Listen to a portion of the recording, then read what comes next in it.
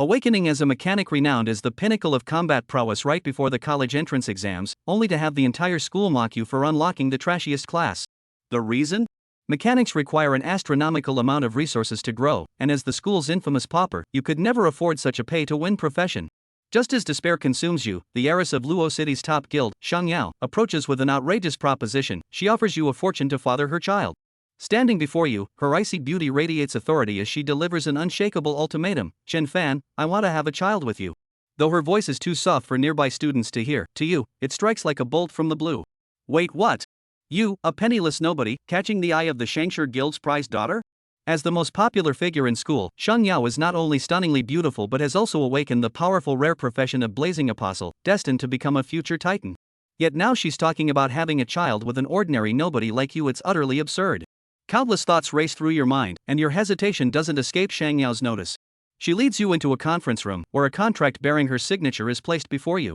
Take a look at this contract first. If you find it acceptable, go ahead and sign. You pick up the contract and begin reading. Initially, you were just slightly suspicious, but after reviewing the terms, all your doubts vanish. Now you're absolutely certain there's definitely some ulterior motive at play here. In simple terms, the contract was about a hefty reward for impregnating Shang Yao. If he could get her pregnant and have a child, he would receive a massive sum of 5 million. However, there were two prerequisites written in the contract. The first condition was to gain admission to Starry Sky Academy, one of the top 10 prestigious institutions. The second condition was to clear a private dungeon owned by the Shang family solo. If these two conditions weren't met, the contract would be voided, and he wouldn't be held accountable. For you, signing this contract won't incur any losses. Yet the more favorable it seems for you, the more suspicious you become. After all, there's no such thing as a free lunch. You set down the contract and gaze calmly at the other party. I have two questions for you. First, why do you want to have a child with me? If you can fulfill the terms of the contract, I'll tell you the reason. With the reputation of my Shangshi Guild and Luochang, I certainly wouldn't deceive you. If you still have concerns, I can even pay you a 500,000 deposit up front. Hearing this, you nodded and said, alright, then the second question is that having a child part what I think it is? A hint of embarrassment flashed across Shang Yao's face, and to mask her inner turmoil, she coldly replied, If we develop feelings during this time, marriage wouldn't be a problem either. Just then, a notification suddenly chimed in your ear, detected that Campus Belle heiress Shang Yao has initiated a hefty reward for offspring mission with the host. Successfully bound to the Grand Challenge system. Complete tasks issued by this system to receive generous rewards. Now releasing the first challenge task, spend 300,000 within 1 hour. Reward upon success, commodity consumption inflation coupon. Commodity consumption inflation coupon. When purchasing any item at a store, your money will inflate 10,000 times. Hearing this, your eyes lit up. You had initially suspected some trick, but the system's cheat had actually appeared just like that. Excited, you picked up the pen and signed your name on the contract. Whether it was about having a child with the school beauty or not didn't matter. What mattered was securing the 500,000 advance payment first, which would allow you to complete the first challenge issued by the system. Seeing you sign the contract, Shang Yao didn't say much more. She immediately transferred the 500,000 to your phone, then briefly exchanged a few words before heading home to explain things to her parents. Staring at the 500,000 in your account, you decisively opened the merchant panel. This was a world where the game and reality merged, so everyone had a personal panel. There was no need to visit a physical merchant, just a few taps on the panel, and you could buy or sell anything. The merchant page was filled with all kinds of dazzling products. Although 500,000 is a huge sum for you, it's not even enough to buy a single top-tier piece of equipment here. You open your attribute panel and ponder. Currently, you only have one skill mastered, the basic exoskeleton from the combat armor branch. A basic exoskeleton grants you 24 attack points and 81 defense points. Including materials and production costs, the total comes to nearly 100,000. However, this won't help you complete the system's 300,000 point challenge. After wandering around the mall for a while, you finally found something incredibly useful for mechanics and even other professions: the character backpack expansion slot, and the top tier one at that, capable of expanding your backpack capacity to infinite. As a mechanic, it's common sense to always carry crafting materials in your backpack. Whether it was protagonist aura or transmigrator luck, this top-tier backpack expansion slot normally starts at 500,000, but someone had listed it for just 330,000, letting you snag a bargain. The moment you completed the payment, the system chimed twice in succession. Congratulations on completing the Grand Challenge mission. Reward obtained, permanent Merchant Guild inflation coupon. You immediately opened the store and saw that a weapon originally priced at 110,000 now showed a payment of just 11 credits. With 170,000 still left in your hands, that amount could effectively be used as 1.7 billion. Suppressing your excitement, you glanced at the second system message. As this is your first time completing a challenge mission, you have received an additional reward, Battle Armor Blueprint Branch Emberflow Armor. Aha! There are still surprises? Chen Fong opened his character's backpack and found that there was indeed a brand new drawing lying in it. Flowing Fire Battle Armor Drawing. Required Profession, Mechanic. Required Level, None. Introduction. After using it, you can learn to create the Flowing Fire Battle Armor. Flowing Fire Battle Armor Binding Purple Quality. Attack Power plus 110. Defense plus 355. Bonus Blade of Flowing Fire. The Flowing Fire Battle Armor comes with the weapon Blade of Flowing Fire, which can increase attack power by 300 when removed. Overload Spark. Flowing Fire Battle Armor is an agility type battle armor that boosts movement speed and attack speed by 300% under overload, duration 10s, cooldown 2 minutes. Required materials: 80 parts of refined steel, 180 parts of lithium block, 50 parts of silicon flake, 100 parts of copper aluminum alloy, 100 red crystals. After seeing the attributes on the drawing, Chen Fong's mouth was a little bit closed. This Flowing Flame Battle Armor was simply not too powerful. Compared to it, the basic external attachment skeleton was simply the garbage of garbage. The defense was 300, and the attack had risen to 410 after equipping the Blade of Flowing Fire. What kind of concept is this? A level 15 heavy armor transfigurator wearing a purple suit might not be able to achieve such an unbelievable attribute. If this was crafted, wouldn't he be able to walk horizontally under level 10? Compared to this, the few drawings in the merchant bank were simply trash. There was no need to spend money to buy them. In his excitement, Chen Fong directly used the Flowing Fire Battle Armor drawing. On his skill panel, in the Armor Branch column, there was immediately more Flowing Fire Battle Armor skill. With such a strong battle armor, who could resist not making it? Anyway, Chen Fong asked himself if he could not do it. He immediately opened the merchant panel and began to purchase the required materials in order. Unlike the basic external skeleton, the materials needed to make the Flowing Fire Battle Armor were basically middle-ranked materials, and the price was several times higher. By the time Chen Fong had found all the materials, the final settlement revealed that the cost of creating a Flowing Flame Battle Armor alone was as high as 3 million. This also made Chen Fong sigh with emotion. It was true that good things would never come cheap. This was even more evident in the mechanic's skills. However, with the merchant bank expansion coupon in place, his cost for this single order was just over $300. When he went back to his copy, he could just pop out a few pieces of equipment and sell them at the merchant bank, and the money would be back. After purchasing all the materials, Chen Fong closed the merchant bank with satisfaction and reopened the skill page to create the Flowing Flame Battle Armor. As the skill was activated, a light screen appeared in front of Chen Fong that only he could see. In the light screen, a single material was dissolved and morphed into a single piece of material that was assembled together with each other. Soon, all the materials in his backpack disappeared. And a battle armor in the light screen took shape. In the end, as the last piece of material fused with the battle armor, it was announced that the Flowing Flame Battle Armor was officially manufactured successfully.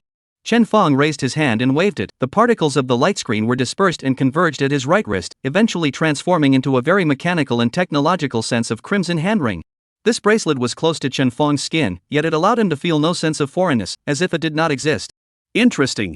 Chen Fong also didn't expect that the Flowing Flame Battle Armor would appear on him in this form when he didn't usually wear it. It was rather cool. He smiled slightly, intending to equip the Flowing Fire Battle Armor directly on his body to see how it would work. Just at this time, the conference room door was suddenly pushed open. Lu Yang's face was horribly dark, and after looking around and realizing that Shang Tang was not here, the person visibly branched out and walked over to Chen Fong. Outside the door, there were also a few of Lu Yang's friends poking their heads in. Chen Fong. Lu Yang's tone was unkind as he stared at Chen Fong dead in the face. What is Shang Tang doing here to find you? Chen Fong was too lazy to engage with this kind of person and gave him a blank look. None of your business? Lu Yang breathed heavily and his voice raised a few degrees. Did she give you a contract? Chen Fong knew that what Lu Yang was referring to should be the potential contract of the Shangshi Guild. He didn't get the potential contract, but he did have a contract in his hand. Thinking of Lu Yang's previous dejected appearance, Chen Fong suddenly smiled and truthfully admitted, "Indeed, I was given a contract and I have already signed it." What? Lu Yang was angry and furious, and immediately pursued, "How much did you sign the contract?" 5 million. 5 million? Lu Yang was shaken, his eyes were green. Seeing this, Chen Fong's face smiled even more. Moreover, it may turn into 200 million later. Of course Lu Yang didn't believe that Shangshi Guild would give Chen Fong an annual salary of 200 million. Even the 5 million annual salary had the component of blowing awesome. However, he knew that the matter of Chen Fong getting the contract should not be false. After all, no one dared to rumor that they were from the Shangshi Guild. Once one rumored under the name of the Shangshi Guild, he would definitely be sanctioned by the Guild Alliance. No matter what, the Shangshi Guild was the #1 guild in Luo City. Getting the potential contract was equivalent to having one foot in the Shangshi Guild, and in the future, one would definitely be able to eat and drink without worry. On what grounds? Lu Yan let out a low roar, his face was filled with exasperation.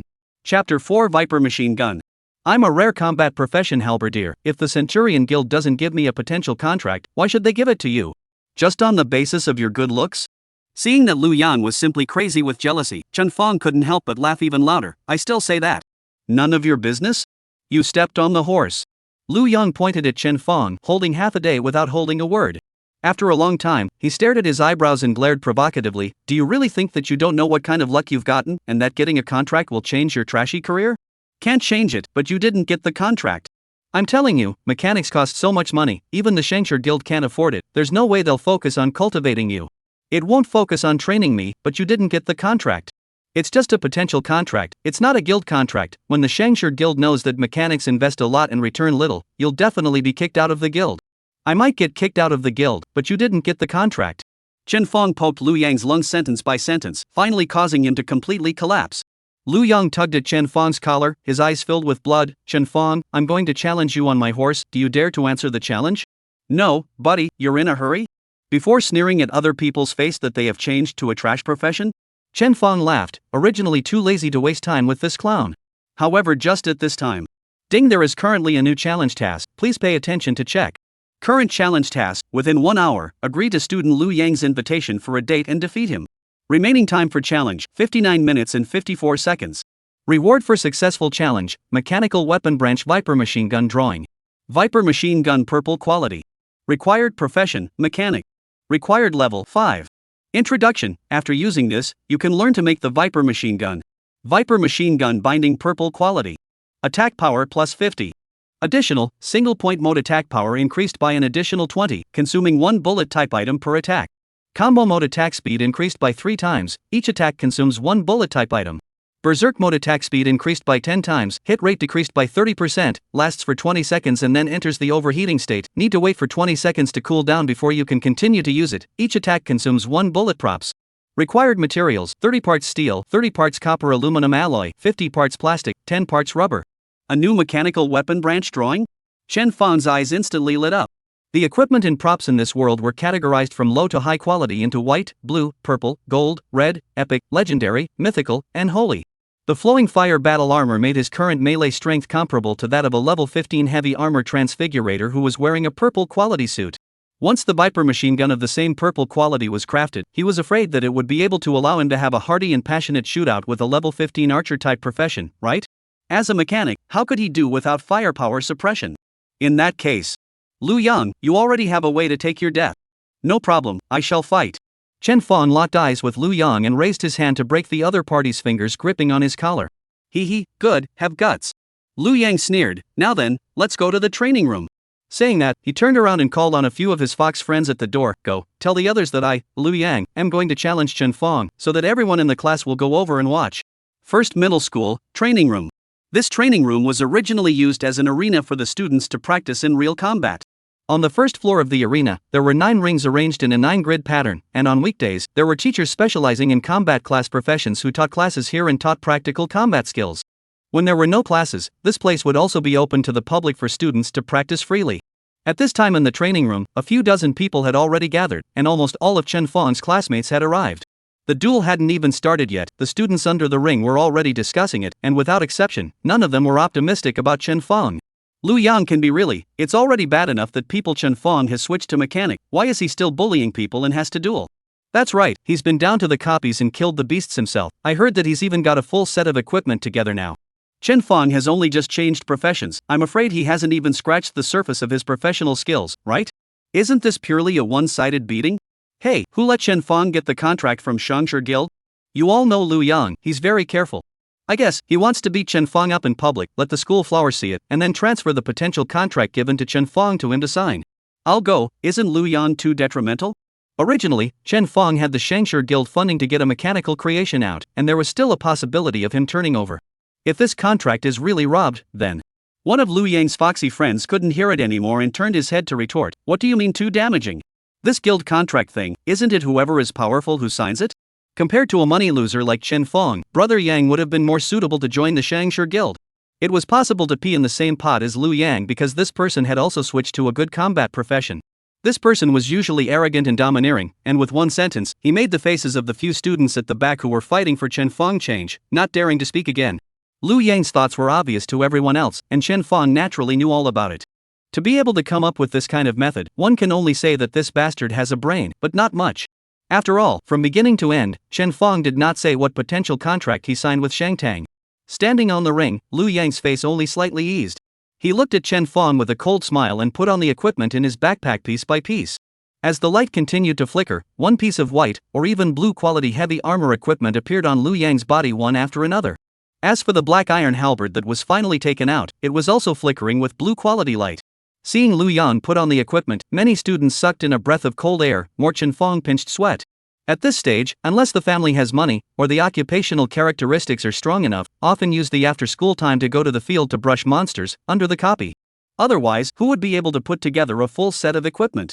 Moreover, Liu Yang had 3 pieces of blue quality equipment on him, so it was conceivable that his current attributes must be far beyond the average student. This kind of strength was indeed enough to get a potential contract from some guilds.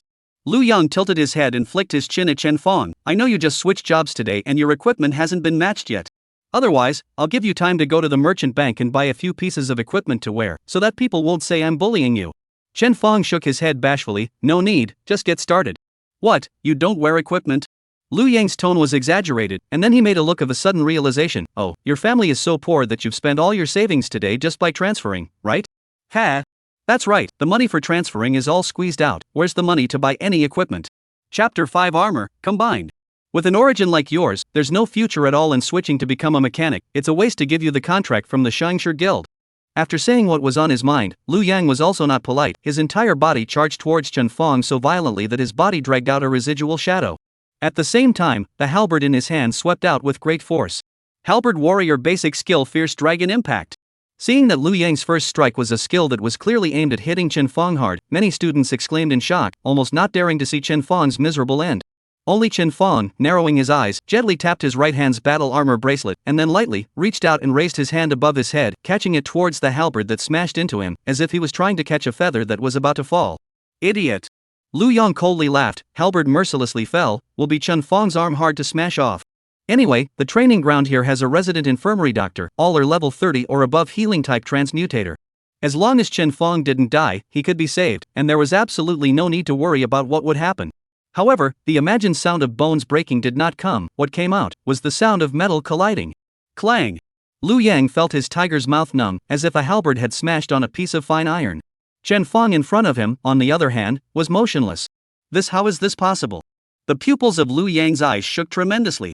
Not only him, the rest of the people also froze on the spot, not knowing how Chen Fong managed to do it, being able to receive Liu Yang's skill with his bare hands. At this time, the glasses girl who had assisted Chen Fong earlier stared up and realized the clues, and lost her voice. You guys, look at Chen Fong's hand. There's something on his hand. Everyone looked in the direction of the glasses girl's finger and realized that it was true. Chen Fong's right arm, at some point, a handguard that was close to the skin had appeared. This gauntlet was made of fiery red metal, full of modernity and mechanical sense, completely different from the general heavy armor gauntlet, obviously not a thing. And most importantly, this gauntlet was actually spreading upwards at this moment, gradually wrapping Chen Fong's arm, and even half of his body completely. You. Liu Yang sensed that something was not quite right, and his face showed horror. Chen Fong's smile hung on his face, and his right hand slightly exerted force. The flowing fire battle armor obviously had its own booster system, and as Chen Fong exerted his force, the thin sound of parts turning came from within the battle armor. This blue quality equipment, whose attributes were quite not bad, surprisingly, gradually deformed under the power of the flowing fire battle armor, and its durability madly declined. Are you worthy to judge whether or not I have a future as a mechanic? Chen Fong once again exerted his power, and the sound of the battle armor parts turning became even more violent. Bang! The halberd shattered with a loud bang and was completely scrapped, turning into a field of broken parts. As Chen Fong's words fell, the face armor of the flowing fire battle armor wrapped Chen Fong's face. The flowing fire battle armor had completely covered every part of Chen Fong's body. Chen Fong could only feel that his field of vision had suddenly darkened due to being covered by the battle armor. However, immediately after that, the light brightened up, and he could see the things in front of him again, and they were generally the same as when he was not wearing the battle armor. The flowing fire battle armor completely appeared in front of everyone. For a time, the entire training room was silent. Mechanics were actually very rare, and mechanics drawings were even rarer. Therefore, many people might have seen the basic skill of a mechanic basic external attachment skeleton in textbooks, but they had never seen a high-level battle armor like the flowing fire. Whether it was attributes or appearance, the flowing fire battle armor was dozens of streets away from the basic exoskeleton. The flowing flame battle armor was an agile type of battle armor, so its appearance was light, streamlined and perfectly fitted to Chen Fang's figure without any sense of cumbersomeness. On the flame-colored metal material, red and orange colors were intertwined as if they were real dancing embers, flashing with a lava-like liquid luster. At the chest, there was even a V-shaped light mark that flickered on and off like breathing. The most conspicuous thing was none other than the right arm, with a weapon slot. The cover of the weapon slot was tightly closed, and no one knew what kind of weapon was hidden in it at all. In the training room where a needle could not be heard, there was finally a boy who subconsciously opened his mouth, uttering the words that were in the bottom of all men's hearts. "This mech is too handsome, isn't it?" Indeed, mecha was a man's romance, and the same was true for battle armor. Who wouldn't want to wave their hands, yell armor fit, and then have a gorgeous transformation in front of the woman they love? Everyone has the dream of becoming an imperial rider. And the current Chen Fang was simply the most handsome knight. Lu Yang also came back to his senses from the shock and couldn't believe what was in front of him. His face was pale as he subconsciously backed away. "What the hell? Are you? I am your father." Chen Fang's voice came out from within the flowing fire battle armor. As Chen Fang took a step, he felt that not only his arms, but the battle armor had an extremely strong booster system in all parts of his body. This also led to the fact that after wearing the battle armor, he even felt that his every move was even more flexible than when he was not wearing it. With a movement of Chen Fang's mind, the front section of the weapon slots flap open, and a crimson sword blade popped out from it. The body of the sword was a palm's width, and its length was slightly longer than that of a normal sword-type weapon. The blade of the sword was like a red-hot iron, dense with dazzling fire. This was the weapon that came with the battle armor, blade of flowing fire. In just one step, Chen Fang arrived in front of Lu Yang. He raised his sword, and the blade of flowing fire instantly cut out a fiery shadow in mid-air, and the air gave off an explosive sound. Lu Yang had the hindsight to realize that the danger was coming, and he could no longer avoid it. Thus, he roared lowly and took a fierce step, body of steel. In front of his body, a halberd silhouette appeared, clearly a special effect of a defense-type skill. Unfortunately, after Chen Fang equipped the flowing flame blade, his attack and defense had reached nearly outrageous levels. This sword, costing 3 million feats, how could it be resisted by Lu Yang with a single skill plus a tattered outfit? Only hearing a pff sound, Chen Fang's sword broke through his skills, shattered his blue quality armor, and cut a 2-foot-long wound in his chest. Blood spurted out. Lu Yang was hit hard, and directly entered the withered and unconscious state. His body went limp, and he just fell down. His body went limp and fell down. 1 sword, 1 second. The scene was once again silent. Because Lu Yang is at least a heavy armor-type profession, defense is considered to be the strongest group of various professions. As a result, he was killed in seconds with 1 sword? This Chen Fang, I'm afraid it's not a personal type boss, right? No, boss output is not so outrageous. Who would have thought that this was still the result of Chen Fang's mercy? Otherwise, with the flowing fire battle armor's attack power of up to 410, it would be no problem to directly cut Lu Yang to pieces. After killing Lu Yang with a sword, Chen Fang's battle armor once again emitted the sound of metal crashing in parts running. Immediately after that, this dazzling to the extreme battle armor flew back and turned into a mechanical bracelet on Chen Fang's right hand, nestled on his skin like a tattoo. Go to the infirmary and call the teacher over to heal him, or else the bleeding debuff alone will kill him. I'm still young, I don't want to be blackmailed by him. Chen Fang waved his hand, gave an explanation to Lu Yang's several scared and dumb fox friends, and jumped off the ring. Wherever he passed, all the students silently retreated, making way for Chen Fang. Chapter 6: The Great Snake Team. When Chen Fang returned to the classroom was empty. Everyone still had time to return from the training room. Chen Fang was also happy to be quiet and opened his character's backpack. The drawings of the Viper machine gun were clearly lying within the backpack. Learning directly. Congratulations, you have successfully unlocked the mechanical weapon branch skill and learned the skill Viper machine gun. After the system voice reminded him, Chen Fang opened the merchant bank again and began to search for the corresponding materials according to the material requirements of the Viper machine gun. In the end, after spending 300,000, I should say 30 pieces, Chen Fang successfully finished making the first Viper machine gun. This machine gun was a bit slimmer than Chen Fang had imagined, and was not as bulky as the Gatling. It was coated with a black matte coating, and the barrel was slim, comparable to a thumb. However, Chen Fang did not worry about its power being insufficient. Because the snake's teeth were equally slim, but extremely deadly. Since this gun was named Viper, it was thought to be just as dangerous as this highly poisonous thing. After unlocking the mechanical weapon, Chen Fang also discovered that the so-called mechanical weapon was actually not like the battle armor, which could be worn directly as equipment. Mechanical weapons were more of a modification function and could only be used in conjunction with mechanical artifacts and battle armor. In other words, if Chen Fong only had this Viper machine gun, it would be no different from having a piece of scrap metal. Fortunately, Chen Fong had the flowing fire battle armor, so he could directly modify the Viper machine gun on the flowing fire battle armor, allowing the battle armor to have long-range attack capabilities at the same time. Of course, the requirement for using the Viper machine gun was level 5, while Chen Fong had just converted now and was only level 1. If I want to put the Viper machine gun on my battle armor, I still need to go for an upgrade.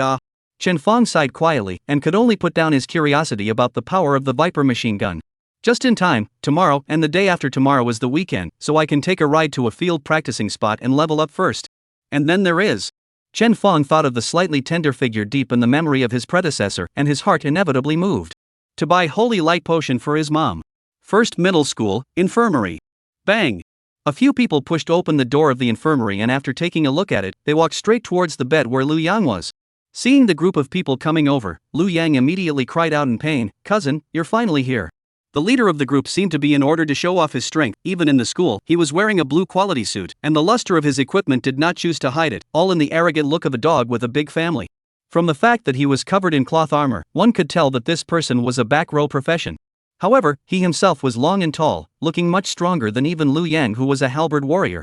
Shueisha glanced at Lu Yang and frowned with little patience. "Who injured you like this?" "It's a guy named Chen Fong in our class." Lu Yang's face reddened, somewhat difficult to speak. Behind Shueisha, a boy carrying a blue quality long sword laughed playfully. "Chen Fong?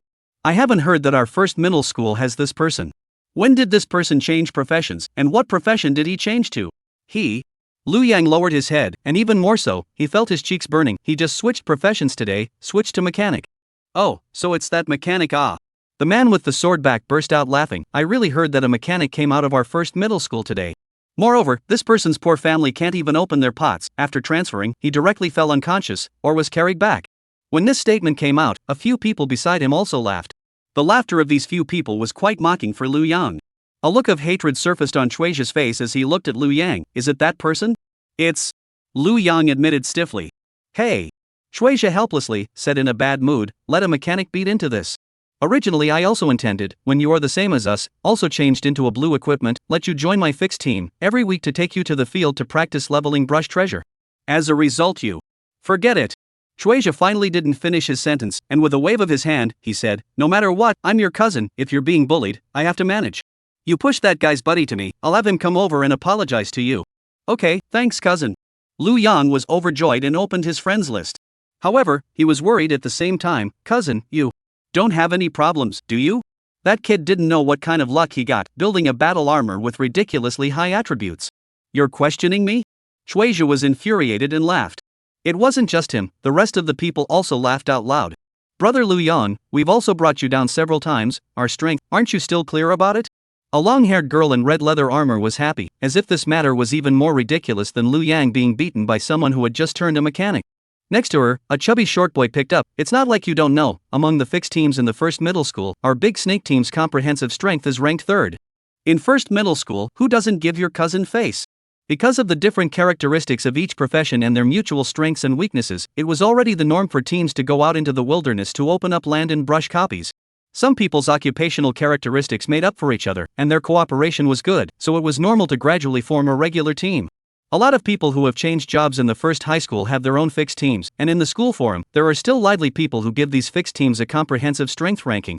The big snake team that Shueisha was a part of was ranked 3rd, and was definitely a high-profile existence in the first middle school. Moreover, the 6 people in their team were said to have received a potential contract from a small labor union early on, and even if they didn't go to university in the future, they could still have a very good future. Thinking that his cousin and these people are indeed awesome, and even now are still the record holder for clearing a small replica outside of Luo City, Lu Yang had a bottom line. What's so great about having a handsome and cool hanging battle armor? In the end, it's still a lone wolf? In this society, it's all about connections. It's me who overthought it, cousin." Lu Yang's face completely changed from cloudy to sunny before he gritted his teeth. "I'll push that kid's best friend to you. You tell him that not only do you want him to apologize to me, but you also have to compensate me for my busted equipment. A small amount." Shueisha lightly agreed. "I'll turn around and have this kid apologize to you on his knees in public." Soon, through the friends system, Shueisha got Chen Fong's contact information and sent over an application. At this time, Chen Fong was already on his way home from school. As the friend panel flashed, he opened it and found that a person named Shueisha had applied to add himself as a friend. Looking at the unfamiliar avatar, Chen Feng thought for a moment before passing the application. A second later, a voice call came through. Chapter 7: The Curse. Which one? Chen Feng asked smoothly. Shueisha sneered on the other end and introduced himself. Me, the captain of the first middle school's Big Snake Team, Shueisha. Big Snake Team? Then what are you called, Shueisha? Shouldn't you be called Seven Yoke Society? Deeply puzzled, Chen Feng walked towards home while coping. Oh. One center. Shueisha's voice call was directly externalized and was heard by everyone present. The fat short man was holding back his laughter at this time and lowered his voice to Lu Yan. See? Once I heard it was your cousin, I was so scared that I couldn't even speak. He, my cousin is still very well known in the first middle school. Lu Yang also released a smile, and then used his eyes to signal Shueisha to quickly give himself a break. Shueisha made a don't rush expression, changed his posture and continued, my cousin, it's Lu Yang, you know him, right? You beat him up today, I want an explanation for this. What do you want, an argument? Well, Shueisha pretended to be deep, pretending to think for a while, before opening his mouth without haste. Let's put it this way. My cousin is going to be hospitalized for 2 days in the infirmary of the first middle school, so just come over tomorrow and apologize to him properly. Oh yeah, and bring $50,000. Because you messed up 2 of his blue quality equipment, that equipment was matched by me, the attributes are very good, but it's worth tens of thousands of dollars. Only letting you pay $50,000 is already considered cheap. You don't have any opinion, right? No opinion. Then, that's it. Seeing that you have such a good attitude, this matter is over. Pay attention to me in the future, don't mess with everyone, do you hear me? After saying that, he hung up the voice call and then looked at Lu Yang with a smug look, spreading his hands. Isn't this settled? You just wait to collect the money tomorrow. If you're not angry, just give him a few slaps and hang him out to dry and he won't dare to fight back. Cousin is great. Lu Yan was already so happy that he hurriedly complimented him. The 2 pieces of equipment he had destroyed were only worth a few $1,000s. If Chen Feng could really pay him $50,000 as a settlement, then even if he received a beating, it was not unacceptable. Where did the idiot come from? Chen Feng didn't take this sudden voice call seriously at all, and incidentally added Shueisha to his blacklist. At this time, the sun was completely setting and night was falling. Chen Feng came all the way to Luo City's urban village. From afar, he could see that this urban village was quite dilapidated. Among the hundreds of bungalows, there were only a few dozen or so with lights on in their homes. The rest of the bungalows have no traces of habitation in the center, but also can see a crater like a deep pit. The bottom of the pit is full of broken bricks and tiles. Seeing this scene, memories of his predecessor gradually flooded into Chen Feng's mind. A few years ago, this urban village was actually quite lively, with people living in every household. However, one day, a summoning array inexplicably appeared in the sky above the village, and from it, a level 50 red boss, the Plague Bone Demon, fell. The Plague Bone Demon directly released its skills and killed 80% of the people in the village on the spot. Although later, the city's strong city guards stepped in and killed the boss, saving the remaining people. However, some of these 20% of the people did not have a good time. Only a very small portion of them were able to truly escape the waves of the Plague Bone Demon's skills like Chen Feng. Most of the people were affected by a skill called Drilling Poison Spell, and had this debuff hanging on their bodies all the time.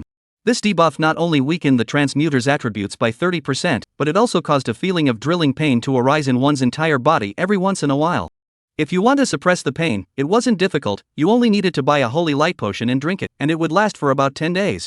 It was only the price of the holy light potion that was quite exaggerated, with a bottle requiring $2,000. In other words, if one wanted to not suffer from the heart-drilling poison curse, one would have to spend around $6,000 a month on holy light potions. How many families living in the urban village could afford to spend such a large sum of money? Not to mention the fact that the labor force of many families had been killed in this tragedy, whether it was a natural or man-made disaster. Not to mention purchasing the holy light potion, even basic living was a problem. Therefore, among the people who had been struck by the heart-drilling curse, some died because of the severe pain, while others were unable to afford the expensive medical fees and traveled to the wilderness by themselves to let the ferocious beasts put an end to their suffering. Currently, there were only a handful of people who had the heart-drilling poison curse debuff and were still alive in the entire city village. Among them, there was Chen Feng's predecessor's mother, Chen Huanlan. Ever since his predecessor had memories, Chen Huanlan was a single mother who brought him up. With her occupation as a leather maker, Chen Huanlan had worked hard, but at least she had brought up her predecessor. Originally, with Chen Huanlan's earning power, she was still able to support the expenses of both mother and son, and even her own money to buy holy light potion every month. However, the cost of Chen Feng's transfer was astronomical to the two of them. For Chen Feng's future, besides working overtime every day to earn more money, Chen Huanlan was intentionally reducing the amount of holy light potion she took. While the average person would drink a bottle in 10 days, she would drink a bottle in 15 days and a bottle in 20 days. Or if she felt that she could still endure it, she would simply take it only once a month. When the pain was too much to bear, then she would spend money to buy the holy light potion. In these last 2 or 3 years, the predecessor could hear Chen Huanlan's muffled grunts as he endured the diamond heart poison spell almost every night. It was also for this reason that after learning that his profession was a mechanic, the predecessor had such a great reaction that he directly died. Because this opportunity to change professions was too precious, and he had changed professions that made his family worse, it would be difficult for anyone else to accept it. Although Chen Fong had crossed over, his memories had fused with his predecessor, and there was no change in the mother and son relationship with Chen Huanlan. His predecessor wanted to turn over a new leaf by virtue of transferring to a new profession, so that his mother would no longer suffer from the torture of the poisonous curse. Chen Fong was also now. While Chen Fong was thinking, he had subconsciously walked to the front of his house. The door of the bungalow was hidden, as if it had been left deliberately in anticipation of Chen Fong's arrival. The familiar smell of food mixed with the slightly dim light drifted out from the cracks, along with the sound of oil from the choking pot. Chen Fong took a deep breath and pushed the door to enter. What met his eyes was the narrow living room, as well as a small dining table, and 2 steaming meals on the table. "Mom, I'm back." Chen Fong smiled and shouted loudly at the kitchen like a predecessor. Chen Fong was an orphan in his previous life, and his mother had passed away early due to illness. Now that he had relived in a new life and had an old mom who loved him, it was not bad at all. At least now, he can be like his own envy of many people, shouted "So I'm back," and there is someone to respond. Chapter 8, My son has grown up. Xiao Fong is back? Go wash your hands first, there's still 1 soup left before dinner. Chen Huanlan's voice came out from the kitchen, making Chen Fong feel incomparably kind. Chen Fong washed his hands and sat down at the dining table. Chen Huanlan also finally came out from the kitchen and brought out a pot of tomato, green vegetable and egg flour soup. Chen Huanlan was not too short, and from her features, she must have been very beautiful when she was young. Unfortunately, years of illness and labor had made her too thin, and the white hair on her head was far more than her peers. Come on, have some more soup in a while, it's good for the intestines and stomach. Chen Huanlan's mood was obviously very good. After putting down the soup, she went to give Chen Fong another meal. On the table, there were 2 dishes and 1 soup. In Chen Fong's memory, it was definitely considered quite sumptuous. He smiled and asked, "Mom, what day is today? You made so many dishes?" "There's also the cola chicken wings that I love to eat." "What else can it be? A good day." Chen Huanlan placed a bowl full of rice in front of Chen Fong, didn't serve herself, didn't take off her apron, and sat down opposite Chen Fong. She was a person who could hardly hide anything in her heart, and after sitting down, she looked at Chen Fong with great anticipation. "Son, did you change professions today? Is it a combat profession, or a life profession?" Chen Fong had just picked up his chopsticks, and when asked by Chen Huanlan, he didn't rush to clip the food, but said truthfully with a smile, "It's a combat profession, Mom." "Combat profession, ah." Chen Huanlan's expression was a bit complicated, but overall still more elated. "Okay, it's quite good. Although the combat profession may have to go out into the wild to kill ferocious beasts and brush copies in the future, it's more dangerous. But, it's still better than a living profession like mine. Boys, it's good to go out and have a go." "Yes." Chen Fong smiled and responded. The more Chen Huanlan thought about it, the happier she got, and she couldn't care less about eating, and opened her friend panel, while saying, "So what's your profession, and what equipment and weapons do you need?" "Auntie Wang who works with me, her son is a combatant in one of our guilds in Luo City, and she brings back a lot of equipment every time she goes out.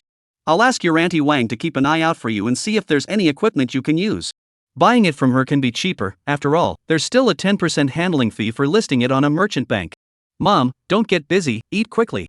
Chen Fong stopped her and smiled. "I need equipment that no one else can brush out. I've switched to a mechanic, so if you want equipment, you can just build it yourself with your skills." As soon as the words mechanic came out, Chen Huanlan's smile froze on her face. Obviously, the biggest occupational characteristic of the mechanic profession, burning money, was something Chen Huanlan had also heard of. All of a sudden, Chen Fong's elation at switching to the combat profession dissipated, and the atmosphere in the house became quite heavy. After realizing this, Chen Fong knew that Chen Huanlan must be worried that she could not afford to provide for a mechanic. "Mom, don't you worry, actually transferring a mechanic. There's actually nothing wrong with switching to a mechanic." Chen Huanlan suddenly opened her mouth and picked up Chen Fong's words. She resumed her smile and looked at Chen Fong with eyes full of luster again, as if Chen Fong had transferred to a very powerful and rare profession. "Mechanics are very powerful. In our Dragon Kingdom's 12 holy shields, there is a mechanic, right? Son, you go to school first, don't worry about money. When I turn around, I'll find a way to save up and buy you a mechanic drawing. We can take our time, Mom believes in you, you can definitely become very powerful in the future." "Mom!" Chen Fong put down his chopsticks, somewhat touched.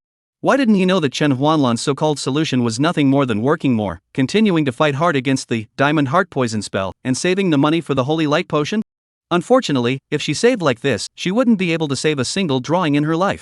Even the money to create the basic external attachment skeleton would take years to save. It was fortunate that she had a golden finger, or else she was afraid that her future would be dim to the point of despair. Don't worry. Chen Fong could not bear to let Chen Huanlan have too much pressure, and directly took out 3 potion bottles from his character's backpack and placed them on the table. Inside the potion bottles was a liquid that emitted a faint golden light, clearly a holy light potion. This. Chen Huanlan froze at once, not knowing where Chen Fong got the money. I have to tell you the good news, you don't have to worry about the money. Chen Fong said. After I transferred today, I was approached by someone from the Shangshi Guild, giving me a very generous potential contract. In the future, no matter if I'm buying drawings or materials, I won't be short of money. Really? Chen Huanlan momentarily found it difficult to accept this heavenly good, and the person was still confused. Of course it's true. Chen Fong soliloquized, showing the balance of his backpack. The huge amount of over $100,000 on it. Looking at Chen Huanlan staggered, her eyes reddened a little. Now you believe it, don't you? Chen Fong smiled. The Shangshi Guild directly gave me $500,000, and I spent more than $300,000, and I've long since built myself a pair of battle armor that a mechanic can use. I'm still planning. Tomorrow I'll go to the wilderness to see if I can earn money for our family by brushing copies and killing ferocious beasts. Believe it, Mom believes it. Chen Huanlan's last trace of doubt completely dissipated, and the smile on her face was no longer half as forced. She wiped away the tears in the corner of her eyes without a trace. My son has really made a name for himself now, and was able to get a potential contract from the Shangshi Guild. In the future, if you can really join the guild, you won't have to be like Mom, running around so much every day for a few tales of broken silver. You have to work hard. Don't be so proud of yourself after getting a potential contract that you don't practice leveling. Other people's Shangshi is the biggest guild in our Luo city, not just anyone can get in. Alright Mom, I know all about it. Seeing Chen Huanlan so happy, Chen Fong's mood was also much better. As for the matter of lying to Chen Huanlan that he had signed the potential contract of Shang Tang Guild, thought that if it really spread out, Shang Tang Guild wouldn't dare to come and find trouble for themselves. Miss Shang Tang, you also don't want the matter of seeking a son with me heavily to be known by others, right? But then again, this grand schoolgirl, in the end what is the reason why you have to have a child with yourself? For this thing that he couldn't figure out, Chen Fong simply didn't go deeper into it. Anyway, he would have the chance to know in the future. Early the next morning, Chen Fong woke up and realized that Chen Huanlan had already left the house and went to the cortical material processing factory where she worked, leaving only a simple breakfast on the table. I have to hurry up and level up so that I have enough earning power. That way, my mom won't need to work so hard. Chen Xin secretly swore in his heart, then began to eat his breakfast while pondering his next plan. Chapter 9, Group Hall. These 2 days were weekends and there was no need to go to school, which happened to be a good time to go to the wilderness to brush copies and upgrade. The first priority was to hurry up to level 5 so that he could equip the Viper machine gun. Secondly, it was to earn money by brushing copies in ferocious beasts and utilizing the materials and equipment that popped out. Although Chen Fong possessed a merchant bank expansion coupon, $1 could be used as $10,000. However, if one used the merchant bank expansion coupon, the items purchased would be bound. So if he wanted to buy a holy light potion for Chen Huanlan, he could only do so through an offline apothecary store. It looked like he had over $100,000 in his hand, but if he really wanted to spend it, it wouldn't last long. In these 2 days, I'll simply stay in the wilderness directly and keep brushing copies. After making up his mind, Chen Fong left a note for Chen Huanlan, asking the other party not to worry because he was not at home. Afterward, he set off for the group hall in Luo City. As soon as he entered the group hall, Chen Fong felt as if he had returned to the high-speed train station in his previous life. The place was immense, crowded, and filled with transmutants of all shapes and sizes. After all, apart from the low-level copies, if one wanted to go to the higher-level copies further away, one would have to recruit team members here and purchase tickets or tickets for the teleportation array. Level 11 archer seeking a group with 3 pieces of blue equipment to pass through difficulty copies up to level 10. Normal difficulty king bee's nest brushes for 2 days in a row, lack of 1 milk can be sent out, garbage get out of the way, come to 36D big milk. Apothecary begging for a team, can provide the whole team potion expenses, just want to be able to protect my safety on the line. Various voices of casuals looking for teams and teams looking for team members competed for attention, making the entire hall more chaotic than a food market, and Chen Fong felt his brain boiling over. After searching for a long time, he finally found the information desk and asked for a copy of the manual that described the leveling spots and copies of the Luo City wilderness. Through the manual, Chen Fong realized that within a 50-mile radius around Luo City, there were all level 110 wild maps, which were full of level 10 or lower beasts. In addition to the wild beasts, there were also 3 duplicates, namely the level 1 Red Hair Rabbit Mountain, the level 5 Demon Cat Village and the level 10 Bee King's Nest. Among them, the entrance to the Red Rabbit Mountain was less than 2 kilometers away from the city gates of Luo City. The demon cat village and the queen bee's nest were less than 300 meters away from each other, and were located together in the wilderness 20 miles away from Luo City. Generally speaking, this copy of Red Hair Rabbit Mountain only had a simple mode, low level, low difficulty, and you couldn't explode a single piece of white plate equipment even if you brushed it 10 times, so there was almost no semblance of oil and water to speak of. Only young people who have just changed jobs or willing to go to brush the Red Rabbit Mountain used to familiarize themselves with the characteristics and skills of their profession, leveling up to level 2 or 3, convenient to brush the demon cat village. Chen Fong estimated his own strength and felt that even if he went to brush the bee king's nest, the difficulty would not be too great. However, based on what he had learned in school, Chen Fong knew that if he wanted to upgrade quickly, it was not better to brush the higher level copies. Once the level of the ferocious beasts exceeded the level of the transmuter by more than 5 levels, a mechanism would be triggered, which would instead result in the ferocious beasts' experience bursts collectively decreasing. Therefore, Chen Fong, who was still at level 1, the best place to practice was still the demon cat village. Waiting until he leveled up to level 5 in the demon cat village, then next door to brush the bee king's nest, such an arrangement would be reasonable. Demon Cat Village. This copy is open a total of 2 modes, simple and normal. Compared to the normal mode is definitely more appropriate, not only higher experience, white quality equipment explosion rate will also be increased. It's a pity that the normal mode copy requires a team size of 2 or more people? Chen Fong couldn't help but frown as he looked at the manual's introduction to Demon Cat Village. He was strong enough, but he also had to abide by the rules of the replica. If he wanted to open the normal difficulty Demon Cat Village, he would have to go recruit another teammate to come over. After weighing his options, he decided to head to the recruitment area for life class transmutants and recruit a non-combat type transmuter as a teammate. Life class transmutators like apothecaries, leathermakers, and cooks also needed to go down to the duplicates and collect materials. Bringing them into the duplicates, not only would they be able to share more experience and rewards, but they would also be able to hoard some potions, materials, and other dividends from each other, which was much more cost effective than bringing in a combat type transmuter. In the recruiting area for life-type transmutants, many loose people stood here, holding a sign in their hands, writing their profession, level and conditions for joining the team, which was simple and straightforward, with all kinds of professions and levels of transmutants available. Chen Fong looked as he walked, and soon saw a very familiar name appearing on the sign in front of him. Sun Wenjing, level 3 hit scholar, can utilize skills to provide the team with information such as the weaknesses of ferocious beasts, charging 50 for a single accompanied entry into a copy, 150 for a package. Sun Wenjing? Chen Fong froze and looked towards the bottom of the sign. Sure enough, the one holding the sign was a thinly built spectacled girl, the classmate who had helped him to his seat when his predecessor had fainted earlier. Sun Wenjing also seems to have just started to stand.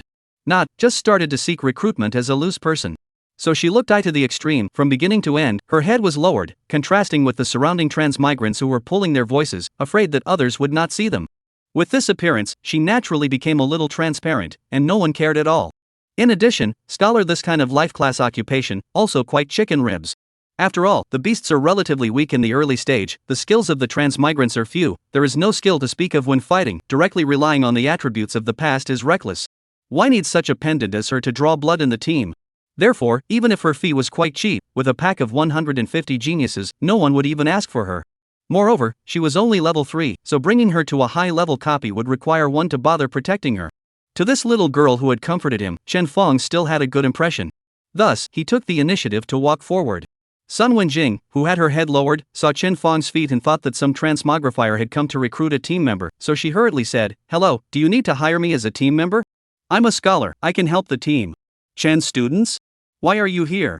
Sun Wenjing slightly raised her head and saw that it wasn't someone else in front of her, but her fellow classmate.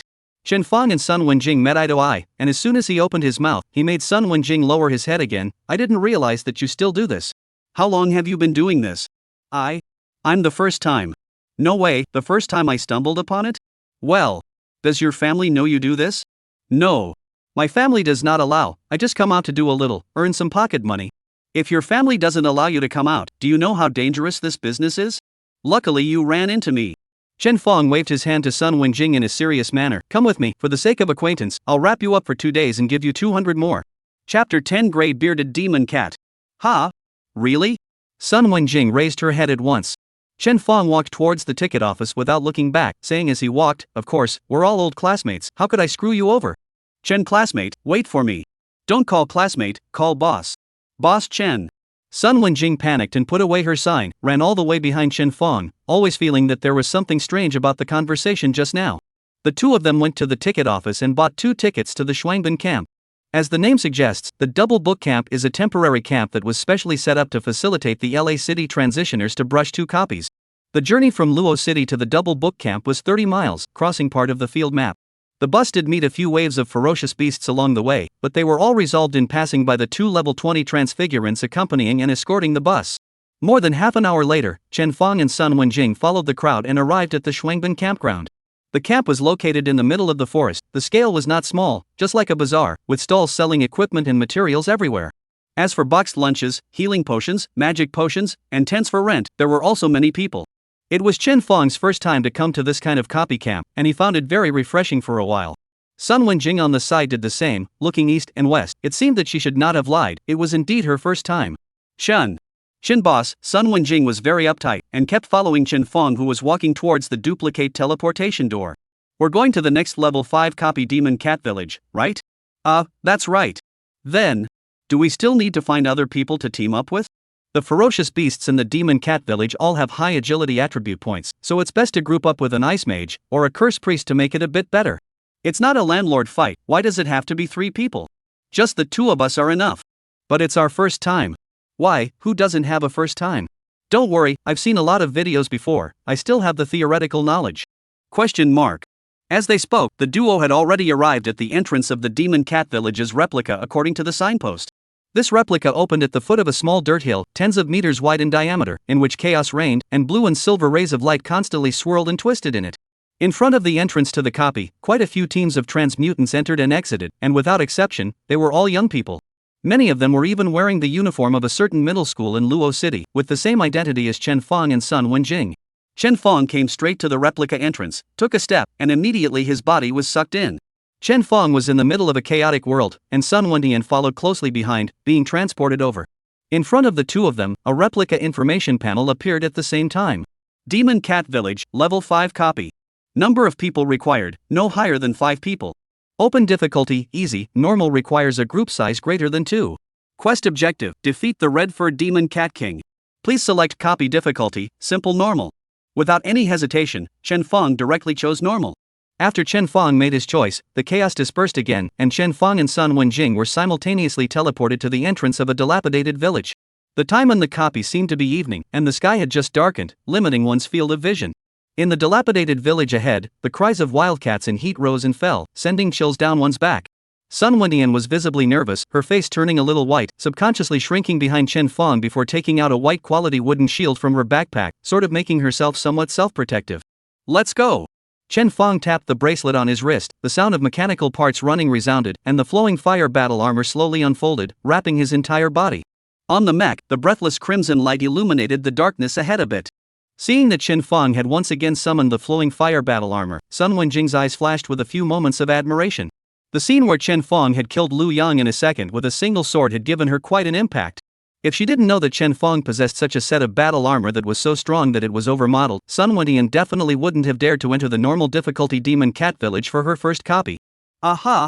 Her face eased up a bit as they walked into the Demon Cat Village together. Inside the village, the rising and falling cat cries were even more ear-piercing, and the surroundings were filled with collapsed walls. Following the village path forward, after walking for about less than 100 meters, a black shadow suddenly sprang out and stood on the wall not far from Chen Fong and Sun Wenjing. Meow! The other party let out a sharp and mournful cry from his mouth, and Sun Wenjing shivered violently in fear. When Chen Fong looked, he realized that it was a ferocious beast that looked like a human and a cat. It was 1 meter 6 in length and had black hair that wasn't too long on its body. The face had both human and cat features, incomparably treacherous. Under Chen Fong's thought, the other party's attribute panel then unfolded. Gray-bearded demon cat, level 3 white. Attack 15. Defense 12. Skill, pounce launches a pounce towards the opponent, dealing 130% damage. Gnaws at the opponent, causing a bleeding effect on the opponent. A plain white quality ordinary ferocious beast, there was nothing outstanding about it other than its ugly appearance. This gray-bearded demonic cat saw that the deputy had taken the intruder and let out another scream before jumping off the wall and lunging towards Chen Fong and Sun Wenjing.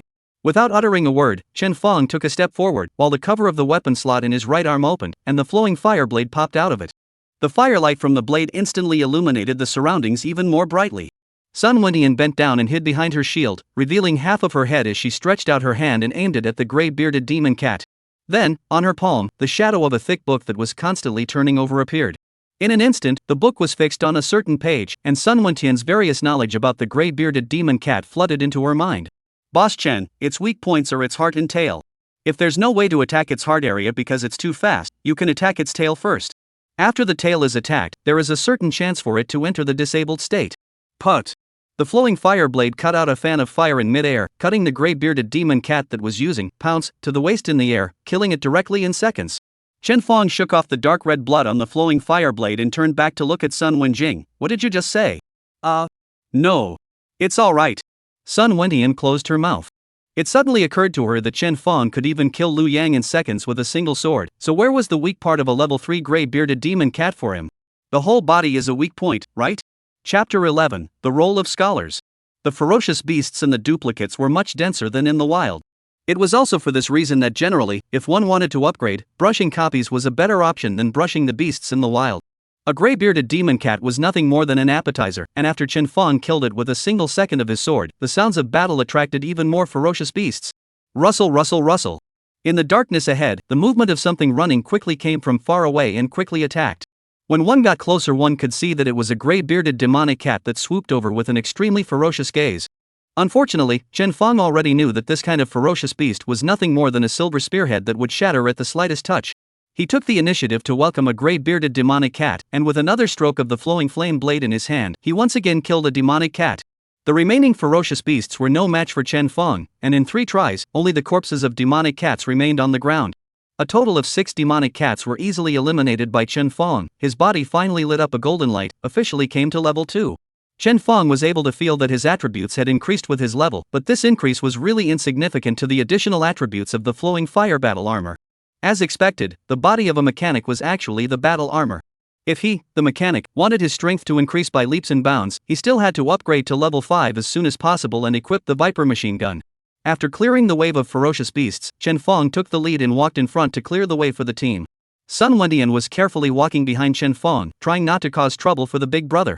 Just like this, the two of them swept through the dilapidated village for a while, encountering 4 waves of ferocious beasts one after another. The number of each wave was as few as 3, as many as 10. Chen Fong dealt with them all quite easily. The only thing that made Chen Fong a little depressed was that he had killed so many beasts and had almost reached the 3rd level, but up to now, the beasts hadn't even popped out a hair. Although Chen Fong was psychologically prepared and knew that low-level copies had less oil. However, he was really surprised to see how little it was. Possibly seeing that every time Chen Fong killed the ferocious beasts, he had to properly check if there was anything on the ground. Sun Wenjing also saw Chen Fong's intentions and took the initiative to ask. That? Boss Chen, are you looking for whether the ferocious beasts have popped out anything? Nonsense. Chen Fong was a bit anxious. The purpose of brushing a copy is not only experience, but of course there are item rewards. It's really strange. What we brushed is obviously a normal difficulty copy. It's even if it doesn't explode equipment, how come there isn't even a material that can be sold for money? Sun Wenjing said timidly, actually, the way the ferocious beasts die has a certain relationship with the explosion rate. For example, the material that the gray-bearded demon cat is able to burst out is gray fur, so if you want to increase the burst rate, it's best to attack the gray-bearded demon cat's head position.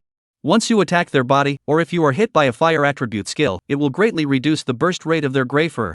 Oh? Chen Fong was stunned and turned back to look at Sun Wentian. Where did you know about these things? Why haven't I heard of them? Sun Wentian stretched out her hand, and a book that kept turning appeared in her palm. The book stopped after 1 page, which vaguely revealed the illustration of the gray-bearded demon cat. Sun Wenjing held up his glasses. This is the information I obtained by utilizing my scholar skill. As long as it's not a ferocious beast whose level is too much higher than mine, I can see a lot of intelligence that ordinary people can't see, such as the weaknesses of ferocious beasts, and what rewards they can pop out, or what to do in order to increase the popping rate. Upon hearing this, Chen Fong was first stunned, and then his heart was overjoyed.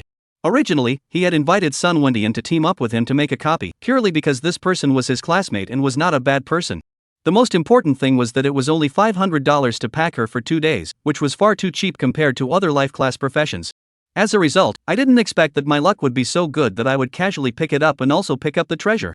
Speaking of which, Sun Wenjing's scholar also seemed to be a rare profession, and people didn't know too much about this profession.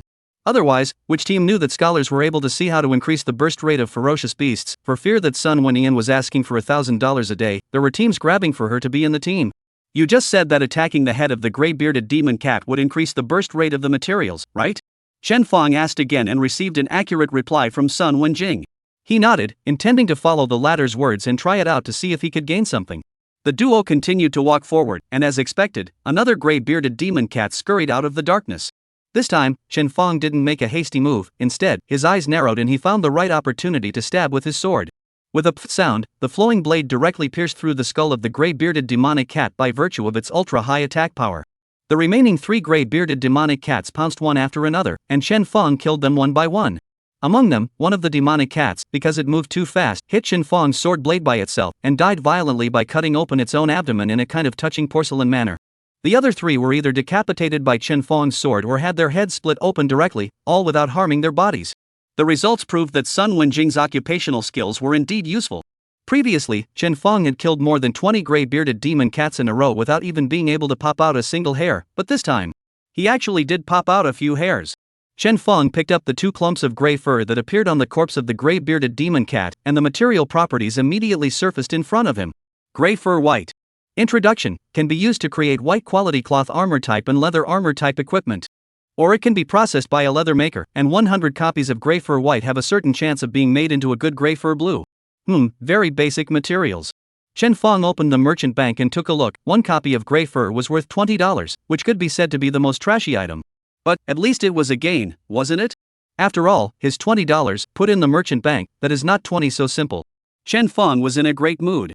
What a bumper harvest! Chen Fong hummed a little tune and put the 2 gray furs into his pocket, while greeting Sun Wendian to follow him and continue to look for more ferocious beasts. Sun Wenjing was a bit puzzled for a moment, not understanding that Chen Fong had clearly brushed out a material worth $40. How did it look as if he had picked up 400,000 for nothing? With the help of Sun Wenjing's occupational characteristics, the explosion rate of gray furs increased at a rate visible to the naked eye. Basically, as long as the body of the graybeard demon cat was not injured, 4 or 5 ferocious beasts would be able to pop out a gray fur at worst. At the same time, Chen Fong was now controlling the flowing flame battle armor in battle, and no longer slashing away with his sword as he had done in the beginning, but rather attacking only the heads of the beasts with a purpose. This also inadvertently increased the difficulty of the battle, allowing Chen Fong's control of his battle armor to become more and more pure. Chapter 12. Am I brutal? Meow. The red-bearded demonic cat that had been grabbed by the neck and pressed to the ground by Chen Fong struggled desperately, its sharp claws scratching out sparks on the flowing fire battle armor. However, the flowing fire battle armor was still shining brightly, without even a scratch. It couldn't be helped, the flowing fire battle armor's defense was simply too high, and even the red-bearded demon cat, which was of a higher rank than the gray-bearded demon cat, couldn't break through Chen Fong's defense. After noticing this, Chen Fong's battle became quite casual, just like now, completely ignoring all the attacks of the ferocious beasts, directly pinching the red-bearded demonic cat with one hand to ensure that it wouldn't move around and hurt the gray fur that Chen Fong needed. Put! The blade of flowing fire stabbed into the red-bearded demonic cat's head, ending its life. A piece of gray fur did indeed burst out from the ferocious beast's corpse, and was happily collected by Chen Fong. Sun Wendian poked her head out from behind Chen Fong, her face a little less than pretty. She looked at the corpse of the ferocious beast on the ground that hadn't yet had time to disappear and swallowed a mouthful of water. Boss Chen, isn't this fighting style of yours a little too brutal? Brutal? It's okay. Chen Fong was unimpressed and slowly got up. Sun Wenjing glanced at him and deliberated on her words before saying, quite brutal, like a pervert. Really? Or else I won't move the knife and directly strangle the red-bearded demon cat? That's more like a pervert. Just as Chen Fong was pondering whether he, as a noble profession, should have a more spontaneous way of fighting, a whimper suddenly came from the distance. Meow. The sound, like a woman crying at the top of her voice, was also like the mournful screams of a wild beast, which was creepy to hear. Chen Fong had no more idle thoughts and turned his head towards the direction the sound came from.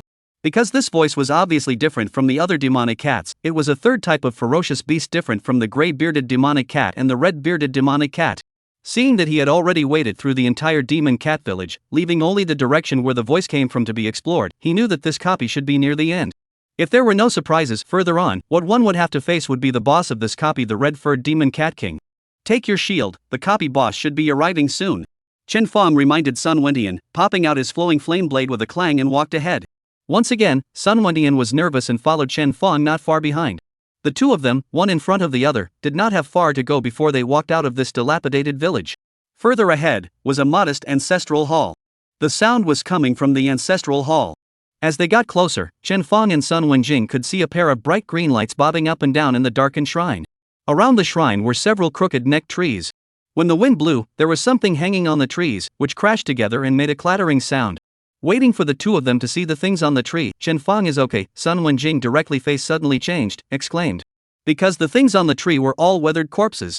Chen Fong scat and lamented in his heart, this copy of Luo Chang is a bit of a thing. A level 5 copy, and it served up this kind of restricted stuff. It was no wonder that the transmutators from Luo City were notoriously bold, and many eerie maps and copy opening teams had Luo City people. The LA City Transfigurators had been eating so well since they were young that ordinary scary maps really couldn't scare them. Seemingly sensing that someone was approaching, something inside the shrine also stepped out. This is a much larger demon cat, body length has reached 2 meters away, a red fur as if dyed in blood, in the darker copy of the light is particularly eye-catching. Its face was carved with several scars, its ferocious look was clearly visible, and in its mouth, it was chewing on a dried-up human thigh. As this ferocious beast walked out of the shrine, Chen Fong was also able to see its attribute panel. Red-haired Demon Cat King, Level 5 White Boss. Attack, 91. Defense, 59. Skills, Demon Cat Leap boosts its speed by 100% to leap, and if it lunges at an enemy, it comes with 50% extra damage. Mouth Bite Claw Scratch utilizes sharp teeth and claws to pummel the opponent, dealing 6 consecutive damage at 50% each. It also has a chance to inflict a bleeding effect on the opponent. Corpse Eating heals its own injuries by feeding on corpses. Worthy of being a boss, its attributes were a great deal higher than the ordinary red-bearded demon cat. Chen Fong tilted his head to look at Sun Wenjing and asked, "Are there any precautions to take against this boss?" Sun Wenjing hastily released her skills, and the virtual shadow of the book flipped continuously. The red-haired Demon Cat King's weakness is different from the red-bearded demon cat and the gray-bearded demon cat, it doesn't have a tail, so only its head is a weakness. "I didn't ask you about weaknesses." Chen Fong directly interrupted Sun Wenjing, "I just want to know if attacking its body will affect the explosive rate?" Sun Wenjing was momentarily speechless. "Big brother, people are at least a boss, can you give them a little basic respect?" Mentally spitting out the words, Sun Wendian of course did not dare to say them in front of Chen Fong. She kept using her skills and inquired about the red-haired Demon Cat King's information, and finally had an answer. Attacking its body will not affect the burst rate. The red-haired Demon Cat King has a certain chance of exploding white-quality equipment, as well as the two materials Demon Cat King's sharp teeth and Demon Cat King's nails. As long as you don't attack its claws and head, the burst rate of the materials won't be affected. "Alright," Chen Fong answered. Since one could attack the body, the battle would be quite simple. Accompanied by the sound of parts turning, Chen Fong lifted his sword towards the red-haired Demon Cat King. Seeing this, the latter's ferocious intent intensified, and he directly became violent, slapping the thigh he was gnawing on in his mouth away with a claw, before running towards Chen Fong like a cheetah. Both sides were very fast, and in the blink of an eye, they collided together. Bang! The sound of blood and flesh hitting metal exploded. Immediately following it was the sound of flesh and blood being cut apart. Under the absolute attribute crushing, the red-haired Demon Cat King spurted blood furiously and flew out backwards.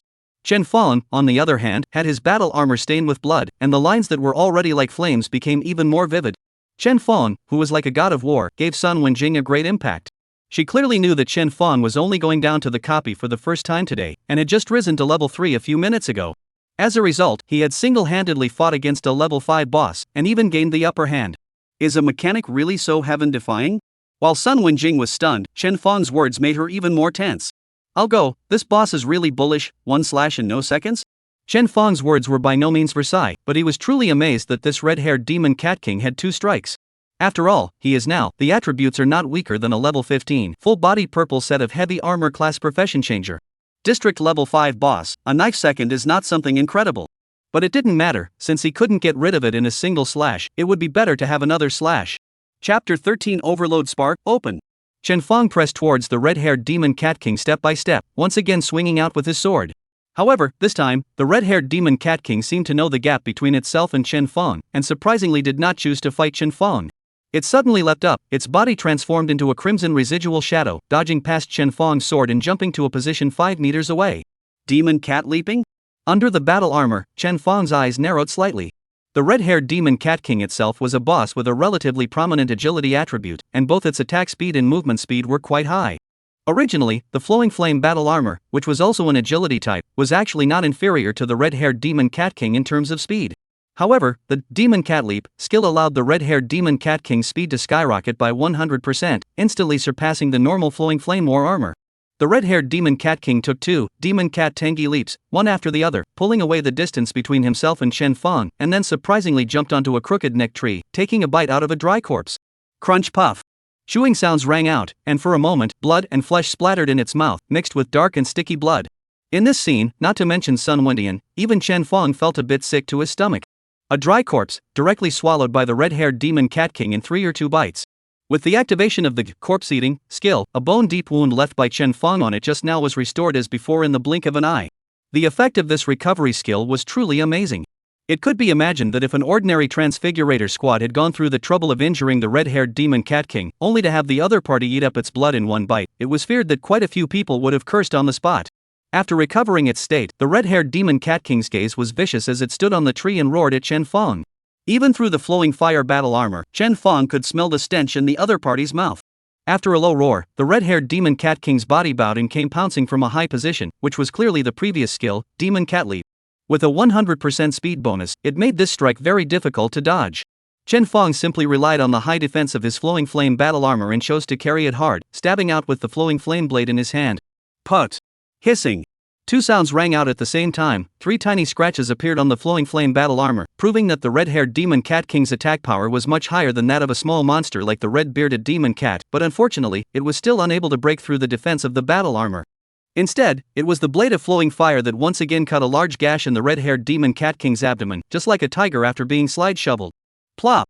The heavy damage caused the red-haired demon Cat King to plant itself hard on the ground. This boss was quite tenacious, and after suffering such a serious injury, it even rolled over and climbed up once again, dragging its injured body with the intention of repeating the same trick, pulling away with Demon Cat Leap, and going back to the tree to recover its status through corpse eating. Sun Wenjing also saw the clues at this time, and reminded in a loud voice, "This boss is so cunning, if we don't use control skills to control it, it will keep using corpse eating to recover its blood. Next time we brush the copy, we'd better form another ice mage or some other transmuter, otherwise we'll be delayed on it for a long time." No need for any ice mages. Chen Feng didn't even look back as he flung his flowing flame blade. It's not just relying on your speed. My battle armor, it's not unfavorable either. Overload spark, on. Suddenly, the hum of a machine turning came from within the flowing fire battle armor. Its sound was so loud that Sun Wenjing subconsciously covered her ears. Although her ears were covered, Sun Wentian's eyes had never moved away from Chen Feng. In her gaze, which changed from puzzled to shocked, she saw that the flame patterns on the flowing flame battle armor had all lit up, as if it had really transformed into a blazing flame, and began to sway and burn. As for the V-breathing light on Chen Feng's chest, it was even more glowing and dazzling. Under full power, the true power of the flowing flame battle armor was completely unlocked. Phew! The sound of flames rushing through the air exploded, and even the blade of flowing fire in Chen's hand released a skyward burst of fire. Overload spark, instantly allowing Chen Feng to gain a 300% bonus to his movement speed and attack speed. The speed of the red-haired demon Cat King was like a joke in front of Chen Feng. Accompanied by the sound of breaking air, almost as if the red-haired demon Cat King had just leapt up with Demon Cat Leap, Chen Feng was like a ball of throbbing fire, killing to the side of the red-haired demon Cat King.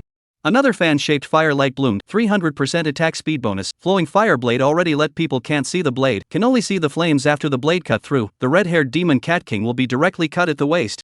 The red-haired demon Cat King had already received a sword from Chen Feng, and its blood level had dropped by half. This sword, even more directly from its wound cut into, causing a higher amount of vital attacks. In front of the absolutely overflowing output, the red-haired demon Cat King had no more luck and was chopped up in the air, its huge body turned into 2, and its flesh and blood spilled out all over the place. At the same time, Sun Wenjing's body lit up with golden light, rising to level 4. As for Chen Feng, although the output was all played by him, and he had to account for about 90% of the experience value distribution, the experience slot was still a bit short of breaking through level 3 and arriving at level 4. In this regard, Chen Feng did not care. What he cared more about was what he could actually pop out after killing the boss in his first copy. With the overload spark being cancelled early, Chen Feng's flowing flame battle armor returned to normal. The entire copy was no longer as dim as it was in the beginning, but rather it was like the dawn, with faint sunlight gradually spilling down and illuminating the surroundings. On Chen Feng and Sun Wenjing's quest panel, the hint of the completion of the copy quest even told them that the normal difficulty copy of Demon Cat Village had been cleared. Chen Feng retrieved his flowing fire battle armor and moved his body. Without the battle armor, this weakling body had really made him a bit uncomfortable. Boss Chen. Sun Wenjing held up her small shield and trotted all the way over, and the bottle-bottom thick eyeglass lenses couldn't even stop the adoration that couldn't be hidden in her eyes. What skill was that you just? Good, so powerful Overload spark, the battle armor comes with the skill only. Chen Feng breezes. I have to say, don't look at Sun Wenjing's dull head, but the emotional value is given quite enough. The money spent on bagging her was quite worth it. At this time, 3 light clusters flew out from the red-haired demon Cat King's body, which was precisely the special effect of the rewards bursting out after the death of the boss. Chen was relieved and immediately said, "Let's not talk about this, it's better to open the rewards first." Let's see if we can pop out a piece of equipment so I can earn some extra money. Aha! Sun Wenjing nodded her head as well, looking towards the 3 light clusters of the parcel rewards. Although the boss's rewards had nothing to do with her, she also hoped that out of the 3 clusters of light, so much as 1 or 2 pieces of equipment would come out. Just as Chen Fong was about to brush away the light clusters and open the prize, suddenly, a panel appeared in the middle of the 2 of them and the rewards. Chapter 14 Boss's Reward. Congratulations to your team, breaking the Demon Cat Village normal difficulty clearance time record. Please ask if you would like to publicize your team's information. Current Demon Cat Village normal difficulty clearance ranking. First place, undisclosed, took 1 hour and 21 minutes. Second place, Team Big Snake, members, Shueisha Snake Spiritist, Mahomfei Knight, took 2 hours and 12 minutes. Third place. Note, all transmutants on the team are less than level 5 to be on the list, otherwise the results are invalid. This is? Chen Fong looked towards Sun Wenjing to see if this scholar knew what this was. Sun Wenjing's expression was a little surprised, but also a little surprised. This is a copy of the ranking. Generally, copies that can be brushed over and over again will have such a ranking set up, sorted according to the clearance time. The top 3 teams in terms of clearance time can choose to make their team name and player information public. Whenever someone passes this copy in the future, they will be able to see your name and the time to pass. Then, what's the point of leaving your team's name? Chen Fong was puzzled. Is it hard to believe that there are any additional rewards? That's not true. Sun Wenjing shook her head.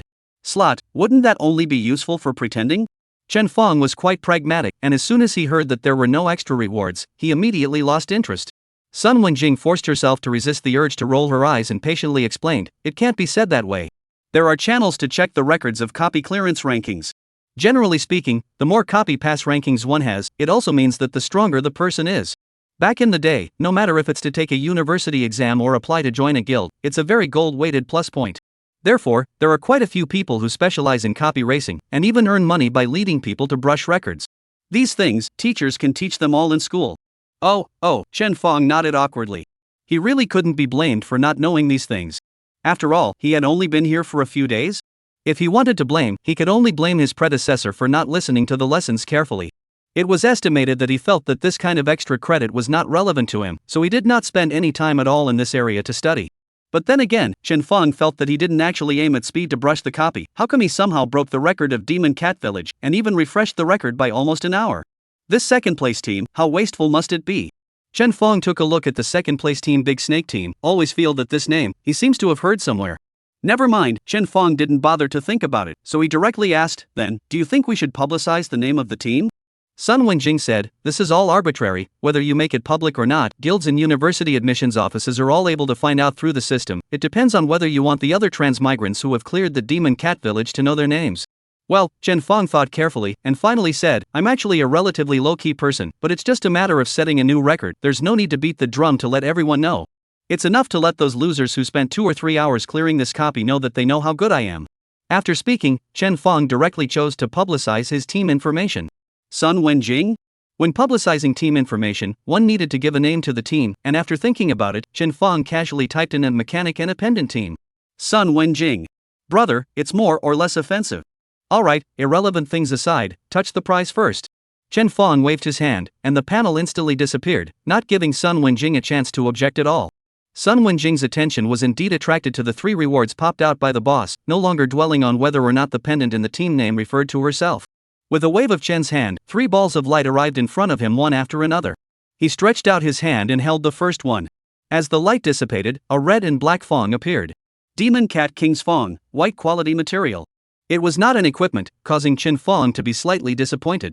However, when he opened the merchant bank and saw that the listed price of this item was as high as $350, he was immediately happy again. At this price, it was almost equivalent to a piece of trash white equipment. Putting away the Demon Cat King's fangs, he followed up by whisking away the second rewarding ball of light. This time, what fell was a piece of fingernail that was as sharp as a dagger. Unsurprisingly, this time it was the fingernail of the Demon Cat King, and its value was comparable to the fangs, at around $300. As far as Chen Fong knew, for a low-level copy like the Demon Cat Village, the total profit of a team was about $300. If there were 5 people in the team, then on average one person would earn about $60. If you brush 4 or 5 times a day, you will earn about $200 or $300. Not high, but better than the average commoner. And this time he brushed the Demon Cat Village. He gained 21 copies of the gray fur, $20 a copy, already totaling $420. Together with the sharp claws and fangs, the total gain from this copy was already enough to be around $1,000. A normal team brushing a copy would definitely not have such a high gain. It was also thanks to Sun Wenjing being there, which allowed him to have a much higher burst rate than the average team. Up to this point, he was quite satisfied with the gains from this copy, and he could accept whatever the last reward was. Chen Fong brushed off the light of the third piece of reward with his normal heart, only to find that the less one expected something, the more often one would be pleasantly surprised. The third reward, surprisingly, was an equipment. It was a light jade-colored robe, and although it was only of white grade, it looked quite a bit more refined than the usual white grade equipment. Chen Fong held it in his hand, and the equipment's attribute panel then appeared. Twilight robe, white quality. Level requirement 5. Defense plus 12. Spirit plus 5. Additional, Twilight Radiance summons a Twilight Shield that resists the Equipe Spirit 2 points of damage, cooldown 3 minutes. After seeing the attributes of the Twilight Robe, Sun Wenjing opened her mouth in surprise. The attributes of this equipment are so extreme, it can be compared to blue quality equipment. How come it's only designated as white quality? It doesn't matter. Chen Fong touched the soft fabric of this equipment, his face smiled. Anyway, people still look at the attributes when they buy equipment. As long as the attributes are high, the price won't be low. Sun Wenjing also felt the same way. This equipment is indeed very valuable, hanging on the auction house. How to get 5,000 towards the top? Chen Fong thought about it and threw the Twilight Robe to Sun Wenjing. This action caused Sun Wenjing to instantly freeze in place, not knowing what Chen Fong meant. What are you doing here? Lend it to you to wear, don't get it dirty. Chen Fong waved his hand and said casually. You're a scholar, your spiritual attribute points shouldn't be bad, right? Wearing this equipment and turning on the thinning glow, I should be able to carry 2 attacks from the gray-bearded demon cat. This way I don't have to keep distracting myself on you, and the efficiency of brushing copies can be raised again. Chapter 15 Modified Battle Armor. When Sun Wenjing thought about it, she felt that what Chen Fong said made sense. Anyway, selling the equipment early or late is still selling, waiting back to brush the copies together to sell is. Thank you. Although it wasn't for herself, Sun Wendian still thanked Chen Fong. With this equipment, she was indeed much safer in the copy. With a wave of Chen Fong's hand, the teleportation array to leave the copy opened in front of the duo. Let's go, strike while the iron is hot and continue brushing the copies. Today, let's brush a few more times and level up to level 5 before we do so. Aha! A day passed quickly. Chen Fong brushed his copies very quickly, and with experience, he was even more able to take many fewer detours in his copies, advancing the clearance record by another 10 minutes. Now, the normal difficulty Demon Cat Village record had been brushed to 1 hour 06 minutes by Chen Fong. If Chen Fong wanted to race, brushing through a copy in an hour would not be a problem. However, Chen Fong's first place record should not be broken by anyone in a short period of time, and he was too lazy to compete with himself. Just brush through casually and get the experience and rewards. As Chen Fong's level increased, the experience value reward for brushing monsters across levels decreased. Coupled with the fact that the experience value required for each level up was double, his leveling speed was getting slower and slower. This was what caused the time it took him to level up to level 5 to be a bit slower than expected. It wasn't until the evening that Chen Fong finally leveled up to level 5 after finishing the 6th round of Demon Cat Village copies. As long as he reached level 5, he would be able to go brush the Bee King's nest, which would speed up the leveling up quite a bit. Chen Fong estimated that he would definitely have no problem leveling up to level 7 or 8 in the 2 days over the weekend. In addition to leveling up, the income from brushing the books was also quite pleasing. Although Chen Fong had not been able to pop out any more high-quality equipment like the Twilight Robe, 3 pieces of white-quality equipment had still popped out. As for the materials, with Sun Wenjing's help, they were also far more accessible than the average team. After brushing the copy, Chen Fong directly in the double book camp, looking for a few receiving materials and equipment merchants, the hands of all the rewards sold off, a total profit of more than $4,000. When turned back and then the Twilight Robe sale, Chen Fong this day brush treasure, the total daily income directly over 10,000. Now, Chen Fong finally understands why this world's combat profession is so popular. Simply brushing an ordinary copy can have such a profit, life-type occupation take head to compare? After selling all the materials and equipment, Chen Fong directly paid Sun Wenjing for her work. Sun Wenjing's one-day salary is 150, Chen Fong gave her 500 directly. Tonight we'll be staying at the Shuangbin campground, you take this money to rent a tent and buy a boxed lunch. The rest of the money is all considered tips for you. Sun Wenjing was very happy, because renting a tent was only a few tens of dollars, which was equivalent to her dipping into Chen Fong's light, and her income for the day was as high as more than $400, which was more than her parents' income combined. The two people went to rent a tent together, and stationed the tent in the neighboring location. As night gradually fell, the two of them were tired from either riding in the car or brushing copies this day. So after eating, they each dug back into their own tents and began to rest. After zipping up the tent, Chen Fong was in no hurry to sleep. Because next, he still had a big job to do. Assembling the Viper machine gun. Chen Fong opened the skill panel, and a virtual image of the flowing fire battle armor appeared in front of him. With a thought, the virtual image of the Viper machine gun also appeared. Looking at the two, Chen Fong began to adjust their positions to combine them with each other after thinking about it. After a period of fumbling, Chen Fong had basically figured out how to use mechanical weapons. For example, this Viper machine gun could be mounted by him in any position of the flowing fire battle armor. It could be mounted on the arm, like the flowing fire blade, hidden within the weapon slot of the battle armor. One only needed to raise his hand to eject the muzzle to fire. It could also be mounted on the back and shoulder of the battle armor, so that even if Chen Fong was holding a two-handed weapon when controlling the battle armor, he could still use the Viper machine gun to attack and make up for the damage. Even if Chen Fong was a bit more mischievous, directly turning it into a bull machine gun was also possible. However, there was also a certain upper limit to the number of each mechanical weapon that could be loaded. It wasn't as if Chen Fong could load the flowing fire battle armor with Viper machine guns as long as he wished. How many mechanical weapons a carrier could load was related to the carrier, and also related to the mechanical weapons. For example, the flowing fire battle armor. As an agility-type battle armor, it didn't have a high modification ceiling, and the number of Viper machine guns it could be loaded with was just one. Therefore, how to decide on the location of the Viper machine gun required some caution. In the end, after much deliberation, Chen Fong still decided that the Viper machine gun would be mounted on the left arm of the flowing fire battle armor. On one hand, it would not affect the right hand's ability to use the flowing fire blade, and on the other hand, it would also better ensure the accuracy of the Viper machine gun. After deciding, Chen Fong manipulated the Viper machine gun's silhouette with his hand and dragged it to the position of the flowing fire battle armor's arm. The silhouettes of both surfaced with green light at the same time, proving that this modification option was completely feasible. May I ask if the Viper machine gun will be installed on the flowing fire battle armor with the current scheme? Yes. After selecting the yes option, the two silhouettes completely fused into one, turning into the new flowing fire battle armor before disappearing. Chen Fong gently clicked the bracelet on his right arm, and with a slight sound of parts turning, the flowing flame battle armor recovered his body. He looked at his left hand and found that there was indeed an additional weapon slot on his arm, but it was not conspicuous and did not affect the overall aesthetics of the flowing fire battle armor at all. With Chen Fong's thought, this weapon slot then opened, from which a thumb-thin muzzle protruded out, precisely the Viper machine gun. The Viper machine gun that had just been summoned was, by default, a single-point mode that saved bullets. Chen Fong utilized his mind and adjusted it to continuous firing mode, and saw that the muzzle suddenly shrunk, seemingly making some adjustments to the gun body in order to ensure the stability of continuous firing mode. Interesting. Chen Fong smiled and adjusted it to berserk mode once again. This time, the Viper machine gun directly extended 6 barrels and began to slowly rotate. Just by seeing these leaping barrels, Chen Fong could already imagine how amazing the output of the Viper machine gun would be once the firepower was turned on. The flowing blade of fire? That would have to be the younger brother. It's just as well that he's going to brush the king bee's nest tomorrow, so he can test the power of the Viper machine gun with the ferocious beasts in the replica. Oh, right.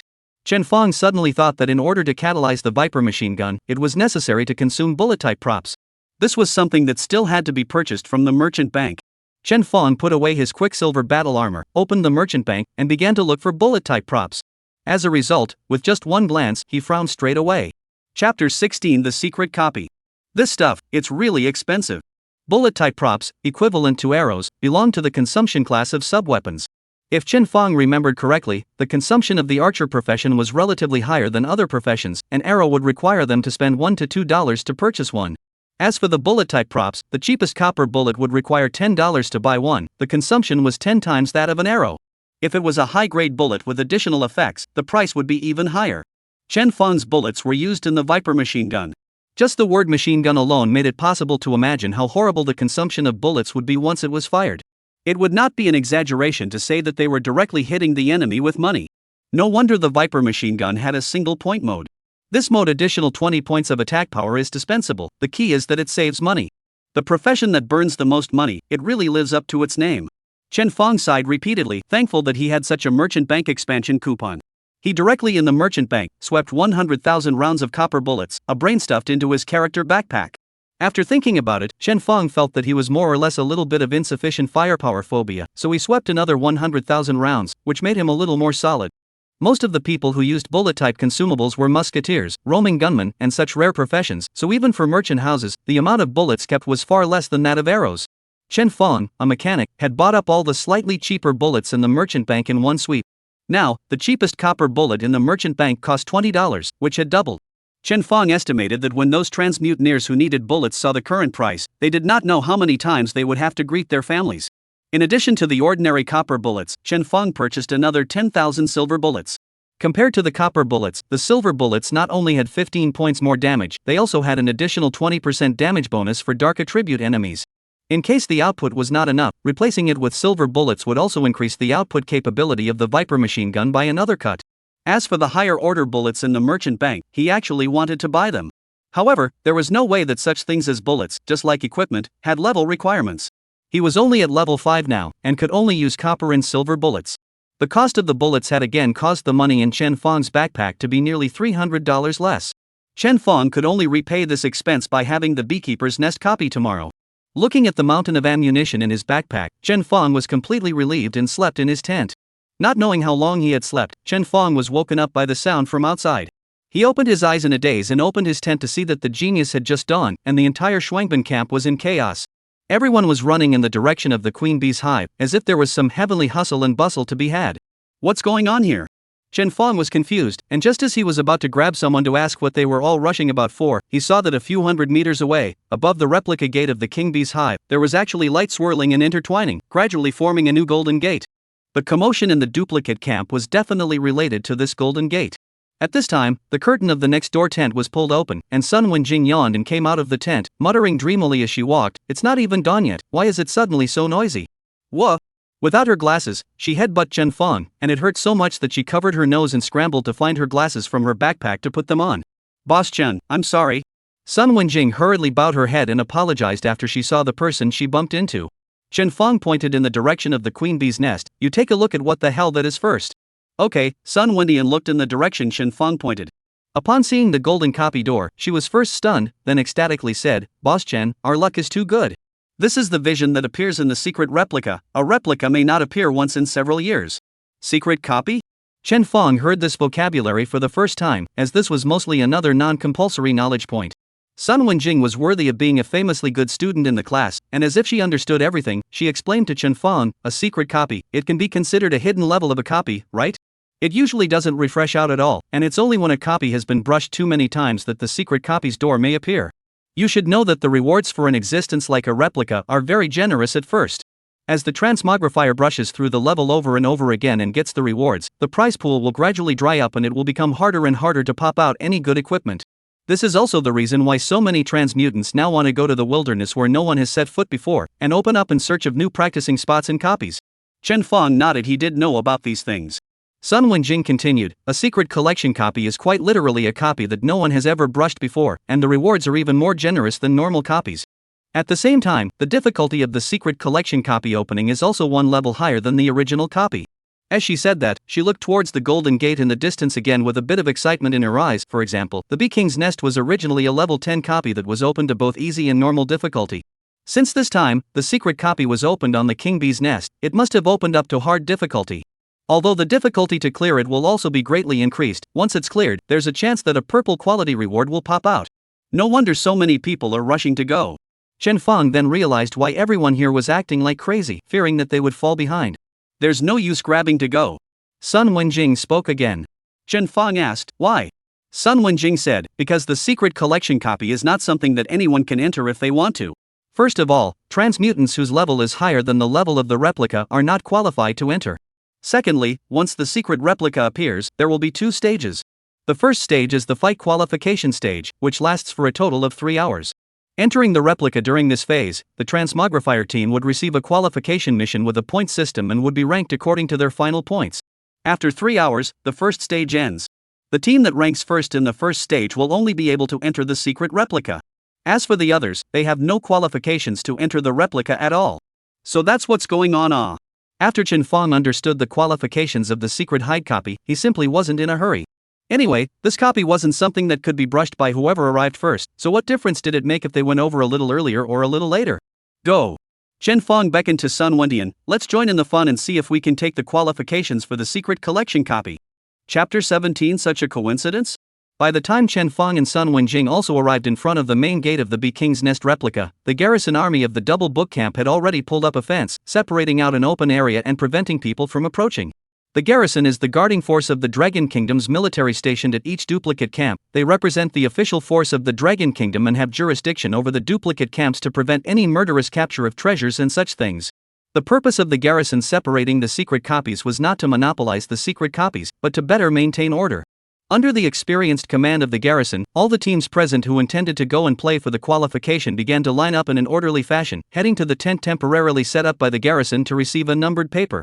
This practice of calling out numbers according to the order of the numbered paper, and letting the transferring teams enter the secret replica in order to play the qualification, quickly restored order to the scene, without the chaos that had occurred a moment ago. Because it was now too early in the morning, the flow of people in the double book campground was only less than 1/5 of what it was at its peak. So even if Chen Feng and Sun Wenjing went all the way there slowly and leisurely and received a number paper that ranked low, they still didn't have to worry about not being able to beat the qualification.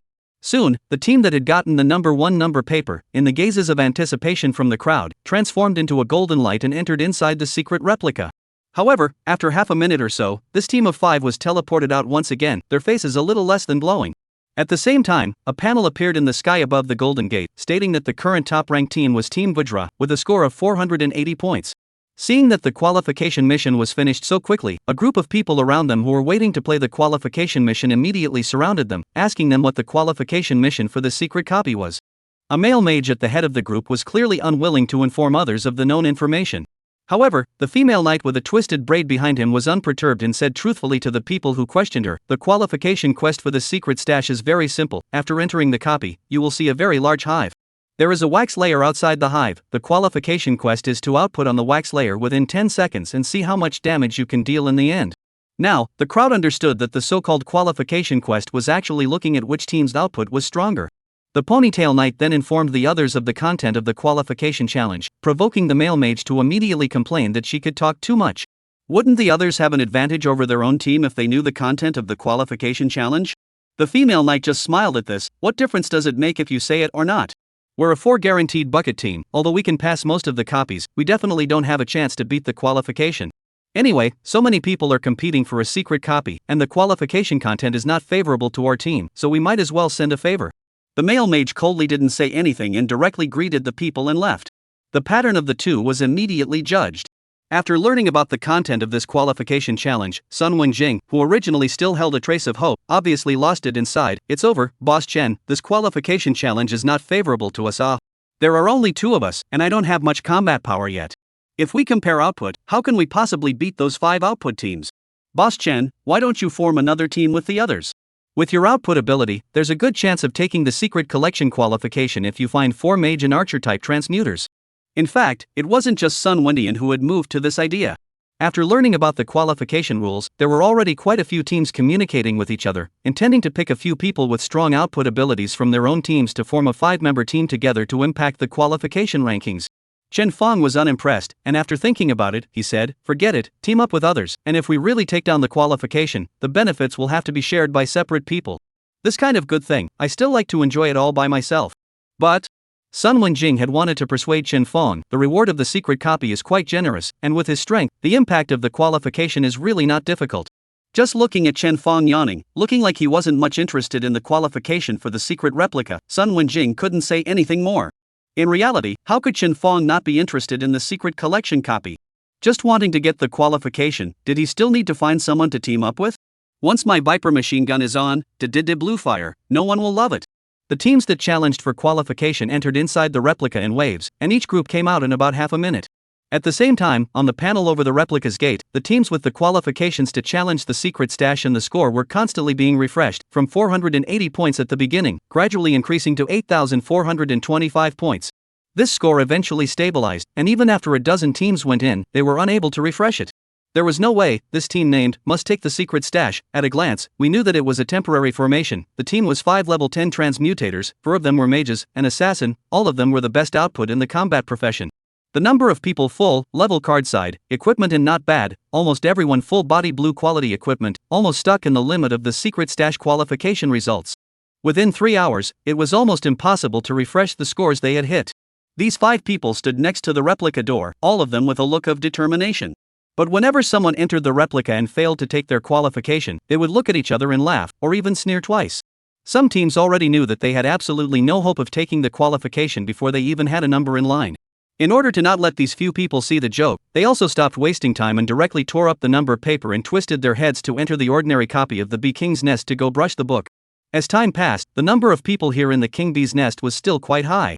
Although most people had no chance with the secret copy, everyone still wanted to see who would actually get the qualification. When Chen Fong had already waited until he had little patience left, a sudden commotion came from the crowd. On the side, Sun Wenjing was also stunned, then surprised. "Boss Chen, look who's here." "Who's here?" Chen Fong raised his eyes towards the commotion and froze as well. What a coincidence! The person who came was none other than Shang Tang. In the crowd, the surrounding people seemed to be shocked by Shang Tang's cold and arrogant temperament, all subconsciously stood towards both sides and made away. Unlike the school uniform in school, Shang Tang changed into her own equipment at this time. The white and silver armor on her body looked like a heavy armor type of equipment, but there were not many metal fittings, and the white cloth and leather that fit her body was the main thing, and there was no sense of thick and bloated heavy armor equipment. Coupled with Shang Tang's body is tall, whether it is leg length or waist to hip ratio is perfect to amazing, this more slimming equipment is to make it in the cold and arrogant, added a lot of valiant feeling. At the same time, because of this, her aura is even more overpowering, not to mention close, some people even have the courage to look at her. Chapter 18 Sister Chengya. In addition to Shang Tang, behind her, there were two other people. One was a flat-headed youth with a good-looking, somewhat baby-faced face. Shang Tang was very tall, and this youth was even taller than Shang Tang by a head, with a sturdy body, clad in thick and rugged armor. In his back, there is a long-handled battle axe. Axe head is the size of a basin, strength attribute points if low, certainly cannot swing such a big killer. The other one was a girl who looked to be the same age as Shang Tang. This girl had short hair, her body was not as round as most women's, her limbs were as slender as a cheetah, coupled with her wheat-colored skin and delicate features, she was also a kind of great beauty with a very unique style. In any other place, she would have been in existence that would have been discovered as a model. Unfortunately, beside Shang Tang, she was destined to not be able to attract much attention. On the shoulder of the short-haired beauty, carried was a long-barreled musket, the body of the gun was covered in patterns, and at a glance, it was clear that it was not a cheap item. In fact, not only her, Shang Tang or the doll-faced young man, the equipment of the three of them looked very uncomplicated. It was just that they all chose to hide the luster of their equipment, and outsiders simply didn't know what the grade of the equipment was. This is the school beauty of the first middle school? I've long heard that she's the kind of iceberg that makes people look at her and not even dare to have evil thoughts, and it's really true once I see her today. Yeah, I don't know why, when she walks past me, I feel like a kobold that just came out of a cave, not worthy of being here at all. That's a bit much, isn't it? I feel like I'm not in bad condition, and I'm like a match made in heaven with schoolgirl Shang. Watch me go and strike up a conversation later, brothers wish me luck. A confident brother wiped his hair and combed it into a grown-up look. The companion beside him sneered, "Go ahead then. If you dare to harass schoolgirl Shang today, the people of the Shang Guild will chop you up all over Luo City tomorrow." When Brother Confidence heard this, he immediately changed his face. This. That or forget it, I'd better go back to the cave and become a kobold.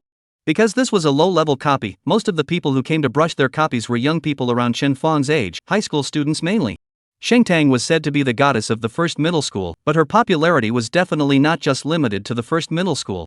Therefore, after she appeared, she immediately caused everyone present to gather around and discuss. In response, Shang Tang seemed to have gotten used to it and didn't look at anyone else from start to finish. She brought two of her teammates to the front of the garrison and submitted her numbered paper, intending to bring people into the copy to play qualifications. Just at this time, a playful laugh came out from the crowd. "Grand schoolgirl, there are only 3 of you, can you beat the qualification? Or else, I'll come to your team with my buddies to give you a hand?" The one who spoke was none other than the lone assassin in the current top-ranked team. He was shaving his nails with a dagger, with a dangling look. "But well, you have to let that little beauty behind you give me a kiss, how about it?" This person also knew that Shang Tang was the pearl of the Shang Guild, so he didn't dare to make fun of Shang Tang. Thus, the short-haired girl, who was also a beauty, became the object for him to wield his male hormones. After he said this, the 4 people next to him burst into laughter. However, in the next second, a gunshot rang out with a bang. All of a sudden, the entire campground fell silent. Only to see the short-haired girl raise her musket, aiming it at the assassin who had just laughed at her, with a sneer at the corner of her mouth. At the end of the barrel, smoke hung around, and the smell of gunpowder filled the air. The assassin subconsciously touched the top of his fiery head, only to realize that there was no blood, but his hair was gone. At the same time, a large tree behind him collapsed with a loud bang, and the break was clearly a deep crater blown out by the gunpowder. Hiss.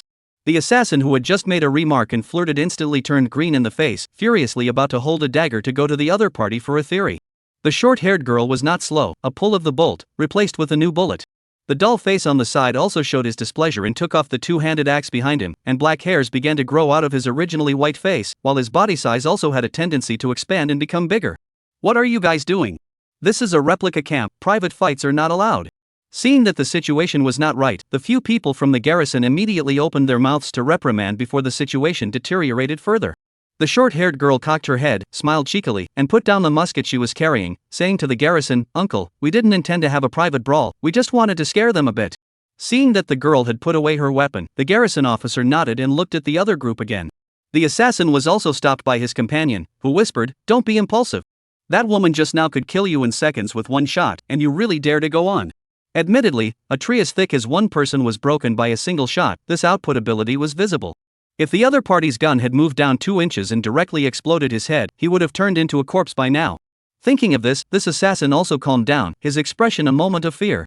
Then he let out a cold snort, as if he wanted to find face for himself, and said as he walked back, "What's so great about it? In the end, the qualification for the secret replica is still not in our hands. I still don't believe that you three can take our qualifications." The short-haired girl just smiled and didn't say anything. From start to finish, Shang Tang hadn't cared about the assassin's group. Seeing that her teammates had all made enough of a scene, she then opened her mouth, her voice as cool as the person, without any semblance of the blush or embarrassment that she had felt when she spoke to Chen Fang before. "Let's go play qualification. Let's go." The short-haired girl reslung her musket over her shoulder, patted Dollface on the side, and followed Shang Tang towards the copy. Dollface was carrying a giant axe, still in the state of transforming at any time and not recovering. He whispered to Shang Tang at the side and asked in a low voice, "Sister, why didn't we do anything just now?" "They weren't bullying Sister Qingya. I'll give that bird man an axe and make sure that I can only injure and not kill him." "You idiot." Shang Tang was too lazy to pay attention to him, while the short-haired girl known as Sister Qingya kicked the doll face and said with hatred, "It's a small matter, just scare them. Doing it in front of the garrison, do you want to eat steamed buns and pickles for a few days?" "Ha!" Dollface's face of black hair couldn't stop his panic. He shook his head vigorously, No, I don't want to eat steamed buns and pickles." As he spoke, the three had already been swallowed by the golden light and entered the qualification copy. Everything was watched by Chen Fang. He thought back to the short-haired girl and the dollface's appearance, always felt that there were a few familiar. The predecessors should have met a few times in the first middle school. Little pendant, Chen Fang turned to Sun Wenjing on the side. "Those two people who followed Shang Tang just now are both students of our first middle school?" Chapter 19 Shang Qing Shan Team. Sun Wenjing looked at Chen Fang with some surprise in her eyes, as if she didn't expect Chen Fang to not recognize them. They are the top 5 transmutants in the personal battle strength ranking of the first middle school. The girl's name is Su Qingya, a rare profession musketeer. The other one is Shang Tang's cousin, bull demon martial monk Wang Taishan. Previously, Su Qingya originally had a regular team in school and was recognized as number 1 in the forum. Then I heard that it was to impact the provincial exam rankings during the joint exams, so I went and formed another fixed team with Shang Tang, and currently the members are only the 3 of them and Wang Taishan. Even with only 3 people, this fixed team of theirs has already become the new number 1 in the school's fixed team rankings. Su Qingya's original team, which was later supplemented with a newcomer, has now become second place. Ooh. Chen Fang was a bit surprised, so it looks like the 3 of them are still the strongest trio in our first middle school? You could say that. Sun Wenjing came to a conclusion after thinking about it. After all 3 of them have very strong individual strengths. After a pause, Sun Wenjing added, especially Shang Tang. It was rumored that back then, Shang Tang had once competed against the other party's entire fixed team in order to poach Su Qingya into his team. As a result, Shang Tang alone won against Su Qingya's entire team. Unfortunately, this match was held in a closed arena, so no one ever saw it. Otherwise, it would surely have gone viral in the first middle school forum.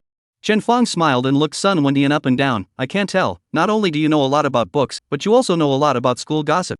Sun Wenjing's face slightly red, lowered her head and held up her glasses. "In fact, I'm still a small bar owner of the first middle school forum." "You are still a small bar owner?" Chen Fang was even more surprised. Because Chen Fang seemed to have heard that the forum of the first middle school was very active, especially a few small bar owners, but also in the first line of the major melon-eating scene. People like Chen Fang who didn't brush the bar and didn't know Su Qingya had heard of the various deeds of the small barkeepers of the first middle school forum.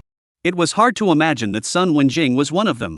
Just when Chen Fang wanted to ask Sun Wenjing what her nickname in the forum was, he suddenly heard from a short distance away a cry of surprise from the assassin who had just been almost shot in the head. How is it possible? It's ING open, isn't it? Not just him, everyone else was in an uproar as well. Chen Fang looked towards the system panel of the secret copy and realized that the current qualified team had changed to Shang Qing Shan Team 13914 points. The Shang Qing Shan Team was undoubtedly Shang Tang's team. With only 3 people, Shang Tang not only took the qualification but also surpassed the score by more than 5,000 points, so it was no wonder that the people from the must-get secret collection team reacted so strongly. As the golden door flashed, Shang Tang and the 3 of them were teleported back. Shang Tang was still expressionless, walking towards a corner where no one was, just waiting for the qualification to finally fall into his hands. On the contrary, it was Su Qingya who came out and glanced triumphantly at the several people from the must-get-the-secret stash team, and then gave a middle finger, giving the latter several people a lot of anger. By now, there were less than 10 teams that hadn't qualified to play. Everyone at the scene decided that it was absolutely impossible for anyone to snatch the qualification back from Shang Tang's hands. With 2 teams playing qualification and coming out with their heads hanging down, and 3 more teams directly choosing to abstain, the garrison was finally reading Chen Feng's number. Go, play qualification. Chen Feng was in a good frame of mind, greeting Sun Wendian over. It was Sun Wenjing who was surprised. We're really going to fight for the qualification? Even if we go to play, the hope of taking the qualification is not great, right? Whether we can get it or not, we have to give it a try. Chen Feng and Sun Wenjing walked towards the copy. The duo walked out of the crowd, and naturally, they also attracted Shang Tang's attention. Seeing that the next person to fight the qualifier was actually Chen Feng, a flash of color finally appeared on Shang Tang's iceberg face that had remained unchanged for years. Sensing Shang Tang's gaze, Chen Feng followed the direction of his gaze and exchanged a glance with Shang Tang. The only contact between the two was just signing a contract in the conference room yesterday. However, both parties at least had a friendship of seeking a son for money, so Chen Feng felt that it was not good to pretend not to know each other. So, he blinked his right eye towards Shang Tang. Such a slightly ambiguous greeting caught Shang Tang off guard. She froze, and then her expression changed again, and she couldn't tell if she was speechless or disgusted. Fortunately, Chen Feng and Sun Wenjing were wrapped in a golden light and teleported into the copy. The change in Shang Tang's expression was only for such a moment. Wang Taishan, who was on the side, however, caught it and scratched his head, asking, "Cousin, you recognize that person just now? Why did I see him winking at you?" Being poked by Wang Taishan, Shang Tang immediately turned her face away. However, once she thought of Chen Feng's special status for her, an inconspicuous red color still flew up on her face with difficulty. "Don't know," Shang Tang calmly said. "Ha! Su Qingya ground her teeth, so it's harassing you then? When that person comes out, I'll give him a center parting with a bullet. Alright, don't cause trouble." Shang Tang resumed his original cool demeanor. "The purpose of our coming here is to brush up to level 10 early and then go to the buried bone land. Don't waste your time because of boring things." Alright, you're the captain, I'll listen to you." Su Qingya spread her hands and was good at talking. The only one who was left was Wang Taishan, who looked at Shang Tang, and then at the teleportation array of the secret replica. Foolishly, he always felt that things didn't seem so simple. Inside the secret collection copy, Chen Feng and Sun Wenjing had already been teleported in front of a huge hive. Although he had been mentally prepared, Chen Feng had never expected that the volume of this hive could be so terrifying. It was about 1,000 meters tall, like a huge mountain, and was wrapped in amber like layers of wax. In front of the hive, the quest panel unfolded, and the content was the same as what the first transmuter who entered the secret stash had said, which was to attack the hive. The entire hive was the target of the attack, and there was no such thing as being off target. At the top of the mission panel, there was also a preparation countdown. After the countdown ended, it would be 10 seconds of challenge qualification time. Seeing that the countdown was coming to an end, Sun Wendian was even more nervous than Chen Feng. She stared at Chen Feng and stammered as she was about to speak. "Do I need to do something? Do you know how to dance? Give me a boost. Can. Then stay honestly on the side." Chen Feng walked straight ahead. As Chen Feng reached out a little, the flowing fire battle armor extended and covered him. Since Shang Tang's team has such a high output, I'll have to be a bit more serious as well. Chen Feng's eyes under the battle armor narrowed slightly as he loaded the silver bullets from his character's backpack into the Viper machine gun. He reached out his left hand at the giant hive, and the weapon slot popped open with it. Under Sun Wenjing's shocked gaze, the muzzle of the Viper machine gun protruded from it and directly switched to berserk mode. The 6 barrels of the gun began to slowly rotate. A young man's blood should be heard on the battlefield. Chapter 20, Double Berserk, Breakdown First. Viper machine gun, berserk mode, open charge. The 6 machine gun muzzles were frantically spitting out tongues of fire and were rotating at high speeds. For a time, the sound of gunshots and bullets breaking through the air rang out, simply more lively than firecrackers on New Year's Eve. The bullets were rubbing against the air, and the bullets were reddish, as if they were channels of red silk, constantly appearing between the muzzle of the gun and the hive. When the silver bullet hit the wax layer of the hive, it would leave a fist-sized crater after exploding, while causing the wax layer to splash out pieces of white debris. The successive bullets caused those debris to be like snow in the sky for a moment, waving wildly. Coupled with the gunpowder smoke raised by the bullets, the position that was attacked by Chen Fong was filled with white mist for a while, which was called a chaotic mess. It was hard to imagine what would happen if someone stood in front of the hive and took Chen Fong's bullets head on. Even if it was a level 20 heavily armored transmuter, I'm afraid that it would be sifted into a sieve. Sun Wenjing's nostrils were filled with the smell of gunpowder, but this pungent smell could not make her react in any way. Right now, she was as if she was petrified, looking at Chen Fong's crazy output with disbelief, doubting whether the various knowledge she had learned before was wrong. After all, 10 minutes ago she would never have believed to death that there would be a transfigurator in the world who could display such a terrifying output ability at level 5. Along with Chen Fong's output, above Hive's attribute panel, the score was rising crazily, so fast that it was dizzying. In just 5 seconds, the score had risen to 7,300 points, surpassing half of the Shang Tang team. According to this momentum, Chen Fong's output was enough to surpass the sum of Shang Tang team's points and take the ownership of the qualification from the other team. However, Chen Fong was not satisfied with this. Because as of now, the Viper machine gun's berserk mode was able to allow him to score about 14,600 points in 10 seconds, which was indeed more than the Shang Tang team, but not by much. If he wanted to securely take the qualification, it would be best to bring up the score value even further. Thinking of this, Chen Fong's thoughts moved, and the flame patterns on his flowing flame battle armor immediately lit up. Overload spark, turn on. The Viper machine gun had already been mounted on the flowing fire battle armor, and the two were as if they were one, so the former should be able to enjoy the overload spark bonus as well. Chen Fong now turned on the overload spark, also wanting to test whether this guess of his was correct or not. As the overload spark was turned on, the flame pattern spread towards the Viper machine gun as if it had come to life. As the flame pattern was dyed, the Viper machine gun, which already had a terrifyingly high rate of fire, saw its rate of attack break through the upper limit once again. The 6 barrels of the machine gun rotated even faster, and at the same time, the tongues of fire spewing out from each barrel were no longer flickering constantly, but were completely fixed. This proved that the frequency of the Viper machine gun's rate of fire had already reached the limit of what the human eye could recognize. The score that was already rising at a crazy rate continued to double since then, and looking at it, Sun Wendian only felt his scalp tingle. The points scored by the Shang Tang team were easily surpassed by Chen Fong alone, and then rode towards a daunting height. 10 seconds passed in an instant. Eventually, the panel on the hive showed that the time had run out, and only then did Chen Fong stop strafing, bringing the Viper machine gun to a halt. After 10 seconds of uninterrupted firing, the 6 muzzles of the Viper machine gun were all red hot, and the high temperature caused the air around the muzzles to distort. Chen Fong, who was wrapped in gunpowder smoke, had a pile of empty shell casings under his feet that did not exceed his ankles. Chen Fong swept a glance at the bullet reserve in his backpack, and was shocked to find that in just 10 seconds, he had actually shot out more than 9,000 silver bullets. The price of a round of silver bullets was $40, and this 10 seconds of his time was equivalent to shooting out WOJ. A simple calculation, this is a living spent nearly $400,000. $400,000, all burned can't only be burned for 10 seconds, right? The degree of money burning of the mechanic is really horrible. Chen Fong's $400,000 not only made the wax layer of the hive be blasted out of a pit with a diameter of more than 5 meters and a depth of 7 or 8 meters, but also allowed him to obtain a horrifying score of 29,781, more than doubling the record of the Shang Tang team. Now, no one should be able to snatch the qualification from me, right? Chen Fong nodded his head in satisfaction, and in regards to the cost of the bullets, his heart still ached a little though. But a slight pain. At this time, Sun Wendian finally came back to her senses, looked at the score, then at the deep pit on the wax layer of the hive, and finally looked at Chen Fong again.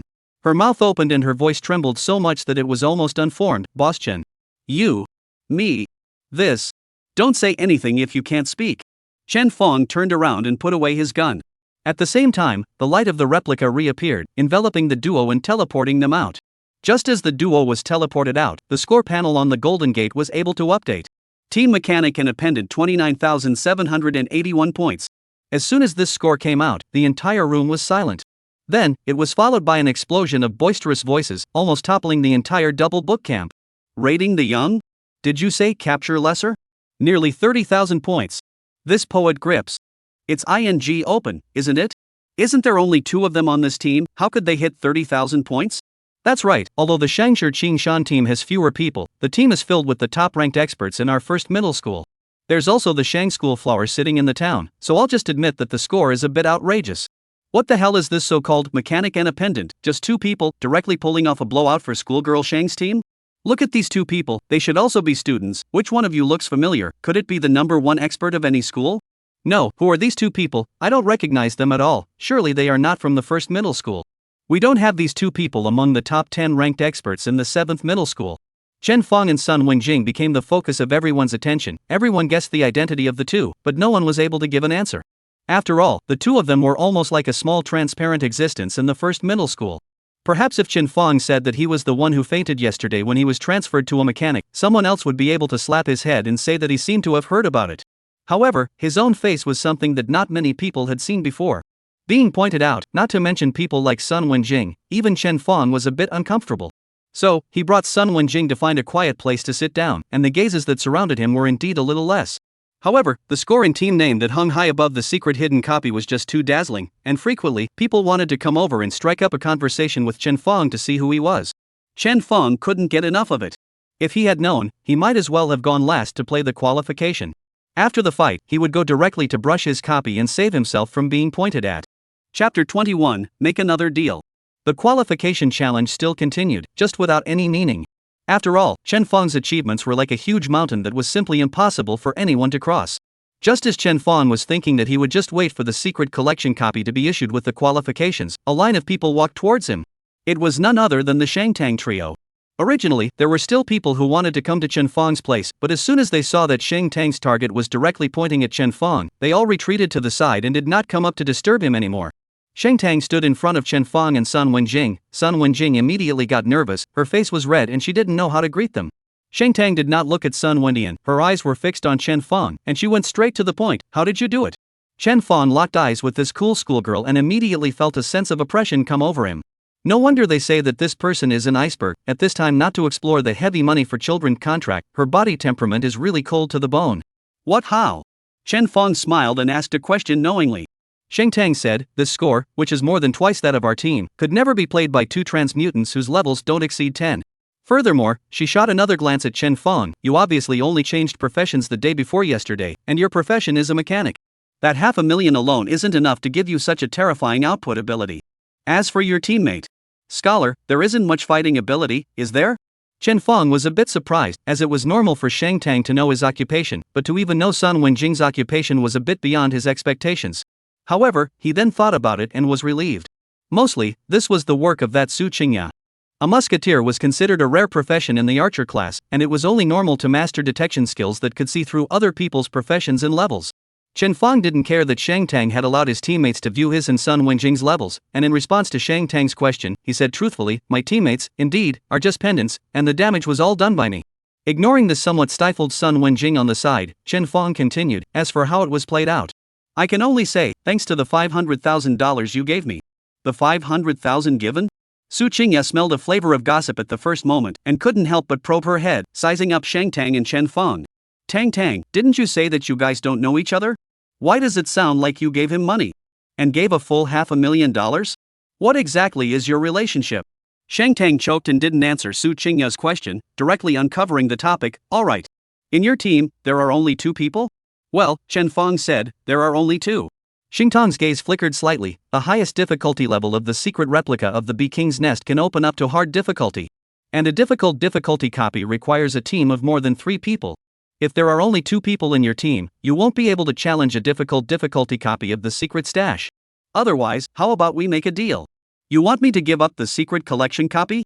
Chen Fong immediately guessed what Shang Tang meant. Shang Tang shook his head, letting out his not so much. I was hoping that I could buy 3 team positions from you. Let's merge the 2 teams and go brush the secret replica together. Without waiting for Chen Fong to open his mouth, Shang Tang continued, of course, I will pay you $200,000 as a reward for purchasing the positions. However, the rewards that explode out of the copy, let's split them equally according to 5 people's shares. What do you think? After Shang Tang finished speaking, Wang Taishan became a bit anxious. Sister, isn't 200,000 a bit too much? That's right. Su Qingya was also shocked by Xing Tong's generosity. A level 10 secret copy is only worth 100,000. Your $200,000 to directly buy the qualification of the copy is considered a loss. If the rewards still have to be shared equally, then wouldn't it be a loss to Grandma's house? It's fine. Shang Tang explained, what we need is the experience of the secret copy. In terms of money, losing some is losing some. Since Shang Tang was the gold master, and the gold master had spoken so, Su Qingya naturally deflated her mouth and had nothing to say. Spend $200,000 and enter the secret copy with me. Chen Fong stroked his chin and began to ponder. In fact, after brushing the qualifications just now, there were people who offered to buy Chen Fong's qualifications. The prices they offered were all ranging from 50,000 to 80,000 as well. So Chen Fong had asked Sun Wenjing just how much he could gain from brushing down such a secret collection copy. Sun Wenjing told him that generally speaking, the gain should be around $100,000. If one was lucky enough to be able to pop out purple quality equipment, the earnings could reach nearly $150,000. Therefore, Shang Tang actually really didn't take advantage of him. Since this was the case, Chen Fong naturally had no reason to refuse. Thus, he nodded once and extended his hand to Shang Tang. Yes, I agree. Then, you are welcome to join my team. Looking at the outstretched hand, Shang Tang hesitated a little before finally extending his hand and gently shaking it with Chen Fong. The two hands touched for a split second before they flew away from each other, leaving only a little cold touch on Chen Fong's fingertips. Chen Fong raised his head and was about to ask Shang Tang to merge the team with himself. Shang Tang then blurted out, let's form a team, then, I'll trade 200,000 to you. Chen Fong nodded and did not say anything more. As the teams merged, Chen Fong was able to see on the team panel that whether it was Shang Tang, or Wang Taishan and Su Qingya, they were all clear level 9. As for the occupation, it was also the same as what Sun Wenjing had said.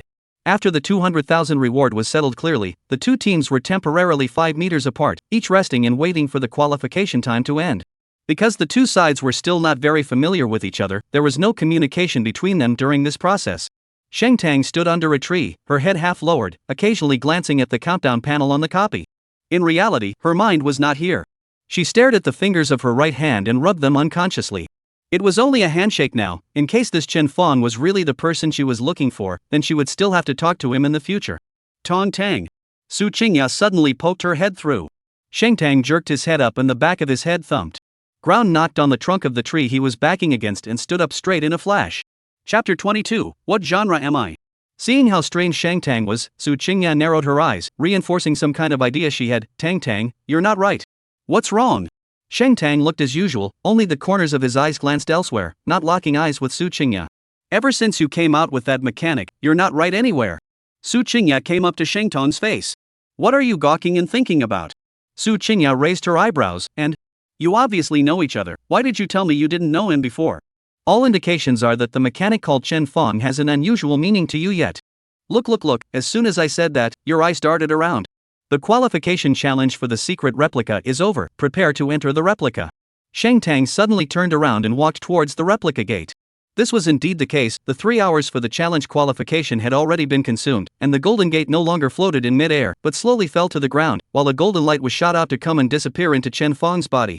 This also proved that the person who finally got the qualification to challenge the secret collection copy was none other than Chen Fong. The opening of the secret replica did not make Su Qingya forget her words. As soon as she saw that Shang Tang had even deliberately changed the topic, she was even more energized and chased after him. Tang, we have this relationship, what else are you saying that you can't say to me? Let me tell you, my eyes are rulers, you can't hide anything from me. Don't say me, even little cute. Can all see that there's something wrong with you, don't you think so, Tarzan? Wang Taishan looked confused. What are you talking about? My sister is quite normal. You idiot. Seeing that Chen Fong and Sun Wenjing were also walking towards the replica's door, Shang Tang couldn't bear it anymore and finally used his eyes to make Su Qingya shut his mouth. The 5 of them stood in front of the replica, and under the envious gaze of many people, they successively stepped through this golden teleportation door. Within the chaos space, Chen Fong lightly began to select the difficulty of the replica. Just as Shang Tang had said, the difficulty of the secret replica was open to hard, and its rewards were definitely much more lucrative than the normal difficulty. Chen Fong directly chose the difficulty of difficulty, and then was teleported inside the replica under a tugging sensation. Entering the replica, Chen Fong realized that the scene around him was almost the same as when he was playing qualification. In front of them was an incomparably tall hive. Only, the hive was no longer completely wrapped in wax layers. Directly in front of the crowd, the wax layer was opened up to a passageway that led straight to the interior of the hive. Shang Tang opened the quest panel, glanced at the copy quest before closing it again, and spoke. The quest requirement is to kill 7 6-winged bee kings deep within the king bee's nest, as well as a bloodthirsty queen bee. This quest is different from the king bee's nest. I don't know if it's hiding any special mechanisms. Let's be careful when we brush our copies. Shang Tang reached out, and a slender silver longsword was taken out and held in her hand in reverse. At the same time, wisps of silver-colored flames overflowed from her body, lingering around her as if they were roots of floating ribbons, eventually connecting with the longsword in her hand. On Shang Tang's back, there were vaguely a few flames entwined with each other, transforming into a wing-like existence that swayed gently, coating it with a bit of holy divinity. She turned her head and looked towards Chen Fong. It was only at this moment that Chen Fong realized that at Shang Tang's forehead, a silver-colored flame pattern had also appeared, emitting a faint divine radiance. I've heard that there are different schools of mechanic skills. With different genres, the characteristics are also different. Chen Fong, what school does your skill belong to and what function does it take on in the team? Genre. Chen Fong thought for a moment and felt that the profession of mechanic was indeed extremely malleable, and it was reasonable to say that there was a distinction between genres.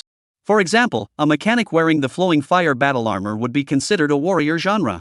A mechanic carrying a Viper machine gun is considered an output stream. Utilizing mechanical creations to kill the enemy would be classified as a summoning stream. But wasn't the reason for distinguishing between the streams still because transmutators had limited resources, and it was best to specialize in only one stream on the path of a mechanic? And someone like him who had the merchant bank expansion coupon could actually learn all of the mechanic's skills. In that case, he could call it Omnipotent Stream? Explosive Killing Stream? Or the Invincible Stream? Collecting his thoughts for a moment, Chen Fong knew that right now, saying that he was proficient in all genres was definitely blowing awesome. At the very least, the mechanical creation department skills he hadn't even unlocked yet. After deliberating for a bit, Chen Fong truthfully said, I am considered to be both offensive and defensive, I guess, with a relatively strong personal combat ability. Actually, when we brush the copies in a while, you guys can just brush yours, I'm very strong at solo brushing. Seeing that Shang Tang had placed his gaze on Sun Wenjing again, Chen Fong patted the latter's skinny shoulder. She's Sun Wenjing, occupation you all know, a scholar. She can provide information on the weaknesses of ferocious beasts, as well as information on burst rates. However, she personally doesn't have much fighting ability, so when painting the copies, I'll trouble you guys to take care of her. This is no problem. Su Qingya carried her musket and walked over to Sun Wenjing's side, saying with a big grin, Little Sun, I'm a back row output profession, so stay next to me for a while. Okay, Sun Wenjing seemed to be the first time she went down with so many people, looking even more nervous than the first time she entered the Demon Cat Village. Wang Taishan removed the long-handled battle axe from his back, his voice thick, then it's still the same as before, I'll be at the front. Sister Qingya, watch out when you attack, don't shoot me in the ass like before. Su Qingya gave him a blank look. It wasn't a problem with your alignment when you were mistakenly injured then? Besides, you have thick skin and flesh, and your sister is there, so it won't matter if you get 2 shots. But it hurts. Wang Taishan frowned, his voice was a little aggrieved. Alright, look at you this unproductive look. I promise, turn around and try to look right before shooting. Su Qingya seemed to not want Wang Taishan to reveal his shortcomings in front of Chen Fong and Sun Wenjing, and hurriedly urged, go open the road. Aha! Moo! Wang Taishan turned around to face the hive while letting out a cow call. Accompanying this cow call, Wang Taishan's size expanded dramatically, and black hairs began to emerge from his body, growing all over his all-exposed skin. In the blink of an eye, Wang Taishan's size rose to 3 meters away, transforming into a bull monster.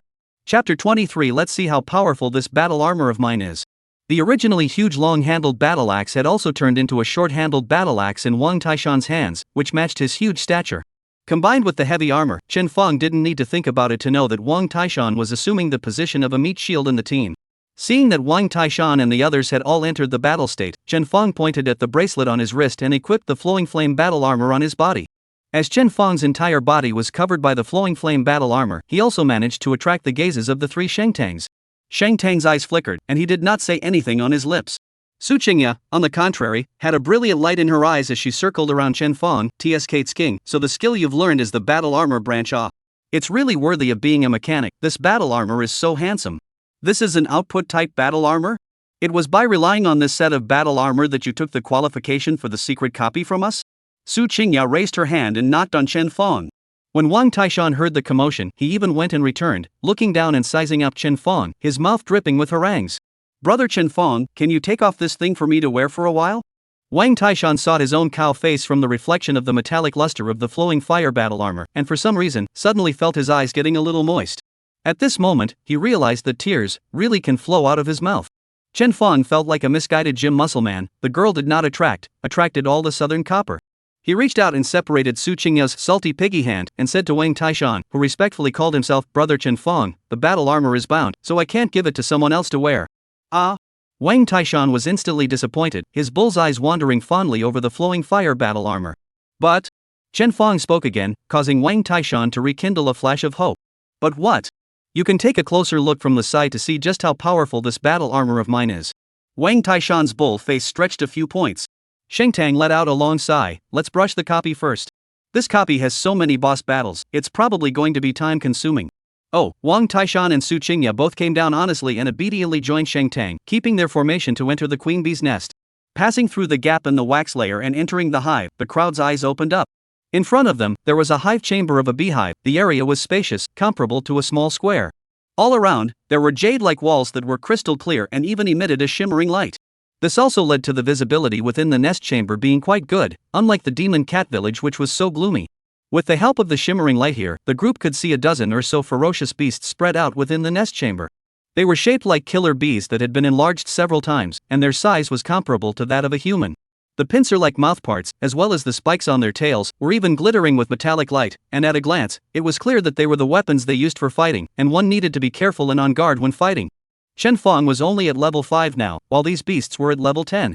Therefore, Chen Fong could only see that these beasts were called poisonous needleworker bees and were level 10 elite monsters. As for the other detailed attribute panels, he had no way of knowing. Fortunately, Su Qingya was a team player, and she shared the attributes that she had seen with her scouting skill, which allowed Chen Fong to learn about the attributes and skills of the poisonous needleworker bees. Although the fierce beast is an elite monster, its attributes aren't really high, and only the attached poison attribute is tricky. Shang Tang opened his mouth and commanded in a clear and organized manner. Moreover, the field is too small. Attacking one of them, the other fierce beasts should be attracted to it as well. Taishan, take a bottle of poison resistance potion before topping up. The others grab the output and relieve some pressure on the front row. Speaking here, she turned to Chen Fong. Do you have anything else to add? Chen Fong nodded and looked at Sun Wenjing again. Sun Wenjing understood and summoned her own book, and a moment later really accessed the hidden information of the poisonous needleworker bee. The poisonous needleworker wasp's weaknesses are in the head and chest. Attacking these two locations is able to have a damage bonus. In addition, after the wing area is attacked, they will enter the crippled state, unable to fly. However, once the wings are attacked, the burst rate of a material called light insect wings will be drastically reduced. In addition, they will also burst out a material called queen bee nectar, the burst rate of which is related to whether or not you attack its abdomen. So I suggest that when outputting, pay attention to aiming at their heads and chests, avoiding the wings and abdomen. Chen Fong nodded his head and instructed the others, for the sake of the material's burst rate, I also ask the three of you to pay a little attention to the location of your attacks when you do it. With Xingtong's three people's family situation, there was originally no need to restrict the way of killing monsters in order to consider the material explosion rate like Chen Fong and Sun Wenjing. However, Shang Tang still agreed to come down. Let's start brushing then. Taishan, go lure the monsters. At Shang Tang's order, Wang Taishan rushed up with a moo, the ground rumbling as he stomped on it. The intruder's appearance caused the outermost poison formation worker bee to react. It immediately lunged at Wang Taishan, much faster than the gray-bearded demon cat. Wang Taishan wasn't a good fighter either, and was extremely experienced in battle. Before the other party even flew over, he had already raised his giant axe and chopped down with an axe. This axe, which had a few moments of prediction, was also predicted just right. Almost as soon as the poisonous needleworker bee entered Wang Taishan's attack range, this axe struck it on its brain, and yellow mucus instantly baked out, splashing Wang Taishan all over. This axe was powerful, and the output damage was quite impressive. The poisonous needleworker bee was at least an elite monster, so it wasn't so bad that it was knocked down by Wang Taishan's axe. The poisonous needleworker bee shook its body and was about to counterattack, when a gunshot came along with it. Bang! The poisonous needleworker wasp's head, which had almost been split in half, directly exploded in the sound of the gunshot. This elite monster's life was also ended with this, and its body planted on the ground while bursting out a copy of light insect wings and king bee nectar. The explosive rate seems to have really increased quite a bit. Su Qingya lowered her gun, somewhat surprised. She glanced at Sun Wenjing next to her, feeling as if she had met a treasure by swiping her copy this time. The king bee nectar and lightbug wings might not be worth much, but some of the higher-ranked materials might not be. If Sun Wentian's skills could also help the crowd to increase the burst rate of high-level materials, then she was simply a meat and potatoes. Sister Qingya, output! Wang Taishan shouted from the front. This was because he saw that with the first poison needleworker bee being killed, all the rest of the ferocious beasts all flew towards him. Chapter 24 Red Quality High Explosive Bomb. The battle had already started, so of course Chen Fong had no reason to sit back and do nothing. The cover of his right-hand weapon opened with a click, and the flowing flame blade popped out of it. Just as Chen Fong was about to charge up, a voice suddenly came from his mind. Ding, a new challenge mission has been released for you, please pay attention to it. Current challenge mission, kill 100 ferocious beasts. Remaining time for challenge, none. Reward for successful challenge, high explosive bomb crafting drawing. High explosive bomb crafting drawing red quality. Required profession, mechanic. Required level 5. Introduction, after using it, you can learn to make high explosive bullets. High explosive bullet binding red quality bullet type consumables. Attack power plus 100. Additional, burst creates an explosion upon hitting an enemy, additionally inflicting secondary damage of 100% 300% of the damage dealt. Required materials: 5 parts red copper, 1 part red inflammation crystal, 1 part star iron, 3 parts flint. This was a crafting drawing for a bullet-type consumable? Chen Fong was shocked, not realizing that his profession was so omnipotent that he could even rub out bullets. Moreover, the power of this bullet, called high-explosive bullet, was a bit too outrageous. The attack power bonus of copper bullets was only 10 points. Silver bullets are so expensive, the damage bonus is only 25 points. High-explosive bullets were good, directly quadrupled. Moreover, there was an additional explosion damage after hitting the enemy, and the amount of damage reached a terrifying 100%, 300%. If one was lucky enough to trigger the 300% damage bonus, wouldn't it be equivalent to a single attack that dealt 4 times the damage? This could already be described as outrageous, so it was no wonder that the rank of the high-explosive bullet was red quality, even surpassing the Viper machine gun and the flowing fire battle armor. A mechanics item, once it was powerful, it meant that its cost of construction must have been quite expensive as well. Chen Fong glanced at the crafting materials that he had never even heard of, and already had a rough mental preparation. Now, however, was not the time to open the merchant bank and see how much it would cost to manufacture a high-explosive bomb. After all, not far away, Wang Taishan was already surrounded by several poisonous needleworker bees. The transformed Wang Taishan had thick skin and flesh, and it was not a problem for him to bear the siege of several poisonous needleworker bees. However, every time the poisonous needleworker bees attacked with their tailed needles, they would attach a toxin debuff. In the blink of an eye, Wang Taishan's body had swollen up, and the visible flesh between the black hairs appeared black. Su Qingya lost her previous jumpiness and became incredibly serious, setting up the musket in her hand. Her eyes were tinted with a silver light, obviously opening a certain skill. Its effect, the odds were that it would come with some kind of extra damage or something like that in the next attack. Bang! As expected, the poison needleworker wasp that previously required a chop from Wang Taishan before she could shoot to resolve it was done away with by her with a direct shot to the head. Without delay, Su Qingya continued to shoot towards another poisonous needleworker wasp. This time, the accuracy was excellent, and it was still a headshot. It was just that the damage was a bit worse, not killing the beast in seconds. Su Qingya unleashed her second skill again. Her hand was so fast that there was almost nothing left but a shadow, instantly changing the bullets and firing a second shot. 2 shots in a row, the shots exploded the head, finally killing a poison needleworker bee. Immediately after that, Su Qingya continued to activate her skills, changing bullets twice in a row, utilizing 2 bullets to kill the third poisonous needleworker wasp in seconds. Only, after the third bullet change, her skill went into cooldown. Su Qingya's output plummeted a notch, and she could only manually change her bullets to work with Wang Taishan's giant axe to harvest some of the bloodied ferocious beasts. It's the musketeer's precision strike and quick bullet change. Sun Wenjing recognized Su Qingya's skills and subconsciously blurted out. Slightly surprised, Su Qingya laughed as he tapped his output. How do you know my skills? Sun Wenjing blushed a little and shyly lowered her head. I'm the small bar owner of the first middle school forum, and I'm the one who compiled this post on the strength ranking of our school's transmuters. Your musketeer is the one with the highest instantaneous burst output among all the professions in our school. I'm very envious, so I'm very impressed. So you're the little bar owner. You're the one who ranked me as the second highest individual combatant in the first middle school? Su Qingya also didn't expect that the glasses girl following Chen Fong had this identity. Well, Sun Wenjing acknowledged with a nod of her head. He. Su Qingya smiled wistfully. Can you go back and help me change it so that I'm ranked in the first place? Actually, my strength isn't worse than Tong Tong. I contributed a lot of points when I played qualification. Ha! This isn't good, is it? Sun Wenjing was a bit at a loss for words, but as far as I know, Xingtong's strength is much stronger than yours. Su Qingya was just about to retort when a whistling sound came from not far away.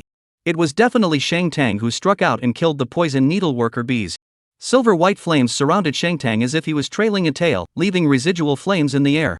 The longsword wrapped in flames stabbed out, and all of a sudden, the flames blossomed into a pillar of fire, shattering the head of a poisonous needleworker wasp. 1 sword, 1 second kill. Without a doubt, in terms of output, Shang Tang was by no means inferior to Su Qingya. After 1 sword, Shang Tang swept his sword across the board and delivered another flat sweep. Firelight once again erupted from the blade of the sword, transforming into a chopping attack that swung forward. This time, however, the target she aimed at was not the poison needleworker bee, but Wang Taishan.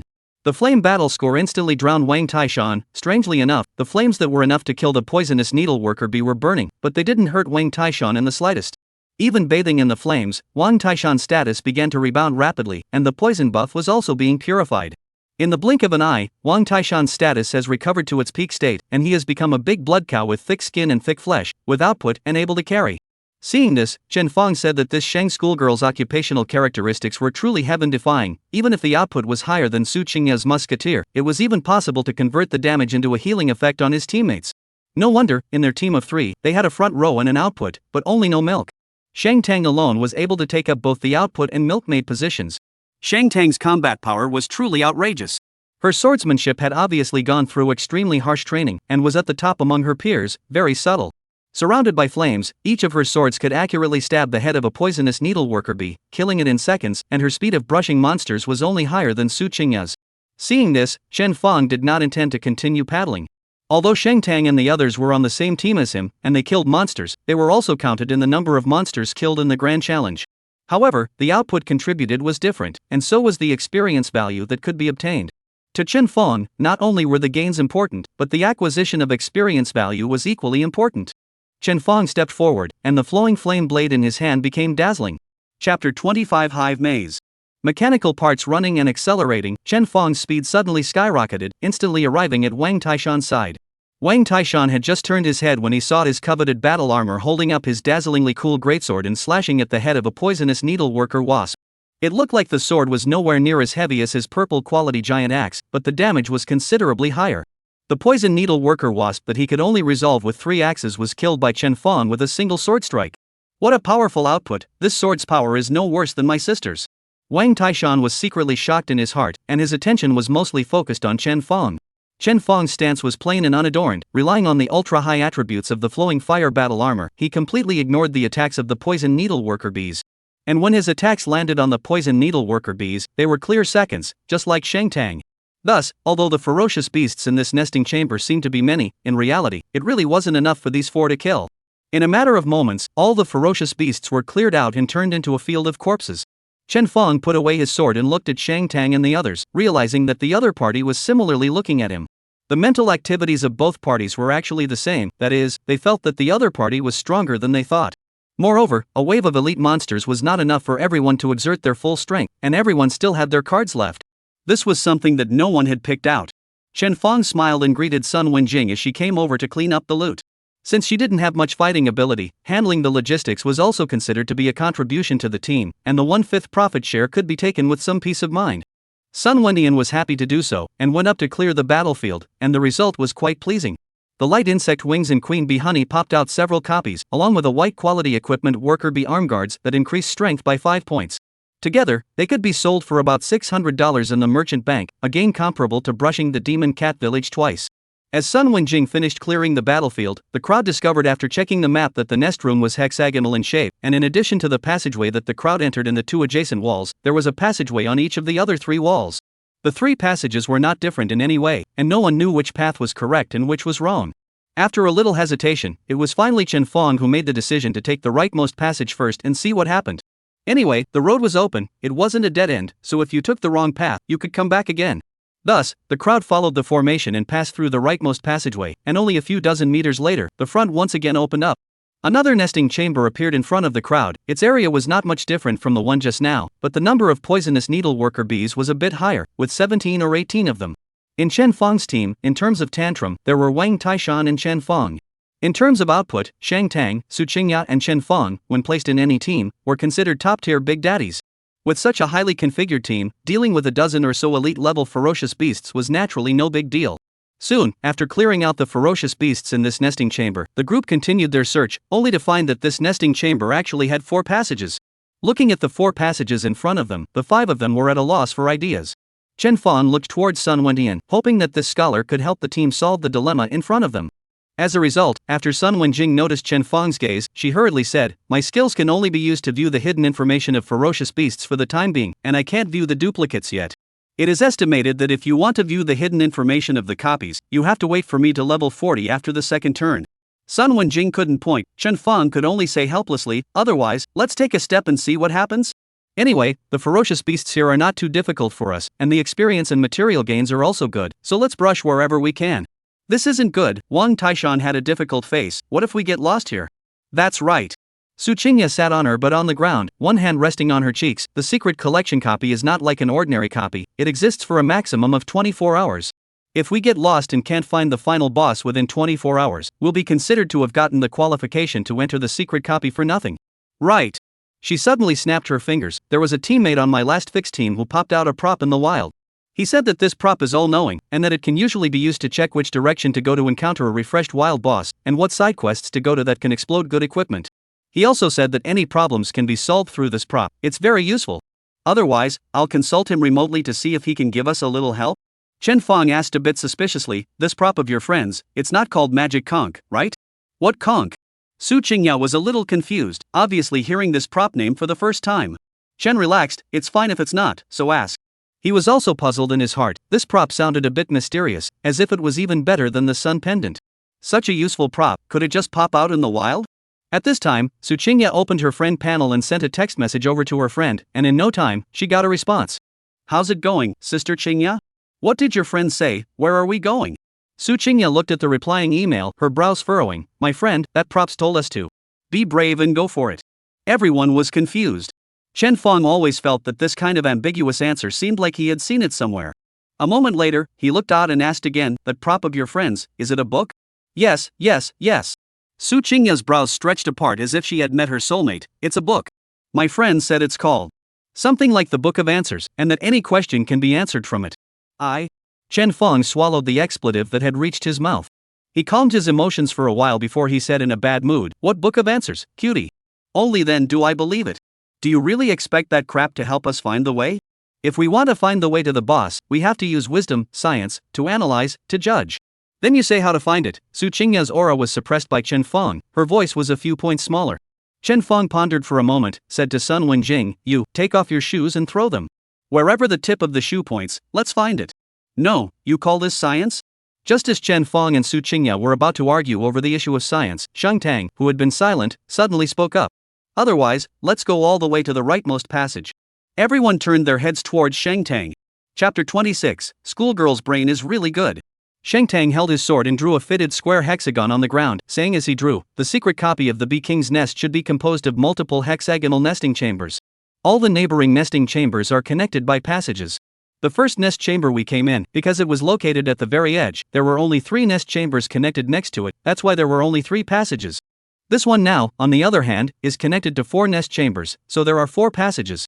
If I'm not wrong, the first passage on our left should be the same as the one in the center of the last nest chamber, leading to the same nest chamber.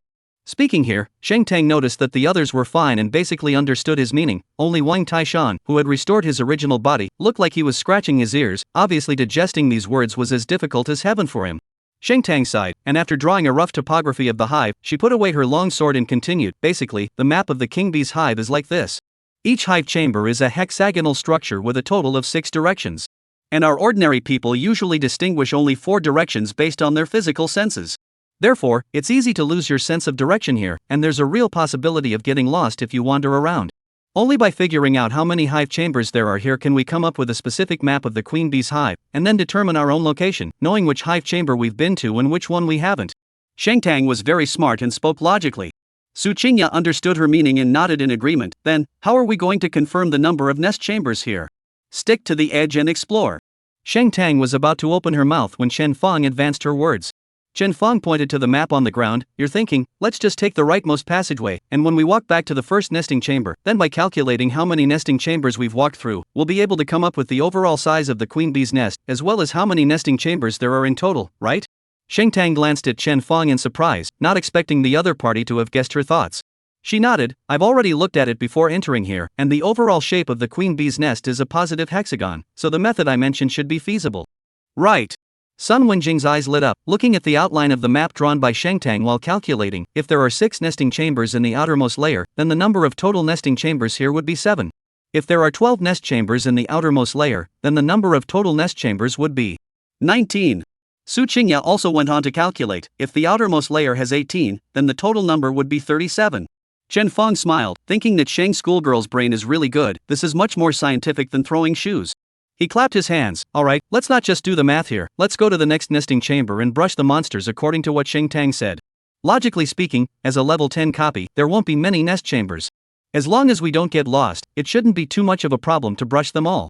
But for the sake of insurance, it's better to grab some time. Aha, the rest of the group nodded their heads. Chen Fong directly wrote a 2 with the flowing flame blade in the nest chamber that the group was currently in as a marker, before leading the group to continue to the third nest chamber. The third nesting chamber was still filled with poisonous needleworker bees, the number of which was not much different from the second nesting chamber, so naturally, they could not stop the crowd. In a few moments, all the ferocious beasts in the nesting chamber were resolved, once again bursting out some king bee nectar and light insect wings. Soon, the 4 of them, along with a small pendant, pushed their way across 7 nesting chambers, and the number of fierce beasts they met was more or less, eventually adding up to 100. As Chen Fong chopped off the head of a poisonous needleworker bee with his sword, the system officially declared the completion of his grand challenge quest, and the high explosive bomb drawing was automatically released to his character's backpack. After Sun Wenjing finished cleaning up the battlefield, Shang Tang saw that everyone was a bit tired, so he proposed to take a break and rest for a while before continuing the exploration. Chen Fong was also happy to have the time to study the drawings he had just obtained, and directly found a position slightly away from the crowd and sat down. The drawing of the high explosive bomb was taken out by him and then flickered away, turning into a skill in the skill panel. After learning the method of making high explosive bombs, Chen Fong couldn't hold back his excitement and began to follow the skill instructions to search for the materials to make high explosive bombs in the merchant's house. As a result, after searching around, he realized that this high explosive bomb was really a pit. The materials that it required were all high-grade materials that could create red equipment. Although the amount of each material required was not too much, but when calculated, the cost of creating a high explosive bullet alone was $1,200. This price was 30 times that of a silver bullet. Woken. Spit after spit, this kind of good goods, Chen Fong definitely want to prepare some in the backpack. If he met a powerful boss, he would directly use Viper machine gun plus overloaded spark plus high explosive bullet, and would first use a wave of physical degradation before saying anything else. Chen Fong forced himself to endure the pain and started sweeping through the materials he needed. In the end, he spent more than $360 and purchased the materials to make more than 3,000 high explosive bombs. It wasn't that he wasn't willing to spend money, it was really that the materials used to make high explosive bombs were quite cold. Especially the red flame crystals, the entire merchant house only had more than 3,000 of them, all of which he had rounded up. If he wanted to make more high explosive bombs, he could only wait for someone to relist the red flame crystals in the merchant bank. More than 3,000 high explosive bombs were enough for emergencies. Through the mailbox, all the materials were put into the backpack, while Chen Fong began to utilize his skills to create high explosive bombs. Manufacturing skills required skill readings. As a mechanic, Chen Fong's skill reading speed wasn't slow. Even for large items like the flowing flame armor, it only took a few minutes to complete. The speed of creating high explosive bombs was even faster, almost 3 seconds apiece. In Chen Fong's backpack, a large amount of materials were transformed into high explosive bombs, stacked one on top of the other. Looking at them gave people a great sense of security. After the crowd had rested for about 15 minutes, Chen Fong already had more than 300 high explosive bombs in his backpack. This production speed was actually already very exaggerated, but Chen Fong was still not satisfied. This was because this amount of high explosive bullets, when placed in the Viper machine gun, would instantly empty the magazine. I remember the textbook said that mechanics have a mechanical creation skill called mechanical factory. Once it's created, as long as the backpack has enough materials, it can produce the required mechanical creations and mechanical weapons without interruption. I'll have to keep an eye out at the merchant bank later on to see if there are any drawings for the mechanical factory skill. Just as Chen Fong was thinking this, he suddenly heard Su Qingya, who was not far away, burst out a nationalist phrase. Which one who gave birth to a son with no XX is so detrimental? Cough. Wang Taishan, who was repairing his battle axe with a sharpening stone, was so shocked that he coughed, and the sharpening stone almost fell to the ground. He looked at Su Qingya and said with a face full of difficulty, Sister Qingya, can you be a little more ladylike? I'm ladylike my ass. Su Qingya disliked back. Chapter 27, You're not going to screw me over so much. Shang Tang asked nonchalantly from the side, what? Someone has second-guessed all the low-priced copper bullets in the merchant's shop, and now there are no copper bullets that are less than $20.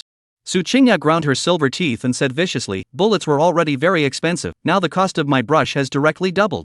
I really want to know who the hell bought away so many copper bullets, can we use them up? Seeing Su Qingya want to output again, Chen Fong hastily stopped her, I think it. People since they bought it, certainly have their own use, not stealing or robbing, there is no need to scold people, right? Chen Fong had always fought only with the flowing flame blade, so Su Qingya didn't even think about Chen Fong. Su Qingya deflated her mouth, didn't pick up the conversation, and then rummaged through the silver bullets in the merchant bank, and was sad and angry. How come the price of silver bullets has gone up as well? Tong Tong, I feel like I can't brush copies anymore. If I keep brushing, I'll have to go bankrupt. Shang Tang patted the back of her hand, it's normal for commodity prices to fluctuate, they'll soon return to their original price. You now, how many bullets are left, is it enough? Su Qingya counted the number of bullets, enough should be enough, but we have to save them. I can only hope that the price of bullets will come down in the few days that we are in school, otherwise, it would be a pure loss for me to go with you guys to paint the bone burial ground. Chen Xian sighed in his heart, instead of expecting the price of bullets to come down in a few days, you should expect that I won't be short of bullets these days. Su Qingya, as one of the team's main outputs, definitely couldn't shy away from a fight because of the lack of bullet supply. Chen Fong did have a backpack of bullets, but unfortunately, they were all bought with the merchant bank expansion coupons, and they were all bound to him, so he couldn't give them to Su Qingya to use. Suddenly, it occurred to Chen Fong that although the bullets he bought from the merchant bank could not be given to Su Qingya, the high-explosive bullets were made by him and were not a bound item. After looking at the high-explosive bullets in his backpack and realizing that there was indeed no bound character, Chen Fong suddenly thought of a way to make money. Speaking of, Chen Fong opened his mouth, attracting Su Qingya's attention. I do have some bullets here, I can sell them to you, do you want them? You have bullets? Su Qingya was stunned and subconsciously asked after her, what kind of bullets do you have? Are they copper bullets or silver bullets? You can see for yourself. Chen Fong took out a high-explosive bullet and without hiding the glow of its grade, he directly threw it to Su Qingya. This flash of red light caused everyone to turn their heads in unison. A red quality bullet? After Su Qingya caught it, she was also shocked by the red quality glow. When she finished checking the attributes of the high-explosive bullet, her breath caught a few moments. This bullet is so powerful. Where did you get it? Under Su Qingya's excitement, her person was close to sticking to Chen Fong. There was no way around it. High-quality bullets and guns, for a musketeer, the attraction was huge. Chen Fong took a step back, separating a gentleman's distance from Su Qingya, and explained, this is something I made with my skills, and the quantity is limited, but if you need it, I can sell you a few. A mechanic can still rub out this kind of good stuff? Boy, what a treasure profession. Su Qingya's eyes glowed. I'll take it. I'll take as many of these bullets as you have. 1,500 apiece. You at #%. Chen Fong's offer directly doused Su Qingya's enthusiasm, incidentally igniting her anger. No, Chen Fong, we are at least teammates in a team now, you're not going to pit me like this, right? Chen Fong helplessly said, how can this be called a pit? Let's put it this way, let's give you a friendly price, how about $13.50 a bullet? Red quality bullets, not so good to rub, this price, I'll just earn a handmade fee. Saying that, Chen Fong didn't hide anything, and made the skill panel of the high-explosive bullet public, showing it to Su Qingya. She was able to calculate the cost of a high-explosive bomb herself, and knew that Chen Fong really wasn't punking her. This thing how's so expensive? Su Qingya's face expression tangled up, both the color of meat pain, but also the desire for high explosive. This thing, if $10 a good. Chen Fong smiled, and followed the good advice, which in this world spend money is not. Good goods, just have to spend a lot of money to buy. This reasoning, Su Qingya also understand. Just this price has really let her shy away. Seeing Su Qingya so entangled, Wang Taishan, who hadn't said anything, stood up and took the initiative to say, Sister Qingya, do you like this? Or else I'll buy it for you. Brother Chen Fong, I still have more than $50,000 of pocket money here, see how much you can buy? Saying that, Wang Taishan was about to initiate a trade request with Chen Fong. However, Su Qingya stopped him. You little cutie.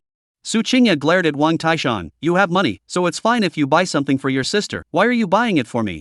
But, you are my sister Wang Taishan's expression was a bit puzzled, not understanding how there was a difference when he was both called sister. Could it be because one is he has known since childhood, and one is just known for a few months? Su Qingya was a bit touched, waved her hand to stop Wang Taishan's good intentions, and said to Chen Fong, I'll buy it myself. I signed the potential contract for the Shangshi Guild, so I still have a bit of money on hand. Well, Chen Fong, why don't you give me 50 rounds first and I'll give you the money? She then requested a trade with Chen Fong.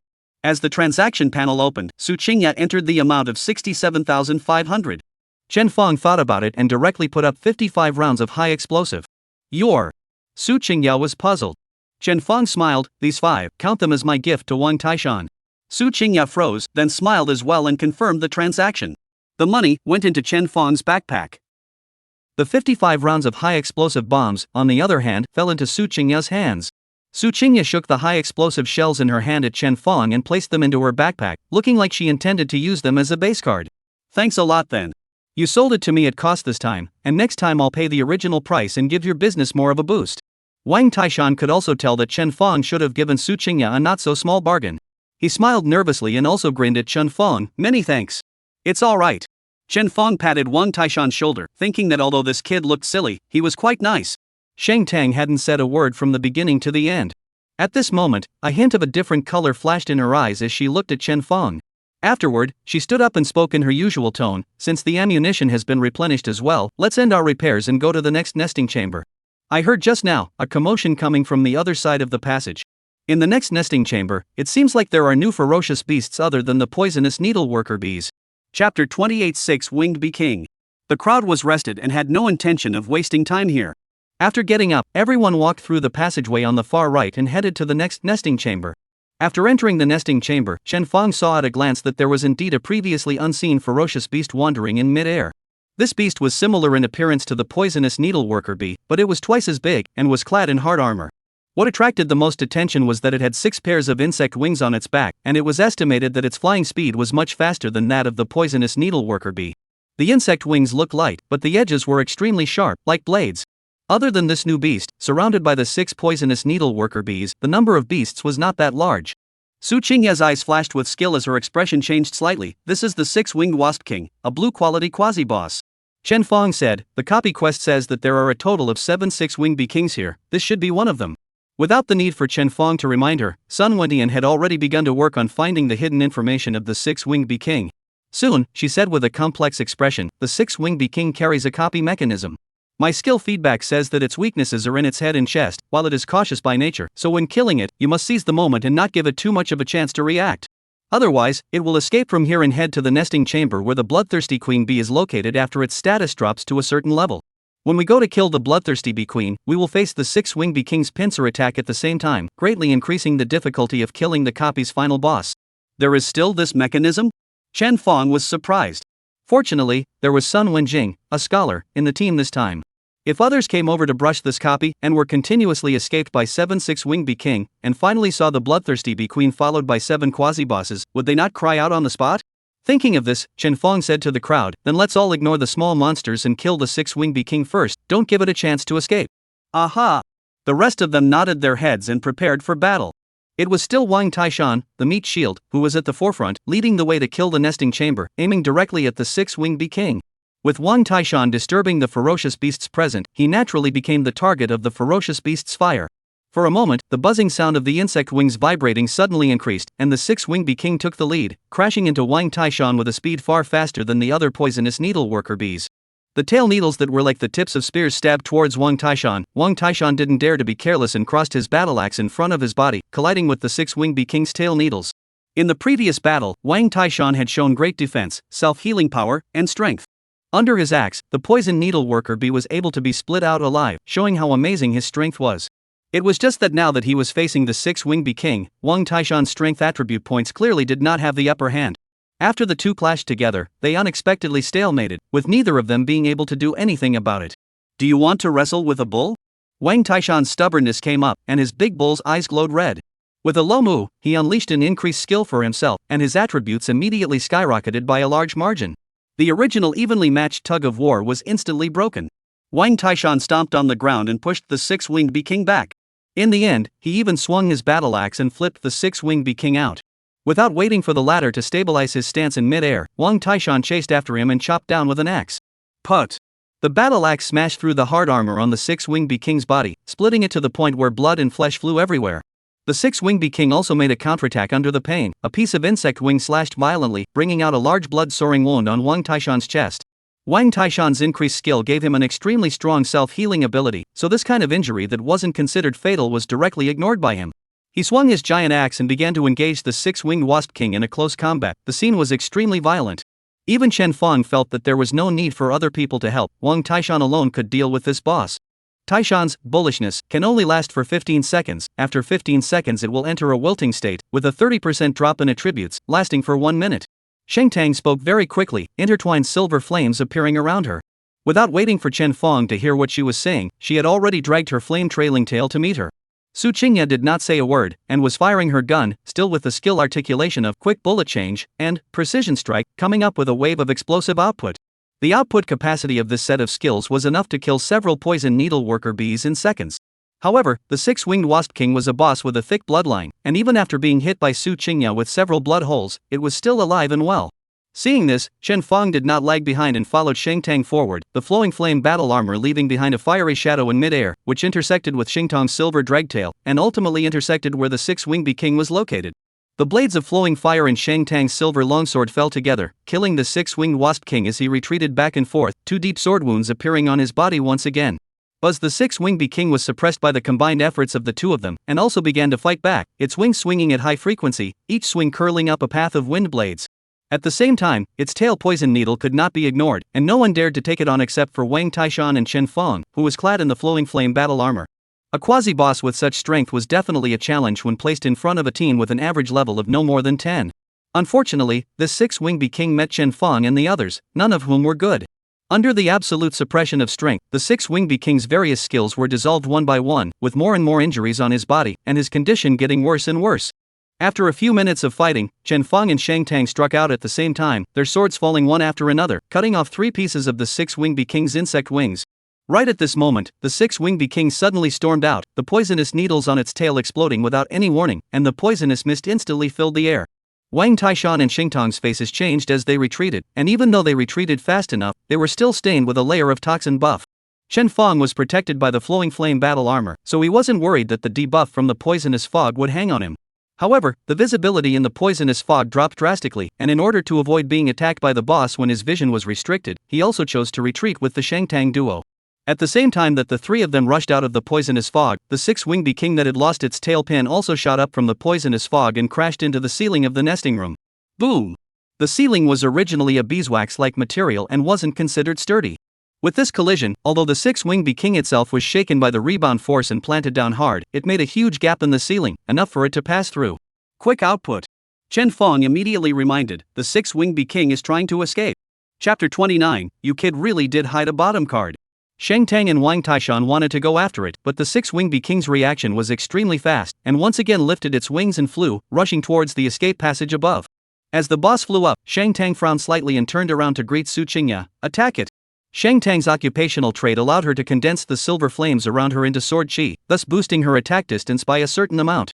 But in the end, she was still a melee profession. The height of the boss's flight was too high, it was beyond the range of her skill output, and no matter how strong she was, there was no way she could stop the boss.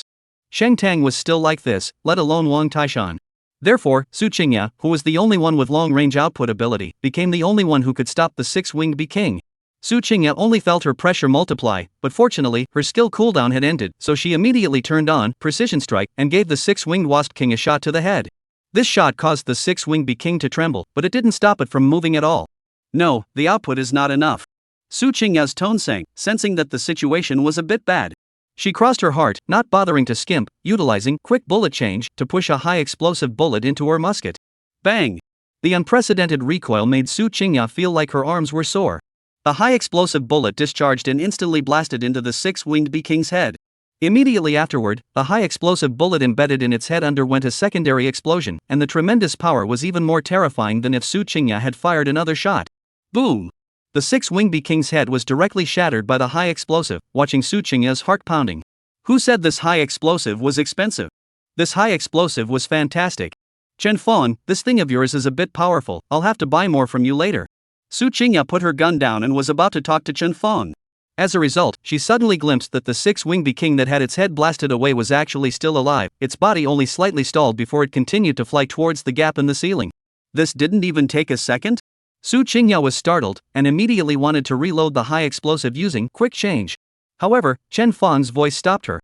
Don't waste the high explosive, this boss is just the end of the line, I'll take care of it. Su Qingya raised her eyes, and saw Chen Fong raise his left hand, aiming it at the six-winged wasp king in mid-air. The cover of the weapon slot, which had not been opened, had opened at this time, and the matte-colored coated black barrels stretched out from it, as many as 6 of them. What the hell is this?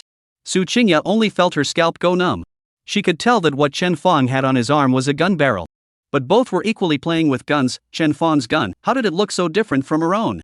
Chen Fong didn't notice Su Qingya's astonished gaze, and after aiming at the six-winged king, the Viper machine gun began to spew out fire snakes like crazy. Bang bang bang bang bang bang.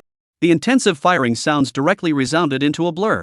The Viper machine gun in berserk mode had an astonishing rate of fire, forming a curtain of bullets visible to the naked eye between the muzzle of the gun and the six-winged king, with flashes of fire weaving in and out of the smoke. Su Qingya's musket was actually a purple quality weapon. Therefore, when it came to the power of a single bullet, it was definitely Su Qingya who was stronger. However, the rate of fire of the two was not on the same level at all. Could a purple weapon produced by a mechanic be the same as a normal purple weapon? The output of the Viper machine gun in berserk mode, not to mention one Su Qingya, even 10 of them might not be able to match it. As the bullets poured out, with the exception of Sun Wendian, who had long since seen Chen Fong's strength, all of them froze on the spot, disbelief appearing in their eyes. Under such a violent output, how could the already bloodied six-winged king still resist? Hundreds and thousands of bullets almost became a meat grinder, directly beating the six-winged king into a sieve. Rumble! The six-wing bee king that had turned into minced meat crashed to the ground with a loud bang, dead beyond repair. Chen Feng did not terminate his firepower, disarming the Viper machine gun's berserk mode early and switching it to continuous fire mode. The few remaining Viper worker bees became Chen Feng's targets, and the fire snake spewing from the barrel of the gun with only one left kept on spewing. Under Su Qingya's envious gaze, the poisonous needle worker bees could not escape Chen Feng's point-blank kills, and had their bodies blown up by several bullets. With the last two hot shells falling to the ground, they made a crunching sound. After that, the entire nest chamber was silent, and there was no more sound. Chen Feng put the Viper machine gun into his left-handed weapon slot and snapped his fingers at Sun Wenjing in the distance. Go, clear the battlefield. Just now, when I watched the boss die, there seemed to be two clusters of light, maybe it's bursting out equipment. Aha! Sun Wenjing trotted over and touched the corpse before the others had time to look back. You kid! Su Qingya's body was light and jumped to Chen Feng's side, knocking on the weapon slot where the Viper machine gun was located, her face full of incredulity. Sure enough, you've hidden the bottom card. What was that just now, a gun? Moreover, it's still a machine gun? This kind of thing is a rare item in gun-type weapons. Where did you get it? Although, with Su Qingya's occupational characteristics, a single-point sniper-type gun was more suitable for her. However, she was still interested in Chen Feng's gun. Chen Feng watched as Su Qingya's salty piggy hand reached out again, and quickly put away the flowing fire battle armor and transformed it into a bracelet. That's a mechanical creation made by my skills. It's a bound weapon, so don't even think about it. Another bound weapon. Su Qingya was a bit chagrined. You mechanics are all pishies, only in and out? Even if you burn money, after you burn it, you can only use it yourself, others can't rub it in half the benefits. Who said I can't rub it in? Chen Feng pointed to the ground not far away, the shell of the high-explosive bullet. Such a good bullet, not for you to use? Thinking of that high-explosive bullet, Su Qingya was again a burst of neat pain color. High-explosive bullet is good, but it is too expensive. If it doesn't cost money, then I would like to call you the strongest mechanic. Then you are thinking about fart eating. At this time, Shang Tang also came over, his complexion having returned to normal. I guess before that, although your battle armor was powerful, with just that sword, it was impossible for you to surpass the three of us in terms of output and take the qualification for the secret replica. Sure enough, that machine gun just now was your main means of output, right? Well, Chen Feng nodded once, sort of. You make me feel a little surprised. Shang Tang converged the strange colors in his eyes, opened his mouth, and originally wanted to say something else. But probably considering that there was Su Qingya next to him, he eventually swallowed his words. Right at this moment, Sun Wenjing's surprised voice came over. Boss Chen. You guys, come and see, the boss has produced equipment. Moreover, it's still purple quality equipment. Chapter 30 The Beekeeper's Baton. Everyone looked over to find her laboriously holding up an iron rod like equipment and waving at the crowd. The purple glow on the iron rod was conspicuous because it did not hide the luster of the equipment. Su Qingya was shocked and delighted. The six-winged bee king is indeed a purple quality quasi-boss, right? But can a quasi-boss really pop out purple quality equipment? In theory, the quality of the ferocious beasts was indeed linked to the quality of the rewards they could burst out. However, even if it was a boss, the probability of it bursting out equipment of the same grade was extremely low. The probability of a purple-grade quasi-boss popping out purple equipment was afraid to be less than 1%. This probability, however, was really bumped into by the crowd, which could be considered extremely lucky. The crowd headed towards Sun Wenjing's side, intending to see how the attributes of this purple equipment were and how much money it could be sold for. The boss has popped out a total of 2 rewards. One is a white grade light armor. It should be able to sell for a few $100s. Sun Wenjing was so excited that her little face was flushed, and after giving everyone a look at that white grade light armor, she put it away in her backpack and put it together with the other loot. Then, she crossed up that iron rod again, and with a flick of her hand, displayed its attribute panel. It's this purple quality weapon. Bee King Stick Purple Quality. Required profession, martial monk. Required level, 10. Attack power plus 82. Strength plus 19. Additional, Bee King poison each attack. There is a certain chance to attach a toxin buff to the enemy, persistently lowering blood and reducing defense by 5%, stackable 5 times. Good guy, it's even an extreme product? Not only was the weapon's attack power high enough, but it also added 19 strength attribute points, completely allowing a front row profession to also have a notable output ability. What's even more unorthodox is the additional passive skill Bee King Poison. After letting the enemy poison constantly reduce the amount of blood, even defense will be reduced by 5% and can be stacked. If 5 times stacked is to reduce the enemy's defense by 25%, completely comparable to the curse class professional benefit reduction skills. Based on the additional Bee King Poison alone, this weapon would be enough for a front row profession to use until level 30 without needing to replace it. We're rich, this equipment is really superb. Su Qingya sighed with emotion. Estimatedly, it should be able to sell for around $100,000 in the merchant bank, right? Almost. Chen Feng said. General purple equipment could basically be sold to 5 figures. An extreme purple equipment like the B-King stick would not be a big problem to sell to $100,000.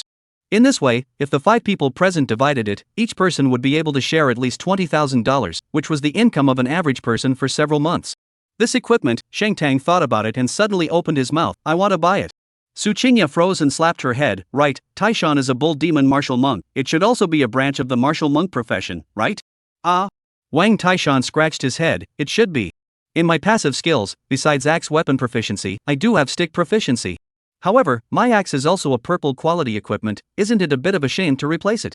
Xing Tong said, your current equipment has attributes that are inferior to the B-King's stick. It's only a pity to sell such a good thing. Let's digest it internally first.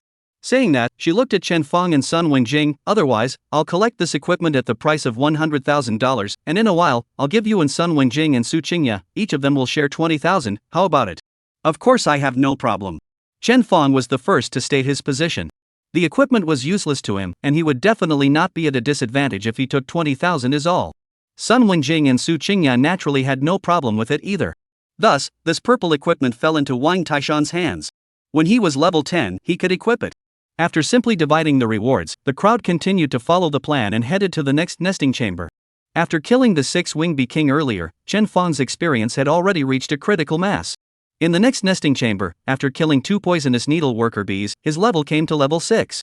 In that case, it shouldn't be too much of a problem to level up to level 8 after brushing the secret collection copy. The 5 of them cleared their way through, and finally, when they reached the 37th nest chamber, they found themselves back where they were. On the ground were some corpses of ferocious beasts that hadn't refreshed, as well as traces of battle. Su Qingya's shell casings were also on the ground, having long since cooled off. The outermost layer of the king bee's nest had a total of 36 nesting chambers, which proved that the map was made up of a total of 7 layers of nesting chambers encircling the grade, totaling 127 chambers. Calculating like this, the volume of the map could be far greater than what the crowd thought. It was no wonder that the qualification challenge for the secret replica was more than the output ability. If one's output was insufficient, there was indeed no way to clean all 127 chambers within the time limit. Now that the crowd had already figured out the distribution of the entire map of the queen bee's nest, and everyone's brushing speed was fast enough, there was no need to worry about time. Time passed by. In order to make sure that they didn't waste this secret copy, the crowd brushed from the outer circle to the inner circle, layer by layer. During this period, the abundant experience value allowed Chen Feng's level to break through all the way to level 7 and 8, and finally even reached level 9 after killing the 7th 6-winged B-King. Shang Tang, Su Qingya, and Wang Taishan had all arrived at level 11 as well. Even Sun Wenjing, who shared the least amount of experience, was already level 7, and was considered a higher-ranked honor student in the first middle school. It was a pity that good fortune did not favor the 5. The later 6-winged B-King was killed by all 5 of them without a single one left, and in the end, only 3 pieces of blue quality equipment were popped out, as well as a number of white equipment. All of these equipment pieces added together, plus materials like queen bee nectar, were worth around $150,000. If it wasn't for the fact that Sun Wenjing was there and had increased the material explosion rate, the value of such a secret copy would have been about $100,000. In the end, the 5 of them finally made it all the way to the door of the last hive chamber. The nesting room was located in the center of the entire queen bee's nest, and was also the location where Shang Tang guessed that the final boss, the bloodthirsty queen bee, was most likely to appear. Facts proved that Shang Tang's guess was right. 7 6-winged queen bees, none of them have been let go. So the difficulty of the boss this time shouldn't be too high. But this is ultimately a difficult level secret replica, so it's better not to take the enemy lightly, and have consumables and potions ready. Shang Tong reminded everyone in a captain's tone before the passage. Only after everything was confirmed to be in order did the 5 of them follow the formation, traversing the passageway and arriving at the last nesting chamber. As soon as they entered, Chen Feng realized that the place was filled with an irritating odor. And at the very center of the nesting chamber, there was a huge red ancient tree growing, pulsing like a heart. Chapter 31 Bloodthirsty Queen Bee. However, if one looked closely, one could see that it wasn't an ancient tree, but a pillar condensed from beeswax like gelatin. The pillar was translucent, and a worm's reflection was vaguely visible in it, breathing regularly. The surrounding ceiling was full of large eggs of the same material dangling down, in which light flickered, and each of them had the shadow of a worm constantly wriggling. The number of these large eggs, as many as hundreds of them, hung all over the entire ceiling of the nesting room, and it was a sight that made one's stomach turn. Fighting side by side for almost a whole day had given everyone a decent tacit understanding already. Without any reminder, Su Qingya directly used her skill to publicize the attribute panel of the ferocious beast sealed in the pillar. Bloodthirsty Queen Bee, level 15 purple boss. Attack, 0. Defense, 280. Skill, Swarm Guard summons the swarms of bees in the surrounding hive to attack the enemy. Life channeling, channeling one's life force to the swarm within the insect hive, lowering one's own level, attributes, and rank, and raising the swarm's attributes. The level and grade were in line with the crowd's previous expectations. However, the bloodthirsty queen bee's attack power was 0, which was doubly surprising. After thinking about it, Shang Tang was the first to speak. It should be a summoning stream boss. Earlier, I heard that when the Shangshur guild was clearing the land, they once met a boss that was a dry corpse. It couldn't move itself and didn't have any combat power, but it was able to keep summoning darkness-type bone fierce beasts. I guess there are similarities between these two bosses. Chen Fong nodded, agreeing with Shang Tang. So it seems that if you want to pass the boss, you have to defend against the small monsters summoned by the boss while outputting on it. Our team's output ability isn't bad, even if the boss level is 15, we can easily deal with it. Then, do it now? Su Qingya was already rubbing her fists. I haven't swiped a secret collection copy yet, and I don't know what rewards this boss can pop out. Tarzan, when you pull the small monsters in a while, put a poison buff on the boss as soon as possible. Its defense is too high. If you don't cut its defense, I'm afraid my bullets will have a hard time breaking through the defense and dealing sizable damage. Hey, no problem, just watch me. Wang Taishan weighed the Bee King's stick in his hand, and could be considered quite fond of his new weapon. Sun Wenjing was still using her skills, checking out the hidden characteristics of the bloodthirsty Bee King. After the book's virtual shadow was fixed on a page, vaguely displaying some information, Sun Wenjing frowned and reminded, Boss Chen, this boss has a hidden mechanism that may affect the explosive rate of the final reward. What does that say? Chen Fong looked at Sun Wenjing. Sun Wenjing explained, my skills show that the bloodthirsty queen bee itself has no combat ability, but every time it summons a swarm, as well as when it raises its attributes for the swarm, it will consume its own life force, resulting in a drop in its own level and grade. Once its level and grade drop, the final reward will also be affected. Therefore, if you want to get higher rewards, you need to kill it as soon as possible and not give it the chance to summon swarms frequently. If time drags on for too long, it's extremely possible for it to degrade into a blue quality boss. I see. Chen Fong and the others were instantly relieved. Originally, they had thought that the bloodthirsty queen bee's life channeling skill would simply lower the boss's attributes, making the battle easier and easier as time went on. Even if the defense of the boss was too high at the beginning and it was not easy to kill it, the big thing was to clean up the small monsters first and wait for the boss to use life conveyance a few more times and then kill it again after their attributes had been lowered. Now it seems not so easy. Boss attributes lower, good kill is good kill, but the quality of the reward will also be affected. So, we still need to focus on outputting the boss before it uses life conveyance. Get rid of it. Shang Tang squared his shoulders for a few moments, pointing out the main task of the battle. Let's start doing it. Qingya, at the critical moment, don't skimp on the high explosives, use them when you need to. Once Su Qingya heard this, she revealed a bitter smile and nodded. After the preparations were made, Sun Wendian was left in the relatively safe passageway. As for the rest of them, they rushed towards the bloodthirsty queen bee under the leadership of Wang Taishan. Ha! Wang Taishan rose up and blasted a stick onto the wax pillar wrapping the bloodthirsty bee queen, immediately causing the entire nesting chamber to shake. With this strike, he managed to hook up the effective queen bee poison, causing the wax pillar's defense to drop by 5%. After Wang Taishan's strike, Su Qingya's bullets, as well as Shang Tang's sword blades followed suit. The copper bullets hit the wax pillar, blasting it with fist-sized craters. Shang Tang's silver-white flaming sword blade was even more powerful, leaving a meter-long sword mark on the wax pillar, and the silver flames attached themselves to the sword mark in an unending manner, inflicting continuous burning damage. Bang bang bang bang bang bang. Successive gunshots followed. Chen Fong did not utilize the flowing flame blade, but instead walked forward while setting up the Viper machine gun with his left hand, firing frantically in burst mode. Although the continuous mode was not as shocking as the berserk mode with its continuous barrage of bullets, its output capacity was also far higher than Shang Tang, Su Qingya, and Wang Taishan combined. Under the sweeping fire of the Viper machine gun, the wax layer of the wax pillar was stripped off crazily, and it wouldn't be long before the bloodthirsty queen bee in it could be pulled right out. As the crowd struck out and disturbed the boss, the bloodthirsty queen bee violently twisted up inside the wax pillar, only to see a red light burst out from within it, conducting upwards along the wax pillar, which then traveled its way to the ceiling, not entering the 20 or so upside-down insect eggs. These insect eggs were immediately stimulated, and one ferocious beast broke out of the egg, turning into more than 20 poisonous needleworker bees. Just when Chen Fong thought that the bloodthirsty queen bee's counterattack should be nothing more than that, the latter unexpectedly let out a painful buzz.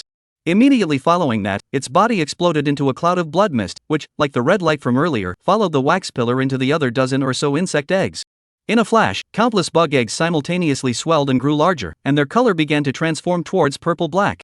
The bloodthirsty queen bee that exploded into the blood mist obviously shriveled up quite a bit and shrunk in size. Behind Chen Fong, Su Qingya's surprised voice came out, "No? This has only just begun. Why is the boss using life channeling? Chen Fong took a look and saw that it was true. The level of the bloodthirsty queen bee had actually dropped to level 14, which was the result of using life conveyance. For a moment, Chen Fong was also numb. This boss is also too sensitive muscle, right? We've only just begun to output, you directly even handed out a big move? Chapter 32. This is Chen Fong's strongest output form.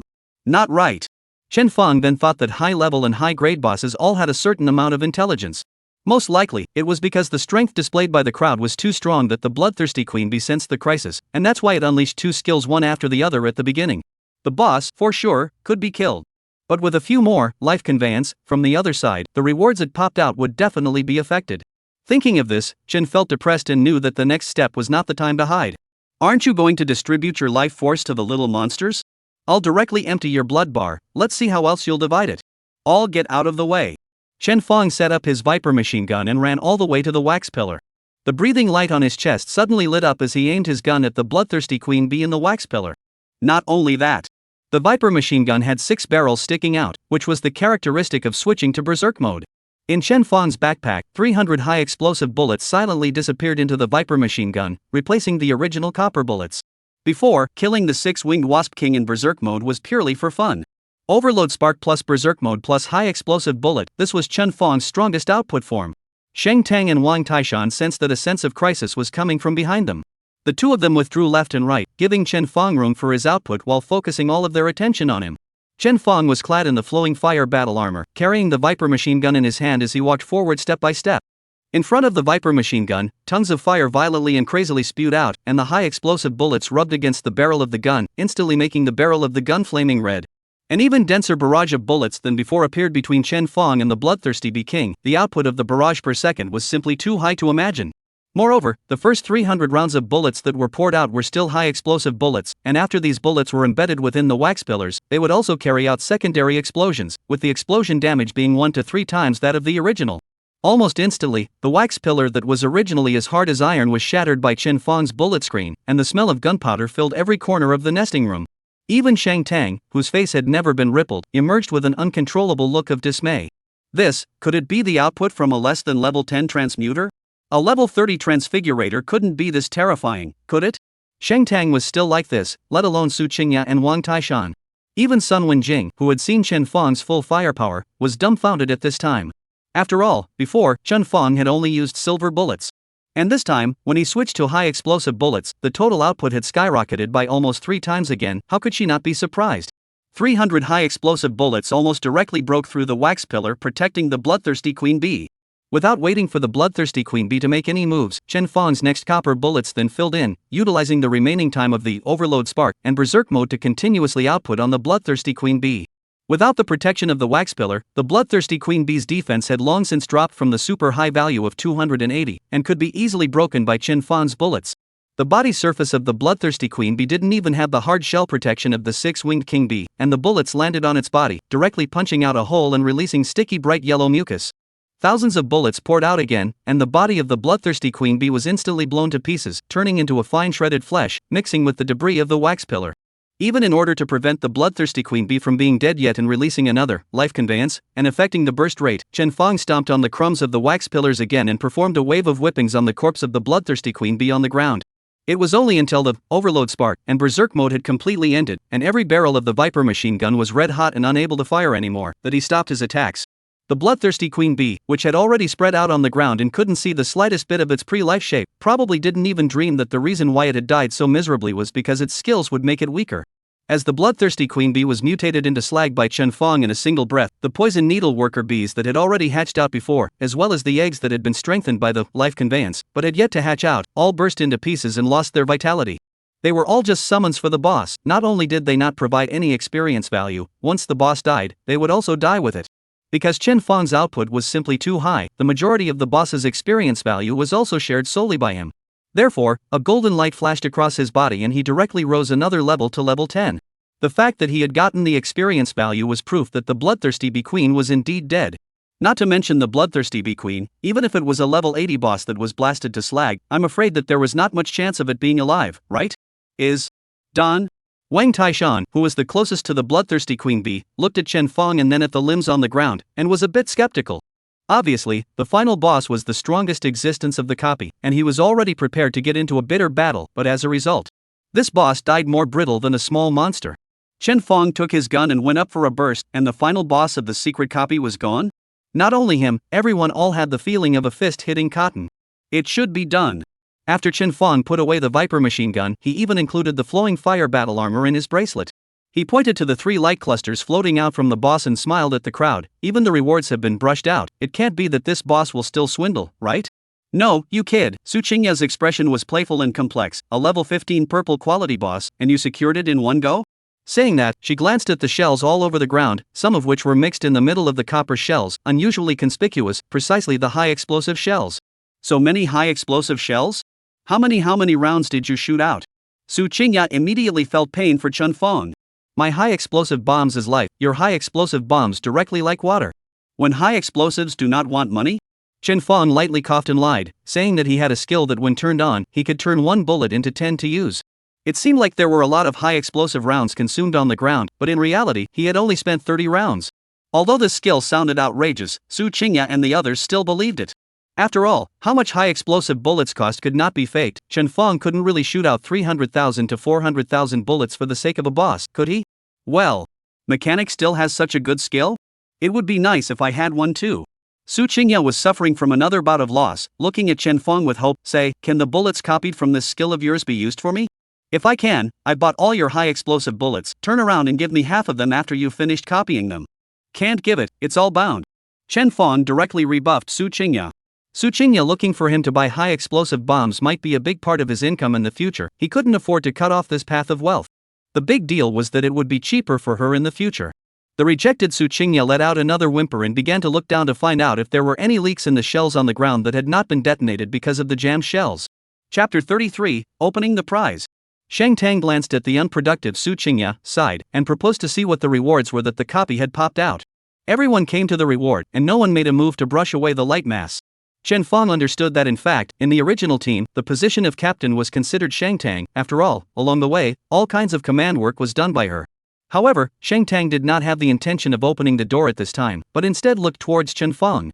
The meaning was self-evident. The final boss was almost killed by him, so it was more appropriate for Chen Fong to open the prize. Chen Fong simply did not push back, stepped forward, and began to brush away the 3 light masses in turn. Under the first cluster of light, a longbow was revealed. Unfortunately, it was only blue quality equipment, not purple. The attributes of this equipment, amongst the blue quality, were not bad, and should be able to sell for a high price of several thousand. This equipment was thrown by Chen Fong to Sun Wenjing for her safekeeping, and then Chen Fong whisked away the second reward's light mass. The light ball dispersed, and the appearance of the second reward caused Su Qingya's breath to suddenly stall. Because the second reward was actually a cannon. The body of this cannon had smooth lines, the texture was like purple gold, and the body of the gun was covered in hot gold patterns, like a blooming demonic flower. More importantly, this gun emits a purple light. It is clearly a purple quality cannon. Chen Fong reached out, publicizing the equipment's attribute panel, which again caused Su Qingya's double light to shine. Violet purple quality. Required level, level 10. Required profession, musketeer. Attack power plus 135. Agility plus 23. Additional, critical hit rate plus 3%. Purple Luo Blossom. If attacking an enemy causes a bludgeon, the damage of the bludgeon is increased by 40%. Extreme quality. This equipment, not to mention Su Qingya, even Chen Fong was a bit moved. Its attack power was close to catching up with the flowing fire battle armor. After equipping this musket named Violet, Su Qingya would definitely be able to take one shot at a time when facing the poison needle worker bees, just like Chen Fong and Shang Tang. The most unorthodox thing about this gun was that it not only increased the user's strike rate by 3%, but it also increased the strike damage by another 40%. Musketeers themselves were low attack speed, high burst professions, picking equipment to boost their bludgeon rate. Just like Su Qingya, she was all in purple equipment, all first picking attributes that provided a bludgeoning rate, which was now around 15%. The violet that boosted the damage of the blitz by 40% was like a divine weapon for her, enough to boost her output ability by 20%.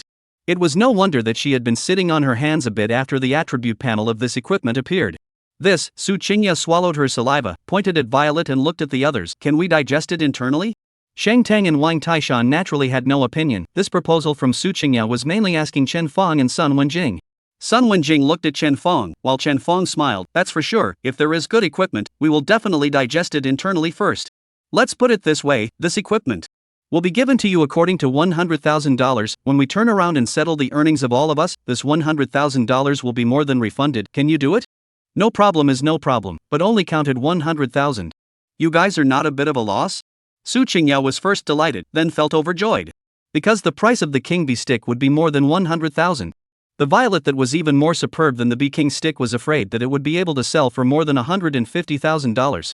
According to the $100,000 to Su Qingya is surely a steady profit, but the other people's share the money is much less.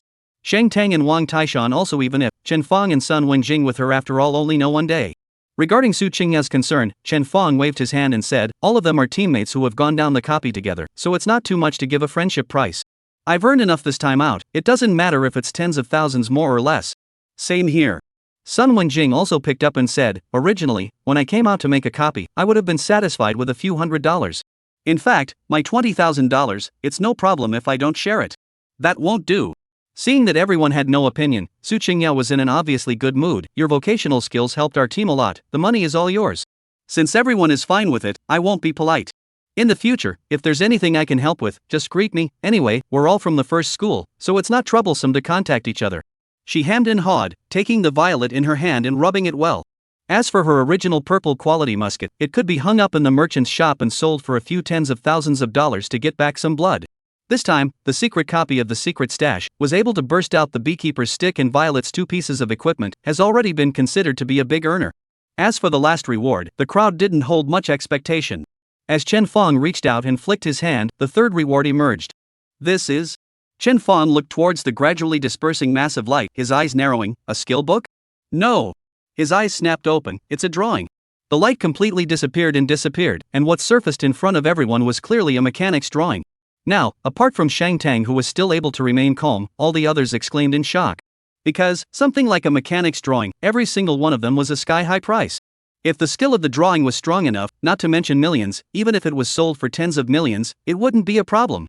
After all, the mechanic, which is not a master? The attribute panel of the drawing, under Chen Feng's thought, was revealed. Drawings unidentified. Required profession, mechanic. Required level, level 10. Introduction, a dusty drawing that needs to be appraised before its contents can be known. An unidentified drawing? Chen Feng cried and laughed for a moment. He did know that some skill book props, just after the explosion, are in the unidentified state, and need to use the identification talisman to learn the real content. Appraisal talisman is not expensive, the talisman master can draw out casually, only a few $100s a piece. This kind of unidentified skill book is actually quite popular in the merchant bank. After all, it has the probability to open extremely powerful rare skills. Coupled with the fact that this kind of gameplay of opening a blind box was very exciting, so there were quite a few people who guarded the merchant bank, and once there was an unidentified skill book, they would directly buy it, and wrestle for a chance to get rich. It's a mechanic's drawing, hey. Now, we can digest it internally again. Wang Taishan was very happy for Chen Feng. The others also acquiesced that it was fine to give this kind of precious thing directly to Chen Feng to use. There was no need to hang it up in the merchant bank to sell it for money. However, after Chen Feng thought about it, he laughed. This drawing, I don't want it. Hang it directly in the merchant bank to sell it for money, let's just split the money. Chapter 34, Money and Drawings Wanted. Everyone turned their heads and looked at him in surprise. Shang Tang couldn't help but ask, mechanics' drawings are always precious, since you can use them, it's a bit of a shame to sell them, isn't it? There's nothing to pity. Chen Feng said, my skills are already enough, compared to a drawing, it's still money that's a bit more tangible to me. These words, of course, were nonsense. In this era of transmutation, who would mind having more skills? Only, Chen Feng had just discovered a flashy point. Namely, if the equipment that exploded was listed on the merchant bank, he would be able to utilize the merchant bank expansion coupon to buy it at an extremely low price. It didn't matter if what he bought was something he needed anyway, even if it would be bound after he bought it back. In this way, he was also pulling the wool over the system, and he was able to get his hands on both props and money.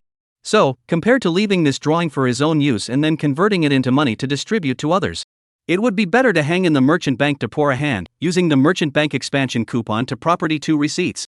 The others did not know Chen Feng's thoughts and only thought that he was giving up such a drawing that he could use in order to get more money. Shang Tang thought for a moment and said, if it's because of the money, I think it's unnecessary. The money for the drawings, you can owe it first, and then slowly pay us back later is all. After a pause, she added, or, I don't have any problem with this money being written off. After all, if you hadn't instantly secured the boss just now, this drawing might not have been able to pop out. Shang Tang looked at the others, and they all nodded in agreement. Chen Feng knew that Shang Tang and the others all meant well, but I really want both the money and the drawings. I appreciate the good intentions. Chen Fong smiled and politely refused. When Wang Taishan and Su Qingya get the equipment, they are all going to share the money with the others. There is no reason for me to be special. Don't worry, it's just a drawing. When I earn money in the future, I can go back and buy better ones. Seeing Chen Fong's insistence, Shang Tang hesitated for a moment, but finally nodded his head and agreed. All right, I respect your opinion. Then this drawing, let me hang it in the merchant bank. After it is sold, I will calculate the money and divide it among each of us. This drawing, handed over to Shang Tang, was put up for sale by her in the merchant bank. Not only the drawing, some slightly more valuable equipment was also given to her. Because Shang Tang was a VIP member of the merchant bank's percentage of commission was lower than others, and she was able to sell it for more money. As for materials like royal bee honey, it was given to Sun Wenjing. In the double book camp, there were merchants who specialized in collecting this kind of material, so it was just a matter of handing it over to Sun Wenjing to sell the stuff. As for the mechanics' drawings, the crowd didn't choose to appraise them, because in case they appraised a garbage drawing, the price would be much lower than an unappraised drawing. Shang Tong or others are not like to gamble. The most secure way is directly listed for sale. Before selling, Chen Fong also specially instructed Shang Tang that mechanics are generally stupid and have a lot of money, so the price tag should be higher. In this way, Chen Fong didn't have to worry about other mechanics cutting them off.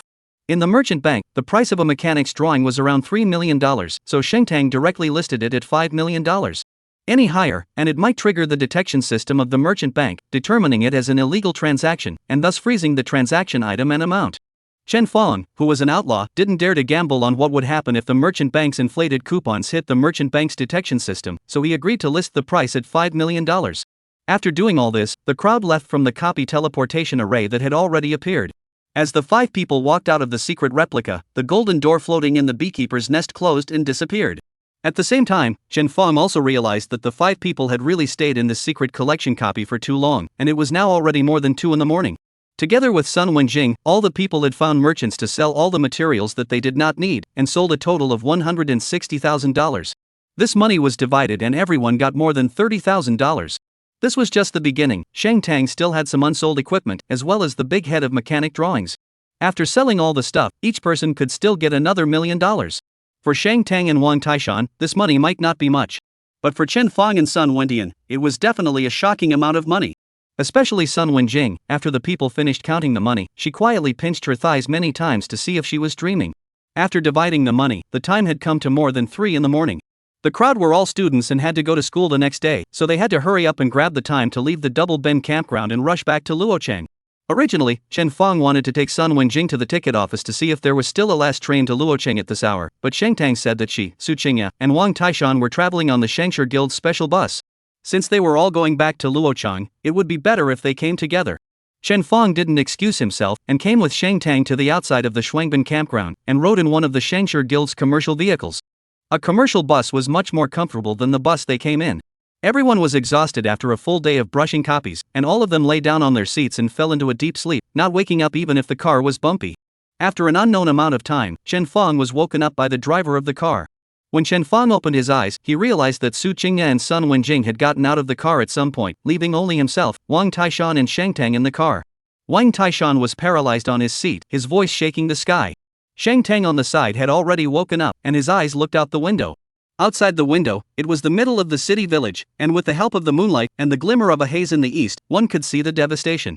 "I'm sorry, Mr. Chen," the driver was polite, his tone tinged with apology after waking up Chen Fong. "The road in the middle of the city village hasn't been repaired, and a big car like us can't get through. For the rest of the way, we can only trouble you to walk by yourself." "Never mind." Chen Fong yawned and waved his hand to get up.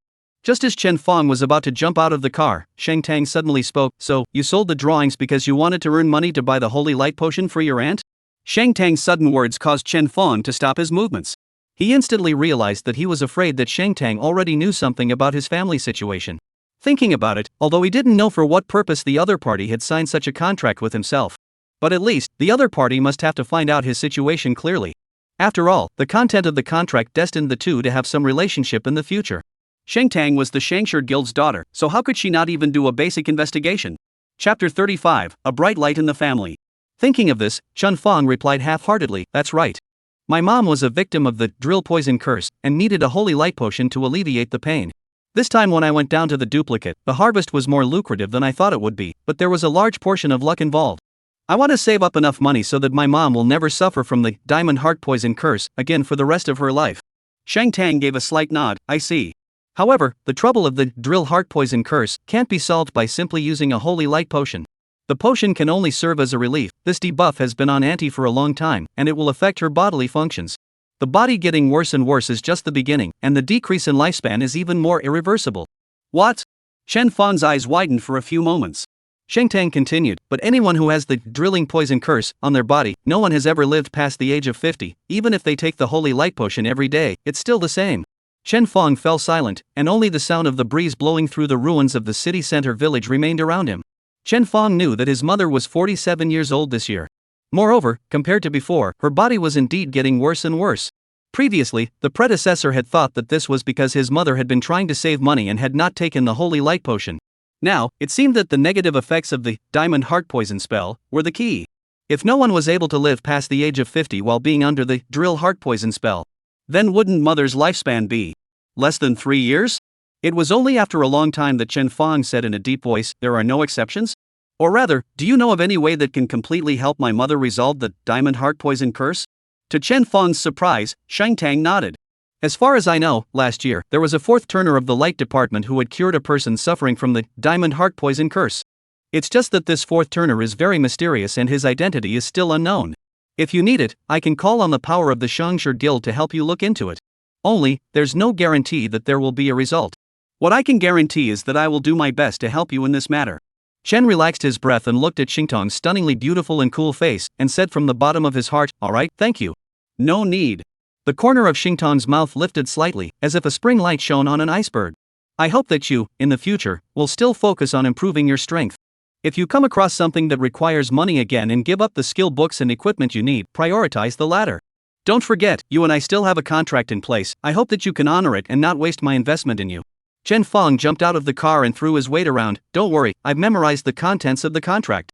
I will enter the Starry Sky Academy and pass through your Shang family's private secret realm. And then I'll let you have a big fat kid." The last sentence was still in Chen Fang's mouth when Shang Tang's face turned cold. Afterward, the door of the car was slammed shut with a loud bang. Looking at the business car that sped away, Chen Fang was somewhat puzzled. "How, he said the wrong words? I'm not according to the words of Shang School Flower said it. Heh, woman." Chen Fang no longer see off the business car, but to take advantage of the night color, toward their own home to go. Out of Chen Fang's expectation is, this time, home lights are still on. After he opened the door gently and went home, he even found that Chen Huanlan not only left the light for him, but also did not go back to sleep, but lay on the narrow sofa at home. It seems that she should have been waiting here. The result is really too sleepy, so fell asleep. Chen Fang was a little touched. After all, counting from his previous life, he hadn't been able to see a light at home that was always on for him after he returned home for a long time. Chen Fang squatted beside the sofa and gently shook Chen Huanlan awake. "Mom, why did you fall asleep on the sofa?" Well, Chen Huanlan woke up, and after seeing that it was Chen Fang beside her, her hazel eyes suddenly cleared up. "Xiao Fang is back, ah. Alas, I wanted to wait for you to come back to heat up food for you to eat, but I accidentally fell asleep." "Mom!" Chen Fang's tone was tinged with reproach. "What's the point of waiting for me? Didn't I send you a text message saying that I won't be back until very late? Mom knows, this is not thinking that you came out from the wilderness, you must be hungry and want to have a late night snack." Chen Huanlan smiled, then got up. "Mom will heat up the food for you now. You go and take a shower first, you can eat after washing." Chen Fang hurriedly stopped Chen Huanlan and pointed to the clock. "It's already this time of the day, don't be busy, go to sleep. I'll take a bath in a while and go to bed. Get up early in the morning, I still have to go to school." Well. Chen Huanlan eventually went along with Chen Fang. She opened her mouth, originally intending to ask Chen Fang if the wilderness was dangerous, but she swallowed her words as they came to her mouth, and just said, "If you're tired, take a half day off today, and sleep a little longer. Tomorrow morning Mom still has to go to work. If you get up late and your meal is cold, go buy some yourself, the money is in the drawer." Saying this, she then walked towards her room. Chen Fang looked at Chen Huanlan's tired back, his heart was slightly sour, and called out to her, "Mom." A trade application was initiated by Chen Fang. Chen Huanlan was puzzled, and after accepting the application, she was shocked to find that Chen Fang had put a full 300,000 on the transaction page. Chen Huanlan's sleepiness dissipated all of a sudden. "This is my harvest from this trip to the wilderness." Chen Fang smiled. "This money, you take it. If the leather factory site is too tiring, you can quit your job and raise flowers at home, go shopping, or something. Now your son is very good and can support this family." This time out, Chen Fang shared a total of more than $250,000. This, not counting the money from Shang Tang's equipment that was hanging in the merchant bank there, as well as the drawings. Chen Fong used the rest of his own money to round it up and gave it all to Chen Huanlan. As for him, the remaining 100,000 or so was completely sufficient. This $300,000 undoubtedly scared Chen Huanlan. For a long time, she did not agree to this deal. Seeing that Chen Huanlan, who had come back to her senses, was about to speak, Chen Fong, who knew her very well, prejudged in advance, "Don't worry, I've kept the money for buying equipment and potions. This money is to subsidize the family. When the equipment is sold over at the merchant bank in a couple days, I'll be able to make another $1 million." Chen Huanlan did not doubt every word Chen Fong said. After a little thought, she smiled gratefully and took the money over. "Good, the money Mom is keeping it all.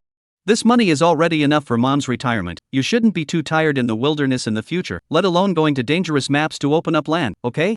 Don't worry, I understand all of this," Chen Fong promised in a well-behaved manner. Chapter 36 Mechanical Creation Wolf Rider. Chen Huanlan obediently listened to Chen Fong and went back to bed. However, looking at the way her walk became brisk, Chen Fong knew that she would most likely be too happy to fall asleep. In response, Chen Fong just smiled. Being able to make his mother proud, as a son, Chen Fong was naturally even more proud.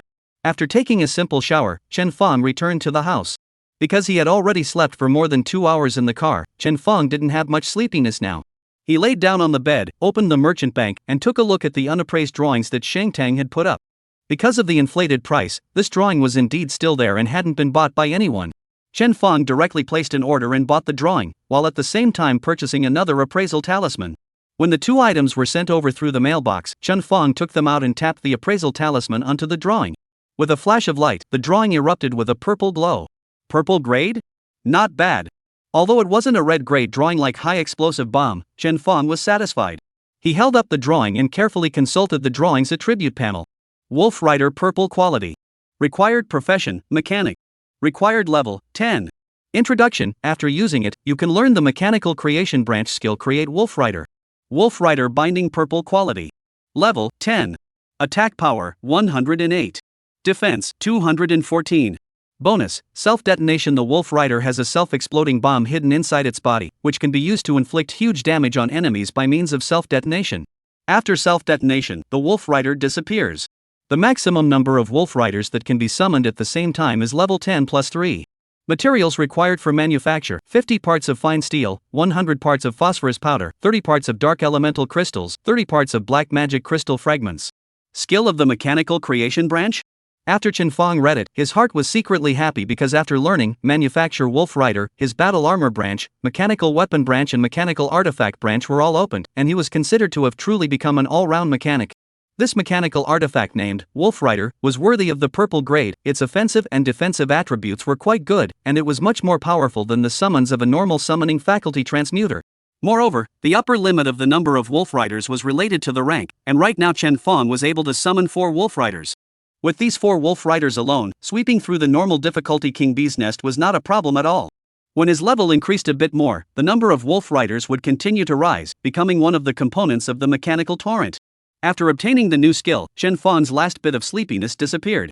He simply followed the materials in the skill panel and started searching the merchant houses one by one, eventually buying all the materials. The cost of a Wolf Rider was about 200,000 pieces, less than 1/10 of the Flowing Flame battle armor, so it was considered to be inexpensive. Chen Fong simply created 4 Wolf Riders in one go, spending a total of 80 blocks. As the readout of the Wolf Riders finished quickly, Chen Fong had 4 Wolf Riders that could be summoned at any time. He got up and pressed his hand on the ground, and an extremely mechanical summoning formation took shape. Afterward, a Wolf Rider stepped out from it, making Chen Fong's already small bedroom seem even more crowded.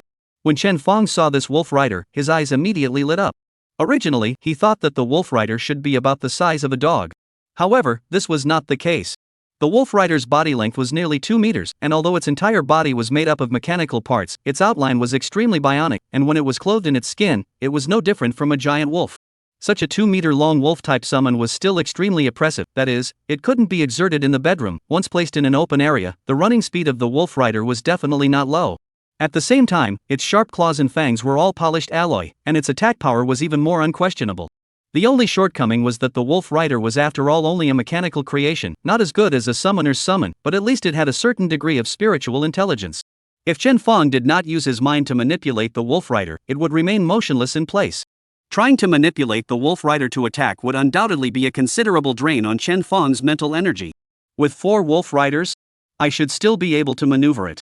However, if the number of mechanical creations were a bit more, I would really have to find a way to see if I can get these mechanical creations off my hands. At the very least, it must be like a summoner's summoner, with some ability to fight on its own, right? Chen Fong inevitably had a bit of a headache when he thought of this problem. He had learned from the textbook before that of the 3 major branches of a mechanic, the mechanical creation branch was not only the strongest, but also the most costly and difficult to mold, so it seemed that what he said was true. After familiarizing himself with the control of the wolf rider, Chen Fong was basically able to control a wolf rider as if it were his own arm, and was able to react in time to his movements and attacks. As for controlling 4 wolves at the same time, it would still take some time to practice. By the time the wolf rider was almost done playing with this big toy, the sky was getting a little light. Just as Chen Fong was planning to retrieve the wolf rider, squint for a while and head to school, he suddenly thought of something. Right. Why did I forget about this? He reached out and opened the mechanical weapons modification page. Sure enough, not only was there the flowing fire battle armor on the modification page, but now there were 4 wolf riders. Surprised, Chen Fong began to try dragging one of the wolf riders out before creating another viper machine gun and dragging it over the wolf rider's void shadow. As the 2 vapors turned green at the same time, it proved that Chen Fong's vision was feasible. The viper machine gun could be mounted on the wolf rider. The wolf rider's remodeling space wasn't that large and could only mount 1 viper machine gun, but it was enough. Even if the wolf rider could not use the overload spark, the berserk mode, plus high explosives alone would be enough for Chen Fong's future opponents to have a good drink. 4 wolf riders was equivalent to 4 more viper machine guns outputting at the same time. This output, who could carry it? This unexpected joy caused Chen Fong to burst into ecstasy. He swept another round of materials from the merchant bank and once again created a viper machine gun and modified it on the body of the second wolf rider. As for the other 2 wolf riders, Chen Fong did not alter them for the time being. Because he was already not lacking in output, with 2 more wolf riders, he was really a bit unable to maneuver them at the moment. In order to differentiate, he changed the names of the 2 wolf riders with viper machine guns installed Dog Eggs number 1 and Dog Eggs number 2. A dog that could shoot bullets was called Dog Egg, no problem. Only after doing all this was Chen Fong satisfied. With a slight drowsiness, he laid back on the bed and began to catch up on his sleep. The sun rose and the city recovered. On the streets of Luo City, there were gradually more pedestrians. People going to work, going to school, and going to the wilderness to open up the land abounded. First, middle school. Lu Yang was sitting in his seat, his face was blue and ugly. Not only was it because the injuries on his body hadn't healed yet, but more importantly, he felt that he had been tricked. Chapter 37 Red Quality, Green Dragon Battle Armor. Previously, he had found Shuizhi to scare Chen Fong into making amends and apologizing to him. Chen Fong even promised to pay him $50,000 to even things out. At that time, Lu Yang was still full of joy, lived in the school infirmary for 2 days, waiting for Chen Fong. Even he has made up his mind, after getting the money, he must give Chen Fong 2 mouths, give each other a lesson.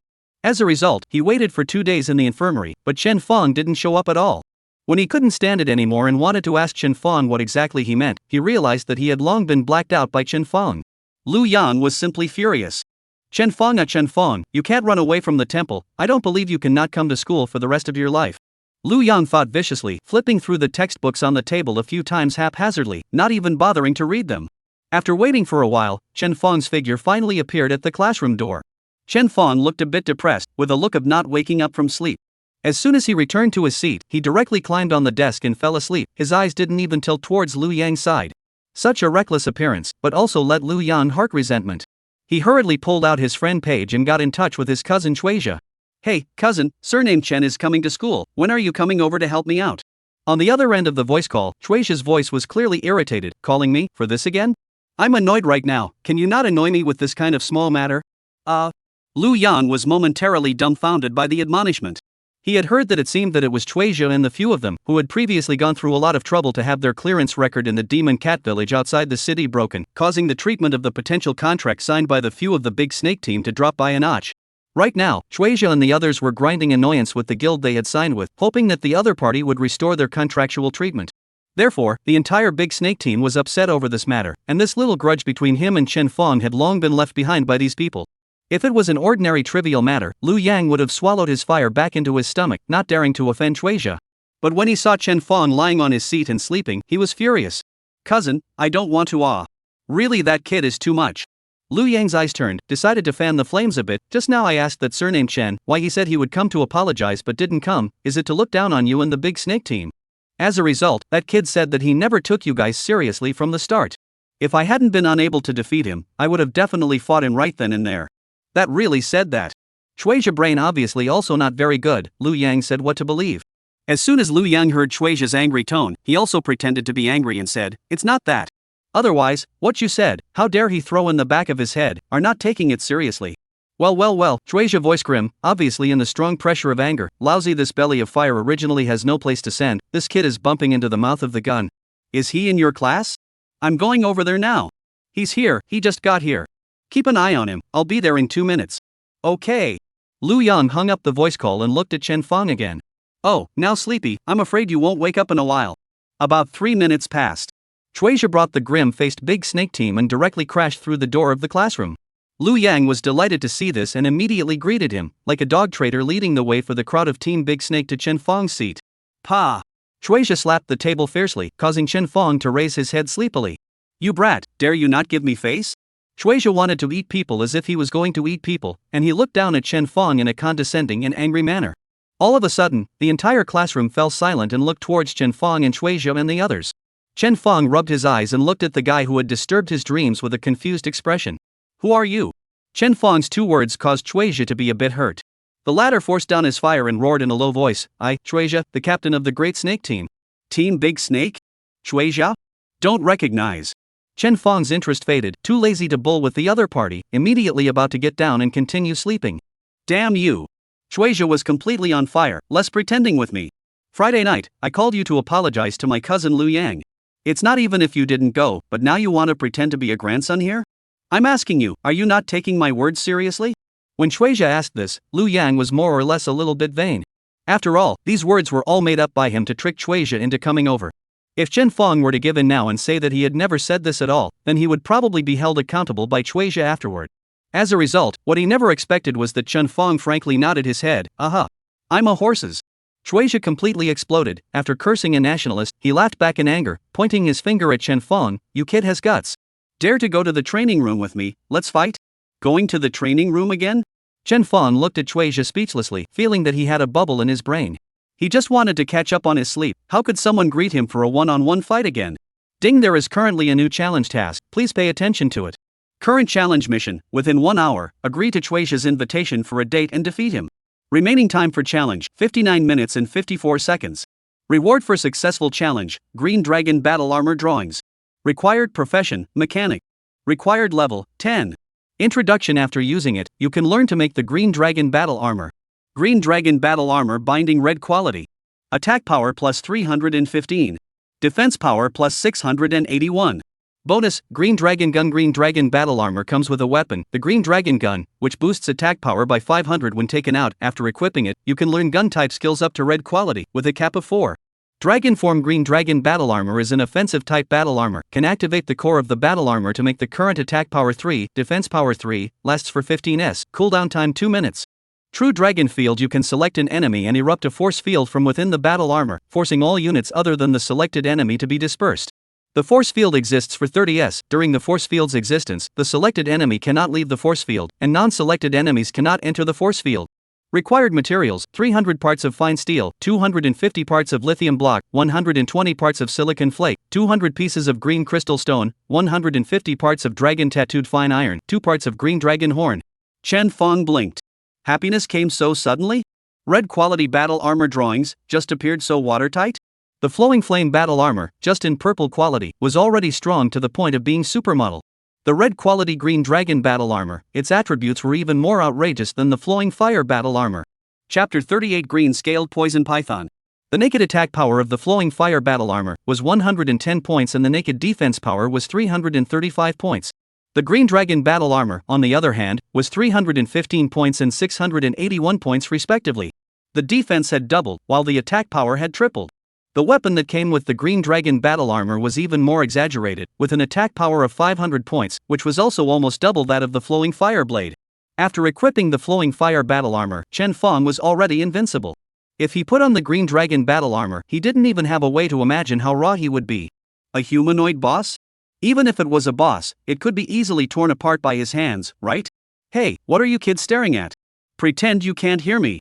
Shui's sudden voice brought Chen Fang back to his senses. Shui tapped the table with his knuckles. Don't think I can't move you if you don't go to the training room. I'll beat you up here and now, and at most I'll get a disciplinary action. It's almost time for the joint examination. When I go to college and go to the guild, I won't care about the disciplinary action of a middle school in the district at all. As soon as they heard Chueja say this, the surrounding students who were still watching the fun changed their faces and subconsciously shrunk to the side, fearing that they would be affected. After all, Team Big Snake's Chueja was quite a notorious bully in the first middle school. There were not a few students who had been beaten by him. At this time, Chen Fong was no longer sleepy, and even in his eyes as he looked at Chueja, there were a few flashes of gratitude. Don't you just want to beat me up? No problem, go to the training room now. After saying that, Chen Fong looked Chueja up and down twice more, feeling more and more that this person was really smooth. TSK, Liu Yang and Chueja can really be my good brother. Ascend Viper machine gun, ascend Green Dragon battle armor. This world, where to find such a good send wealth boy? Chen Fong was so happy in his heart that he almost hummed a song when he went to the training room. Chen Fong is so abnormal, in turn, let Chueja heart a little sudden. Damn, how does it feel like beating him up is rewarding him? This person was sick, right? Thinking that Chen Fong might have some kind of special fetish, Chueja couldn't help but feel a chill. As Chen Fong and his group left the classroom with a huff and a puff and rushed towards the training room, three figures arrived late and only saw the backs of the group as they left. One of them, a tall, black-skinned beauty, saw the situation and was excited. Ooh, Tong Tong, looks like we have a good show to watch today. Returning to the training room again, Chen Fong was already quite light on his feet. However, this time, the training room was a bit more crowded than the last time when he had a fight with Liu Yang. After all, many of the students had gone to the wilderness during the weekend hours to open up the wilderness, and might have gotten some new equipment, or learned new skills, and were eager to find their classmates to test Xian out Yao a bit. The 9 rings in the entire training room had all been filled, and there were also a few people waiting in line under the rings. Originally, Chen Fong was quite anxious. After all, the challenge time was only 1 hour. Although it might only take 3 seconds for him to defeat Chueja, it would be too much of a loss if he spent all his time in the queue and failed to complete the task as a result. He could only choose then, at the risk of carrying a disciplinary action, to Chueja up under the ring. Fortunately, Chueja, the school bully, was quite reliable, and after arriving at the training room, he directly led the people from Team Orochi to the ring, and blasted the 2 students who were sparring. Originally, these 2 students were quite angry, but at a glance it was a few people from the Big Snake team. They instantly withered down, and could only recognize their own bad luck and immediately gave up the ring. Under Chueja's waving of his hand, the rest of the Big Snake team, with smiles like watching a good show, walked down the ring and stood together with the other people watching. On the stage, only Chueja and Chen Fong remained. Chueja reached out his hand, and a snake pattern staff appeared in his hand. This serpentine mace shone with a blue quality light, just like the rest of his equipment. The entire body was a blue quality set, without even a single white outfit to fill the void. This strength, when placed in the first school, was definitely in existence, ranked in the top 10. After showing off his muscles, Chueja tapped his staff, his face full of arrogance. Kid, now you have 2 choices. First, is to give me, and my cousin to apologize and admit fault, compensation to him 50,000 yuan, this matter has room for maneuver. The second. No need to say, I choose 2. Chen Fong was simple and direct, interrupting Chueja's words. Chueja's eyes glared and tightened his teeth. Fine, it seems like you won't shed a tear until you see the coffin. Come out, green-scaled poison python. With a tap of his staff on the ground, a summoning formation instantly lit up in the open space in front of him. This summoning array was 5 meters in diameter, so it was evident that what was summoned from it was bound to be a huge thing. This was indeed the case. As the summoning array took shape, a fishy wind exploded from it, causing all the people around to cover their noses and take a few steps back. Hiss. Accompanied by a chilling sound, a green-scaled python with a body length of nearly 10 meters swam out from the middle and coiled itself in front of Chueja. As soon as such a ferocious and terrifying-looking summon came out, many of the surrounding students who hadn't gone out to kill many ferocious beasts suddenly changed in color, and some of the girls who were afraid of snakes even shrunk behind the crowd, not daring to open their eyes. All around, there were sounds of discussion about this giant python. This is Chueja's green-scaled poisonous python. It does look bluffing. More than bluffing. It's said that this is the battle pet egg that Chueja spent 100,000 yuan to buy from the merchant's house, and it's a blue-quality boss-class battle pet. Boy, a blue-quality boss-class battle pet? Doesn't that mean that Chueja can rely on this battle pet to solo the normal difficulty King Bee's Nest? Of course, with a milk to add blood to the green-scaled poison python, soloing the King Bee's Nest wouldn't be a breeze? Chueja is the 5th highest-ranked expert on our first-grade personal power ranking. Soloing the King Bee's Nest is just a basic operation. Hearing the surrounding people's sentiments towards the green-scaled poison python and himself, Chueja's mood that had been so upset was slightly alleviated. However, when he saw that Chen Fong, who was standing on the other side, remained unresponsive and even yawned, his fire miso came up again with a bang. Even the battle armor are not wearing, you put on this pretending Nima it.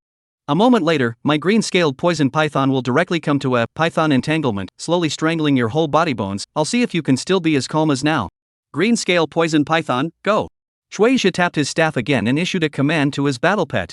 The green-scaled poison python spat out a long letter, its head originally raised falling back to the ground, and swam towards Chen Fong in an S shape, its speed not slow.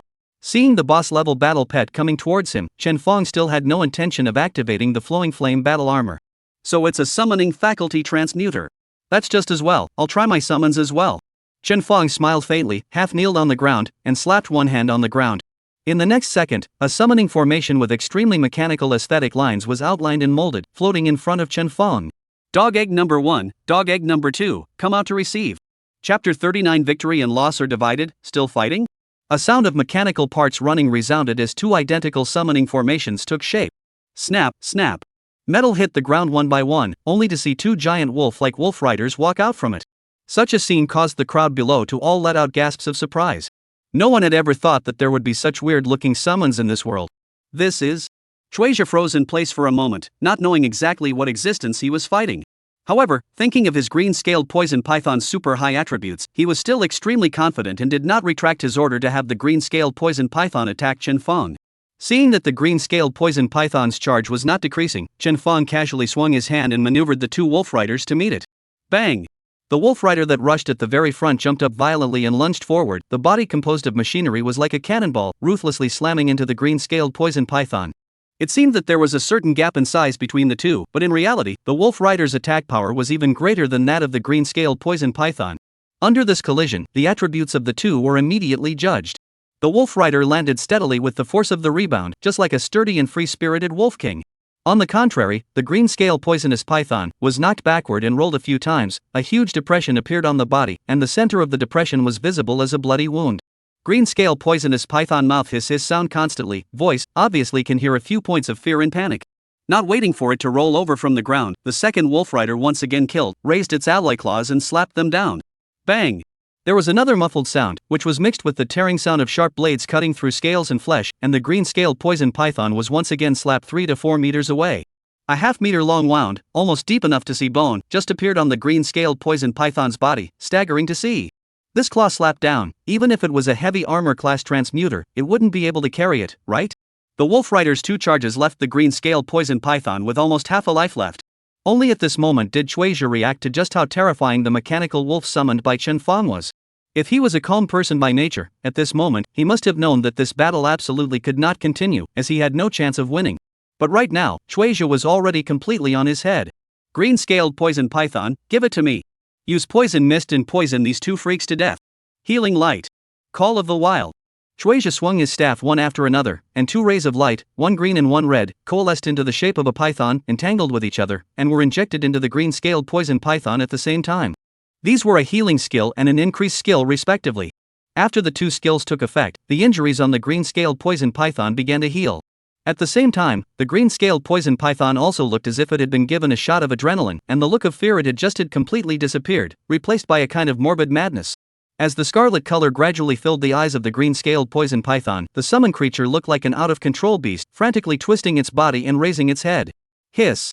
Shueisha's order still took effect, and the green-scaled poison python's mouth spewed out poisonous mist, instantly drowning the 2 wolf riders in front of it. This should be the skill of the green-scaled poison python, able to hang a poison buff on the enemy, causing a notable mitigating effect. However, Chen Fong cried and laughed for a moment. This Shueisha is really sick and desperate. Your poison mist may be able to have a good effect on ordinary summons and beasts. But my dog egg number 1 and dog egg number 2 are both mechanical bodies that are naturally immune to toxins. Seeing that Shueisha was already delirious, Chen Fong lost interest in continuing to waste time with him. Dog egg 1 and 2, activate the Viper machine gun and switch to berserk mode. Chen Fong snapped his fingers and ordered lightly. Amidst the poisonous fog, visibility was extremely low. The figures of the wolf riders were drowned out by the poisonous fog, and none of the people present could see any movement from the 2 mechanical wolves. But everyone heard that the sound of mechanical parts turning resounded once again, and at the same time, there was also a sound of a gun barrel turning. The next second. Bang bang bang bang bang bang. Intense gunfire erupted, and 2 tongues of fire spewed continuously through the poisonous fog, barely stopping for half a moment. The popping sound of bullets cutting through the air rose and fell, and the gunpowder smoke gradually diluted the green poisonous mist, mixing the 2 together. The green-scaled poison python originally wanted to follow its battle instincts, and after its prey was wrapped in its own poisonous mist, it drilled into it and strangled the prey to death. However, it had just swam forward, and before it had the chance to burrow into the poisonous mist, it was met with a hail of gunfire. With barely a moment's reaction time, hundreds of bullets landed on its body in unison. The high amount of attack power directly shattered its scales and pierced through its flesh and blood. For a time, splattered pieces of scales and blood and flesh soared madly, and in just a single glance, the green-scaled poison python's head was blasted into a puddle of shattered flesh by the dense bullets. Gunshots continued to ring out, the barrage of bullets penetrated from the green-scaled poison python's head and transferred to its body. In just 3 to 5 seconds of work, the green-scaled poison python was like a rotten pocket blown by the wind, twisting and turning under the force of the bullets, and eventually became riddled with holes and dead. The gained skill that Shueisha had previously applied to the green-scaled poison python had actually boosted its defense quite a bit. Unfortunately, in front of the Viper machine gun, this amount of defense was really insignificant, and it was instantly crushed. Shueisha didn't even have the chance to retrieve his battle pet, and by the time he came back to his senses, the green-scaled poison python had already turned into a corpse, completely disappearing from his battle pet space. Shueisha was dumbfounded, staring at the corpse of the green-scaled poison python in front of him, as if he had been emptied of his entire body's strength, and sat down on the ground with a plop, unable to believe what was in front of him. Not just him, the others present were also silent and speechless, their faces full of dismay. Who would have thought that Shueisha, the school bully who was famous in the first middle school, the fierce man who ranked 5th in personal battle power, would be abused to the point that even his battle pet was killed in battle? The white mist formed by the poisonous fog and gunpowder gradually dispersed, and the 2 wolf riders were revealed. The Viper machine guns were originally sticking out from their mouths, and since there was no need to use the Viper machine guns at this time, the barrels had been fully retracted. Rolling waves of heat mixed with the white mist of gunpowder that hadn't dispersed slowly overflowed from the mouths of the 2 wolf riders, making these 2 mechanical creatures look like dogs from hell, far more intimidating than the green-scaled poison python from before. Victory and defeat have been decided, still fighting? Chen Fang asked with a smile as he calmly rushed towards Shueisha, who was sitting paralyzed on the ground. These rather mocking words caused Shueisha to raise his head and look at him. Chen Fang could see the monstrous hatred and anger in his eyes, and knew that this matter did not seem to end so easily. You dare to kill my battle pet? You few! Shueisha quickly climbed up from the ground, pointing his finger at the several members of Team Great Snake in the ring. All of you come up here, I want this person to die. Chapter 40 Team Centurion Clear Mountain can accompany you. Amidst the clamor, the other 4 members of Team Great Snake rushed onto the stage. Brother Chui, you. Not too good brother, this is a school. Among the 4, the long-haired girl and a short, fat boy were still calm and opened their mouths to advise. However, Shueisha simply couldn't listen to it, and threw a slap on the back of the short and fat boy's head. What's wrong with school? The big deal is a disciplinary action. Don't forget, why did the few of you get the potential contract from the Heavenly Dragon Guild? That's because I brought you guys to brush the Demon Cat Village and broke the clearance record before you guys were seen by the Sky Dragon Guild's people. Shueisha slammed his staff into the ground. Anyone who still wants to be on the Great Serpent team right now, give it to me. At least slaughter his battle pet for me. Otherwise, I'll get the hell out of here. The 4 of them looked at each other, and finally, with their hearts in their mouths, they equipped all of their weapons in their hands and stood together with Shueisha. Under the ring, the onlookers were indignant. No, we can't beat them in single combat, so it's time for a group fight? Where's the face? That's right, this is still the 5th ranked expert in our first high school? What a disgrace to our school. The Big Snake team has always been like this, there's not a single good bird. That person's strength is indeed very strong, but it's a pity that he messed with the Big Snake team. I'm afraid it's hard to have a good ending today. There were a few people who despised Team Big Snake and pitted Chen Fang, but unfortunately, no one dared to rush onto the stage at this time and fight with Shueisha and the others. Not to mention that they are not familiar with Chen Fang, even if they are in the same class with good relations. Who dares to stand up for Chen Fang and offend these people from the Big Snake team at this time? Seeing Shueisha unexpectedly shaking people, Chen Fang smiled faintly. He touched his hand to the bracelet on his wrist, intending to let Shueisha and the others know that waste piled on top of each other was ultimately just a pile of waste. Just as Chen Fang was about to equip his flowing fire battle armor and let loose for a big fight, a gunshot suddenly rang out, silencing the entire arena. A bullet came from an unknown location and landed right on the long-haired woman in the Great Serpent team who was planning to rush towards Chen Fang. The bullet exploded on the ground, punching a round crater into the sturdy ring. At the same time, the silhouette of a violet flower cluster flickered, and it was clear that there was some sort of special effect attached to this shot. The ground was cracked, while a piece of stone that erupted soared and happened to skim across the long-haired girl's cheek. Immediately, her still white cheeks were violently pained, and a blood-seeping wound appeared. The long-haired girl was shocked in her heart, realizing that if she had taken another step forward just now, and was struck in the leg by this shot, she was afraid that she would have to enter a long period of time in the crippled state for many days before she could recover. Bullying the few with the many isn't it a bit unfair? Under the ring, Su Qingya's laughter came from below. Chen Fong looked towards the source of the sound and realized that besides Su Qingya, Shang Tang, and Wang Taishan were also there. Shang Tang was worthy of being the most well-known iceberg in the first middle school. As soon as she appeared, no one around her immediately spoke. At the same time, everyone near her subconsciously stepped back, almost unhindered, and without a word, Shang Tang walked up to the ring with Wang Taishan and Su Qingya, who was carrying Violet, and stood beside Chen Fong. Shang Tang silently looked at the crowd of Team Great Snake, who had been shocked to the point of being as if they were stone statues, and slowly opened his mouth. If you all wish to upgrade from an individual battle to a team battle, we, Team Shangshi Qing Shan, can accompany you. After saying that, she flipped her wrist and the slender silver longsword fell into her hand. Hissing. The sound of flames burning ensued around Shang Tang, and wisps of silver flames transformed into ribbons around Shang Tang, before converging on her, forming a feather-like trailing tail. At this moment, she was like a heavenly god who descended to the earth, and amongst her cool temperament, holiness was constantly intertwined. The crowd under the ring once again let out an uproar. Everyone had heard that Shang Tang, who had been transformed into the blazing flame apostle, was not only powerful and invincible, but when she turned on her apostle form during the battle, her temperament was even more outstanding, unlike anything on earth. Today, when I see it, it is really like this. Outsiders could appreciate Shang Tang's appearance at this moment, while the Big Snake team and others felt only the pressure coming from Shang Tang's body. It was not true that they, the Big Snake team, were ranked third among the first middle school fixed teams. But in front of Team Shang Tang Qing Shan, it was a brother among brothers. Wang Taishan, ranked third in terms of individual combat power, profession bull demon martial monk, was said to have maintained an undefeated record in various cutthroat battles in first middle school. To say that he is the strongest melee transmogrifier in the first school is by no means an exaggeration. Su Qingya, ranked second in terms of personal combat power, the current second-ranked fixed team was once formed by her.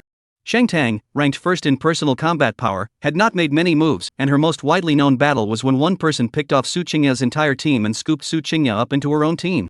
That single battle was enough to establish her position in the individual battle rankings. The Shangshi Qing Shan team of the first middle school was made up of these three people. Team Big Snake took the head to the fight? Shang Tang alone could easily single-handedly brush their Big Snake team. At this moment, Shang Tang was clad in blazing flames, his eyes were devoid of any waves of emotion, and his invisible pressure caused Chuijia's gang to break out in a cold sweat. None of the Big Snake team people dared to act rashly, neither moving nor not moving.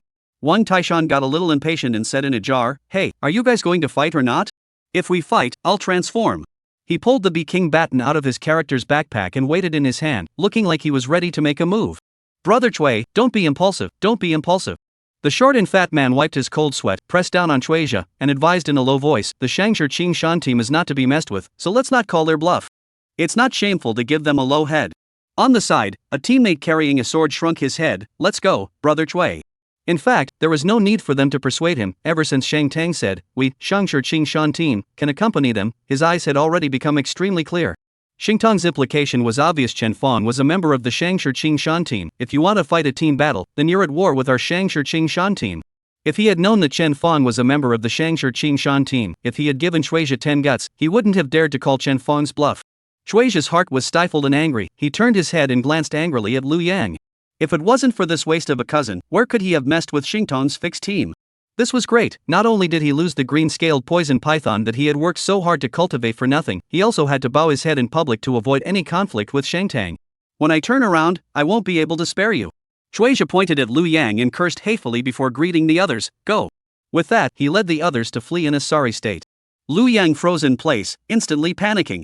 After a slight hesitation, he immediately chased after Chuijia, wanting to explain that he didn't even know that Chen Fong was a member of the Shangshi Qing Shan team. Chapter 41, Join our fixed team. "Che, that's it? How come there's no blood at all?" Su Qingya rubbed Violet with some disappointment. Originally wanted to try out the power of the new equipment, but it turns out that it doesn't give a chance at all. Or else I'll turn around and find those Li Feng boys to try it out? They recently changed a few pieces of purple quality equipment, so they should be able to carry me twice. Although he didn't know who Li Feng was, Chen Fong guessed that the ones who could be called over by Su Qingya and willingly be used as targets were most likely her teammates from the previous fixed team. As Chuijia and the others left, Shang Tang also lifted his apostle form and retrieved his longsword. Wang Taishan also waved his hand at the crowd under the stage, yelling that the hilarity was over, so all disperse and don't gather here. However, none of these students left, all of them were discussing something. From the words of these people, Chen Fong could hear that the issue they were discussing was when did the Shangshi Qing Shan team have an extra person. To be honest, Chen Fong was also confused about this. Seeing Shang Tang retrieve his weapon, he blushed oddly and took the initiative to ask. "I didn't ask you guys to come and help me out, did I?" A few little caramels, I cleaned them up casually. Shang Tang's face was expressionless, his tone a matter of course, I know. However, I stepped in so that things could be resolved once and for all, isn't that right? True, but Chen Feng didn't have the good sense to say, I didn't say that I'm a member of the Shang Tang Clear Mountain team, did I?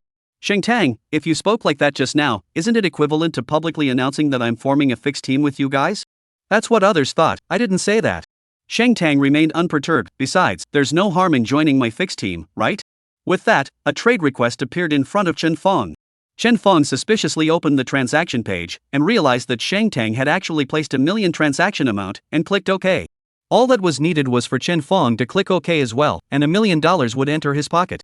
Chen Feng thought for a moment and clicked OK first, waiting for the transaction to be completed before he asked rhetorically, so, this is the money to buy me to join the Shangshi Qingshan team? No. It's the share after the drawings are sold. Chen Feng unexpectedly forgot about this crop. The feelings of this money, originally was his. Luckily, he thought that Shang Tang saw his potential and wanted to raise the stakes, giving himself another $1 million to buy himself into the team. Seeing Chen Feng's face like this, Wang Taishan laughed and put his arm around Chen Feng's shoulder vigorously. Brother Feng, actually my sister does have the idea of pulling you into the team. There's also Sun Wenjing, although it's a life class occupation, it's also within my sister's consideration. Otherwise, how about you bring her along to join our team? After joining, it will only be beneficial to you guys, no harm done. That's right, think about it. Su Qingya winked at Chen Feng, and at the same time signaled with her eyes towards Shang Tang. Chen Feng instantly understood that Shang Tang did have the idea of pulling himself into the team. However, this was something that she had let Su Qingya and Wang Taishan open their mouths to say. Heh, quite arrogant. Chen Feng thought carefully for a moment and felt that there was actually nothing wrong with joining this fixed team for a bit. Shang Tang was the daughter of the Shangshi Guild, and the resources in her hands were much more than he, a grassroots. Although he had a system, he was alone, and sometimes he couldn't even enter a difficult copy. If he joined the Shangshi Qingshan team, from a certain point of view, it was also considered to have embraced the big leg, and he definitely didn't need to worry about practicing points, difficulty copies, or anything else. It's not impossible, Chen Feng nodded after some solemn contemplation, then looked at Shang Tang and added another sentence. However, there has to be additional money. Shang Tang's face changed slightly, and she seemed to be somewhat speechless.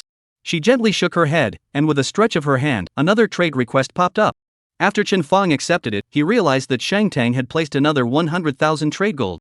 I'm going to lead a team to brush a level 10-15 leveling spot recently, you and Sun Wenjing will go with us. It's considered payment. Alright, promise to complete the task. Seeing the money, Chen let go and smiled heartily, but please ask, is this for me alone, or for both Sun Wenjing and I? Shang Tang sighed, you two split it, I'm not asking. Turn around, the two of you can just team up with me to go leveling. That's fine. Chen Feng agreed to the application, and after thinking about it, sent a text message to Sun Wenjing. Go leveling with schoolgirl Shang at the leveling point, $300 a day for the job? Soon, Sun Wenjing returned. Thanks boss Chen for taking me to earn money. Chi work. Chen Feng closed the friend page and said to Shang Tang, alright, I've made a deal with Sun Wenjing, we'll enter the team together to practice leveling at that time.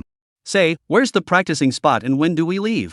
Shang Tang replied back, the practicing point is in the Blackstone Mountain range about 350 miles to the east of Luochang. As for the departure time, let's tentatively set it for the day after tomorrow. The day after tomorrow? In such a hurry, not waiting for the weekend? Chen Feng was puzzled. Wang Taishan explained, that leveling spot is an undeveloped map, we'll brush past it in the first wave, the burst rate will be higher. Although the map is in a hidden location, the Blackstone Mountain Range is also one of the more well-known leveling spots in Luo City, so in case someone discovers it and shortcuts us, we'll lose out. Equipment and whatnot is fine, the main thing is that the ferocious beasts there will burst out a rare material that can create a purple quality equipment. My sister wants to make this outfit before the joint examination for the joint examination to punch her marks. Oh. Chen Feng nodded, then I'll turn around and tell my teacher to take a vacation on Wednesday. Anyway, the knowledge of the theory class accounts for a relatively low percentage of points in the joint exam. If I say I'm going to practice on my own, the homeroom teacher should give leave. Shang Tang let out a then it's a deal. Early in the morning of the day after tomorrow, wait for me in front of your house, we'll pick you up. After she finished speaking, she turned around and left without even saying hello. Instead, it was Wang Taishan and Su Qingya who said goodbye to Chen Feng before leaving with Shang Tang. For the next 2 days, Chen Feng's life was very calm and quiet. It wasn't accurate to say it was calm and quiet. Because after Shang Tang stepped in and recognized him as the fourth person of the Shangshi Qingshan team, his name gradually spread in the first middle school. The 2 battle videos of him tyrannizing Lu Yang and Shuizhi were quietly circulated in the forum. He also parachuted into second place in the individual strength ranking of the first middle school forum, directly squeezing Su Qingya out. As the saying goes, a big tree is a good place to ride, and through the influence of the Shangshi Qingshan team, Chen Feng had become an extremely popular man of the moment. Now in the class, anyone who sees Chen Feng has to call out Brother Feng in a regular manner. Especially those people who followed Liu Yang before and made a big mockery of Chen Feng after he changed jobs. They are even more shameless, and their attitude towards Chen Feng has made a 180-degree turn, and they simply want to treat him like a father. Chapter 42 Blackstone Mountain Range, Land of Buried Bones. Early Wednesday morning. Urban village, in front of Chen Feng's house. This time when you go to the wilderness, always remember not to mess around with places that aren't open. Chen Huanlan rambled on all morning. When you run into a high-level boss, don't just think about killing it. If you can't beat it, you still have to run away. Okay, Mom. Chen Feng was happy and waved his hand. It's not like I've never been to the wild. I don't need to worry so much. Can that be the same? Chen Huanlan rubbed his hands back and forth worriedly. Before you went to a copy, and it was a copy of a double book camp. Those copies have been brushed many times long ago and are relatively safe. But there's too much uncertainty in the wilderness. What with the suddenly brushed out bosses, dangerous maps, oh yeah. There's also the transmogrifier that's opening up in the wilderness. If you really meet some unreasonable high-level transmutators, don't go against them, just give in and sneak away. Alright, I know all about it. Chen Feng's afterglow glimpsed that the Shangshi Guild's car had already sailed from afar. He said as he walked outside, Mom, don't say it my friend's car is here, now go. Hey, good. Really, just came back 2 or 3 days, so soon to go out again. Chen Huanlan for a moment did not know whether to be proud of him, or whether to worry about him. Chen Feng smiled, just put your heart in your stomach. With the Shangshi Guild's Qianjin in our team, how could I possibly be in danger? Don't be too tired at home these days, I'll leave first. Love you, Mom. Chen Feng waved his hand at Chen Huanlan and jogged over towards the parked car in the distance. Chen Huanlan froze, then smiled and watched Chen Feng get into the car, waiting until the car was far away before turning around to go home. The car. It was still the familiar staffing Shang Tang, Wang Taishan, Su Qingya, Sun Wenjing, and Chen Feng. Seeing that everyone had arrived, Shang Tang slowly spoke, let me introduce the leveling point we're going to in a while. The practicing point is at the edge of the Blackstone Mountain Range, called the Land of Buried Bones. The Land of Buried Bones, which needs to be entered from a valley in the Blackstone Mountain Range, is considered a hidden map. The Shangshi Guild once sent out a team of pioneers to explore it and confirmed that the map's beast level is around level 15, which is more suitable for our current level to go leveling. Our mission this time, besides leveling, the most important thing is to collect a material called Flare Spirit Flame. This kind of material is necessary to craft the flare set. There are a total of 6 pieces of equipment in the flare set, and each piece requires 100 copies of Flare Spirit Flame. In other words, we need to brush out 600 copies of Flare Spirit Flame in the Buried Bone Land. 600 copies of material. Chen Feng was a bit toothless. This was not a small amount. Even if Sun Wenjing was able to make the burst rate increase a bit, he was afraid that he would have to brush it for a week. Shang Tang nodded, the amount of materials I need is indeed a bit more, but the Buried Bone Land is also a good practicing spot.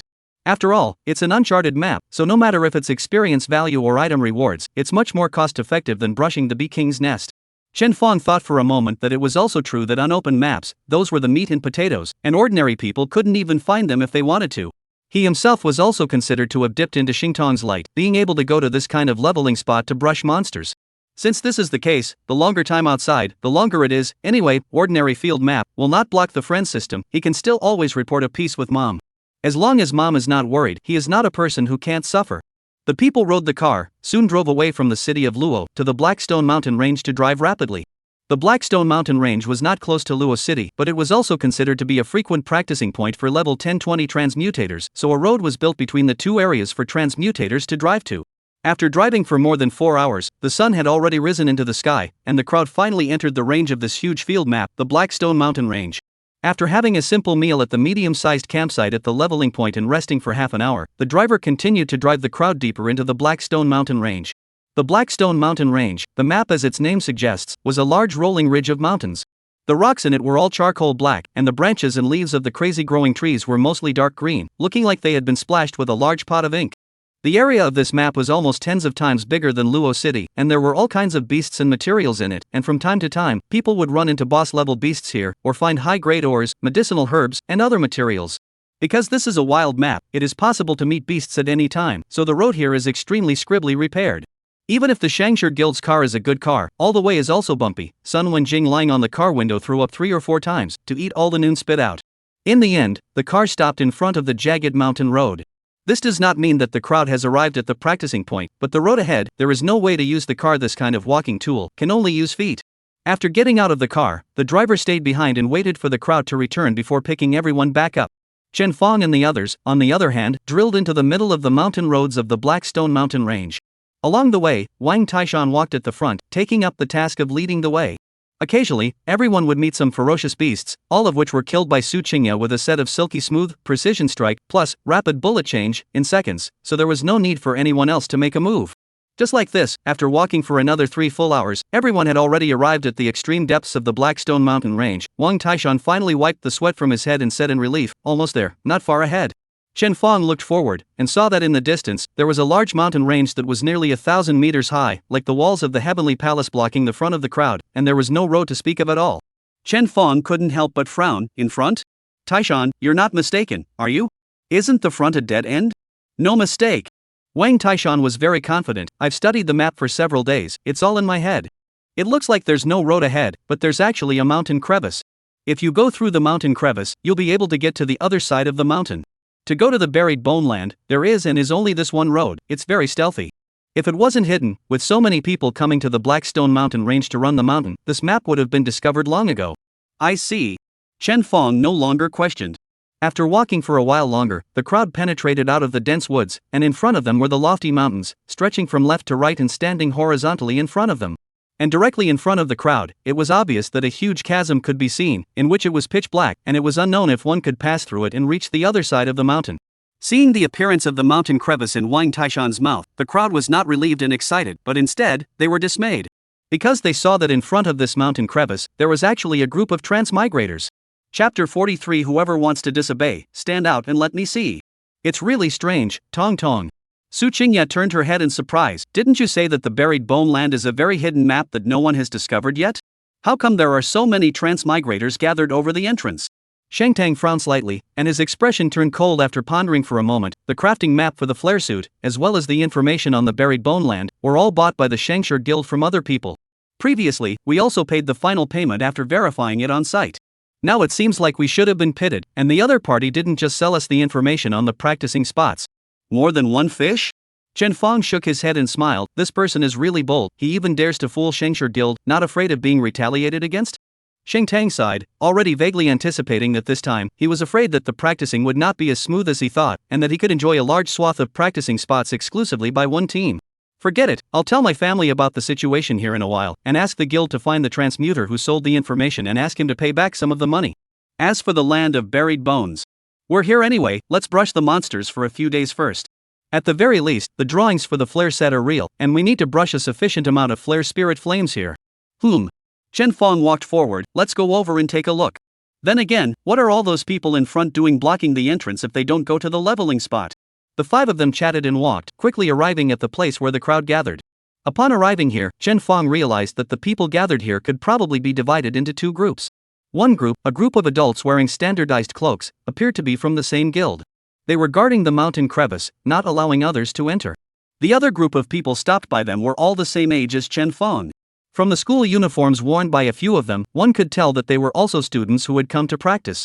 They were divided into 3 groups, which should be 3 teams from different schools. These people were noisy, trading insults and pushing and shoving with the few people guarding the entrance of the mountain slit. It was just that the disadvantage of rank and numbers, coupled with the fact that this was a wilderness, made them not dare to really fight with each other. After seeing the looks of these people, Sun Wenjing was surprised and said in a low voice, "They, all of them, are the top-ranked fixed teams from other middle schools in Luo City. Ah, you know people from other schools too?" It was Chen Fong's turn to be surprised. Sun Wenjing nodded and pointed at those on the other side. "That team of 4 mages and 1 knight is the number 1 ranked fixed team of the 3rd middle school, the Fire Prairie team.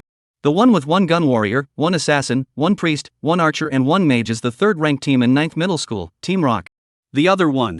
They're all celebrities in other schools. I sometimes go to other schools' forums to hang out, so I know them all." "Ha?" Sun Wenjing's voice suddenly raised a few degrees. "That one who led the way in front of the mountain crevice seems to be from our 1st middle school." "From the 1st middle school?" Chen Fong looked ahead and realized that among the few people blocking the road in front of the mountain crevice, there was a stout man wearing a martial arts uniform. This man was obviously older than Chen Fong and the others, with short hair, sitting on a large rock. His martial arts uniform was casually open at the chest, revealing iron block-like muscle lines. The others around them were all standing, stopping in front of those students. Only he, with a face of impatience, was pulling out his ears with a stalk of grass, clearly the leader of the group. Wang Taishan's face was puzzled as he asked the question that Chen Fang wanted to ask. Is this man from our first middle school? It shouldn't be, he looks a few years older than us. 2 years older. Sun Wenjing said, this person is considered our senior, 2 years higher than us. Before that, it was the number 1 in the personal battle strength ranking of the first middle school martial artist, Wang Hong. He's very strong. I heard that he was later directly signed away by the Heavenly Dragon Guild, and it's still an employment contract. The treatment is so good that he didn't even go to college. Alright, looking at the cloaks on them, it seems like they are the standardized clothing of the Heavenly Dragon Guild. It seems like it should be the Sky Dragon Guild that has chartered a field here and blocked the practicing spot that we're going to. Sun Wenjing's face was a bit ugly, because once a guild packs a field in the wilderness, it basically declares that this leveling point has no chance with the casuals. After all, the leveling points were all in the field, and offending a crowded guild definitely wouldn't have a good ending. All stop arguing. A chortle caused the scene to quiet down for a few moments. The one who opened his mouth was none other than Wang Hong, who hadn't said much. He threw away the grass stems in his hands and jumped down from the rock, his face full of impatience. The Heavenly Dragon Guild has chartered the venue, don't you guys understand? If it wasn't for the fact that you're all students, I would have done it long ago. Don't get lost yet. A few words caused all 3 teams present to fall silent. The captain of Team Granite was a gun warrior. Unwilling to be expelled from the area like this, he took the initiative to take 2 steps forward and came in front of the Sky Dragon Guild's people. Senior Wang Hong, please still make things easier for us. This leveling spot is the coordinates that we scraped together a lot of money to buy. If we go back just like this, won't all of our tens of thousands of dollars go down the drain? This map is very large, we are on the fringe, just kill the small monsters, it won't affect you Tianlong Guild people practicing. Halfway through his sentence, Wang Hong interrupted him, whether you guys paid for the coordinates or not has nothing to do with me? Still the same sentence, now get the hell out of here. Wang Hong gave an ultimatum, but the captain of Team Granite still wasn't going to give up. Senior, don't. Before the other party finished speaking, Wang Hong's face suddenly turned cold. His body pulled through a residual shadow and slammed into Team Granite's captain at an extremely fast speed. The latter's reaction was half a beat slower, and when he realized that there was danger coming, it was too late. He was just about to take out his weapon when Wang Hong blasted his fist on his side waist. A beast roar erupted, and the power of this punch directly blew a dent in the rock team's captain's armor. Afterwards, Wang Hong turned around and kicked out again, hitting his opponent squarely in the chest. Without even having the chance to take out his weapon, the captain of Team Granite was kicked out, tilting his head back and planting his head on the ground, entering the serious injury state, with all kinds of attributes dropping crazily, and the corners of his mouth spilling blood foam outwards. Captain! The other members of Team Granite were greatly alarmed, and the only priest immediately used his skills to heal his own captain. Wang Hong slowly retracted his foot, his eyes swept over the others, and laughed. Whoever talks nonsense again, this is what happens. A bunch of little brats whose hair hasn't even grown back. Do you really think this is Luo City? In the wild, the fist is the reason. Seeing that everyone was honest, Wang Hong sat back on the rock and pointed his hand towards the ground twice. I'll leave it here. No one can pass through this leveling spot today, I said so. Whoever is unconvinced, stand out and let me see. Chapter 44, My fists have not been unfavorable. Wang Hong's swift and lightning tactics shocked everyone present. These 3 teams were indeed the strongest fixed teams in several middle schools in Luo City. But whether they were strong or not, it was also a matter of who they were compared to. Wang Hong had transferred 2 years earlier than them, and now his level was as high as level 21. With his strength alone, it was still quite easy to tyrannize the 5-member fixed team whose average level was only 11 or 12. What's more, there were more than a dozen other Heavenly Dragon Guild transmuters here, and basically every one of them was above level 15. With them swarming around, who could end up in a good place? Therefore, in the face of Wang Hong's sudden strike, these people could only break their teeth and swallow them in their stomachs, not daring to talk back. Wang Taishan cursed, even our Shangtang guild hasn't done anything like wrapping up the field at the practicing spot. Not only did this group of people from Tianlong Guild pack the field, they also hit people, simply bringing shame to the guilds in Luo City. I have to go over and reason with this group of people. Wang Taishan stifled his head and was about to walk forward. If Chen Fang remembered correctly, Tianlong Guild was one of the biggest guilds in Luo City, but compared to Shangtang Guild, it was still obviously a notch below. If Wang Taishan moved out of the Shangtang Guild, Wang Hong's gang would definitely not dare to offend and immediately give their team a free pass. Just as Chen Fang was about to allow Wang Taishan to go up and negotiate. Suddenly, ding, there is currently a new challenge mission, please pay attention to it. Current challenge mission, within half an hour, defeat Wang Hong. Remaining time for challenge, 29 minutes and 54 seconds. Reward for successful challenge, Mechanical Weapon Branch Artificial Intelligence Module Red Quality. Artificial Intelligence Module Bound Red Quality. Spirit plus 50. Additional, Intelligent Manipulation Artificial Intelligence Module can host the manipulation of mechanical creations. Intelligent Berserk Artificial Intelligence Module can activate the mechanical artifact to enter Berserk mode, overloading it and gaining 100% attribute bonus for 1 minute. At the end of Berserk mode, the mechanical artifact's durability returns to 0. Fighting correction. When the AI module is assembled on the battle armor, it can automatically correct the movements during the battle to assist in the fight. Chen Fong raised his eyebrows. Hey, I really didn't expect that my luck would be so strong in the past 2 days, running into 2 big challenge quests that delivered red quality drawings one after the other. This time, the AI module had aptly solved Chen Fong's dilemma of not being able to maneuver too many mechanical creations with distraction. As long as he installed AI modules on all of his mechanical creations, he would be able to easily command his steel torrent in the future. Not being able to rejoice for too long, Chen Fong immediately pulled back Wang Taishan, who was about to rush up. Joking aside, if he really relied on the face of the Shangshi Guild to make Wang Hong obediently release him, how could he still complete the grand challenge mission? Chen Fong asked himself. He was actually a good person, peace-loving, and preaching peace and harmony. However, the all-abominable gold finger always made him the villain, so what could he do? Taishan, don't go. Chen Fong stopped Wang Taishan and said in a serious manner. Wang Taishan twisted his head to look at him. Don't go? Could it be that we're not going to the buried bone land just because the people from the Heavenly Dragon Guild have chartered it? I certainly don't mean that. Chen Fong said with a straight face. I think that you're too young, and things might be rather hairy. This kind of thing, it's better for me to negotiate. Well, okay. Wang Taishan was also very open to persuasion, feeling that in terms of negotiation, Chen Fong might be better at it than himself. Seeing that Wang Taishan agreed, Chen Fong gave the other party a reliable look of leave this matter to me and you can worry about it, and then walked towards the crowd of Tianlong Guild. Originally, Chen Fong and the others were at the back of the crowd and were not conspicuous. Now that Chen Fong had risen above the crowd, he immediately drew the attention of Wang Hong and the others. For a while, many people's gazes landed on Chen Fong. Hello? Chen Fong stood in front of Tianlong Guild and the others and looked at Wang Hong. Just now, you said that whoever is not convinced can come forward. Now that I've stepped forward, then what? The scene was quiet for a moment. Chen Fong spoke courteously, but the content was undoubtedly jumping on Wang Hong's face. So much so that Wang Hong didn't even react to Chen Fong's intentions at first, subconsciously frowning. Huh? You said that in the wilderness, fists are hard. Chen Fong's smile remained the same, with an attitude of, let's talk things over. I think my fists are not unfavorable, so I'm not convinced. Wang Hong finally reacted at this time. The other party was picking a fight. You kid, you are simply looking for death. Wang Hong's face turned cold as his anger rose.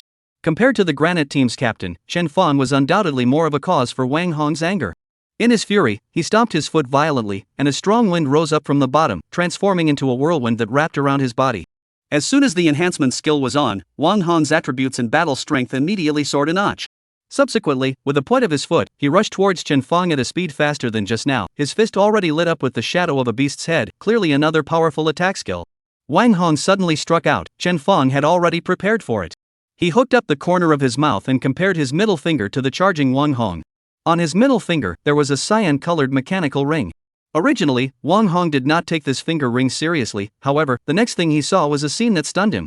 This finger ring, surprisingly, extended along with the sound of mechanical operation, completely covering Chen Fong's body. In the blink of an eye, however, a green-colored battle armor appeared on Chen Fong's body. This battle armor was different from the flowing fire battle armor. The flowing fire battle armor was an agility-type battle armor, and its overall shape was streamlined and more personal. This armor, on the other hand, was much thicker than the flowing flame armor, setting off Chen Fong's taller and more robust figure. Battle armor body, there are a lot of dragon elements, dragon patterned all over. At the chest of the battle armor, the shape of a dragon's head outlined by lines could be seen vaguely, which seemed to be roaring at the enemy. Even Wang Hong could not help but feel a tremor in his heart, and a kind of fear was born from the bottom of his heart. It was just that he had already charged up violently, and it was impossible to retreat again. Beast roar! Wang Hong's body stumped repeatedly, and after Chen Fong equipped his green dragon battle armor, he instantly killed in front of the latter, then blasted out with a fist. Bang! This punch blasted at Chen Fong's ribs, which was also one of the weaker positions of the human body. Once this beast roar hit a vital location, it was all but possible for the enemy to enter a state of serious injury and lose their combat power for a moment. This was a move that Wang Hong had tried time and time again when he was piking with other transmutants. However, this time, he had kicked in the iron. Well, literally an iron plate. The force of this punch landed on the green dragon battle armor, and the power was absorbed by all of the battle armor's defense of up to 681, and was unable to injure Chen Fong in the slightest. Just kidding, as an offensive-type battle armor, the output and defense of the green dragon battle armor was pulled full. If you can't even withstand this attack, how can you be worthy of the 5 words offensive battle armor? Chapter 45. What the hell, I thought you were good at this. The force coming back from the fist's blade made Wang Hong just feel his entire arm go a little numb with pain. He raised his head and was just about to pull back and pull away when he saw a large hand covered in battle armor grabbing towards him and pressing on his head. As this hand shrunk, Wang Hong only felt a huge force coming from him, directly picking him up and rushing towards the mountain not far away. For a moment, Wang Hong felt like a person who was hit by a truck. In front of the absolute power, there was no chance to fight back. He could only let the other party take him. The speed of the green dragon battle armor was obviously slower than the flowing fire battle armor. But for Chen Feng, it was already enough. If he was like a cheetah when wearing the flowing flame battle armor, he was more like a tiger when wearing the green dragon battle armor. His speed was slightly reduced, but in return, he had even more powerful combat strength. Carrying Wang Hong's head in one hand, he rushed to the mountain next to the mountain crevice in a matter of moments, then dunked towards a protruding rock. Bang! After a loud bang, Wang Hong's head came into close contact with the stone block and it instantly shattered. Wang Hong's body tensed violently, and then went limp, no longer able to resist. Chen relaxed his hands and Wang Hong slid to the ground, already unconscious and covered in blood. What the hell, I thought you were great, how come you shattered at the touch? Chen Feng under the battle armor frowned, and said that it was fortunate that he had collected some power in the end, or else he was afraid that he would have to make a scene. This Wang Hong is also really, even if he is not a heavy armor type profession, at least he is level 21, there should be a lot of good equipment on his body, how come he is so unresistant to being beaten? It's so dangerous, almost got blackmailed by him. With Wang Hong's second, the big challenge mission was completely completed, and the rewarded AI module also fell into Chen Feng's backpack. Chen Feng was about to put away his green dragon battle armor and study what the materials for making the artificial intelligence module were, when suddenly the wind whistled behind him. Chen Feng's reaction was sharp as he dodged a fireball the size of a millstone. As soon as he turned around, he realized that the one who made the move was a level 19 mage from the Sky Dragon Guild. This person should be the second in command of the group, with a level just below Wang Hong. Seeing Wang Hong being taken down by Chen Feng, this person also obviously panicked, and a sneak attack of Great Fireball spell was also dodged by Chen Feng. This person dare to touch our Tianlong Guild, take him down. This person's voice trembled, and after ordering, he waved his staff again. Under the light of the staff, a bigger fireball appeared out of thin air. It was definitely the Blazing Sun, which was more powerful than the Great Fireball spell, and was considered to be the most powerful skill in terms of output among fire mages. Blazing Sun, fireball smashed towards Chen Feng, rolling with rolling heat waves. Is this what that Chen Feng kid said about bargaining? Su Qingya felt a headache and pulled out her violet, jogging towards Chen Feng's side, intending to join the battlefield. However, she had just taken 2 steps when Chen Feng's voice came from behind the Blazing Sun. No need to come over and help. Boom!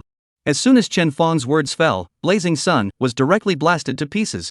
Chen Feng, clad in the green dragon battle armor, rushed out bathed in flames, a heavy gun appearing in his hand at some point. The thickness of the gun's handle alone was comparable to that of a duck's egg, and if he wasn't clad in battle armor, Chen Feng wouldn't even be able to hold it steadily in his hand. As for the head of the gun, it was like a halberd divided into 3 blades, green light in the gun blade flow constantly, sharp at the same time, more heavy. This big gun alone looked like it weighed hundreds of pounds, giving people chills. The Blazing Sun, just now, was also crushed by this very gun. The large, heavy gun was like nothing in Chen's hand, not affecting his speed in the slightest. After destroying Blazing Sun, Chen Feng was like a runaway truck, rushing towards the mage. The group of people from the Heavenly Dragon Guild were basically young people who should have just joined the guild not more than a few years ago. However, as transmutants who had gotten the guild contract, their battle sense was quite good. Seeing that Chen Feng had killed over, these people immediately unfolded their formation according to their occupational characteristics, with the front row occupations rushing towards Chen Feng, and the back row occupations releasing their skills and outputting on Chen Feng. For a time, Chen Feng became a target. Facing the siege of multiple front row professions, as well as the arrows and magic skills flying towards him, Chen Feng was fearless, raising the lance in his hand, then raising it up high and thrusting it fiercely towards the ground. Great shock! Only hearing a low roar, the gun warrior's skill, Great Shock, was used by Chen Feng. In an instant, a chi gang erupted and swept outwards with Chen Feng as the center. Those melee transmutators who rushed towards Chen Feng, as well as their skills, were all shaken away by this chi gang, and no one was able to get close to Chen Feng in the slightest. This scene, falling in the eyes of the rock team captain who was being helped up, was immediately shocked to the point of trembling. He was a gun warrior, and he couldn't be clearer about this skill called Great Shock. This skill could be said to be a divine skill for gun warrior transitioners, and the skill book had already been speculated to 120,000 in the merchant's house, making it one of the most expensive first-turn skill books. The attack power of Great Shock wasn't high, but it was strong in that it had a certain chance to repel surrounding enemies and erase skills flying towards it. Moreover, the higher the user's attack power, the higher the chance of repelling and erasing, and the wider the skill's range of effect. It was said that the one who was one of the 12 holy shields of the Dragon Kingdom had become famous with a single move, a great shock, which instantly destroyed a small city of an enemy country and reduced it to rubble. It was also from that time onwards that the price of the skill book, Great Shock, had skyrocketed from $30,000 to $50,000 all the way to $120,000 today, making it a must-have skill for gun warriors. The fact that he was able to become the captain of Team Granite was also absolutely related to the fact that his attack power was high enough and that he possessed the Great Shock skill. However, even for him, the effect of the Great Shock was vastly different when compared to Chen Feng. His Great Shock only had a range of about 3 meters. The success rate of repelling surrounding enemies and erasing skills was less than 30%. On the contrary, Chen Feng's skill had a range of 30 meters, almost 10 times that of his. At the same time, all the transformers were repelled by him, and their skills were all erased by the wind. This was enough to see just how high Chen Feng's attack power was. Being swept by one of his shots, even a level 20 heavy armor transmuter would, I'm afraid, be seconded, right? When Chen Feng saw that under the effect of Great Shock, everyone from the Heavenly Dragon Guild was all shaken to the ground, he said that the skills he had picked were really good. This Great Shock, combined with the Green Dragon battle armor, would actually exert such a miraculous effect. After equipping the Green Dragon battle armor and the Green Dragon gun, Chen Feng could learn 4 gun warrior skills below the red rank. In the past 2 days, he had downloaded 2 skills from the merchant bank after careful selection. One of them was this Great Shock. Chapter 46. How about I give you a hug? 2 skills, 1 offense and 1 defense. The Great Shock was a defensive skill. After utilizing the Great Shock and shocking over all of the melee professions that had gathered around, there was no one in the Tianlong Guild that could obstruct Chen Feng. Chen Feng drew his gun and moved forward with it, arriving in front of the mage who had released Blazing Sun in a few steps, stabbing his gun towards the opposite side door. Phew! The whistling wind blew the man's hair around. The gun stopped steadily when it was still about a slap away from his face. The mage's entire body jerked, his crotch was fishy, and he fell to his knees with a plop. What's with another bumper sticker? Chen was relieved and helpless, taking the gun back. The gun then came with the sound of mechanical parts running, a large gun surprisingly quickly embedded and contracted, transforming into an arm-thick metal stick. Subsequently, the cover of the weapon slot at Chen Feng's back opened, Chen Feng inserted the metal stick, and the two were perfectly fused, and the Green Dragon gun was then incorporated into the battle armor. Only after storing up the weapon did Chen Feng step forward and pat the other party's face. Say, now we can go over, right? This mage shivered again, his voice trembling wildly. You please? Done. Chen Feng smiled, even the Green Dragon battle armor on his body was also retrieved, then turned back to greet Shang Tang and the others. Let's go, I've already negotiated with them, and they agreed to release them. Shang Tang brought the people along and looked at the mess here, and as he passed by Chen Feng, he did not forget to say, you negotiated well. Next time, don't go bargaining. After saying that, she led Su Qingya and the others towards the mountain crevice. No, did I not solve the problem clearly? Chen Feng was a bit unconvinced and was about to move to chase after Shang Tang. Suddenly, as if he remembered something, he turned back and came over to the side of the mage who had just breathed a sigh of relief. Brothers, Chen Feng whispered, please, you Heavenly Dragon Guild, continue to guard the entrance to this leveling spot and don't let anyone else in. Oh yeah, don't forget to have the auxiliary class Transfigurator unleash the healing skill on Senior Wang Hong, so that he can get up and work in a hurry. Whether or not we can guard this entrance, it all depends on him. Chen Feng solemnly patted this person's shoulder before chasing after him. The mountain crevice leading to the land of buried bones was not narrow, and could fully accommodate several people traveling side by side. As for the problem of the light being too dim, it was also very well solved. Wang Taishan took out the torches that he had prepared in advance, and after lighting them, they were able to illuminate the surrounding area of more than 10 meters. According to Shangshur Guild's previous stamping, although this mountain crevice was winding, there were no ferocious beasts and not much dangerous terrain, so a single torch was enough to ensure the safety of the crowd. With the tall Wang Taishan in front to open the way, the crowd felt very secure. Chatty Su Qingya was also just as Chen Feng expected, taking the opportunity to come over and ask him what kind of luck he had gotten in the past few days to get the new drawings. Otherwise, why had he summoned 2 mechanical wolves before, and even changed into a new battle armor today? In response, Chen Feng could only explain that after he got the dividends from the drawings, he picked up the slack in the mall, and that's how he got such 2 new drawings. No, you picked up the leak of the mechanic drawings? Su Qingya's mouth opened wide, looking half convinced, how come I can't pick it up? She then didn't bother to get to the bottom of this issue, and proceeded to ask, that said, did you buy any new bullet drawings and get me a few bullets that are stronger than high explosive bullets? That's a no. Bullets are considered a niche class of drawings in the mechanical weapons branch of the mechanic, and with the high explosive bullets sold to you, you should be content. Chen Feng blurted out a sentence, causing Su Qingya to be greatly disappointed. She could only sigh helplessly. Alright then, when you have new bullets in the future, don't forget to give me a few rounds first so that I can have a taste. Right, do you still have any high explosive bullets there? How about selling me a few more? Let's talk first, now that we're also considered regular teammates, price-wise, give me another discount. Okay. Chen Fong felt that Su Qingya was considered as one of his own people, and it was not good to pit the other party with too much money. Then 1200 a bar, I'll sell you at a loss. Anyway, this time I came to the land of buried bones, I should still be able to share a lot of the money from the sale of equipment and materials. Oh. You can be really good to me. Or else I'll hug you for a bit? Get lost, get away from me. Chen Fong pushed Su Qingya away and subconsciously glanced at Shang Tang, who was walking in front. Although the two were only in a contractual relationship, due to the content of the contract, their relationship seemed to be more than just a contractual relationship. Fortunately, while Su Qingya was playing around with Chen Fong here, Shang Tang did not have any reaction and did not even turn his head back. After rejecting Su Qingya, Chen Fong opened the merchant bank and started searching for materials to make high explosive bombs. Especially such rare materials as red inferno crystals, but wherever there was one, no matter how much money Chen Fong would empty it in seconds. This time, Chen Fong's luck was good, and he was able to buy materials from the merchant bank that could make around 500 high explosive bombs. After buying all the materials, he started to perform the skill reading, transforming the materials one by one into high explosive bombs. While reading, Chen Fong of course did not forget about the AI module drawings in his backpack. He directly studied the drawings and then began to make a new round of purchases at the merchant bank according to the materials required by the drawings. Out of Chen Fong's expectation, the material cost of the artificial intelligence module was only $3,000, which was considered to be the cheapest of all of Chen Fong's skills. However, thinking about it, the artificial intelligence module needed to be housed in every mechanical creation and battle armor. If it were to be the same as the battle armor, costing tens of millions apiece, Chen Fong would have to go bankrupt even if he had a merchant bank expansion coupon. The materials required for the artificial intelligence module were not rare materials that needed to be hoarded, so Chen Fong bought a batch and then stopped there. After selling 300 rounds of high explosive bombs to Su Qingya at a price of 1200, Chen Fong continued to start rubbing out the artificial intelligence modules.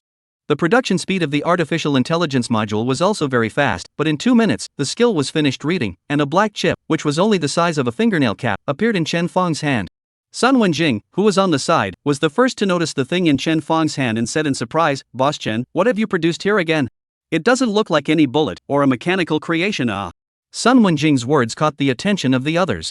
Everyone looked towards Chen Fong.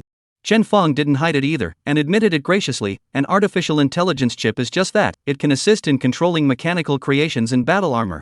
So this is an artificial intelligence chip. Sun Wenjing also counted on a long insight. Artificial intelligence chips, in fact, were not something new. Even within the merchant houses, there were sellers who sold them. However, those artificial intelligence chips were all white in color, and the highest was only blue, only able to give some basic autonomous fighting ability to the mechanical creatures. Compared to the red quality intelligence chip in Chen Fong's hand, it was simply an artificial retard. Chapter 47 Artificial Intelligence Module. Chen Fong did not disclose the grade luster of this artificial intelligence module, so other people did not know that this tiny chip in Chen Fong's hand was actually of red grade, which was qualitatively different from those regs in the merchant bank. After thinking about it, Chen Fong decided to install the intelligent module for the Green Dragon battle armor first. Because the red quality intelligent module had the additional skill of tactical correction, it could enhance the combat power of the Green Dragon battle armor by a lot. Chen Fong picked up the chip with one hand and extended his middle finger with the other, only to see the cyan ring on his middle finger open up the inner compartment of the battle armor amidst the sound of parts turning, revealing a groove used to install the module.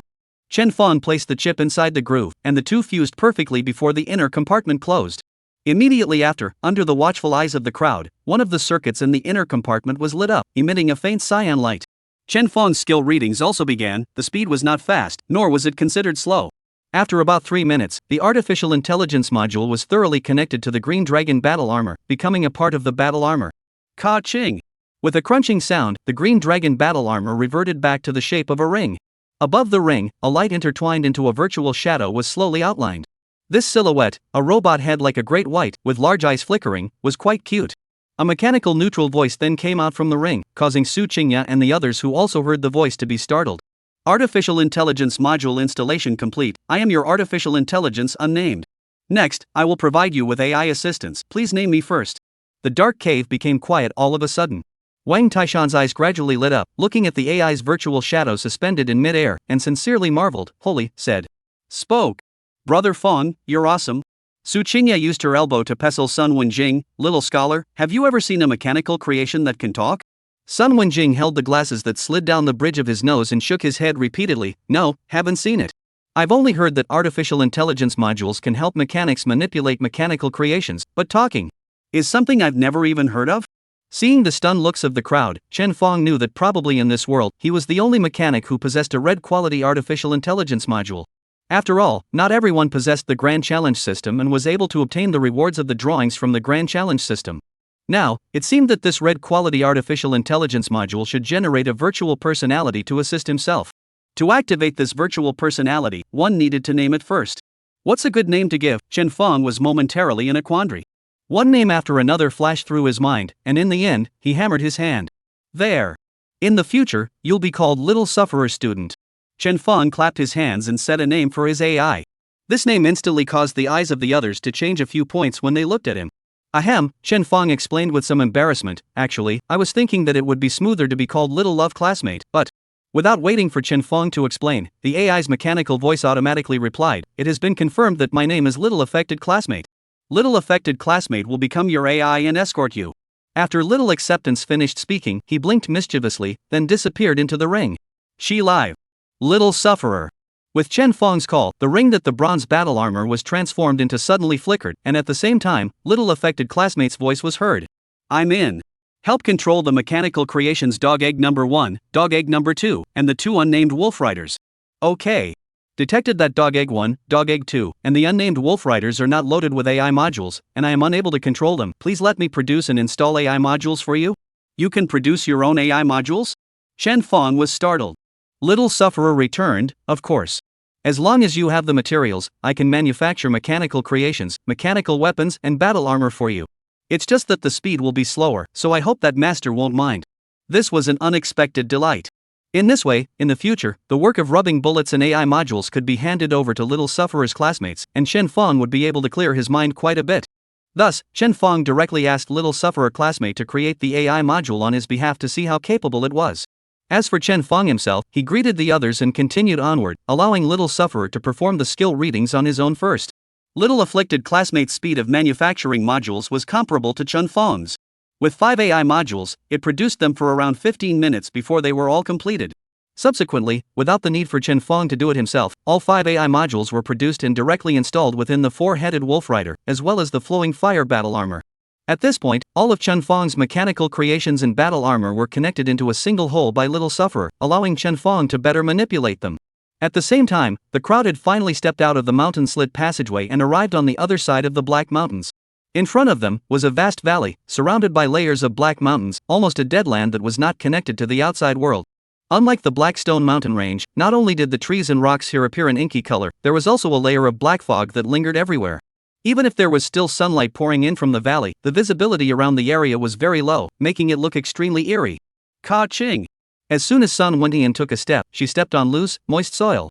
She looked down, and there was a pair of decayed and withered bones half buried in the soil, almost weathered into mud. "Yeah!" Sun Wendian exclaimed in shock, her feet stepping back and being held up by Shang Tang at the back. "Yes, sorry." Sun Wenjing hurriedly stood still. Wang Taishan walked forward, picked up the withered bones that had been trampled by Sun Wendian, and got up to say, "This is the corpse of a ferocious beast, which hadn't had time to be refreshed away after being killed. It seems that the people from the Heavenly Dragon Guild also just came here not long ago. As for where they are going, well." Su Qingya pointed to a battle trail, and continued with Wang Taishan's words, "It should be that direction." Shang Tang looked at the trail left on the ground and nodded, "Let's go too, pick another direction. The map of this buried bone land is big enough, there's no need to bump into them and start any conflicts." The rest of the people also had no opinion. Thus, the crowd headed in another direction, entering the depths of the buried bone land. Chapter 48, Heavenly Dragon Guild, John Sweetness. Somewhere in the Land of Bones. A 5-member squad with an average level of 13 was fighting a group of level 15 elite beasts called Bone Miners. The withered bone miners were wearing rotten black skin and flesh, and although their actions were a bit slow, the pickaxe in their right hand was full of rust stains, but it was not a good fight, and every time they swung it down, it would always send out a burst of air-breaking sound. In their other hand, they also carried a mining lamp, which burned with white flames, which looked weak, but at any time it could fly out and turn into a huge fireball, launching a magical attack on the enemy. This kind of physical and magical dual output ferocious beast was very rare. The general transmogrifier against it would definitely be doubly tricky. This squad of transmutators, on the other hand, still appeared to be very relaxed when facing the withered bone miner. Not only were all 5 of them rare-type combat professions, the equipment on their bodies were all of a purple grade, far more powerful than the average transmigrator. 2 of the front-row professional boys, holding heavy shields and heavy hammers respectively, blocked a dozen or so withered bone miners in front of them. Behind them, there was a pair of men and women with auxiliary professions, constantly releasing healing skills for them. Further back, there was a wonderful young girl in a long fire-colored dress, holding a short staff. This young girl had a goose-egg face, and her appearance was quite pure and attractive. It was a pity that her face was now filled with anger, destroying this sense of innocence without a trace. Can't stop it? I asked you to bring so many people and you couldn't stop them. Wang Hong, are you on a diet? The money our Heavenly Dragon Guild spent on you, even if we feed it to a dog, we can still guard the door. Zhang Sweets rushed at Wang Hong on the other end of the voice call and cursed him bitterly, as if she was cursing a dog raised at home, making Wang Hong unable to even raise his head. Wang Hong seemed to be accustomed to this, and when there was a slight pause in Zhang Sweet's bitter scolding, he immediately explained, Ms. Zhang, the team that came, they're really powerful, I can't stop them off. Especially one of the mechanics, he owns a set of battle armor. Let alone me, the others together, were all killed by him with a great shock. Great shock? Zhang Sweets let out another cold laugh while the short staff in her hand swung. Every time she swung it, she was able to unleash a fire skill, smashing flames into the distant group of monsters.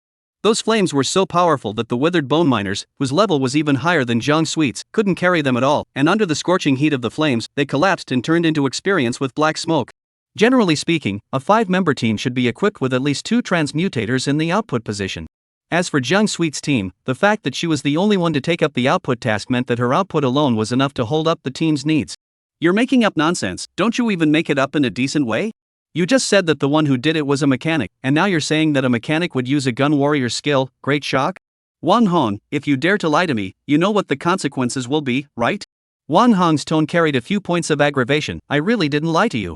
I also don't know why a mechanic would use a gun warrior's skill, but it's true. Oh right.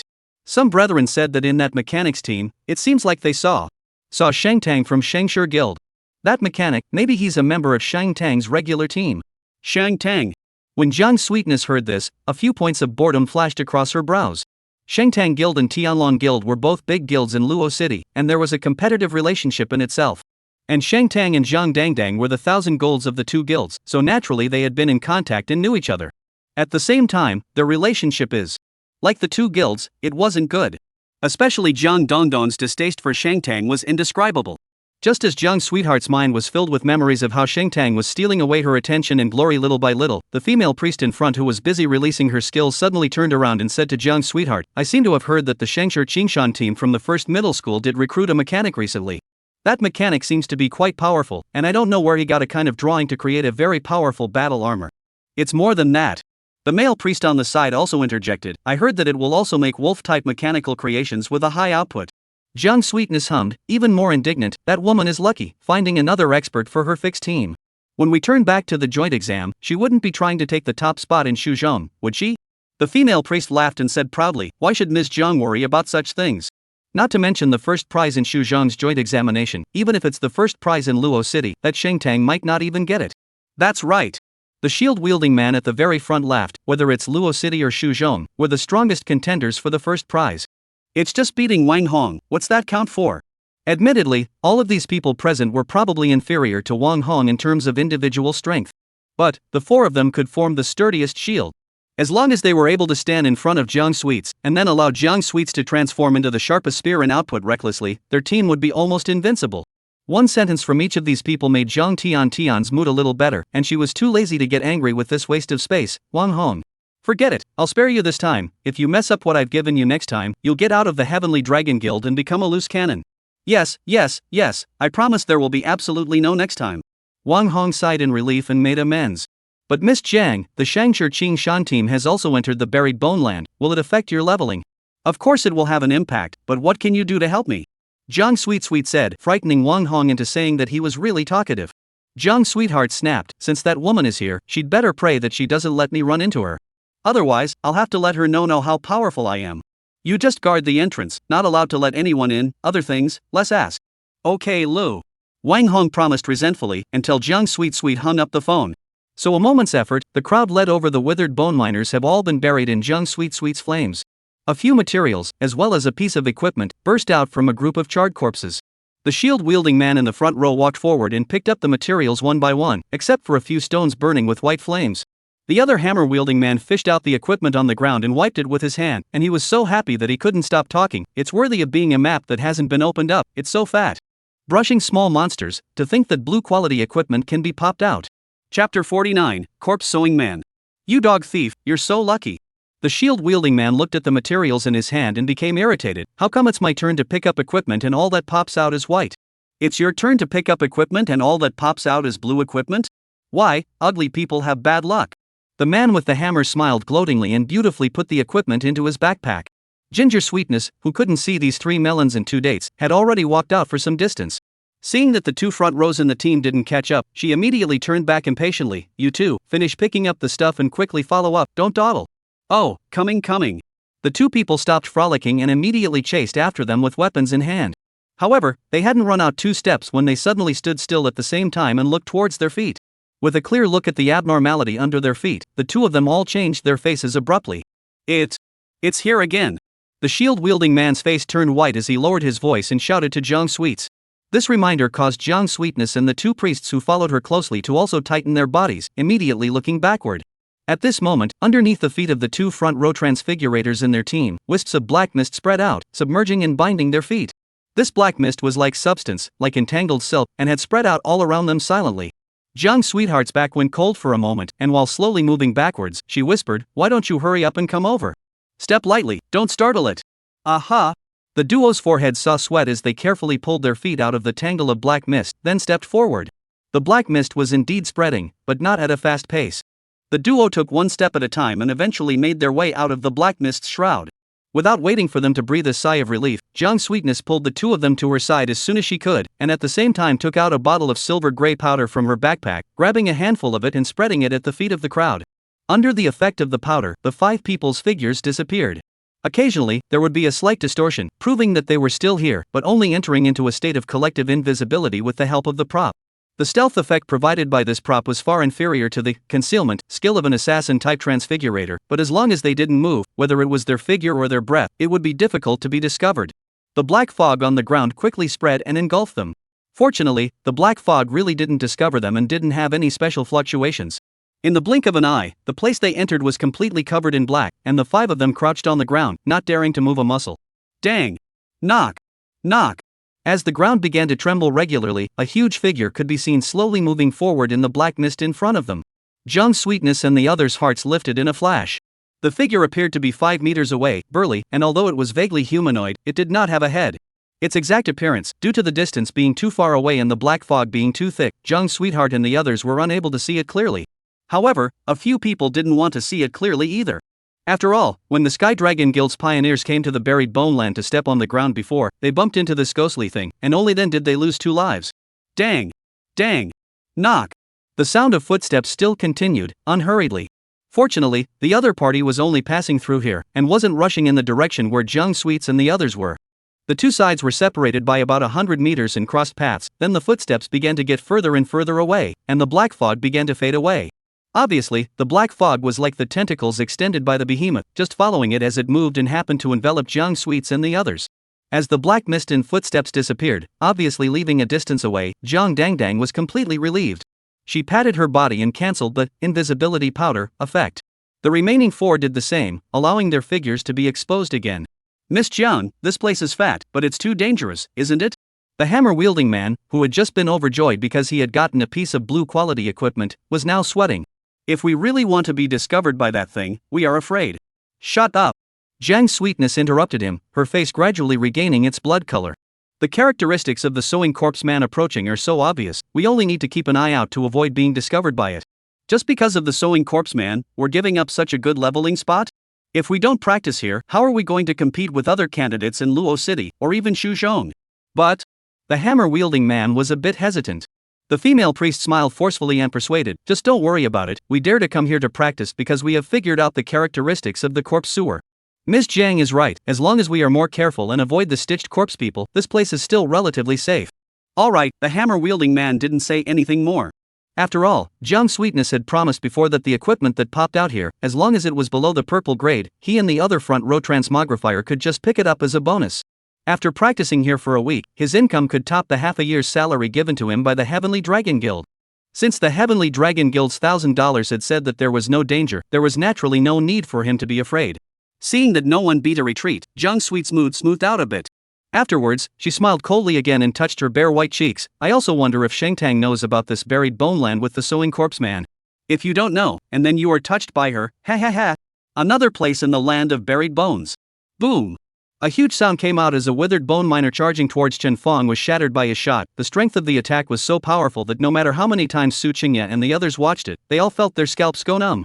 Compared to the flowing flame battle armor, which was one rank lower, the battle power of the green dragon battle armor was simply too much. Chen Fong also enjoyed this feeling of explosive combat power. He was in the green dragon battle armor. He felt that he could almost call himself invincible, even if it was a rare warrior type profession like Wang Taishan. He was afraid that he would be able to be knocked over by his own gun. Not allowing Chen Fong to be proud of himself, 3 more withered bone miners limped towards him. The 3 withered bone miners shook the mining lamps in their hands, and the white flames inside the lamps flew out from them, and then expanded rapidly in mid-air, splashing over. The 3 fireballs, in a zigzag pattern, blocked Chen Fong's space to dodge. In this regard, Chen Fong felt no waves in his heart. Not to mention, with the defensive power of the green dragon battle armor, it didn't matter if he ate all 3 fireballs.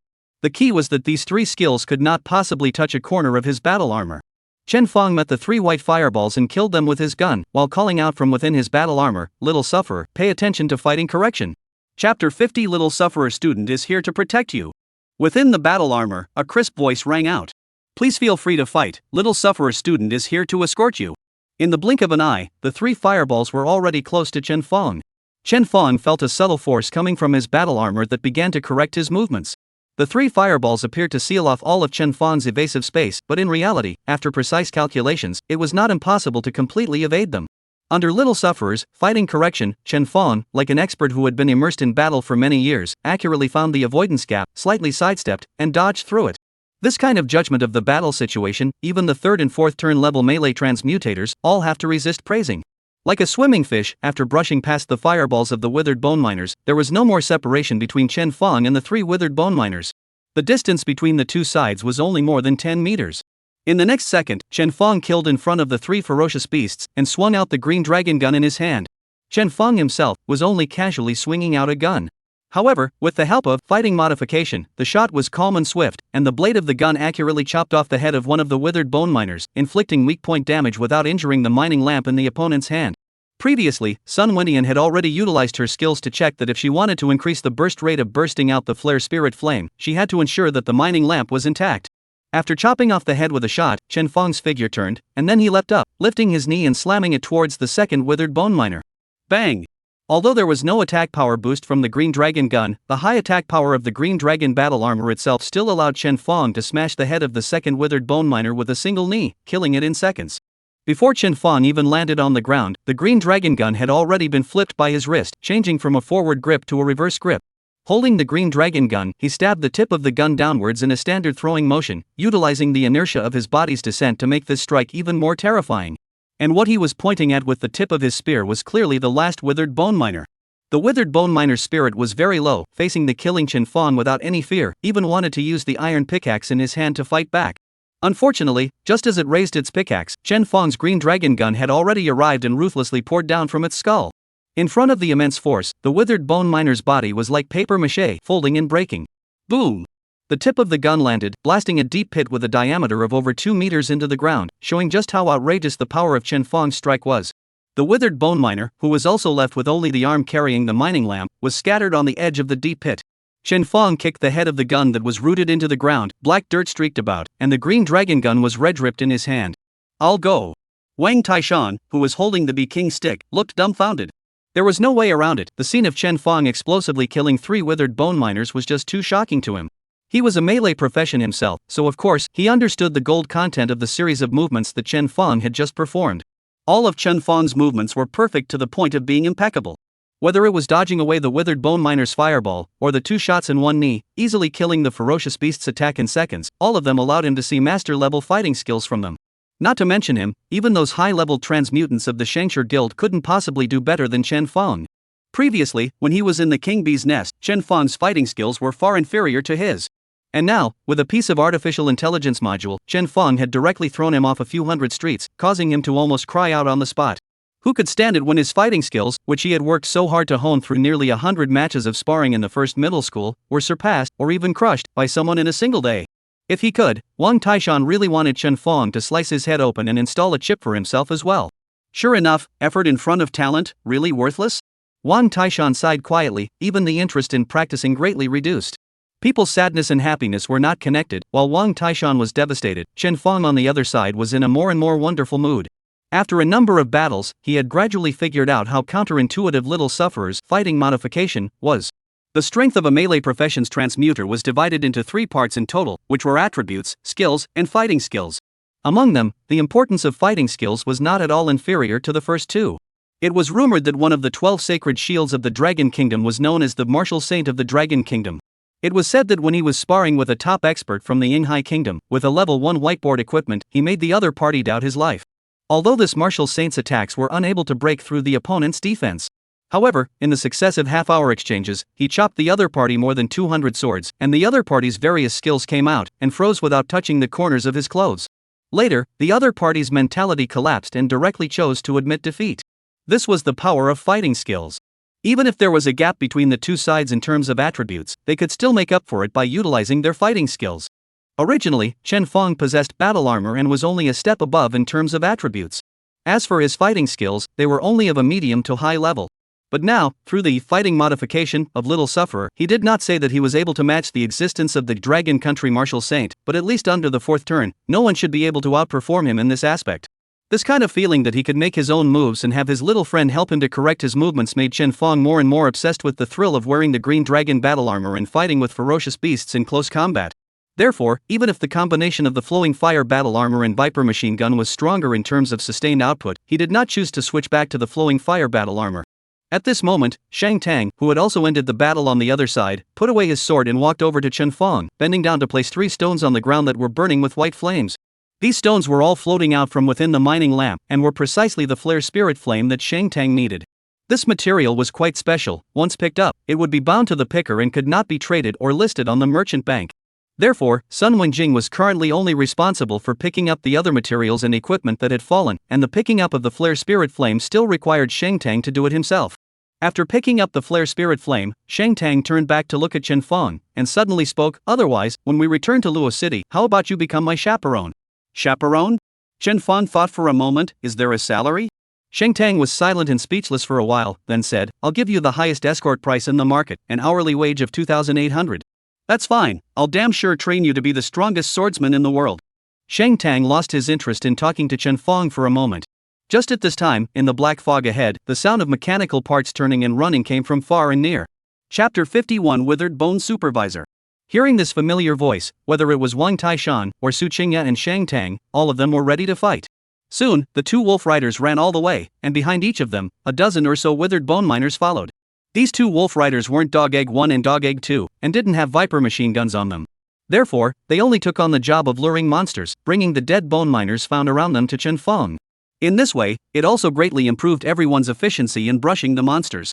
The speed of the wolf riders was definitely far above that of the withered bone miners, but in order to draw the ferocious beasts over, so the 2 wolf riders meandered all the way around, giving the withered bone miners enough time to follow them over. During this period, the withered bone miners frequently turned the white flames in their lamps into fireballs and smashed them at the wolf riders, all of which were deftly dodged by the wolf riders. Compared to the rigidity and stiffness when it was being manipulated by Chen Fong, the current wolf rider was truly like a living creature. Its every move was no different from that of a real living being. This, of course, was also thanks to the manipulation of Little Sufferer. Chen Fong only needed to give a simple order, and Little Sufferer would be able to manipulate the mechanical creature to complete the command, without Chen Fong having to bother at all. Even, originally, due to his own vision, the scope of Chen Fong's control of the mechanical artifact was very limited. Now, with the full trust to Little Sufferer, even if the wolf rider was thousands of meters away from Chen Fong, it would have no effect at all. Seeing that the 2 groups of ferocious beasts were brought over by the wolf riders, Chen Fong, who had not yet gotten over the pleasure of killing them, lifted his green dragon lance and rushed towards the group of ferocious beasts that were a bit more numerous. Shang Tang, on the other hand, glanced at him and dealt with another group of withered bone miners with Wang Taishan and Su Qingya. Under fighting modification, Chen Fong was like a martial arts master, holding his spear and sweeping all the way across the room, blowing out the head of a single withered bone miner at point-blank range, while not being attacked by any of the ferocious beasts himself. After Chen Fong had killed a dozen or so withered bone miners one by one, on the other side, Shang Tang and the others had almost completed their task. Shang Tang's strength was also not bad, and the white flames that swung out from his sword seemed to have an extremely high damage bonus for undead beasts like the dead bone miners. With the cooperation of Wang Taishan and Su Qingya, the three of them killed monsters at the same incredibly fast speed. With this wave of ferocious beasts cleaned up, Shang Tang picked up another 11 flare spirit flames, while Sun Wenjing even rummaged through the ferocious beasts' corpses and found a blue quality equipment that could be sold for a decent price. With this kind of monster brushing efficiency, the 5 members of the squad were very satisfied, and Chen Fong immediately asked the 2 wolf riders to continue to spread out, and then lure all the nearby ferocious beasts over to kill them together. Right after the 2 wolf riders dashed towards the black fog, Little Sufferer's voice suddenly sounded within the battle armor. Master, Dog Egg 2 has found a boss. The coordinates are 58245-65571 in the land of buried bones. Coming to the boss? Chen Xin was overjoyed. There was no way to compare the burst rate of small monsters to that of a boss. If even small monsters could pop out blue-grade equipment, then the chances of popping out purple equipment after killing a boss was quite high. Chen Fong told the crowd about the news of the boss discovery, and the others were pleasantly surprised, immediately moving towards the coordinates reported by Little Sufferer. More than 10 minutes later, the 5 arrived at their destination. In the black fog, Dog Egg 2 came out from it, looking like he had been waiting for the crowd for a long time. Chen Fong touched Dog Egg 2's head, and the latter immediately lowered its head and rubbed against Chen Fong's feet before quietly leading the way for the crowd. After walking a little further, Chen Fong saw white flames ahead as if they were ghost flames, extremely numerous and wavering. A closer look would reveal that it wasn't any ghost fire, but the mining lamps in the hands of the withered bone miners. Ahead is a rocky slope. A group of dead bone miners holding mining picks and lamps is like a walking corpse general knocking the size of the stone, clanking into a piece. Pickaxe and stone impact sound, also mixed with the sound of ear-splitting whip. In the middle of the original piece of rock, there was a humanoid undead beast about 2 meters tall, standing on a boulder and holding a whip. This beast was dressed in rags just like the withered bone miners, and under the cloth-like clothes were blackened rotting flesh and nearly weathered white bones. In its other hand, it similarly held a mining lamp. Only, the mining lamp in his hand was much larger than the withered bone miners, and the flames in it were more vigorous, which should be able to burst out more flare spirit flames. Snap! Another whip sounded as this boss lashed out and struck a withered bone miner. Instantly, the eyes of the withered bone miner that was struck flashed with red light, a whimper escaped from his mouth, and his arm that swung the iron pickaxe became even more powerful. Because the distance was too far, Chen Fong could not see the boss's attribute panel, so he could only cast his gaze towards Su Qingya. Su Qingya made an okay gesture, her eyes flashing with a hidden luster. A moment later, she directly publicized an attribute panel. Withered Bone Overseer, level 15 purple boss. Attack 324. Defense 194. Skill, Scourge. Lashing the dead bone miners around you will cause the dead bone miners to raise their attributes for a period of time, turning them into a level 15 white boss.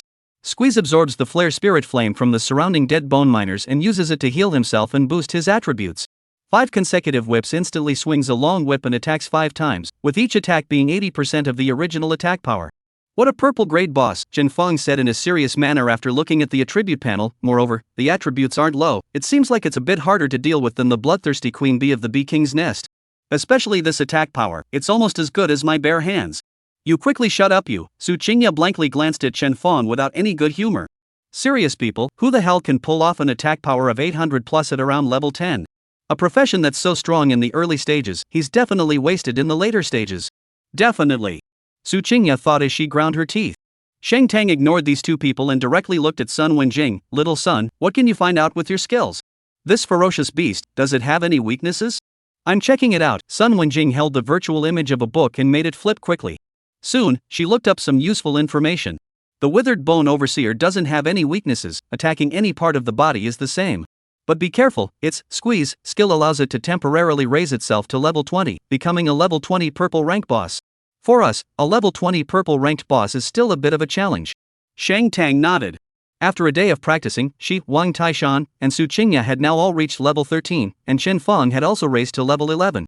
The average level of a squad's combat members was only around level 12, and the risk factor would indeed be higher when dealing with a level 20 purple ranked boss. Of course, this was the general situation. Thinking of this, Shang Tang looked at Chen Fong again, feeling as if it was no big deal even if they were to face a level 20 purple boss.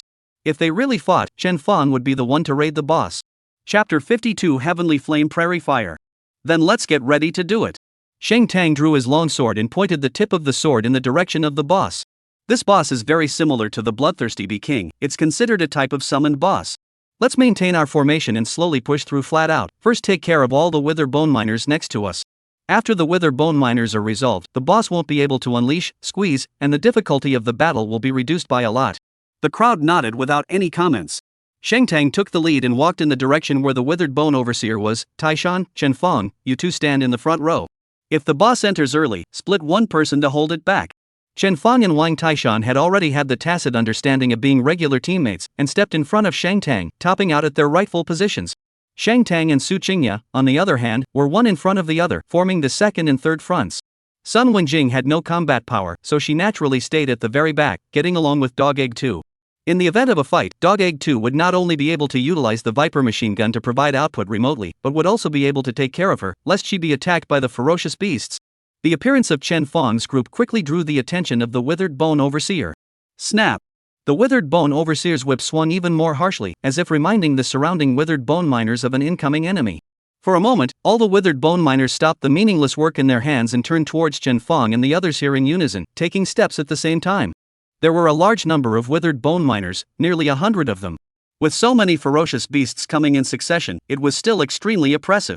Wang Taishan didn't dare to be careless and immediately transformed into a bull demon with a moo, raising his attributes. He had just finished releasing his transformation skill, and before he had the chance to charge up, the wind whistled from the side. It was Chen Feng who charged, holding his green dragon gun like a runaway locomotive, crashing into the ferocious beasts. As Chen Feng entered into the range of the dead bone miners' skills, many of the dead bone miners shook their miners' lamps, turning the flare spirit flames within them into fireballs and smashing them towards Chen Feng.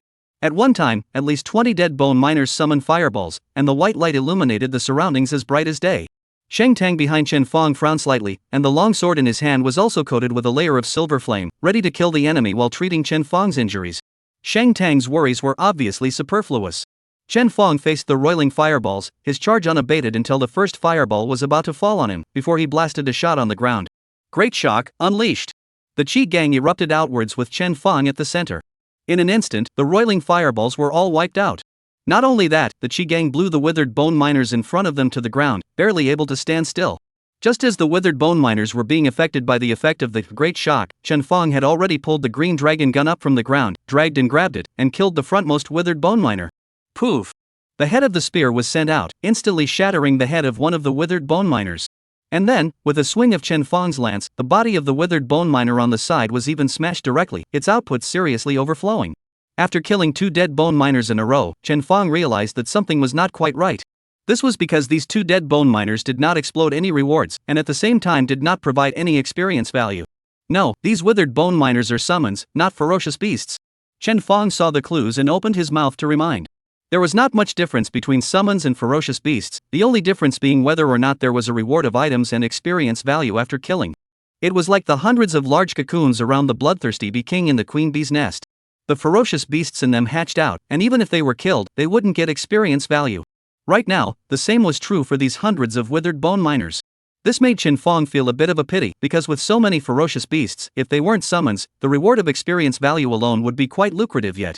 Since there was no reward to be gained from killing dead bone miners, there was no need for Chen Feng to be concerned about deliberately avoiding the mining lamps when fighting, so as not to affect the explosion rate.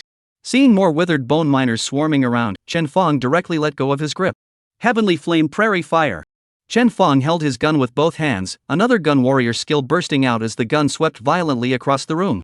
This shot, fierce and abnormal, the friction between the gun body and the air generated high temperatures, blossoming into dazzling flames in mid-air. The fire-attributed group attack skill was boosted by Chen Feng's ultra-high attack power, exploding in the middle of a group of withered bone miners, instantly completing the clearing of the field, blasting the surrounding 7 or 8 withered bone miners into dregs in unison, instantly killing them on the spot. This, Heavenly Flame Prairie, was another gun warrior skill that Chen Feng had learned, mainly responsible for output.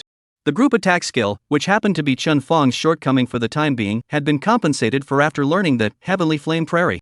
With Chen Feng's reminder, Shang Tang did not rely on her sword skills to fight the withered bone miners in close quarters like before. With a cold face, she swung out her sword, and the silver flames wrapped around the blade formed a huge chopping blow that landed in the group of ferocious beasts. The power of the chopping blow knocked the withered bone miners back, while the unceasingly burning flames lingered on the ferocious beasts' bodies and on the ground, causing continuous burning damage.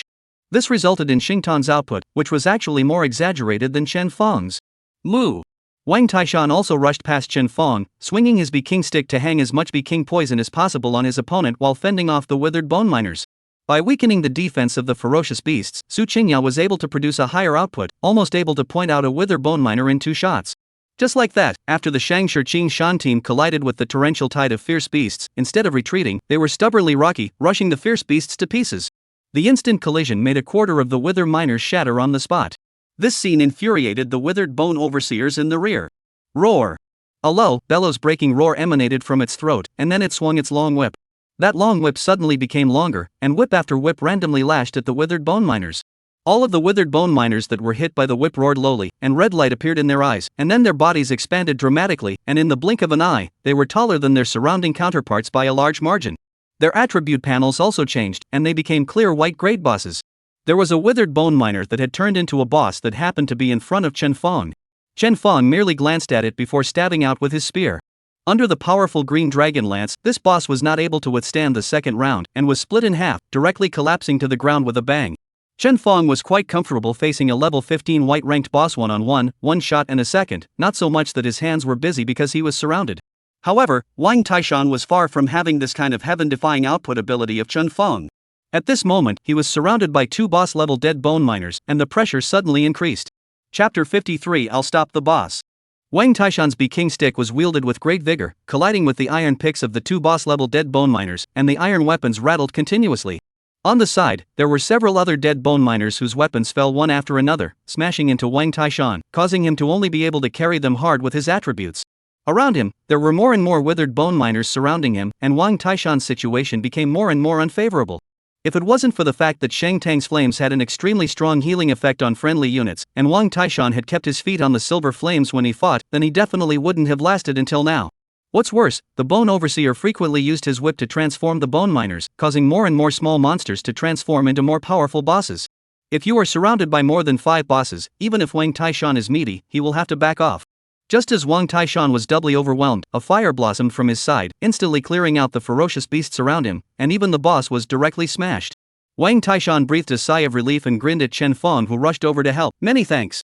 After Chen Fong relieved Wang Taishan with a heavenly flame prairie fire, his gaze fell on the withered bone overseer. We can't keep letting the boss use whiplash, or the pressure on the front row will be too great. Taishan, you and your sister hold off the small monsters, I'll go stop the boss from continuing to use the skill. Saying this, Chen Fong raised his gun and killed the front, breaking away from the team's formation. Don't worry about going, the front row has me. Wang Taishan greeted and reblocked the front of the team like a city wall. Chen Fong was like a single sword, killing the ferocious beasts alone. However, any ferocious beasts that stood in front of him were all killed with a single shot, even the withered bone miners that had been promoted to bosses were equally so. With the fighting modification of his fellow little sufferer, Chen Fong was in no man's land, and in the blink of an eye, he killed in front of the withered bone miner. After sweeping his spear across the room and splitting the 2 dead bone miners in front of him once again, Chen Fong jumped up and blasted the dead bone supervisor's chest with his spear. The withered bone overseer never expected that someone would be able to pass through the layers of his entourage and kill directly in front of him, and in the face of Chen Fong's shot, he didn't even have much defense and was struck by Chen Fong. Boom! The withered bone supervisor was blown away by more than 10 meters and landed in the messy rocks. At the same time, Chen Fong also sensed the difference between this purple-ranked boss and ordinary small monsters. The body of this boss was particularly tough, and Chen Fong's shot felt like it was stabbing at steel, with a force of recoil traveling back along the green dragon gun. Sure enough, after the boss landed on the ground, it then stood up again. On its body, there was merely a bowl-sized break in its chest, which was not fatal. The withered bone overseer raised its mining lamp high, and immediately, not far away, the bodies of the 3 withered bone miners shriveled up as if they had melted, turning into shovelfuls of pitch-black dirt. The flare spirit flame in their mining lamps then flew out and disappeared into the body of the withered bone overseer. The injuries on the withered bone overseer's body immediately began to heal, and in the blink of an eye, he was back to his old self. I'd like to see if it's you who recovers faster, or if it's my damage that's higher. Chen Fong snorted lightly and once again raised his spear to kill. This time, the withered bone overseer was on guard, and in the face of Chen Fong's surprise attack, it raised its whip and lashed out. This whip was as swift as thunder. However, with the help of fighting modification, Chen Fong still sidestepped and dodged over. After the withered bone overseer's whip, the second whip followed closely behind. Chen Fong was about to dodge, when he suddenly realized that a ball of bright spirit fire was coming out of the withered bone supervisor's mining lamp, and it disappeared into the whip. No, this was not an ordinary attack. Little sufferer, pay attention to fighting modification. Although he knew that little sufferer was very reliable, Chen Fong still reminded him. The voice of the requesting little acceptable classmate came through, putting one's mind at ease.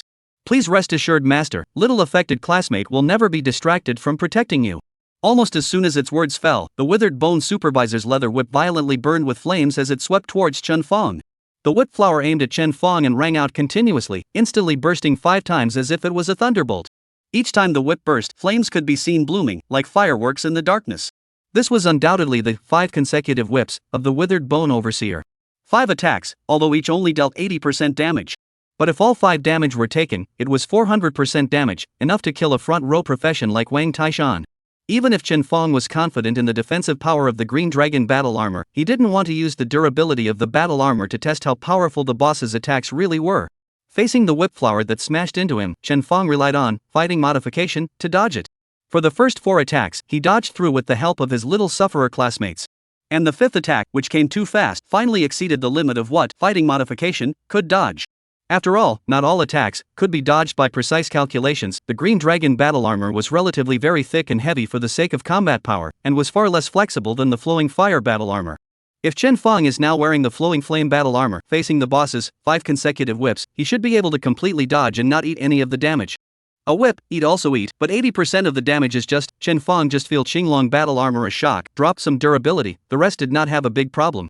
On the contrary, Chen Fong himself, taking advantage of the boss release skills gap, has killed in front of the boss. Once the Green Dragon battle armor got close to him, the consequences could be imagined. Die for me!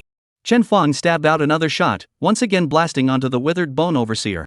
The withered bone overseer was knocked back 3 steps, and a blooming wound appeared on his body. Roar!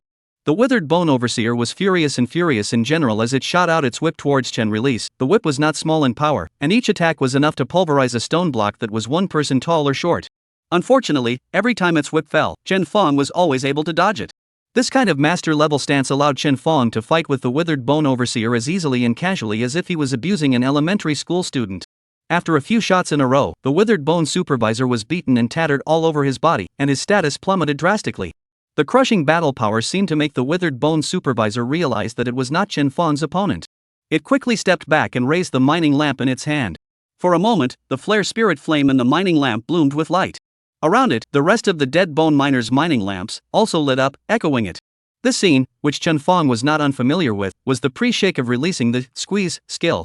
It seemed that the witherbone overseer was using squeeze to focus the power of all the witherbone miners present on himself, healing his injuries while raising his attributes up. It was too late to think of fighting Chen Fong in his full body. Chen Fong will not be able to step back, use his right thumb to point to himself, saying that he is what speed plop Chen Fong. You despite the transformation, early shot counts as my loss. You transform, I pull out my crotch, this is what smart people should do. Great shock. Chen Fong leaped up, and his green dragon gun slammed down. Chapter 54 Ox, Whip. The skill effect of Great Shock exploded, shocking back the withered bone overseer, and the squeeze skill was also interrupted in response. Chen Fong simply did not give the withered bone supervisor the opportunity to release his skill again, kicking the head of the gun and pulling it out of the earth, whirling it around for another heavenly flame prairie. The fire blossomed and wrapped around the withered bone supervisor. A solid skill hit, directly hardening half of its body. The withered bone supervisor flew out uncontrollably, crashing into a boulder with a muffled bang. Now, the withered bone supervisor almost didn't even have the strength to stand up, trying very hard to get up on the ground, but his movements were extremely slow. Die! Chen Fong once again killed, this time without any skills, just a flat, straight stab. The head of the green dragon gun blasted into the skull of the withered bone overseer, pinning him to the boulder at the back. With this shot, it completely emptied the last bit of the withered bone supervisor's blood. The mining lamp in its hand shattered, and a dozen or so flare spirit flames flew out of it, circling in midair before falling back to the ground, turning into materials that could be picked up. At the same time, 3 clusters of light flew out from the body of the withered bone overseer, waiting for the transmuter to reveal its true colors. With the withered bone overseer being killed by Chen Fong, the remaining withered bone miners would naturally have a hard time making it. The withered bone miner that turned into a boss was quickly killed by Shang Tang and Su Qingya one by one, and the remaining small monsters were even more needless to say. Without even needing Chen Fong's hand, after a few moments of time, the pieces and the withered bone miners were all buried in the silver flames left behind by Shang Tang's sword chi. In the surroundings, there were no more ferocious beasts. Seeing the battle come to an end, the crowd relaxed. Wang Taishan came over to Chen Fong's side, crying and laughing a little. Brother Fong, didn't we agree that you would go and stop the boss? How did it turn out that you killed it alone? Chen Fong had a frank face, just tell me that I blocked it or not. Is it true that after I stepped in, this boss never used the whiplash skill again? That's true. Wang Taishan nodded his head in deep thought, and for a moment he couldn't refute it. Shang Tang brought Su Qingya and Sun Wenjing over as well, and picked up all the flare spirit flames into his backpack. After doing so, Shang Tang asked the crowd to join him and come over to see what the boss had actually popped out. The buried bone land hadn't been opened before, so the boss's rewards should be quite good, and the crowd had high expectations for the 3 light clusters in front of them. The old rules, the one who opened the prize was still the MVP Chen Feng. Chen Feng casually grabbed the light mass with the largest volume and brushed the light away. Immediately, a purple-grade light blossomed from it. The 5 of them were all overjoyed at purple-grade equipment? This explosion rate was really much better than the copies that had been swiped several times. Emitting a purple light was an old leather whip that looked almost identical to the one in the hands of the withered bone overseer. Chen Feng picked up the leather whip and publicized the attribute panel to everyone. Overseer's leather whip, purple quality. Required level, level 15. Required profession, none. Attack power plus 51. Spirit plus 15. Endurance plus 12. Additional, whiplash attacks a friendly unit, causing the friendly unit's full attributes to increase by 15% for 30s with a cooldown of 3 minutes. As the attribute panel became public, the 5 people fell silent in unison. What the hell kind of weapon was this? Even if the additional attributes were low, the only additional skill, flagellation, was it even used to whip its own people? But if you want to say that this weapon was trash, it also had no occupational restrictions, and at the same time, it was able to boost the attributes of a friendly party by 15%. The strength of this skill is comparable to the skill of an auxiliary class transmogrifier. Cold. Against the heavens. This was the only thing Chen Feng could think of to comment on this equipment. Something. Shang Tang was also a little hard to strain, and only after a long time did he open his mouth. It's actually considered to be an excellent product. I think we can temporarily leave it for our own use. Chen Feng agreed. That's right, this equipment is not picky about occupation, rather, we can let Sun Wenjing to equip it and take on the role of half auxiliary. In this way, Sun Wendian can also be considered to play some role in battle, not purely as a pendant. Yeah, Wang Taishan said, however, this whiplash skill has a 3-minute cooldown, so it seems that it can only be released on one person in our team. Then, who will Sun Wenjing turn around and use it on? When he said this, Wang Taishan's voice suddenly trailed off. This was because he realized that all the rest of the people were looking at him with strange gazes. That gaze, there was both mockery and a few moments of pity. The meaning of it was self-evident. Wang Taishan instantly snapped out of it, not. You guys mean to say, let Sun Wenjing take this whip and whip me? Or else. Su Qingya could barely contain her smile and spread her hands. 15% increase in all attributes, such a good buff effect, of course it's the most appropriate for you to use. I only need the attack power bonus to be enough. Wouldn't it be a waste to put other attribute boosts on me? Chen Feng followed closely. I usually fight and rely on the attributes of my battle armor. The whiplash skill, odds are that it won't have any effect on me. Then isn't there? Wang Taishan was just about to retort, saying that his oldest sister is not fit to eat this buff addition. As a result, as soon as he turned his head, he glimpsed Shang Tang coldly looking at himself, and immediately shivered, swallowing back all the words behind him. Chen Feng laughed and patted Wang Taishan. Brother, be strong. With this buff, you'll be able to become more resistant and able to fight. Isn't that a good thing? Besides, you're a bull demon martial monk.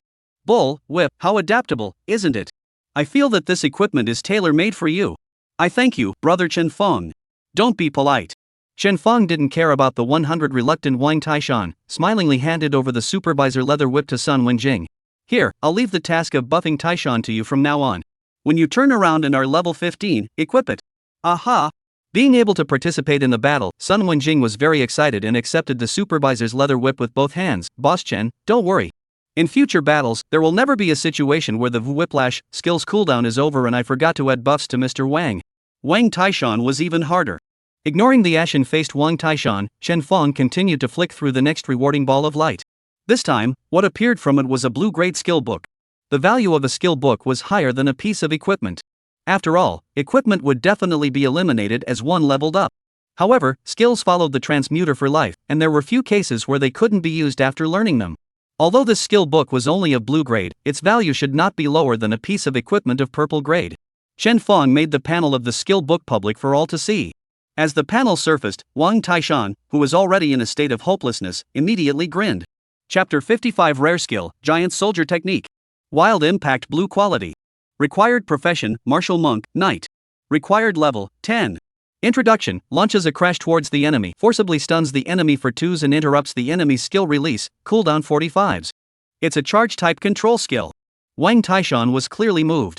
Because a front row profession, whether or not it possessed a charge class control skill, could be considered a watershed. Front row professions with such skills could better protect their teammates behind them and block the ferocious beasts that might kill the back row. Most of Wang Taishan's skills were based on increase in transformation, but the charge class control skill was really a shortcoming. This wild impact, put on the merchant bank, the value can be sold at least to about 150,000, and still have a market without a price. Hanging on the merchant bank can immediately be seconds. Wang Taishan definitely didn't want to miss such a good skill book. He was embarrassed and smiled at the crowd. This skill book, I want to use it. Otherwise, how about we digest it internally like the original, convert it into money according to the price of the merchant bank, and I'll divide the money equally among you. Chen Fong looked at him and said to the crowd, everyone, I don't think it's such a hassle. Now that we're all on our own, why don't we just take the rewards that pop up in the future directly from whoever has a need for them? It's too much of a hassle to always convert it into money and pour it back and forth. Chen Fong's proposal was recognized by everyone. Originally, the fixed team distribution rewards were mostly prioritized to whoever could use them. Only equipment that no one could use would be sold and divided according to money. Previously in the Bee King's Nest, Chen Fong and Sun Wenjing were not familiar with Shang Tang and were only a temporary team, so of course, they had to divide it up a bit. But now that several people had formed a permanent team, there was no need to be so clear-cut in the distribution of loot. Since no one objected, Chen Fong directly threw the skill book to Wang Taishan. Wang Taishan received the skill book with embarrassment, thanked Chen Fong and Sun Wenjing repeatedly, and then learned the skill. After half a day of busy work, it turned out that Taishan became the biggest beneficiary. 2 rewards, both for him. Su Qingya said with a smile, this last reward, it shouldn't be something for Taishan as well, right? The supervisor's leather whip isn't something I use.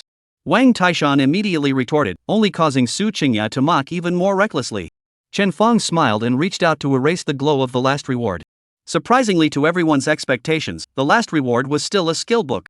Moreover, it was still a purple quality skill book. We really stabbed the nest of skill books today. A boss was able to pop out 2 skill books. Chen Fong scanned and lightly publicized the panel of this last skill book.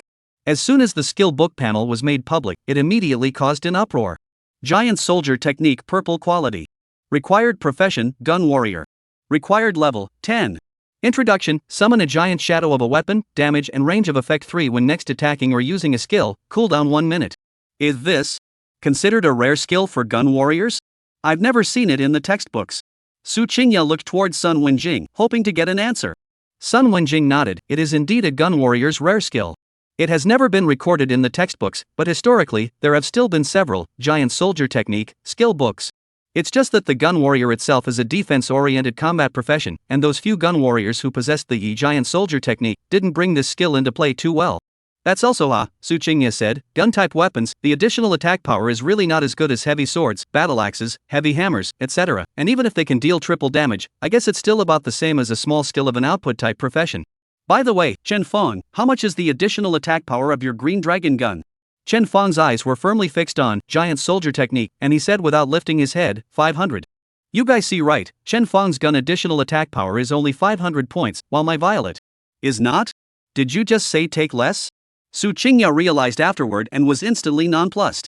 500, Chen Fong glanced at her and repeated, together with the attack power originally attached to the green dragon battle armor, it's 815. You poet grip. Su Qingya felt her person go numb. She knew that Chen Fong's attack power was ridiculously high after equipping the green dragon battle armor. But it had never occurred to her that it was this outrageous. As a musketeer, a rare profession known for its output, her violet additional attack power was only 135. Coupled with the various purple grade equipment throughout her body, as well as the attribute enchantment, the basic attack power was able to be pulled up to around 200. This kind of attribute panel already allowed her to sit firmly in the second place of the personal battle power ranking in the first center. Oh yeah, it was now third. However, she had never expected that Chen Fong's attack power in a battle armor would be able to reach an exaggerated 815 points. Wait. Su Qingya was still a little messed up, holding her forehead and started counting in detail. You told me before that your green dragon battle armor allows you to learn the skills of a gun warrior, so this Giant Soldier Technique, you also is something you can learn. If you learn the Giant Soldier art, your next attack can deal triple damage, so even if you don't use the skill, one shot is more than 2,400 points? My god. Su Qingya's spirit drifted up, a little hard to accept this fact. Seeing her like this, Chen Fong secretly laughed in his heart. In fact, the significance of the Giant Soldier Technique, to him was not just as simple as boosting damage. The Great Shock and Heavenly Flame Prairie that he had learned were both ranged skills. The fact that Giant Soldier Art could increase the range of the next release of the skill was undoubtedly strengthening both of his skills. The Great Shock, with 3 times the range, and the Heavenly Fire Prairie, with 3 times the range and damage, it was simply a battlefield nuke. Just now when dealing with the Withered Bone Supervisor, if he had the Giant Soldier technique, directly a Giant Soldier technique, plus Heavenly Flame Prairie, it would be able to kill 1/3 of the Withered Bone Miners present in seconds, or else would he need to take the head of the boss in the midst of all the armies? I'll be polite with this skill book, is everyone okay with it? Chen Fong could hardly hide his smile as he shook the skill book in his hand. Shang Tang glanced at him and nodded her head to indicate that she had no problem with it. She then added, just after saying that all the rewards popped out and were first distributed according to need, such a skill book was opened, you're lucky. People are good with luck. Chen Fong nonchalantly directly learned the skill book, making Giant Soldier Art his 3rd skill after equipping the Green Dragon battle armor. In fact, Chen Fong could have signaled that he didn't want the skill book as he did before, letting Shang Tang hang it in the merchant bank at a high price, and then quietly buy it back himself. In this way, he could get his hands on both the money and the skill book. However, Chen Fong considered it a bit more comprehensively, and dismissed the idea when he first had it. Chapter 56 4 Gods, 4 Plagues, Abominable Church. Because the Giant Soldier technique was different from the previous drawing that had not been authenticated, the skill content was already known to Shang Tang and the others. Shang Tang had just sold the skill book in the front foot, and Chen Fong had used it in the back foot. It was hard not to let people be suspicious. Secondly, the merchant bank had a very strict auditing system and would force the merchant bank system to shut down after abnormal transactions were discovered. The operation of listing the drawings on the merchant bank at a high price, and then buying them back by Chen Fong, using them once is not a problem. If he kept utilizing the merchant bank expansion coupon to siphon money from the merchant bank, the odds were that he would be sanctioned.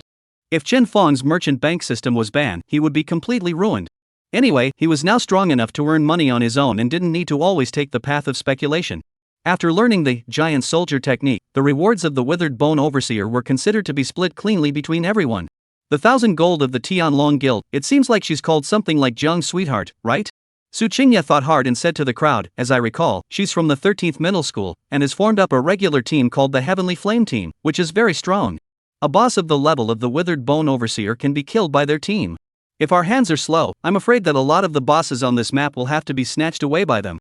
Wang Taishan said that Jiang Sweets is not a good bird, and she was even in public earlier, saying bad things about my old sister. I don't want to give up the boss to them. Brother Fong, let your wolf riders work a little harder in a while, find all the bosses and we'll kill them ourselves. Wang Taishan said and moved off, intending to continue searching for the boss in the buried bone land. However, as soon as he took a step, he felt that his feet were sticky and seemed to be entangled in something. Wang Taishan looked down and realized that at some point, a layer of silk like black mist appeared on the ground, engulfing the ground underneath everyone's feet. Because the land of the buried bones is already dark, coupled with the fact that it is late in the day, the visibility of the surroundings is very low, so for when this silken black fog flowed over, no one noticed. What is this thing? Wang Taishan was very disgusted, raised his feet, and found that the black fog was like drawing silk, sticking to his combat boots. The rest of the people also saw this abnormality and observed what was on the ground. This seems to be. Shang Tang's face changed, and she lowered herself down, stretching out 3 fingers to twist up the black mist and rub it a bit. Just before she had the chance to speak, suddenly the voice of Little Sufferer's classmate rang out, Master, the unnamed wolf rider has been damaged. Someone took out the wolf rider? Chen Fong was stunned. Who did it? Was it a ferocious beast or a transmogrifier? It's a boss-class fierce beast. Coordinate location 58851, 65132. Chen Fong compared the coordinates and was shocked to find that the newly discovered boss was not far from the crowd. Moreover, it was still within the shroud of this odd black fog under their feet. This black fog, it seems to be summoned by a boss. Chen Fong was not afraid but happy. After all, the chances of hitting 2 bosses one after another were very low, and his luck seemed to be good. Only, just as he finished saying this, he realized that the atmosphere within the team was a little bit not quite right. Especially Sun Wendian, whose face was pale and whose body was trembling slightly from fear. Chen Fong gathered his smile and asked her in disbelief, "What's wrong with you? It's just a boss, why do you look so scared?" This doesn't seem to be an ordinary boss. Sun Wenjing looked towards Chen Fong, her voice carrying a few moments of crying. It seems to be an abomination otherworldly boss. Abomination otherworld? What is it? Chen Fong frowned. Shang Tang slowly stood up and explained expressionlessly, it's one of the 4 gods and 4 plagues, the abomination, the world where it is located. 4 gods and 4 plagues? Chen Fong was somewhat familiar. According to his predecessor's memories, he recalled that there were rumored to be 8 other worlds in this world, and the lords of the 8 other worlds were the 4 evil gods blessing, praise, lustlessness, and compassion. As well as the 4 calamities rage, indignation, abhorrence, and pride. The 4 gods and 4 plagues, respectively, are in the middle of the 8 other worlds, and are the natural enemies of the real world.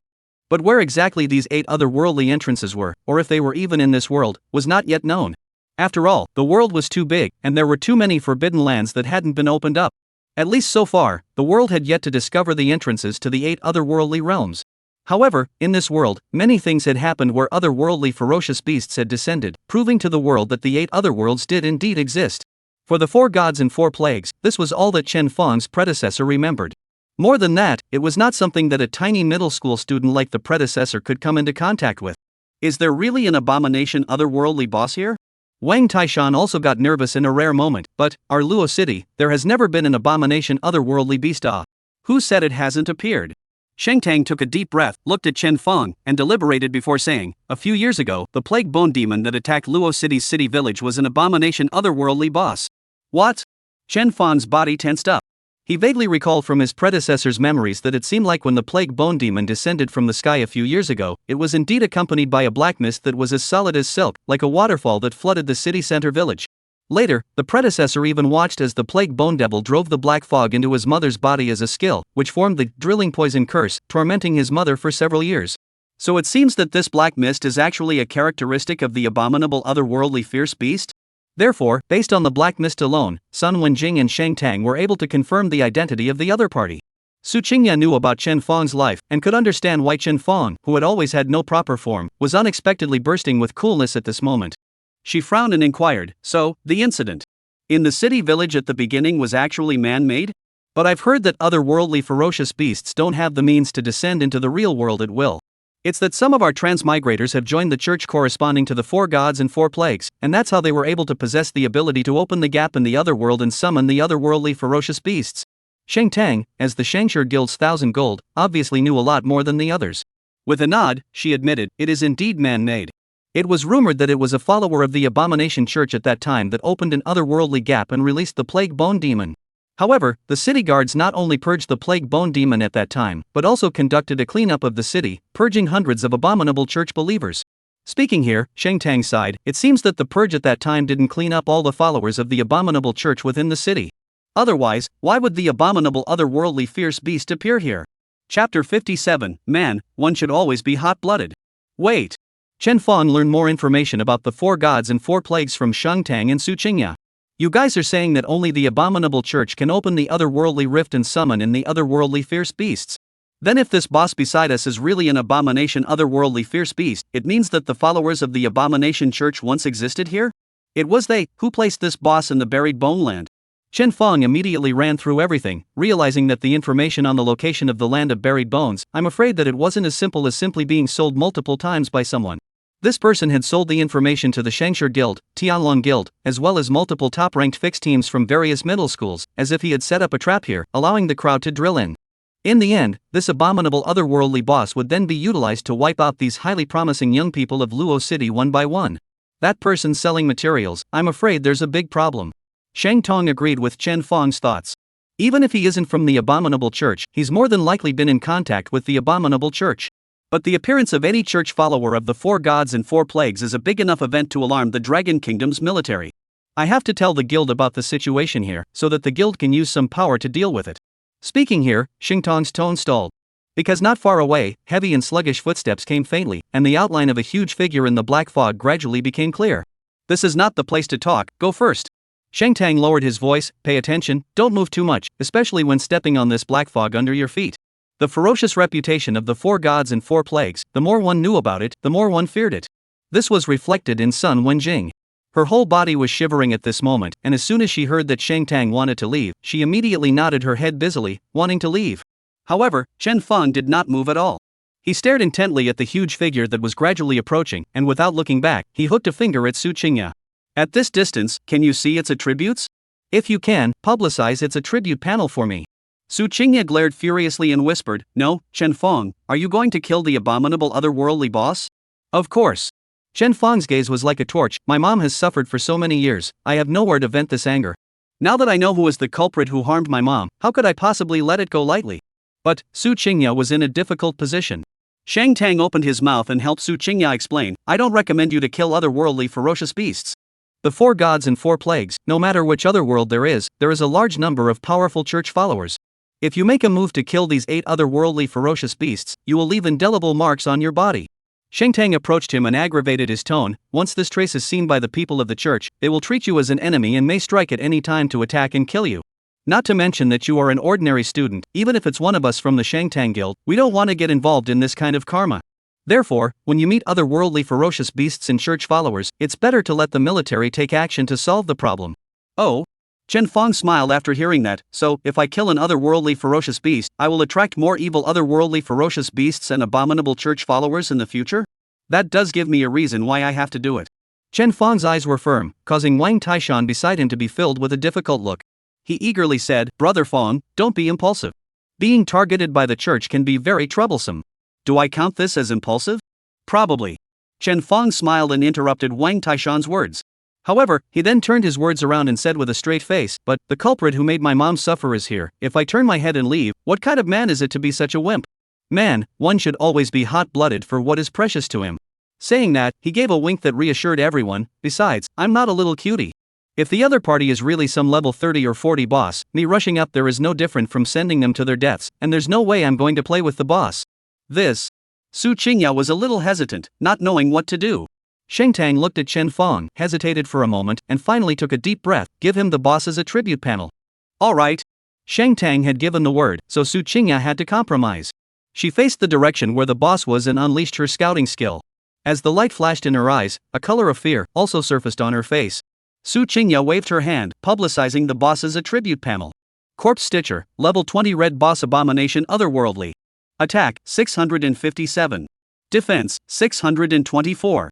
Skill, corpse sewing. After killing a transmuter, you can sew the transmuter's corpse into yourself, gaining 10% of the transmuter's lifetime attribute value and 1-2 random skills. Current number of corpses sewn into you, 2. Currently acquired skill, Flame Missile. Summon 9 flame missiles to attack the enemy. Each flame missile deals 70% damage, cooldown time 45 seconds. Defensive stance. Enters a defensive stance, while unable to move, boosts defense by 180%, maximum duration 30s, cooldown 3 minutes. Battle Roar. Emits a battle roar that controls surrounding enemies for 2s, cooldown 1 minute. A level 20 red quality boss? Wang Taishan's cold sweat instantly came down. Sun Wenjing was even more ashen, over 600 attack and defense. This isn't even in the realm of attributes that a level 20 red boss should have. Oh yeah, it seems like the attributes of an otherworldly ferocious beast are just a bit higher than normal ferocious beasts. More than just a bit higher. Su Qingya's hands were trembling a bit as she pointed to the sewing corpse skill on the attribute panel. The boss has already killed 2 transmutations and stitched together the attributes and skills of these 2 transmutations. That's why the attributes are so unbelievable. It seems that this is a growth-type boss, and once it kills the transmutators, its own strength will gradually become stronger. The person who put the boss in this leveling spot and let us people come over to level is really evil-minded. Wang Taishan said, the other party, I'm afraid, is trying to cultivate a big boss to make something happen in Luo City. Brother Fong, now that you've seen the boss attribute panel, you should know whether you should go or fight. Almost as soon as Wang Taishan's words fell, the pace of the sewing corpse man's speed increased significantly, like a beast that had smelled the flavor of meat and began to look for a hunting target. Damn it, when I released my skills just now, I was discovered by it. Su Qingya's face changed in shock. She was just about to greet the crowd and hurriedly evacuate, but she noticed that Chen Fong touched the ring on his middle finger and put the green dragon battle armor on his body amidst the sound of parts turning. Now that I've seen the boss's attribute panel, I do know whether I should leave or fight. You guys go farther away, I'll go kill a boss and come back to meet you guys. Chapter 58, A Short Encounter. Chen Fong drew out his green dragon gun and walked towards the huge black shadow in front of him, his speed getting faster and faster. Chen Fong! Are you crazy? Su Qingya covered her forehead, pondering if Chen Fong had underestimated 1 digit when he looked at the boss attribute panel. In reality, how could Chen Fong have misread it? The sewing corpse man was indeed the boss with the highest attributes and strongest strength that he had seen so far, bar none. However, it was not unbeatable. The sewing corpse man was a numerical monster, so how could he not be? Even clad in the green dragon battle armor, he was even more supermodel in terms of numerical values than the sewing corpse man. Not losing out in attributes, and with various skills of his own, as well as the help of Little Sufferer classmate, this battle, the advantage is mine. Little Sufferer. Chen Fong woke up his AI as he walked. Yes, master. Recall all the wolf riders, and rub 2 more viper machine guns for me and mount them on the unnamed wolf riders. By the way, one of the wolf riders was destroyed by the Stitchers, right? That's a score to be settled from it. You rub another wolf rider out for me, and don't forget to install the Viper machine gun. Okay, master, little sufferer student will quickly complete the task you gave me. Little sufferer student easily agreed and recalled the 3 wolf riders that were wandering around. At the same time, the skill to create wolf riders and the skill to create Viper machine guns began to read at the same time, causing Chen Fong to sigh with relief that the red quality artificial intelligence module was just as good as it was. By the way, seeing the black figure in front of him becoming clearer and clearer, Chen Fong, instead of panicking, chatted with little sufferer. Can you help me analyze how much this victory of ours is considered to be? Yes, master. Our chances of winning this battle are as high as 80%. That high? Chen Fong smiled. Of course, you are the most powerful master. Little sufferer's classmates will escort you and raise the chances of victory to 10%. Then I'll trouble you, little suffering classmate. You're welcome, master. As soon as little affected classmate's words fell, Chen Fong stopped in his tracks. Because ahead, that black shadow was already less than 20 meters away from him. Under such a distance, Chen Fong could see the appearance of the other party. It was an extremely odd headless giant. Its body was extremely robust, but it could be clearly seen that this robust body was pieced together from pieces of flesh. The colors of the skin on its body varied, and between the different colored pieces of flesh, there was a stitched scar that crawled all over its body as if it was a centipede. Even its 2 arms and thighs were of different lengths and thicknesses, obviously from different bodies. On both sides of its abdomen, there were also 2 clumps of flesh hanging down, dripping with blood. Chen Fong realized upon closer inspection that these 2 lumps of flesh were actually the bodies of 2 transmutants. The corpse sewer had torn apart the bodies of the transmigrants and sewn them onto its own abdomen. It was thought that the corpse sewer had gotten his 3 skills from them. In addition to the body being pieced together, the tattered clothes on the body of the body stitcher were also sewn together from various fabrics. Moreover, it was still sewn directly onto it, assuming part of the effect of the skin. The unevenness underneath the fabric should all be some organs that were spliced onto the body. Such a grotesque ferocious beast, Chen Fong hadn't even seen it in a textbook. The smell of blood emanating from the 2 transmigrators almost passed through the battle armor and fell into Chen Fong's nose, causing him to retch. The sewing corpse man met up with Chen Fong, and its movements stalled, as if it did not expect that there would be prey that dared to come to the door on its own. But then, from its neck, which was supposed to have a head, came a low roar like a broken bellows. It raised an arm, which was the thickest of its 2 arms, and there was a rusty chain wrapped around it. Under the winding of the chain, the arm of the corpse sewing man was like a heavy hammer, and the power of smashing down made Chen Fong not dare to underestimate it. Faced with this strike, Chen Fong's eyes narrowed slightly, not retreating but advancing at the same time. The green dragon gun in his hand was also sent over. In the next second, Chen Fong easily dodged the boss's smashing blow. His spear, on the other hand, viciously stabbed at the stitched corpse man's abdomen. The sewing corpse man was worthy of being a boss with 624 points of ultra-high defense, and Chen Fong was able to poke a large hole in the body of the withered bone supervisor with this lance. On the other hand, the sewing corpse man was merely blown back by Chen Fong's shot, and a 1-finger-wide wound appeared on his abdomen. It can sort of break defense. Chen Fong didn't panic, and after scoring a hit with his shot, he intended to chase after it and continue striking. However, after the sewing corpse man stood still, it did not give Chen Fong the opportunity to pursue. With a lift of its other hand, the black chi rolling out from under its feet instantly flew up, transforming into 9 black flames that smashed towards Chen Fong. The distance between the 2 was very close, only about 10 meters. The instantaneous flame missile of the corpse sewing man did not give Chen Fong much time to react.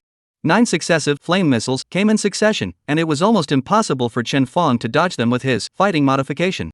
Thus, Chen Fong thrust his spear towards the ground and directly used Great Shock to erase all of the flame missiles. The Great Shock S skill effect erupted outwards, causing the sewing corpse man to be shaken back along with it. Chen Fong kicked the end of his spear, pulling the green dragon lance out of the earth and charging forward with it. The spear spun in Chen Fong's hand, and another, heavenly flame prairie fire, blasted out, pointing directly at the body of the sewing corpse man. The sewing corpse man stood still, and his body suddenly bowed, setting up a defensive maneuver. Bubbling black mist spread upwards from the ground, covering the front of the corpse man, as if it had solidified into a set of close-fitting armor. The heavenly flame prairie slammed onto a layer of black mist, and flames rose to the sky, but Chen Fong did not feel that he had caused any harm to the sewing corpse man. Its defensive stance? Chen Fong recognized that what the sewing corpse man was using was the Shield Warrior Transfigurator's occupational skill, which increased its defense by a full 180%. It was really the first time Chen Fong had seen that even the green dragon gun could not break through the defense. After releasing Heavenly Flame Prairie, he struck again in succession, stabbing, smashing, and sweeping with 4 moves each. With these attacks, the sewing corpse man ate them all by virtue of his defensive stance, not adding too many injuries to his body, and his status didn't even drop significantly. Not waiting for Chen Fong to continue attacking, the body stitcher lifted the defensive stance in advance and smashed another fist. This time, Chen Fong did not have the time to dodge, and could only block with his gun. Bang! Under the heavy blow, Chen Fong felt a force pass through the green dragon battle armor and land on him, causing his internal organs to flip. However, the damage was still bearable. Chen Fong felt more confident, swung away the fist of the corpse sewing man with a shot, turned over and stabbed out with a return shot. Just like this, Chen Fong relied on fighting modification and fought with the sewing corpse man for more than a dozen moves, leaving several bull-sized wounds on the other party's body. Being pressed by a transmuter of a lower level than himself made the sewing corpse man grow increasingly furious. Roar! Dawning waves of sound exploded violently from within its body, instantly enveloping Chen Fong. Chapter 59, the victory rate is now at 10%. This sound wave, even the green dragon battle armor was not able to completely isolate it. Chen Fong felt as if his brain had been hit hard by a heavy hammer, instantly blanking out. This was the sewing corpse man's skill, Battle Roar, which could forcibly control the surrounding enemies for 2 seconds. Since he was fighting the boss in close combat, being controlled by this skill was within Chen Fong's expectations. For 2 seconds, he could still carry through with the defensive power of the green dragon battle armor. While Chen Fong was immobilized by the skill, the sewing corpse man's fist was hanging above Chen Fong's head, about to slam down. Wild charge. The sound of galloping came from behind Chen Fong. Wang Taishan was like a runaway car, killing in the form of a minotaur and slamming heavily into the stitched corpse man. As strong as the sewing corpse man, under the influence of the skill mechanism, he was also knocked backward, and the battle roar skill was then terminated, allowing Chen Fong to regain his freedom. The corpse sewing man hissed harshly, and after stabilizing his stance, he raised his hand and slammed his fist at Wang Taishan. Wang Taishan was startled, immediately releasing the increased skill, Bull's Breath, to bring up his attributes. Bang! This punch sent him flying out, causing him to wail on the ground in pain. However, he didn't seem to be in any serious trouble and was still alive and kicking. This was entirely due to his defense being high enough and his equipment being good enough. If it was any other front row professions transmigrant, it was highly likely that he would be killed by the sewing corpse man's punch in seconds. After the corpse stitcher punched Wang Taishan away, his hatred had not subsided, and he was moving to chase after him again, wanting to kill him and tear the corpse apart and sew it into his body. Great shock! Under Chen Fong's low roar, the great shock, whose cooldown had ended, erupted once again, knocking the corpse stitcher back. Chen Fong took this opportunity to come to Wang Taishan's side and ripped him up from the ground. "Why did you kid come back?" Chen Fong asked without a trace of anger. The color of pain on Wang Taishan's face had not yet disappeared. Covering his chest, he let out a giggle. "It's not just me, everyone else is here." Chen Fong turned around, and sure enough, Shang Tang and the others also trotted over through the black mist. "My sister said that you were right," Wang Taishan said. "One should always be hot-blooded. You for auntie. We for you." Shang Tang stood not far behind Chen Fong and Wang Taishan, and obviously heard their conversation. Her face had a hint of dissimilarity, but her tone was still without any ripples. "Now is not the time to talk nonsense, prepare to kill the boss." With that, she entered, apostle form, and her long sword entered her hand. As Shang Tang raised her hand, a fiery sword she slashed at Wang Taishan and did not enter his body. Wang Taishan instantly recovered half of his status, rolled over and stood up, grasping the Bee King's stick. "Alright." He said that he was going to act as the front row and hold the pressure of the boss. However, just as he got up, he was pressed down by Chen Fong. "You don't have enough defense, don't get up first. Wait for the boss to release Battle Roar, and when I'm under control, you can go and interrupt its skills with Wild Charge." Good. Wang Taishan thought about it, although he felt that it was a bit of a shame that he was a front row profession yet he couldn't carry the damage, but there was definitely no harm in being careful when dealing with the abominable otherworldly boss. By this time, the stitched corpse man had already gotten out from the effects of the great shock. It shook and stabilized itself, and showed even more greed towards Shang Tang and the others who had suddenly appeared. Like a beast that had been hungry for a long time, the corpse sewing man couldn't wait to approach the crowd at a fast pace, the sense of oppression on its body thick to the extreme. When Su Qingya saw that the corpse man was moving, she immediately used the Precision Strike plus Rapid Bullet Change skill sequence. Moreover, the bullets used were all high explosive bullets. Several rounds of bullets in succession interrupted the stitched corpse man's charge. "Chen Fong, don't just talk about it, you go on top." Su Qingya's forehead saw sweat as she began to manually change the bullets for Violet. "Auntie, I'm putting my life on the line, don't screw me over." Don't worry, I won't be screwed a bit." Chen Fong laughed out loud and took the initiative to take on the task of the front row, shrugging off Wang Taishan and carrying his gun forward. Little Sufferer's classmate spoke from within the battle armor. "Master, now that our victory rate has reached 10%. I don't need you to remind me of this, I already know." Chen Fong said. "Right, are the wolf riders all ready?" "Just finished making them, master." "Good then, it's time to get serious about the next battle." Chen Fong half kneeled on the ground and tapped the ground as for summoning arrays lit up. The 4 wolf riders equipped with viper machine guns and silver bullets appeared in unison, and under the control of Little Sufferer's classmates, they dispersed in all directions, seeking out the most suitable positions for output. Afterwards, the barrels of the viper machine guns in burst mode extended out from the mouths of the wolf riders, and they began to fire continuously towards the boss. The damage of the wolf rider's viper machine gun wasn't that high, making it difficult to break through the slit corpse man's defense. However, thanks to its fast enough attack speed and fierce enough firepower, coupled with the silver bullet's damage bonus against the undead beasts, this round of firepower suppression still played a notable role. The stitched corpse man was beaten to the point of howling miserably, and was unexpectedly unable to move forward for a moment. It did not just sit back and wait for death, but instead waved its hand, releasing the skill, Flame Missile, once again at the foremost Chen Feng. Unexpectedly, to everyone's surprise, facing the Yi Flame Missile, Chen Feng did not choose to use the Green Dragon battle armor to carry it hard. Instead, he lifted the Green Dragon battle armor on his body while stepping forward. For a mechanic to face a boss's skill with his physical body was almost no different than sending him to his death. Chen Feng's actions caused Shang Tang and the others to sweat for him, wondering what exactly he was going to do. The green-colored battle armor was withdrawn and transformed into a finger ring. On the other hand, on Chen Feng's other hand, the red battle armor began to flatten outwards, covering his body. The 2 pairs of battle armor alternated, but in an instant, the transformation was completed. Putting back on the flowing fire battle armor, a familiar texture immediately surged to his heart. Although the sense of security that the flowing fire battle armor brought to Chen Feng was far inferior to the green dragon battle armor. However, this feeling of dexterity and lightness was something that the Green Dragon battle armor had never allowed Chen Feng to experience. Flowing Flame is actually a very good battle armor as well, it's just a pity that the grade is a bit low for me right now, and compared to the Green Dragon battle armor, it's a bit of a chicken rib. Chen Feng sighed quietly, while his feet moved at the same time. The flame missiles aimed at Chen Feng and shot one after another, and once they hit the target, they would explode, causing a notable amount of pressure. Boom! Boom! Boom! The explosions of the flame missiles continued, but not a single one of them landed on Chen Feng, thus creating a result. Under the dual protection of the flowing fire battle armor in the fighting modification, Chen Feng easily dodged all of the attacks of the flame missiles and rushed out from the large crevice of the successive explosions, unharmed. Chapter 60 Green Dragon Battle Armor Combination Technique. During the charge, Chen Feng raised his left hand, and the Viper machine gun extended out from the weapon slot, revealing 6 barrels. At the same time, the V-shaped light on Chen Feng's chest lit up. 200 high-explosive bullets, as well as countless silver bullets, were all charged into the Viper machine gun, ready to fire. Overload Spark, on. Viper machine gun, Berserk mode, on. The strongest output mode of the flowing fire battle armor was turned on by Chen Feng. The speed of his forward sprint suddenly skyrocketed. Most terrifyingly, it was his triple attack speed bonus that also acted on the Viper machine gun. In an instant, the Viper machine gun spat out fire snakes, and amidst the white mist of gunpowder, dense sheets of bullets poured out crazily, instantly drowning the sewing corpse man. With such intensive firepower, even the sewing corpse man was unable to resist for a moment. Under the impact of countless bullets, the corpse sewing man frequently retreated backward, and the rotten cloth and flesh on his body began to turn into flying debris, which continuously peeled off and came out. The corpse sewing man was also smart. Seeing that Chen Feng's output was so terrifying, he even released the defensive stance, again, manipulating the black mist to float upwards, covering in front of his body, used to enhance his defensive power.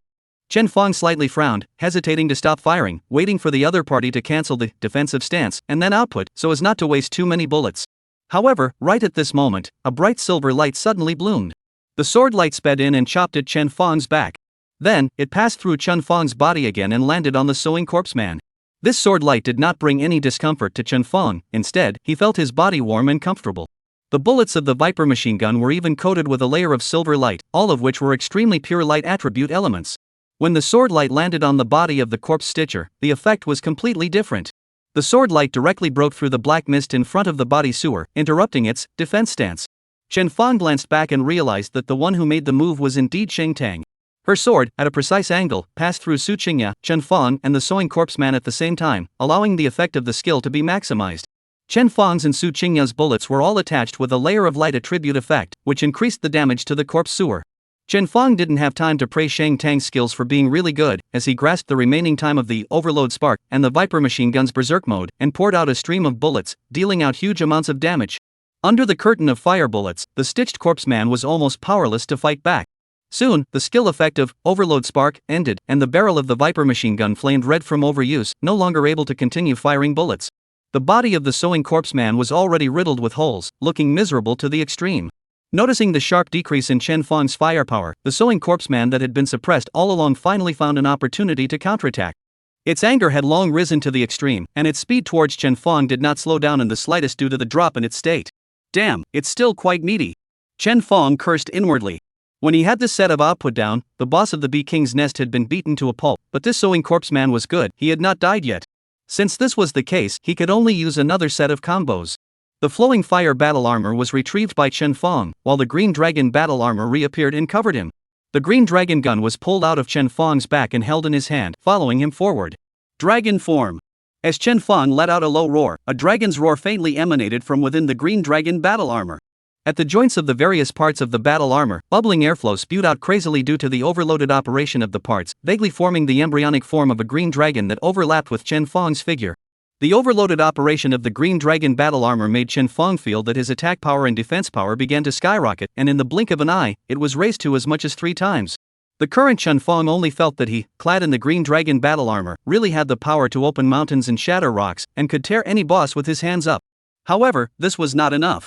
How could a single, dragon form, alone be considered a combo technique? Giant soldier technique. Another skill was used by Chen Fong. The green dragon gun in his hand immediately blossomed with green light, and in the air around him, a green dragon gun silhouette that had been enlarged dozens of times immediately followed. Once this shadow appeared, not to mention the boss, even Shang Tang and his teammates felt a great pressure coming on. Brother Fong, he's going to come up with something new again? Wang Taishan's body was taut, his expression incomparably complex. There was both consternation and a few moments of numbness. In his opinion, Chen Fong was just like this. It was obvious that this man was already perverted, but he could always pull out something even more perverted. Heavenly flame. Chen Fong bathed in a dragon-shaped airflow, carrying a giant green dragon gun silhouette as he instantly killed in front of the stitched corpse man. His hands gripped the gun, and his skill was already poised to fire. Sun Wenjing had the hindsight to realize that while the others were stunned at the skill Chen Fong was going to unleash next, she was conversely the first to come back to her senses and shouted to Chen Fong, "Attack the 2 pieces of flesh on its abdomen." Those are the body parts that the corpse sewer has just sewn into its own body, its weakest position in terms of defense. This reminder was very timely. Prairie fire. Chen Fong's green dragon gun swung out. In a blink of an eye, flames shot up into the sky, illuminating the hundreds of meters nearby as bright as day. With the enhancement of giant soldier technique, the range of this heavenly flame prairie fire was increased by 3 times, nearly encompassing Shang Tang and a group of other teammates at the back as well. Shang Tang and the others only saw the wall of fire rise up into the sky and stand in front of them, engulfing Chen Fong along with the sewing corpse man. The rolling heat wave caused them all to take several steps backward, and their faces and bodies were all in a fiery pain. Even outside of the skill's range of effect, they were still like this. It was hard to imagine what kind of damage the sewing corpse man, who had been hit head-on by Chen Fong's skill, would endure. Terrifying. Like hell ah! Su Qingya put down the violet in her hand. With her intuition, she felt that the next battle shouldn't require her to make a move. If the sewing corpse man could still be alive after taking this one skill, then the crowd should stop fighting and turn their heads to escape. Not only her, Shang Tang also put away his apostle form after estimating it in his mind. The flames of heavenly flame prairie fire were fleeting and did not continue to burn. As the flames dissipated in the air, the figures of Chen Fong and the sewing corpse man were revealed to the crowd. The duration of the green dragon battle armor's dragon form had already passed, and Chen Fong returned to his normal self, standing with his spear. In front of him, only the lower half of the sewing corpse man remained. The huge traumatized surface was filled with black charcoal from the flame-scorched rotting flesh, and it seemed that half of the sewing corpse man's body had been directly vaporized by Chen Fong's strike of heavenly flame prairie. Boom! The only remaining half of the sewing corpse man's body collapsed to the ground with a loud bang, and 4 balls of light floated out from the corpse, slowly wandering in midair. Chapter 61 Curse of Abominations. This is the end? Wang Taishan carried the Bee King's stick and was a bit lost for a moment. Wasn't it agreed that I should save, wild charge, to break the boss's battle roar? How come the boss collapsed before I could even make a move? While Wang Taishan was confused, he was shocked to realize that as the sewing corpse man fell, the black mist flowing continuously on the ground suddenly became chaotic, and then as if it was attracted by some kind of attraction, it surged towards him, as well as everyone present. Without waiting for him to react, a portion of the black fog hovered above his head, constantly circling around. The black mist of the corpse sewing man rained down, lingering at the top of everyone's head. Among them, the black mist above Chen Fong's head was undoubtedly the thickest. You have slain the stitched corpse man, a ferocious beast of the abominable otherworld, and have been cursed by the abominable otherworld, gaining the curse effect. You will become a public enemy of the abominable otherworld, attracting the attacks of the fierce beasts of the abominable otherworld more easily. Curse? Chen Fong looked at the black mists above his head as they churned and churned, eventually coalescing to the size of a face basin before their size ceased to change. As for the others, such as Shang Tang and Su Qingya, the black mist above their heads was only the size of a fist. The black mist above Sun Wenjing's head was even smaller, as if it was a glass ball that could not be seen at all without a closer look. Chen Fong checked his attributes and status and found that there was no change. It seemed that this so-called curse effect was nothing more than a mark. With this mark, the people of the abominable church could learn that he had been the one who had gotten his hands on the abominable otherworldly fierce beast. In that case, this was not a curse, it was clearly a military medal that could be used to pretend to be a hero. With a thought, Chen Fong realized that this black mist was really the same as the military merit badge, and could actually choose whether or not to hide it with his thoughts. As long as he was willing, he could hide the black mist at any time, or reveal it at any time. Only, even if the black mist was hidden, the curse effect would not disappear. From then on, Chen Fong or anyone else would be an enemy of the abominable otherworld. No one would want to carry the omen on their head. Therefore, after Chen Fong had figured out the curse of the abominable otherworld, he chose to conceal it. Shang Tang and the others did the same, dispersing the cursed black mist above their heads. The crowd gathered up, and after Shang Tang glanced around everyone, he reminded, "Right now, we're all carrying curses on us. In the future, no matter where we are, we must be more careful not to be counted by the abominable church's people." The rest of the people nodded, and there was still more or less a bit of fear on everyone's expression. In response, Chen Fong was a bit overjoyed. "Actually, I intended to kill this otherworldly boss by myself, there's no need for you guys to follow me. Now, even you guys are in trouble." "You can't say that either." Shang Tang interrupted Chen Fong and looked at him. "The 4 gods and 4 plagues are always hidden dangers that jeopardize this world. The 8 churches, too, are tumors that the Dragon Kingdom has wanted to eradicate for many years. We ourselves are on the opposite side of the 4 gods and 4 plagues, so what's this talk of trouble?" Wang Taishan continued, "It's like those people in the city center village at the beginning. Among them, there is no one who has killed the vicious beasts of the abominable foreign world, or the believers of the abominable church, but the result is not the same. An enemy is an enemy, and won't not do anything to us just because we don't have the abomination curse on us." Sheng Tong casually nodded once. "Bringing this curse with us has only brought us to the front of all the transmigrants, to a position that is noticed by the abomination otherworld." Chen Fong opened his mouth, but in the end, he didn't say anything, only solemnly saying, "Well, thanks a lot." "Hey, what's there to be thankful for? We're on the same team."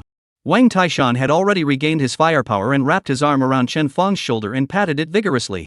The huge force slapped Chen Fong's body so hard that it was about to fall apart.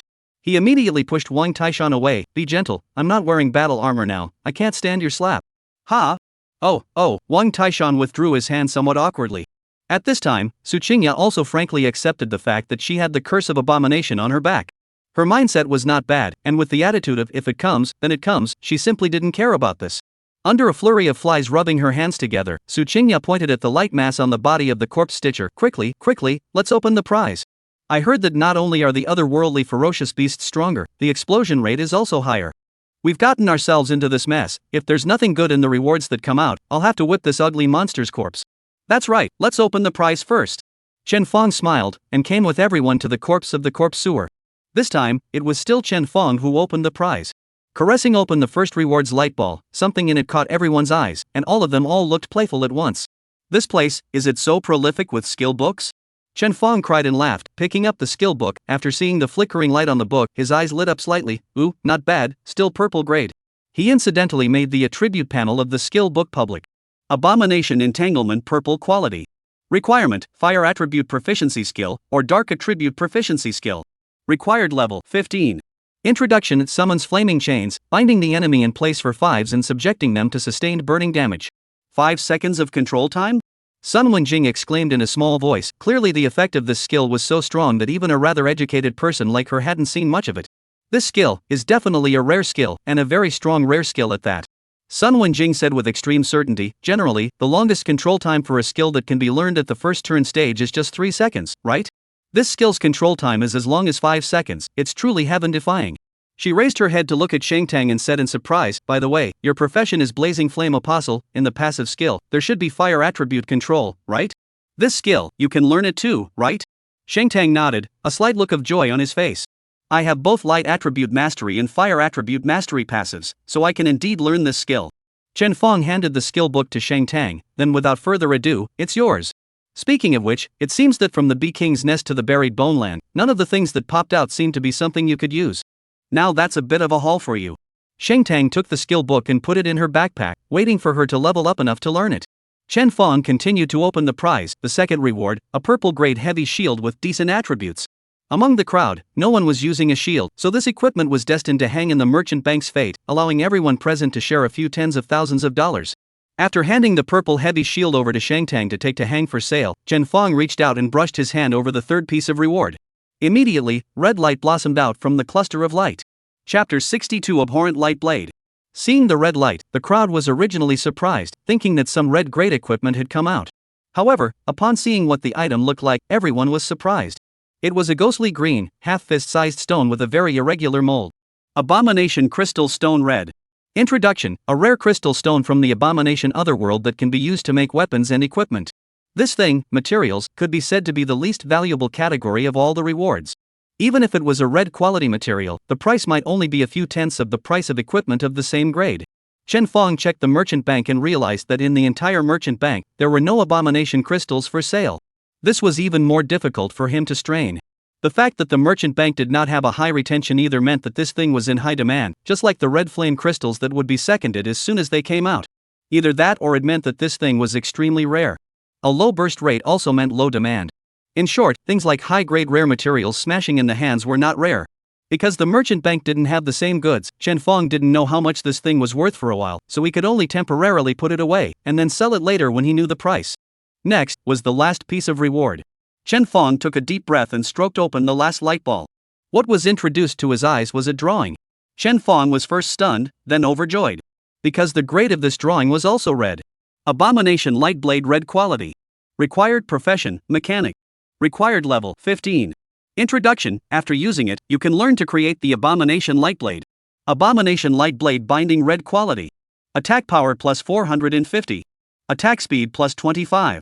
Additional, Abomination Light passively ignores 20% of the enemy's defense. When actively activated, the effect is doubled, duration 15s, cooldown 2 minutes. During the cooldown time, the Abomination Light passive effect disappears. Required materials: 50 parts of Dark Essence Iron, 1 part of Abomination Crystal, 100 parts of Green Crystal, 100 parts of Black Crystal, 20 parts of Molten Heartwood. I'm going, Su Qingya huffed. This equipment is too heaven-defying, isn't it? If it's really built, is there any way for a transmuter of the same level to live? Chen Fong smiled.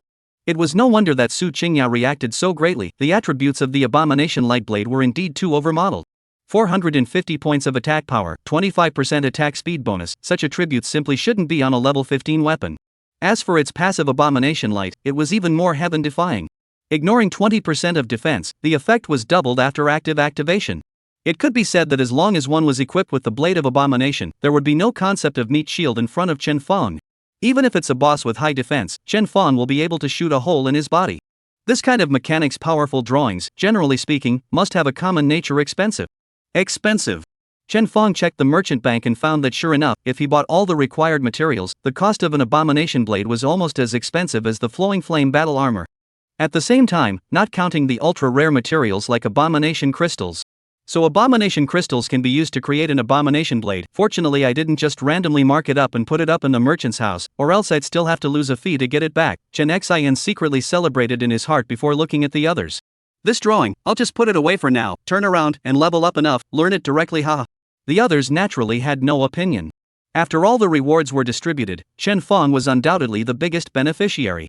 Unfortunately, although his level had risen after killing the Sewing Corpse Man, he was currently only just level 13. He was still 2 levels short of level 15. So what's our next? Sun Wenjing, who hadn't said much, finally got the chance to timidly ask the crowd, is there a plan? Leave this place and go back to Luo City, or continue to stay and practice leveling? Shang Tang thought for a moment and said, I've already told my parents about the situation here. When the followers of the Abomination Church appear in Luo City, the city guards will go and figure out how to solve it. It has nothing to do with us. My personal inclination is to continue staying and practicing. But Sun Wenjing was a bit hesitant. What if there are other abominable otherworldly fierce beasts here? If there are, just kill them. Wang Taishan had seen the evil forces after Chen Fong's firepower, and now his self-confidence was quite bursting. The otherworldly boss burst rate is so lucrative, and we have the strength to kill them. If we really see them, we can still make a profit. Shang Tang nodded and analyzed. In my opinion, this time, the Abomination Church's followers are actually targeting some of the more promising people in Luo City. In their opinion, the Sewing Corpse people are enough to hunt these people down one by one in the buried bone land. The price to be paid for opening a summoning array that allows otherworldly ferocious beasts to descend is not small. There's no need for them to summon two strong otherworldly ferocious beasts for the sake of us young transmigrators of around level 10. Chen Feng felt that Shang Tang had a point and agreed. Well, originally, the sewing corpse man is a growth boss. The more people it kills, the stronger it gets. If there are stronger bosses being summoned over, it will definitely affect the growth rate of the stitched corpse man. This buried bone land is indeed a trap. But I guess the people of the abominable church didn't expect that there would be a fish that would break through the net they laid. I do agree with Shang Tang's idea and vote for continue practicing. What about you guys? Su Qingya and Wang Taishan were also persuaded by Chen Feng and Shang Tang. Sun Wenjing, who was originally still a bit fearful of the abominable church, no longer had any thoughts of returning to Luo City when she saw that everyone had the same opinion. In her opinion, as long as she followed Chen Feng, Shang Tang and the others, she was safe. Thus, after taking a short break at the same place, everyone continued to explore and level up in the buried bone land. In the blink of an eye, 5 days had passed. Oh! With a whimper, a ferocious beast named Withered Bone Scout was nailed to death by Chen Feng. Next to it, the remaining 4 or 5 dead bone scouts were also easily killed by Shang Tang and the others. Chen Feng's body flashed with a golden light, finally reaching level 15. Level 15, not easy ah. Chen Feng put away his gun, and along with it, the green dragon battle armor was also transformed into a ring and worn on his hand. During these 5 days, he had joined the others in exploring and brushing monsters around the buried bone land, and his experience value had risen insanely. They met 2 more level 15 blue bosses, a level 15 purple boss, and a stitched corpse man. The bosses in the land of buried bones were good to deal with. As for the sewing corpse man, since there were no heads in the books, its attributes were a bit lower than the one Chen Feng had met last time, not to mention it didn't have any tricky skills. Chen Feng and the others relied on their experience of fighting the sewing corpse man, and were able to take it down without any problems, and 2 more pieces of purple grade equipment were unearthed. Unfortunately, whether it was the sewing corpse man or the boss, the rewards that came out were not something they could use and could only be sold for money. But the good thing was, with the experience of so many bosses, Chen Feng rose to level 15 faster than he expected. Chapter 63 Mechanic, you know.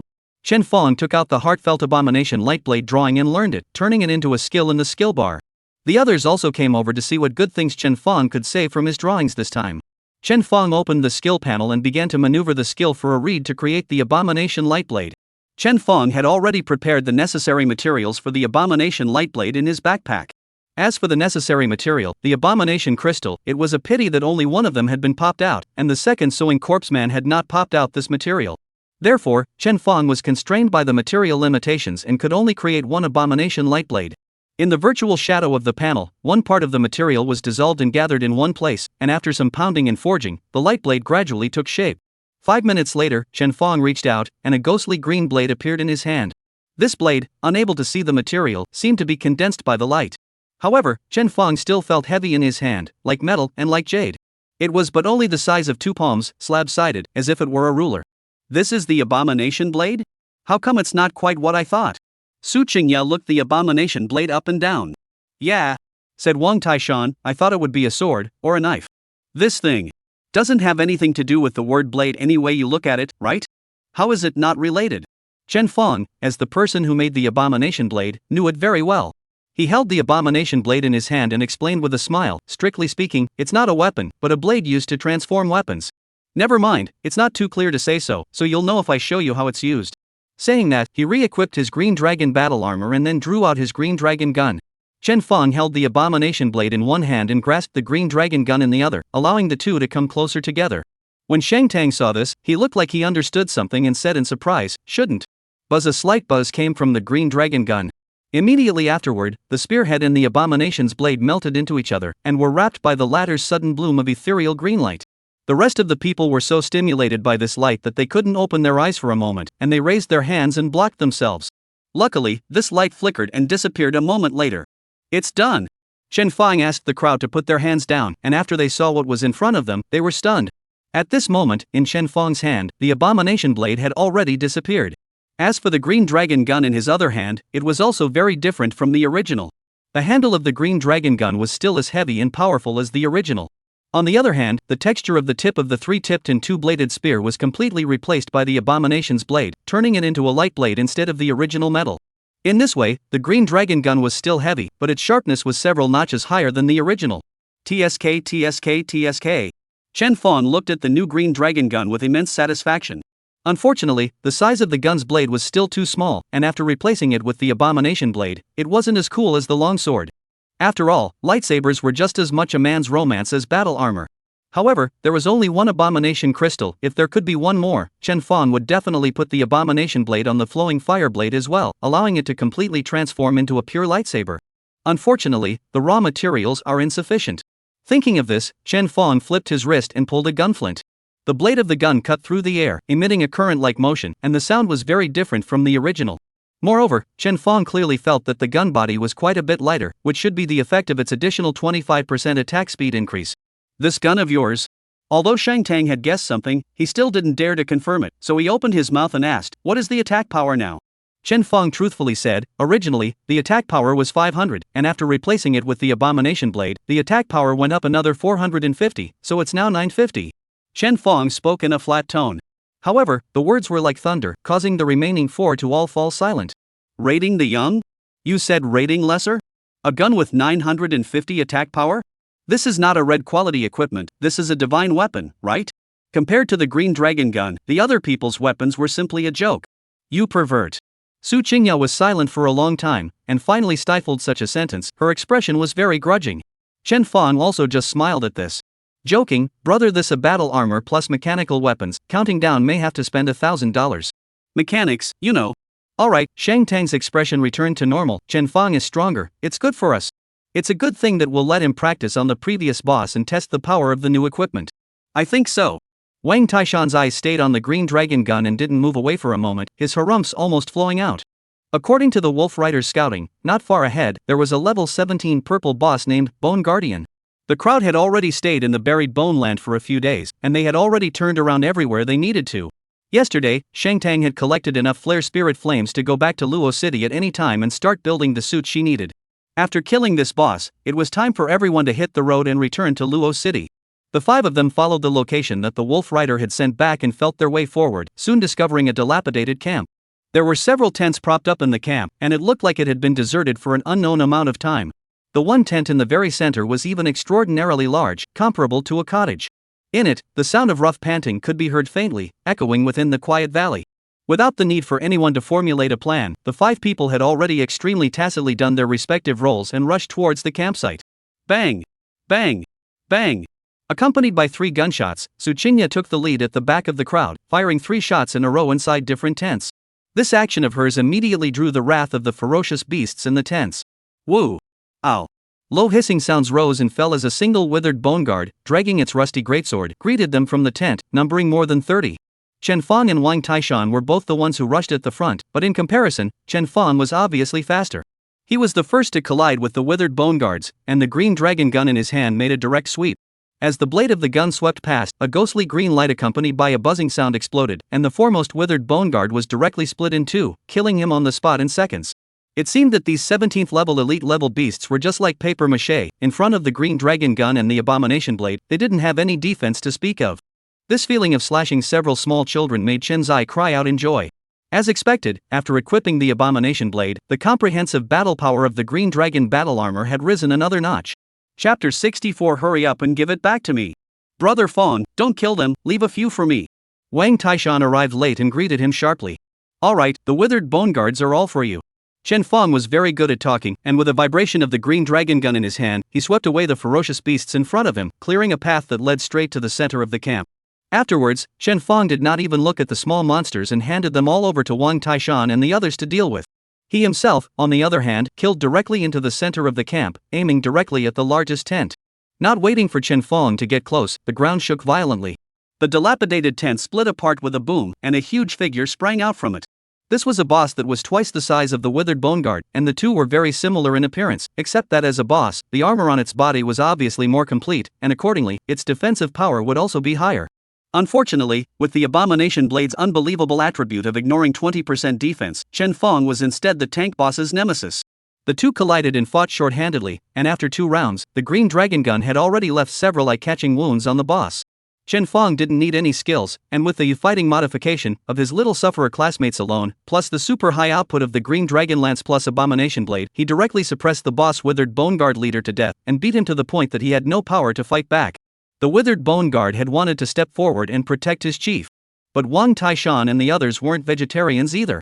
Shang Tang's few sword chi not only allowed Wang Taishan's status to recover quickly enough to withstand the siege of the ferocious beasts, but also exploded into an extremely terrifying damage among the ferocious beasts. Under the silver flames, the withered bone guards were burnt to a charred black, their blood level plummeting before being done away with by Su Qingya one shot at a time. Dozens of withered bone guards were harvested one after another like wheat, and the battle lasted only a few short minutes. When the small monsters were cleaned up, Chen Fong's side of the battle could basically be declared over.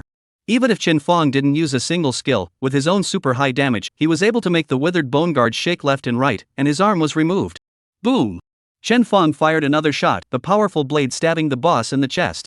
The withered bone guard leader raised the heavy sword in his hand and blocked in front of him, only to be penetrated by a shot with his sword. Clang! The huge heavy sword snapped from the center, and a large hole was blasted out of the withered bone guard leader's chest, its blood level completely clearing. Its body fell to the ground with a loud crash, followed by 4 light clusters bursting out from the corpse, waiting to be picked up by Chen Fong and the others. Brother Fong is really getting more and more anticlimactic. Wang Taishan couldn't help but spit out, "How long has this been going on, directly killing the boss solo?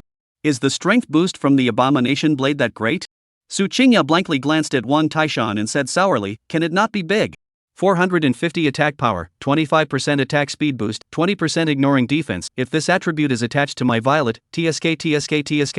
Su Qingya entered fantasy time. However, a cold shout interrupted her beautiful dream. "How dare you guys, how dare you kill my boss?" The voice came from the other side of the camp. Originally, Shang Tang had planned to go next to the boss corpse and touch the prize with Chen Fong. This chortle immediately caused everyone to stand still and follow the voice to look over. Only to see that within the black mist, 5 people stepped out one after another, and the one at the head was clearly a young girl wearing a fire-colored long dress. Jiang Sweetness. Jiang Sweetness looked a little tired, and should have practiced leveling for several days in the land of buried bones just like Chen Fong and the others. However, the tired demeanor did not cover her current anger. She lifted her skirt and crossed the loose dirt road to one side of the camp, her gaze first looking at Chen Fong next to the boss reward, and eventually landing on Shang Tang. "Shang Tang." Jiang's sweet tone inflected up to the sky.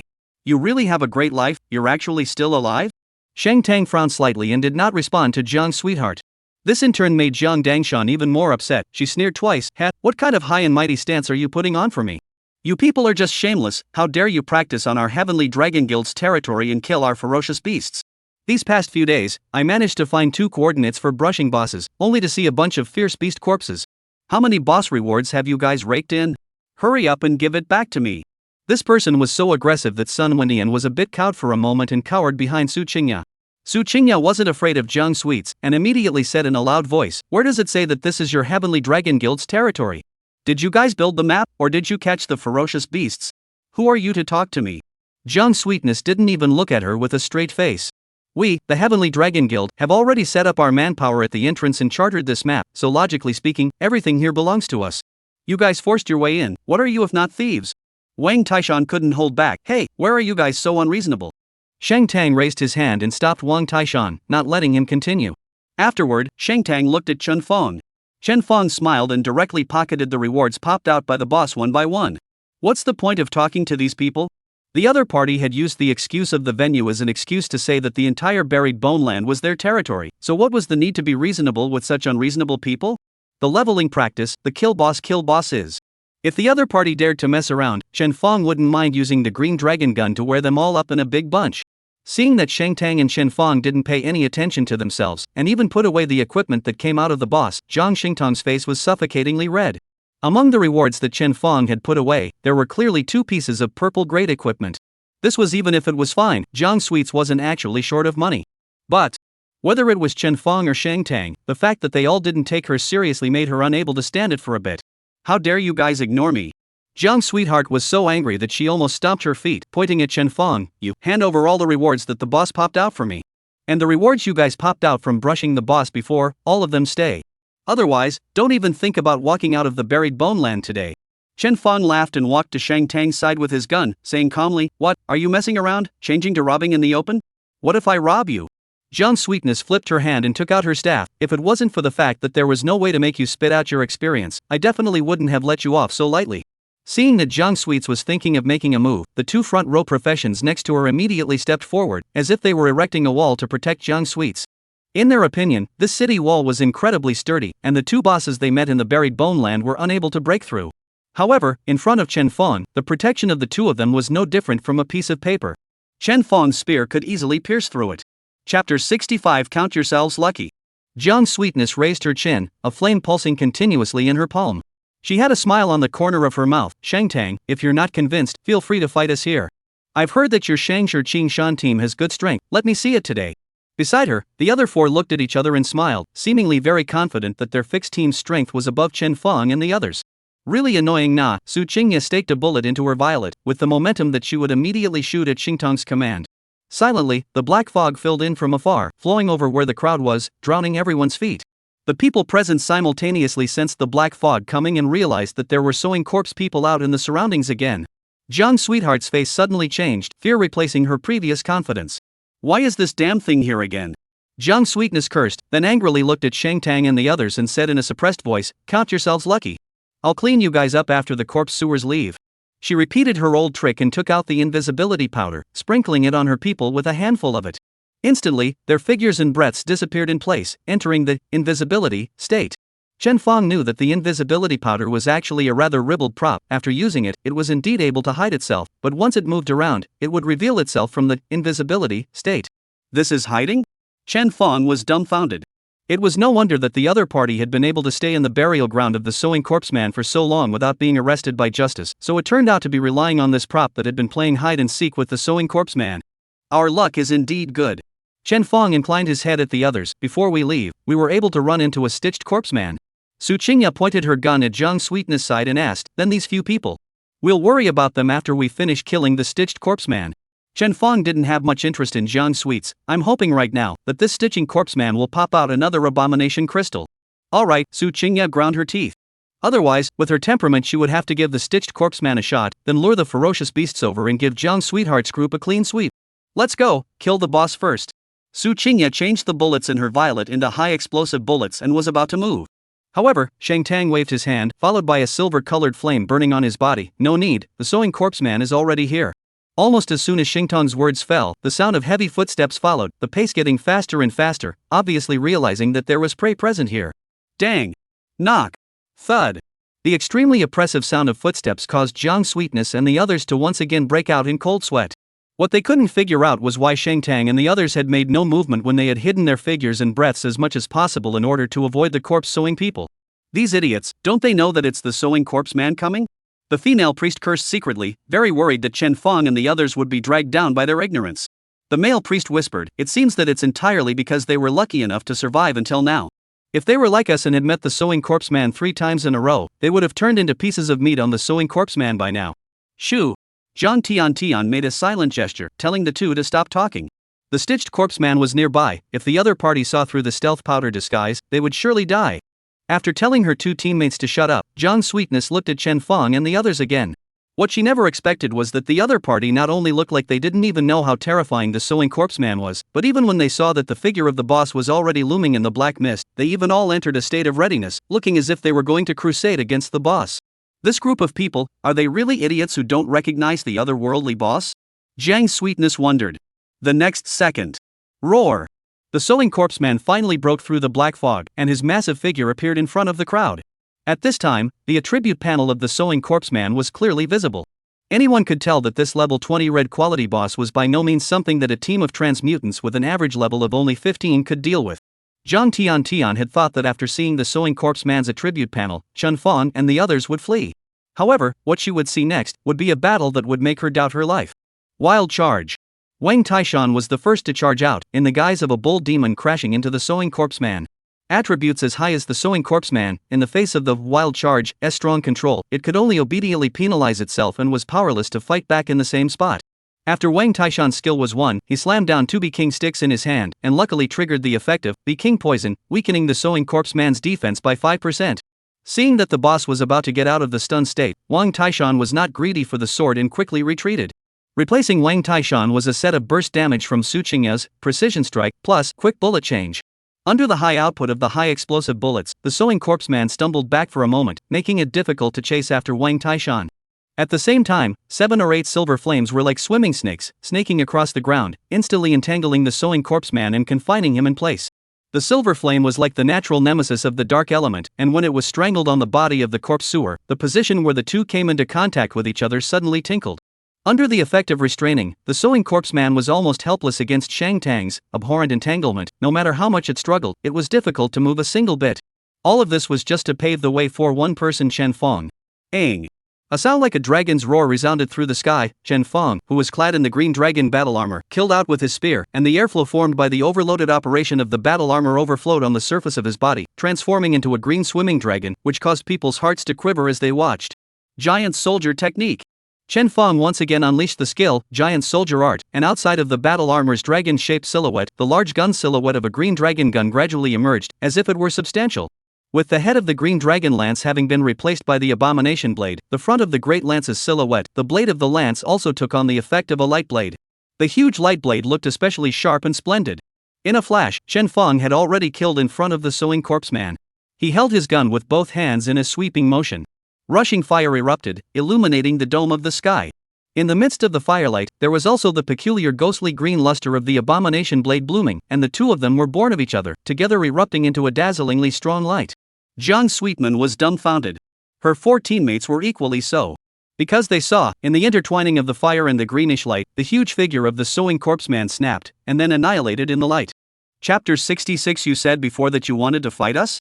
Everything quickly returned to calm. The firelight dissipated, and only the light blade at the head of the green dragon gun still flickered with a faint light. A smile appeared on Chen Fong's face. Worthy of being a red great abomination light blade, the effect was truly heaven-defying. With the additional skill, abhorrent light, turned on, he could ignore 40% of the enemy's defense. With giant soldier technique, plus dragon form, plus heavenly flame prairie, ignoring 40% of the defense, the instantaneous burst of damage simply reached a level that could be considered terrifying. As strong as the sewing corpse man, he was also instantly secured by this shot. The rewards popped out by the boss were all pocketed by Chen Fong. Among them, there were no red quality rewards, only 2 purple grade equipment, a blue grade equipment, and an abomination crystal. This explosive rate can only be said to be normal, nothing to be surprised about. However, being able to harvest 1 abomination crystal, Chen Fong was able to create a second abomination light blade, and he was already satisfied. After putting away all the rewards, Chen Fong naturally did not forget that there was still a trouble to be solved not far away. He pulled his spear and carried his green dragon gun towards Jiang Sweet's location. At this moment, Jiang Sweet's and the others who had been completely stunned only then came back to their senses and realized Chen Fong's proximity. Gulp! It was not known who gulped a bit, causing the others to become even more nervous. Several people wanted to back up as Chen Fong approached, but then coincidentally realized that their legs were as soft as 2 noodles. The 5 people now had their intestines turned green with remorse, especially Jiang Sweet's. How could she have imagined that the corpse sewer who had made her own team turn pale with fear had been killed like a dog by that mechanic from Shang Tang's team? What had she just said? What did she just say? She wanted the other party to spit out the rewards for killing bosses in the past few days, or else she would teach the other party a lesson. How dare you? Zhang Tian really wanted to cry out for a moment. At this time, Zhen let go of his green dragon gun and lifted it, and the hearts of the 5 people opposite him were immediately lifted. Great shock! As Chen Fong let out a soft cry, the tip of the spear slammed into the ground viciously. A strong wind swept outwards with Chen Fong at the center, instantly shocking the 5 Jiang sweethearts to the ground. After forcing the 5 out of their hiding state, Chen Fong did not rush to strike. He fought with his gun in hand, looking at Jiang Sweetness in front of him and smiled. Next, it's time to deal with the issues between us. You said before that you wanted to fight us? Now that the boss is gone, you guys can go on. In response to Chen Fong, there was only a deathly silence. Especially the female priest beside Jiang Sweet's, at this time, looking at Chen Fong's green dragon gun's glittering light blade, even directly soared out of tears, shrinking behind Jiang Sweet's did not dare to venture out. No, I didn't say anything, how come I cried one? Chen Fong couldn't help but be speechless, searching for words. He didn't say anything heavy, right? Su Qingya snorted coldly and immediately ridiculed, Che, where is that bullish vigor just now? Why are they all lying on the ground pretending to be dead? Not even one of them dares to stand up. Shang Tang was not interested in wasting time with Jiang Sweetie and the others, turning his head to Chen Fong. Let's go, it's time to go back. This is leaving, not teaching them a lesson? Wang Taishan was a bit angry and his tone was reluctant. Shang Tang said blandly, jumping clowns, not worth wasting time. Alright, Wang Taishan obediently nodded and glared fiercely at Jiang Shangtang before putting away his weapon. After Chen Fong and the others left, it took half a day for Jiang Sweets and the others to calm down. The female priest who had been scared to tears wiped her tears and said incredulously, the sewing corpse man is a level 20 red ranked boss. That was given seconds by them? How is this possible? I just used my skills to look at it. They are the same as us, their level is only around level 15. Ah. It wasn't by them, but by that mechanic. Jiang Sweetie recalled the amazing shot just now, with an expression of both chagrin, jealousy, and indignation. Shang Tang, that stinking woman, where did she find such a powerful teammate? If I could dig him over, how could it be Shang Tang's turn to call me a jumped-up clown today? Thinking of the indifferent look Shang Tang gave herself just now, Jiang Dangdang was so fuming that she was practically going to vomit blood. All along, the one thing she hated the most about Shang Tang was the other party's indifferent eyes. Obviously, she, Jiang Dangdang, was also a gifted rare combat profession.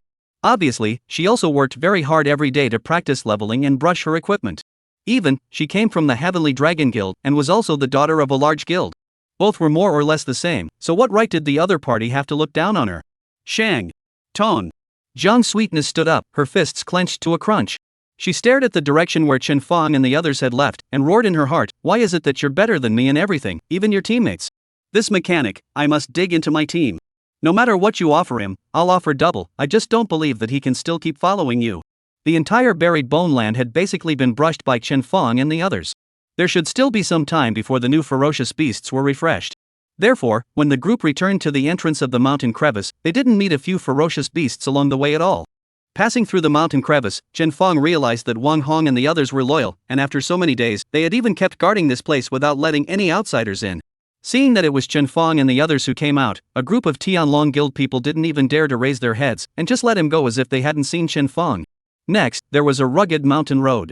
After returning the same way, the five of them boarded the long-awaited commercial vehicle and began to depart for home. Because this journey was fairly safe, the five people directly followed the same pattern as last time, and as soon as they got into the car, they began to sleep and rest, making up for the exertion of the past few days. After an unknown amount of time, Chen Fong was woken up by someone. He had thought that he had arrived home, but who knew that when he opened his eyes, he was still at the city gates of Luo City. The car that the people were traveling in was stopped by a dozen or so city guards, and everyone had to get out of the car and undergo an inspection before being released. "Hello, we're from the Shangshi Guild, do we need to be inspected as well?" The driver got out of the car and began to negotiate with the city guards. This person was not an ordinary person himself if he could hold the position of Xingtong's driver. This person should have some reputation in Luo City, and of the dozen or so city guards, the leader was surprisingly really recognizable. So it's Brother Wang Ah. This city guard has a beard, originally looked serious. After seeing this driver known as Brother Wang, his face brought a few smiles. These days, the city is not peaceful, everyone is not allowed to go out, and those who come in have to undergo an inspection. Brother Wang, you have to sympathize with us. The city guard patted Brother Wang's shoulder, and then greeted the others behind him as they prepared to come up for inspection. Chapter 67 Silver Dragon Knights. This. The driver looked at the car with a difficult expression on his face. At this moment, not only Chen Fong, everyone had been woken up. Shang Tang waved her hand, signaling that since it was a routine inspection, then let them do it, there was no need to refuse. Then, she let everyone out of the car in turn.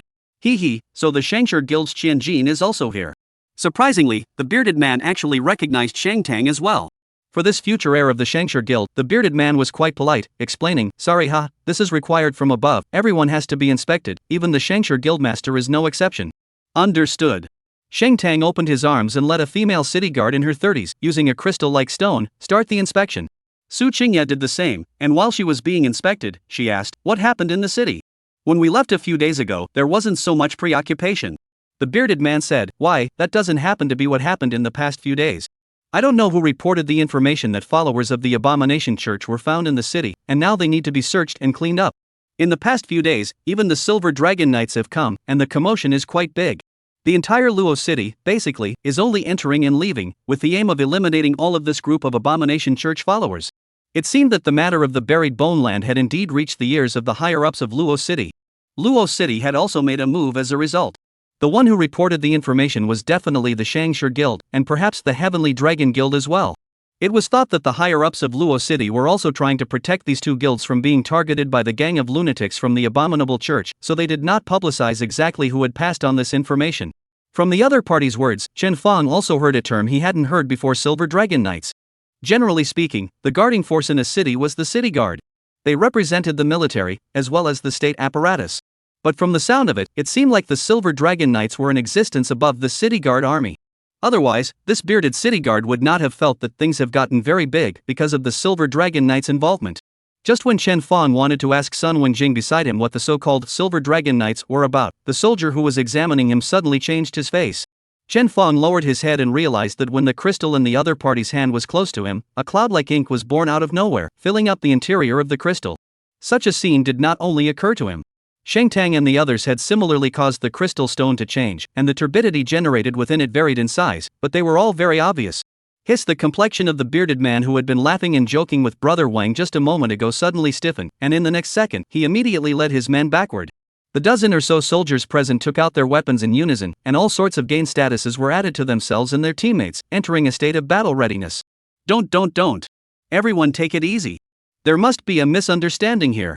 Wang was startled, but as a high-level transmogrifier, his battle sense was abundant. In the first moment, various equipment appeared on his body, while a heavy shield was also playing. A sound slammed into the ground, blocking in front of Shang Tang and the others. You're actually people from the abominable church? The bearded man really couldn't believe it, while waving his hand to the soldiers behind him. Quick, call for backup. Where are we from the abominable church?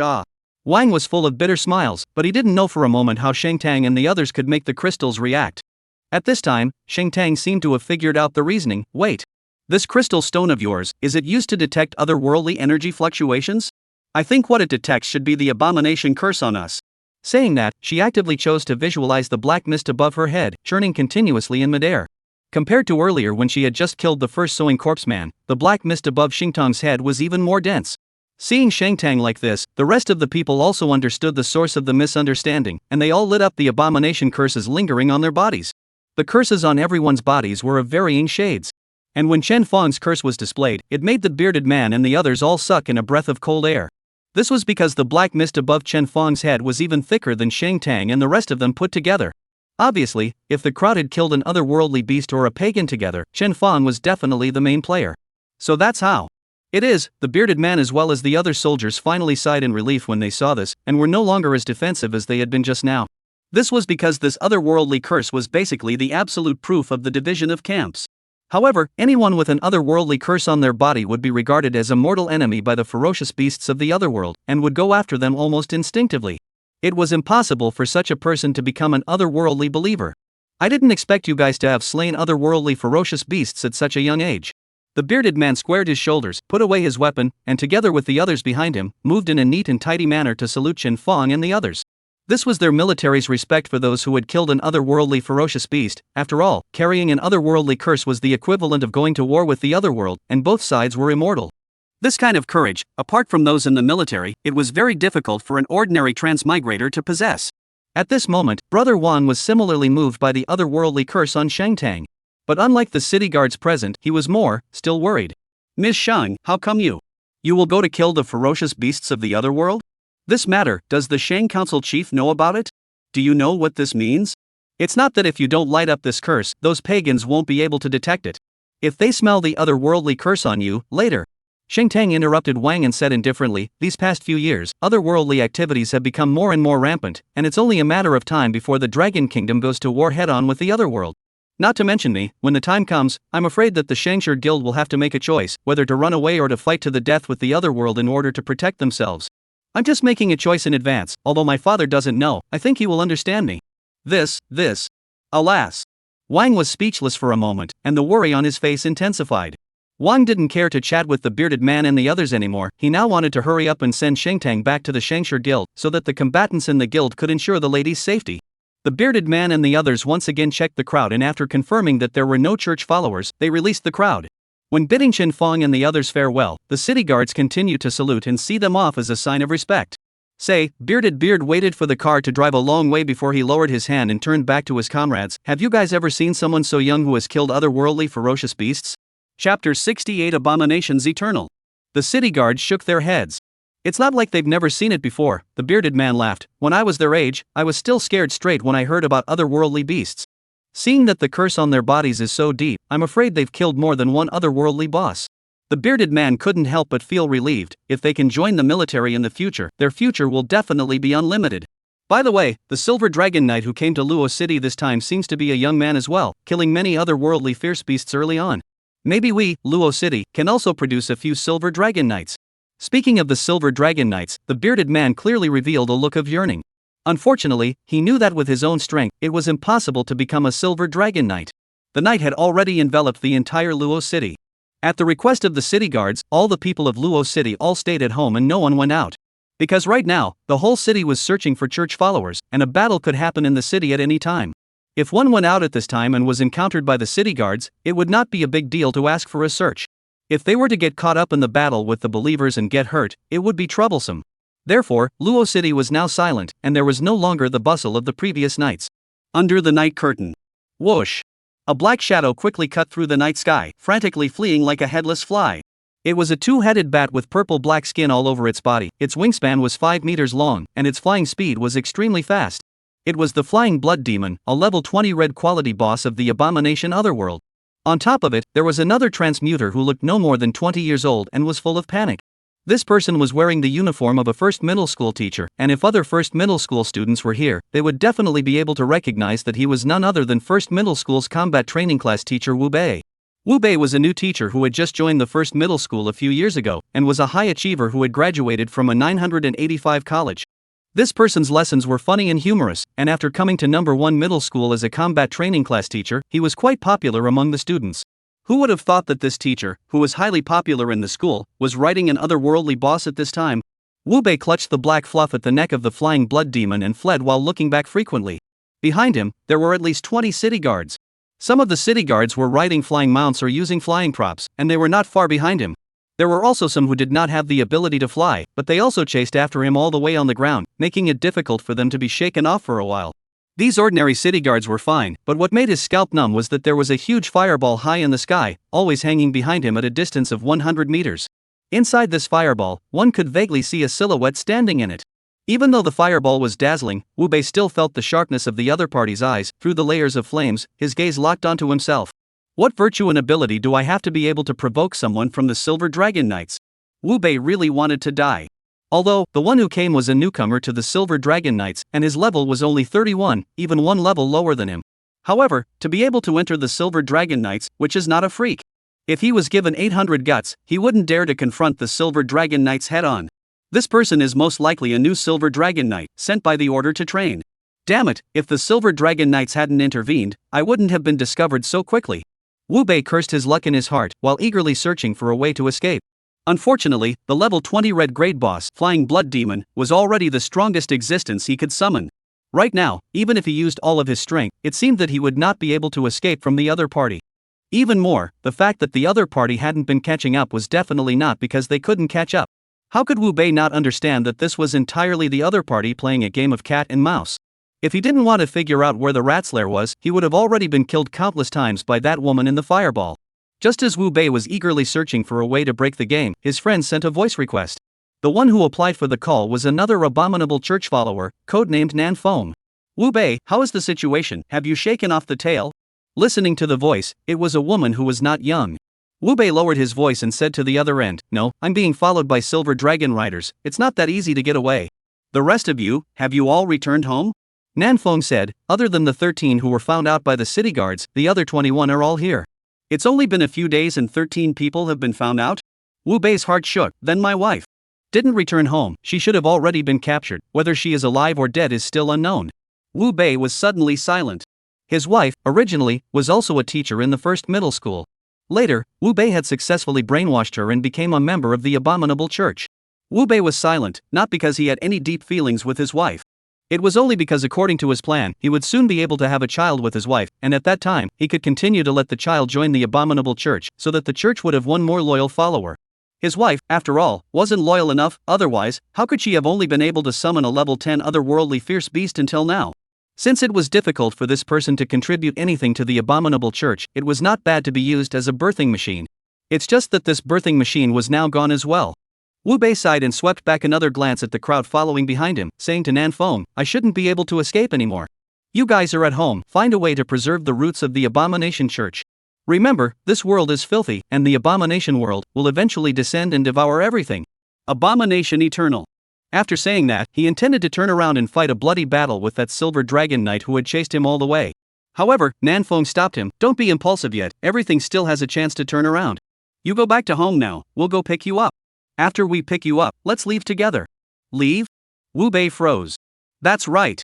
Nan Foam said, "Together, we can summon the Dark Sky Demon by utilizing our faith in the abomination otherworld. Wu Bei frowned. Dark Sky Demon is a level 70 epic boss. How can you guys summon it? It's not the Dark Sky Demon itself, it's just a projection. Nanfeng explained. Using this projection, although we can't counterattack, it's enough to buy us 3 hours of time. We'll then utilize the prop Blood Pond Coffin, and we'll be able to break through the blockade of the city guards and leave Luo City. Chapter 69 Dark Heavenly Devil. Wu Bei thought about it and found the other party's proposal surprisingly feasible. Hurry back home, Nanfeng urged. The activation of the blood pool coffin requires a sufficient portion of blood clots. Of all of us, you're the only one who can make blood clots. Good. Wu Bei answered, the color of hope flickering in his eyes. With a tug on the flying blood demon's mane, he maneuvered the boss to carry him in a change of direction and flew towards the village in the city. The home that Nanfeng spoke of was precisely the area around the city center village. When the plague bone demon descended on the village, there were a lot of energy fluctuations of the abominable otherworld remaining. Hiding in the village in the city would enable the church followers to easily escape the basic search methods of the city guards. Seeing that Wu Bei had changed the direction of his escape, the City Watch army and Silver Dragon Knights behind him did not follow closely, still hanging not far away. After both sides chased for about 10 more minutes, Wu Bei had already flown to the range of the city village. As he set foot in the city village, he immediately shouted, "I'm back, do it." This shout excited the city guards who were following close behind. Sure enough, the believer had made it all the way to the lair where the other believers were hiding. In the fireball, the figure suddenly increased its speed, wanting to make a move to take Wu Bei down and then lead a good search in the area. However, just at this time, a sudden change occurred. A huge summoning formation violently appeared in mid-air, and the black mist of the abominable otherworld rolled down like a waterfall, instantly drowning the urban village, along with the 2 surrounding residential buildings. The black fog tumbled, and soon transformed into a huge ghost, with a blurred figure. Only a pair of purple eyes could be seen hibernating in the midst of the blackness, looking down at the pursuing city guards below. Rolling pressure from this black fog condensed into a ferocious beast, so that closely followed by the city guards all subconsciously stopped in place, did not move forward. The summoned dark heavenly demon used its own body as a barrier to block everyone out. Several of the city guards who possessed scouting skills used their skills to check the attributes of the summoned boss, only to find that the other party's level was too much higher than their own, and their skills were unable to take effect at all. It's a level 50 plus boss, the level is too high to get its attribute panel. A level 39 archer warned, telling all the people present to be careful and on guard. The rest of the city guards, upon hearing that the behemoth in front of them was so terrifying, immediately began to seek higher level officers to come and support them. No need to panic. The fireball stalled in mid-air, and a woman's voice came from it. This boss in front of us, named Dark Sky Demon, is a level 70 epic boss. After learning that this boss in front of them was even more terrifying than the plague bone demon from back then, the city guards' hearts all trembled. The Silver Dragon Knight and the fireball continued. According to the intelligence, the average level of the Abomination Church followers in LA City is around level 30. It's impossible for them to summon such a powerful existence. This should just be a boss projection, it's not much of a threat. With that said, the fireball continued to roar forward, crashing towards the Dark Sky Demon. The fireball was like a comet, trailing a flaming trailing tail as it collided with the Dark Sky Demon's virtual shadow. Although this Dark Sky Demon was a shadow, it was also something that really existed. After the two collided, sparks splashed everywhere, exploding a huge firework in midair. Boom! A huge sound that spread throughout the entire Luo City. The dark heavenly demon's figure swayed for a moment and quickly returned to calm. The fireball completely dissipated in the air, leaving only a silhouette jumping out of it and landing on the ground in front of the city village. She was exactly the person who had been in the fireball before, and after revealing her figure, some of the city guards who had never seen her before realized that the other party was a bit younger than they thought. This person appeared to be no more than 20, her waterfall green silk braided into a scorpion tail braid that hung down to her calves. Her eyebrows were stern, and her features were three-dimensional and delicate while at the same time extremely heroic, with a unisex beauty. In this person's hand, she was holding a staff. But at the end of the staff, there were flames burning, coalescing into a spearhead-like mold, making the staff look more like a battle rifle. What she was wearing was no equipment, only a Starry Sky Academy uniform, proving that she was still a university student. Despite this person being so young, no one in the city guard present dared to belittle her. This was because on her chest, there was also a badge with a flashing silver light. The badge was a silver dragon that was lifelike. This was the badge of the Silver Dragon Knights. However, anyone who wore this badge was a Silver Dragon Knight. Even the lowest ranked Silver Dragon Knight status was equivalent to that of a school-level officer in the army. Lord Liu, are you alright? A squadron leader of the city guard rushed forward to inquire about the situation. Lu Ying's face was serious as he waved his hand and said, "It's fine. This boss can't move, it can only be a living target. However, in the end, it's a level 70 epic boss, and it's hard for my skills to break the defense." The squadron leader frowned. Then, what should we do? Otherwise, I'll mobilize all my brethren to come over and output on the boss? It's useless. Lu Ying said. The highest level of Luo City's city guards is only level 58. Getting everyone to output won't hurt this dark sky demon. Actually, the dark sky demon was forcibly summoned here. Not only can it not move, it can't be maintained for too long. It's estimated that after a few hours, it will be forcefully teleported back to the abomination otherworld, so it's not much of a trouble. Speaking here, Lu Ying said in a deep voice, it's just that there are still the people of Luo City in the area where the dark sky demon is enveloped. I also don't know what the purpose of the abominable believers summoning the dark sky demon over is, and whether it will put those trapped people in danger. She somewhat regretted that she was still too careless when chasing after the abominable believers. She had only thought of putting in a long line to catch a big fish, wanting to pass through one believer and find the lairs of other believers, which was why she had chased them closely all the way and didn't make a move to suppress them. Now that a change had occurred, once any casualties occurred, it could be said that it was her responsibility. Is one really not worthy of becoming a silver dragon knight yet? For the first mission, you did such a bad job. A few moments of remorse rose in Lu Ying's heart. With that, she raised her head and looked towards the dark sky demon in front of her. No, we absolutely can't sit around and wait for death. After her heart was set, Lu Ying took a step, and the flames around her roared up, wrapping her up. The squadron leader at the side was startled and was about to ask a question when he saw Lu Ying slamming into the dark sky demon once more. Mobilize your manpower and find a way to break through the defense line set up by the dark sky demon. No matter what those church followers are up to, they absolutely cannot remain indifferent with the people of the Dragon Kingdom in their hands. Boom! The firelight and the dark heavenly demon collided, and once again, an explosive sound was heard.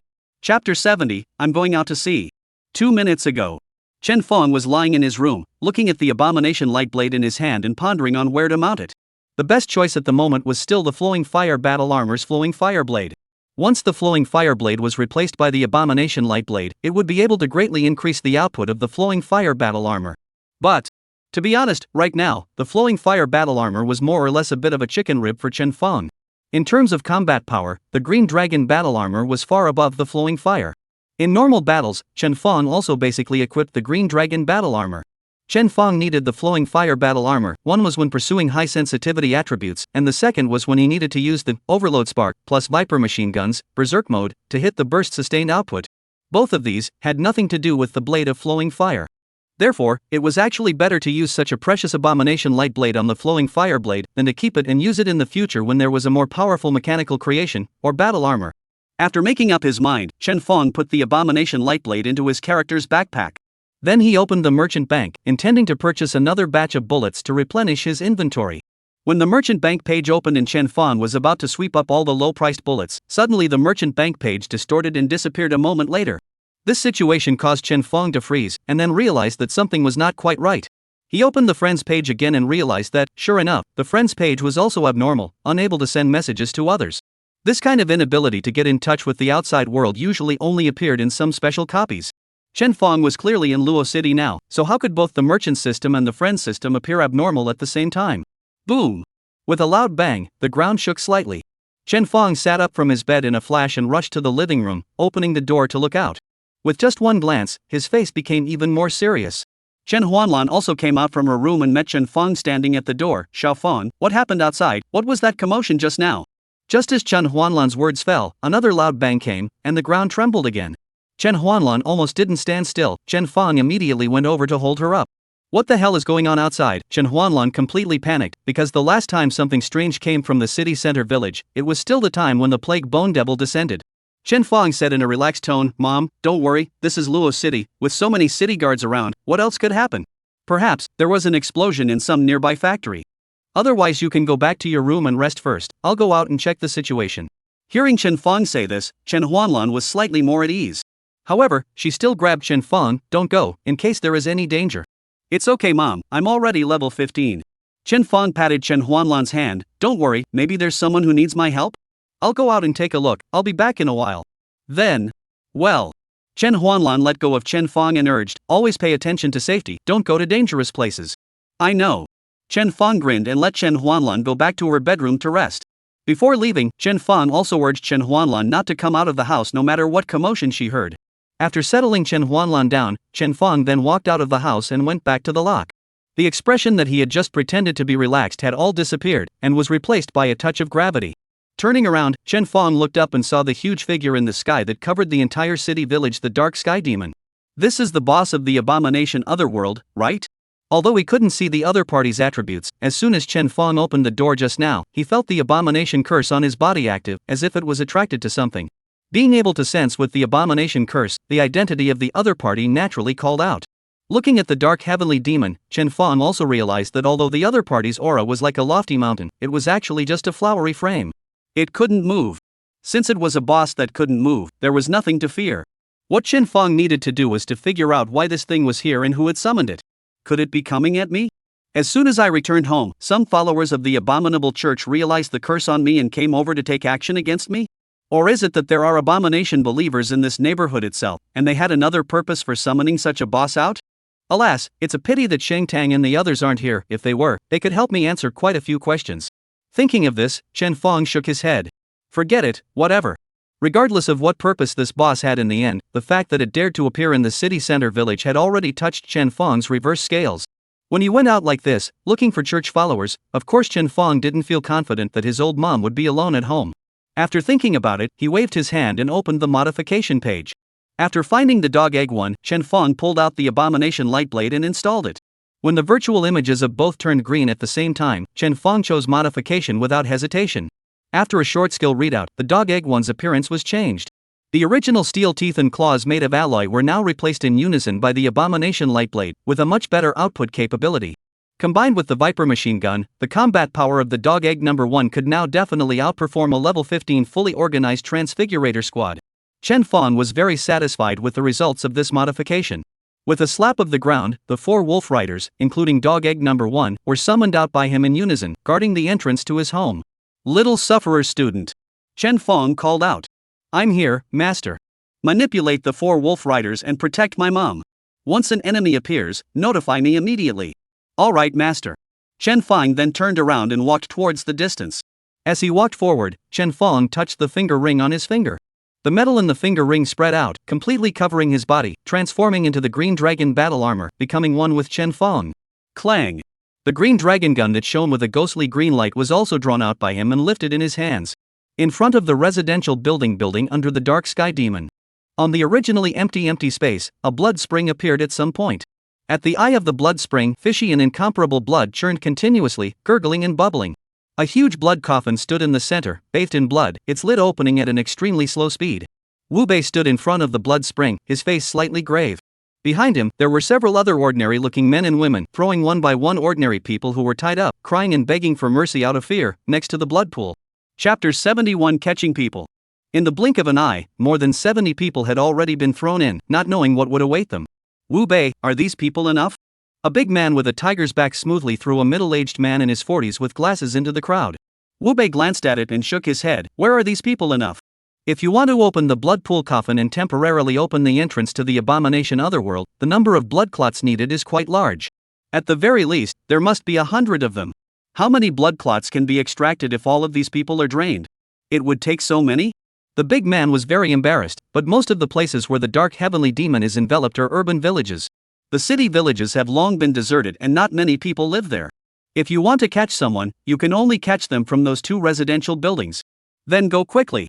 Wu Bei had little patience to chortle. 2 residential buildings, is it hard to catch 100 people? Wu Bei's entry into the abomination church was actually only a few years. But these believers in Luo City, the time of joining was a bit shorter than him. Therefore, among the believers, Wu Bei was still extremely prestigious. This big man faced Wu Bei's rebuke, did not dare to talk back in the slightest, only his face became even more difficult. 100 people are not good to catch. The urban village back in the day, once the matter came out, the people in the surrounding neighborhoods who can run have all run away. 2 residential buildings, at most, can put together more than 100 people. Our people have already gone to catch them, but that group of people are like chickens and ducks out of the pen, dispersing in a flurry, hiding everywhere. We also have to go slowly to find it not. Then go quickly. Wu Bei directly interrupted the big man's complaint and looked at him angrily. Can't you hear that the Silver Dragon Knight outside is leading an attack on the Shadow Sky Demon? With a projection from the Shadow Sky Demon, how long can we last here? If we don't get our hands dirty, all of us will be finished. Get out of here. The last sentence was almost roared out by Wu Bei. The big man shivered in fear and hurriedly greeted the others not to delay, quickly going to other places to search for the people and catch them to be used as raw materials for refining blood clots. The entire area around the city center village turned into a dark forest. Some of the people who escaped from the residential buildings took advantage of the night to scatter in all directions, while the followers of the abominable church were capturing them everywhere. The 7th floor of a residential building. Boom! Fire suddenly exploded the glass. In the flames, a mage wearing blue quality cloth armor was thrown out and fell hard on the ground. This person was already in his middle age, but his level was not that high, only level 23. The mage's attributes were already weak, and after falling to the ground, he immediately entered the crippled state. One of his legs was irregularly twisted, obviously fractured. Not caring about the pain of his injury, he desperately crawled on the ground, wanting to go and pick up the mace not far away that he hadn't touched in years. However, not waiting for him to crawl to the staff, another silhouette descended from the sky and stomped on his hand. Ka-ching! Ah! The sound of broken bones and heart-rending screams lit up the lights of the residential building's hallway layer by layer. The one who stepped on him was a rather lewd-looking assassin. This person was level 27 and had 3 pieces of purple quality in his equipment. Under his armpit, there was also a small watermelon-headed boy who looked no more than 3 or 4 years old. Big brother Zhao, you're too bad, aren't you? Obviously, having switched to fire mage and properly going out into the wilderness to practice leveling, how can you be above level 30 nowadays? No. Why would you let me just ravage it?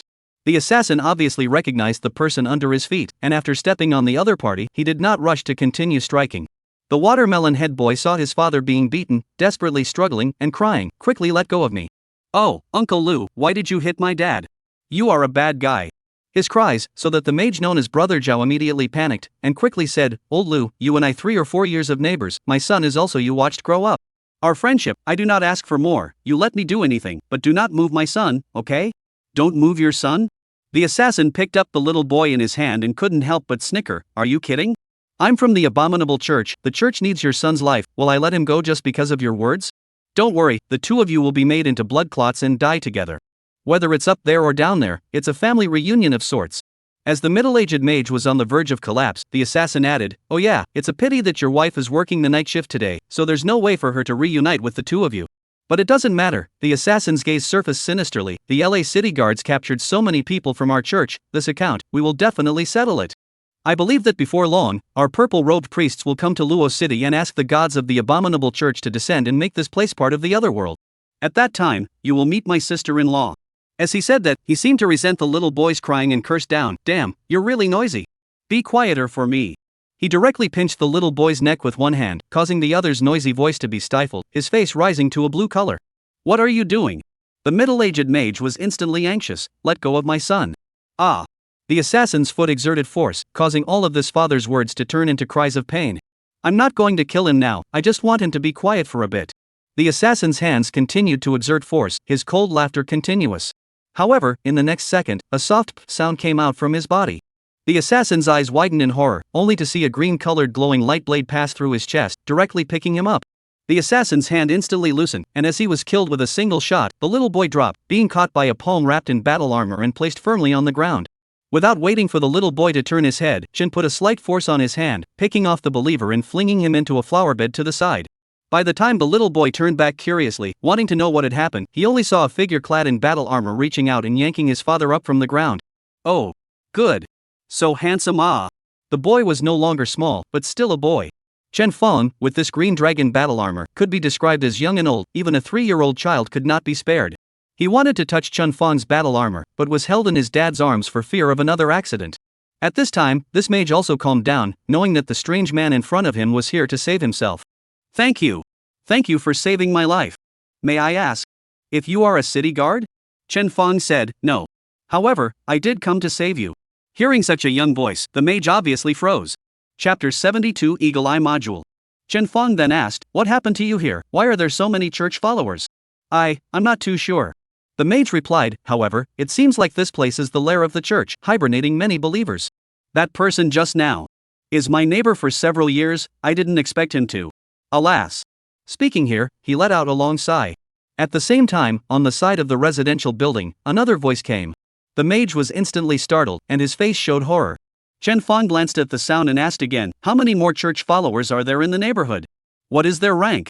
"I don't know either. In the building, at least 4 or 5 of them, I think, all leveled around 25, are filling the building looking for ordinary people." The mage's finger pointed to another residential building. "After being caught by them, they'll be taken over there. I don't know what they're up to. Anyway, it's hard for those who are taken over there to have a good ending, right? Thinking of what the assassin said just now, he was scared again. Good. Chen Fong nodded once and pointed to the reverse direction of the city center village. You take the child and run in that direction. Find number 9, third lane, hide in the nearby abandoned houses, don't come out. Number 9, third lane, was none other than Chen Fong's home. There were 4 wolf riders there, which could in turn protect some of the people who had gone to seek refuge. The mage busily thanked Chen Fong before hugging her child, her figure quickly disappearing into the night. If the average level is only 25 levels, it's not impossible to fight. Chen Fong calculated the strength of the enemy and us. If this group of church followers were over level 30, for insurance purposes, Chen Fong would definitely have to go home and cat, and would not risk going into a head-on war with the other side. However, if the other party were all level 30 transmigrants or below, then he could still easily kill them in a chaotic manner. Of course, this presupposed that he wasn't surrounded by a group of transmutants. If the opponent was too numerous, he would be able to suffer a lot by relying on control-type skills alone. Right now, the believers were scattering in all directions in order to capture people, which happened to be a good time for Chen Fong to break them down one by one. Ding, there is currently a new challenge mission, please pay attention to it. Current challenge mission, within 3 hours, kill 5 members of the abominable church. Remaining time for challenge, 2 hours, 59 minutes, and 55 seconds. Reward for successful challenge, Eagle Eye Module drawing red quality. Eagle Eye Module binding red quality. Agility plus 50. Additional, ultra visual range can increase the range of vision. Infrared imaging can use thermal imaging to find hidden enemies. Visual field sharing can obtain all visual field information within the Eagle Eye Module matrix at the same time. Chen Xin was delighted, another red quality drawing had come. This time, the drawings were still modules. Previously, this artificial intelligence module of Little Sufferer had already benefited Chen Fong greatly, so Chen Fong had the same great expectations for this Eagle Eye module. All of a sudden, he was even more energized about exterminating the church followers. Hearing the movements coming from time to time from the residential buildings ahead, Chen Fong knew that there were still some church followers searching for the people over there. With a slight smile, he lifted his green dragon gun and walked into the building. 10 minutes later. The roof of the residential building. Boom! The entire building suddenly trembled, then regained its calm. On the roof of the building, a level 15 purple boss named Six-Armed Corpse Wreck, along with a level 24 church follower, was pierced through a candy cane by Chen Fong, and together they were nailed to the ground. A golden light bloomed on Chen Fong's body, announcing that he had officially stepped into level 16. Not only that, on the six-armed corpse, 2 balls of light flew out. Chen Fong reached out and brushed them away, which were a blue-grade equipment, as well as an abomination crystal. Along with that, Chen Fong's grand challenge quest had also been completed, so in this 10-minute period of time, he could be said to have reaped a full harvest. The abomination crystal stone was temporarily pocketed by Chen Fong. Instead of pulling out the green dragon gun that was stuck in the bodies of the boss and the heathens, he directly took out the Eagle Eye module drawing from his backpack and chose to learn it.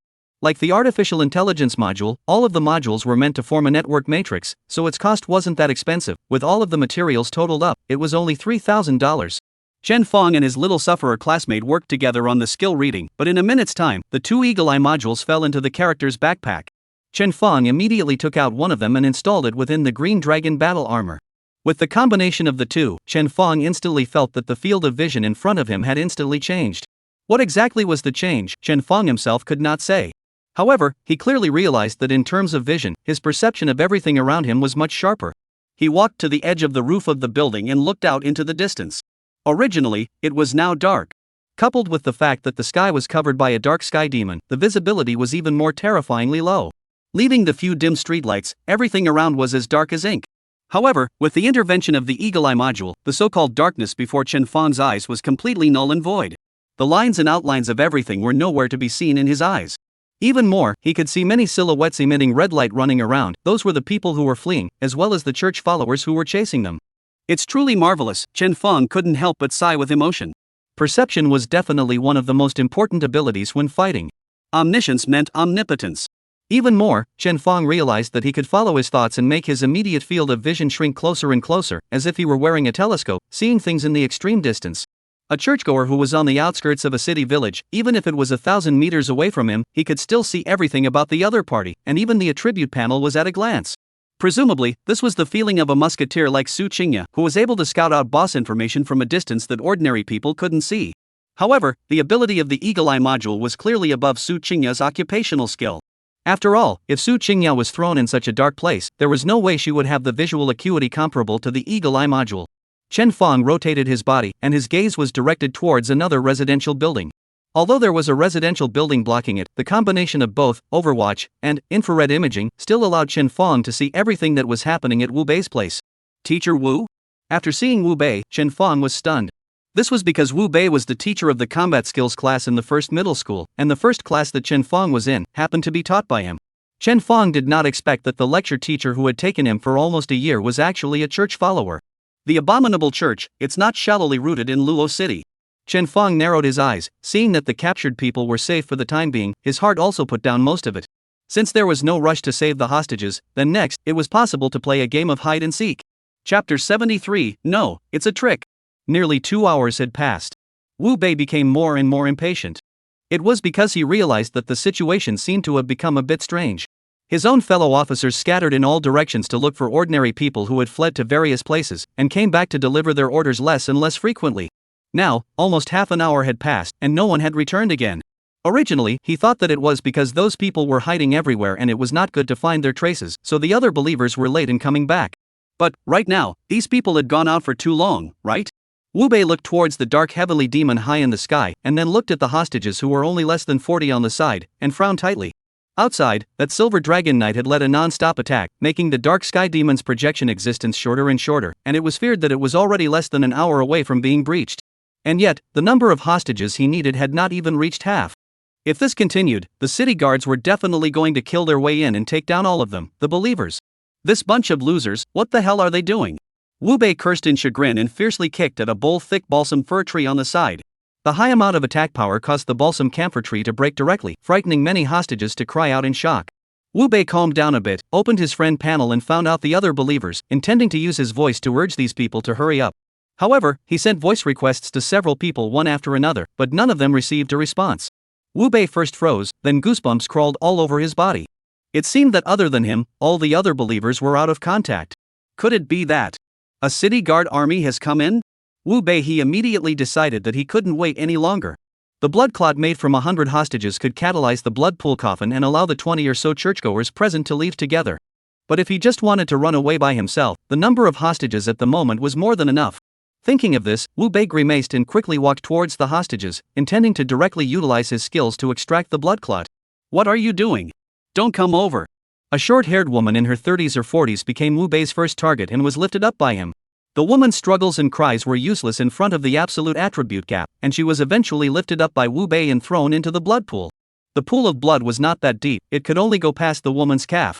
But after she was thrown in, the pool of blood was like it came to life, snaking upwards, rope-like binding her up and dragging her towards the location where the blood coffin was located.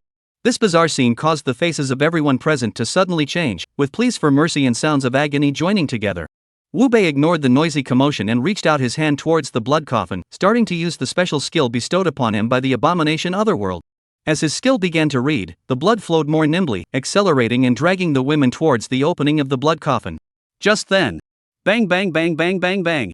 Intense gunshots rang out from the distant darkness. A copper bullet trailing a white stream of air was shot at Wu Bei. Wu Bei had been concentrating on releasing his skills when the bullets came out of nowhere and immediately hit his back, bringing out several blood splatters. However, as a melee class transmuter, Wu Bei's reaction was still fast. After being injured, he immediately cancelled his skill readout and rolled around, dodging all the subsequent bullets. Wu Bei reached out, and a short sword and round shield appeared on each of his hands. The only thing that responded to him was the next round of bullets sweeping through. Wu Bei immediately raised his shield in front of himself and at the same time released a healing skill on himself to stop the injuries on his back. Clang, clang, clang. The bullets landed on his shield, and although most of the damage was cancelled out, it still made Wu Bei's arm that was raising his shield sore and extremely uncomfortable.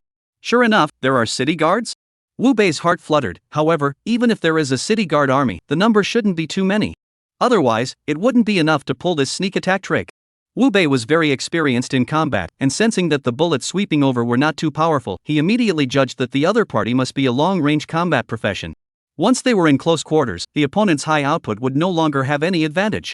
Thinking of this, Wu Bei let out a low roar, and golden light flowed on his body, allowing him to obtain an extremely powerful toughness effect. The impact of the bullets was difficult to shake him in the slightest. He raised his shield and charged towards the constantly flickering flames in front of him, and the short sword in his hand began to have air currents generated, brewing his next skill. Under the rapid running attack, Wu Bei instantly dashed forward for nearly 200 meters, finally arriving near the person who fired the gun. By the time he could see what exactly was attacking him with the help of the constantly flickering firelight, he couldn't help but freeze. Because it was a mechanical dog. The gun barrel in the mechanical dog's mouth was the source of the bullets pouring out. Nope, caught in a trap. Wu Bei had just risen to this thought when a loud bang came from behind himself. When he turned around, he saw a figure in crimson battle armor killing from nowhere, rushing into the blood pool, ripping the middle-aged woman's clothes and throwing her out of the blood pool. At the same time, a large sword flashing with firelight popped out from the other party's right arm and chopped on the blood pool coffin. This strike slashed the blood pool coffin with a 100-meter-long sword mark, and the blood pool's surging blood suddenly quieted down. A single sword was not enough to stop the blood pool coffin. After Chen Fong saw this, he immediately raised his hand, intending to strike a second sword. Seeing that his path of retreat was about to be cut off by Chen Fong, Wu Bei was instantly enraged. "Stop it for me!" He slashed out his short sword, wanting to kill the wolf rider who had attracted his attention first. Unfortunately, this sword was easily dodged by the wolf rider with the fighting modification of his little sufferer classmate. The wolf rider who then successfully completed his mission did not engage in a battle, and turned around and withdrew at that point, disappearing into the darkness. Bang! Chen Fong's second sword struck the blood pool coffin again. This time, the blood pool coffin collapsed with a bang, completely motionless. Wu Bei's eyes turned red with anxiety, turning towards Chen Fong to kill him. "HM? You're in a hurry?" Seeing this, Chen Fong also stopped attacking the strange blood coffin. He had drawn out a wolf rider back to help him, just to lure Wu Bei to a position far away from the hostages. Having succeeded with great difficulty, he certainly could not allow Wu Bei to kill back again. Thus, Chen Fong gave up attacking the blood pool coffin and ran towards Wu Bei. During the charge, Chen Fong raised his hand and the muzzle of the Viper machine gun poked out from the weapon slot. Bang bang bang! Bullets rained down again, and Wu Bei parried with the round shield in his hand. If he could block it, he blocked it, and if he couldn't, he carried it hard with his attributes. In the blink of an eye, the two collided together. The Viper machine gun was no longer of any significance at such a close distance, so it was directly put away by Chen Fong. Chen Fong raised the blade of flowing fire in his hand and began to fight Wu Bei in close quarters. Chapter 74. Who are you to give me lessons? In a matter of moments, the two had attacked and defended each other for more than 30 moves. Wu Bei was able to be the teacher of the first middle school's combat training class, so he naturally had some strength in him. He had a sword in one hand and a shield in the other, switching between attack and defense very casually. Even though it wasn't as counterintuitive as Little Sufferer's fighting modification, with the attribute advantage, Wu Bei still didn't fall into a disadvantage. Sweeping autumn wind. In the next second, Wu Bei suddenly snapped, sweeping the short sword in his hand. A strong wind swept away. Chen Fong did not choose to receive it hard. Facing this ranged attack, he immediately retreated a few steps back and managed to avoid it. Reacting so fast? Wu Bei's expression was gloomy, always feeling that there was something strange about his opponent. Every move and style was precise as if it was mechanical. The calculation of various distances, dodging and the direction of the moves were all just right. However, through the battle just now, he could still sense that the other party's level was far inferior to his own, and his attributes should be comparable to a level 25 transmuter.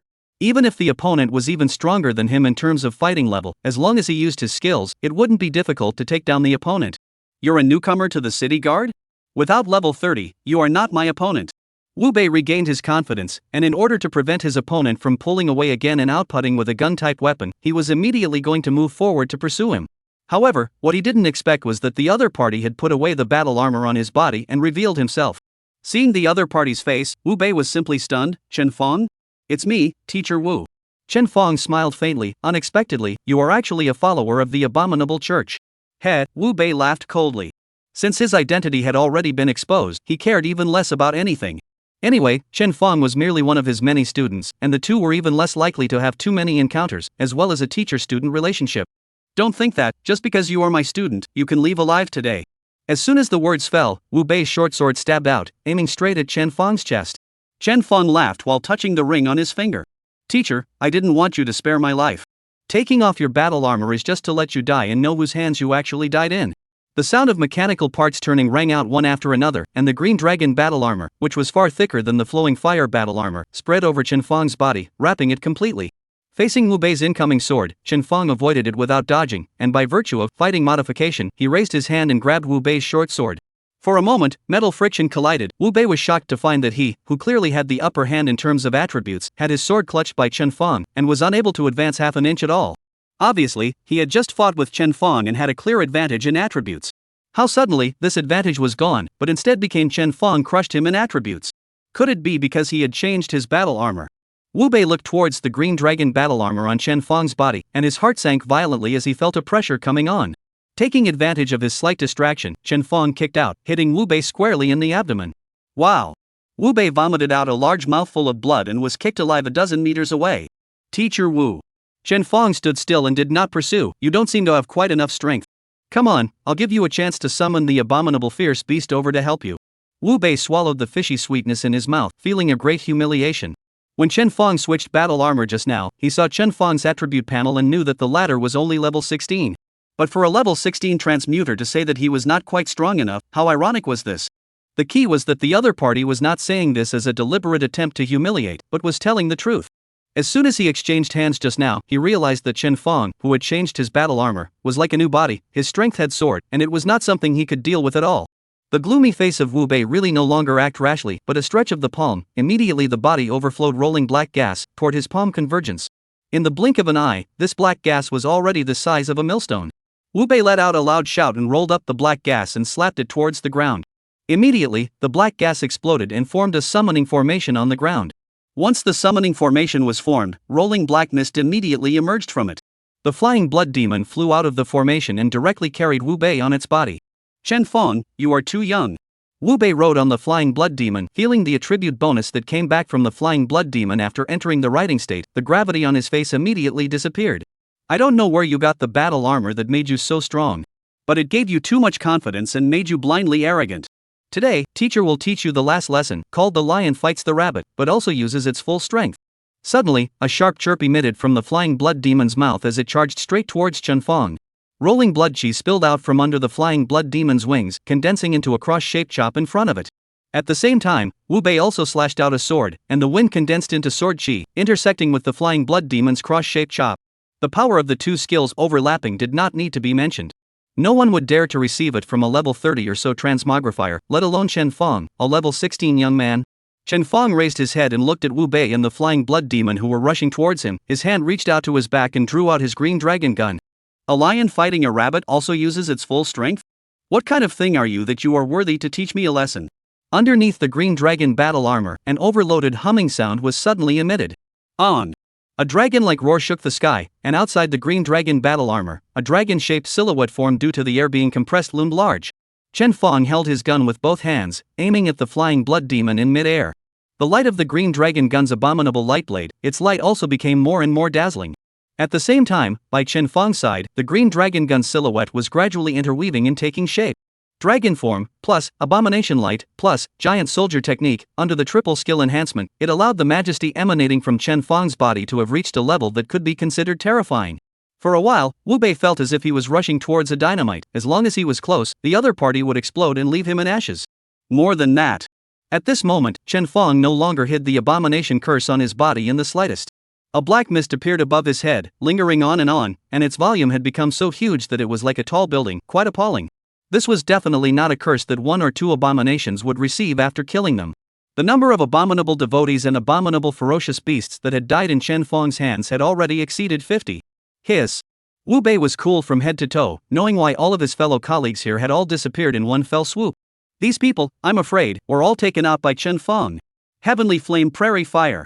Without giving Wu Bei a chance to regret, Chen Fang leapt forward and swept his green dragon lance horizontally. In an instant, the green dragon lance's virtual shadow swept out along with the main body, and the flames shot up into the sky, directly illuminating the sky as bright as day. Chapter 75, I'm one of my own. Beyond the dark sky demon. A rushing firelight illuminated the city village. The city guards who were originally attacking the dark sky demon all tilted their heads and subconsciously stopped their hand movements. Luing also looked towards that firelight until it gradually went out. What is that? Luing frowned, puzzled as he gazed out into the darkness that had returned to calm. Lord Lu, just now. A middle-aged city guard army of level 51 quickly stepped forward and nervously said, could it be the movement made by the Abomination Church? This person was the deputy chief captain of the city guard of Luo City, surnamed Xian. Although he was above Lu Ying in both rank and seniority. However, Lu Ying was a silver dragon knight, and his status was a head higher than his, so logically, he should indeed address Lu Ying as Lord Lu. Lu Ying nodded slightly to Vice Captain Xian. That fire just now, it doesn't look like a skill of the Abomination Church.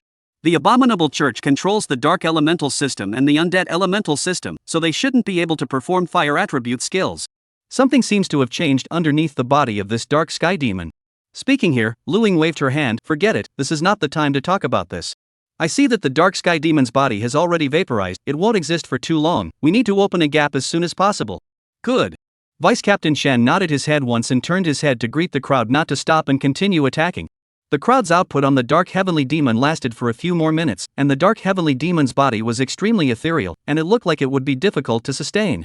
Just as Lu Ying was overjoyed and planned to unleash her high-level skills to blast it away in one breath, suddenly her pupils suddenly shrunk. It was because a silhouette vaguely appeared in the darkness behind the dark heavenly demon. Beside the silhouette of a giant lance gradually took shape. The blade of the lance flickered with an eerie green light, clearly not a mortal object. The next second, the lance silhouette was violently whirled around, and the sky-charging fire light bloomed once again. Retreat! Lu Ying shouted out, telling everyone present to all retreat. As expected, the firelight landed fiercely on the dark sky demon, instantly vaporizing it. In the midst of the firelight, everyone saw the silhouette holding a gun in one hand and grabbing a person in the other, walking towards the direction where the crowd was. As the dark sky demon was broken, the black mist above the other party's head rolled out. The pure abomination otherworldly aura in it caused the city guards to all go on alert, waiting for the other party's arrival. The few city guards standing at the front were very nervous, shouting at the strolling silhouette, "The city guards are here, don't be quick to fold your hands." There were even a few people who had already brewed up their skills, and as long as the other party made any movement, they would immediately throw their skills up. At this time, Vice Captain Qian discovered the end. "You few new recruits, can't you tell the difference between an abomination curse and a believer's breath? All take back your skills and weapons, the other side is one of our own." With Vice Captain Qian's reminder, some of the people who lacked experience in fighting with the abomination otherworld realized that the black mist was not carried by believers, but was entirely a vision from the person who carried the abomination curse. But then again, the visions of otherworldly curses were not unfamiliar to any of the military personnel. But for all the city guards, which one hadn't killed otherworldly beasts and believers, and which one didn't have an otherworldly curse on them? But this curse on the other party's body was so thick that it was really rare. In the entire Luocheng city guard, there were only squadron captain level existences that could be compared to this, right? How many otherworldly ferocious beasts and pagans did this have to kill to be cursed like this by the abominable otherworld? Almost subconsciously, everyone decided that the other party was a military senior. Vice Captain Shen took the initiative to walk over to see which of the city watch's peers the other party was. No matter who it was, just for the fact that he had infiltrated into the dark sky demon's rear and started a war with those vicious believers, it was enough to deserve a first-class merit. Whoosh! Accompanied by a cracking sound, a fainted person was thrown at Vice Captain Shen's feet. Lu Ying, who was not far away, took a look and was instantly surprised and delighted. "Wu Bei. It's the one who was found out by me as the white-robed priest of the Abomination Church." As soon as Lu Ying's words fell, the sound of footsteps came from the direction Wu Bei flew out, and the voice of a person speaking. "Sorry. I forgot to hide the abomination curse and almost made you guys misunderstand. I'm on my own." Then, a middle school student stepped out of the night and appeared in front of everyone. Above his head, black mist hovered and gradually retracted, eventually disappearing. Everyone present was dumbfounded. The other party was plain and ordinary, looking like an ordinary middle school student, and even his level was only 16. But the abomination curse that had just appeared above his head couldn't possibly be fake. This person was definitely a fierce person who had killed an unknown number of otherworldly ferocious beasts and church followers. That Chen Fang saw everyone's gazes locked onto him in unison like searchlights, yet none of them spoke. "I've resolved all of the churchgoers here. However, it's hard to avoid some casualties. I'm not too good at aftermath work, so shouldn't your city guard take over the handling of the next matter?" Vice Captain Shen looked back at Lu Ying.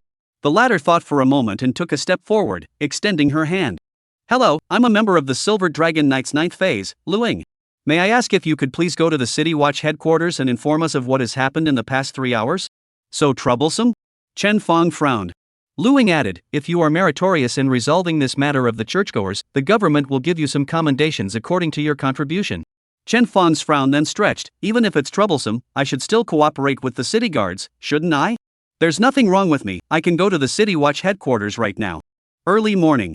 In the inquiry room, Vice Captain Qian, who had just sent Chen Fang away, was tiredly rubbing his temples when Lu Ying pushed the door directly in. "Lord Lu." Vice Captain Qian was about to get up when Lu Ying waved her hand to signal him to sit down and talk. "How is it, have you finished asking questions?" Lu Ying's tone was concerned. Vice Captain Qian smiled and nodded. "All the questions are finished, and based on the available intelligence, what this person said is basically true." Saying that, he pushed the record of questioning in front of him to Lu Ying. "You may take a look through it. Speaking of which, this kid's experience is really bizarre. If there wasn't conclusive evidence, I wouldn't believe a single word on this record." Chapter 76 established heavenly merit. Luing did not say anything and scrutinized the report. Just as Vice Captain Qian had said, Luing also found it hard to believe Chen Fong's self-report in the report. In the land of buried bones, he and his regular teammates had killed the three-headed sewing corpse man, and that was fine. What the hell was it to return to his home in the middle of the city village and then kill 22 believers in a row after sensing the power of the abominable church at work? These 22 believers, after a night's time, had all had their identities verified. They were nothing more than the bottom tier of the church, ordinary believers who hadn't even reached the second turn. However, the average level of these people had also reached over level 25. Especially the one called Wu Bei was already level 32. Chen Fong right now was merely a level 16 middle school student who would believe you when you said that he had killed so many high-level believers? One must know that every believer possessed the ability to summon otherworldly ferocious beasts. A level 30 believer would normally require a full squad of level 30 or above to attempt to suppress and capture it. Otherwise, it was highly likely that the other party would be annihilated in turn. Lu Ying's report in front of her, which was dictated by Chen Fong, could be completely described as a pie in the sky. However, when Lu Ying saw the back of it, she had to believe in its contents, because every single thing that Chen Fong said was supported by facts. There were even quite a lot of evidence that she had dug up herself. For example, the information that she had just interrogated from the mouth of that believer called Wu Bei. As well as some of the people who had been rescued by Chen Fong, they all claimed that it was a transmogrifier in green battle armor who had killed the believers and saved their lives. All these things only proved one thing. Chen Fong's words were true, it was really him who had killed 22 believers with the power of one man, captured the white-robed priest Wu Bei alive, and saved the lives of hundreds of people in the area of the city's central village. As for someone being injured, it was inevitable. Digging out so many churchgoers in one breath, and in the midst of the conflict, no one lost their lives, was already great news.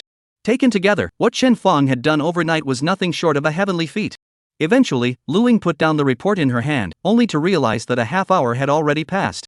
How is this mechanic called Chen Fong? Garrison going to be honored? Lu Ying took a deep breath and looked up at Vice Captain Qian. Vice Captain Qian touched the stubble that had grown overnight and said with a bitter smile, "It's not easy to judge. If he's a city guard, it's a good deal, he'll be directly promoted 3 levels in a row, rising to the position of vice captain of the general team that's on par with me. Then a reward of 1 million in cash and 3 chances to go to the Luochang arsenal to pick up any reward. That's probably it. But, he's not a city guard, but student of the first high school." Saying this, he himself was a bit speechless. After all, he had seen too many things since he joined the city watch. But the only thing he hadn't met was a middle school student who had made such a heavenly achievement. The upward transfer of positions has nothing to do with him. The cash rewards are unaffected, but the Luochang arsenal is full of armament materials and is never open to the public. So the last reward, too, has nothing to do with him. Vice Captain Qian said helplessly, "It's really hard to figure out how to commend this kid. I think we can only wait for the chief captain to come back before deciding." "Okay, I know," Lu Ying stood up with a thoughtful look. "Today, the brothers of the Luochang City Guard have worked hard. After doing the aftermath, let everyone go back and rest well. By the way, please, Vice Squadron Qian, send me another copy of Chen Fong's information. The abomination curse on him is too deep and conspicuous. It's very fatal for a middle school student. I need to find a way to help him out." After saying that, Lu Ying turned around and left. Vice Captain Qian, who stayed where he was, thought for a moment and instantly realized what this Silver Dragon Knight was up to. The abomination curse, but there was no way to remove it. The abomination curse on Chen Fong was so deep, how could Lu Ying help him? The only way, which was, this kid is really going to be rich.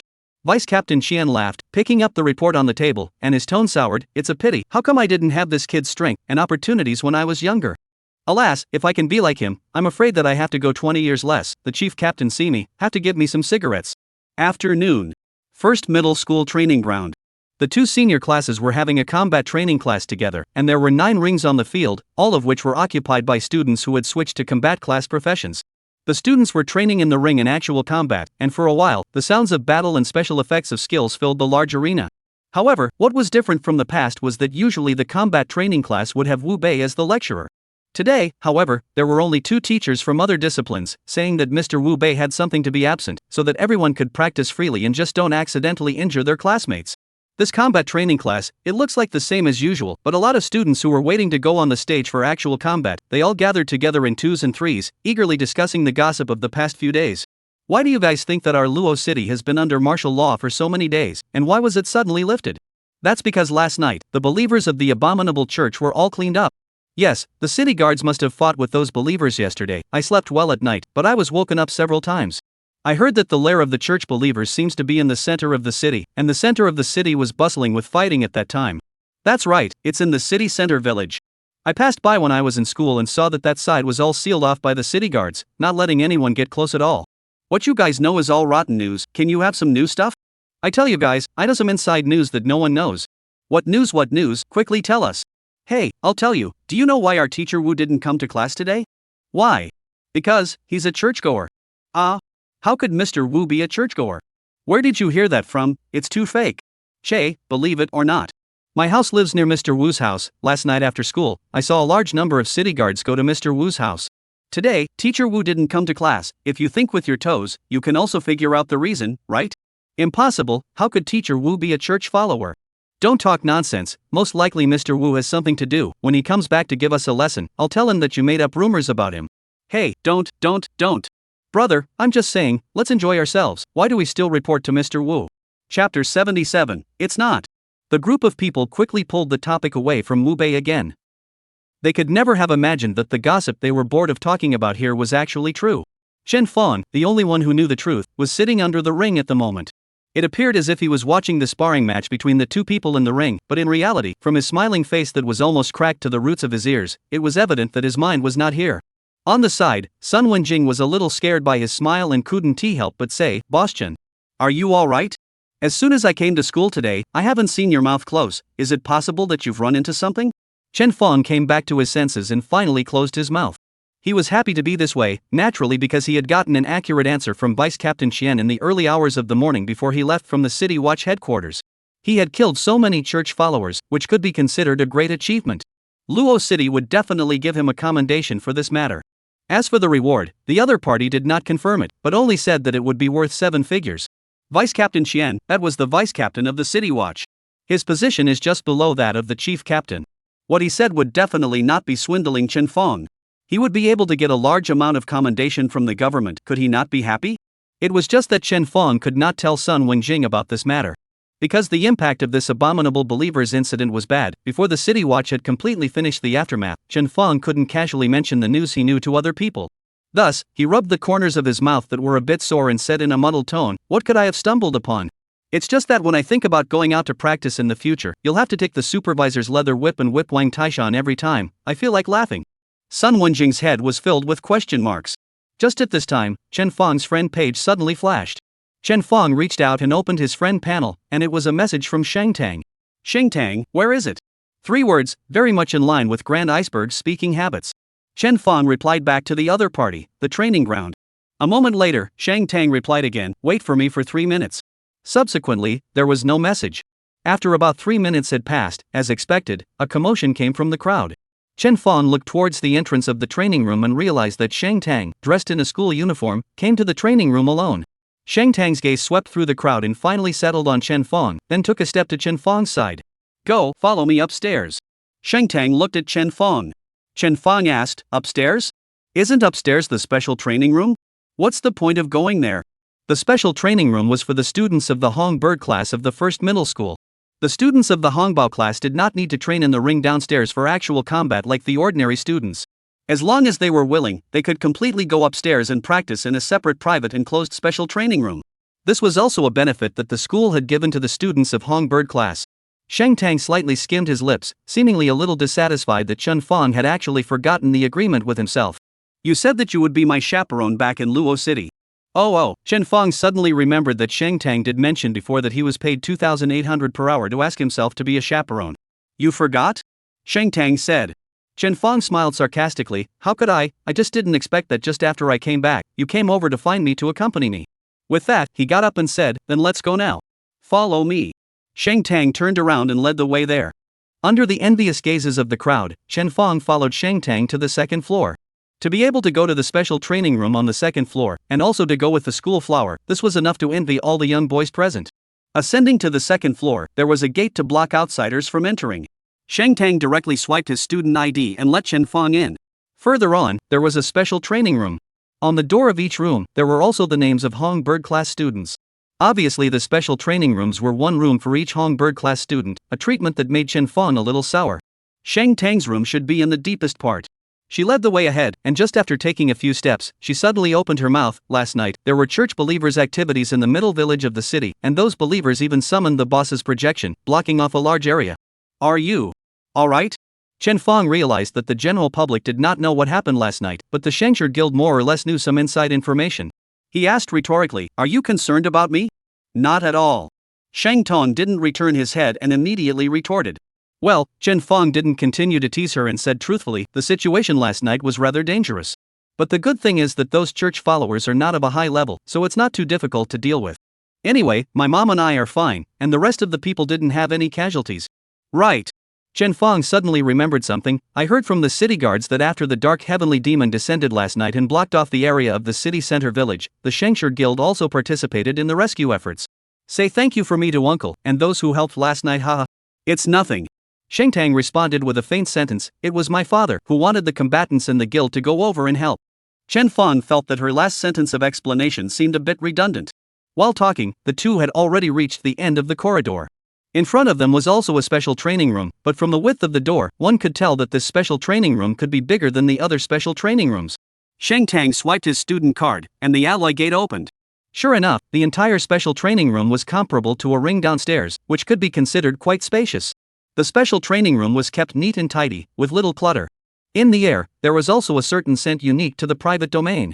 Your so-called accompanying trainer, what do you need me to do? Chen Yu stood in the middle of the special training room. Shang Tang put the equipment on himself piece by piece, saying as he did so, it's simple, sparring with me is enough. Let's not use skills and simply work on our close combat fighting skills. If there's anything you want to point out to me, feel free to ask as well. Don't show any mercy. As she spoke, a brand new purple suit appeared on her. This outfit, which still continued the style of Shang Tang's previous outfit, was in pure white with white fabric as the base, clinging to her perfect waist and outlining a pair of slender thighs in a shocking manner. The original silver armor part was replaced by a white crystal. This kind of crystal was 8 times similar to the flare spirit flame, with silver flames burning on the crystal, which was very suitable to Shang Tang's occupational characteristics. The new suits were similar in style, but very different in appearance. The only thing that was the same was that the person wearing the equipment was so beautiful that it was pleasing to the eyes and could not bear to desecrate it. Chapter 78, Don't Show Mercy. This is the flare set? Chen Fong couldn't help but ask. Shang Tang let out a I had the blacksmith master build it last night. It's a level 15 purple suit, with high attributes, while at the same time boosting the effects of light and fire attribute skills, enough for me to use until level 30. Not bad Chen Fong sked in praise. Being able to be used by Shang Tang until level 30, it was estimated that the attributes of the flare light set were not too much worse than the red rank loose equipment. At the very least, it was definitely superior to the attributes that the flowing flame battle armor could provide. Chen Fong clicked his bracelet, and the flowing flame battle armor was put on by him, and the flowing flame blade popped out along with it. Shang Tang took out his longsword. Just attack with all your might. With the attributes of this equipment, as long as you don't use skills, I'll be able to carry it. Good. Chen Fong nodded his head once. I'll be polite then. After both sides were ready, they immediately began to fight in close quarters. For a time, the sound of iron weapons clashing resounded continuously in the large special training room. Also resounding were the praises that bubbled up frequently from Chen Fong. Student Shang, the angle of your sword is quite exquisite, the fire is superb. Not bad, quick reaction, even this sword of mine can dodge it. What a set of silky small continuous moves, this offense is really dense like spring rain, it's overwhelming Clang. After the two swords collided once again, Shang Tang stopped. Chen Fong asked, why don't you continue? Shang Tang was a bit speechless and wanted to laugh a bit. Be serious, don't just know how to praise me. I can feel that your level is far above me. I called you here because I hope you can point out the flaws in my moves. Chen Fong was silent for a moment. He had just begun to think that when he charged someone $2,800 an hour, not only did he have to take on the task of sparring, the emotional value had to be given enough. In this way, people could feel that they had spent this amount of money well, and would still order themselves the next time they came. Now it seems that Shang Tang is not a person who needs emotional value at all. Well, it's me being shallow. Chen Fong nodded gravely. Alright then. Next, if you do anything wrong, I will show no mercy. Shang Tang said, of course. Any criticism, I accept it. Good, then let's do it again. Aha! Thus, another round of sparring unfolded. This time, Chen Fong did not show the slightest bit of mercy, and his offense was like a different person compared to the original. Shang Tang's swordsmanship, amongst the students, was definitely a one-of-a-kind existence. However, in front of Chen Fong, who was on fire, he still looked a bit young, and was beaten to the point that he almost didn't even have a chance to counterattack. What made Shang Tang break his defense even more was that Chen Fang's verbal output was even more frequent than just now. Mr. Shang, this is the level of your number 1 ranking in the personal combat ranking of number 1 middle school? I'm 10,000 times more stable than you even with a sword in my Taiyu. No way, I'm only on my 3rd sword and you can't catch it? Just now when you retreated your bow step and raised your sword across the fence, wouldn't you have been able to block this move of mine? You drank a few cups before going to school, your footwork is so slow, use the butterfly step to avoid my attack. TSK, didn't you see that I left such a big hole in my sword just now? You attacked my lower ribs. No, you really attacked? I'm teasing you, this is a break that was intentionally sold to you. The battle, basically, was one-sided. Also on the verbal output. With the assistance of fighting correction, Chen Fang's fighting skills could not reach the level of a true expert who had returned to the basics, but at least it was like a machine without any breaks, and was not at all comparable to a middle school student like Shang Tang. At the same time, Chen Fang wasn't just relying on fighting modification to bully Shang Tang. Chen Fang's current combat level, not to say that it could be compared to fighting modification, but at least it was much higher than Shang Tang. This was because during many battles, Chen Fang had been feeling the effect of the guidance that fighting modification had brought to him. It was as if every time he fought, there was a fighting master who was close to correct his movements. With such close guidance, Chen Fang of course knew what the optimal solution was for the timing, angle, and movement of each of his strikes, so after the subtle influence, his own practical combat ability had long since far exceeded that of his peers. Therefore, Shang Tang's fighting level naturally had many loopholes in his eyes. These loopholes, though, were not enough to be sprayed by him after so much. But Shang Tang said that he should criticize and not show any mercy. Then he would not spare anyone. After all, the harder he scolded, the faster he remembered. Soon, the two of them exchanged blows for nearly 20 minutes again. This all stab not hit me a bit? Why don't I just sit in a wheelchair? Chen Fang, who was using both physical and verbal double output, suddenly saw Shang Tang retreat backward and stop attacking. Chen Fang instantly stopped moving as well. Shang Tang's face sank like water, thrusting her longsword hard into the ground, her tone as clear and cold as the original. No more practicing, rest for a while first.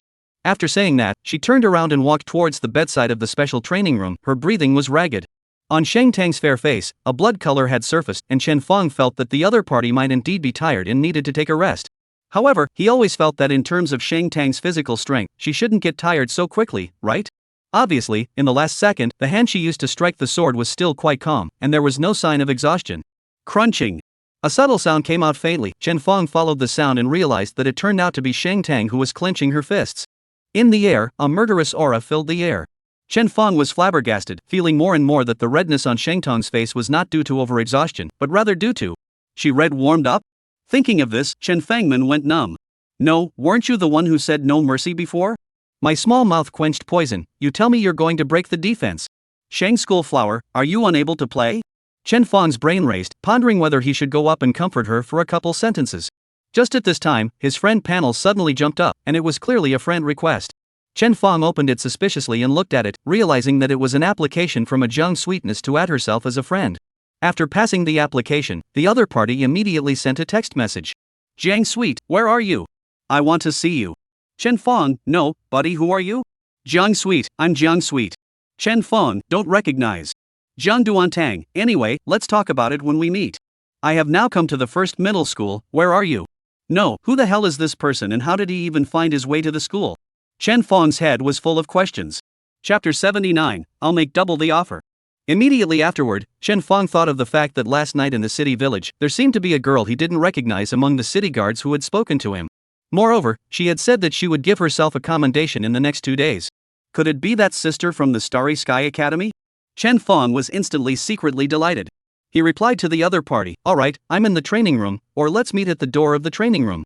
Chen Fang's sudden change in attitude clearly left the other party a bit confused. A full minute passed before the other party replied back again, alright, I'll be right there. Closing the friend panel, Chen Fang glanced at Shang Tang who was still sulking. A girl is angry, I'll let her calm down here, it's quite reasonable, isn't it? Thinking of this, Chen Fang hemmed and hawed behind Shang Tang, since you're tired, take a rest for a while. I still have something to leave for a while. Shang Tang turned back, glanced at him, and threw him an object with his hand. Chen Fang took it and saw that it was none other than Shang Tang's student card. With this card, Chen Fang was able to freely enter and exit the second floor of the training room. Okay, thanks. Chen Fang took the student card and walked out.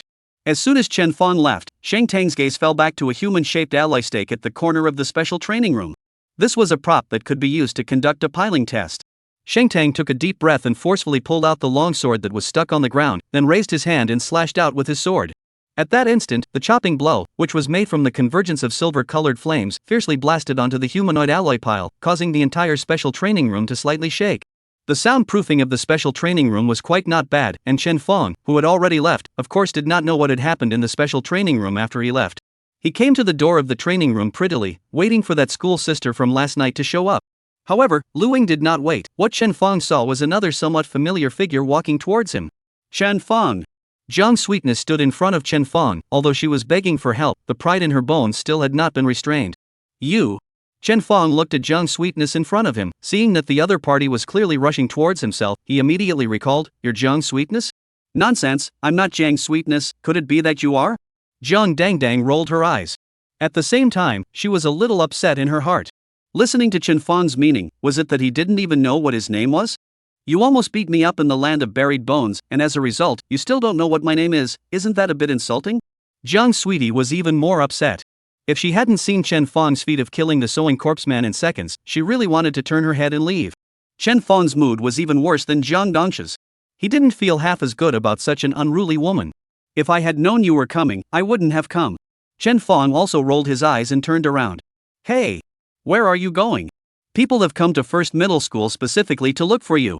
Jiang Sweetie was instantly anxious, and her attitude straightened up a bit. Chen Fong stood still and turned around to ask, "Looking for me? What are you looking for me for? We don't seem to be very familiar, right?" "It's not familiar now, but it may not be in the future." Jiang Sweetness immediately said, "I just want to ask you, what conditions did Shang Tang offer you to join her fixed team?" "Ha?" Chen Fong froze. Jiang Sweetness simply stopped pretending and directly showed her cards. "No matter what conditions Shang Tang has given you, I'll give you double. As long as you join my regular team and participate in the joint exam with me. Moreover, if Shang Tang Guild offers you a potential contract, I can also have Tianlong Guild similarly offer you a contract that pays double what the other party does. The money for your breach of contract will also be paid by us. What do you think?" The Sky Dragon Guild's wealth and generosity made Jiang Sweetness proudly puff out her chest. It seemed like a contract of $18 million was just a matter of her words. "You want to poach me?" Chen Fong finally understood the other party's intentions. Jiang Sweets nodded, "That's right." Chen Fong was a bit embarrassed. It sounded like the other party was very sincere. "Then, can you give me 2 children? SH. This time, it was Jiang Sweetheart's turn to be confused. Chen Fong repeated again, "I asked, can you give me 2 children? After hearing Chen Fong's words, Jiang Dongdong's face suddenly turned red, her eyes glaring. "What the hell are you talking about? I've already given you face by letting you join my fixed team and join the Heavenly Dragon Guild, as well as personally coming over to talk to you about this matter. As a result, you actually hit on me." Chen Fong unsurprisingly raised an eyebrow, saying that it's very sincere, and that the conditions of everything are twice that of Shang Tang, but as a result, you're not even willing to agree to having a child, so what's there to talk about? Chen Fong directly turned around and left. Jiang Dangdang called out to Chen Fong 2 more times, and the latter didn't respond anymore. Now, Jiang Dangdang was completely enraged. She certainly wouldn't think that a woman like Shang Tang, who was cold and arrogant to the extreme, would invite Chen Fong to join her fixed team on the condition of giving him a child. Chen Fong's words just now were definitely teasing her. "You, how dare you trick me?" Jiang Sweetness shouted at Chen Fong's back, "Do you really think that just because you're so powerful now, you have the capital to play the big-tailed wolf in front of me? Let me tell you, you're just lucky right now, getting a few powerful drawings. Wait until later, when your drawings can't keep up with the levels, I'll see how you can still fight me. At that time, it's impossible for the Centurion Guild to train you like they are now. You're just a..." Bang bang bang bang bang bang. Several bullets rolled with air currents and struck the ground beneath Jiang Dongdong's feet. Bursts of stones fell on her face and body, causing her to cry out in shock. Although Chen Fong had already entered the training room, a wolf rider had appeared at the entrance of the training room. The gun barrel in the wolf rider's mouth was haunted by gunpowder smoke, and the shots that were fired just now were obviously its work. Chen Fong's voice, ghostly, resounded in the training room, "Get lost, or don't blame me for being impolite." Jiang Sweetness didn't dare to make a move again, stomping her foot vigorously before reluctantly twisting her head and running away. The teleportation array, which lit up at the feet of the wolf rider, took it back. Chen Fong didn't agree to Jiang Sweetness. Naturally, it wasn't because the other party wasn't willing to give him a child. For one thing, it was because he had fought side by side with Xingtong's few people so many times that he had some feelings. For him to leave everyone behind and turn his head to join someone else's fixed team, Chen Fong couldn't do it. There was also the fact that Shang Tang had already promised that he would help Chen Fong find a way to undo his mother's diamond heart poison curse. If Shang Tang really helped him solve this problem, then this favor, Chen Fong couldn't repay it in any way. Emotionally and rationally, he currently had no thoughts of quitting the Shangshi Qingshan team at all. Let alone Jiang Shangtang offering double the conditions. Even if he offered 10 times, he would not leave this fixed team. Chapter 80, Holding 2 in 3 years. When Chen Fong returned to the second floor of the training room, intending to swipe Shang Tang's student card to enter the gates, his friend page popped up again. Chen Fong clicked on it and found that another person had applied to add his friend. This was really strange. How come there were usually no friend applications, but today a swarm of them all came? Chen Fong thought about it. Most likely Jiang's sweetheart is still not dead, calling others to come over to add themselves, and then chat about digging themselves into the Tianlong Guild. After he passed the friend request, sure enough, the other party came up with exactly the same words as Jiang Sweets. Luing, where are you? I want to see you. Chen Fong, no way sister, not a single word is changed? Luing? Chen Fong, still pretending? If you want me to go with you, you'll need 3 years to get 2 of them before I can consider it. At the entrance of the first middle school, Luing stared at the words 2 and 3 years with a complicated expression. What the hell is this guy talking about? Luing, have you misunderstood something? I am Luing of the Silver Dragon Knights, you and I just met last night. Chen Fong? Chen Fong, look at the medal. Luing, picture? Chen Fong. Chen Fong. Sorry, misunderstanding. Sister, where are you? I now go over to find you. Luing, I'm at the entrance of your school, or else make an appointment to meet in the conference room of the first middle school. I have some things, want to talk to you properly. Chen Fong, no problem, I'll be right there. 10 minutes later, the conference room. Chen Fong was sitting on the same seat he had been sitting on a month ago, and the smile on his face looked a little awkward. Previously, this was where he had signed the contract with Shang Tang for seeking his son for a large sum of money. Now, the person sitting opposite him has changed from Shang Tang to Luing, the schoolmate he met last night. Compared to Shang Tang, although Luing was also the kind of girl who didn't smile, she didn't have a sense of alienation. Instead, there was a military-like competence and seriousness. Thinking about the message he had just sent to this schoolmate, Chen Fong only felt his back sweating a little. Luckily, Luing had directly uncovered this one, not even mentioning it at all. Hello, schoolmate. Luing extended her hand to Chen Fong. Introduce yourself again. My name is Luing, a sophomore student of the Starry Sky Academy's combat department, a member of the 9th phase of the Silver Dragon Knights, and the general leader of the LA City Abomination Church incident.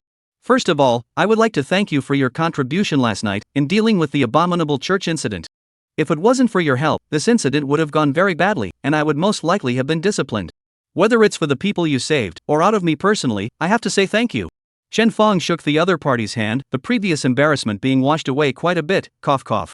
It's actually nothing, it's all something I should have done. After the duo let go of their hands, they sat back in their seats. A smirk surfaced on Lu Ying's face as she said to Chen Fong, as I said before, in light of your valor, the upper echelons are bound to give you some commendation. Finally, the main topic was mentioned. Chen Fong was already starting to rub his hands together in his heart. Lu Ying continued, I've exchanged words with Vice Captain Qian about the commendations that the Luo City government will give you, saying that we need to wait for the chief captain of the city guard to return before we can finalize it. However, aside from the commendation from the Luo City government for you, I personally here have another reward that you can consider. Personal reward? Chen Fong was slightly stunned. Lu Ying nodded, that's right, it's an additional reward that I'm giving you out of personal consideration, and it's not related to the commendation given to you by the Luo City government. After a pause, Lu Ying smiled, actually, it can't be said to be a reward. Strictly speaking, it should be a mutual fulfillment between both of us. Question mark. The more Lu Ying said, the less Chen Fong understood the other party's intentions. Seeing that Chen Fong's expression had become confused, Lu Ying no longer sold the idea and said with a serious expression, I would like to invite you to join the Silver Dragon Knights. Join the Silver Dragon Knights? Chen Fong was very surprised. The Silver Dragon Knights, that was a military force that had power above the general military region. To say that one wanted to join the military, it was actually not that difficult. As long as the results of the joint entrance examination were sufficient, and there was no problem with the political examination, one could join the military and become a member of the city guard, or the garrison. But, wanting the Silver Dragon Knights was not so easy. As one of the 3 trump card military types in the Dragon Kingdom, the Silver Dragon Knights application requirements were incredibly harsh. As for just how harsh, outsiders like Chen Fong of course did not know. It was only that he had heard that the chief captain in the city guard army of Luo City was now a level 69 powerhouse, just one step away from breaking through to the 3rd turn. This kind of character, in the military region, is definitely considered a mainstay, but also in the defense of Luo City in the countless achievements.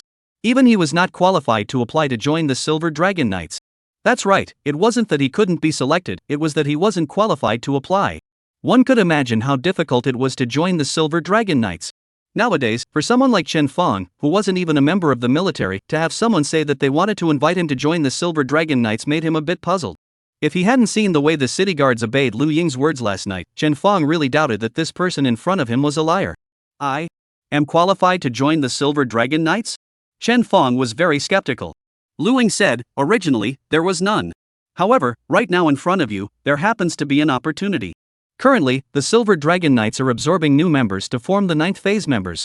And the absorption criteria for the 9th phase members is geared towards young people, with a focus on selecting those with potential. The members of the 9th phase are all brought in by the old from the 1st phase, and are not bound to be selected from the military region. As you know, most of the good seedlings join the academy or sign up with a guild. There are very few young people who are willing to go to the military region. Chen Fong nodded gently. Lu Ying continued, therefore, students like me, who were only students of the Starry Sky Academy before, have also been given the opportunity to join the Silver Dragon Knights. As for you, you likewise have the qualifications to apply to join the Silver Dragon Knights. As it happens, under my master's name, there's still a quota, so I think you can give it a try. If you pass the test, you'll be able to get that spot and become a Silver Dragon Knight. The formation of the 10th phase of members of the Silver Dragon Knights will have to be at least 3 years from now, and the policies will be unknown by then. If you miss out on this opportunity, you may be lost to the Silver Dragon Knights for the rest of your life. Chen Fong understood. Like this. It seemed that this was indeed a good opportunity.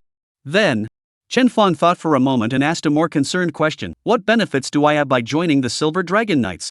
Chapter 81. What are the benefits of joining the Silver Dragon Knights? The benefits, well, are many. Lu Ying said truthfully.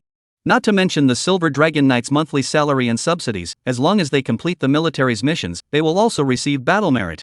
Utilizing the merit value of war merit, one can exchange various materials, equipment, and skill books in the military. And many of these things cannot be bought by merchant houses. In addition, you should be clear about the status of Silver Dragon Knights. In the Dragon Kingdom, the Silver Dragon Knights, the Fengdu Yama Temple, and the Shield Bearer Guards of the Sacred Shield are the 3 trump military types, with power that overrides the military and the political world.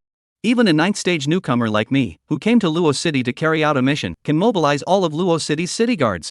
After a pause, Lu Ying continued, moreover, after you join the Silver Dragon Knights, it doesn't affect your future life plans. You can still take the results of the joint examination and apply for any university of your choice. It doesn't even matter too much whether or not you take the JE, after all, with the identity of the Silver Dragon Knights, there are naturally a large number of schools vying for you, even including the top 10 academies. Other than that, just my Starry Sky Academy alone, I only need to write a letter of recommendation to my mentor, and the academy will be able to give you a guaranteed contract. This last one, on the contrary, made Chen Fong's eyes light up. In that case, just by joining the Silver Dragon Knights, he would be able to directly enter the Starry Sky Academy? Then the only thing left for him to fulfill the requirements of Shang Tang's contract was to pass through the Shang family's private secret realm. Although Chen Fong was confident that even if he were to take the joint examination, he would be able to easily brush his score up to the Starry Sky Academy's scoreline. But who would want to miss out when there was an opportunity for guaranteed transportation? From the sound of it, joining the Silver Dragon Knights was indeed beneficial. Chen Fong wasn't fooled into having a hot head over this and directly chose to join.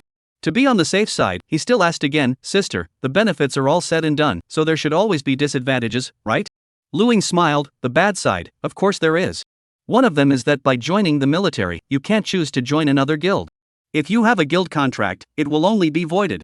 Moreover, the pay that the military gives you, odds are that it's not as lucrative as a guild. But the military, after all, is an iron rice bowl, there is a give and take.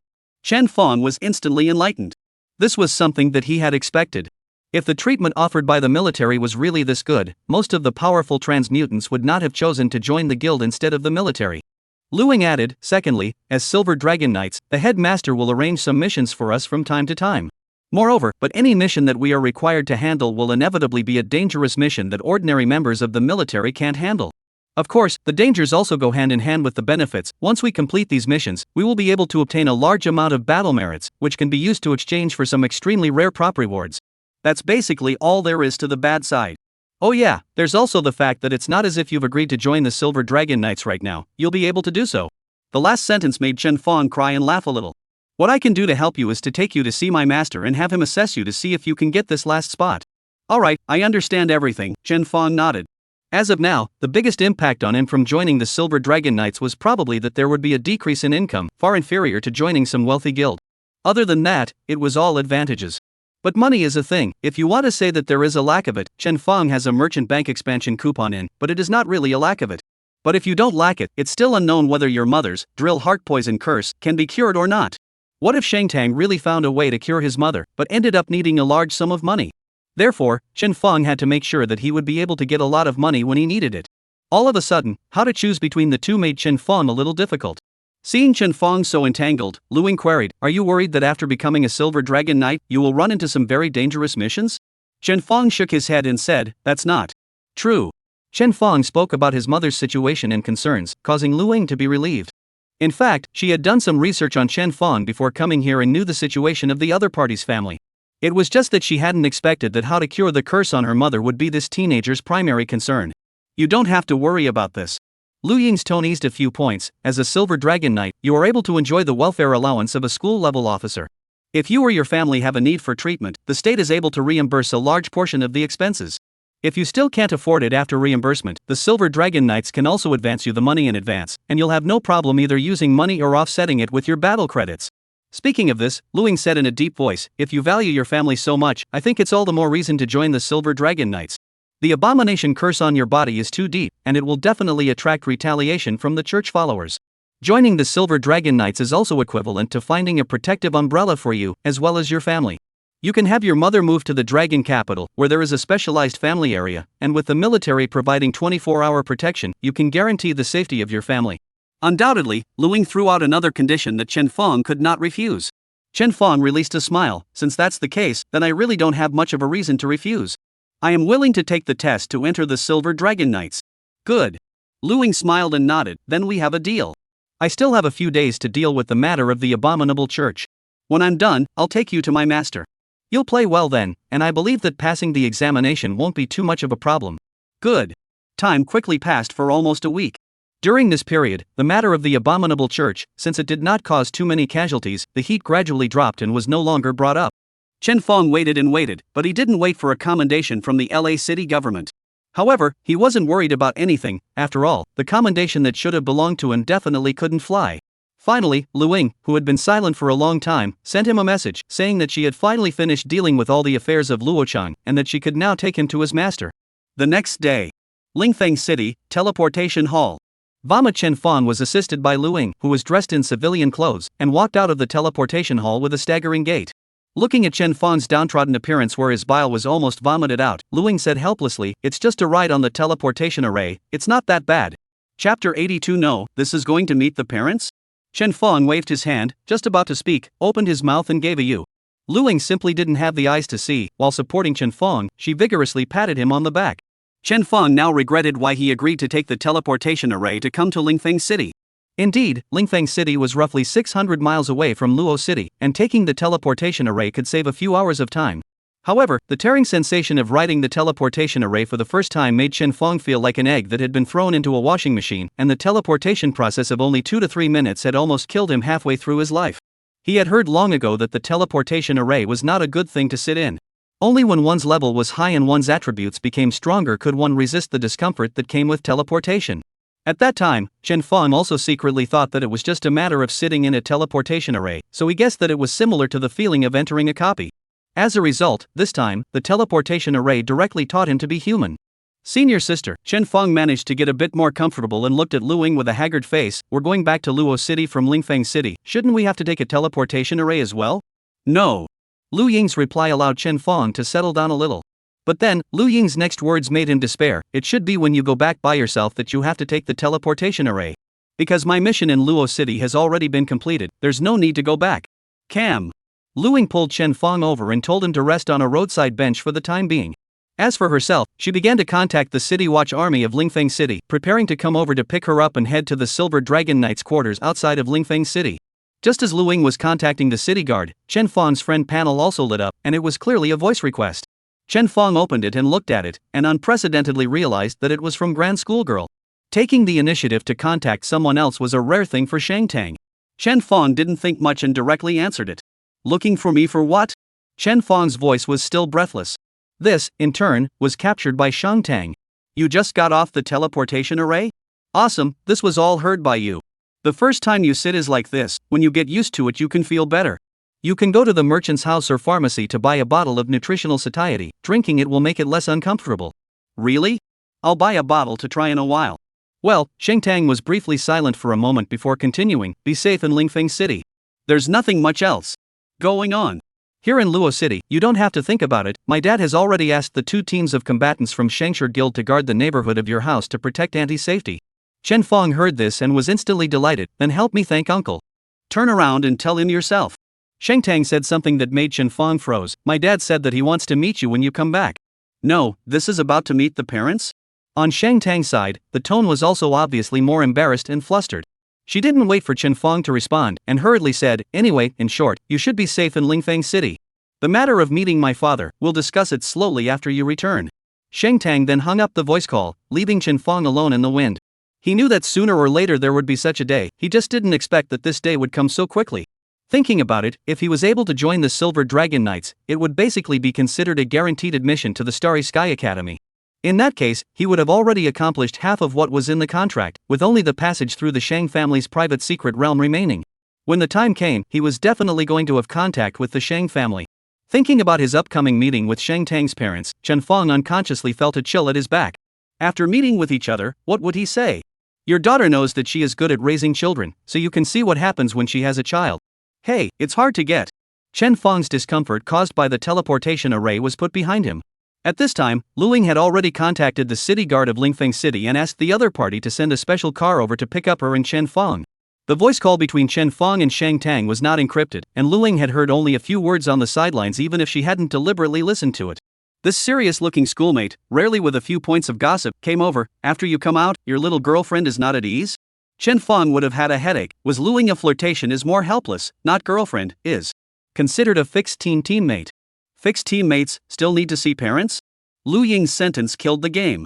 She smiled and shook her head, not giving Chen Fong the slightest chance to explain. It's fine, it's not like you're a 13 or 14-year-old kid anymore, it's not normal to talk about love. Let alone you guys, even the Silver Dragon Knights, there are quite a few couple teams and husband and wife teams. You guys work hard. If you can join the Silver Dragon Knights together and become Silver Dragon Knights, it wouldn't be a bad story. By the way, if you can become a Silver Dragon Knight and have enough military honor, your little girlfriend, who also has the intention of joining the Silver Dragon Knights, according to the rules and regulations, you can really give her a place to receive the examination. Seeing Luing getting more and more excited, Chen Fong hurriedly interrupted her, sister, let's talk about this matter.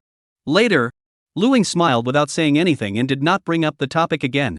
Soon, the special vehicle sent by the city guard arrived at the entrance of the teleportation hall, picked up Chen Fong and Luing, and drove the two of them towards the outside of the city. Along the way, Chen Fong noticed that within Lingfeng City, the martial law policy had obviously been activated as well, with very few merchants and pedestrians on the streets.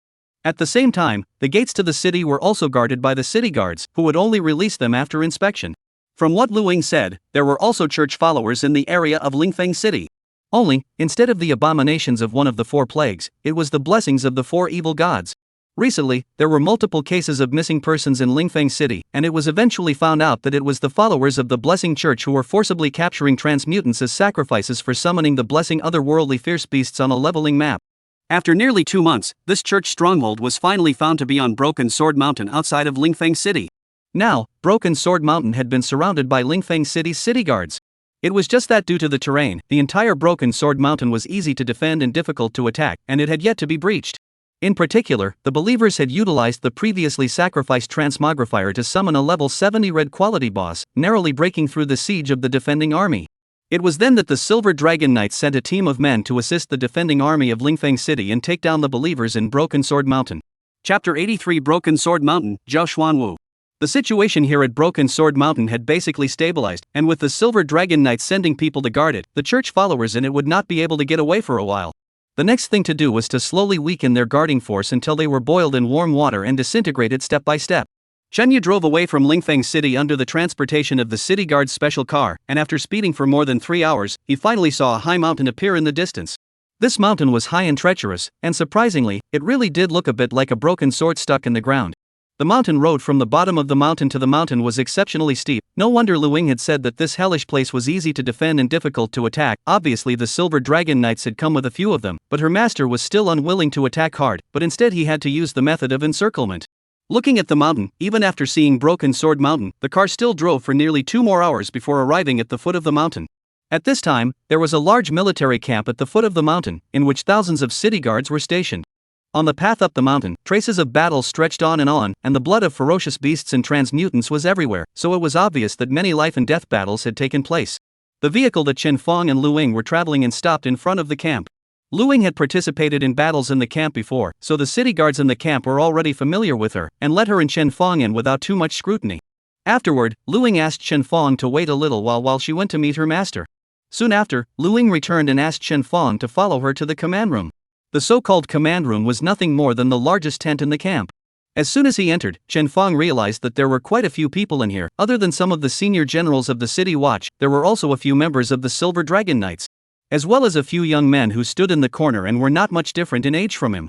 These few young men also seemed to have just arrived at the camp not long ago. Their clothes were clean and tidy, very different from the other City Watch army and Silver Dragon Knights around them. After they saw Chen Fong, there was inexplicably a bit of hostility in their eyes. Lu Ying sat at a corner of the command table, while signaling Chen Fong with her eyes to stand behind her and keep quiet for the time being. Chen Fong obediently did as he was told, and glanced over to the crowd that was discussing the tactical arrangements in a bored manner. Among them, there was an old man with gray hair sitting at the main seat, seemingly having absolute say here. He was dressed in heavy armor, and even his stubble was snow white. However, underneath the armor, the burly physique was even more exaggerated than the young man's, and the dimension of his upper arm was almost as thick as Chen Fong's waist. Moreover, Chen Fong could also feel that on the other party, there was an extremely vigorous curse fluctuation, very similar to the abomination curse on himself. One did not need to think to know that compared to the otherworldly curse hanging on this person's body, the curse on Chen Fong's body was nothing more than child's play. On this person's chest, he wore the medal of the Silver Dragon Knights, which also gave a different appearance to the others. Chen Fong guessed that he must be the master that Lu Ying was talking about. Before coming here, Lu Ying had said that the 9th phase of the Silver Dragon Knights would adopt the old with new method. All the newcomers would be led by an old-timer from the first phase. This old man should be a member of the first phase of the Silver Dragon Knights, as well as a senior figure at the beginning of the creation of the Silver Dragon Knights. Well, that's all for now about the guarding work in the area of Broken Sword Mountain. After all the squadron captains leave, head to their respective camps and arrange the tasks down. After a month at most, the church followers on the mountain will definitely be powerless to resist, so we'll launch a general attack at that time. The generals of the City Guard army present got up and saluted the old man before leaving. When the City Guard army left, only the Silver Dragon Knights, as well as Chen Fong and a group of other young men remained in the tent. The old man glanced around the crowd, and then finally looked at the Silver Dragon Knights present and asked, "Are all the candidates for the test here?" Several young Silver Dragon Knights, including Lu Ying, responded, "All here." "Good." The old man got up and said to Chen Fong and the others, "Then, I'll cut the crap. Introducing myself, I am Zhao Xuanwu, a Phase 1 member of the Silver Dragon Knights, temporarily serving as a mentor for Phase 9 members. Regardless of whether you all came here by reputation or were recommended by others, the purpose of coming here is the same. That is the Silver Dragon Knights under my command, the only remaining spot. I've read all of your information, and you've all passed the basic political examination. As for who will ultimately get the spot, it will depend on this next examination." After a pause, Zhao Xuanwu swept his gaze over everyone present. Silver Dragon Knights are different from ordinary soldiers, requiring both unity and cooperation, as well as individuals, to possess extremely strong combat power, and be able to deal with any unexpected situations. Currently, this Broken Sword Mountain's church followers are a good topic for examination. Tomorrow at noon, the examination of you will officially begin. As for the content, it is to deal with the church followers on the mountain. Everyone in the command room had their spirits lifted. Zhao Xuanwu continued, "On all of you, none of you are carrying a blessing curse, right? Just in time, I'll give you all a day to go to the mountain and make a big mess. Whoever is able to come back alive and carries more blessing curses, the higher their test score will be. Do you all understand?" "Understood." Chen Fong and the others answered. "Good then, since you've heard and understood, go back and prepare properly. After you go out, there will naturally be city guards arranging accommodation for you. The food and lodging here are all military standards, not as good as you guys at home. But this is the military, and since you're joining the Silver Dragon Knights, you have to get used to it in advance." Chen Fong and the others left the tent and were arranged to live within the barracks. When all these young people had left, Lu Ying counted the time and her face suddenly changed. "Master, you're letting them go up the mountain tomorrow?"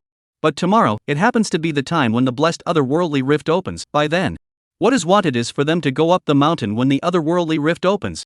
Zhao Xuanwu directly interrupted Lu Ying's words.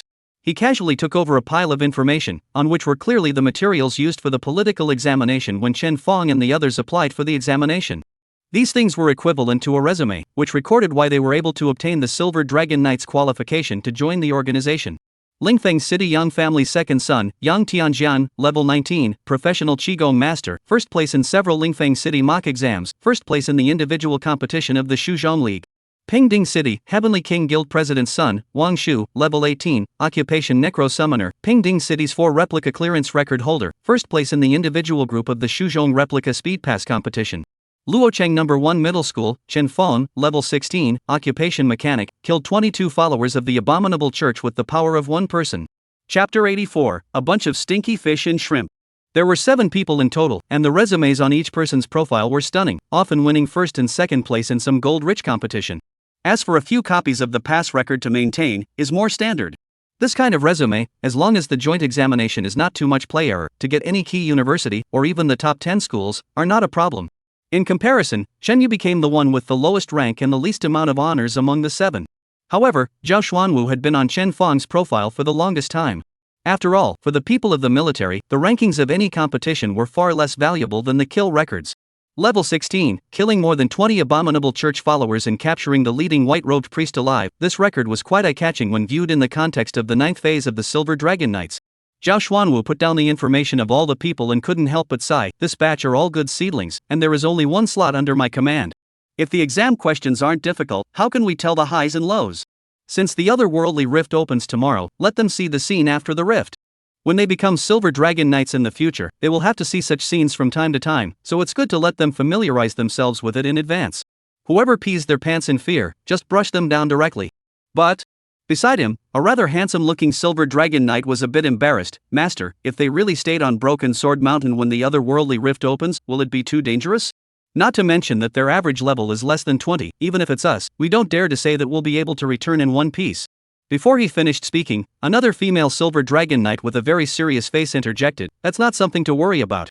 The ones that appear in the peripheral otherworldly rift are all lower-ranked ferocious beasts, as long as we don't let them go deeper into Broken Sword Mountain, nothing will happen.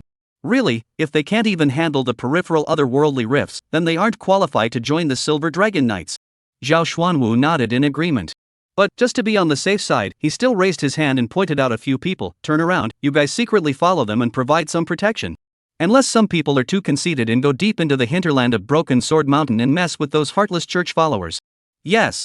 The Silver Dragon Knight who was pointed out answered. The next day, at noon, Chen Feng, along with the others, followed his lifer to the camp's main gate. The gate of the campground was facing a mountain path that went up the mountain. This mountain path was exactly the place that Chen Feng had seen when he had arrived earlier, the place that was full of bloodstains and battle traces. Now, being in front of the mountain path, a pungent smell of blood hit his face, smothering the brows of several fellow teenagers who were obviously uncomfortable. On the contrary, the other Silver Dragon Knights, and even the city guards whose ranks were not too much higher than theirs and who were standing guard, were used to it. This was also the difference between ordinary people and soldiers. After Chen Feng and the others had all arrived, the Silver Dragon Knights who had brought them here retreated and did not stay here any longer. Under the empty mountain path, only Chen Feng and the 7 of them were left, waiting for Zhao Xuanwu's arrival with boredom. During this time, 3 or 4 of them greeted each other and exchanged pleasantries. From their chit-chat, it could be heard that although they were not from the same city, they had met each other at certain competitions and had won and lost against each other. Thinking about it, the several people present were all the best among the youths of a certain city. In their own territory, they should be the same as Shang Tang, and their names are known to almost everyone. This kind of people, it is normal to have contact with each other. After all, they are considered to be in the same circle. Several people were courteous to each other, although the words they said were things like, you must be merciful when you take the test later, I lost to you in the competition last time, and it's likely that I won't be able to compete with you for the place of Silver Dragon Knight this time, and so on. But the tone of that kind of pointing, waving the air, completely defaulted to his own is a strong competitor for the quota. This kind of words, Chen Feng has long been immune. Before, when Lu Yang pretended to be a pussy, he was much more familiar with it than these few people. Chen Feng was indifferent to their conversation, and did not have the slightest intention of interjecting. However, a burly man in the crowd wearing cloth armor with a black forehead protector strapped to his head clearly did not think so. This person was originally hugging his bladder and resting his eyes. As the voices of the several people beside him boasting to each other grew louder, he finally couldn't help himself and let out a snort from his nose, drawing the attention of those people over. A bunch of stinking fish and shrimp, still treating the Silver Dragon Knight's quota as if it's in your pocket? The moment this man opened his mouth, he was extremely unpleasant. As expected, he immediately ruffled the feathers of a few other people. One of them was holding a white bone staff and appeared to be an undead department-related transmuter. He had just been all smiles, but his smile froze awkwardly at this moment. Who are you calling a stinky fish? A few of us chatting, what does it have to do with you? You're afraid you're not looking for a fight on purpose. The burly man opened his eyes with a cold smile at the corner of his mouth. A group of people who haven't even seen or killed any other worldly ferocious beasts or church followers are actually talking in high spirits and predicting who will become a Silver Dragon Knight. To tell you the truth, not a single one of you losers will be able to enter the Silver Dragon Knights.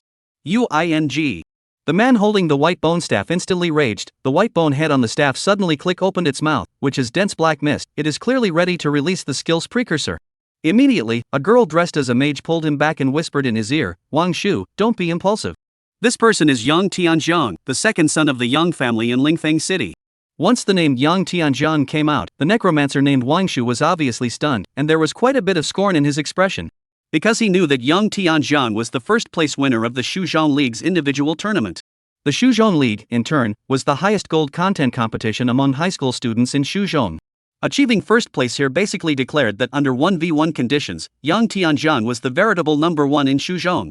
Moreover, Wang Shu also heard that the Yang family in Lingfeng City, as a famous family, had produced a family of twin stars in this generation. Yang Tianjiang was only one of them. His older sister, Yang Xinghe, was a true teenage pride, with a strength even more terrifying than Yang Tianjiang. It's just that Yang Xinghe didn't like to show her face and didn't participate in any competitions in Shuzhong, so most people had only heard of this Yang clan female general but had never seen her. In any case, Yang Tianjiang's name was still quite intimidating in the area of Shuzhong. Coupled with the fact that this was Lingfeng City's territory, Wang Shu, as a person from Pingding City, really didn't dare to start any head-on conflict with Yang Tianjiang. Chapter 85. Who was killed an otherworldly fierce beast? However, Wang Shu was also the son of the president of the Heavenly King Guild of Pingding City. Of course it was impossible for him to be silently soft. He was silent for a few seconds and found himself a step, avoiding a conflict with Yang Tianjiang while trying to save his face. "Ha," Wang Shu laughed, "I have never seen or killed any other worldly ferocious beasts or believers. Could it be that you have? We are both high school students, and both qualified to participate in the examination. No one is better than anyone." Wang Shu's later words were suddenly choked. Because Yang Tianjiang casually waved his hand, no longer hiding the otherworldly curse on his body. Only to see that above his head, a ball of golden light flashed frequently, condensing into a millstone-sized ball of light. An otherworldly aura rolled over him, causing the faces of the few people present for the examination to instantly change in shock. This Yang Tianjiang had actually killed otherworldly ferocious beasts and believers. Moreover, there were more than one or two. Not only Wang Shu and the other young people, even the city guards not far away cast strange gazes full of admiration at Yang Tianjiang. "I'm not like you guys." Yang Tianjiang let the light ball above his head release its light, treating it as a symbol of glory. He pointed at the top of his head. "A month ago, I worked with Lingfeng City's city guards to clear out the otherworldly believers in the city. The number of otherworldly devotees I've participated in rounding up and killing has been as many as 9. In comparison, I've already fought with otherworldly existences and been cursed by the otherworldly. In contrast, what about you guys? Nothing more than flowers and plants in a greenhouse, having brushed through some copies and killed ferocious beasts in the wilderness. You're smug and think you're some kind of heavenly pride?" Saying that, his eyes swept over everyone including Shenrong, his face full of sarcasm. "It's not just them, it's you guys as well. This Silver Dragon Knight's only spot. What qualifications do you all have to compete with me?" With these words, Yang Tianjiang had undoubtedly offended everyone. However, he surely didn't care about that. This was because everyone else was just like Wang Shu, shocked by the otherworldly curse above Yang Tianjiang's head. Except for Chen Feng. Chen Feng had thought that Wang Shu's group was already the best in the world of pretenders, but he had never expected that there were still pretenders in this place. This Yang Tianjiang's standard was obviously much higher than Wang Shu's group, and he actually relied on the otherworldly curse above his head to pressure the others into not even daring to fart. However, did this kid even curse me just now? Thinking of this, Chen Feng ground his teeth and subconsciously touched the ring on his middle finger. If he were to wear a big string for Yang Tianjiang, the surrounding city guards would definitely not be able to agree to it, right? "Hee, I didn't realize that some of you have already carried the otherworldly curse?" A mid-air voice rang out from the direction of the camp. The original atmosphere of the crowd saber rattling suddenly converged, because by listening to the voice, they knew that the person who came was Zhao Xuanwu. Zhao Xuanwu was alone and walked in front of the crowd. He was still in his heavy armor, with his equipment fully dressed, as if he would never take it off to deal with a battle that might arise at any time. After standing in front of the crowd, Zhao Xuanwu's gaze landed on the ball of light above Yang Tianjiang's head. Not bad. At this age, having participated in the siege of the otherworldly church requires more than just strength, but also guts. "You're that kid from the Yang family, right? This time, when we suppressed the church followers in Lingfeng City, the Yang family helped out quite a bit. Yang Tianjiang naturally didn't dare to be as unbridled towards Zhao Xuanwu as he was towards the others, and immediately bowed and said, "This is all what our family should do. I'll personally come to the door to say thank you later."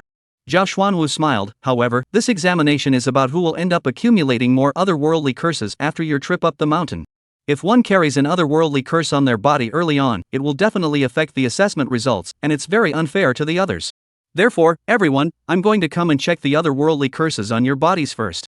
After saying that, Zhao Xuanwu directly took out a fist-sized crystal from his character's backpack. He pinched and burst this colorful crystal, and immediately, the haze light spread out, and Chen Feng and the others were all enveloped within. This hazy light caused the ball of light above Yang Tianjiang's head to instantly become extremely unstable and disorganized in shape, though the overall size did not change much. Yang Tianjiang was not unfamiliar with the stone used by Zhao Xuanwu. It was called the reflecting stone. Its function was to be able to tell who had an otherworldly curse. After all, only church followers were able to sense otherworldly curses. Ordinary people, even a third-turn powerhouse like Zhao Xuanwu, could only see it by way of the reflecting stone. Yang Tianjiang had anticipated that Zhao Xuanwu would definitely use the reflection stone to check on everyone present before he set off in case anyone was cheating. Therefore, he also directly confessed the matter of carrying the blessing curse on his body before he left. On the one hand, confessing the matter himself wouldn't make Zhao Xuanwu think that he was cheating. Secondly, it would also show the others present that those of them who hadn't killed otherworldly ferocious beasts and church followers wouldn't be able to compete with themselves for a spot in the Silver Dragon Knights. Other than me, who else can carry an otherworldly curse, but just a bunch of people? Yang Tianjiang laughed in his heart. But then, a majestic otherworldly fluctuation erupted from beside him. Who? The sound of whistling wind appeared out of nowhere, drawing everyone's eyes over. Under the reflection of the haze that filled the air, one could only see that above Chen Feng's head, a large area of black mist rose up into the sky, transforming into a black vortex that constantly hovered. Due to the effect of the reflecting stone, the black mist churned even more uncontrollably, as if it was a storm on the sea. Combined with its massive size like a tall building, it gave people a strong sense of oppression. As Chen Feng's abomination curse vision opened up completely, the ball of light at the top of Yang Tianjiang's head was also enveloped in it. The difference in volume and concentration between the two caused the ball of light to be completely hidden in the black mist, completely swallowed up by the black mist, with no light coming out. After all, the curses that the two were subjected to were simply not of the same magnitude. All of a sudden, the entire room was silent. Even Zhao Xuanwu, who had long known that Chen Feng carried the abomination curse on his body, was somewhat stunned at this moment. He did not expect that the abomination curse in Chen Feng's body would be so thick. Otherworldly ferocious beasts and church followers, the stronger the effect of the curse was when they cursed those whose level was lower than their own. Obviously, the level of those that Chen Feng had killed was too much higher than him. Otherwise, the curses of more than 20 church followers alone could never have generated such a towering vision. Chapter 86. Brother, am I blocking your light? Seeing Yang Tianjiang's cursed vision, it was completely swallowed up by the black mist. Chen Feng smiled at Yang Tianjiang. "Sorry brother, did I block your light?" Yang Tianjiang didn't say anything. He didn't expect his face to be slapped so quickly. Just now he had called everyone stinking fish and shrimp. There was no comparison to him who had already killed church followers.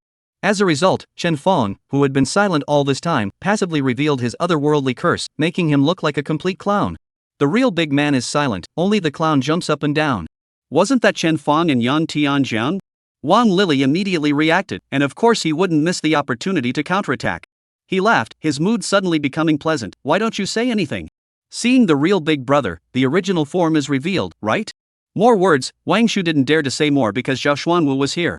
But a fire in his heart was sort of spread out. This thing, anger, does not disappear out of thin air, it only transfers from one person to another. Wang Shu was in pain, but Yang Tianjiang was filled with a dark red face and was hot and dry. How is it possible? Yang Tianjiang ignored Wang Shu's cynicism and stared at the black mist that churned continuously above Chen Feng's head. This is the abomination curse. The abomination church has only appeared in LA City all these years. Are you from LA City? Chen Feng nodded his head once. I am from LA City. Yang Tianjiang frowned. LA City, I've heard of Shang Tang, I've heard of Zhang Sweetness, but what kind of person are you? Why have I never heard of you? Otherwise, Chen Feng raised his eyebrows. I'll let you hear about it now? Hee, that's fine.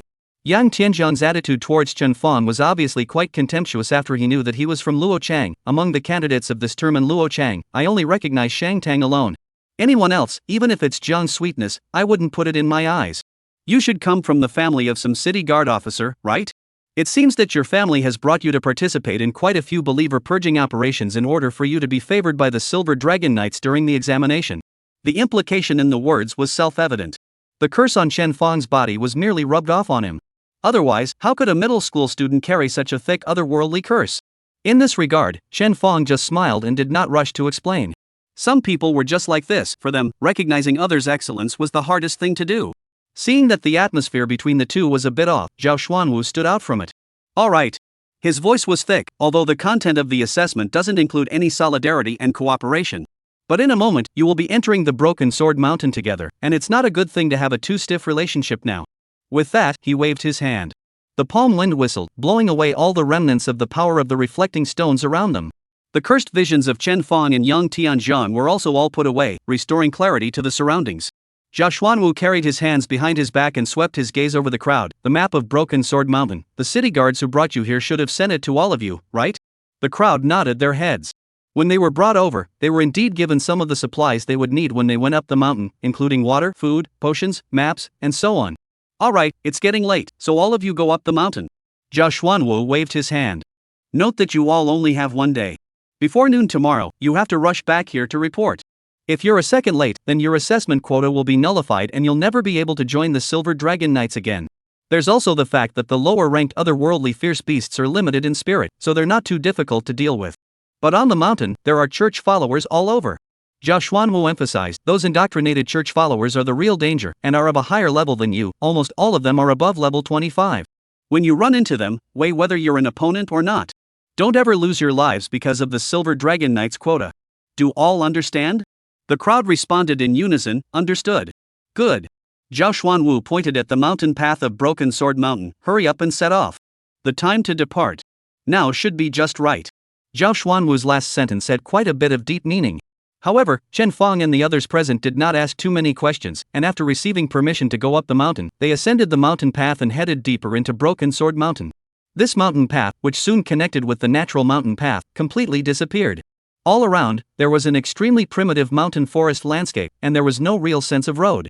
The 7 people who participated in the examination together, not long after, also separated successively, entering the mountain forest in a direction of their own choosing.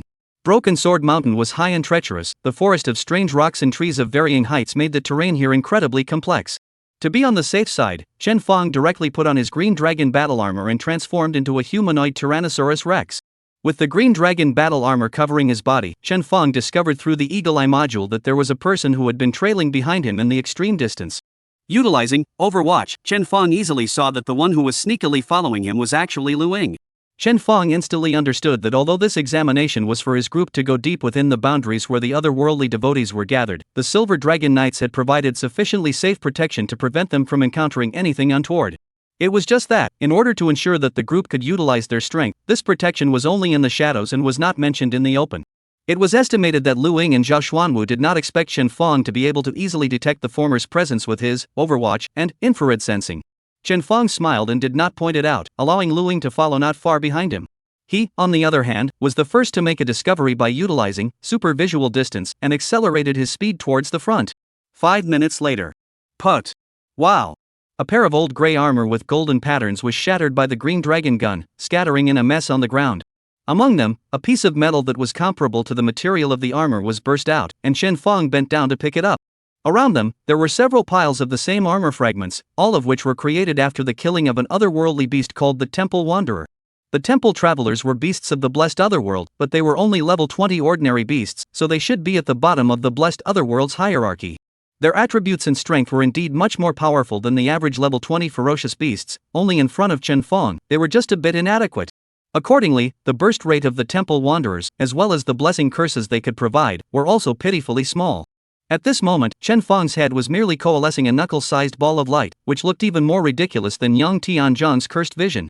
Chapter 87 Jumping Spider Furnace. It seems like it's really hard to gain anything from the outer reaches of this Broken Sword Mountain.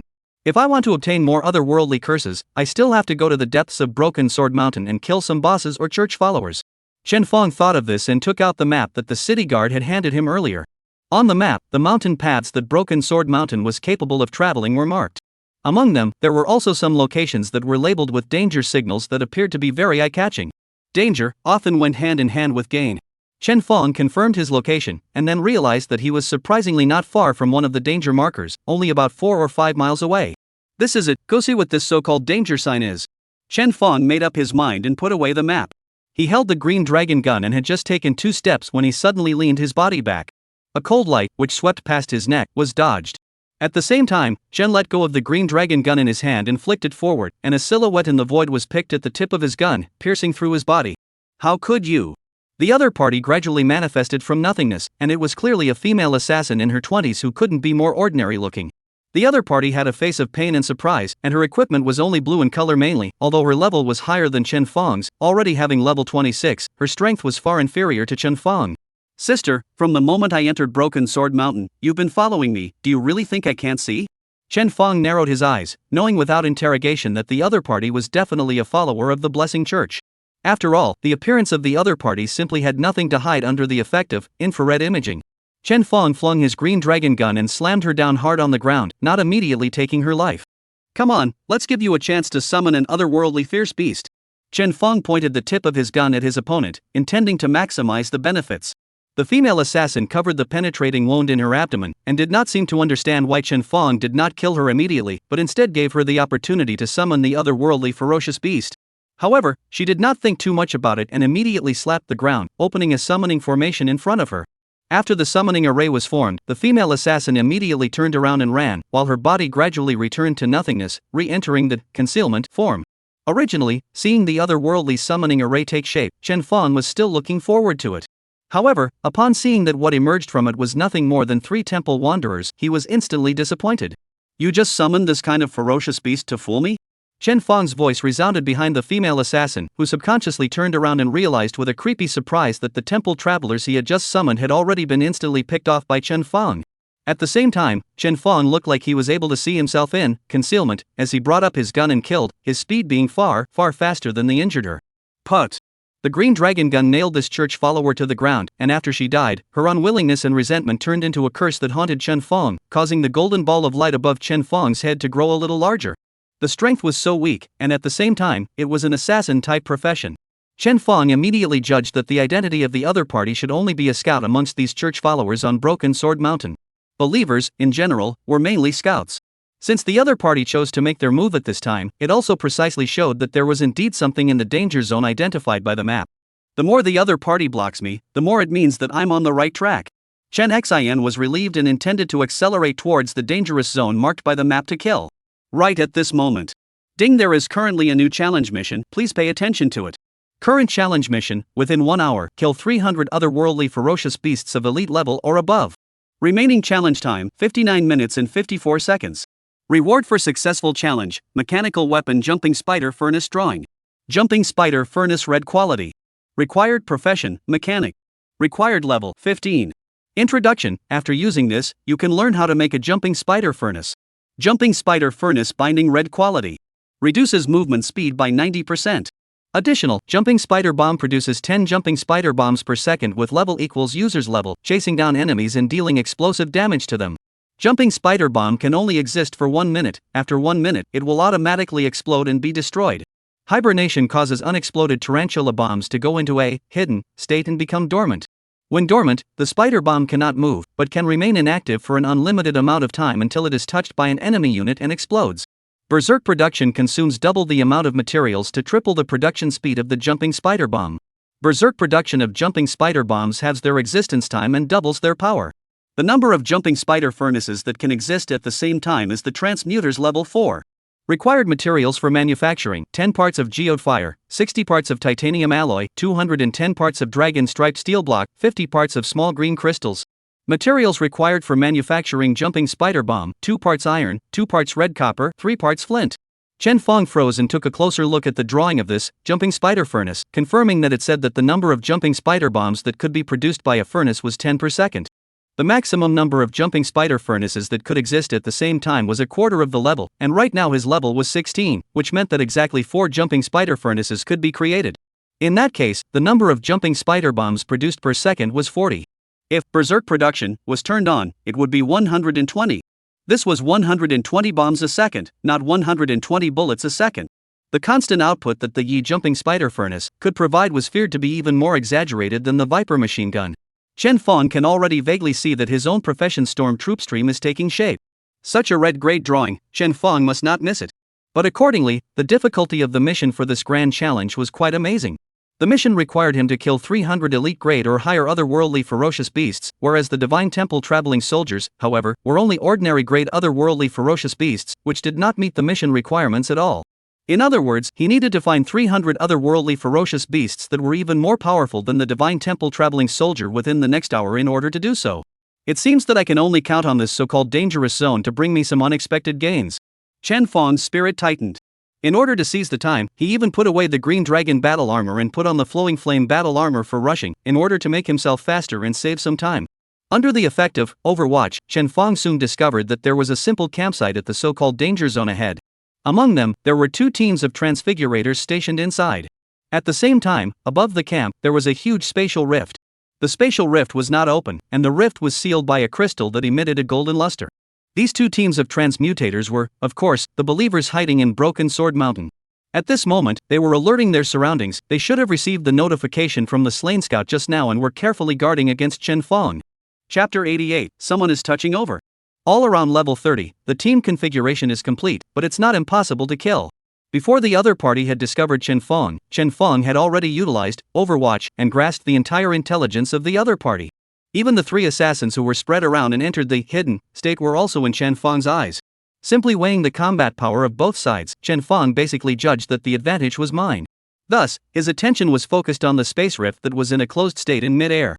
This thing looked very much like a summoning array that was not fully extended, but was much, much larger than his common summoning arrays.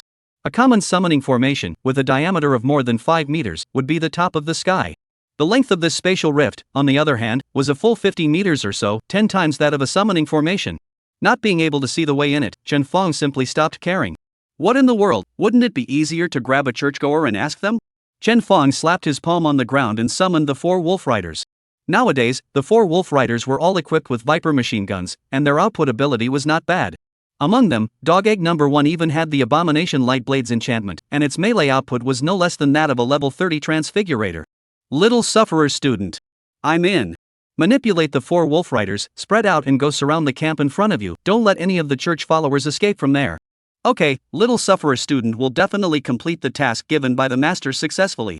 The eyes of the 4 wolf riders lit up with glittering light, which was clearly a sign that Little accepted classmate had taken over the control.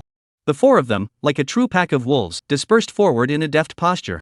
Among the vision provided by Chen Fang's battle armor, a new perspective appeared in each of the 4 corners. This was the visual sharing network built up by the Eagle Eye module, allowing Chen Fang to view the perspective of each wolf rider at any time, getting a clearer understanding of everything that was happening around him.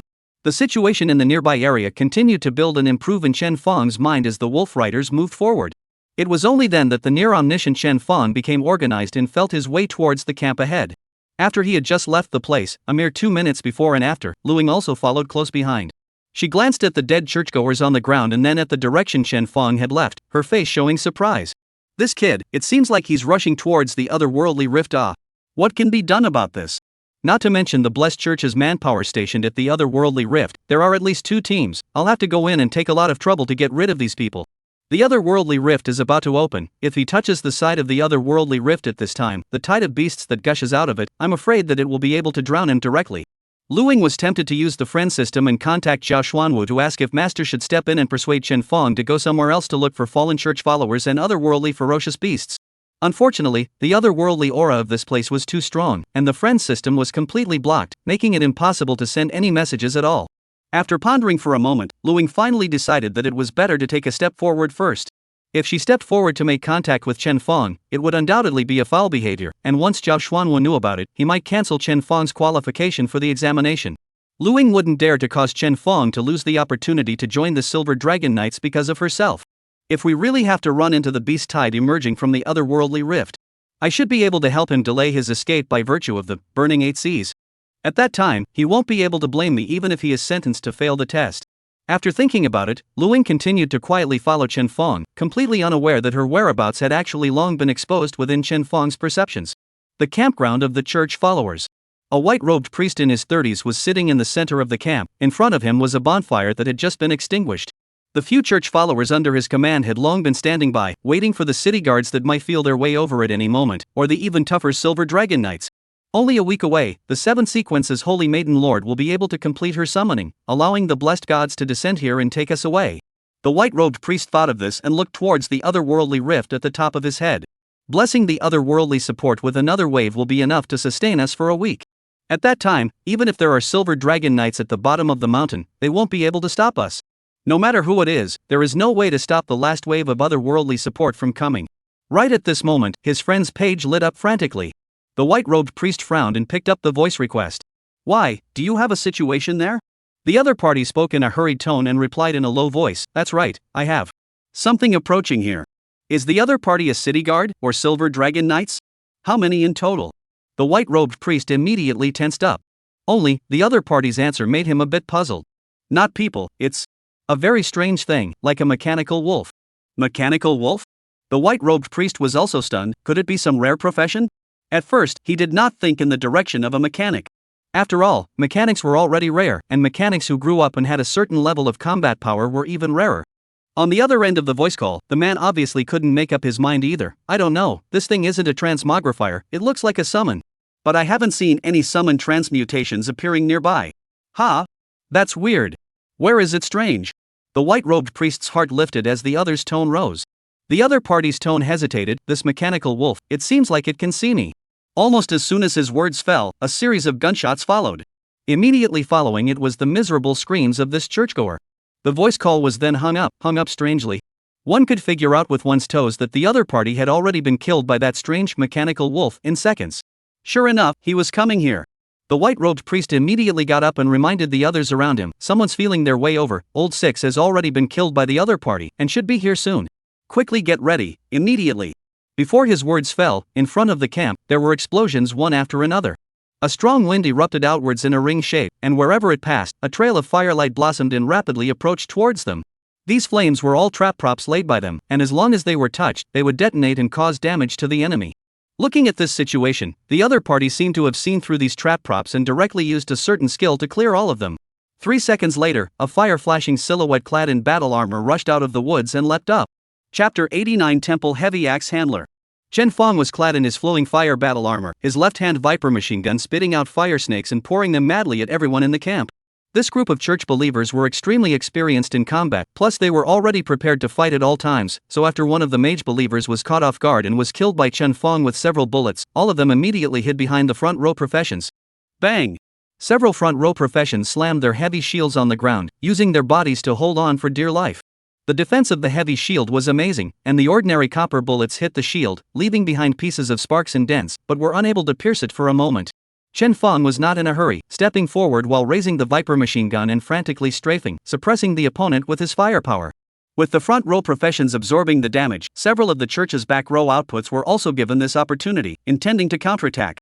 On the staffs of the 3 mages, various elemental fluctuations converged in the front section, brewing skills. However, at this very moment, the sound of machine guns came from all directions around them, and it was clearly the 4 wolf riders firing while in an encircling position, encircling all the believers in the entire camp. The sudden attacks from the left, right, and rear once again caused the believers to scramble. In the end, it was the white-robed priest who opened his hands and lowered a golden barrier, which was able to withstand the bullets that came flying from all directions. It was just that although this skill of his was an all-round defense that could solve the predicament of being attacked from the belly, the durability of the shield was obviously not high. Under the rain of bullets and bullets, the golden barrier kept flickering and dimming. At any time there was a risk of it being crushed. Kill this transmuter. Those next to him are his summons. As long as we kill him, the summons will naturally disappear. The white-robed priest yelled, his hands quickly pinching a few hand seals. Drink! He pushed the hand seals forward, and golden light then rippled out, spreading to all the churchgoers around him. Instantly, the attributes of the crowd soared, and their battle power obviously increased by a large margin. Under his command, the believers no longer paid any attention to the harassing wolf riders on the side, and instead, under the cover of the heavy shields carried in the hands of the front row transmigrants, they charged towards Chen Fong. At the same time, the mage's elemental bomb, the archer's multiple arrows, and other output skills were able to be unleashed, flooding Chen Fong. In the face of such a fierce counterattack, Chen Fong did not change into his green dragon battle armor and borrow his high defense to fight the opponent. The V-shaped light on his chest lit up, turning on, overload spark. Under the skill increase, Chen Fong's speed suddenly increased, and even the firepower of the Viper machine gun tripled. When moving at a high speed, Chen Fong relied on his fellow students' fighting modification, and his entire body was like a swimming dragon, weaving in and out of the cracks of many skills without being hit by any of them. On the contrary, the firepower of his Viper machine gun had been increased, hitting the heavy shields of several front row professions with severe deformations, and it was simply impossible to continue advancing forward against such furious firepower. What kind of monster is this person in the end? The white-robed priest looked horrified at the skill bush, the leafy Chen Fang, a moment of scalp numbness. The other party's fighting style was like a machine, precise to the extreme. But wherever there is a space to avoid skills, you will definitely be able to pass through it, simply like opening a hangman. There were only 4 of them in the output profession, and it was simply impossible for them to completely seal off all of Chen Fang's evasive space through their skills. In this way, the skills released by several people were basically useless, and could not pose any threat to Chen Fang. Seeing Chen Fang pressing step by step, the white-robed priests gritted their teeth, knowing that now was not the time to reserve their strength. Quickly, join forces to summon the otherworldly gods to come and help. He clasped his hands together and began to emit a strange tone from his mouth. The tones, like some sort of chanting, were extremely high-pitched and ever so slightly euphonious, not at all something that an ordinary person would be able to emit with their throat. Under his leadership, the others also chanted the same tone. Along with the sound waves, a circle of light appeared on the white-robed priest's joined hands, gradually expanding and rising. In the blink of an eye, the power of the crowd chanting in unison caused the circle of light to rise into mid-air, transforming into a summoning formation with a diameter of about 4 meters. As the summoning formation took shape, golden light filled the entire aperture, as if a passage to the other world had been opened. Immediately following, chanting sounds that were not far off from those of the white-robed priests and the others came from within the summoning array, with an even higher pitch. It seemed that if one did not pass through divinity, one simply could not listen to such sounds. Chen Fang sensed that a pressure was surging through the summoning array, and it seemed that the ferocious beasts summoned by the other party were definitely not of a low grade or level. As if to verify Chen Fang's thoughts, a huge figure slowly descended amidst the chanting. It was a pair of ancient armor, and although only the upper half of it was left, the armor looked to be even thicker than the divine temple swimming soldier, and the surface was engraved with golden divine patterns, with light flowing continuously on the divine patterns. It held a heavy axe, which was bloodstained, and it was unknown how many dead souls were under the axe. Chen Fang looked towards this boss, and the other party's attribute panel jumped out at him. This was a level 25 red grade boss, named Temple Heavy Axe Hand, with both high offense and defense. Such a boss, a level 30 Transfigurator squad would not be able to deal with it. No wonder, these church followers in front of them dared to station themselves here. Based on the Temple Heavy Axe Hand that they had summoned with their combined efforts alone, it was enough to intimidate the city guard. In the distance, Lu Ling looked at the church followers' camp from afar. When she sensed an otherworldly fluctuation, she guessed that it was more than likely the church believers who had summoned an otherworldly boss. And when she saw the temple heavy axe handlers descending, her heart jumped even more. Being able to force 2 teams of church believers to summon an otherworldly boss, Chen Fang's strength had already been proven. However, it was almost impossible to expect a level 16 transmuter like Chen Fang to face both the temple heavy axe hand and 2 teams of believers at the same time. Even Lu Ling, who had already become a Silver Dragon Knight, asked herself that if she met such a dangerous situation at level 16, she would never end up anything other than dead. Now, she was needed to save the day. Lu Ling waved her hand, and instantly flames appeared out of nowhere, wrapping her up and flying non-stop in the direction where Chen Fang was. Only one boss? Chen Fang had mixed feelings. The happy part was that a level 25 red quality otherworldly boss, after slaughtering it, the probability was that it would be able to burst out a lot of good stuff. The worry was that what he needed right now was not a boss, but an elite level or higher otherworldly beast. If he could choose, he would actually prefer that these church followers in front of him would be able to summon a few more otherworldly ferocious beasts rather than a high-grade boss. Forget it, this is something that can't be forced, it's good to have the benefit of taking it, Chen assuredly sighed darkly in his heart, intending to no longer be obsessed with completing the grand challenge mission and getting the drawing of the jumping spider furnace. Since it was a grand challenge, failing the challenge was also a common thing in the military. Chapter 90 Explosive Avalanche Mountain Red Quality. The duration of Overload Spark had already ended. Plus, Chen Fang had also forced his opponent to summon the otherworldly ferocious beast, so the Flowing Flame battle armor could basically be declared retired as well. The temple heavy axe hand appeared and just floated in the air. With a tremor of the heavy axe in its hand, an astral wind radiated outwards with it as its center. The bullets fired by those Viper machine guns were blown down in full. It looked like it was a skill comparable to the effect of Great Shock, erasing the damage that flew towards it. With the help of the temple's heavy axe handlers, the white-robed priests and the others who were being suppressed by the firepower immediately felt a lightness in their bodies. Counter-attack. The white-robed priest ordered once again, intending to resolve this trouble in front of him as quickly as possible. He didn't believe that the city guard at the bottom of the mountain would send only one person to sneak attack their camp. However, he was unaware that after he had summoned the otherworldly ferocious beast, he himself was no longer of value to Chen Fang to remain there. Accompanied by the sound of parts turning, the flowing flame battle armor quickly faded from Chen Fang's body, converging towards his wrist and transforming into a mechanical feeling bracelet. When Chen Fang's true colors were exposed in front of the white-robed priests and the others, these people froze, not expecting their opponent to be so young. Immediately afterwards, they saw that an even thicker green-colored battle armor began to spread from the fingers of Chen Fang's other hand, recovering his body completely. The green dragon battle armor thus appeared before them. The temple heavy axe hand didn't have many human emotions, so its reaction was also a step faster than the white-robed priest. Although its body was huge, its flight speed was not slow. Almost the instant Chen Fang had just changed into his green dragon battle armor, the divine temple heavy axe hand killed in front of Chen Fang. "You're quite anxious to die." Chen Fang sidestepped the blow, his eyes filled with teasing. His hand reached out to his back, the green dragon gun entering his hand, and the abomination light blade then popped out of the gun, showing off the sharpness of the light blade to the fullest. Aang! A dragon's roar also exploded from the green dragon battle armor in an instant, as the green-colored air currents converged and transformed into the shape of a dragon. Beside Chen Fang, the silhouette of the green dragon gun immediately surfaced, and the light of the abomination light blade of the gun blade became exceptionally dazzling. In just an instant, the three increased skills of Dragon Form, plus Giant Soldier Technique, plus Abomination Light, were turned on, causing Chen Fang's aura to reach the apex. The pressure brought about by the triple skills caused the church followers who had originally planned to rush up to surround Chen Fang to all stop their rush. They all felt at the same moment that if they rushed up, would definitely die. In fact, it was also true. Heavenly Flame Prairie Fire. Chen Fang swept his gun with both hands. In an instant, fire mixed with green light instantly exploded and leapt up into the clouds. The furious airflow washed over at extreme speeds, even causing Lu Ying, who was in the form of a fireball and was rapidly rushing towards this place, to stop her charge. She was bathed in flames and looked towards the roiling fire. Even though it wasn't the first time she had seen this one's skill, she was still staggered. The power of this strike had already exceeded the limits of what she could hit. Was it really from the hands of a level 16 transfigurator? Lu Ying was shocked, vaguely felt that it seemed that the other party simply do not need their own past rescue.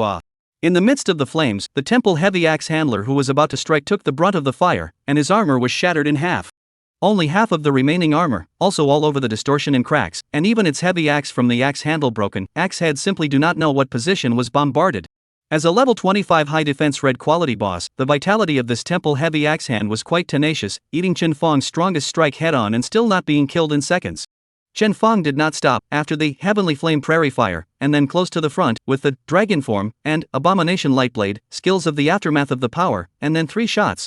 After 3 shots, the temple heavy axe hand blood completely zero, scattered into a pile of broken copper and iron, and from it emerged 3 light clusters, waiting for Chen Fang's pickup. Chen Fang's body flashed with golden light, his level came to level 17, and was not far from level 18. Not only that. With the death of the temple heavy axe hand, the light cluster above Chen Fang's head suddenly appeared, and as if it had absorbed some kind of special energy, it began to expand dramatically, and in the blink of an eye, its size was comparable to a car. Although it wasn't as horrifying as the abomination curse, the richness of the curse had already left young Tianjiang in the dust. Chen Fang was satisfied with the harvest. At the same time, he also understood that now was not the time to check the rewards. He lifted his green dragon gun and greeted the few surviving church followers. Those believers had long been shocked by Chen Fang's feat of killing the temple heavy axe handler in seconds, and were simply too late to react. However, even if they reacted, what could they do? In front of the absolute strength gap, even those front row professions carrying heavy shields were picked over by Chen Fang in 2 or 3 shots, not to mention the brittle back row professions. Among the several people, only the white-robed priest, relying on his unique occupational characteristics, circled around with Chen Fang for a few moves, and the others were simply not a single enemy. But Chen Fang nailed the white-robed priest to a tree with a single shot, not directly attacking his vitals. At this moment, the white-robed priest was caught in various debuff states such as bleeding, weakness, disabled, etc., and had no power to fight back. His head drooped, and he could not even lift a single finger. Chen relaxed his green dragon gun and flicked it against the shaft. Although it was only a slight tremor, it caused the white-robed priest to groan in pain. "Don't die first, I still have a few words to ask you in a moment." After explaining, Chen Fang then walked over to the corpse of the temple heavy axe handler and began to put away the 3 rewards one by one. The first reward, a purple quality 2-handed heavy sword, had quite good attributes and was able to be sold for a sum of money. The second reward, on the other hand, was a red quality heavy armor. Although it was a red quality equipment, its attributes should only be considered inferior among red quality equipment. Chen Fang thought about it and planned to bring it back to ask Wang Taishan if he wanted it. If he wanted it, he could take a loss and give the stupid big man a friendly price. After collecting these 2 pieces of equipment, Chen Fang brushed away the third piece of rewarding light. Underneath the ball of light, a skill book was revealed, emitting a red glow. Chen Fong opened its attribute panel, and his eyes instantly lit up. Explosive avalanche mountain red quality. Required profession, gun warrior. Required level, 15. Introduction, unleashes a fierce strike on the enemy, dealing 300% damage. Subsequently summoning a burst of magma at the opponent's feet, continuing to deal 300% explosion damage with fire attribute effects, and has a certain chance to inflict a burning effect on the enemy. This skill is a divine skill among divine skills. Chapter 91 Otherworldly Rift. The two damages of Explosive Crashing Mountain, added together amounted to 600% damage, not counting the additional fire attribute extra damage and the subsequent damage caused by the scorching effect. It could be said that this skill book was the strongest single skill that Chen Fong had seen so far, bar none. As far as Chen Fong knew, in fact, this type of profession, gun warrior, was also divided into different schools. For example, the meat shield stream that serves as a front row profession and absorbs damage, as well as the both offense and defense stream that is suitable for single brush, and the output stream that pursues the ultimate output. The plasticity of the gun warrior is very strong. If you change into a power, agility attribute based output flow equipment, plus those output flow skills, a gun warrior can hit the damage, absolutely no worse than the master, archer, assassin flow. This, burst avalanche, can be called the core skills of the output stream gun warrior. Hanging in the merchant bank can certainly sell a heavenly price. Such a good skill, Chen Fong of course intended to use it himself, as the fourth skill that the Green Dragon battle armor could learn. Speaking of which, Chen Fong really lacked a powerful single output skill. Although the damage of Heavenly Flame Prairie Fire was high, it was ultimately a ranged skill, and the ability to output a single point was not considered top-notch. Just like just now, if Chen Fong had used this Explosive Mountain Breakdown instead of Heavenly Fire Prairie Plane, the Temple Heavy Axe Handler would have been torn apart by him in a single shot, and would not have needed to make up any more damage. Chen Fong tapped the skill book and learned Explosive Crashing Mountain. This skill, Explosive Crashing Mountain, was considered to have made up for all of Chen Fong's shortcomings. The four gun warrior skills he had mastered combined control, wiping out enemy attacks, ranged attacks, and single attacks, which was enough to deal with any situation in battle. Only after pocketing the boss's reward was Chen Fong satisfied and returned to the white-robed priest. At this moment, the white-robed priest had obviously given up resistance and was quietly waiting for death to come. Even when he saw Chen Fong coming over, he only raised his eyelids. He is worthy of being a 9th stage Silver Dragon Knight. Each and every one of them is a pride of heaven. The white-robed priest's voice was hoarse, and as soon as he opened his mouth, blood gushed out from it. Obviously, after seeing Chen Fong's strength, he naturally took him as a member of the Silver Dragon Knights. In response, Chen Fong did not explain. It was only a matter of time anyway. I'm going to ask you a few questions, so answer honestly. Chen Fong gripped his hand on the hilt of the green dragon gun and spoke. The white-robed priest responded with a cold smile. Will you spare my life if I answer honestly? That cannot be. Chen Fong said truthfully, at most, I can let you die a painful death. The white-robed priest sneered, as if he had already expected it. Chen Fong didn't care if he agreed or not, and directly asked, in this neighborhood, what place has the most otherworldly ferocious beasts? The white-robed priest glanced at Chen Fong. So, you guys went up the mountain at this time in order to search for the otherworldly descending gods, and exchange their lives for your own experience and upgrading? You could say that. Chen Fong said. The white-robed priest couldn't help but be a little skeptical. That's strange, you Silver Dragon Knights have been under the mountain for so long, don't you know when the otherworldly rift on the mountain opens? If you want to target those gods, you guys obviously just need to guard the bottom of the mountain. What do you mean? Chen Fong frowned slightly. The white-robed priest was stunned, and suddenly, as if he understood something, he said in surprise, You're not a Silver Dragon Knight. His later words were stifled by a miserable scream. Chen Fong just gently rotated the barrel of his gun, and the abomination light blade cut his wound even wider. The intense pain caused the white-robed priest's head to drip with cold sweat. Chen Fong's face did not change as he stopped the movement in his hand. You only need to answer my question.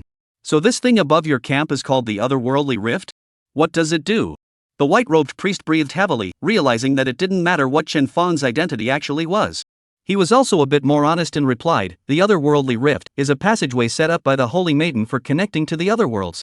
Through the otherworldly rift, the gods of the blessed otherworldly realm will constantly descend to support us, guarding this broken sword mountain, not allowing the Silver Dragon Knights and the city guard to set foot on it, and even helping us break out. A constant stream? Chen Fong's eyes brightened. In that case, wouldn't the otherworldly rift be able to refresh the otherworldly ferocious beasts all the time? But how come right now, the rift was closed in, and there wasn't even the slightest intention of descending ferocious beasts? Chen Fong raised his question, and the white-robed priest did not hide it after all. What he said was clear to the city guards and Silver Dragon Knights at the bottom of the mountain, and could not be considered top-secret information. The otherworldly rift only opens every other week, and only when it opens each time can the gods descend. Then when is the next time the rift opens? Just today. Time, about half an hour from now. And the number? For each otherworldly rift, about 1,000 will descend. So that's how it is, Chen Fong instantly understood. No wonder, the otherworldly ferocious beasts he had seen along the way to kill were pitifully few. It turned out that the true large force had not yet descended upon the mountain. I'm afraid that the real test for the Silver Dragon Knights would be after the opening of the otherworldly rift. As he thought of this, he opened the map given to him by the city guard again. Sure enough, the danger zones marked by the map were spread all over Broken Sword Mountain, even the periphery was equally so. Once the otherworldly rift was all opened and a wave of otherworldly beasts emerged from it, the entire Broken Sword Mountain would be filled with ferocious beasts. If someone had already penetrated deep into the hinterland of Broken Sword Mountain, it would be even more tragic, and they would definitely be attacked from the back, and it would be questionable whether or not they would even be able to exit alive. Thinking of this, Chen Fong looked toward Lu Ying, who was still choosing to hibernate in the distance. It seems that the purpose of the senior sister following herself was to provide help at that time, to ensure that she wouldn't lose her life in the examination, right? Not only himself, but others, too, should enjoy the same treatment. In a flash, Chen Fong gained insight into the entire content of the Silver Dragon Knight's examination. If it was for insurance purposes, he now needed to retreat to the foot of Broken Sword Mountain and find a location where he wouldn't be caught deep in the beast tide. First, he would ensure his safety and not be eliminated, and then consider how many otherworldly ferocious beasts he would be able to kill and get the first rank. But, Chen Fong looked at his grand challenge quest that still had more than 40 minutes left, and felt that he could take a shot at it. If he blocked the gate of the otherworldly rift, in 10 minutes, he might be able to complete the grand challenge task perhaps. Chapter 92, You Block the Doorway to Kill? After making up his mind, Chen Fong smiled faintly at the white-robed priest. Alright, I know all about it. Then thanks a lot, I will keep my promise and let you go in pain. The white-robed priest exhaled, if you want to kill, just kill. Anyway, sooner or later, this world belongs to Blessing. Not waiting for him to finish, Chen let go of his hand, and the green dragon lance picked vertically, directly splitting the white-robed priest in two.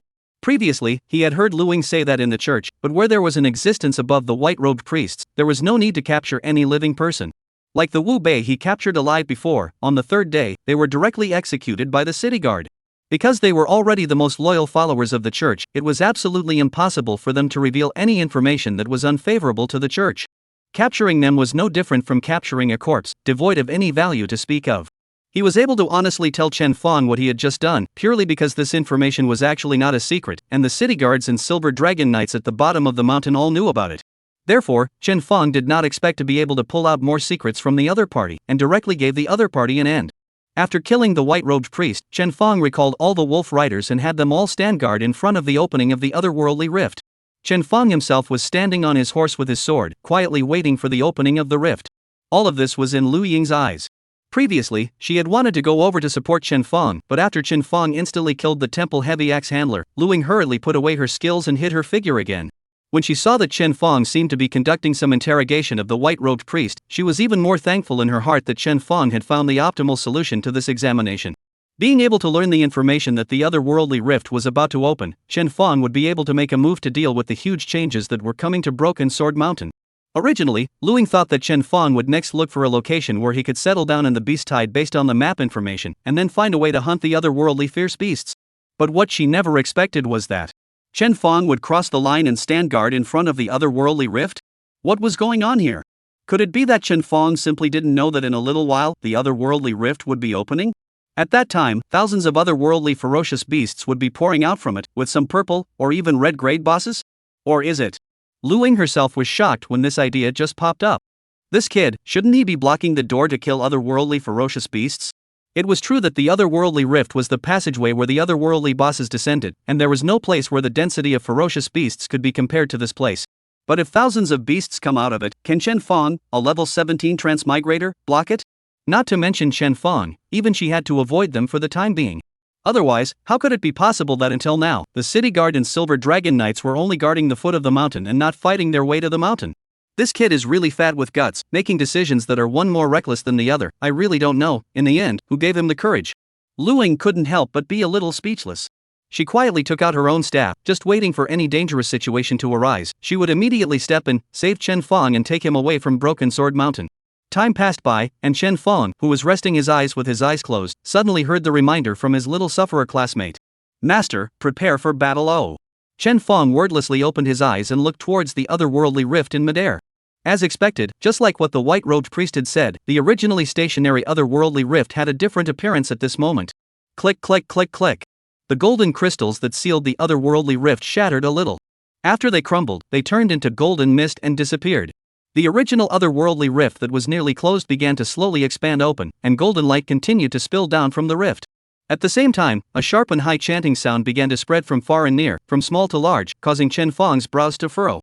This sound was even more unbearable than the one emitted by the white-robed priest when he summoned the temple heavy axe handlers, and even Chen Fang, who was inside the green dragon battle armor, felt that his brain was beginning to faint and sink.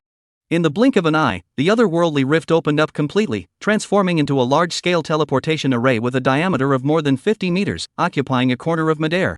As the otherworldly rift opened completely, the chanting sound also began to be mixed with the sound of armor and weapons colliding with each other. Chen Fang's eyes narrowed, followed by a sharp widening. In the golden light, a pair of tattered armor emerged from it like a tidal wave. Chen Fang could recognize with a single glance that most of these armors were ordinary otherworldly fierce beasts, the divine temple wanderers.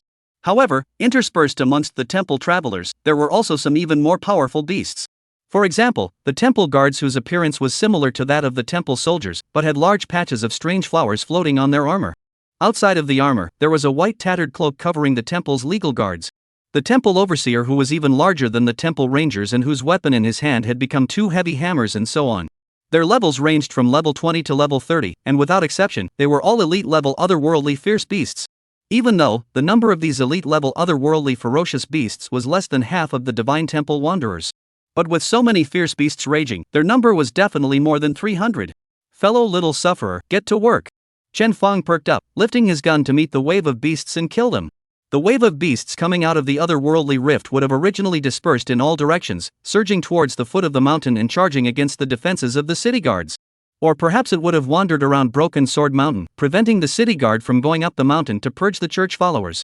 However, at this moment, such a living person as Chen Fang appeared in front of the otherworldly rift, immediately attracting the attention of all the otherworldly ferocious beasts. In particular, the blessing curse on Chen Fang was not weak, and it was even more attractive to the blessed otherworldly beasts. Therefore, as soon as the tide of beasts appeared, they converged towards Chen Fang in unison, and it was a magnificent sight to behold. The two collided together in a moment, and Chen Fang was like a sharp knife, ruthlessly splitting on the turbulent water current. Boom! The tip of his spear picked forward, and the foremost three-headed divine hall swimmer instantly shattered. Afterward, Chen Fang's green dragon gun opened wide, but wherever the abominable lightblade passed, whether it was a divine temple traveling soldier or a divine temple close guard, they were all killed one by one. Experience surged madly into Chen Fang's experience slot, and with the help of fighting modification, Chen Fang fought all the way forward, just like a large meat grinder. At the same time, the four wolf riders stood behind Chen Fang, the viper machine guns in their mouths in continuous fire mode, pouring ballistics into the ferocious beasts in front of them, providing Chen Fang with fire support. With four wolf riders, the output ability was only higher than a level 20 output type transmuter. With such a strong firepower covering him, the pressure on Chen Fang was also able to be alleviated. On the Grand Challenge quest panel, the number of ferocious beasts was soaring, approaching towards the 300 mark. Chapter 93 Art is Explosion. The battle was not as easy as Chen Fang thought. Admittedly, the ferocious beasts that emerged from the otherworldly rift barely had any existence capable of topping his 3 shots. Even if there were bosses interspersed among them, his giant soldier art, heavenly flame prairie, and other skills were mostly able to kill them in seconds. However, the number of ferocious beasts was simply too many, and it was still difficult for Chen Fang to completely block the rift with only the strength of one person. Once the ferocious beasts dispersed and closed in on him, facing attacks from all sides, the role that fighting modification could play would be extremely limited. Therefore, as the battle continued, Chen Fang suffered more and more attacks, and patches gradually began to appear on the originally brand new green dragon battle armor, and the durability of the battle armor was also rapidly falling. Even the wolf riders behind Chen Fang were also surrounded by the ferocious beasts, and the status of 2 wolf riders in a row fell to the bottom. These 2 wolf riders, which Chen Fang was able to detonate directly with self-detonation, instantly took away a large swath of ferocious beasts, and were considered to have made a contribution before their deaths. After the 2 wolf riders were killed in battle, Chen Fang, with the help of his little sufferer classmates, rubbed 2 new wolf riders, equipped them with viper machine guns, and then let them devote themselves to the battlefield. In this way, Chen Fang basically maintained the configuration of one person with 4 dogs, splitting waves in the tide of beasts. With his teeth clenched, Chen Fang fought with the beasts, and finally watched as the task number of the Grand Challenge climbed to the 300 mark. Ding! Congratulations on completing the Grand Challenge task and obtaining a drawing of the jumping spider furnace. With only 2 minutes left before the end of the Grand Challenge mission, Chen Fong heard the system prompt that he had been longing for. Finally got it! Chen Fong no longer held back on his hand, and with the combination technique of Giant Soldier Technique plus Heavenly Flame Prairie, he directly swept away the surrounding ferocious beasts. He then took this opportunity to take out this red grade drawing and slapped it on his body, allowing himself to learn how to make the jumping spider furnace. Little Sufferer student, can you place an order for me to purchase the materials used for the jumping spider melting furnace from the merchant bank? Chen Fong asked tentatively. Little affected classmate's reply caused Chen Fong to be quite surprised. No problem, master. Little affected classmate is willing to do all the chores for you. In just a few seconds before and after, Chen Fong realized that his backpack began to crazily stack out materials that were not there before, while the amount of his money, which was still dropping slowly. It seemed that Little Sufferer's classmate was quite intelligent, and even knew to use something as counterintuitive as the merchant bank expansion coupon. After buying the materials, help me create the jumping spider furnace again, and then install the jumping spider furnace on Dog Egg 2. Chen Fong ordered once again, before bringing his gun forward to fight with the reappearing otherworldly ferocious beasts, buying time for his Little Sufferer classmate. Not long after, the jumping spider furnace still began to read, and it was not slow. After just over a minute, a jumping spider furnace appeared in Chen Fong's backpack. Immediately afterward, this jumping spider furnace was automatically installed on Dog Egg 2's back. The Dog Egg 2, which was originally still avoiding the attacks of the ferocious beasts while relying on the Viper machine gun and sharp claws to counterattack, suddenly lagged in its movements, and the mechanical parts on its back began to rise like crazy, and a basin-sized furnace appeared in the blink of an eye. The center of the furnace, dense azure light, which came from the friction sound of metal rotation. The furnace didn't look big, but the actual weight was quite amazing. So much so that the instant Dog Egg 2 picked up the jumping spider melting furnace on his back, he was unable to move, and his movement speed plummeted by 90%, like a crawling turtle. However, just as the surrounding ferocious beasts wanted to take advantage of this opportunity to surround Dog Egg 2, 10 palm-sized silver-colored mechanical spiders violently popped out from within the jumping spider furnace. The mechanical spiders had a rather rough and primitive shape, and apart from the 8 slender spider legs and limbs, the most conspicuous thing was the body at the center that flashed with red light. 10 jumping spider bombs jumped out of the furnace, either crawling or jumping like fleas, instantly scattering everywhere. The red light of their bodies flickered continuously, and the frequency of flickering grew higher and higher. Until after they crashed into the ferocious beasts, the red light of their bodies changed to constant light. The next second, boom! A huge explosion power instantly wreaked havoc in the surroundings, but any ordinary grade ferocious beasts like the Divine Temple traveling soldiers were killed head-on in seconds.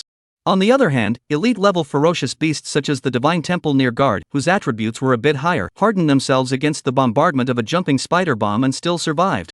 Unfortunately, the next jumping spider bomb arrived, and after it blew itself up again, the elite-level beasts were unable to resist it, and were turned into charred black pieces of armor all over the ground.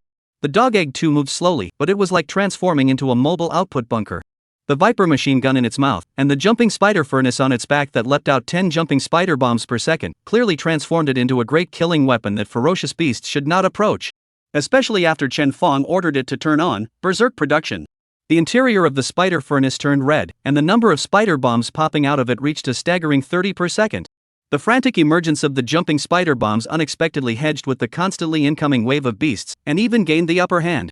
The hundreds of ferocious beasts in the surroundings had difficulty getting close to Dog Egg 2 at all, and were blown into flying dust within a few seconds. This jumping spider furnace worked so well that even Chen Fong looked stunned. He was secretly happy in his heart, realizing that after having the jumping spider melting furnace, the beast tide of the otherworldly rift didn't seem to be much of a big deal. 5 minutes later, Chen Fong thrust the green dragon gun in his hand, and then sat on his butt on the heap of piled-up armor. In front of him, aside from Dog Egg 1, who was equipped with the abominable light blade, the other 3 wolf riders had all been equipped with jumping spider melting furnaces, blocking a section of the rift door. As long as a wave of beasts emerged from it, they would be met by several times as many jumping spider bombs. Even a purple grade boss, under the bombardment of hundreds or thousands of jumping spider bombs, would be powerless to resist, and would almost take a second to show its head. With 3 jumping spider furnaces guarding the otherworldly rift, Chen Fong didn't even need to do anything. He could have rested on the side until a boss of red grade or higher appeared, and then he could casually use Explosive Crashing Mountain to resolve it. This way of brushing monsters allowed Chen Fong's experience value to skyrocket. Eventually, as another golden light flashed by, he leveled up to level 19, which was comparable to riding a rocket. By this point, the number of ferocious beasts emerging from the rift had significantly decreased, and it seemed that this otherworldly rift had basically run out. With the jumping spider furnace in place, I'm afraid that I won't even have the need to make a move in the future when I brush the monsters. Chen Fong relaxed and opened his backpack to take a look. As a result, this glance made the corner of his mouth twitch. Because the money in his backpack was missing nearly $6,000. Chapter 94, Holy Swordsman of the Temple. If he did the math, in the 5 minutes he had just spent, Chen Feng had spent a full $60 million. This terrifying rate of consumption caused Chen Feng to have a bit of a toothache for a moment. He looked at the materials required for the jumping spider melting furnace, as well as the materials required to create each of the jumping spider bombs, and was shocked to realize that although these materials were not rare, the price of all of them combined could be quite astonishing. Not to mention the jumping spider furnace, the jumping spider bomb alone, the cost of one was almost $1,000. A jumping spider melting furnace, consumed in 1 second, was $10,000. If you turn on berserk production at the cost of double the consumption in exchange for triple the production speed, then the cost of 1 second is $60,000? After coming to this conclusion, Chen Feng was vaguely angina. At this rate of consumption, not to mention ordinary mechanics, even hangers-on like him who had merchant bank expansion coupons were a bit unable to withstand it. The only thing worth celebrating was that the level and power of the jumping spider bomb was tied to his own level. In other words, this skill wasn't like the flowing flame battle armor, which would gradually become ribbed as it leveled up, but could be used all the time. No wonder large guilds won't bother to train mechanics. I'm afraid that a mob stream mechanic will spend money faster than it burns it.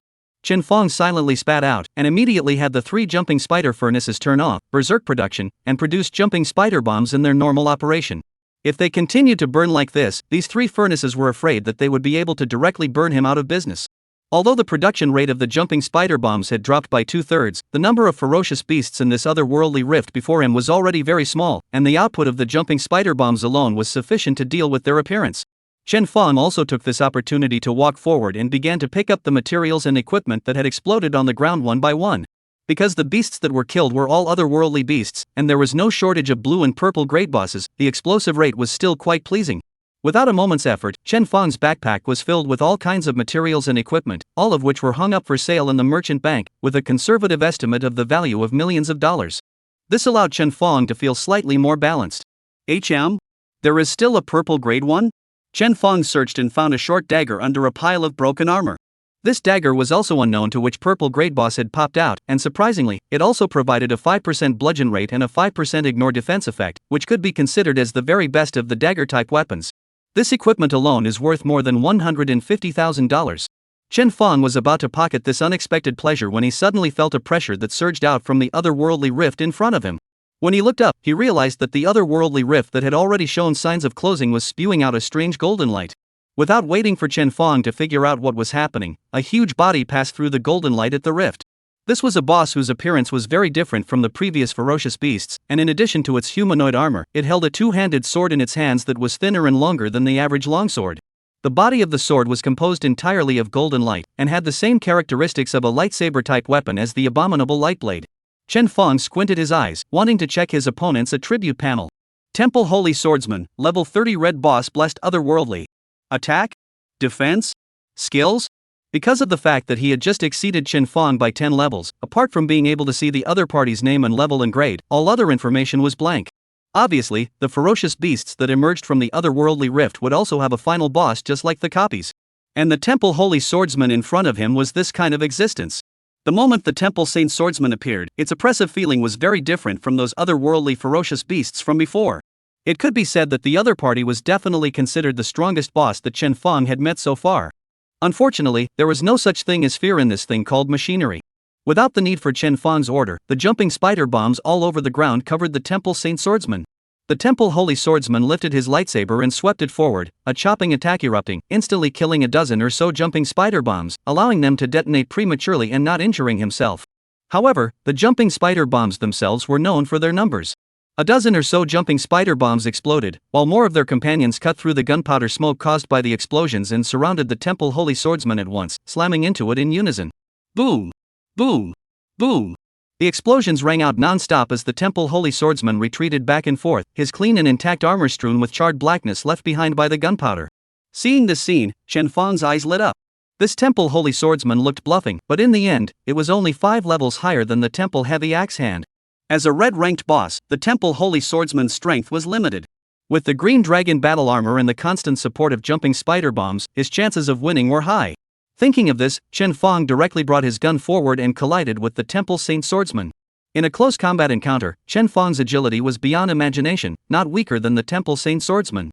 In addition to the surrounding, there was a steady stream of jumping spider bombs falling on the boss, disrupting the rhythm of the boss's offense, and the situation was completely under Chen Fong's control.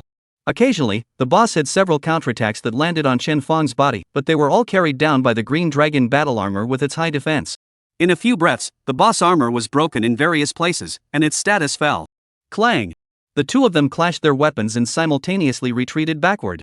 However, although Chen Fong retreated, the hundreds of jumping spider bombs that had been produced just now once again ejected upwards, lunging towards the boss. The power of hundreds of jumping spider bombs was definitely enough to give the boss a pot to drink. However, just as Chen Fong was planning on charging up to make up for his opponent's heavy injuries from the jumping spider bombs, the Temple Holy Swordsman's armor violently flashed with a golden light. As the golden light flashed, its body instantly disappeared from its original location before appearing in the open space dozens of meters away. Hundreds of jumping spider bombs were caught off guard and directly swooped into the air, crashing into each other, and in an instant, the explosion rolled up a violent airflow, blowing all the surrounding rocks and trees out. "I'll go, it has instantaneous movement skills?" Chen Fong cursed, lamenting that he had really suffered the loss of not being able to see the boss attribute panel. Generally speaking, this kind of instantaneous movement skill was only possessed by lightning attribute and light attribute mages. How could a melee-type boss still control such a heaven-defying skill? The melee profession can instantly move, can play? If a transmogrifier team encounters a boss flashing and bursting into the back row, will it not be a 100% mass destruction? Chen Fong is glad that he is wearing the green dragon armor. He is also considered a melee profession, and is not afraid of the boss face. Otherwise, the moment he saw the boss flash, he estimated that his heart must be half cold. Chapter 95. It flees, he chases, it cannot fly. After the Temple Holy Swordsman used its dodge skill to dodge the siege of the jumping spider bombs, it did not recoil back to its side as Chen Fong had expected. It made a move that caused Chen Fong to stare in disbelief, only to see the Temple Holy Swordsman turn its head and run away. That's right, the hallowed boss actually turned around and ran, and it wasn't slow. Not. Chen Fong stayed in place for 2 seconds before coming back to his senses and moving to chase.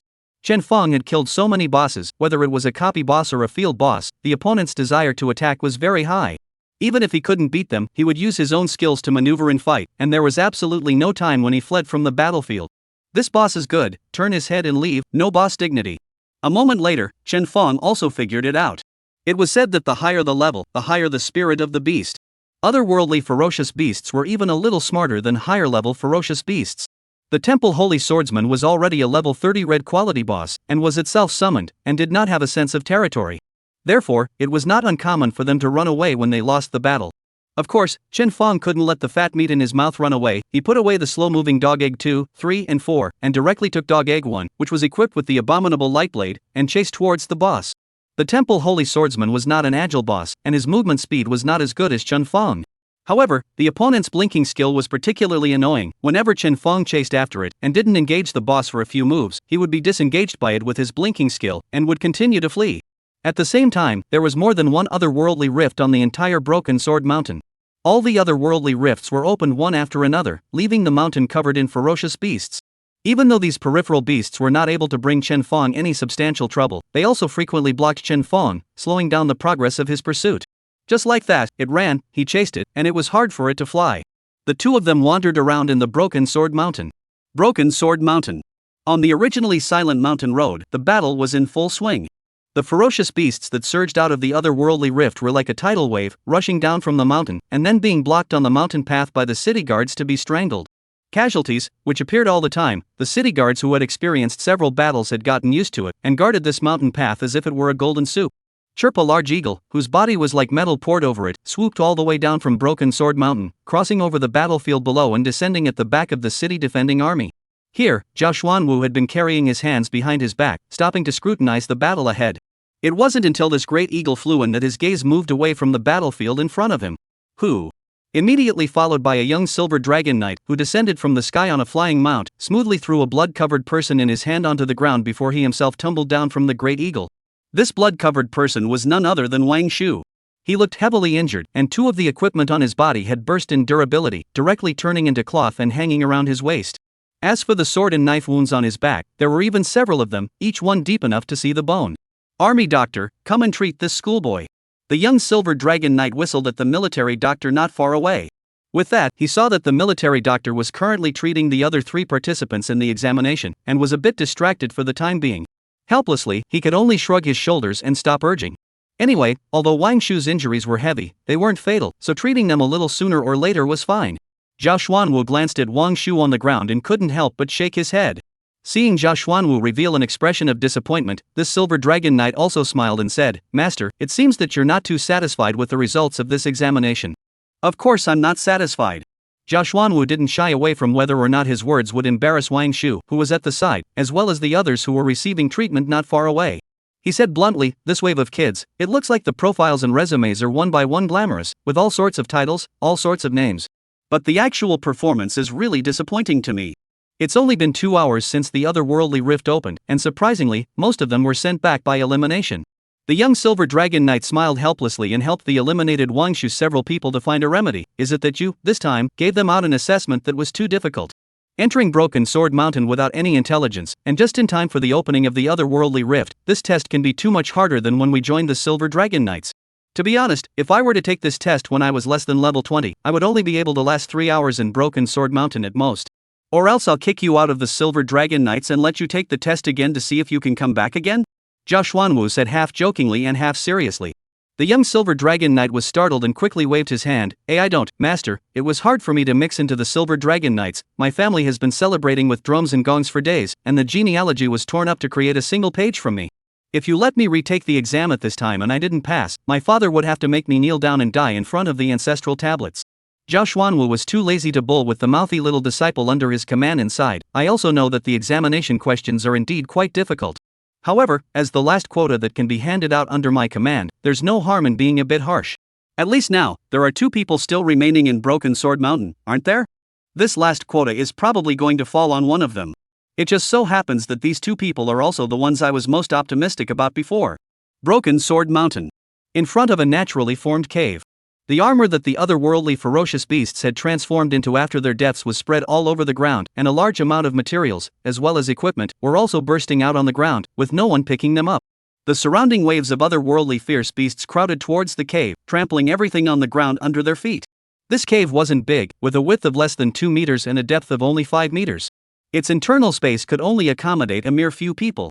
But it was a natural terrain for brushing monsters. As long as there was a front row profession that could hold the damage, the back row of transmutants would be able to output with impunity, and there was no need to worry about the wave of beasts on Broken Sword Mountain. Drink! Yang Tianjiang slapped out his right palm, and a Qigong wave blasted forward, landing on the temple near guards who were huddled together at the cave entrance. The Qigong wave skill exploded, causing a notable amount of ranged damage and shattering several divine temple near guards. With several of the ferocious beasts being killed, a moment of tranquility was obtained outside the cave entrance. Yang Tianjiang breathed a sigh of relief, then with a faint smile, he pulled out 2 bottles of stamina potion from his character's backpack and tilted his head back to pour it down, not skimping at all. Chapter 96, Come, 1v1 Real Man Battle with Me. Throwing the potion bottle aside smoothly, feeling the rapid surge of physical strength, Yang Tianjiang couldn't help but feel that this time, the heavens were really willing to help him out. The situation here at Broken Sword Mountain was something that the average Lingfeng City citizen had no way of knowing. However, his Yang family, which was a famous family in Lingfeng City, was involved in this suppression of church followers. Therefore, as the second son of the Yang family, he naturally learned some information that other people did not know. For example, the otherworldly ferocious beasts of Broken Sword Mountain all came from the otherworldly rifts that were spread all over the mountain. Even how often the otherworldly rift opened, and how many ferocious beasts would emerge each time it opened, he knew exactly. Therefore, after entering the Broken Sword Mountain, when others were still looking around for otherworldly ferocious beasts and accumulating otherworldly curses, he was the first to find such a natural cave. As long as he ensured that he could survive the beast tide of otherworldly ferocious beasts and not be eliminated, he had a great deal of time to slowly kill the otherworldly ferocious beasts. It's been more than 2 hours since the beast tide appeared. I guess I'm the only one on Broken Sword Mountain right now? Yang Tianjiang couldn't help but be smug, feeling that his physical strength had completely recovered to full strength. He waved his hand and lit up the blessing curse above his head. The original millstone-sized ball of light, at this moment, became immense, instantly filling up the entire cavern. At the same time, the ball of light was dazzlingly bright, its texture was thick and solid, and compared to a few hours ago, it was simply a far cry from what it had been a few hours ago. Seeing that the blessing curse on his body had already taken shape, Yang Tianjiang was even more confident. This time, the Silver Dragon Knight's quota was bound to be in his palm, and there was no way anyone could compete with him. Yang Tianjiang's purpose of lighting up the cursed vision was certainly more than just pretending.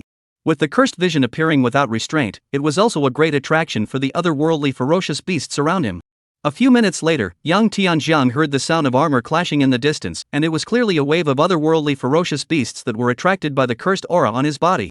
As soon as he stepped, his body exploded with gurgling airflow, and his attributes instantly increased by a large margin. Drink! With another loud shout, his palm launched a qigong wave with a diameter of over 2 meters, smashing into the front row of ferocious beasts.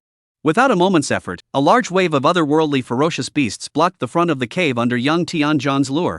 While attacking the beasts entering the cave with his skills, Yang Tianjiang checked the situation of the beasts in front of him. When he saw that there was a purple-ranked boss interspersed among them, he was even more delighted. As a boss, the experience and otherworldly curses it provided were several times that of ordinary ferocious beasts. I'm really not unlucky. I've taken advantage of the timing and location of this test. When I get the Silver Dragon Knight slot, my sister will surely be impressed with me. When Yang Tianjiang thought of this, he was even more energized. The qigong waves in his hand pushed outward for no money, wanting to clean up the small monsters in the vicinity as soon as possible, and take down the boss that was at the back of the ferocious beast. However, at this moment, Yang Tianjiang was shocked to hear that there was a strange fighting sound coming from outside the cave. This fighting sound came from far away and soon came near the cave where he was. Even those ferocious beasts in front of the cave were attracted by the sound of fighting and no longer crowded into the cave like they did just now, but instead, they reversed their direction and moved towards the place where the sound came from. This made Yang Tianjiang a little confused for a moment. What, is there someone else on this broken sword mountain besides himself? Yang Tianjiang had just had this thought when he heard an unfamiliar yet familiar voice coming from a short distance away. Run, you keep running. I'll see where you can run to today. Listening to the tone, this person was already quite furious. Without waiting for Yang Tianjiang to clean up the ferocious beasts in the cave and go out to check the situation, a red spider with an odd appearance appeared in his sight. Those red spiders crawled or jumped with incomparable agility, drilling into the group of ferocious beasts in the blink of an eye. Immediately afterward, the red lights of their bodies began to flicker violently and often. An unpleasant premonition rose in Yang Tianjiang's heart, and suddenly, continuous explosions came in. Rumble! Rumble! Yang Tianjiang's expletives were stifled by the crumbling rocks in front of him before he could exit. Under the effect of the jumping spider bomb, the narrow cave directly collapsed. The initiator of all this was naturally Chen Feng. Chen Feng swore that he really didn't take personal revenge, and even as he was only focused on killing the holy swordsman of the divine temple, he didn't even notice that there was even a cat in this inconspicuous cave. Releasing those jumping spider bombs was also completely by accident. After all, there were so many ferocious beasts gathered in front of the cave, it was hard for Chen Feng not to summon out dog egg number 2, number 3, and number 4, and utilize the jumping spider bombs to pocket all of the experience values and blessing curses. Chen Feng didn't even look at those insignificant little monsters. Chasing after the temple holy swordsman all the way had completely drained his patience. It just so happened that the terrain here was close to the mountain wall, greatly blocking the temple swordsman's path of retreat, so he planned to finish off this slippery loach here. The green dragon battle armor was directly replaced by him and turned into the flowing fire battle armor. With the help of the overload spark, Chen Feng's movement speed soared, easily crushing the temple saint swordsman. Even if the temple holy swordsman used blink once more to pull away the distance between it and Chen Feng, this distance was quickly shortened by Chen Feng again. By the time the distance between one person and one boss was only less than 50 meters, Chen Feng seamlessly switched battle armor and once again switched back to the green dragon battle armor. Come, fight me in a 1v1 real man battle. Chen Feng drew his green dragon lance and pointed it at the temple saint swordsman. The skill that had never been activated before, the true dragon domain, was used by Chen Feng. Only an ear-piercing buzz was heard from within the green dragon battle armor, followed by a cyan barrier that suddenly opened up, instantly pulling the temple saint swordsman into it. This green barrier was a square with a length, width, and height of almost 100 meters, and the barrier was haunted by green dragon patterns that were as vivid as life. As the barrier took shape, it completely blocked all of the temple saint swordsman's paths of retreat. As if he didn't believe in evil, the temple paladin's momentum did not decrease, and at the same time, the lightsaber in his hand fiercely slashed towards the barrier, wanting to break it open. However, the lightsaber landed on the barrier, only leaving a few sparks behind, and in contrast, the green-colored barrier had no ripples. The temple saint swordsman once again used his flash skill, trying to jump out of the barrier's shrouded range. The result naturally failed as well, and as the light flickered, it remained where it was, unable to pass through the true dragon domain at all. Still want to run? Chen Feng's angry shout rang out from behind the temple paladin. With a click, the green dragon gun pierced through the body of the Templar paladin at the speed of light, ruthlessly pinning it to the barrier. Chapter 97 seems like I'm fine on my own. With such a strike, a large hole was blasted through the temple paladin's abdomen. After the Templar paladin felt the pain and realized that he had no way to escape, he stopped making any futile efforts and slashed at Chen Feng with a backhanded sword. With the help of fighting modification, Chen Fong sidestepped to avoid this sword, while drawing back his green dragon gun and continuing to attack the boss. For a while, the sounds of iron weapons colliding were heard one after another, and the battle between the two of them was fierce and abnormal. At the same time, within the cave that had been buried, muffled sounds were emitted one after another. At the same time, when the muffled sound was issued for the third time, stones of different sizes flew out, revealing the cave entrance again. Cough, cough. Among the dust, the wretched Yang Tianjiang walked out, coughing heavily. He originally hadn't understood what had happened, but as soon as he raised his eyes, he saw that a space separated by a barrier had appeared in front of him. And when he saw the person inside the barrier, he froze in place. Wasn't this that brat Luo Chang from before? How come he hadn't been eliminated yet? Wait, he was fighting an otherworldly boss, and it was a level 30 red-ranked boss? Yang Tianjian was struck by lightning and felt his scalp go numb. His level was only 19, the same as the current Chen Fong. Therefore, he could only see the level and grade of the Temple Holy Swordsman as well, and could not see the specific attributes and values. However, in any case, this was a level 30 red-ranked boss, and logically, how could it be that a full squad of transmutators with a level of around 35 would be required to deal with it? Moreover, in this full squad, they all had to be experts. Otherwise, they would be destroyed by the boss in minutes. Nowadays, how could Chen Fong, a person who was less than level 20, single-handedly drive the boss? Even if he opened it solo, he still had the absolute upper hand. A level 30 red-ranked boss, is its combat power so watery? Yang Tianjian was a bit skeptical for a moment. Because in his eyes, Chen Fong appeared to be extremely comfortable dodging the boss's attacks, and even if he was occasionally attacked by the boss, it was only a dent in his battle armor, which didn't appear to be fatal.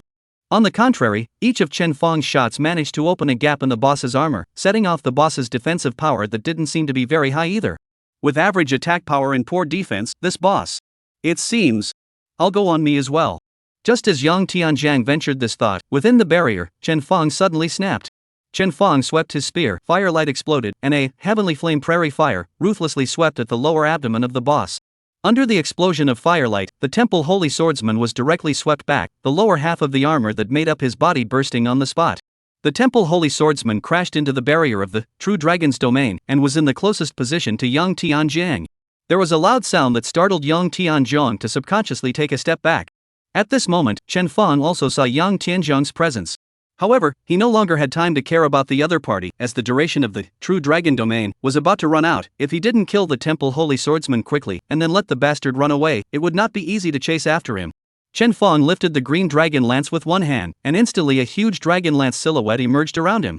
Not only that, at the tip of the green dragon gun, the abomination light blade was as if it had been burnt by fire, and began to be coated with a reddish color. Searing heat rose from the blade, distorting the air around it. With the simultaneous use of giant soldier technique and explosive battering mountain, there was absolutely no problem killing the boss in its current state. However, just as Chen Fong was about to chase after him and deal the final blow to the Temple Holy Swordsman, the boss that had stabilized its stance turned back violently and thrust the lightsaber in its hand towards the ground. At that instant, 12 chopping strike-like sword chi appeared especially abruptly around Chen Fong, instantly gathering towards him. Instead of landing on Chen Fong, the 12 chopping blows directly formed a cage, trapping him in it. This was a control-type skill. Chen Fong was secretly startled and wanted to use Great Shock to break the skill. However, the cage was extremely narrow, making it difficult for him to lift his weapon at all. This control skill not only controlled Chen Fong's movement, but even his attacks and skills were blocked as well. This boss' spirit wisdom is really high, even retains skills as a kill move, to kill him by surprise. Chen Xian was inevitably anxious, especially when he saw the barrier formed by the True Dragon domain begin to crumble and disintegrate. This couple space had already expired and Chen Fong was unable to renew it. On the other hand, although the boss's skill was showing signs of fading, it should last for another 3 to 5 seconds. And this time was enough for the Temple Holy Swordsman to pull away at least another 100 meters. The Temple Holy Swordsman also sensed that Chen Fong's skills had failed, and with only half of its body left floating in mid-air, it did not hesitate to use its blinking skill to pull away from Chen Fong. This blinking skill, in turn, allowed it to get even closer to Yang Tianjiang. The two were separated by only 10 meters or so. This distance happened to be Yang Tianjiang's skill range. Yang Tianjiang was short of breath for a moment. He had never thought in his life that there would be such a great benefit hitting his head. A level 30 red quality boss just delivered to his door in such a watery manner? Chen Fong was able to suppress this boss, why couldn't he, Yang Tianjiang? Moreover, this boss has already been beaten to blood by Chen Fong. Even if he is a pig, he can still kill the other side head-on. When he thought about how Chen Fong had not only slapped him in the face in public earlier, making him lose face, Now he had the opportunity to rob Chen Fang's boss, so that Chen Fang's experience, rewards and blessing curse could not be obtained. Yang Tianjiang only felt that all his previous pent-up anger could be expressed out. He. Yang Tianjiang let out a cold laugh and looked at Chen Fang with a provocative look. At the same time, his hands closed, and the airflow began to coalesce in the center of his palms and gradually became bigger. Chen Fang could see what Yang Tianjiang was going to do. His heart sank and he opened his mouth to stop it. Don't do it. You. Yang Tianjiang simply ignored what Chen Fang was about to say, and after the enhanced Qigong wave in his palm finished reading, he directly pushed it forward and slammed it into the temple holy swordsman. Immediately, the airflow around him gathered and intertwined with the cloudy white airflow bomb in his palm, pushing it forward in a spiral shape, extremely fast. The enhanced Qigong wave was different from a Qigong master's normal Qigong wave, and its power was twice as strong. The only drawback was that the cooldown time was 15 seconds, unlike ordinary Qigong wave, which could be used directly as a flat A. Previously, when killing otherworldly beasts, Yang Tianjiang's move was tried and true, and could easily kill a temple wandering soldier, or even an elite-level beast like a temple guard. This boss was so watery, the armor on its body was shot by Chen Fang with a big hole, so I guess the defense shouldn't be good, right? Now that it's bloodied again, this enhanced Qigong wave, slammed over, won't it directly kill it in seconds? Yang Tianjiang couldn't wait to see Chen Fang's face full of chagrin after being robbed of the boss, and could only be impotent and furious. Chapter 98 Sacrificing One's Life to Keep the Boss. There is great love on earth. Yang Tianjiang's strengthened Qigong wave spun forward, constantly absorbing the surrounding air and expanding in size at an extremely fast pace. By the time it flew in front of the temple holy swordsman, the Qigong wave had become as big as the boss, and it seemed to have an extremely strong impact. However, boom! There was a sound on the ground. The Qigong wave blasted onto the temple holy swordsman, only causing its body to tremble. Then, there was no more. Yang Tianjiang froze, his face full of surprise. The script doesn't seem right. How is this boss's defense so high? Without waiting for Yang Tianjiang to react, the temple holy swordsman who had been attacked had already had his attention drawn to him. It seemed that being chased by Chen Fang all this time had caused the divine temple holy swordsman to hold his fire. Now that any cat or dog dared to mess with it, the divine hall holy swordsman was doubly enraged. It raised its lightsaber high, and immediately a monstrous pressure rolled in, causing Yang Tianjiang's cold sweat to soar. At this moment, he deeply felt how terrifying a level 30 red-ranked boss could bring about a terrifying pressure. No, Yang Tianjiang retreated with a false step. However, how could the divine temple holy swordsman let him run away? With a flash of golden light, the temple holy swordsman flashed in front of Yang Tianjiang. Yang Tianjiang's occupational characteristics allowed him to have a defense that far exceeded that of normal back row occupations. Even if he was going down a copy and soloing, he wouldn't have any problems. However, he was ultimately only a long-range output profession, and even if he had the ability to defend himself, it was still far inferior to the front-row meat-shield profession. Once the boss gets close to him, it's basically a death sentence. The boss instantly appeared beside him, and Yang Tianjiang only felt his breath catch in his throat. Especially when he saw that lightsaber falling towards his head, he had the heart to cry out. Why did he provoke a boss of such a high level and grade when he had no reason to do so? Although he had panicked to the extreme, Yang Tianjiang was ultimately one of the top teenage prides in Lingfeng City, and had engraved his sense of battle in his bones. Almost subconsciously reacting, he stomped his feet, and an astral wind exploded out of his body, forming a floodgate that enveloped the outside of his body. This was the Qigong Master's defense class skill, Golden Bell Shield, which could absorb a large amount of damage and be used for self-protection. This, too, was one of Yang Tianjiang's underpinnings for possessing extremely strong personal combat power. With Golden Bell Mask, he could completely tough out a boss. Of course, it was only limited to bosses that were of comparable level to him and of a grade below purple. The original tried and true, Golden Bell Shield, was still somewhat fragile in front of the Temple Saint Swordsman. When the Temple Holy Swordsman's sword fell, the Golden Bell Shield was only slightly resisted before it was hacked apart and shattered into pieces. The might of the boss's sword was weakened by quite a bit of power, and then landed on Yang Tianjiang. Yang Tianjiang didn't have his little sufferer classmates, and it was difficult for him to dodge the strike. Without waiting for him to react, he only heard a pfft sound, he was chopped out, and at the same time, his right arm was separated from him, landing in a position 10 meters away. Yang Tianjiang fell to the ground, severe pain and, bleeding, debuff made him wail in pain, whereas the confident look that he had just tried to steal the boss. All of this fell into Chen Fang's eyes. Chen Fang helplessly shook his head. No, how dare he? Did Chen Fang open his mouth just now to stop Yang Tianjiang because he was worried about the other party robbing his boss?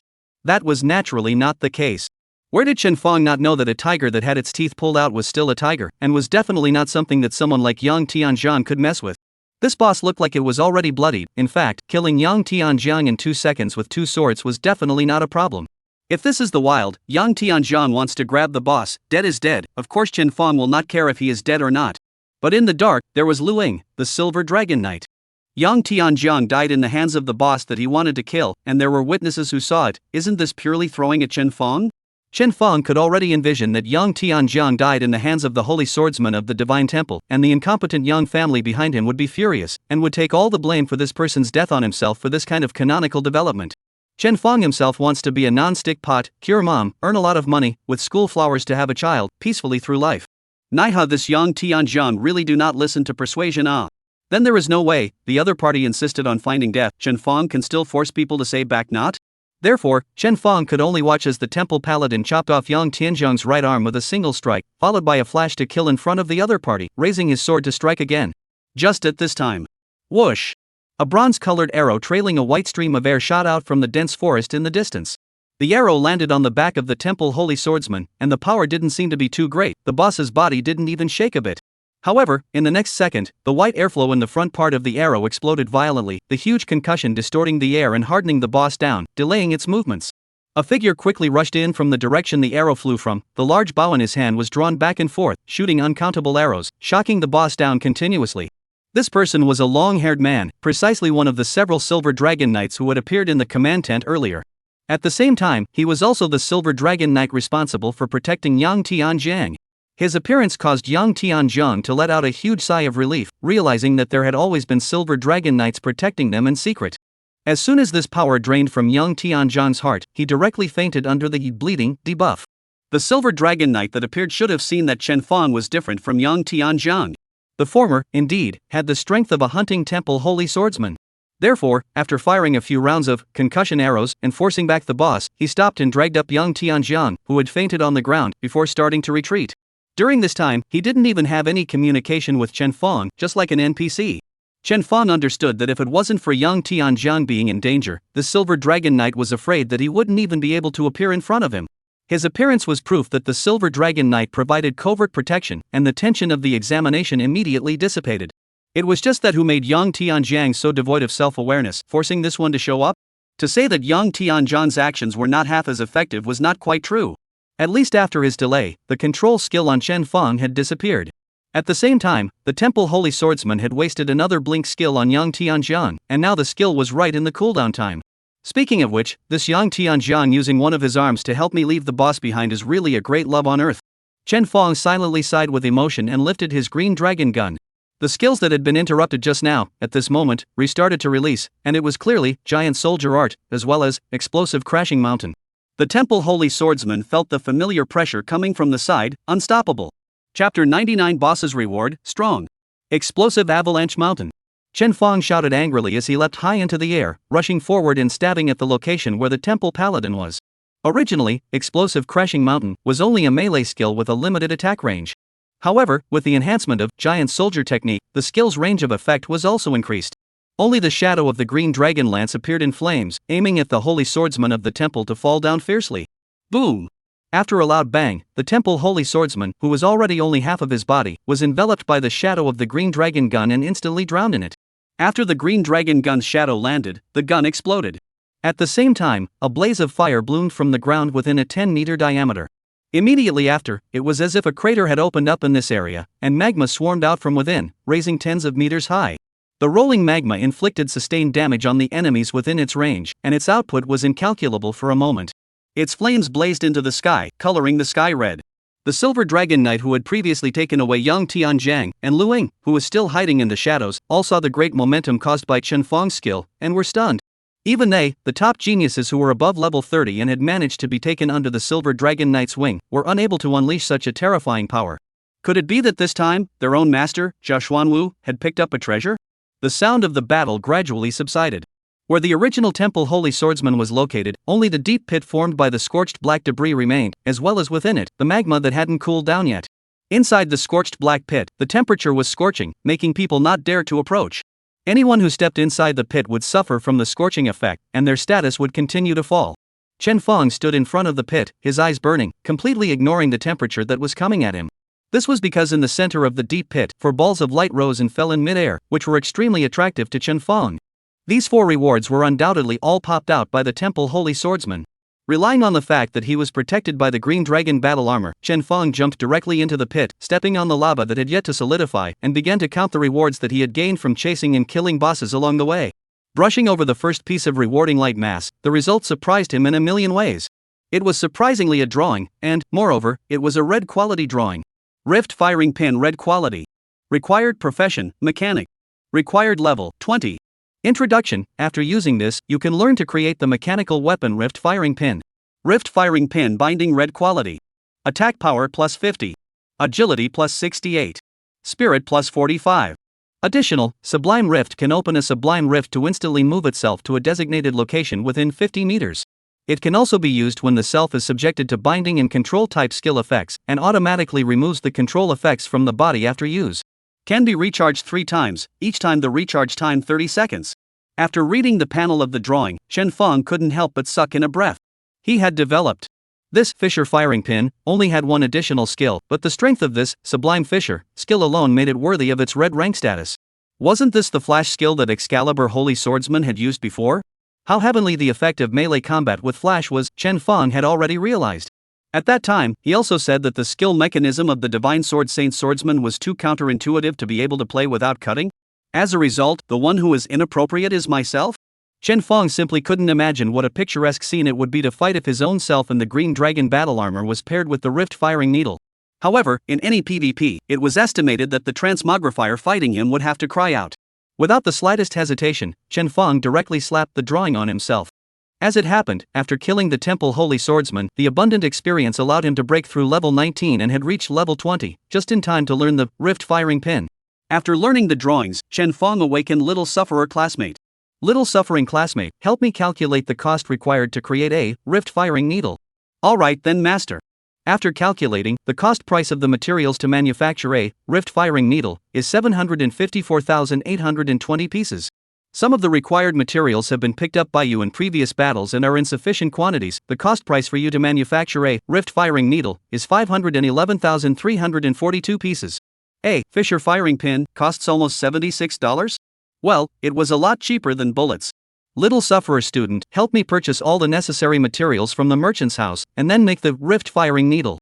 The quantity well. First build 7. Buy all the materials from the merchant bank with merchant bank expansion coupons, and don't move the materials in our own bag. By the way, I can summon one more Wolf Rider after I've leveled up to 20, so help me replenish one more Wolf Rider. Name this Wolf Rider Dog Egg 5, then equip it with a Viper machine gun and a jumping spider furnace. Ever since he discovered that Little Sufferer Classmate could help with a lot of chores, Chen Feng was also getting lazier and lazier, leaving almost everything to this AI. Little Affected Classmate also had no complaints, and after Chen Feng finished all the commands in one breath, its tone was still full of the dryness of a cow or horse beating up a worker after being fed a big cake. Yes, Master, Little Acceptable Classmate will quickly complete the tasks you have explained. After arranging for the chores of making mechanical creations and mechanical weapons, Chen Feng continued the prize to see what the following 3 rewards were. The second and third pieces were 2 pieces of purple quality equipment. One was the heavy armor boots and the other was the heavy armor helmet. Among the purple quality equipment, the attributes were both considered superb and could fetch a decent price. These things could likewise be kept to see if Wang Taishan needed them. After smoothly putting away the 2 pieces of equipment, Chen Feng whisked away the light mass of the 4th piece of equipment. The reason why he opened this reward last was because it looked more slender and was shaped somewhat like a weapon. To be honest, the lightsaber in the hands of the Temple Holy Swordsman had a very unique shape. If this lightsaber could really be exploded, it should be able to sell for quite a bit of money. With great anticipation, Chen Feng reached out and flicked his hand, and a lightsaber flashing with red grade light came into view. It really exploded out? And it's still red quality. Chen Feng was surprised and delighted, picking up the sword handle and unfolding the weapon's attribute panel. Temple Holy Sword red quality. Required level, level 20. Required profession, sword proficiency skill. Attack power plus 482. Spirit plus 89. Agility plus 42. Additional, 15% ignore enemy defense. Holy Light Affinity passive skill. After holding the Holy Sword of the Temple, the effective light attribute skills used is increased by 20%, and the control effect is enhanced by 20%. Holy Connection can designate a teammate with a level difference of less than 5 levels to connect. After connecting, they gain 20% of each other's attribute bonuses, while sharing gains status and healing effects. This weapon, strong. Chen Feng rubbed this Temple Holy Sword, momentarily falling a little in love with it. The temple sword not only had a slender blade and a cool appearance, its attributes were even more heaven-defying. Especially the divine connection skill, which allowed himself and his teammates to gain 20% of each other's attribute bonus at the same time, which could completely strengthen two strong people. Chapter 100: The Golden Temple. The most suitable person for this extreme red longsword was undoubtedly Shang Tang. This was because Shang Tang himself was using a longsword-type weapon, while his occupational characteristics were fire and light attributes. It could be said that this weapon was an incomparable match for Shang Tang. Coupled with the divine connection skill, if Shang Tang could be connected to himself. Why does it sound strange? No matter what, if one could connect with Shang Tang and share attributes with each other, it would be a not-so-small wave of strength enhancement for both of them. After all, as Luo City's most prestigious pride, Shang Tang's strength was definitely a one-of-a-kind existence besides him, Chen Feng. If this weapon is shown to her, she will definitely like it. Chen Feng smiled, and subconsciously was about to make an illustration of the weapon's attribute panel and send it to Shang Tang. However, when he saw that the friend system was completely showing that it was unavailable, he remembered that this broken sword mountain had already been blockaded by the city guard and the Silver Dragon Knights. Chen Feng had no choice but to temporarily put away the temple holy sword and wait until he had left Broken Sword Mountain before tempting schoolgirl Shang. After briefly pocketing the equipment and materials popped out by the small monsters around him, Chen Feng looked at the time. At this time, there was still a lot of time until noon on the second day of the examination requirements. In just a few hours, not only had his level skyrocketed to level 20, but he had also harvested several valuable rewards. To be honest, he had really fallen in love with such a place and didn't want to leave for a while. Since there's still time, let's continue brushing monsters here. I have the jumping spider furnace here, so even if I run into a beast tide, I can easily deal with it. Chen Feng made up his mind, and Little Sufferer student also completed the task he had explained at that moment. Taking advantage of the fact that there was no beast tide nearby, Chen Feng began to modify the various mechanical weapons in his backpack to his battle armor and mechanical creations. Mechanical weapons like the Yi Fisher firing pin, which was nothing more than a thumb-sized metal firing pin, did not require much modification space. Chen Feng directly installed another one on each of his two pairs of battle armor, ensuring that no matter which set of battle armor he wore, he would be able to obtain the divine skill of Sublime Rift. As for the remaining Rift firing pin, after thinking about it, he installed it on all the Wolf Riders. In this way, the Wolf Riders whose movement speed had plummeted due to carrying the jumping spider furnace also possessed the displacement skill of blinking twice. In the future, whether it was chasing an enemy or dodging an enemy's attack, it could be used. After rearranging his battle armor and mechanical artifacts, Chen Feng reopened the map and headed towards the nearest danger zone. Chen Feng could see that the closer he got to the top of Broken Sword Mountain, the more danger zones were marked on the map. In other words, the number of otherworldly ferocious beasts at the top of the mountain should be greater than at the bottom. Therefore, Chen Feng snaked his way up the mountain, against the torrent of ferocious beasts that appeared from time to time. Just like this, while fighting and going upwards, he walked for about 2 hours or so. Chen Feng had already touched the halfway point of Broken Sword Mountain. Raising his eyes to look, he realized that the higher up Broken Sword Mountain went, the less forest vegetation there was. On the top of the mountain that looked like a sword blade, there was a golden temple, in which light sprayed continuously, looking especially sacred and treacherous. What is that? Chen Feng put away the Overwatch, and opened the map once again. For the depiction of the summit of Broken Sword Mountain, the map only had a golden mist. And a building logo. On this logo, there was also a woman's head drawn. Although the brushstrokes of this headshot were very simple, it could be seen that the other party was wearing a white cloak on her head, only revealing half of her face. Everywhere on the map, many cities and towns were labeled with the words Danger Zone, but only this golden temple was not. Chen Fan understood that this did not mean that there was no danger in the temple, but Zhao Xuanwu, the questioner, had not even considered that they, the people who had come to take the test, would be able to break into the temple. Just as Chen Feng hesitated whether he should continue forward and walk to that divine temple to find out what was going on, he heard the wind whistling behind him. When he turned back, he saw a huge fireball in the air speeding towards him. Seeing that his senior sister, who had quietly followed him all the way, had actually shown up, Chen Feng stopped moving forward and stood still, waiting for Lu Ying to arrive.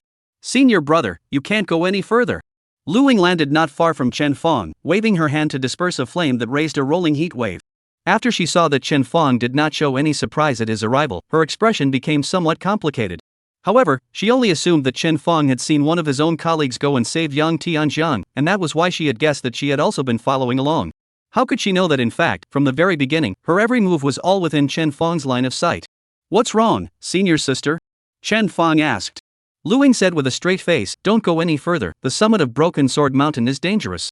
According to our Silver Dragon Knight's investigation, this time, the Blessed Church operation in Lingfeng City appeared to be more than just ordinary churchgoers. Even aside from the 32 white-robed priests, 9 blue-robed priests, and 4 purple-robed priests, there is also the Holy Maiden of the 7th sequence of their blessing church. The Holy Maiden of the 7th sequence? Chen Fong was stunned. This was the first time he had heard this title. Seeing that Chen Fong did not know what the Holy Maidens of the church were, Lu Ying was slightly surprised, but then still explained, in the 8 great churches, apart from the 4 grades of white, blue, purple, and red robes, there is also a special kind of existence, which is the Holy Sons and Holy Maidens. All of the church's holy sons and holy daughters have a sequence, and the stronger the strength, the more forward the sequence number is. They possess the ability to communicate directly with the blessings, and the otherworldly ferocious beasts that they can summon cannot be measured in terms of rank and grade by common sense. If it wasn't for the sake of this holy maiden's presence, my master would have long ago led an attack on Broken Sword Mountain. There's no need to just surround it without attacking it. Chen Fong understood a little more about the church.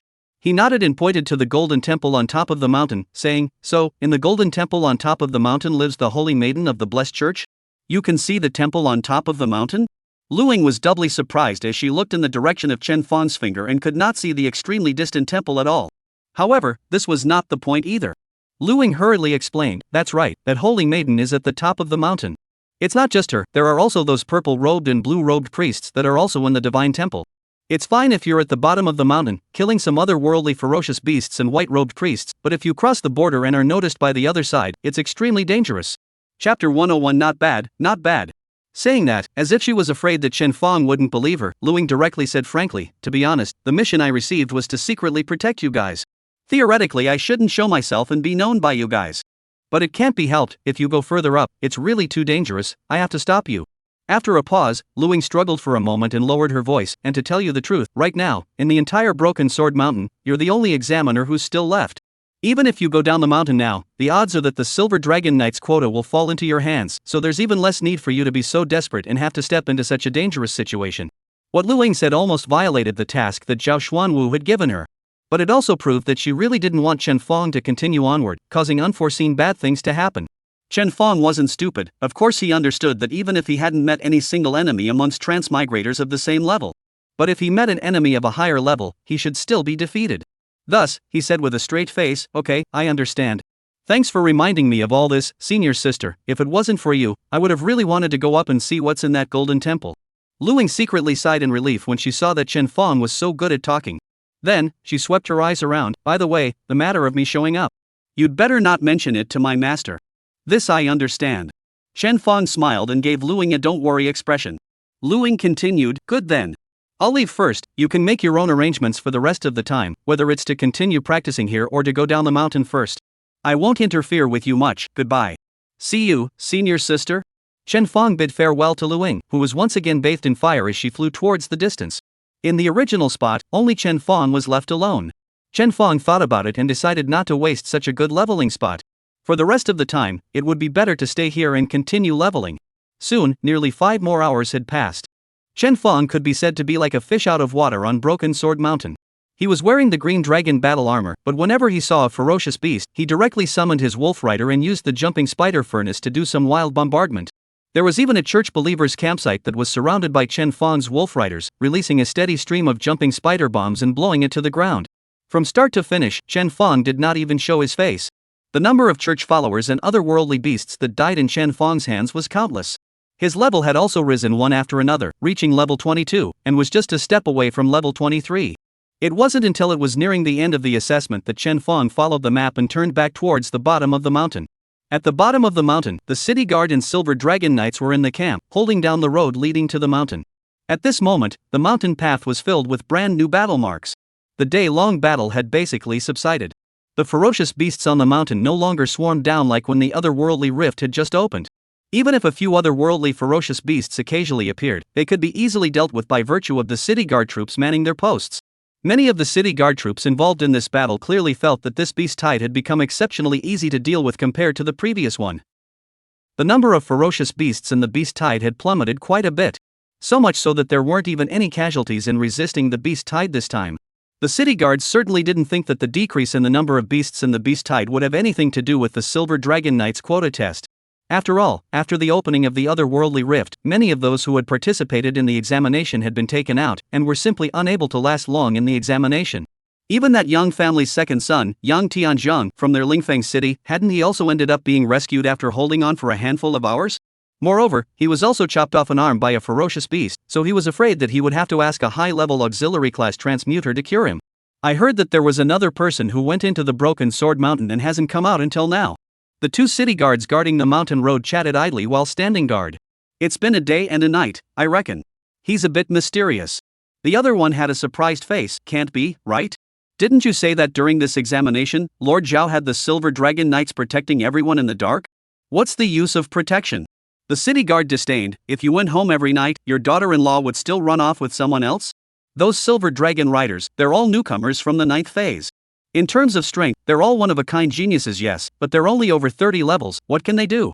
That young man who didn't come back, and the Silver Dragon Knights who protected him, I'm afraid they won't be able to come back. The sound of idle chatter between the two was not too loud, but not far from them, waiting for the results of the examination, Yang Tianzhang, Wang Shu and others, also vaguely heard. Yang Tianzhang had a hemostatic gauze wrapped around his broken arm at this time, and his face was full of gloom. He could really hope that these two city guards would be prophetic and that Shen Feng really died in Broken Sword Mountain. In that case, his revenge for his broken arm would be avenged, and at the same time, he should also be the winner of this Silver Dragon Knight quota examination, and could become a Silver Dragon Knight. Unfortunately, things did not go as planned. As the time was getting closer and closer to the examination deadline, a fireball in the sky flew out from the dense forest of Broken Sword Mountain and came inside the camp. Lu Ying revealed herself from the fire, followed by Zhao Xuanwu leading the other Silver Dragon Knights out of the command tent. Seeing Lu Ying safe and sound, Yang Tianzhang's heart completely fell to the bottom. As expected, just 5 minutes after Lu Ying returned, Shen Feng's figure appeared at the end of the mountain path. Zhao Xuanwu smiled faintly and greeted him with a cadre of Silver Dragon Knights. Yang Tianzhang, Wang Shu, and the others also followed, meeting up with Shen Feng in front of the camp. Shen Feng did not expect that he would be greeted by such a large array when he returned, and for a moment, greeting the crowd was not a good idea, nor was it a good idea not to greet the crowd. On the contrary, it was Zhao Xuanwu, who quickly walked over and slapped Shen Feng on his shoulder. Not bad, not bad. With only 4 words, the appreciation was overflowing. Obviously, just now Lu Ying who came back had said something to Zhao Xuanwu, who was well aware of Shen Feng's performance on the mountain. Zhao Xuanwu's attitude towards Shen Feng was almost considered to be a confession to everyone. The last slot for the Silver Dragon Knights was Shen Feng.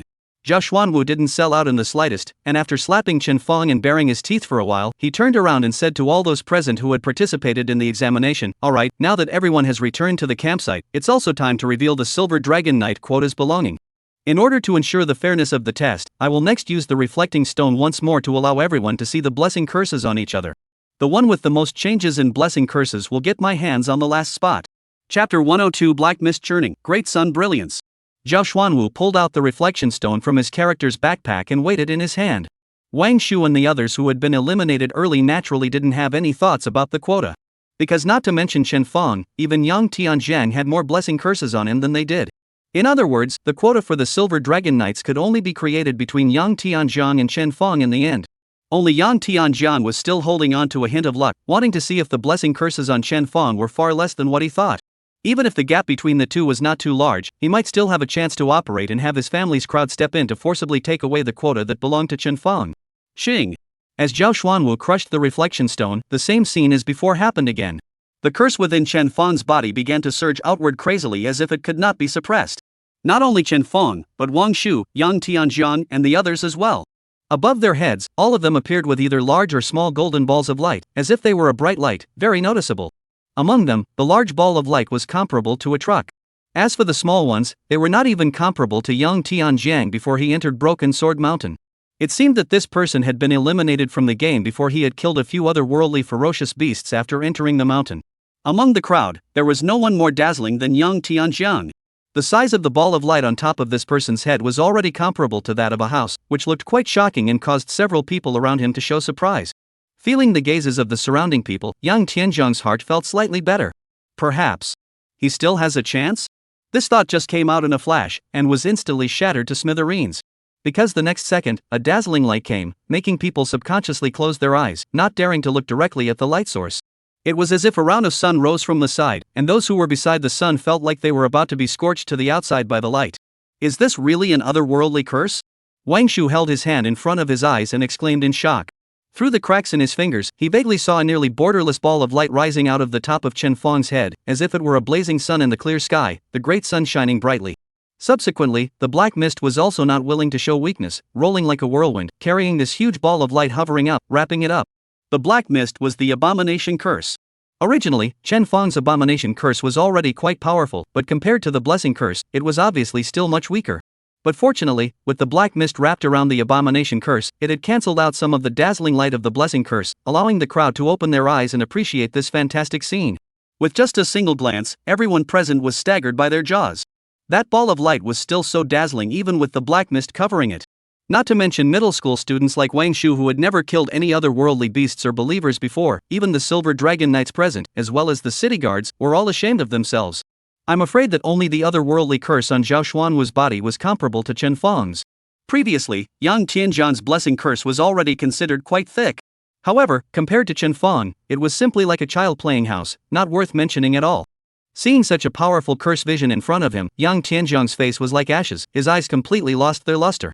Zhao Xuanwu, as if he couldn't see the dazzling golden light, directly eyeing the sky, frequently nodding his head in praise. Chen Fang, right, you can really be the unexpected joy of this examination, ah. Chen Fang smiled and nodded slightly, overpraise. Not at all.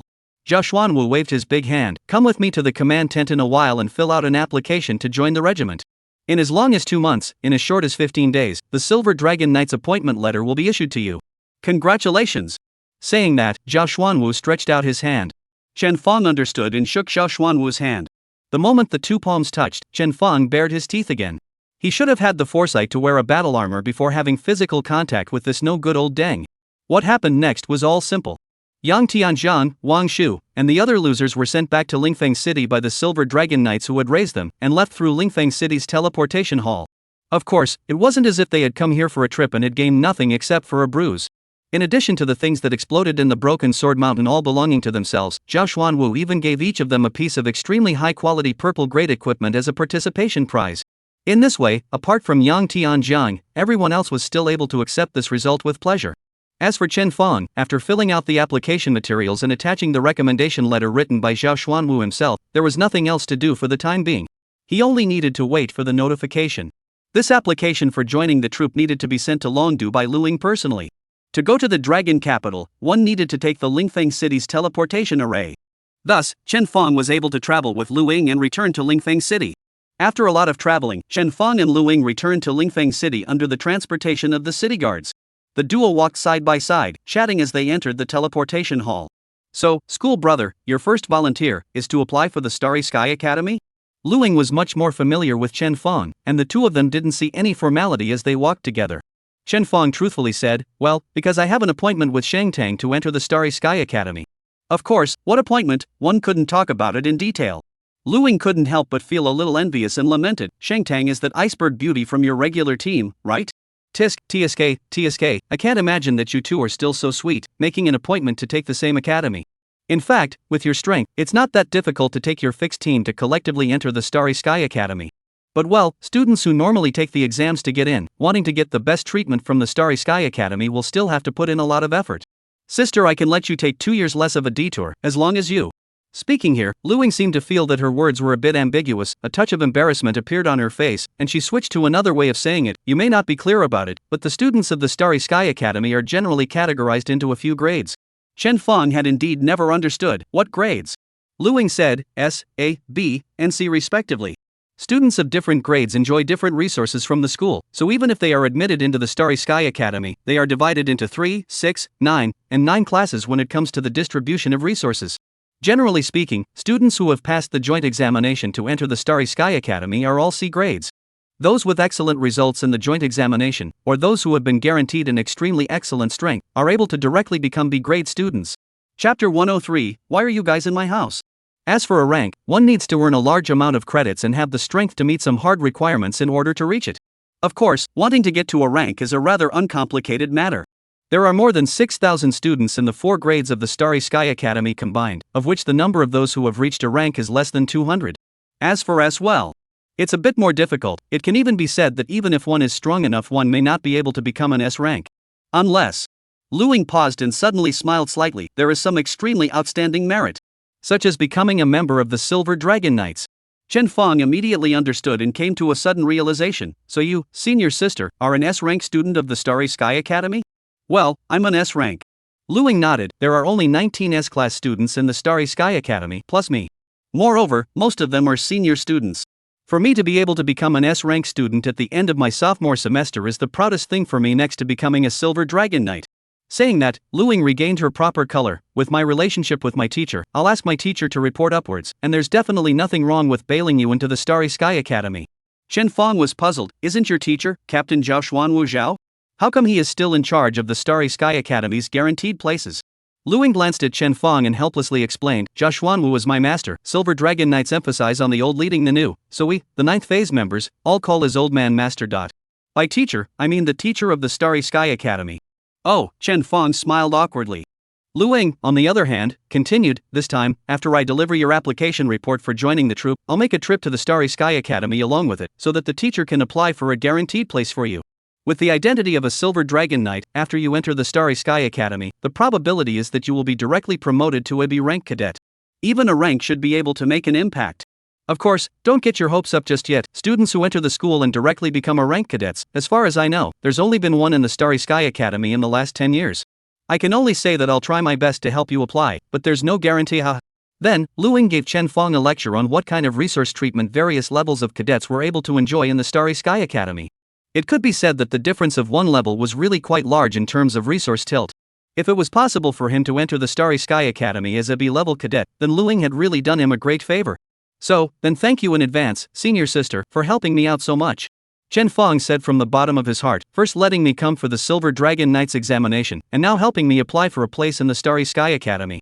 This is nothing. Luing said, you're so strong, these things are originally what you deserve. When you really enter the Starry Sky Academy, then the two of us will be both schoolmates and schoolmates, as well as being in the same Silver Dragon Knight 9th stage, so it can be said that we're related. When we go on missions together in the future, we should support each other and be people who can give each other's backs. Haha, sure. Chen Fong smiled at Luing. As they spoke, they had already arrived at the depths of the teleportation hall. Luing was going to Dragon Capital, while Chen Fong was going to Luo City. The directions were different, and the teleportation arrays they had to take were naturally different. Thus, the two of them parted ways, agreeing that if there was anything in the future, they could contact each other through the friend system. After parting, Chen Fong swallowed his saliva and lined up to take his nightmare, the teleportation array. The sun was setting and the sky was golden. The night gradually dispersed the golden light and occupied most of the sky. Vomit. On the road in front of the city center village, Chen Fong held onto a pole and dry heaved for a while, causing several passers-by to frown away. Cam. Turn around, I must buy the drawings of mechanical creations that allow me to move quickly at the merchant's house. In the future, I would rather fly back on my own than sit in a teleportation array. Chen Fong wiped the corners of his mouth and felt his feet float a bit. This time he was wearing the green dragon battle armor before going to take the teleportation array. The result was not useful. It seemed that the discomfort brought about by the teleportation array was only related to the transmogrifier's own attributes. The weakling mechanic's own attribute growth was almost negligible, and was considered to be the existence of the bottom of various professions.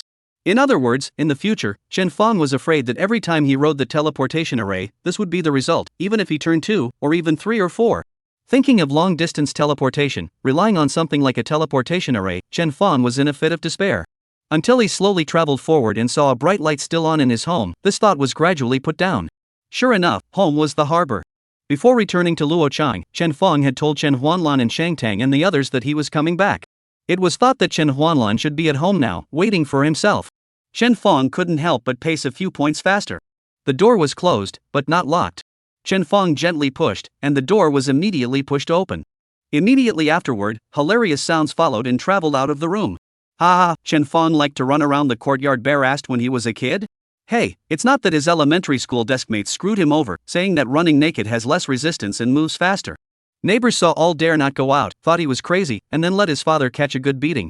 Then, there was another muddy voice that sounded stupid. Auntie, you first do not turn over, I have to screenshot a picture sent to the group. Ha! Chen Fong. Chen Fong, standing at the door, was confused. Sitting in the living room, holding an old photo album around together to see a happy Chen Huanlan, Su Qingya and Wang Taishan also froze. Especially Wang Taishan. At this moment, a light screen appeared in his hand, which was clearly the screenshot function of the photo system. And the photo he held in his hand was one of the many black histories that Chen Huanlan's predecessor had sealed in his photo album. You're back? Wang Taishan was a bit flustered for a moment. Hiding the photo in his hand was not, holding it was even worse. Chen Fong didn't care about this. After all, that was the black history of his predecessor. What did it have to do with him? What he was surprised about was why Su Qingya and Wang Taishan would be here. And also looked very familiar with his own mother. You. Chen Fong suspiciously glanced back and forth at Su Qingya and Wang Taishan, a bit confused. Why are you guys in my house? Wait. Su Qingya was about to explain, when suddenly the kitchen door on the side opened. Shang Tang was wearing the apron that Chen Huanlan usually wore for cooking and was holding a plate of braised crushing carp. Possibly due to spending too much time by the fire, a soft blush appeared on Shang Tang's cold white face, inexplicably giving him a sense of approachability and affinity. This feeling, to be able to appear on Shang Tang's body, was something Chen Fong had not even dared to think about before. Chapter 104 Celebration Banquet. Shang Tang glanced at Chen Fong and didn't say anything. Back just in time, Wang Taishan immediately stood up and pulled Chen Fong to the table. Come on, my sister's cooking is delicious. Shang Tang placed the dish in his hand in the center of the table. At this moment, the table was filled with various dishes, 7 or 8 plates. Chen Fong's family had never had such a sumptuous dinner before. Chen Huanlan put the photo album aside and greeted Chen Fong. Xiao Tang and the others know that you're coming home today. They've specially come over to celebrate you passing the Silver Dragon Knight's examination. During the days you were away, the 4 of them came every day, accompanied me to talk, and even had to help me with the housework. 4? Chen Fong swept a glance and realized that there were only 3 people here. Just at this time, Sun Wenjing's timid voice came from the kitchen. There's still me. Chen Fong was dumbfounded. In fact, before, the matter of the abominable church appearing again in the area of the city center village made Chen Huanlan very uneasy. After all, the last time the abominable church had appeared, it had brought about the destruction of the village and the city, and had caused Chen Huanlan to suffer for several years. When Chen Fong left, he was really worried about his mom's mental condition. Shang Tang and the others had come to visit often recently, presumably to make Chen Huanlan feel at ease and not to be scared all day long because of her hatred for the church. Chen Fong had never mentioned this kind of thing to Shang Tang and the others. It had to be said that they were quite meticulous. Chen Fong cast a grateful glance at Shang Tang, who obviously saw it but did not respond, his expression unchanged. Under Chen Huanlan's greeting, Chen Fong and Sun Wenjing, who had just finished coming out from the kitchen, took their seats. The small bungalow had never been so lively. Because before he came back, Chen Fong had already told everyone that he had passed the examination, and that the matter of becoming a Silver Dragon Knight was basically a done deal. So this meal was mainly to celebrate Chen Fong. During this time, Wang Taishan also asked in detail how Chen Fong had passed the examination. Chen Fong told the whole process. Considering the presence of Chen Huanlan, the thrilling parts of the process were lightly skimmed over by Chen Fong. Knowing that Chen Fong had taken the Silver Dragon Knight's quota from Yang Tianjiang, Wang Shu and the others with an almost strong stance, even Shang Tang's face showed some strange colors. Yang Tianjiang even became your defeated? Su Qingya chewed on the fish in her mouth, her voice slurred. These people, in our Shuzhong, are all renowned geniuses. Especially that Yang Tianjiang, I've seen him before in the individual tournament of the Shuzhong League. He's very strong, with professional characteristics of both offense and defense, and almost no weaknesses. You've also participated in the Shuzhong League? Wang Taishan, who was gnawing on a chicken leg, raised his head. I wanted to go before, but my sister said that my career traits weren't balanced enough for the individual tournament. And at that time, there were still only 2 of us on the Shang Shiqing Shan team, and we weren't qualified enough to sign up for the team tournament, so we didn't sign up for either tournament. Sister Qingya, did you participate in the individual tournament, or the team tournament? I participated in both. Su Qingya was very proud of herself, but after being asked by Wang Taishan what ranking she had gotten, she was obviously a bit more vain. For the team competition, I was in the top 32. The individual competition was a little better, being 11th. Of course. Su Qingya immediately looked for a remedy. I met an assassin-type rare profession at the time. It was too restraining for a musketeer like me. It couldn't be helped. If I had a different opponent, I would have been able to advance my ranking even further. Sister Qingya is only the 11th place. Wang Taishan was surprised, and looked at Chen Fong again. Then the first place Yang Tianjiang should be very powerful, right? But it sounds like it's still a long way off compared to Brother Fong. Brother Fong now can be really powerful. Nonsense. Su Qingya blankly glanced at him, her gaze similarly fell on Chen Fong, her tone grumbling up. I don't know where this kid got such good luck, getting a bunch of awesome drawings. They say that mechanics burn money. Why do I feel that he didn't spend much at all? With 2 bodies of battle armor, it's straightforward to pass through all kinds of difficult copies and bosses. Chen Fong smiled without saying anything. Indeed, other mechanics burn money, while I, a mechanic, really don't burn much money playing. Thinking of this, Chen Fong put down his chopsticks and said to everyone, right, I forgot to tell you guys before. This time when I participated in the examination, didn't I explode quite a few pieces of equipment in Broken Sword Mountain? There are a few pieces of equipment in there that you guys should be able to use. See for yourselves if you like it or not. If you don't like it, then trouble Shang Tang to help me sell it and exchange it for money. Shang Tang gave a faint Chen Fong lowered his head and began to pull out equipment from his backpack piece by piece. Originally, everyone thought that the equipment that Chen Fong brought back should all be some purple grade equipment. As a result, when one piece of equipment that shimmered with a red grade light was pulled out, everyone at the table was shocked. Especially Wang Taishan.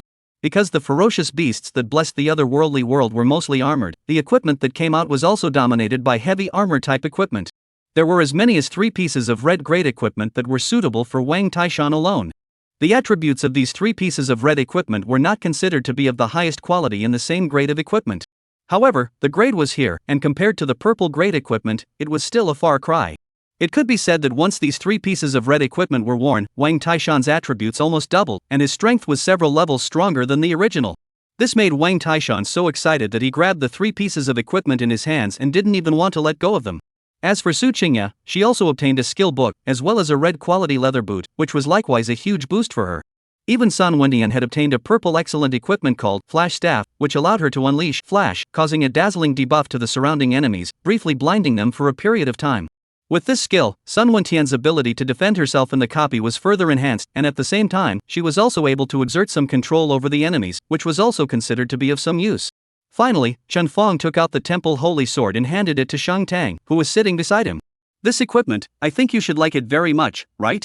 As soon as Chen Fong took out this lightsaber, the gazes of the people around him were drawn over.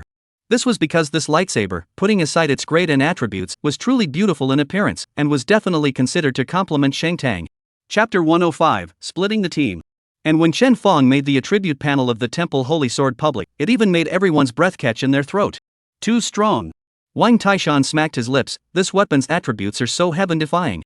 Moreover, if my old sister equips this weapon and then connects it with Brother Fong, wouldn't both of them be invincible? Yes.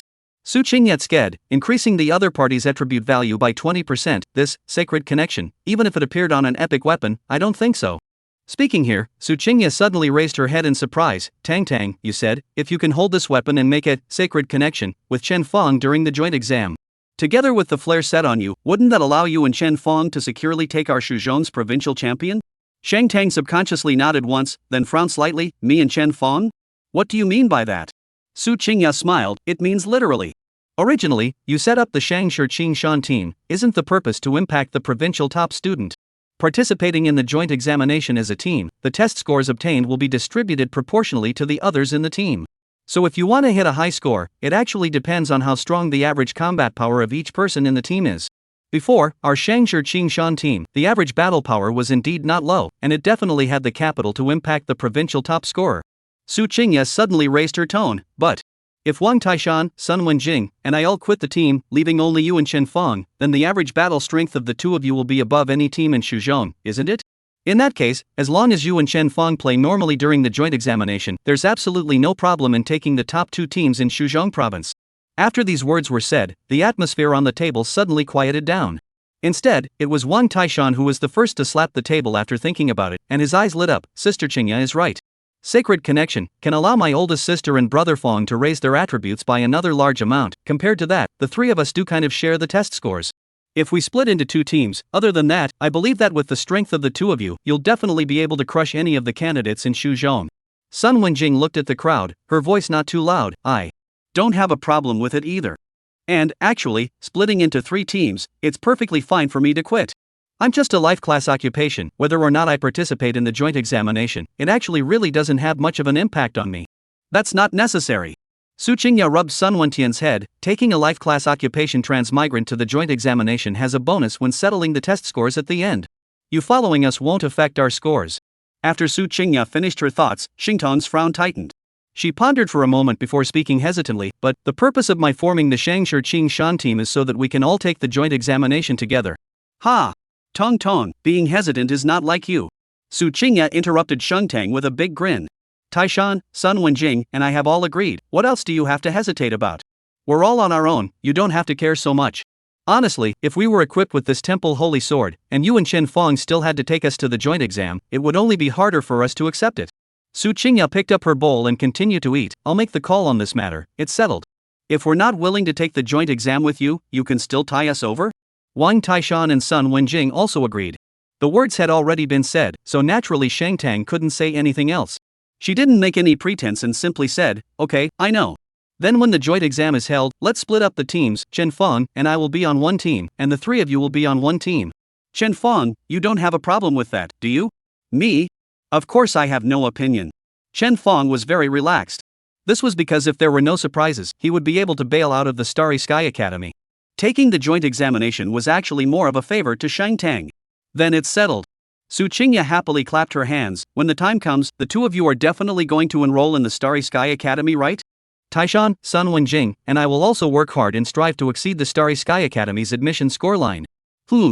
Wang Taishan looked like he was full of ambition and clenched the chopsticks in his hand. Chen Fong looked at them and knew that with himself and Shang Tang withdrawing, with Su Qingya, Wang Taishan, and Sun Wenjing alone, there was actually a great hope in trying to hit the Starry Sky Academy's scoreline. It just wasn't ensured. After all, with only 3 people left on the team, the configuration was lacking, and the sustained output and milk were not too sufficient. If the 3 of them played well, they would be able to enter the Starry Sky Academy. But if they run into any boss that they can't handle and are delayed, then they can only enroll in an ordinary 985 or 211. Thinking of this, Chen Fong paused and suddenly had a solution. Little pendant, Chen Fong suddenly cued Sun Wenjing. You said before that the record of clearing a copy is considered a very golden plus point. Is it also applicable when applying for the academy? Sun Wenjing said, yes, no matter if it's joining a guild or applying for the academy, a copy's clearance record is very valuable. Ah, I get it. Not only Sun Wenjing, the others also instantly understood what Chen Fong wanted. Since Wang Taishan and the others didn't have full certainty that they could be admitted into the Starry Sky Academy, then Chen Fong would help them pull the additional scores outside of the joint examination directly. If the clearance records of the copies could be taken as additional points, everyone would go together to brush it up a few clearance records. With these additional scores, wouldn't it be a nail in the coffin for Wang Taishan and Su Qingya if they wanted to enter the Starry Sky Academy? Chen Fong smiled and said to the crowd, there's still almost a month to go before the joint examination. During this month, let's just go ahead and brush some copy clearance records out as much as possible. No, it should be to make sure that everyone can enter the Starry Sky Academy. After this path was pointed out, the atmosphere at the table became significantly more active. Chen Huanlan, who was seated at the main seat, hadn't said a word, only looking at the group of children, a smile flashing in his eyes from time to time. The task of finding a copy was naturally given to Shang Tang. With the resources of Shang Tang's guild, it still wasn't difficult to find a copy of the right level to brush up on the clearance records. The crowd ate and drank next, and the time soon came to 9 o'clock. Shang Tang and the others didn't continue to linger, intending to bid farewell and leave. At Chen Huanlan's gesture, Chen Fong sent Shang Tang and the others out of the urban village until they all got on the Shangshi Guild's car. However, the car did not leave after everyone got on. Shang Tang lowered the window of the car and sent a trade request to Chen Fong. What are you? Asked Chen Fong. Chapter 106 Waste Stuff. Shang Tang said simply and directly, we took so much equipment from you just now, so of course we have to give you the money. Chen Fong was dumbfounded, then shook his head with a smile. Forget it, don't give it. Shang Tang asked, why don't you give it? You're a mechanic, and Auntie Chen has the drilling poison spell, you should be quite short of money, right? This equipment, Chen Fong said, consider it as your thanks for coming to my house and looking after my mom these past few days. Shang Tang was silent and finally smiled without saying anything else. The trade application was then closed. Shang Tang, however, did not leave immediately, but instead told Chen Fong another piece of news that made him ecstatic. By the way, the transmuter who was able to erase the drill heart poison curse, our guild already has some news. Currently, my father is in contact with him to see if we can invite this transmuter over to help Auntie Chen with her treatment. Ah, really? Chen Fong was pleasantly surprised. If not for the fact that the two of them were separated by a car door, it was estimated that he would have subconsciously grabbed Shang Tang's hand. Shang Tang nodded, aha. It's just that this transmigrant has met with a bit of trouble. But my dad is helping him deal with it, and he'll be able to get out of it when the trouble is resolved. This way, he also owes my dad a favor, so I believe he shouldn't refuse the invitation to help Auntie Chen with her treatment. Originally, my dad even said that he wanted to meet you once you returned. It looks like this meeting will have to be pushed back a bit as well. It's just as well, you'll also be able to make more preparations, and I hope that you'll be able to leave him with a good impression when the time comes. Chen Fong recalled that when he had just arrived in Lingfeng City, Shang Tang had indeed said that her family's old man was interested in meeting him. At that time, he was still nervous for a long time. As a result, when he had returned, this meeting had to be postponed to a later date. It was so good, after all, he now really didn't know how to face Xing Tong's parents. Good. Chen Fong gently nodded his head. Help me thank Uncle Shang, I really didn't expect that my mom's matter would still make him personally beg. It's nothing, he volunteered. Shang Tang brushed the broken hair in front of his forehead to one side. I told him about you, and he admired you, that's why he was willing to go through the trouble to help. When you meet him later, you don't have to be too nervous. When I mentioned you to him, I said nothing but good things about you. Shang Tang turned his head and the car window slowly rose. It's getting late, you go back to rest earlier. Good. The car then drove off and disappeared into the night. Lingfeng City, Yang family. As the top big family of Lingfeng City, the Yang family had an ancestral house of their own in the city. This ancestral mansion had been pushed down and rebuilt some years ago, and was no longer ancient, but modern, as if it was a castle with the architectural characteristics of the Dragon Kingdom. At this moment in the Yang family, Yang Tianjian was kneeling in front of a room, his body trembling from fear and exhaustion. His arm, which had been healed by the Yang family's top-tier auxiliary class professions, had grown back. However, as the old wound healed, a new one was added. Many bruises could be seen on Yang Tianjian's body, obviously left just now. Dad, it's really not my fault. Yang Tianjiang slammed his head on the ground and cried out in pain. It's all because of that Luo City's mechanic. He deliberately harmed me during the examination, which made me lose my Silver Dragon Knight's place. I've already worked very hard. Shut up. Inside the room, a thick middle-aged man's voice was heard. Failure is failure. What reasons are you looking for? Do you know that this time, to be able to allow you to successfully enter the Silver Dragon Knights, how much of my mind and soul have I expended?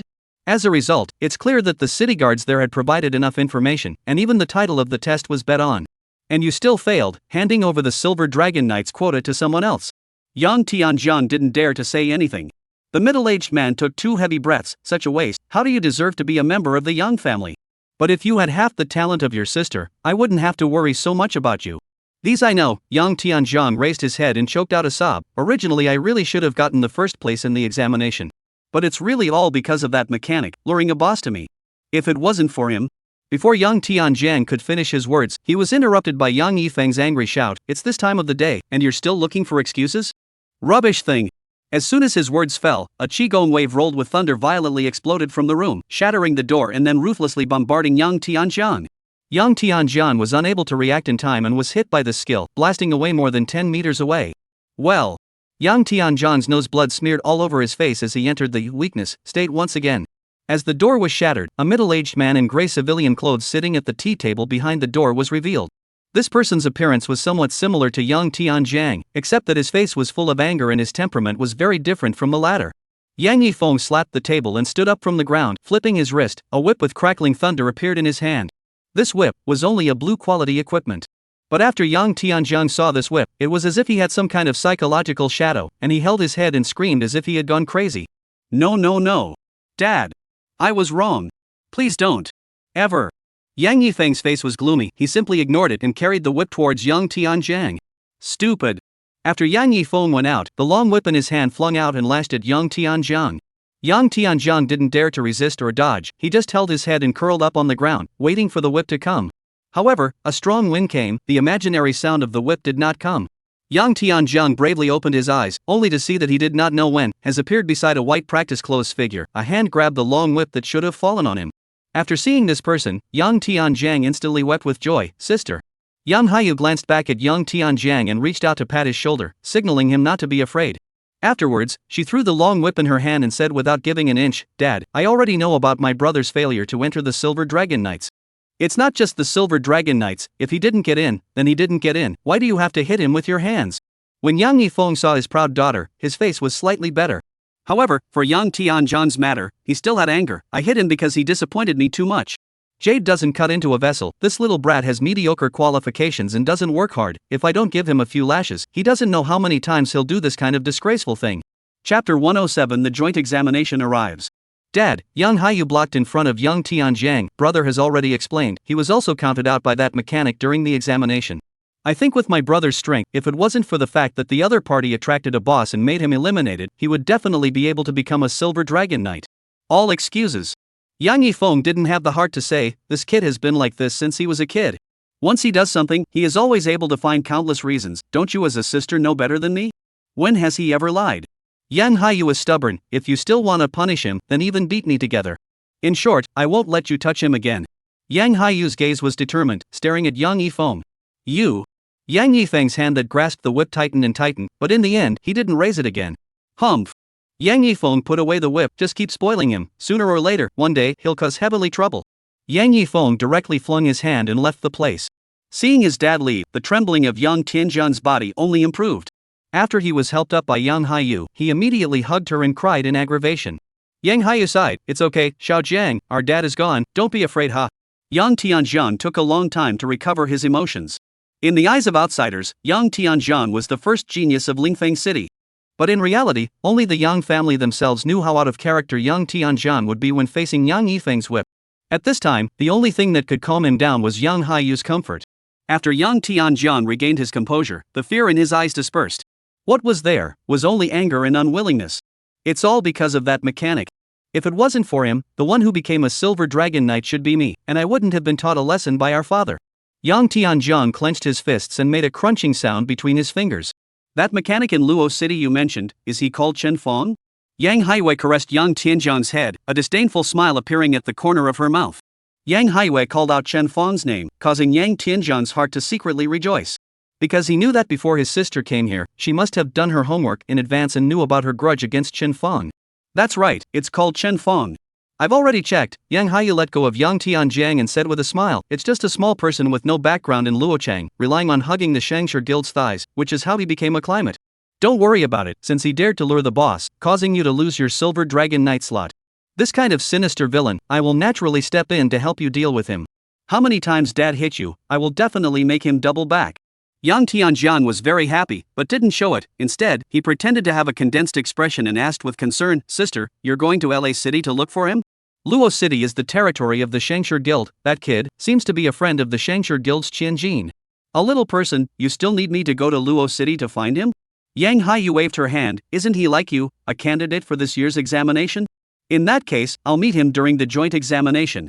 He made you lose your Silver Dragon Knight slot, I'll make him lose his results in the joint examination. In that case, it'll be considered a courtesy. As soon as Yang Tianjian thought that Chen Fong would be targeted by this sister of his during the joint examination, his heart immediately felt a lot better. However, recalling the scene where Chen Fong fought with the Temple Saint swordsman and still managed to achieve a strength crush, he could not help but feel worried for his sister.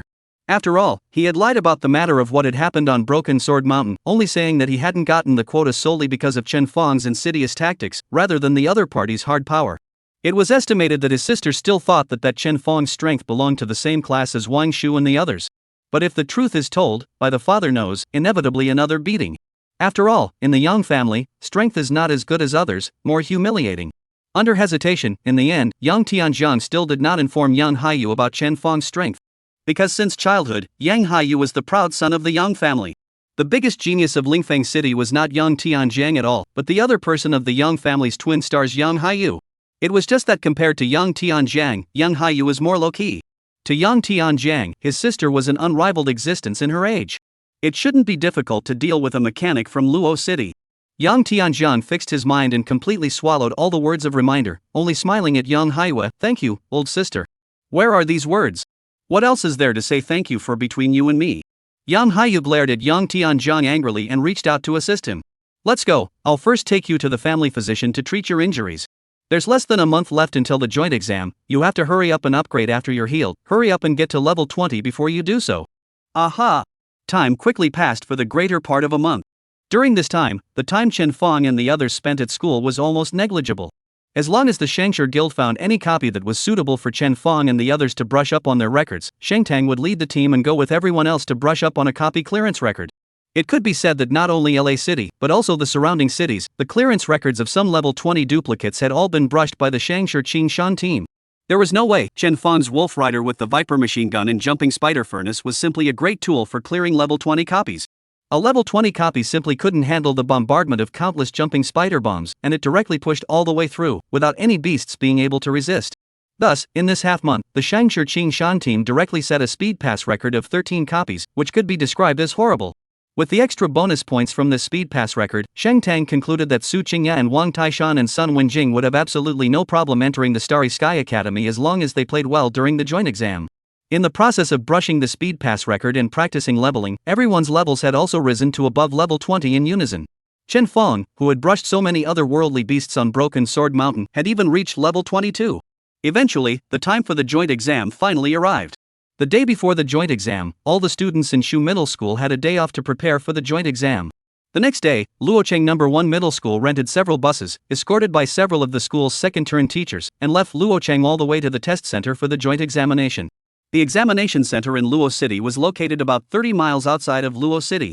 As early as a month ago, the people from the Dragon Country Education Examination Institute had erected an examination point here, an immense and incomparable teleportation array. Through this teleportation array, all of Luo City's examinees would be transported within an artificial map for a unified examination. Chapter 108 Jiashan Type Exam Questions.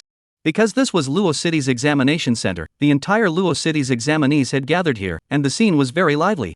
There were a total of 18 high schools in Luo City, and each high school had a full 2,000 examinees towards the top. Discounting the staff, school teachers and leaders present, the number of students alone was upwards of 30,000.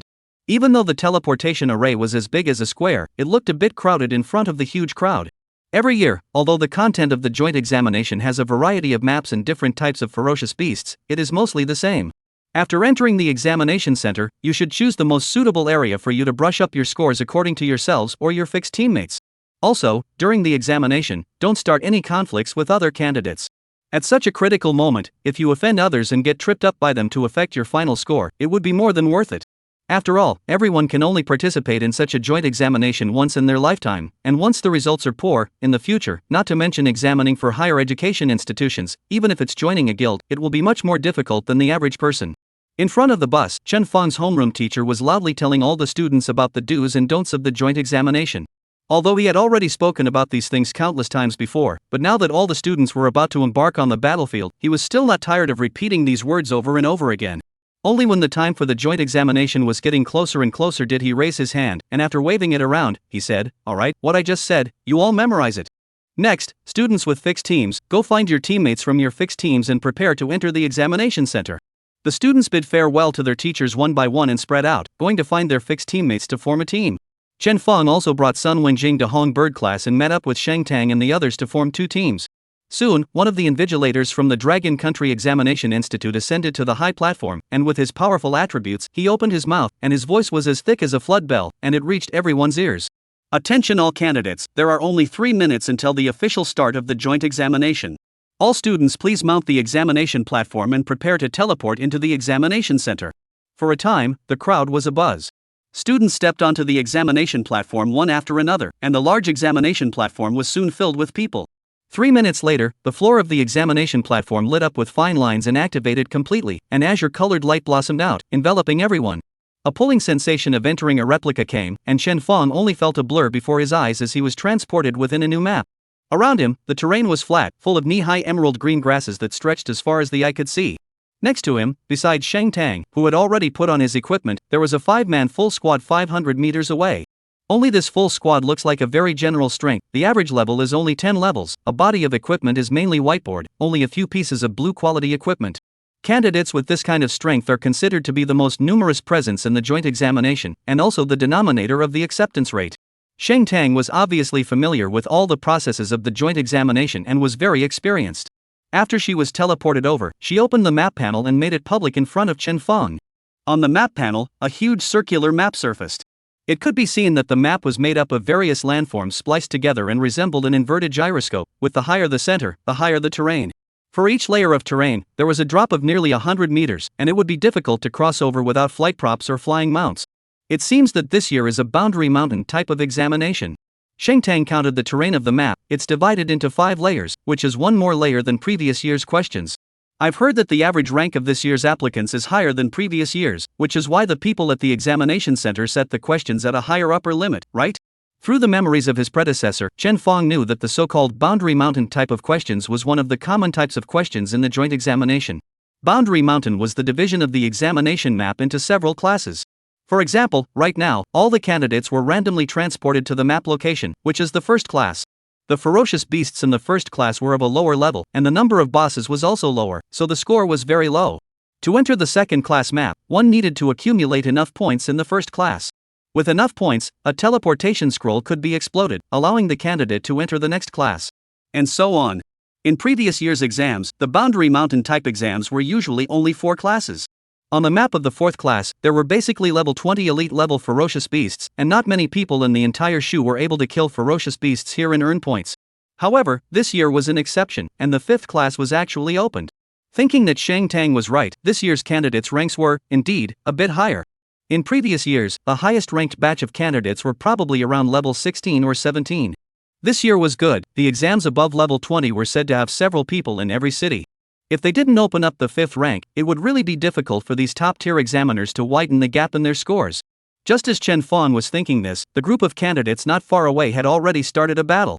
3 or 4 giant locusts half a meter long with bodies as turquoise as jade popped out of the grass and attacked this team of transmigrators. Although they were low-leveled and poorly equipped, they did have a certain tacit understanding with each other. The 2 knight-type professions of the transmigrants immediately stepped forward and blocked the ferocious beasts on the opposite side, preventing them from threatening the back row professions. The ice mages and archers in the back row released their skills to output against the ferocious beast. The not-so-tall priest girl also waved her staff to keep the front row professions at bay, and everything was organized. Those locusts were called Chui Chow locusts, but they were just level 10 ordinary ferocious beasts, which were considered to be the bottom tier of the joint examination topics. So although the number of ferocious beasts was a bit too much, making it slightly overwhelming for this team of transmutants to kill them, they could still barely deal with them. With the strength of their team, they basically don't need to consider traveling to the second layer of the map. Killing as many beasts as possible in the first layer and earning some points is the right solution.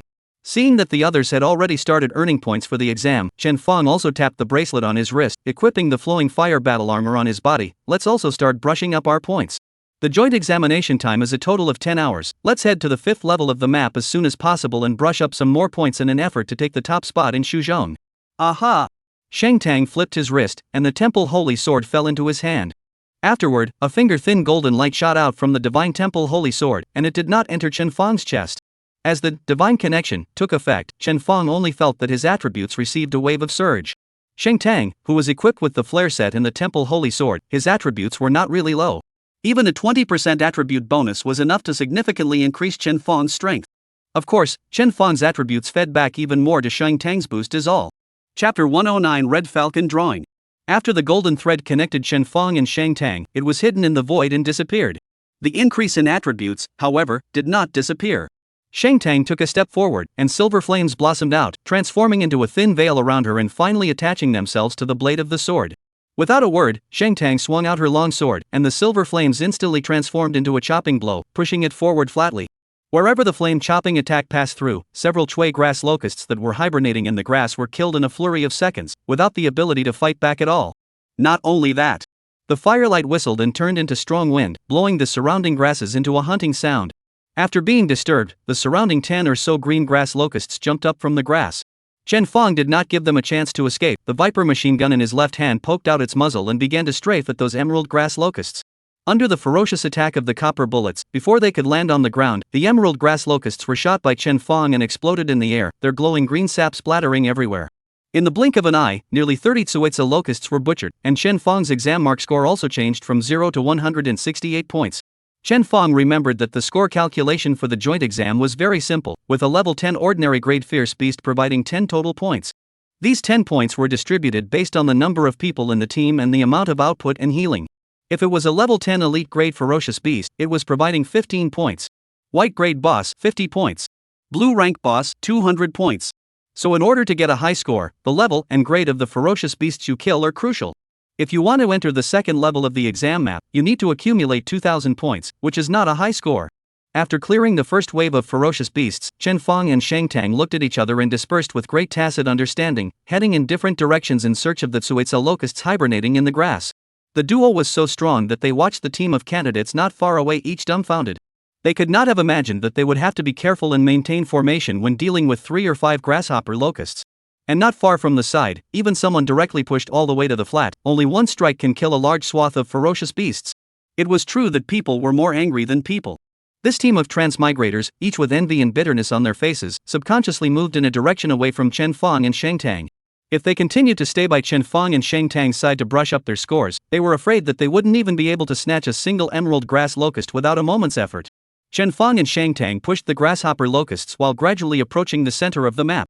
After traveling for about 20 minutes or so, Chen Fong's score had already reached 1800 plus, just one step away from 2000 points.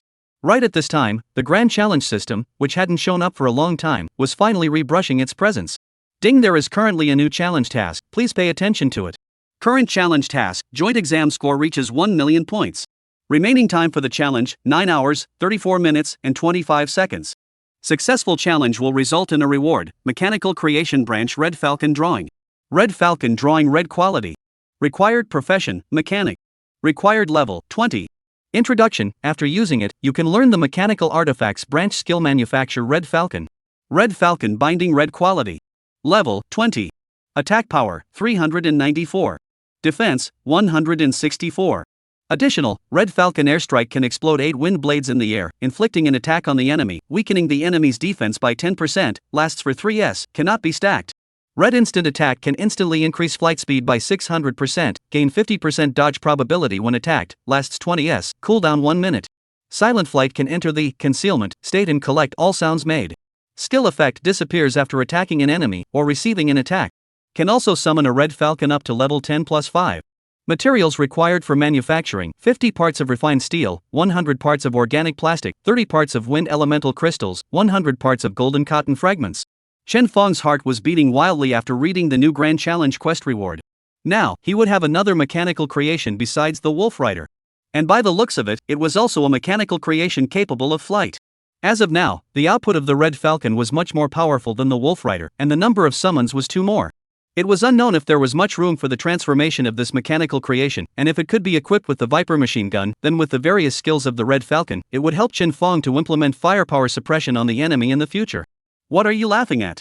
Not far away, Shang Tang saw Chen Feng's movement stall and then start giggling as if he had thought of something good, making her feel a little weird. Chen Feng waved his hand, signaling that it was nothing. Then, he suddenly asked Shang Tang, by the way, in the past years in Shuzhong, what was the highest score in the joint examination? Shang Tang showed a strange color, not understanding why Chen Feng asked this. However, she still casually said, the highest is about 570,000 points. This score was set 3 years ago by the top student of Shuzhong. That year's examination center was richer in ferocious beast resources, and the scoreline was generally higher. Generally speaking, the top scorers of all the years are basically below 500,000 points, and it's very difficult to exceed this mark. Only 570,000? Chen Feng raised his eyebrows and cursed his system for being such a chicken thief. The scores of the top students of the previous years were only around 500,000 points, and as a result, if one wanted to get the Red Falcon's drawings, one needed to get 1,000,000 joint examination scores for oneself? Wasn't this forcing himself to be inhuman? After understanding the difficulty of this grand challenge mission, Chen Feng was also serious about this joint examination and did not intend to waste another minute or second. He half-kneeled and tapped the ground as 5 Wolf Riders came out of the summoning formation. Little Sufferer student. I'm in. Manipulate the Wolf Riders, spread out everywhere, and directly carpet clear the ferocious beasts so that we can get the most points possible. Yes, Master. Under the control of Little Sufferer's classmates, the 5 Wolf Riders were instantly animated. Although 4 of them were loaded with jumping spider furnaces, causing their movement speed to be greatly impaired. However, with the View Rift firing pin, the Wolf Riders still utilized 2 flashes to pull away from each other, each occupying an open space. Without waiting for the grasshopper locusts in the grass to jump out, the Viper machine guns began to frantically strafe the grass, while the jumping spider bombs swarmed out of the furnace, flee like in all directions, actively searching for the enemies around them. For a while, the sounds of gunfire and bomb explosions rose and fell, and the test scores on Chen Feng and Shang Tang began to skyrocket all the way up. This made Shang Tang very puzzled, not knowing what Chen Feng was stimulated by. Why was he suddenly so interested in the matter of brushing up his test scores, and directly began to smash money to move out the jumping spider furnace. The Wolf Rider was summoned out in just a minute's time, and the scores of Chen Feng and Shang Tang both surpassed the 2,000 mark. The Wolf Rider equipped with the abominable light blade rushed into the grass and gripped back a golden teleportation scroll. Let's go to the next level and brush the fierce beasts with higher scores. Chen Feng shook the teleportation scroll in his hand at Shang Tang before directly crushing it, causing it to transform into a teleportation portal. Chapter 110. Were you born without a smile? Luo City, within the examination center's invigilation room. Xin Linfeng, the director of the Luochang Education Bureau, the principals of the middle schools in Luochang and some leaders were all here. On top of that, there were more than 10 people from the Provincial Examination Institute in front of the invigilation room as well, always supervising the situation of the joint examination. Since this was only a municipal-level invigilation room, they could only view the scores and rankings of the candidates in Luo City. Currently, on the large display screen in front of the crowd, the first and second ranked candidates were Chen Feng Shangshirqing Shan Team 1 and Shang Tang Shangshirqing Shan Team. Their current score was already as high as 250,000 points, and they were currently in the 3rd examination center, heading towards the 4th examination center. As long as Chen Feng and Shang Tang's scores reached 300,000 points, it not only meant that they had the qualifications to enter the 4th level of the examination hall, it also meant that their score line had reached the key line, which could be considered by any key university. Seeing Shangshirqing Shan's first team soar all the way, the principal of the first middle school, an old man with a completely white beard and a wide, fat body, was constantly jerking his own beard at this moment, and was overjoyed. Shen Linfeng was sitting right next to him, and after he finished chatting with someone using the friend system, he couldn't help but turn his head to the principal of number 1 middle school, Principal Feng. It looks like these two kids from your school have a chance to ask for one of the top 3 seats in this joint exam.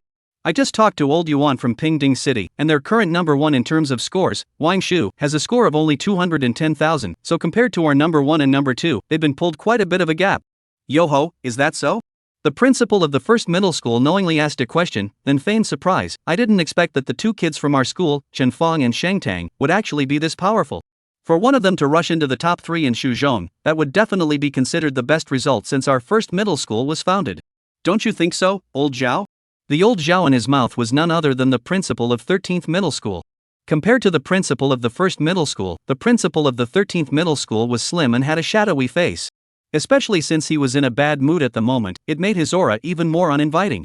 The principal of the first middle school did not care about this, seeing that this old Zhao did not take care of his own intentions, but even took the initiative to poke the other party with his elbow, causing the other party to turn back to look at him angrily. Seeing this, the principal of the first middle school laughed. His tone was a bit beat up. What's the matter, Lao Zhao? You're always slack-jawed. Are you naturally unsmiling?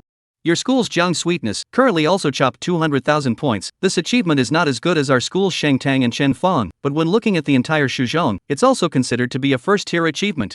It's hard to believe that you're still not satisfied with this kind of achievement? The principal of 13th middle school had a momentary urge to curse but couldn't.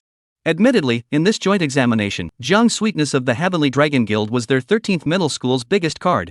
Jiang Sweets didn't let him down either, raising her level to level 20 near the time of the joint exam, directly breaking the record amongst the candidates of 13th middle school.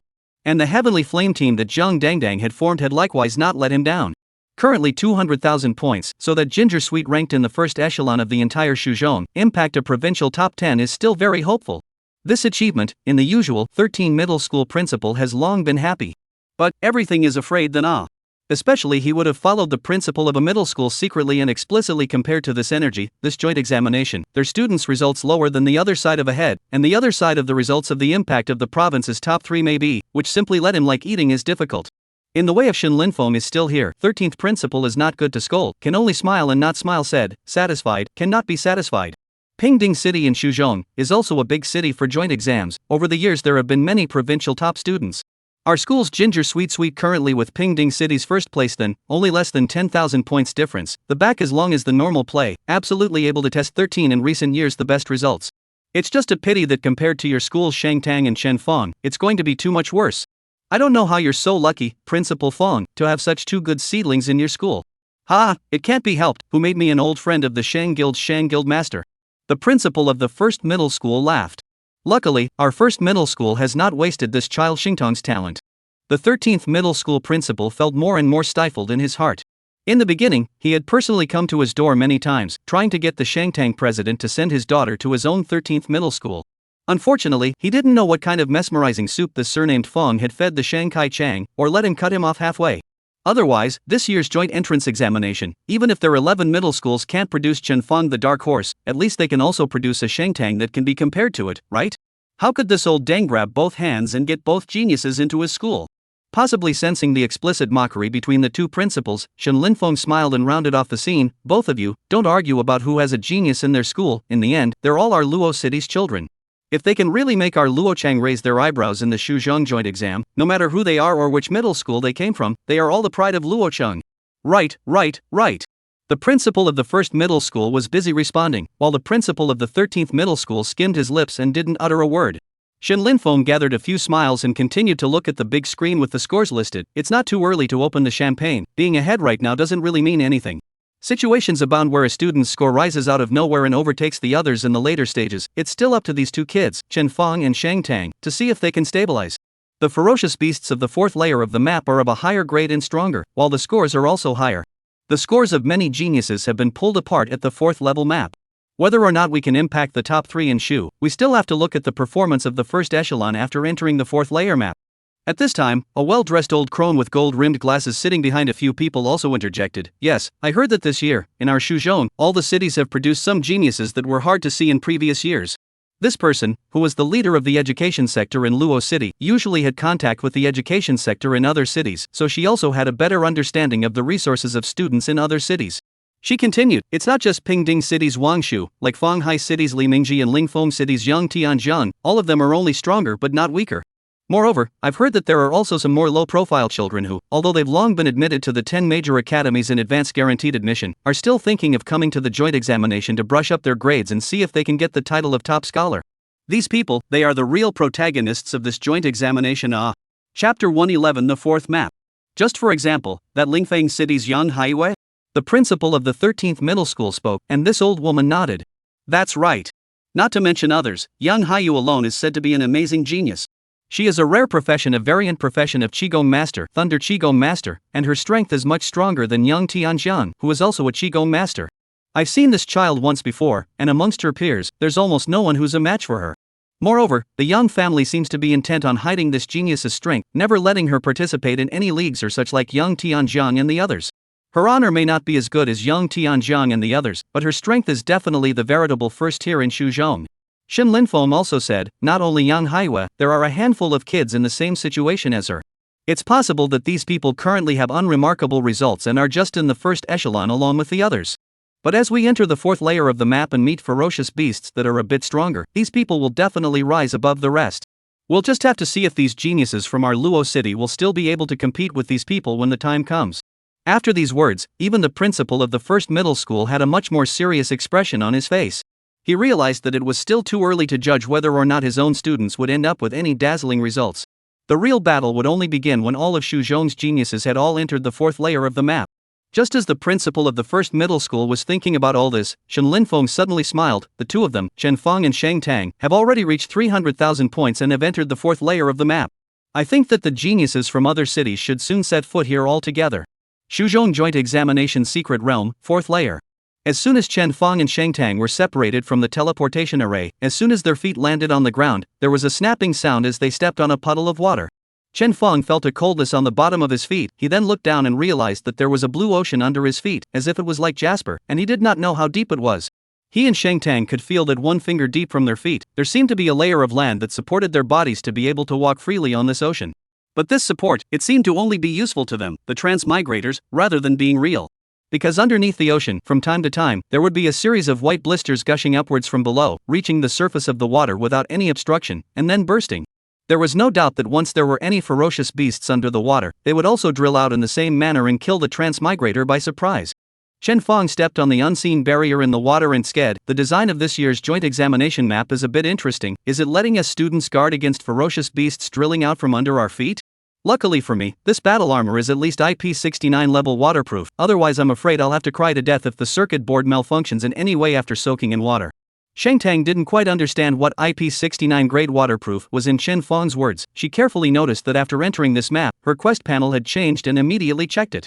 In previous years, there were a total of 4 maps for the JCE questions, and the 4th map is even the final question of the exam, so naturally it's a bit different from the other 3 maps. Shang Tang said, closing the task panel in front of him. However, this year, the questions are a bit different, with the addition of a 5th map.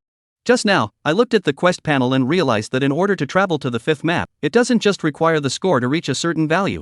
After our score reaches 400,000, the teleportation scrolls popped out by the ferocious beasts will no longer send us directly to the next map, but will instead be sent to the teleportation area.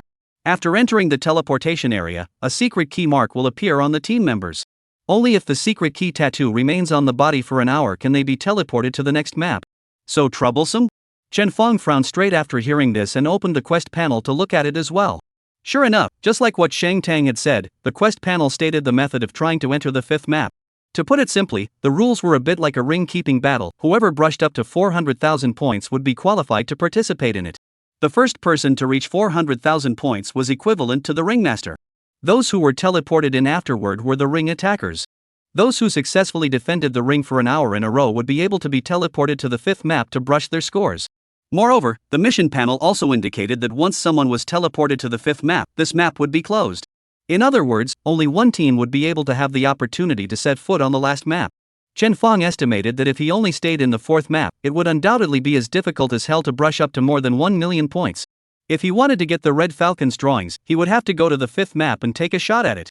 The best result was nothing more than him firing on all cylinders, taking the first step to brush up enough points to reach 400,000, teleporting over to guard the ring.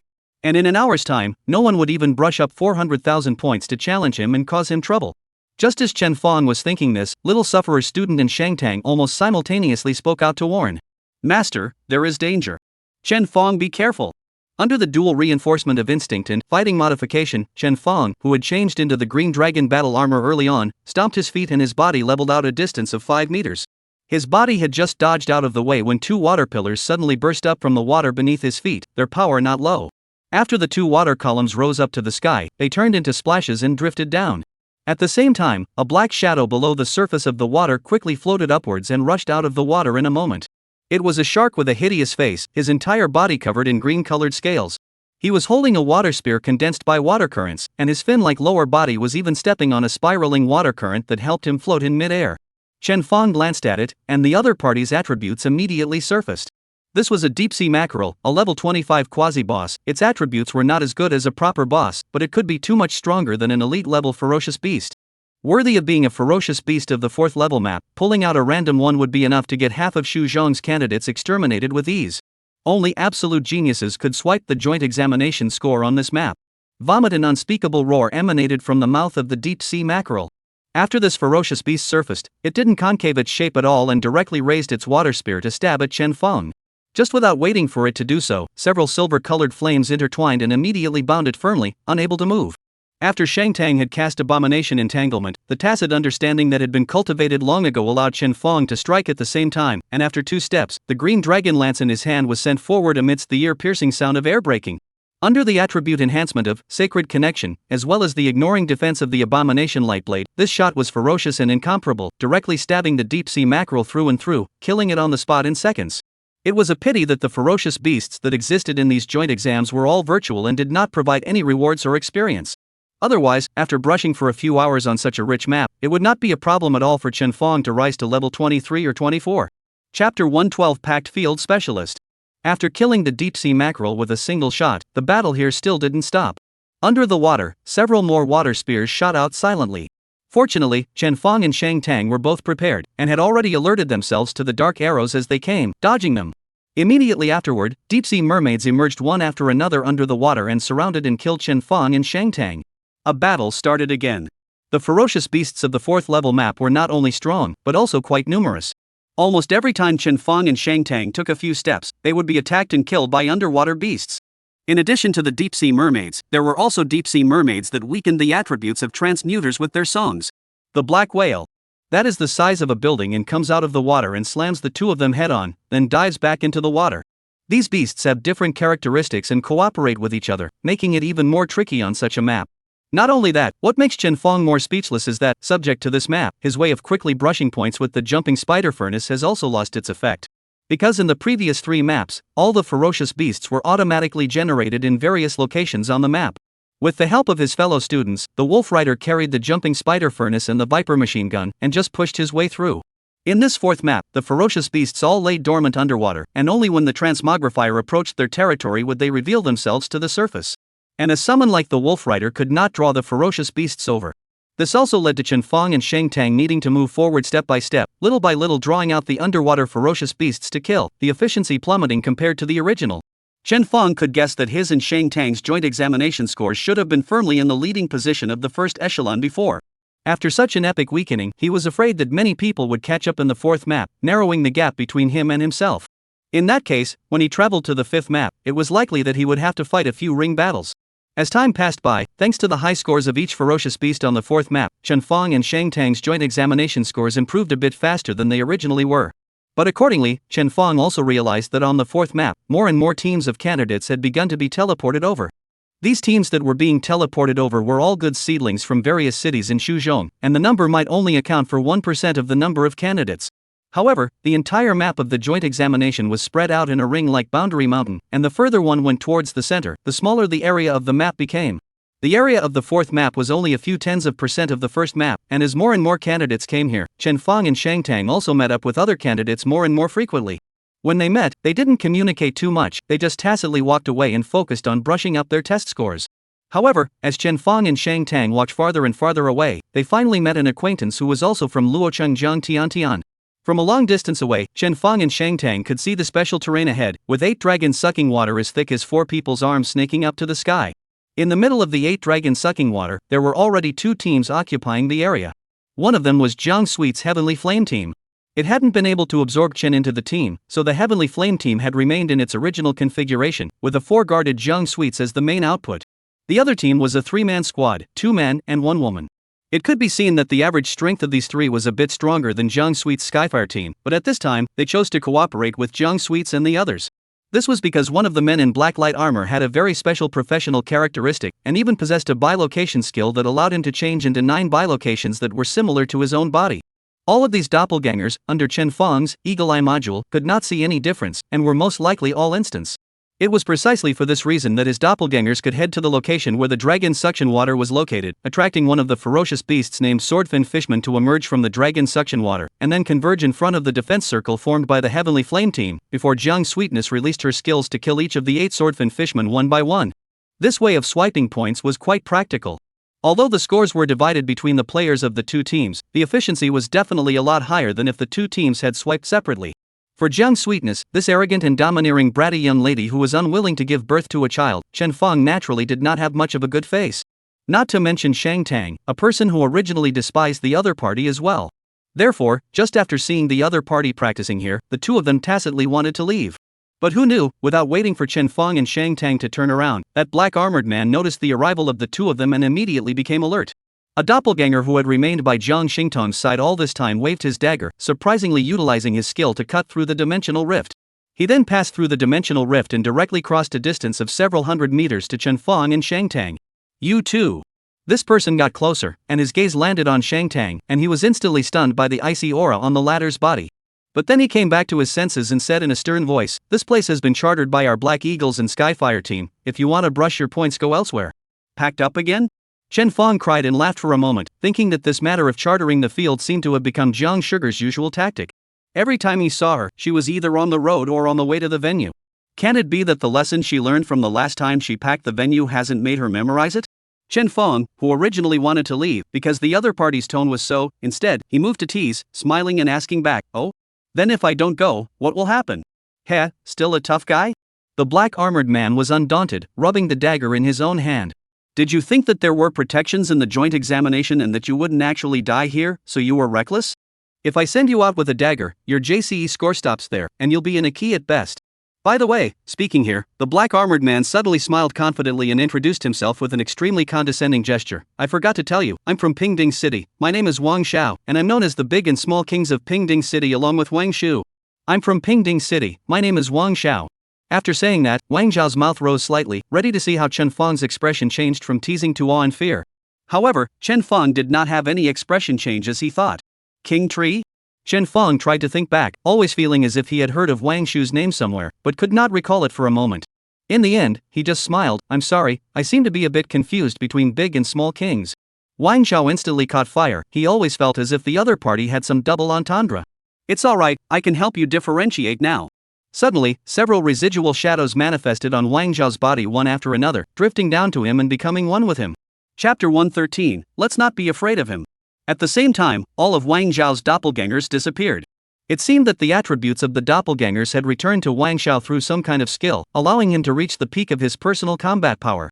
Feeling that his attributes had returned, Wang Zhao's heart was even more energized, and he was about to take a step forward and unleash his skills right away. However, just at this time, a chorus came. "Stop!" Wang Zhao's movements lurched. He turned around and realized that it was Jiang Sweetness who had just finished clearing a wave of ferocious beasts with a pale face, running all the way towards himself, panicked to the extreme. Seeing that Jiang Sweetness seemed to be looking so tense because she was concerned about herself, Wang Zhao's heart warmed and he immediately greeted him. "Sweetness, are you worried about me?" "Don't worry about it, the other side is only 2 people, even if it is a heavenly pride that came to the 4th map, with my strength, I can deal with it." Before he could finish his words, Jiang Sweetness directly pushed him away and stood at a relatively safe distance from Chen Fang and Shang Tang. She was afraid that she might not be able to keep an eye on him and let Wang Xiao start some kind of conflict with Chen Fang and Shang Tang, thus involving herself. Seeing that there was still room for things to be eased, Zhang Dangdang sighed in relief. "Sorry." Zhang Dangdang ignored her nemesis, Shang Tang, and looked towards Chen Fang. "We're just here to brush up on our JLPT scores, there's no such thing as a charter. If you guys are willing to brush your scores here." After a pause, although she felt slightly humiliated, Jiang Sweetheart gritted her teeth and continued after a scene of Chen Fang killing the stitched corpse man in seconds at first flashed through her mind. "We can also go elsewhere." The moment these words came out, the eyes of Wang Xiao on the side were almost glazed over. He had heard of Jiang's sweetness in Pingding City. She was the daughter of the Heavenly Dragon Guild, one of the top teenage prides in Luo City, second only to Shang Tang of the Shangshi Guild. Moreover, Jiang's sweetness was quite famous for her domineering personality based on her status. And he, Wang Xiao, liked this kind of flamboyant character of Jiang Shangtang. Although they were in two cities, they had met a few times when they followed their fathers to attend some high-end banquets. Wang Xiao had even started a fierce pursuit of Jiang sweets until they were reunited in the fourth map of the joint examination, which gave them the opportunity to temporarily cooperate with the Skyfire team and brush up their scores here together. It could be said that Wang Xiao knew Jiang's sweetness very well. He couldn't figure out how he could not understand why Jiang's sweetness was so polite to these two people in front of him. Chen Feng was no less surprised than Wang Xiao. He said to himself, it seems that the previous shots in the middle school have cleared up the mind of this bratty young lady, and she is able to distinguish between those who can and those who can't be messed with. Chen Feng himself was a person who ate softness but not hardness. Since Jiang's sweetness was so uptight, Chen Feng was also too lazy to bother with the other party. We're just passing by, we're not interested in this brush point of yours. Let's go, Shang Tang, let's go find other ferocious beasts. Aha! Shang Tang responded nonchalantly, as if everything had nothing to do with her. As Chen Feng and Shang Tang walked away, Jiang's sweetness exhaled softly. She was going to get a high score in the joint examination and strive to enter the top 10 schools. If she was eliminated because of this because she had offended Chen Feng, then she would really be crying her eyes out. Sweet, you. Wang Xiao frowned and came forward, asking strangely, do you recognize those two people? We are so many people, even if we really fight, we are not afraid of them at all or anything, right? Shut the hell up. Jiang Dongdong's mood, which had just calmed down, flared up once again. She glared at Wang Xiao and said in a bad mood, if you're going to die, don't drag me down with you. If you still want to team up with our Heavenly Flame team to brush up your score, stay away from those two people just now, especially the one in battle armor. If you get into any trouble, our Skyfire team won't get involved to help you. The man in battle armor? Chen Feng's figure flashed in Wang Xiao's mind. Are you afraid of him? I can't figure out what you're afraid of him for, sweet. With me here, if he dares to bully you, I will directly. The latter words, Wang Xiao did not say further. Because at this time, the anger in Jiang Dongshan's eyes had almost formed a substance, making him not dare to continue to talk too much, for fear that this big miss in front of him would directly blow up. I don't want to talk nonsense with you anymore, you just need to remember what I said. Also, don't call me sweetness, we're not that familiar. Jiang Sweets twisted her head and walked towards the location of the score brush on her own. Wang Xiao deflated and didn't dare to say anything else. But in his heart, he was still very unconvinced, thinking that Jiang Sweetie was really making a big deal out of it and was not clear about his Wang Zhao's strength. Just kidding, even if it was Wang Shu or Yang Tianzhang, he was not afraid. An unknown brat, how capable can he be?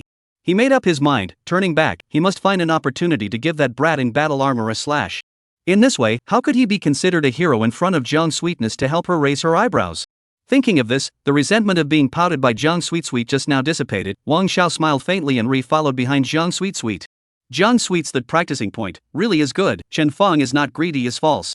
But there was no way, his occupational characteristics were different from Wang Zhao's, and there was no way to draw all the beasts that came out of the 8 dragons sucking waters together at the same time to kill them.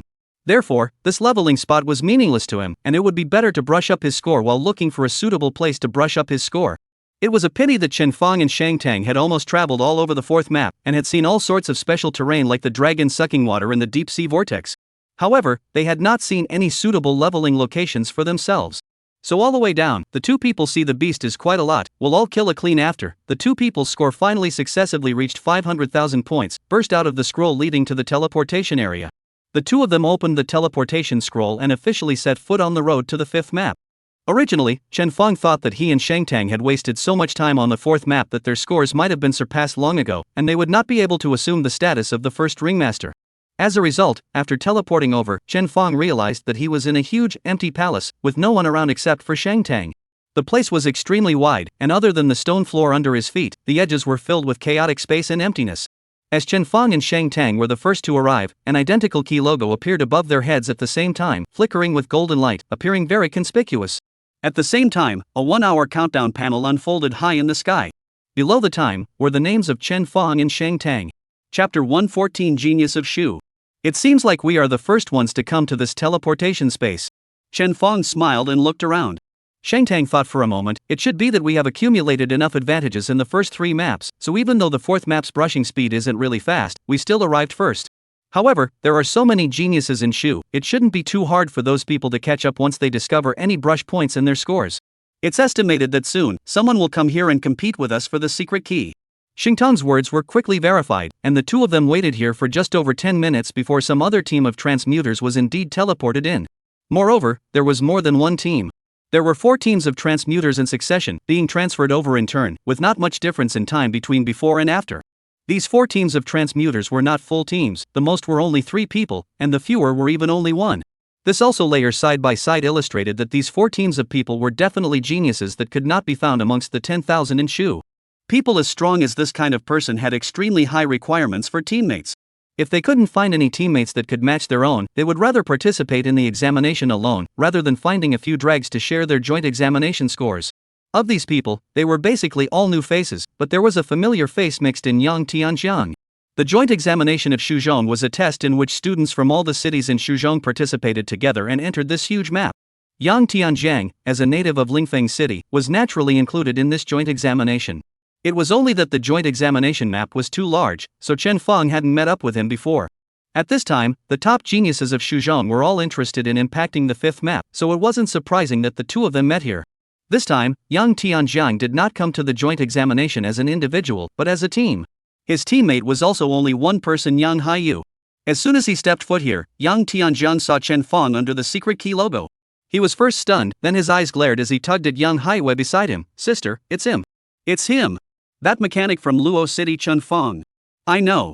Yang Haiyu glanced at Chen Feng while a scroll appeared in her palm, which she crushed. An eye-like pattern flashed across her brow, helping her see Chen Feng's hidden rank and occupation. With the help of the prop, Chen Feng's basic information was already known to Yang Haiyu. Level 22? At this level, it was considered a T0 level existence among the candidates of Shuzhong, higher than Yang Tianjiang, who was now level 20. In that case, Yang Tianjiang's defeat was not unfair. But unfortunately, how am I not one of the strongest few in Shu Middle School? Yang Haiyu smiled faintly and did not rush to help Yang Tianjiang out. This was because compared to Chen Feng, the other 3 teams that had entered this teleportation space at almost the same time as her were the ones that deserved more of her attention. The remaining few people were considered her acquaintances, and like her, their levels were all around level 21 or 22, and they were the top geniuses in Shu. Moreover, these people did things in a very low-key manner and basically didn't participate much in the various leagues. They either visited high-level transmuters of the same profession to learn from each other. Either that or they were following the guild to open up the land all year round, walking in the front line of battle. The reason why Yang Haiyu knew them so well was because several of them had encountered each other many times in the same trainings and were already familiar with each other. Strictly speaking, the people were considered to be both enemies and friends, appreciating and scaring each other at the same time. These few people did not show much surprise that the other party was able to come here. The expressions on their faces were mostly those of relief at the reunion of old friends. Among them, a bald man holding a wolf toothstick slung his weapon over his shoulder as he swept his gaze across the crowd. It's just as I thought, the first ones to come here and have a chance to impact the 5th map are still us. A girl with scarlet lips and heavy eyeshadow, who didn't look like a student at all, laughed, her voice filled with a sense of debauchery. That's right. Which one of those famous geniuses in Shu is not a fame seeker? If we really talk about strength, we are still the top few in Shuzhong. Sister Hong, I don't like it when you say that. There was a fat man holding a holy light staff who feigned anger. I, Ma Wang, in Shuzhong, am known as the High Wall of Shuzhong, and many people say that I am the first genius. If you guys say that, wouldn't it even make me the kind of person who sells his reputation in your mouth? Hee, then I'll correct it and remove you is. The person known as Sister Red didn't take it seriously. Your wall of holy light is indeed powerful, even I can't break it. Of all of us, your strength is definitely worthy of fame. As soon as these words came out, a few other people were up in arms. Aigu, Sister Red actually wimped out. How rare. That's right, a ruthless character like her also has times when her mouth is soft. No way, Light Brothers, Wall of Holy Light, is really powerful, not to mention the Red Sister, I ran into the head also hurt well. This group of people talked to each other, obviously than before on Broken Sword Mountain, Wang Shu and other people's pleasantries to appear closer. Maybe it was also because they had actually fought together. There were a few points of fighting friendship, different from the relationship between Wang Shu and the others who bragged about each other purely for the sake of pretending. Chen Feng and Shang Tang were not familiar with these people at all, and when they were talking about them, they were naturally ignored. After a few sentences of idle chit-chat, the topic was quickly brought back to the main topic. That Ma Wang Long sighed, his tone helpless. You guys, most of you have already obtained the guaranteed qualifications of the 10 major academies, and you still come with us to participate in the joint examination. Isn't this bullying? Although I had anticipated that I might have to compete with you guys during the joint examination, the fact that so many of you are all here really gives me a headache. Your headache? It's us who have a headache, right? The bald guy laughed. Luckily, your kid wasn't the first one to hold the secret key, or else once you open the Wall of Holy Light, wouldn't we all be dumbfounded? Sister Hong glanced at Chen Fong and Shang Tang, who were not far away, and the smile on her face gradually tightened a bit. Alright, I'll cut the crap. The time for the joint examination is precious. If you want to catch up, it's not too late to chat when we bump into each other in the wild again later. If we get the secret key, we have to wait for an hour before we can enter the 5th map. Let's just grab the secret key first. The rest of the people said yes, finally targeting Chen Fong and Shang Tang. Yang Haiwei, who had just exchanged a few pleasantries with the crowd, patted Yang Tianjiang, who was very impatient next to him, and said without haste, "Everyone, there's something I want to discuss with you." Chapter 115, How can this be discredited? Yang Haiyu should be regarded as one of the top ranked in terms of strength amongst the crowd, and is quite prestigious. At the same time, her words to outsiders were relatively few, and just now, when she communicated with everyone, it was basically only when other people mentioned her that she responded with a few sentences. Therefore, when Yang Haiyu suddenly opened her mouth, everyone quickly turned to her. Sister Hong held her waist and laughed lightly. "Why is Sister Haiyu so polite, talking to us and using disgust?" Ma Tianwang also waved his hand. "If you have something to say, we have opened 2 copies together. Just based on this friendship, I will definitely help if I can." After saying that, he added half jokingly and half seriously, "Of course, this 5th map, my teammates and I are determined to win, but cannot let you." Beside him, 2 powerful transmigrators nodded in agreement. Yang Haiyu smiled, "That's for sure. There is only one spot to enter the 5th map. Surely it's not something that I can make you guys give up just by saying a word. I only have one request, and that is for my team to be the first to attack the ring. How about that?" "You guys are the first to attack the ring?" The rest of them were surprised, not understanding why Yang Haiyu made this request. After all, whoever attacked the ring first would have stamina loss, and even if they won, the person who attacked the ring after them would still be able to take a big advantage. No matter how you look at it, it should be the one who attacks the ring afterward that is appropriate. Without waiting for Yang Haiyu to open her mouth to explain, Yang Tianjiang took the initiative to stand out, pointing at Chen Fong. "I have a grudge against that kid. He caused me to lose my slot as a Silver Dragon Knight, and also had one of my arms chopped off by the boss. I'm going to settle this account with him." Not far away, Chen Fong, who was watching the fun, was queued up, and suddenly his expression became playful. "No, I caused you to lose your Silver Dragon Knight slot? This can also be discredited, ah?" Although there were countless sentences of MMP to be said in his heart, Chen Fong just smiled. "I'm too lazy to talk to you, you don't deserve to hear it." After Yang Tianjiang finished saying this, Yang Haiwei added, "This is my younger brother, and to be honest, I originally had no interest in coming to participate in any joint exams. The reason why I appeared here is to make the person who victimized my brother pay. I also ask you all to give me face and leave this person to me to deal with. After I drive him out of the examination center, we'll have a fair battle to decide who actually owns this 5th map slot." Yang Haiyu's words had reached this point, who among the rest would still have an opinion? They were also happy for Yang Haiyu to make the first move, waiting until Yang Haiyu's stamina was depleted, then they would challenge Yang Haiyu, and the chances of winning would be higher. Thus, all of them said that the opportunity to take the lead in attacking the ring could be given to Yang Tianjiang and Yang Haiwei, and that they wouldn't try to steal it. But then, someone discovered the Chinese point and exclaimed, "It seems like in the rules here, there is no such thing as attacking the ring. Grabbing the secret key here doesn't require the 2 teams of candidates to fight fairly, other teams can also intervene. Who gets the spot depends on who can hold the secret key in their hands for more than an hour." With that, the others checked the quest panel and realized that this was indeed the case. Among the rules, it was never mentioned that grabbing the quota required a fair one-on-one duel. Even if it was a chaotic battle, it was still allowed. In that case, wouldn't. He. Sister Hong tilted her head at Sister Yang Haiyu. "Sister Haiyu, since it's allowed to be a messy battle, how about we help you clear this kid out of the field first, as a kind of favor you owe us, how about that?" Of course, Yang Haiyu knew that this was just a polite remark from the other party. She didn't point it out and directly refused. "No need to bother. This little matter, I can handle it myself. Xiao Jiang, prepare to do it." "Good." Yang Tianjiang laughed coldly, crunching his fists to a crunch, and there was also a constant overflow of astral wind outwards from his body, ready to be mobilized by him and turned into qigong waves to attack the enemy. "Sister, you mustn't just beat him to death and let him be teleported out. I'm going to break his arms with my own hands and make him pay back double for the injuries I suffered." "No problem." The rest of the people had the attitude of watching a good show and stepped back, giving Yang Haiyu and Yang Tianjiang enough space. Seeing Yang Tianjiang and Yang Haiwei rushing at him, Shang Tang, who hadn't said anything, glanced at Chen Fong, who was fiddling with the wolf rider on the side. "Someone is coming to attack the ring." "Got it." Chen Fong patted the wolf rider's head, making it sit on the ground like a guard dog. "I thought that these guys would be able to keep chatting until an hour had passed, and we'd just get the secret key and go to the 5th map. Who knew that they just chilled for such a short while, not even as long as my mom chatted when she met the neighbors." Shang Tang was silent and speechless. "You think beautifully." Saying that, she lowered her voice a few more points. "Be careful, the others may also make a move, don't let them sneak up on you. Don't worry, whoever dares to reach out, I'll chop them up." Chen Fang's right hand reached to his back and took out the green dragon gun. Yang Haiwa did not say half a word to Chen Fang. Her pace gradually became faster, turning from walking to running. In the end, as she ran, a circle of air currents carrying thunder swept outward from her with an appalling sound. Thunder light tread. With a soft shout, Yang Haiwa then leapt up before stomping her foot towards Chen Fang. Yang Haiyu's foot was extremely fast, but unfortunately, in Chen Fang's eyes, there were quite a few breaks. Without even needing the fighting modification of his little sufferer classmate, he directly took a step backward and easily dodged Yang Haiyu's attack. However, Yang Haiyu's skill characteristics were particularly special. Although he stepped on an empty foot, the thunder air current on his body instantly swept outwards, wrapping Chen Fang within. The damage of this thunder airstream was not high, and was easily defended against by the green dragon battle armor. However, the thunder attribute element in it spread along the green dragon battle armor to Chen Fang, causing him to resist, feeling his entire body go numb. Not only did he have the long-range attack means of a Qigong master, but he also had the ability to manipulate the lightning attribute elements to make the enemy enter the paralyze status debuff. This sister of Yang Tianjiang was much stronger than Yang Tianjiang himself. Chen Fang had an estimate of Yang Haiyu's strength and did not panic in his heart at all. Just as Chen Fang was about to directly use the flash skill, Dimensional Rift, to pull away, not giving Yang Haiyu the chance to take advantage of the opportunity to attack himself, a silver light instantly passed through his body.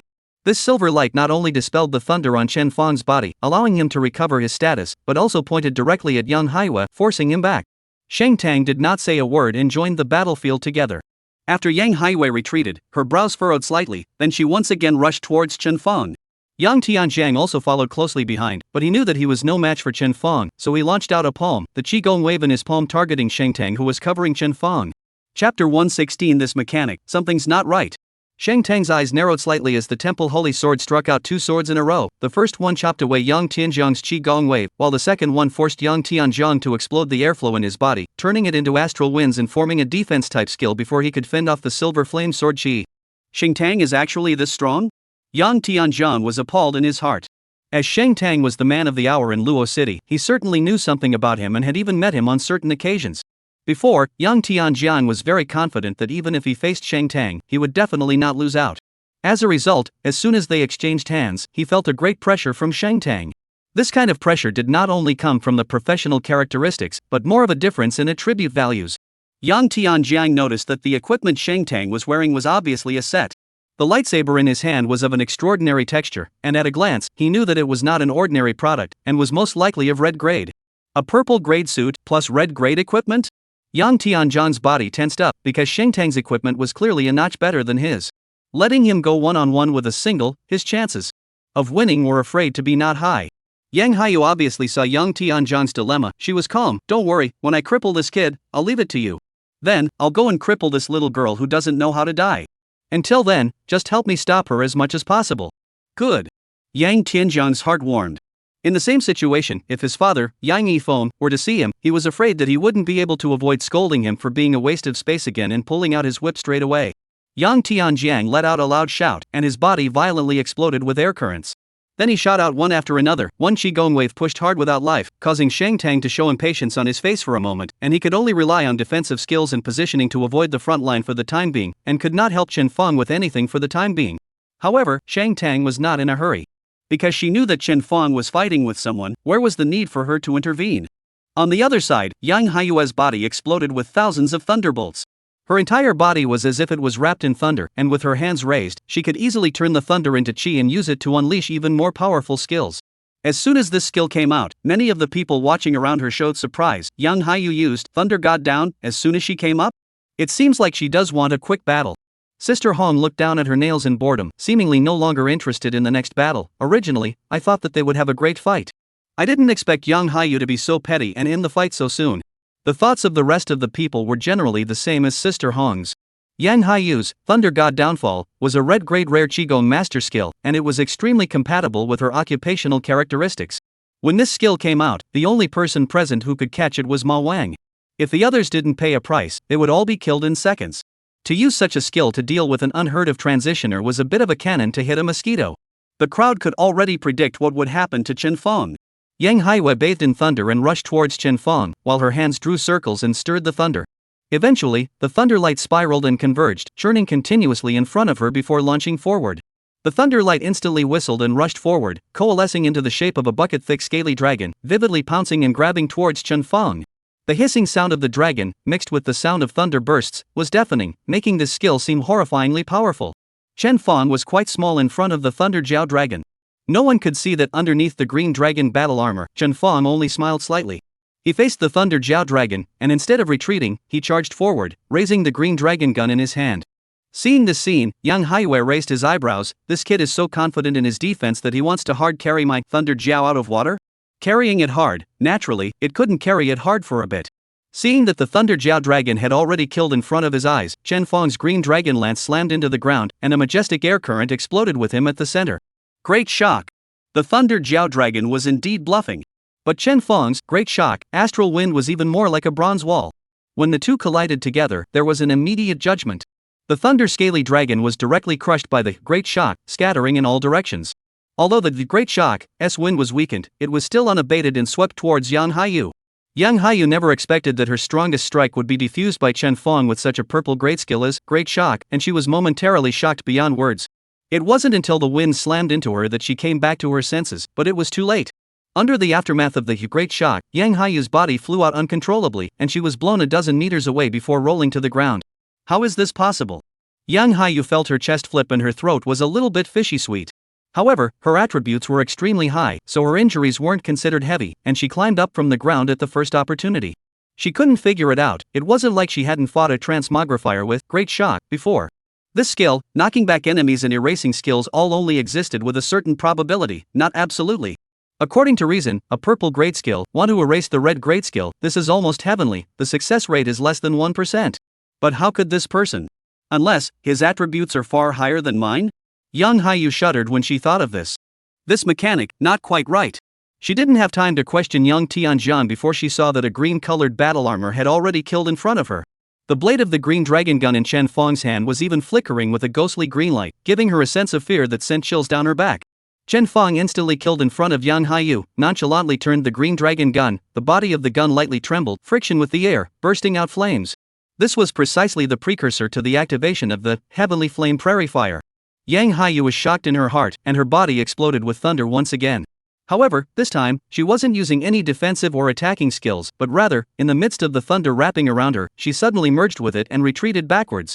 In the blink of an eye, she arrived at a safe position that was 30 meters away from Chen Fang. An instantaneous movement type skill? Chen Fang was slightly surprised, but then he didn't care about anything. After all, it wasn't like he didn't have instantaneous movement skills. Dimensional Rift, launch. The boots under Chen Fang's feet, a pair of firing pins clashed together, opening a spatial rift and swallowing Chen Fang into it. In the next second, the spatial rift opened beside Yang Haiyue, and Chen Fang descended along with it, almost face to face with the other party. Hiss. Yang Haiyue sucked in a breath of cool air, her expression as if she had seen a ghost. Chapter 117 Fancy. Without the slightest hesitation, Yang Haiyue took advantage of the fact that the power of thunder had not subsided around herself and once again released her instantaneous movement skill, pulling herself away from Chen Fang again. A continuous blinking skill had to be at least of the purple grade. Yang Haiyue's strength was truly an almost unique existence among the people Chen Fang had seen so far, much stronger than Yang Tianjiang's stream. Unfortunately, Chen Fang's Sublime Rift was able to recharge 3 times. As a result, the rift firing pin was once again activated by Chen Fang, allowing him to once again come to the position of sticking with Yang Haiyue. In Chen Fang's hand, there was still an opportunity for instantaneous transfer. But Yang Haiyue's skill effect had obviously been exhausted, and the thunder around her dispersed. Not running? Chen Fang's voice came out from under the faceplate of the green dragon battle armor. Yang Haiyue couldn't see Chen Fang's face, but she could hear the teasing in the other party's words. She couldn't care about anything else, as the flickering light on Chen Fang's gunblade had already made her feel a bit dazzled. Thunder Golden Bell. The astral wind within Yang Haiyue's body overflowed once again, rolling with thunder to transform into a flooding bell around her. This skill was 7 to 8% similar to Yang Tianjiang's Golden Bell, the only difference being the thunder carried in the skill. Chen Fang estimated that the power of thunder in this skill would make the attacker suffer a backlash and hang some paralyzing debuff effects. But so what? Chen Fang didn't even look at this Thunder Golden Bell. With a sweep of the lance in his hand, the Heavenly Flame Prairie completely erupted. Fancy. Flames and thunder collided, and the scene was as if heavenly thunder had hooked earthly fire. Compared to the flames that rose up in the sky, the thunder appeared somewhat weak. The two fought for less than 2 seconds, and then showed a one-sided crushing. The flames were like a big wave, instantly crushing and devouring the Thunder Golden Bell. Yang Haiyu was unable to dodge in time, and was swept in the abdomen by Chen Fong's gun, flying out horizontally once again. This time, she flew out dozens of meters away. And compared to the wind just now, this time Chen Fong's attack landed solidly on her body. Even if she had defensive skills to help her offset most of the damage, the remaining power of the skill still made her very overwhelmed. Yang Haiyu's entire body fell to the ground, spitting out blood in large gulps, and her body was unnaturally skewed. As everyone knew, there was a protection mechanism within the examination hall of the joint examination. As long as someone received a fatal injury, they would immediately be teleported out, and the scores of the joint examination would come to an abrupt end. The fact that Yang Haiyu had not been teleported away meant that Chen Fong's strike just now, although it had severely injured her, was not fatal. The fact that she was able to take a shot from Chen Fong without dying was enough for her to go out and brag about it in the future. This round of exchange had shattered Yang Haiyu's confidence as much as her own. Not caring about anything else, she trembled as she was about to take out a red-grade healing potion from her character's backpack and stuff it into her mouth. Unfortunately, just as the bottle was taken out, Chen Fong came tearing through the dimensional rift and stomped on Yang Haiyu's wrist. The potion fell to the ground and was collected by Chen Fong into his pocket without a trace. "Did I tell you to drink the medicine?" Chen Fong stood tall and exerted his foot. Instantly, Yang Haiyu screamed in pain. Where was her queen-like dominance just now? At the same time, the sound of the golden bell shield being shattered came again. Chen Fong turned his head to see that Shang Tang had already pierced Yang Tianzhong through his chest with a sword at that moment. Yang Tianzhong's face was filled with awe as he looked at Yang Haiyu's direction and opened his mouth to say something, but unfortunately nothing came out before he was teleported away. Schoolgirl Shang is ruthless in her strikes, and this is giving someone a direct send out of the examination center? Chen Fong cried and laughed. Shang Tang, however, was unimpressed, and after killing Yang Tianzhong, she calmly retracted her sword. However, the silver flame that surrounded her did not disappear, proving that as long as someone made another move against her and Chen Fong, her sword would both appear in her hand once again. In the few moves exchanged just now, Shang Tang had already proved that her strength was by no means inferior to any of the people present. Anyone who wanted to snatch the secret key from her and Chen Fong would have to weigh themselves. Seeing that Yang Tianzhong had been teleported away, Chen Fong didn't bother to talk nonsense to Yang Haiyu anymore. He lifted his spear and aimed it at Yang Haiyu's chest. "With this kind of strength, you still want to stand up for someone? Go back and practice for a few more years before you come out to disgrace yourself." Chen Fong thrust his green dragon gun downwards. Ding! The sound of metal colliding came out as a golden curtain of light covered Yang Haiyu, blocking Chen Fong's attack. Chen Fong narrowed his eyes slightly and looked up to the front. The person who had just spoken, named Ma Wang, had a staff in his hand that flashed with golden light. The one protecting Yang Haiyu was clearly him. Ma Wang could sense Chen Fong's gaze toward him. His face was grave, but there was no talk of fear. After taking a step forward, Ma Wang coughed lightly and said aloud, "This student, as the saying goes, if you leave a thread behind, you'll be able to see each other in the future. If you kill her here, her JE score will be finalized here. The joint examination, it's a major life event. You can't break someone's future just because you have a grudge against her, right? Cut off someone's future?" This was said in such a way that Chen Fong was about to burst out laughing. Just now, when Yang Haiyu was mouthing off about how she would deal with him, this bastard was talking and laughing with the others. Now that Yang Haiyu was defeated, he came out to reason. This fight, dare not pull a little more biased? Chen Fong, of course, was too lazy to talk nonsense with this kind of person, and just faintly returned, "None of your business?" Such a vulgar rhetorical question made Ma Wang's expression ugly. He held back his anger, his tone was still calm as he advised, "Yang Haiyu is my friend, we are both enemies and friends, we sympathize with each other. She was supposed to meet me at the top of the Luo City joint examination, she can't fold here. Please also give me face and let Yang Haiyu off the hook, how about it?" Chen Fong responded to him with one word, "Scram." "You." Ma Wang had trouble suppressing his temper for a moment. His tone was no longer in a pleading tone like earlier, but took on a few hints of threat. "Do you really think that, after beating Yang Haiyu, you can be arrogant and domineering? I admit that you are a genius. But genius, you are not the only one. Which one of us here is not a genius? Yang Haiyu is still on good terms with us, you sent her out of the joint examination center, the consequences of this matter, have you thought it through?" With this statement, Ma Wang was considered a figure of speech. He stepped in to help Yang Haiyu. Chen Fong cooperated, then Yang Haiyu owed him a favor. If Chen Fong didn't cooperate, then with these words of his, he had given the others a reason to surround Chen Fong. Chen Fong was so strong that if he wanted to enter the fifth map, he would have to gather the strength of the others present to steadily eliminate him from the game. This kid has some brains. Chapter 118, is this the result? After Ma Wang finished saying this, Chen Fong was obviously thinking about something. Afterward, he grabbed Yang Haiyu on the ground and threw her in front of Ma Wang. Ma Wang obviously did not expect Chen Fong to be so sensible and actually let Yang Haiyu off the hook. Although he could not use this as an excuse to get others to join him in attacking Chen Fong, at least he had landed a favor, no loss. He himself was a light attribute auxiliary class profession, and he was about to use his skills to heal Yang Haiwei immediately. At the same time, he did not forget to grin at Chen Fong. That's right. Geniuses like us should sympathize with each other. If someone is a bully and talks to other people. Just as his words reached this point, he was interrupted by Chen Fong's voice. I'm a genius, I know, you're talking about other geniuses. The first half of this sentence, Chen Fong's voice was still in place. The second half of the sentence, however, instantly rang in Ma Wang's ears at first glance. How come I haven't seen any of them?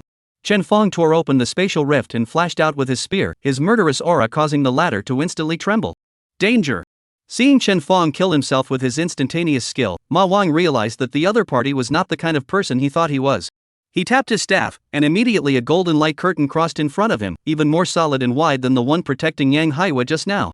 This wall of holy light gave Ma Wang a great sense of security. After all, this was his famous skill, and he dared to call himself the number one in Shuzhong solely based on this. However, the heart that he had just put down once again hung in his throat as he saw the huge green dragon spear shadow coalescing around Chen Fong's body. Chen Fong's giant soldier technique was unleashed, and at the same time, the front end of the gun shadow was ablaze with fire. The light of the fire was dazzling, intertwining with the ghostly green light of the abomination light blade.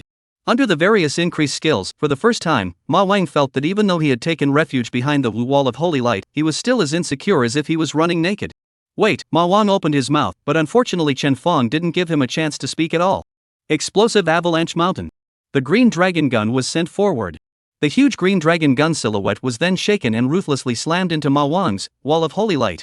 Boom! Under the tremendous power of the skill, the whole wall of holy light collapsed even faster than Yang Haiyu's thunder jiao out of the water just now. The so-called counterbalance between the two didn't even occur before the golden wall of light was crushed. The shadow of the green dragon gun wrapped Ma Wang, Yang Haiyu, and even Ma Wang's two teammates behind them. As the shadow landed and shattered the floor, fire seeped out from the ground, and lava and flames burst out all of a sudden. Many people in the surroundings were almost affected, their faces wildly changed as they retreated towards the back, fearing that they would be destroyed by Chen Fong's hand. For a while, no one dared to get close to Chen Fong's fighting position, which was surrounded by a radius of nearly 100 meters, and the heat wave rolled outwards, blowing people's foreheads into sweat. A moment later, the effect of the skill gradually subsided. The heat wave rising from the ground scorched and distorted the air, and Chen Fong's figure was seen by everyone in the midst of the heat wave. As for Ma Wang, Yang Haiwei, and the others, they were simply nowhere to be seen at this time, and had obviously been teleported out of the examination center. Ka-ching! Chen Fong lifted the body of the gun, and the green dragon gun that was stuck halfway into the floor was taken back into his hands. The tip of the green dragon gun was still flickering with a reddish glow, as if it was a branding iron that had been reddened by flames. After retrieving the gun, Chen Fong glanced at Sister Hong and the others who had just dispersed in all directions. His tone was very calm. Who else here claims to be a genius and can't stand to see what I've done? You may come out now. The entire teleportation space was silent. Only sporadic gulping sounds rang out from the crowd from time to time. No one?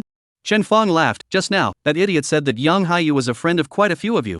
Now that your friends have been sent out of the examination center by me, don't you guys want to teach the arrogant and domineering me a lesson? Sister Hong was the first to react and quickly waved her hand. Who said it was our friend? Whether it's Yang Haiyu or Ma Wang, we don't know each other very well, right? As she said that, she glanced at the others, signaling with her eyes that the others had better grow some brains at this time, not to be pulled down by others like that Ma Wang.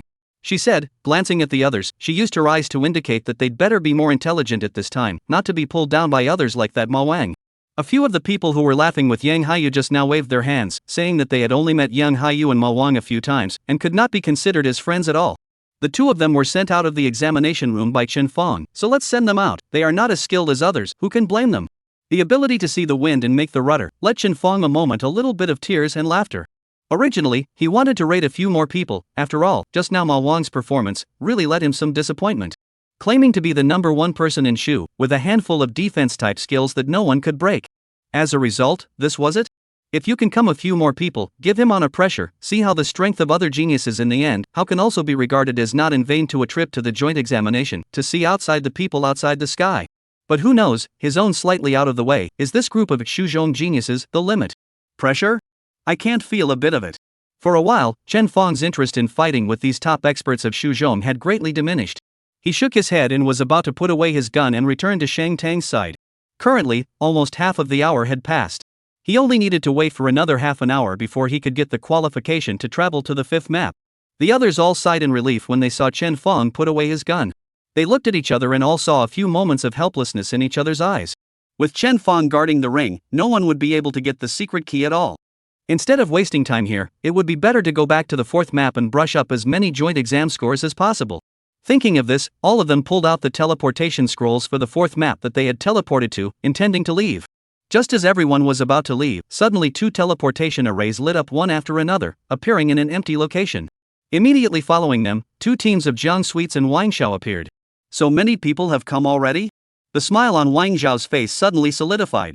This was because he had thought that he and Jiang Sweets had found an excellent location to brush up their scores, and that their joint exam scores should ride high and be the first to come to this teleportation space. As a result, he came to realize that this place had already been taken first, and there was more than one team that had come. Sure enough, there are hidden dragons and crouching tigers in Shu, and there are a lot of teenage prides who don't show their talents in normal times.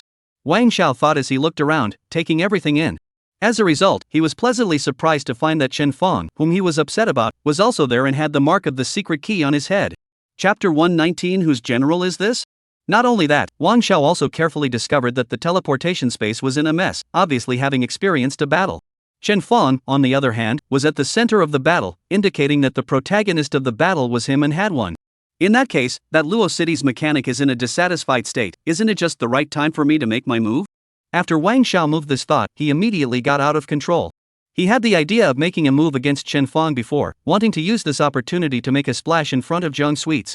After all, although he was one of the big and small kings of Pingdingshan, he was just an ordinary rich merchant with limited status and power. The resources that his family could provide him were no match for the children of guild presidents like Zhang Dangshan and Wang Shu. He also always felt that the reason why he was pushed down by Wang Shu and was just a little king was not because he was weaker than Wang Shu, just that his resources were not as good as Wang Shu's. So not only did he like Zhang Dangshan, but he also liked Zhang Dangshan and Wang Shu.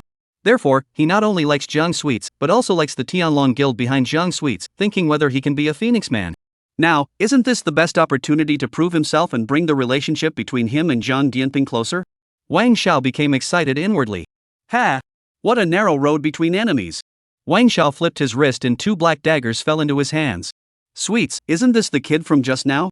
He's not unlucky to be in charge of the secret key to the 5th map. I will, right now, go and snatch the secret key back for you. He kept his mouth shut and didn't mention that he could tell that Chen Fong had just gone through a battle, only saying that he was going to get the secret key for Jiang Sweets before he struck out at Chen Fong. Wang Xiao himself sighed at his own little cleverness. Without waiting for Jiang Sweetness to react, Wang Xiao had already rushed forward. The only one who reacted in a more timely manner was his teammate, who had already hooked him up with a gain buff before Wang Xiao rushed up to him, allowing him to reach the peak of his strength.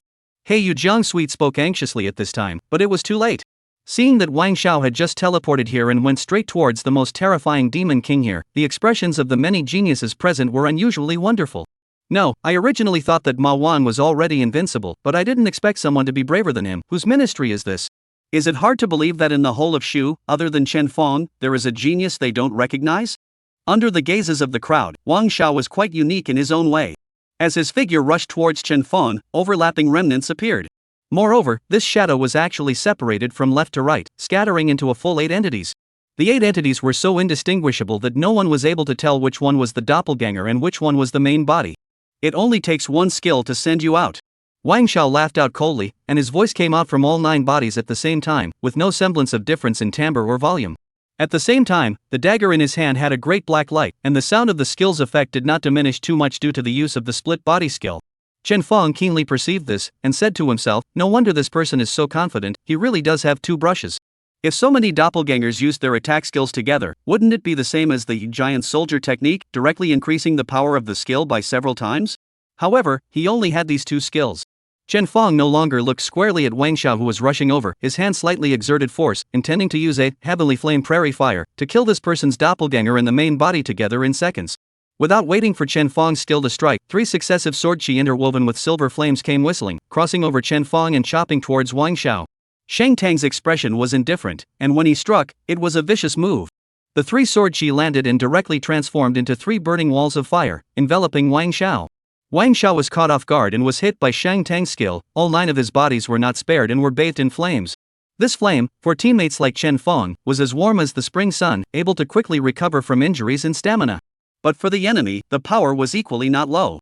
Wang Zhao's attention had always been on Chen Fong. Where did he think that Shang Tang would suddenly strike? And when he struck, it was also this kind of powerful ranged skill that covered all of his doppelgangers. Within the silver flames, Wang Zhao's miserable screams came out, and after a moment, there was no movement. When the silver flames disappeared, Wang Zhao also disappeared with them. For a moment, there was another silence that deafeningly echoed within the teleportation space. Not to mention the others, even Chen Fong was a bit confused. This was eliminated? I haven't even released my skills yet. He turned back to Shang Tang, the originator of the matter. Shang Tang retracted his sword and even lifted his apostle form. Along with it, this person is called Wang Xiao, someone from Pingding City. That split skill just now allows his body to be split into 9, with his attack power dropping by 50%, while the damage received is increased by 500%. So, just use a ranged skill to kill all of his split bodies in seconds, and he won't be able to make waves. Oh, Chen Fong nodded. It seemed that Shang Tang might have even collected and memorized the intelligence of the various geniuses in Shuzhong before taking the joint examination. Wang Xiao was so high profile, it was no excuse for Shang Tang to know information about him. Then what's next? Chen Fong's gaze fell on Team Skyfire again, as well as the remaining members of Team Blackhawk. Zhang's sweetness was once again swept by Chen Fong's gaze, and hurriedly brushed it off. Don't look at me. I just came to see if the fight for the 5th map's quota is a tough one, but I didn't think to fight with you. That idiot. Just now was the one who was going to trouble you. I didn't even know he was going to do it. Looking at Zhang's sweetheart's appearance, it didn't seem like she was telling lies. Chen Fong simply didn't take it more seriously and waved his hand at her. As if relieved, Zhang Sweets nodded vigorously. Okay, I'll leave right away.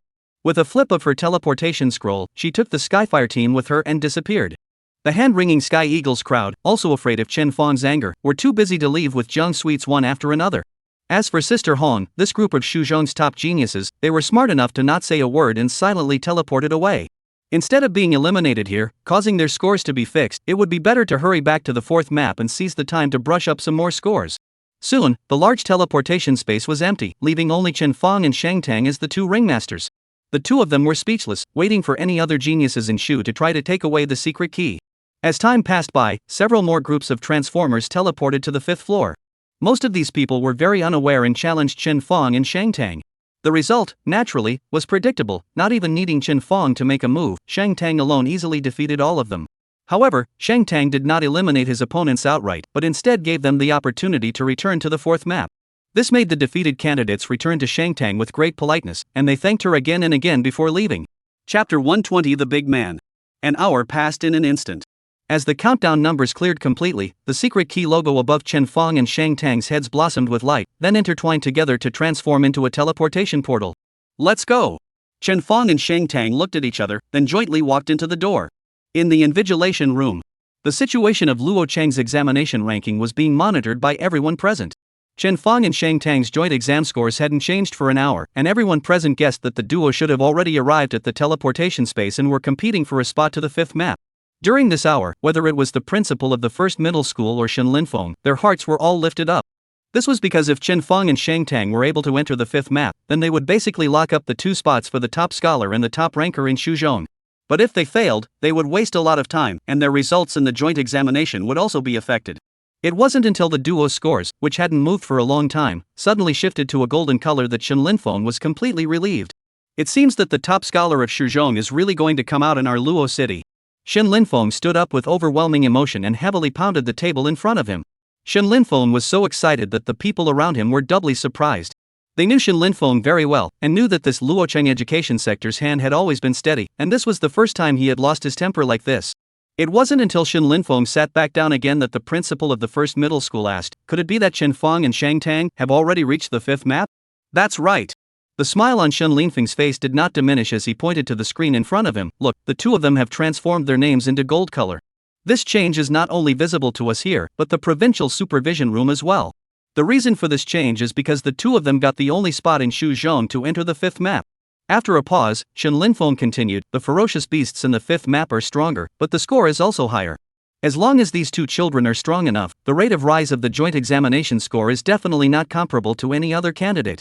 That's why I said that the top 2 in Shuzhong this year will definitely come from our Luo city. Ahaha, good. In our 1st middle school, the best results in the joint exam were only the top 10 in Shu middle school. The principal of 1st middle school couldn't help but stroke his palm and laugh. The top 3, it was unthinkable before. Now, first middle school is considered to have created a new history. When I retire, the bust shall not be hung in front of the first generation principal? The more the principal of the first high school thought, the happier he was, let out a jia laughter. No, I have to give Minister Sun a call now, let him turn back to organize a celebration banquet. Our first middle school has produced a provincial top student, this kind of thing must be made known to everyone. Don't you think so, old Zhao? The principal of the 13th middle school on the side really had the heart to beat someone up, and he skimmed his head, pretending that he didn't hear it at all. On the contrary, it was Shin Linfeng who smiled mysteriously and said to the principal of the first middle school, "Do it, definitely do it. Moreover, it has to be done in style." He suddenly lowered his voice and came to the principal's ear. "I know some inside information, this year's provincial joint exams all uniformly add an extra map, our Shuzhong is not an exception. The entire joint examination has gone to the trouble of arranging a map, but as a result, only one team can enter. Don't you think that such an arrangement is very wasteful?" The principal of the first middle school frowned as he heard this. He calmed down and thought about it carefully, and it seemed like this was indeed the case. It was fine to add an extra map during the joint examination, whoever was strong enough to brush it was. But limiting the number of teams that could enter was really a bit inexplicable. In particular, the main purpose of the joint examination was to test the candidates' ability to kill ferocious beasts. And yet, competing to enter the fifth map required candidates to fight each other internally. This seemed to have deviated from the main purpose of the joint examination. The principal of the first middle school was also a human savant, and after being reminded by Shin Linfeng, he could see the way in which it was done. Surprise appeared on his face and he inquired in a low voice, "Director Shin, does it mean that the candidates who enter the fifth map will have any other benefits?" Shin Linfeng nodded with a smile, "I've only heard it from hearsay. After the joint examination, there will be a big shot who will come to meet the people from each province who have entered the fifth map and have received the provincial top prize. The weight of this big shot is quite heavy." The last sentence had a deeper meaning. The eyes of the principal of the first middle school turned, a few guesses in his heart, and then his expression trembled tremendously, both in shock and excitement. "I understand," his voice trembled, rushed Shin Linfeng, "thanks to Director Shin for reminding me, I'll make good arrangements later." Shin Linfeng nodded and rushed in the direction of the screen. "Let's not talk about gossip, this year's joint examination has passed most of the time, let's look at the test scores first. The difficulty of the fifth map is a huge jump from the fourth. Next we still have to see if these two kids, Chen Fang and Shang Tang, can adapt to the battles here. There's no point in saying anything right now without getting the first prize in Shu." That's right. The principal of the first middle school collected his thoughts and began to continue to focus on the changes in the test scores. This hellhole, it's really not a place for people to stay. Chen Fang stepped on the ground under his feet, and the stone skin that was as soft and strong as dough suddenly cracked, revealing the fiery red piece of magma in it. All around, the heat waves were soaring, and all that met the eye was black and red in color. It was as if this place was the crater of an extinct volcano, and in addition to the stone skin that was scorched to the point of being like charcoal, the surrounding area was a bubbling flow of red magma. Because it was the last map, the area of this map was actually not large. Chen Fang could vaguely see the edges of the map with his overwatch. The entire map was empty, and it was thought that the ferocious beasts should be the same as the fourth map, all hibernating and waiting for their prey to approach. The temperature of such a map was unbearable. Chen Fang had the green dragon battle armor to isolate the temperature, so he was a bit better off. Shang Tang on the side was a bit more miserable, only just stepping on this map, the broken hair in front of her forehead was already wet with sweat. Fortunately, the equipment she was wearing was considered heavy armor, and the fabric was thick. If it were a cloth armor type profession, this moment, her equipment would be completely wet with sweat. Although the embarrassment of getting wet was avoided, the heavy armor class equipment was even more stuffy, so Xingtang's current feelings were definitely not comfortable. Fortunately, Shang Tang seemed to have prepared for this, and after wiping off his sweat, he took out a fist-sized bead from his backpack and crushed it. Then, the water in the bead seemed to come to life and flowed, flowing continuously around Xingtang's body. Chapter 121 1 million examination points. Chen Fang was deeply curious about this, as he clearly felt that the temperature around Shang Tang was rapidly dropping as the water flow swam continuously. Shang Tang's face looked better, and after she glanced at Chen Fang's gaze, she took the initiative to explain, "This is the Clear Stream Pill, an elixir that is used to raise the fire attribute resistance and continuously heal the burning debuff." "This elixir is so good? With one, wouldn't it restrain most fire attribute transmutants and ferocious beasts?" Chen Fang sked. Shang Tang said, "Not really. Only transmutants with fire attribute elemental proficiency can use this elixir, and after using it at the same time, the power of the user's fire attribute skill will also decrease. My skill, which is a composite of fire and light attributes, using the Clear Stream elixir will also have a certain impact on my strength. But it can't be helped, if I don't use it, I feel like my state will drop very quickly, and I'm afraid there's no way I can stay here for long." "That's right," Chen Fang nodded. That said, Shang Tang hesitated for a moment, but still asked, "How are you feeling?" You can't use this Qing Ludan of mine, and I don't have any extra potions that can help you. If you can't hold out, we can also go back to the 4th map to practice, there's no need to hold out. Chen Fang smiled and patted his green dragon battle armor. Don't worry about that, my battle armor still has more or less the same effect of being invulnerable to cold and heat. It's hot here, but I feel it's still bearable. Shang Tang let out a hem and stepped on the scorching ground, walking towards the front. Without taking a few steps, a slight shaking came from the ground. Immediately afterward, in front of the two of them, the dark stone skin was broken open, and a ferocious beast shaped like a giant python emerged from it.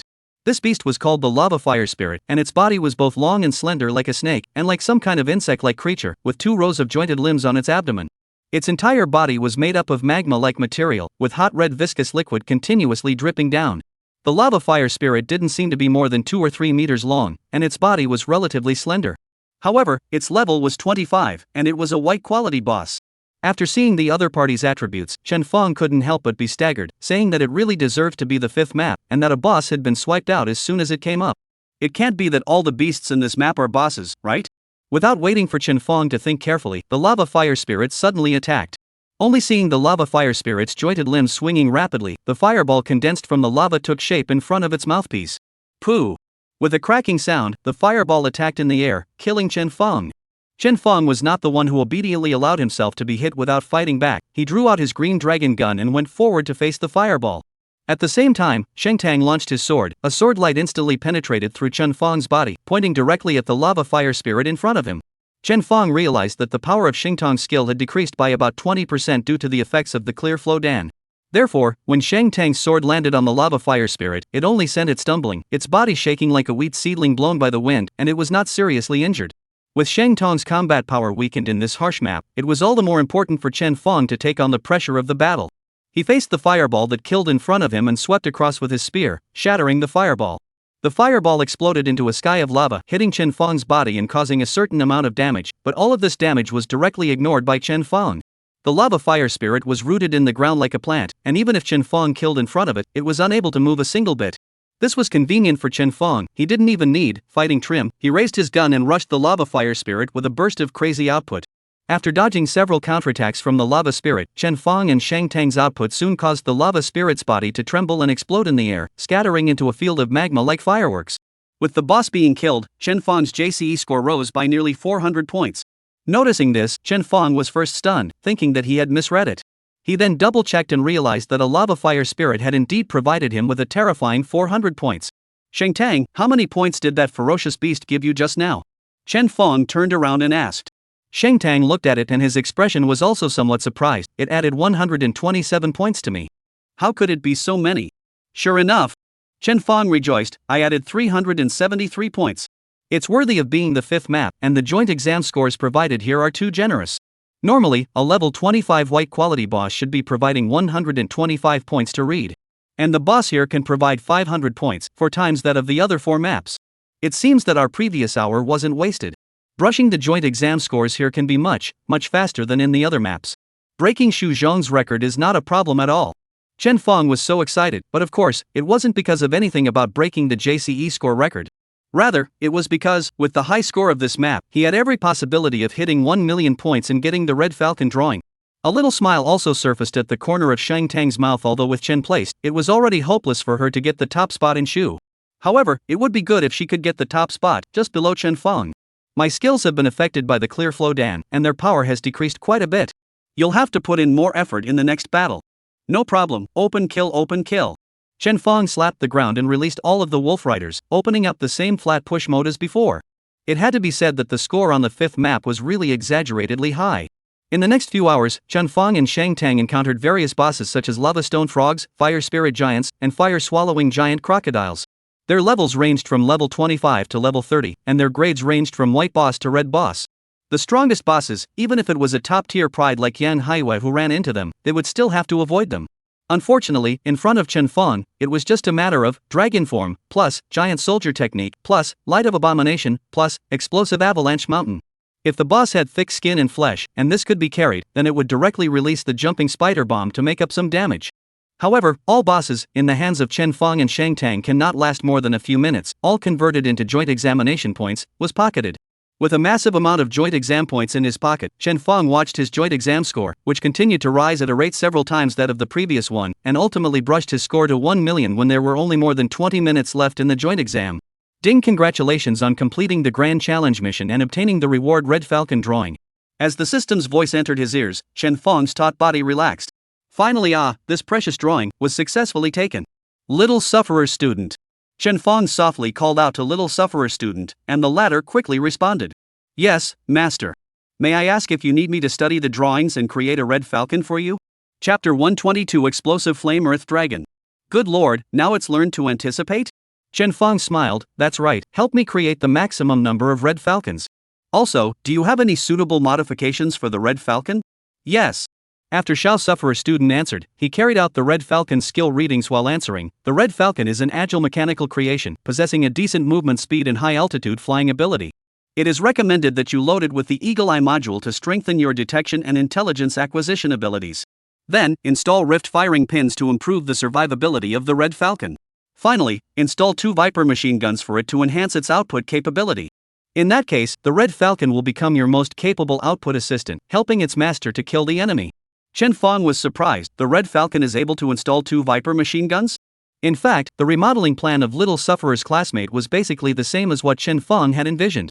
This Red Falcon knew at a glance that it was mainly used for reconnaissance and output use, and basically, in addition to the Abomination Light Blade and Jumping Spider Melting Furnace and his own mechanical weapons, they were all very suitable to be mounted on the Red Falcon.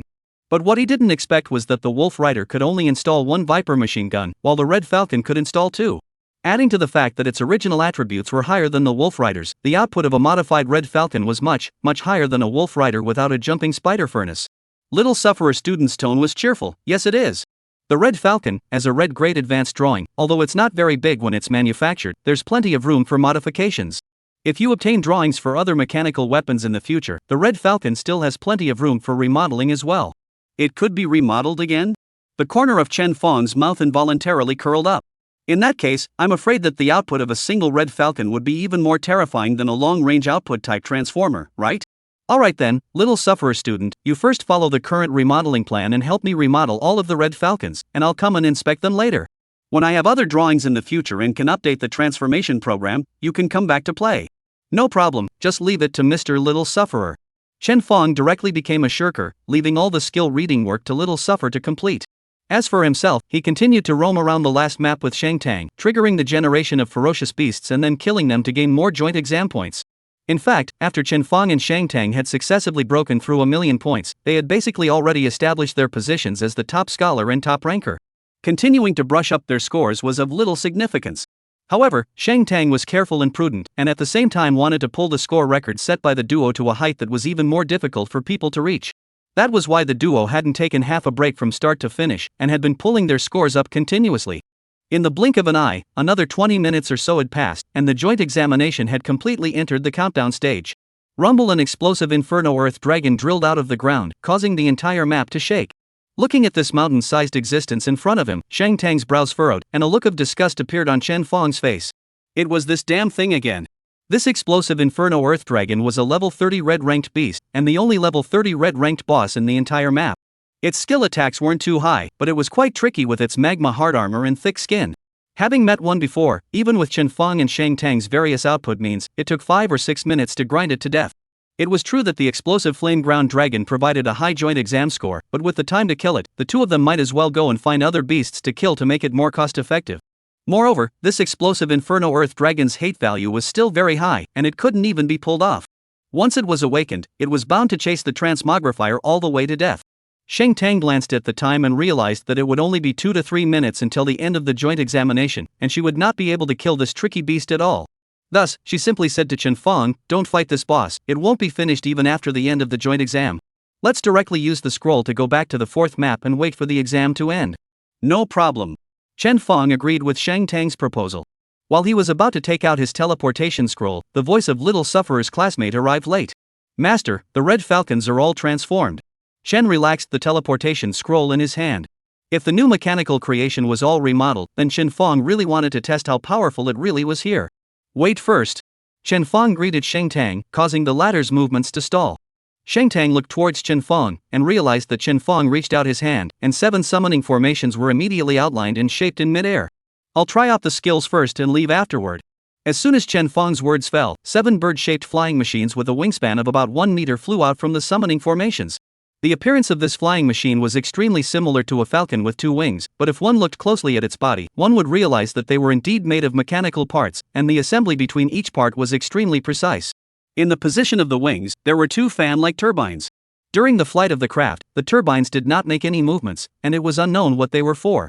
After the 7 red falcons broke away from the summoning formation, they flew into high altitude, so fast that only a remnant shadow could be seen.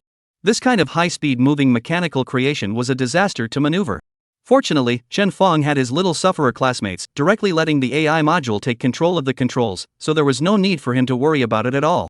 What is this? The consistently calm Shang Tang also showed surprise at this time, his eyes following the high-altitude flying red falcon, wandering constantly. Red falcon, my new mechanical creation. Chen Fong walked over to Shang Tang's side and looked with her at the red falcon flying in the sky. What are the abilities? Mainly for scouting, I guess. It can go into concealment, form like an assassin. Chen Fong thought about it and replied. Then, I modified it a bit, and the output ability should be pretty good as well. Saying that, he snapped his fingers. Little sufferer student, have the red falcon attack the explosive earth dragon and try the damage. No problem, master. With that, the red falcons in the sky that were originally flying around the explosive inferno earth dragon without attacking all produced changes in their appearance. On the belly of the red falcons, the barrels of 2 Viper machine guns extended out, aiming at the explosive flame earth dragon. At the same time, the 2 turbines underneath their wings rotated sharply, erupting 8 wind blades. These 8 wind blades fell in a messy manner, hitting the explosive flame earth dragon and immediately slashing its body with a trail of magma sparks. At the same time, the effect of the skill took effect, causing the explosive flame earth dragon's defense to drop by 10%. Bang bang bang bang bang bang. A dense barrage of bullets followed, tilting from the barrels of the 7 red heavens, landing on the explosive flame earth dragon. Chapter 123. Something in the sky. Bullets poured out and landed on the body of the explosive flame geodragon, similarly raising large flames. It seemed that under the weakened defense of the Red Falcon air attack, the Viper machine guns had been able to break through the defense and bring annihilating damage to the explosive flame earth dragon. The output of the 7 Red Falcons, a total of 14 Viper machine guns, was quite impressive, and in the blink of an eye, the backbone of the explosive flame geoduck was pitted, with magma constantly flowing outwards from the bullet holes. Little Sufferer's classmates were worthy of being an AI, and everything they did in terms of manipulating their mechanical creations was the optimal option and never missed a beat. Just as the first Falcon's 3-second defense reduction effect ended, the second Falcon's Falcon air attack fell once again, putting a new 3-second long defense reduction debuff on the explosive flame ground dragon. With such a rotation of skills, the Bakudan Earth Dragon's defense had never recovered, and facing the Viper machine gun's fire, it looked a bit difficult to resist. Under the pain, the explosive flame Earth Dragon hated the Red Falcon that was constantly flying in mid-air. Its aanging roar sounded continuously, either raising its body to use its huge claws to slap the Red Falcon down, or opening its mouth to spit out dragon's breath, but all of them were useless. The flying speed of the Red Falcon was too fast and too flexible. It was simply not something that a low-sensitivity boss like the explosive flame ground dragon could touch. Even if the enemy was a high-sensitivity type boss, the Red Falcon had no fear. After all, it came with its own skill, Red Instant Attack, which could instantly increase its flight speed by 600% and gain a 50% evasion probability. All of the Red Falcon is the most slippery existence on the battlefield the enemy once touched, only obedient to be attacked by the part of it. Seeing that the Red Falcon was like a streak of red lightning, teasing the explosive flame Earth Dragon, Shang Tang glanced at Chen Fong. "When did you get such a good mechanical artifact drawing?" Chen Fong coughed lightly and lied, "That was bought the night before the joint exam, picking up the pieces at the merchant bank." Without waiting for Shang Tang to ask him why he didn't summon the Red Falcon from the start, Chen Fong took the initiative and said, "It's quite a money burner when this thing is in operation. I've basically spent all my money on buying the drawings, so I could only put it out at the last minute of the joint examination to test the waters and see if this Red Falcon is good or not. Now it seems that the drawings were still worth buying." Shang Tang turned his head and didn't say anything, seemingly believing Chen Fong's bull. At this time, Little Sufferer Student broke through and reminded Chen Fong, "Master, after Little Sufferer Student's calculations, you and your teammate Shang Tang, with the help of the Red Falcon, can kill this explosive Inferno Geodragon before the time for the joint examination ends." "Oh?" Chen reassured that this Little Sufferer classmate seemed to be getting smarter and smarter after following him for a long time. Not only did he know to take the initiative to learn drawings and make mechanical creations for himself, but now he was even able to gauge whether or not he would be able to kill the boss before the end of the stipulated time. Chen Fong naturally had no doubt about the judgment of the mechanical artifacts of his classmate, Little Sufferer. Therefore, he did not talk nonsense, greeted Shang Tang, before leaving the joint examination center, then fire, take down the boss in front of him. The two of them smashed all kinds of skills on the explosive Inferno Earth Dragon, beating this boss to the point where it started to drop crazily. At the same time, the Red Falcon was also high in the air, providing uninterrupted fire support, as well as defense weakening. Because of the Eagle Eye module, Chen Feng could also see the perspective of the 7 falcons within the Green Dragon battle armor. Under the perspective sharing, Chen Feng was able to keenly capture all the conditions of the explosive flame ground dragon, as well as all its movements. However, after the battle, as one of the Red Falcons sharply pulled up in order to avoid the explosive flame ground dragon's magma spit and aimed its viewpoint at the sky, Chen Feng subconsciously froze. This was because he saw that 2 suns had unexpectedly appeared in the sky at some point. Generally speaking, the examination halls of the joint examinations were artificially constructed, with the light being generated out of thin air, and there was no physical light source at all. Therefore, in a man-made replica, creating something like suns to illuminate the sky was completely inexplicable. What's more, there were 2 suns set up in the secret realm, which was even more strange. Something's not right. Little Sufferer-san. Yes, master. Use the Eagle Eye module to aim at the sky and see what's in the sky. Okay. That upward flying Red Falcon did not return to its rightful position after dodging the boss's attack, but continued upward, aiming the Eagle Eye module at the 2 suns. Within the Green Dragon battle armor, one of the viewpoints shared from was already occupied by a blinding light. However, under the adjustments made by Little Sufferer's classmates, the light quickly diminished, pulling the brightness within the field of view down quickly. Chen Feng saw that within the field of view of that Red Falcon, it was already pitch black, with only 2 circular bright lights, which were the 2 suns in the sky. As the light continued to be weakened, Chen Feng was able to see that within the suns, there was actually a pair of pupils. And that pupil was still rotating, with the Red Falcon's Eagle Eye module perspective. At the moment of confrontation, Chen Feng's fighting action stalled, and the cold sweat on his back instantly burst out. If it wasn't for Little Sufferer's fighting modification that allowed him to retreat at the critical moment, he would have been hit by the explosive flame ground dragon's skill just now. For the explosive inflammatory earth dragon, Chen Feng could no longer raise any interest. He only cared about what that damn thing in the sky was. That was a human eye. However, how could human eyes appear in the sky above the examination center of the joint examination? Without waiting for Chen Feng to continue using the Red Falcon and the Eagle Eye module to view the other side, the 2 suns faded away quickly and disappeared. Because the light source of the examination center was not provided by those 2 suns, so even if they disappeared, no one would notice the abnormality. Chen Feng guessed that perhaps those 2 suns had not appeared in the examination center at the beginning. When it appeared and when it disappeared, few people other than himself should be able to notice. The level of vigilance at the joint examination center can be said to be the highest in the Dragon Kingdom, so there shouldn't be any church forces infiltrating it. Moreover, I didn't see any hostility in the other party's eyes. The other party should not be an enemy. Chen Feng calmed down and carefully analyzed the situation, feeling that he was a bit overly nervous. At this time, Shang Tang noticed Chen Feng's abnormality. What's wrong with you? A little absent-minded. Nothing. Chen Feng shook his head, and after thinking about it, he told Shang Tang what he had just discovered. Shang Tang withdrew from the battle circle and raised her head. Of course she did not see the eyes in Chen Feng's mouth. But she didn't have too much doubt about Chen Feng's words, and after thinking about it, she said, your so-called eyes, perhaps there are people from the examination yuan who are monitoring the situation inside the examination center. But it's a bit strange. Chapter 124 Her son, the number 1 in Shu. Chen Fang asked, where is it strange? Shang Tang said, as a matter of fact, the joint examination center in the Dragon Kingdom is not something that anyone can just view. Even the examination center and the local education bureau can only see the changes in the score. To directly see the situation inside the examination center, I'm afraid it would have to be a relevant person at the state level to be qualified. State level? Chen Feng froze. In that case, wouldn't the owner of that pair of eyes just now be several levels above the status of Luo City's city lord?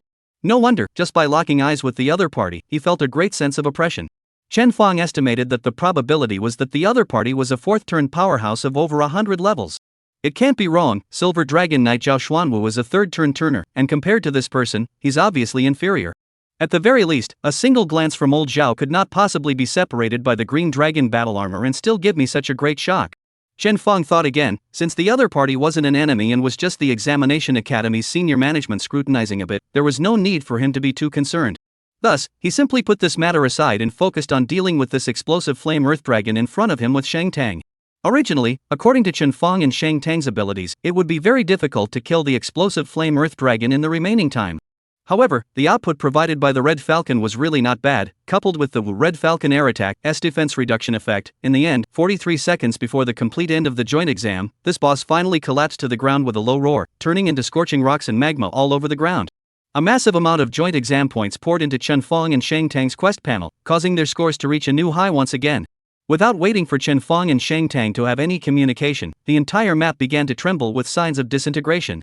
At the same time, Chen Fong and Shang Tang's bodies were wrapped in a formation pattern similar to a teleportation formation. After the vision in front of him was taken over by bright light, Chen Fong felt a familiar pulling sensation again. When the bright light dispersed, he realized that he had already been teleported to the examination point in Luo City. He wasn't the only one, as the light from the surrounding teleportation array rose and fell, and one by one, the candidates were teleported out one after the other, rejoining in front of the huge transfer table. The candidates had obviously experienced multiple battles, and the equipment and weapons on their bodies all had varying degrees of wear and tear. Those who were injured were even more numerous. However, the several hours of fighting hadn't dampened the spirits of these young people. Most of them remained exuberant, chatting with the people around them about everything they had experienced within the examination hall. Brother, you may not believe me when I say it, I damn well scored 290,000 points in the exam this time. Although 985, 211 is no hope, but ordinary a book is not a problem at all. Awesome, I only took 210,000 points, I'm afraid I can only go to a second school. You guys can't guess who I ran into in the exam room. Our Pingding City's Wang Shu. He manipulated the undead army, crushed the ferocious beasts along the way, and crazily harvested the joint examination scores. It's simply awesome. And, you, what's so great about meeting Wang Shu? I also saw the iceberg goddess Shang Tang. Worthy of being my goddess, killing ferocious beasts is so beautiful. I followed her for 10 minutes, I didn't even bother to kill ferocious beasts, just watched the goddess kill monsters. Tailgating perverts get lost. The entire teleportation platform was abuzz with people's voices, as lively as if a pot had exploded. Right at this time, the teacher from the examination center from before opened his mouth again, silencing everyone's voices. Congratulations to all the candidates who have persevered until the last second of this joint examination. This year's joint examination is officially over, and I wish everyone a good ranking. Next, please also leave the field in an orderly manner, find the area your institution belongs to, and follow your respective teachers to leave and rejoin Luo City. Always be careful not to have any trampling accidents, pay attention to safety. In the sound of the teacher's speech, all the students began to leave one after another from the teleportation platform. After the joint examination, it was basically announced that Chen Fong's class of students had officially graduated from the middle school. Unlike Chen Fong's previous life, in this world's joint examination system, candidates were aware of their joint examination results. However, the scoreline of the joint examination of each institution of higher learning needed 3 days before they could be known one after another. It wasn't just the institutions of higher learning. In this world, going to university wasn't the only way out, the major guilds were likewise a good choice. The guilds, like the higher learning institutions, would also publicize their scorelines. Candidates who reached their scoreline would be able to enroll into the guild, become a member of it, and start earning a living. 3 days passed quickly, and all the major media platforms were in a frenzy, starting to publicize the scorelines of the joint exams of the various academies and guilds. Some ordinary universities and small guilds' scorelines were the first to be announced. Their scorelines weren't too different from previous years, and were just over 30,000 points. Most people were basically above and below this scoreline, and as long as they reached it, they would basically be able to support themselves with their careers. Beyond that, there are some second and poorer first books. The scoreline is a bit higher, ranging from 50,000 to 100,000. Soon, a number of key universities, as well as institutions and guilds like the Shangshur Guild that had a high demand for talent, also announced their scorelines one by one. However, as the top 10 academies in the Dragon Kingdom, there had been no movement for the time being. Chen Fong was in no hurry at all regarding this. Because he had 1,140,000 points in his hand, he had broken the record of Shuzhong's joint examination, and at the same time, he was the top student of Shuzhong. If he can't get into the Starry Sky Academy, then who else can get into the whole Shuzhong? Moreover, Sister Luing had gone to Longdu early to help him deal with the matter of guaranteed admission. Now that the joint entrance examination has passed, the other party should have news, right? Time came to the 7th day after the joint examination. Xiaofan, did you see that? Chen Huanlan came back from outside, holding a cloth pocket and clutching a newspaper in her hand. Chen Fong had just hung up the voice call with Sun Wenjing and got up to receive the cloth pocket filled with vegetables in Chen Huanlan's hand. The Starry Sky Academy has made the admission line public? However, it doesn't make much sense whether it's public or not. With my grades, it's not the top 10 academies picking me, it's me picking the top 10 academies. The tail is still up. Chen Huanlan nodded Chen Fong's head, her eyes smiling into a curved slit. Her son, after all, was number 1 in Shuzhong. That is, now that the joint examination system has been reformed, the students' joint examination scores have been kept secret. Otherwise, I'm afraid that in the first hour of the end of the joint examination, all the universities would have already trampled on her family's threshold. The Starry Sky Academy's scoreline is out, so we can enroll online now, right? Chen Huanlan was so excited that her voice was a bit breathless. After dinner in a while, you hurry to enroll, don't delay. Chapter 125, The Tail Payment. What's the hurry, Mom? The enrollment window is a month away. Chen Fong said. Chen Huanlan said with a straight face, there are definitely benefits to enrolling early. Since you've already made up your mind to enroll in the Starry Sky Academy, then just enroll earlier. Just in case people's admission quota is full and they squeeze you out. Chen reassured that even if the admission quota was full, wouldn't the Starry Sky Academy still have to impose a quota on itself? This kind of thing where scores exceeded the admission line and ended up slipping through the ranks did exist, but it could never happen to him.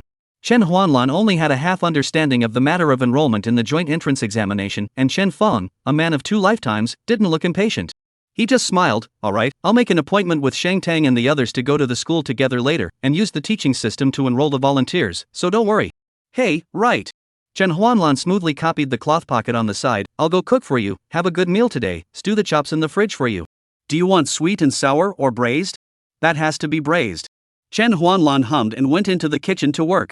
Chen Feng, on the other hand, sat back in his seat and opened his friend panel, intending to ask Shang Tang if the two of them, Wang Taishan and Su Qingya, had passed the Starry Sky Academy's scoreline. As a result, without waiting for Chen Feng to send a voice request, Shang Tang transmitted a text message. Chen Feng is opening the door. Chen Feng? Why is there a feeling of being offended? Chen Feng bristled and got up to open the door. As expected, a brightly dressed Shang Tang stood at the door, standing in a pavilion. I was just saying I was looking for you. Chen Feng sidestepped and let Shang Tang enter the room. The Starry Sky Academy scoreline came out. Did Su Qingya and Taishan tell you whether they passed the line or not?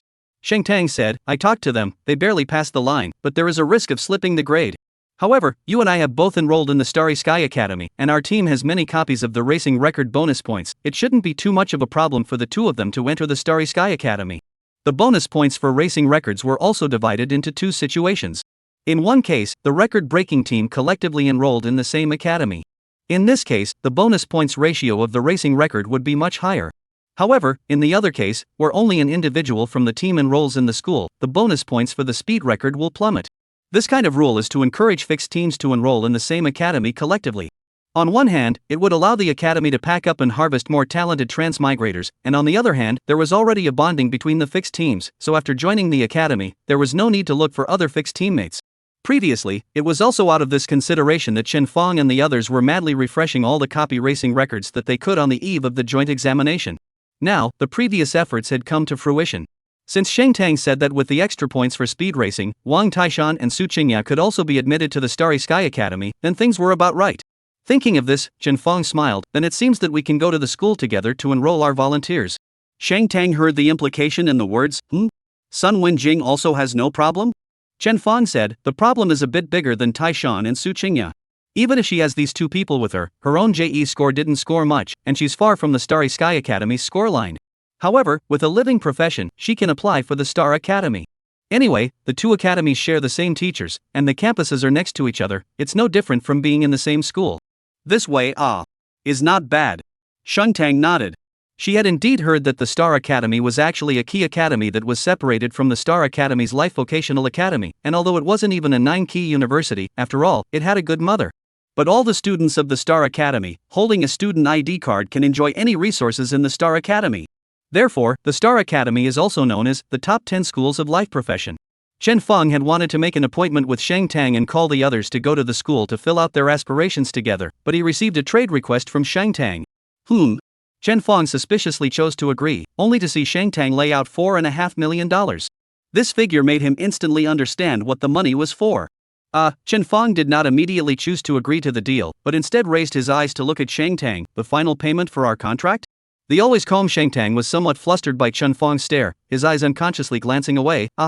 Chen Feng was puzzled, but I still have 2 things left to accomplish. One is to pass a private secret realm of your Shang family, and the other is? Chen Feng glanced at Shang Tang's flat belly. This glance immediately caused the latter to take half a step back. She spoke quickly, you have already completed the first requirement in the contract, and it's true that you shouldn't be paid the final payment according to reason. However, I feel that with your ability, clearing our Shang family's secret realm shouldn't be too difficult to do.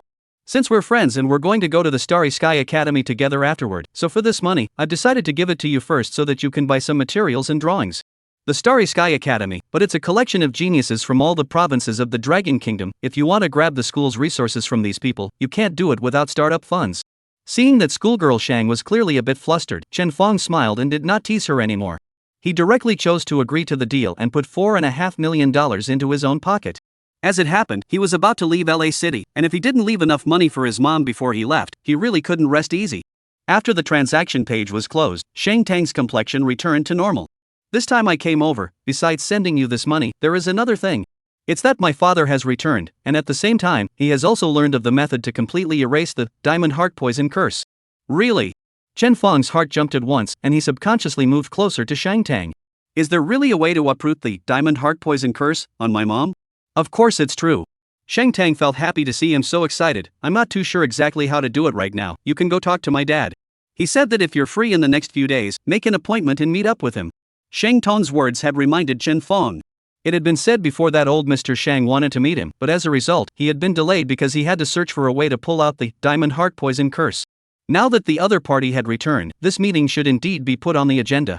To be honest, Chen Fong was more or less a little weak. After all, the other party was the president of Luo City's largest guild, and the Luo City Lord had to give the other party a few points of face. Such a big man, but with each other's daughters have a heavy money for children contract. The things that ordinary people can't even imagine in their dreams just happened. Instead, this little yellow hair will have to meet with the other party. Chapter 126, You're already disrespectful. Seeing that Chen Fong's face became serious, Shang Tang conversely had a relaxed expression. What, scared? How could it be? Chen Fong's mouth was harder than a battle armor. I'm just pondering, when I turn around and see Uncle Shang, how am I going to thank him? Shang Tang blankly glanced at him. Of course she wouldn't believe his bull. Don't worry, my dad is a person who looks quite fierce, but is actually still very peaceful. He knows all the things between you and me. If he didn't know something about you, he wouldn't have gone through all the trouble of personally looking for a solution to the diamond heart poison spell. Alright, the exact time and place, I'll send it to you later. After a pause, Shang Tang added, remember to wear something formal. For a meeting, the first impression is still very important. Dress formally? Chen Fong inexplicably had the feeling of a son-in-law meeting his father-in-law. After explaining these, Shang Tang greeted Chen Fong and turned to go. Chen Fong, on the other hand, began to think about what he should say and do when he met Shang Tang's father. Right after he absent-mindedly closed the door, Chen Huanlan wiped her hands from the kitchen and came out. What's the matter, Xiao Fong? Is there a guest at home? Oh, just now Shang Tang came and left after chatting with me for a few moments. Chen Fong subconsciously replied. Chen Huanlan was not happy when she heard this. You child, it's dinner time, you should have kept her for a meal at any rate. Chen Fong opened his mouth. Oh. Chen Huanlan looked at him with a stupid look of unenlightenment, sighed and simply contacted Shang Tang directly with the friend system, telling the other party to come back and have a meal before leaving. The result that Chen Fong did not expect was that within a minute, Shang Tang really came back. It was obvious that Chen Huanlan liked Shang Tang very much. Even during dinner, she didn't complain that Chen Fong didn't know what to do and didn't know how to keep people for dinner.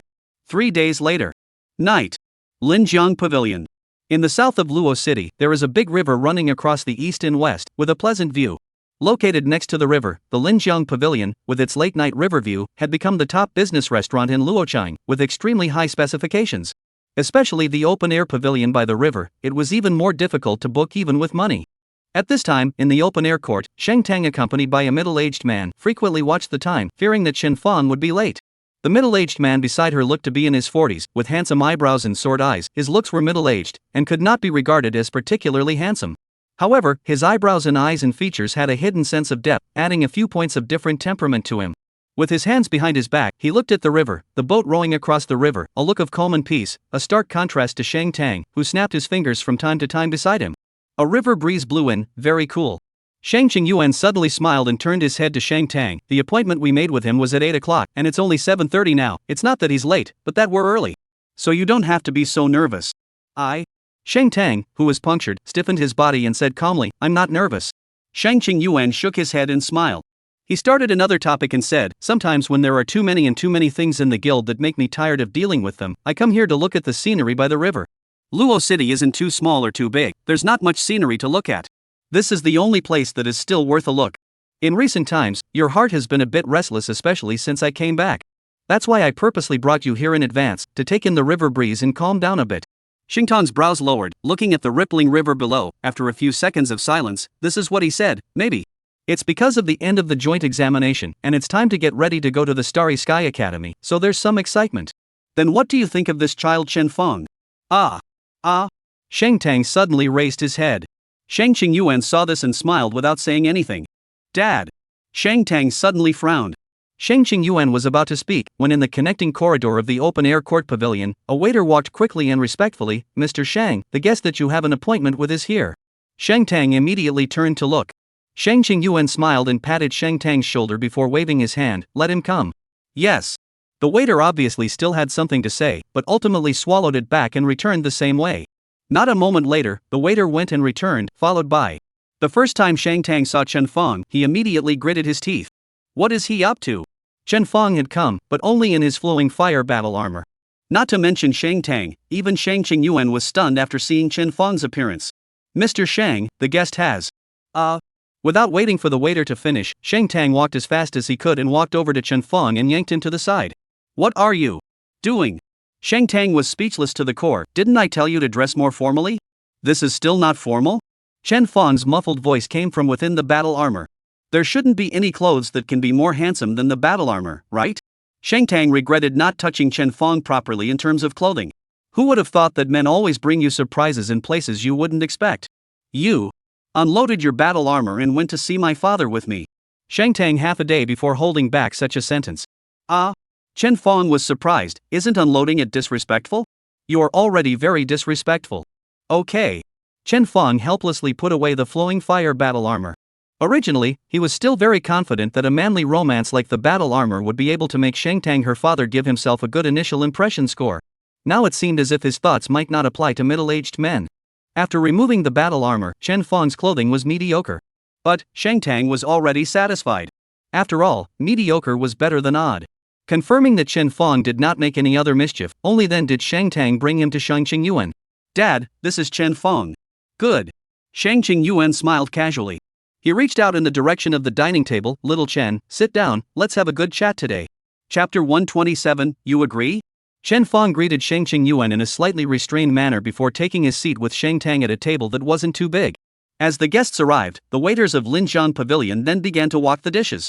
The cuisine here was on the business side. The dishes were not too large and looked very delicate, very suitable for eating while chatting. Chen Feng originally thought that Shang Qingyuan, as the president of the Shangshi Guild, should be quite heavy in his own air pressure and belonging to the sense of suffocation when staying by his side. However, after really getting along with him, he realized that the other party was just like what Shang Tang had said, quite approachable. Therefore, after a few sentences of small talk, Chen Feng's nervousness gradually dissipated and his demeanor wasn't as rushed as it was in the beginning. Xiao Tang was able to take the top spot in Shuzhong thanks to having you. Shang Qingyuan used his mail chopsticks to give Chen Feng a chopstick of steamed fish. Chen Feng hurriedly said, "Don't be so polite, Uncle Shang, I'll just help myself." Hee, it's fine. Shang Qingyuan put down his chopsticks. Then you can clip whatever you want to eat yourself, don't be formal. Actually, it's not just the joint examination. During this period of time, it's also thanks to your help to Xiao Tang. Just for these, I will also try my best to help you with your mother's matter.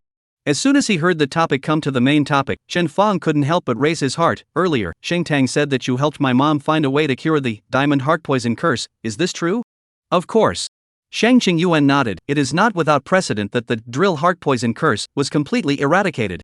In the Dragon Kingdom, there is a transmuter nicknamed Holy Traveling God, a very rare 4-turn light rare profession. Once upon a time, he made a move to cure a commoner who had been struck by the diamond heart poison curse, and that person is still alive to this day. I used some of my power to find the Holy Traveling God and helped him out a little bit, making him owe me a favor. After that, he then promised me that I could make a move once to help cure a person of the diamond heart poison curse. Chen Feng was so excited that he was almost on the verge of standing up. Then this Holy Traveling God, where is he now? Shang Qingyuan smiled and raised his hand to signal him to calm down a little. He is not in Luo City, he has continued to travel. Because wanting to cure the diamond heart poison curse is not something that can be done just by saying it. The sacred traveling god said that something like the drill heart poison curse is actually powerful even when it's said to be powerful, and not powerful even when it's said not to be powerful. This is a type of curse unique to the abomination otherworld, and the conditions for wanting to inflict the curse are especially harsh, requiring the level difference between the caster and the one being cured to be at least level 40. Generally speaking, as long as one turns 2 and reaches level 40, one can basically ignore the drill heart poison curse, effect of most abominable fierce beasts. But once this drill heart poison spell is unleashed on civilians with generally lower levels, it's nearly insoluble. If you want to pull it out, it cannot be done by a fourth turner like the sacred traveling god. Chen Feng's face was serious as he listened to Shang Qingyuan's words. The latter continued, "These, too, are what I learned after communicating with the sacred traveling god. And even if it was him, if he wanted to unleash the skill of erasing the diamond heart poison spell, he would need a large batch of materials to support it. This batch of materials, itself, is astronomically expensive. How much do the materials cost in total? There's always a number, right?" Chen Feng had a resolute gaze and did not hesitate. Shang Qingyuan said, "The price is actually not a problem. But tens of millions, for the sake of favors alone, it's fine for me to directly help you buy all the materials. It's just that out of these materials, there are so many that even the merchant houses don't have, and I simply don't know where to look for them. Come on, you and I will add a friend, I will send you the list of materials." "Good." Chen Feng immediately added a friend with Shang Qingyuan, and then received a list of materials from the other party. The materials on the list were clearly used to build formations, and a total of about 30 pieces of materials were used. Among them, there was even no lack of epic-level materials. Fortunately, it was only the materials, the price was not comparable to the equipment.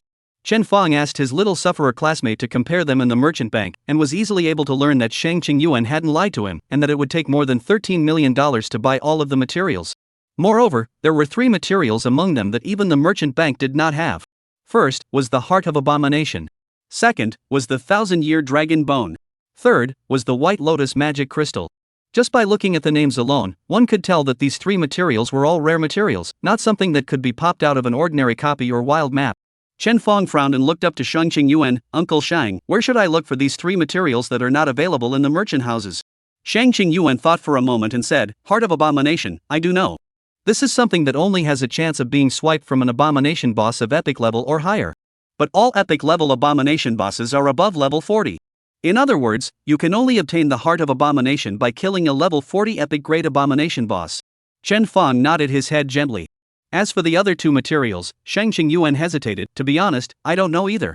And let alone me, even the sacred traveling god isn't sure. Previously, he was also in the ghost market and just picked up these 2 materials by chance. I've already asked the combatants under the banner of the Centurion Guild to keep an eye out for news of these 2 materials. If there is any information on the whereabouts of the 1,000-year dragon bone and White Lotus magic crystal, I will have someone buy them at the first opportunity." Chen Feng's face was grave as he nodded to Shang Qingyuan. "Thank you, Uncle Shang, then." He understood in his heart that although Shang Guild was considered the #1 guild in Luo City, but looking at the entire Dragon Kingdom, the power of Shang Guild was still not enough. The materials that even the merchant houses didn't have could be seen how precious they really were, and even if Shang Qingyuan intended to look for them, he might not guarantee that he could definitely find them. To ensure that he could find all 3 materials within 3 years, he had to mobilize more power. For example, the Silver Dragon Knights, or perhaps the Starry Sky Academy. These 2, with their level of well-informedness, were definitely above the Shangshi Guild. The power of the 2 major forces must be borrowed. Although right now, there was still no way to solve the problem of the Diamond Heart Poison Curse, Shang Qingyuan at least gave Chen Feng a ray of hope. "After finishing your mother's matter, next, I would like to talk to you about you and my daughter." Shang Qingyuan's words changed, suddenly pulling back to the duo on the table. At that moment, Shang Tang's movements, who had been keeping his head down and not speaking, eating his food silently, obviously slowed down. Chen Feng also looked embarrassed, and after some good deliberation, he carefully opened his mouth. "Actually, this matter, I also want to ask you. I and Shang students, you know and agree?" Shang Qingyuan's face was complex and silent for a while. "I know all of it. As for whether or not you agree." In the latter words, he didn't continue. Since he didn't say it, the meaning was obvious. Now, it was Chen Feng's turn to start getting nervous. Sure enough, am I just a little yellow hair? Moreover, it was still a little yellow hair that drove a ghost fire to meet his old husband. Just as Chen Feng was apprehensive, he only heard Shang Qingyuan say, "You haven't reached my age, so you may not be able to understand the feelings of a man who is a father. If you were the one hitting on my daughter, I would naturally have 100 ways to get you away from her. Unfortunately, things are not that simple." Chapter 128: The reason for the contract.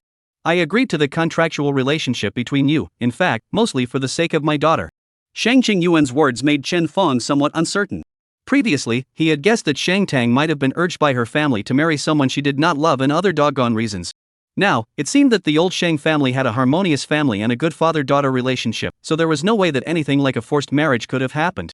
It seemed that the contract between the 2 was more for Shang Tang's good. But what kind of reasoning is this? It's hard to believe that. Chen Fong looked at Shang Tang beside him and asked in a low voice, "Could it be that you have some incurable disease that you have to give birth to a child in order to be cured? You're the one with an incurable disease." Shang Tang glared at him. Chen Fong was momentarily speechless. Had he guessed wrong again? Shang Qingyuan was dumbfounded and waved his hand. "This matter, sooner or later, I will have to tell you. The other thing that I met with you today, besides the matter of the sacred traveling god, is about that contract between you and Shao Tang." After a pause, he added, "This matter can't be explained in a few words, otherwise let's eat first, and after dinner, I'll take you to a place. Wait to see the same thing, you will be able to understand." "Good." Chen Fong pressed his curiosity and picked up his chopsticks. The meal was a bit more relaxed than Chen Fong thought it would be. Shang Qingyuan was just casually chattering with him about some family matters, as well as something about the characteristics of the mechanic profession. Outside of the words, there was no intention of targeting him. It seemed that Shang Tang really didn't say a lot of good things about Chen Fong in front of Shang Qingyuan. If Shang Tang really cricked Chen Fong for nothing, Chen Fong's meal was probably not much different from being tortured. Soon, after the meal, Shang Qingyuan took Chen Fong and Shang Tang in a commercial vehicle and drove all the way to Shang's house. The location of the Shang family was also in the south of Luo City, not far from Linjiang Pavilion. However, after a 20-minute drive, the commercial vehicle stopped in front of a huge villa on a mountainside. It had to be said that the Shang family was worthy of being the head of the Shang Guild, and the villa in front of them was as big as a manor. In front of the main gate, there were dozens of combatants guarding it to ensure the safety of the Shang family. The commercial vehicle passed through these lines of defense and eventually stopped at the back door of the villa. Under Shang Qingyuan's light lead, Chen Fong and Shang Tang came to a room on the first floor. What Chen Fong did not expect was that in this large room, there were a full 8 inactive teleportation arrays. The construction of a teleportation array required a massive amount of materials, and also required array masters with a high enough rank. The cost of these 8 teleportation formations alone was astronomical. Some of these teleportation arrays are secret realm entrances, and some of them lead to some maps that are vital to the Shangshi Guild. Shang Qingyuan took the initiative to introduce Chen Fong. It can be said that the other end of any of these teleportation arrays concerns a lifeline of our Shang clan. Seeing Chen Fong's face immediately turn serious upon hearing this, Shang Qingyuan smiled and added, "Of course, you don't have to be so nervous. From a certain perspective, you are not an outsider. The next place I'll take you to, you just need to not mention it to anyone else." Chen Fong said, "Good, I won't spread what I saw out." Shang Qingyuan looked at Shang Tang again. "Shao Tang, you can wait for us here for a while. I'll just take him to the Shang family's ancestral hall by myself." Shang Tang nodded and stood still without following again. Shang Qingyuan walked to the third teleportation array and pressed on the eye of the array to turn it on. Instantly, the teleportation formation was activated, and layers of blue light curtains intertwined, transforming into the entrance to another space. Shang Qingyuan didn't turn around, he just said, "Follow me to Chen Fong" before stepping in. Chen Fong glanced at Shang Tang, then followed suit. This teleportation array was not for long-distance teleportation, but rather an entrance to an artificial secret realm. Therefore, Chen Fong did not feel any physical discomfort. It was fortunate that this was the case. If he were to vomit in someone's ancestral hall, he was afraid that Shang Qingyuan's face would have to turn green. After the pulling sensation, Chen Fong realized that he had indeed arrived in a large man-made secret area. When he looked around and saw everything around him, his heart jumped. This was because around them, there were offering tables for displaying tabletops. Theoretically, it was normal to have some tablets and tributes on the offering table. But in addition to these things, the Shang family ancestral hall's offering table even had corpses on display. That's right, there were indeed corpses. Each of these corpses looked like dried out, thin, twilight old men. One by one, they were dressed in wide robes, sitting cross-legged on the offering table, as if they had been thrown into the copper juice and soaked, then carried out again, their skin and clothing surfaces soaked in bronze, like a bronze statue. Shang Qingyuan bowed 3 times to the corpses present, before turning to Chen Fong. "You don't need to be afraid, these are, for the most part, the ancestors of our Shang family. Since the beginning of my great-grandparents' generation, the corpses have been preserved in this manner and placed in the ancestral hall. It may be somewhat incomprehensible to the general public, but this is also the rule left behind by my great-grandfathers, and I can only abide by it." Chen Fong said with a strong smile, "Although I don't really understand it either, I respect it." Shang Qingyuan smiled and slowly walked towards a corpse. "Here, in fact, there are not only the corpses of our Shang family members, but there are also some vassals who have done meritorious deeds in the Shang family that are also displayed here. Among them, is this one for example." Shang Qingyuan came to a corpse and bowed for it alone, his eyes filled with emotion. This corpse was an old man, not tall and stooped, looking like he should have been quite old in life. "This is?" asked Chen Fong. Shang Qingyuan said, "This is the patriarch at the beginning of the founding of the Shangshi Guild, Mr. Jin.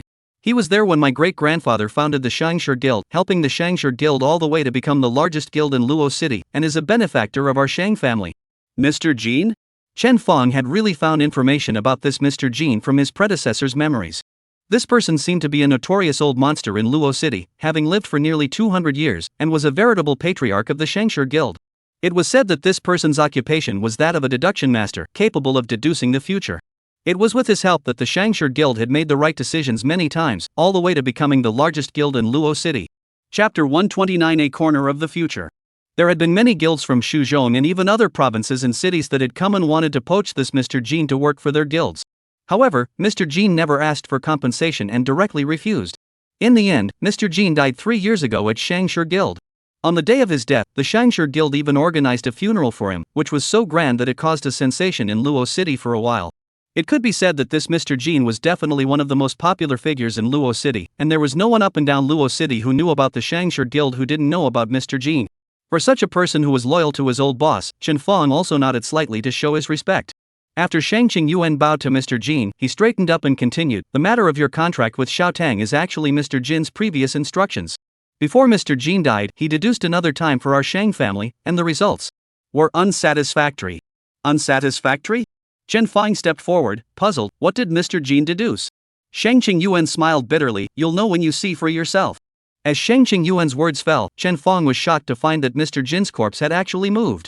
The magnitude of the movement was not large, but it was merely lifting up the eyelids. But an odd corpse suddenly moving, anyone would get a chill down their back. Without waiting for Chen Fong to have any chance to react, he saw the silver light swirling continuously in Mr. Jin's eyes, like a silver black hole, dragging his sanity into it. After a moment of heavenly rotation, by the time Chen Fong came back to his senses, he had already been teleported away from the Shang family ancestral hall. Around him, noises rolled in, causing him to have a headache. As he looked around vigilantly, he realized that he had reappeared in front of the Shang family's villa. However, it was different from when he came earlier. At this time, the Shang family had become a mess. The large villa had collapsed, and the surroundings were infested with otherworldly beasts with black chi rising from their bodies. Rolling black mist, like a tidal wave flowing on the surface of the ground, so that one could not see the ground at all. In the sky, several otherworldly fissures of various sizes had appeared, spreading to any part of the sky that was visible to the eye, not only over the Shang family villa, but also over the entire country. Not only over the Shang family villa, but the entire Luo city was suffering from the disaster brought about by the otherworldly rifts. What's going on? Chen Fong's pupils shook tremendously, and immediately, and subconsciously, he was about to put on his green dragon battle armor and slaughter the otherworldly beasts that were ravaging the area. However, at this moment, he realized that there was no green dragon battle armor's finger ring on his finger at all. Even the bracelet of the flowing fire battle armor had disappeared. Splat! A large hand struck Chen Fong's shoulder, causing him to tremble. He turned around and realized that it was Shang Yuan who had appeared at an unknown time. "No need to be nervous, these are just illusions." Shang Yuan withdrew his hand and explained to Chen Fong. "This is Mr. Jin's skill, which allows him to show a corner of the future that he has deduced to others. What you are seeing now is not what is happening, but what is about to happen in the future." Chen Fong froze, deeply impressed by the subtlety of this legendary figure's skill. He frowned as he looked around and said incredulously, "So, in the future, Luo City will once again be attacked by the ferocious beasts of the abominable otherworld? 8 or 9 times. Shang Yuan nodded. Mr. Jin's deduction has never made a mistake yet. Since he has deduced these, there is a high probability that these things will happen in the future. When is it? This? I'm not sure." Shang Yuan thought for a moment and added, "It should be a few years from now, a short period of 3 years and a long period of 10 years. Chen Fong strangely said, "How do you know that this scene in front of you will happen 3 to 10 years later?" Shang Yuan didn't explain, and just said, "You'll know if you take a look." Chen Fong did not ask any more questions and continued to be by Shang Yuan's side, observing everything that was happening around him. Around him, it was like an immersive VR world, with all sorts of sounds and visuals that were no different from being there. However, all of this was not reality after all. Many ferocious beasts and transmutants could not see them at all, and various skills passed through their bodies without causing any damage. The battles around them were constant. All sorts of powerful beasts surged out from the otherworldly rift high in the sky and fought with the transmutators. The scenes were grueling and unusual. Suddenly, deep within the Shang clan, loud sounds came out. A black shadow flew out horizontally, ruthlessly crashing into the ground not far from Chen Fong and Shang Yuan. The ground shook with it, showing just how terrifying the figure's previous attack had been. However, it still got up directly from the rising smoke, as if it was completely unharmed. Chen Fong saw that this was an otherworldly ferocious beast whose body was like a shadow. It was roughly 2 meters tall, and its size was comparable to that of a transmuter, but it did not have anything such as 5 senses, and it was an existence completely condensed from black gas. The only thing that was slightly different from humans was that it also had 6 arms growing out of its back, and all over, it had a total of 8 arms. After seeing this otherworldly ferocious beast, Shang Qingyuan's face was touched for a few moments. Boom! Another silhouette came chasing after him from the depths of the Shang clan. And this person was none other than Shang Qingyuan from the illusion. This Shang Qingyuan was not too different in appearance from the one beside Chen Fong, only that his formal attire had been replaced with a light armor. He was holding a long sword-shaped airflow surrounding his body, obviously opening some kind of high-level skill. Get out of the Shang family! Shang Qingyuan shouted violently and slashed his sword at the 8-armed ferocious beast. One person and one ferocious beast immediately fought as one. Because it was an illusion, Chen Fong could not see the levels of Shang Qingyuan and the ferocious beast. But through the aftermath of their battle, he could also tell that this was a battle of more than 3 revolutions, and it was definitely not something that he could participate in right now. Shang Qingyuan, as the president of the Shangshi Guild, was really strong. Even though that 8-armed ferocious beast was strong, it was still being pressed by him, and he quickly chopped off 3 of its arms. However, without waiting for this battle to end, amongst the surrounding black mist, 4 more black shadows came one after another, rushing towards Shang Qingyuan. Shang Qingyuan was suddenly pinned down, and it was difficult for him to react for a moment. With a low roar, his body was thrown out so hard that his sword arm was ripped off. A large amount of hot blood sprayed out, causing Shang Qingyuan's face to turn pale. He wanted to struggle to get up from the ground, but a total of 5 8-armed ferocious beasts came at him again. Not to mention Shang Qingyuan, even Chen Fong's heart was raised at this moment. Right at this moment, a silver flame sword light came from afar, instantly turning into a wall of fire, separating Shang Qingyuan and the ferocious beasts. Dad, are you alright? The silver light tore the darkness apart as a figure quickly arrived from the Shang clan, carrying a lightsaber in his hand. The silver flames around this person turned into a floating belt surrounding him, and behind him, the flames even surrounded him, condensing into 3 pairs of feathered wings, showing all the holiness. Upon seeing the other party, Chen Fong couldn't help but be stunned. Is this Shang Tang? It doesn't seem like it. During this period of time, Chen Fong had spent a lot of time with Shang Tang, and he could not understand Shang Tang any better. The person who rushed over was indeed Shang Tang, but he was not the Shang Tang that Chen Fong was familiar with. Compared to Shang Tang herself, the other party looked a few years older, in her early 20s. The coldness of Shang Tang's body still existed on her, only that the youthfulness and tenderness had disappeared. Chapter 130 Mechanical Black Dragon. Moreover, after Shang Tang used her apostle form, there was only 1 pair of feathered wings behind her back. Before her eyes, she had 3 pairs of wings, and there had to be a clear difference between the other ribbons of flames intertwined together, as well as the divine tattoos on her forehead. There was no doubt that this was definitely the Shang Tang from the illusion, several years later. Shang Tang's strength seemed to be no longer below Shang Qingyuan. She cut off the incoming path of the ferocious beasts with her sword, and the silver flames rose up to form a high wall, preventing the many 8-armed ferocious beasts from coming forward for a moment. Shang Tang rushed to Shang Qingyuan's side, his face full of urgency. Quickly follow me, the teleportation array at home has been repaired. Shang Qingyuan, however, pushed Shang Tang and forcefully swallowed the blood foam in his mouth. I can't go, you go by yourself. Take care of yourself, and… Without waiting for Shang Qingyuan to finish, the violent air current suddenly erupted, blowing away the wall of flames set up by Shang Tang. Those 8-armed monsters from before came slowly, forming an encirclement. Shang Tang's face changed. It was obvious that it wasn't difficult to stall these ferocious beasts for a moment, but for her to deal with so many bosses at the same time, her strength wasn't enough. Shang Qingyuan forcibly got up and protected Shang Tang behind him, his gaze resolute and determined, already having the heart of certain death. Don't leave yet? If you stay any longer, you and I will both die. He looked back at Shang Tang, and seeing that the latter still had no intention of moving, he added, Do you want my grandson to grow up without a mother? These words undoubtedly struck Shang Tang's heart. A tangled and complicated look appeared on her face, and she seemed to falter. Without giving Shang Tang a chance to hesitate, the 8-armed monster's speed suddenly accelerated, killing the father-daughter duo. Shang Qingyuan couldn't think of anything else and raised his sword to fend it off. However, just as he made his move, 5-armed thick red lasers shot out silently from the endless darkness of the sky, accurately hitting the 5 8-armed ferocious beasts. In an instant, the bodies of the 5 beasts were pierced through, a high amount of damage completely overflowing the limit of what they could withstand. The ferocious beasts that had made Shang Qingyuan and Shang Tang fearful just a moment ago simply turned into black mist and disappeared. Such a strange change caused Chen Fong himself to be taken aback. Instantaneous seconds of 5 bosses? Who was it whose strength was so heaven-defying? As he looked in the direction of the red light explosion, he saw that 8 scarlet red lights had appeared in the darkness of the sky at some point. These 8 red lights were arranged in 2 rows. The lights were not dazzling, yet they easily tore through the darkness, allowing everyone to see them as soon as they raised their heads. Chen Fong squinted his eyes and looked closely at what exactly the red lights were, only to be shocked to realize that they seemed to be the eyes of some sort of massive existence. In the darkness, a huge figure flew high above the sky, passing through the black mist and slowly descending downwards. The more it descended, the more Chen Fong was able to see what it looked like. It was a mechanical black dragon. Yes, that was indeed a mechanical creation. It was already over 100 meters in length, and its entire body was crafted from black metal, lifelike as if it was a living thing. During its descent, on its slender body, the covers of the weapon slots were constantly open, from which gun muzzles and gun ports of varying types protruded out. Immediately afterward, countless weapons fired together, and a dense curtain of bullets slanted downwards. Where was this a mechanical dragon? It was clearly a weaponized battleship. Moreover, it was not known if it was also controlled by mechanical intelligence, and the accuracy of each weapon was extremely exaggerated. Even if it was a ferocious beast that had fought with the transmutants, it was able to accurately hit the vitals of the beasts without injuring any of the transmutants.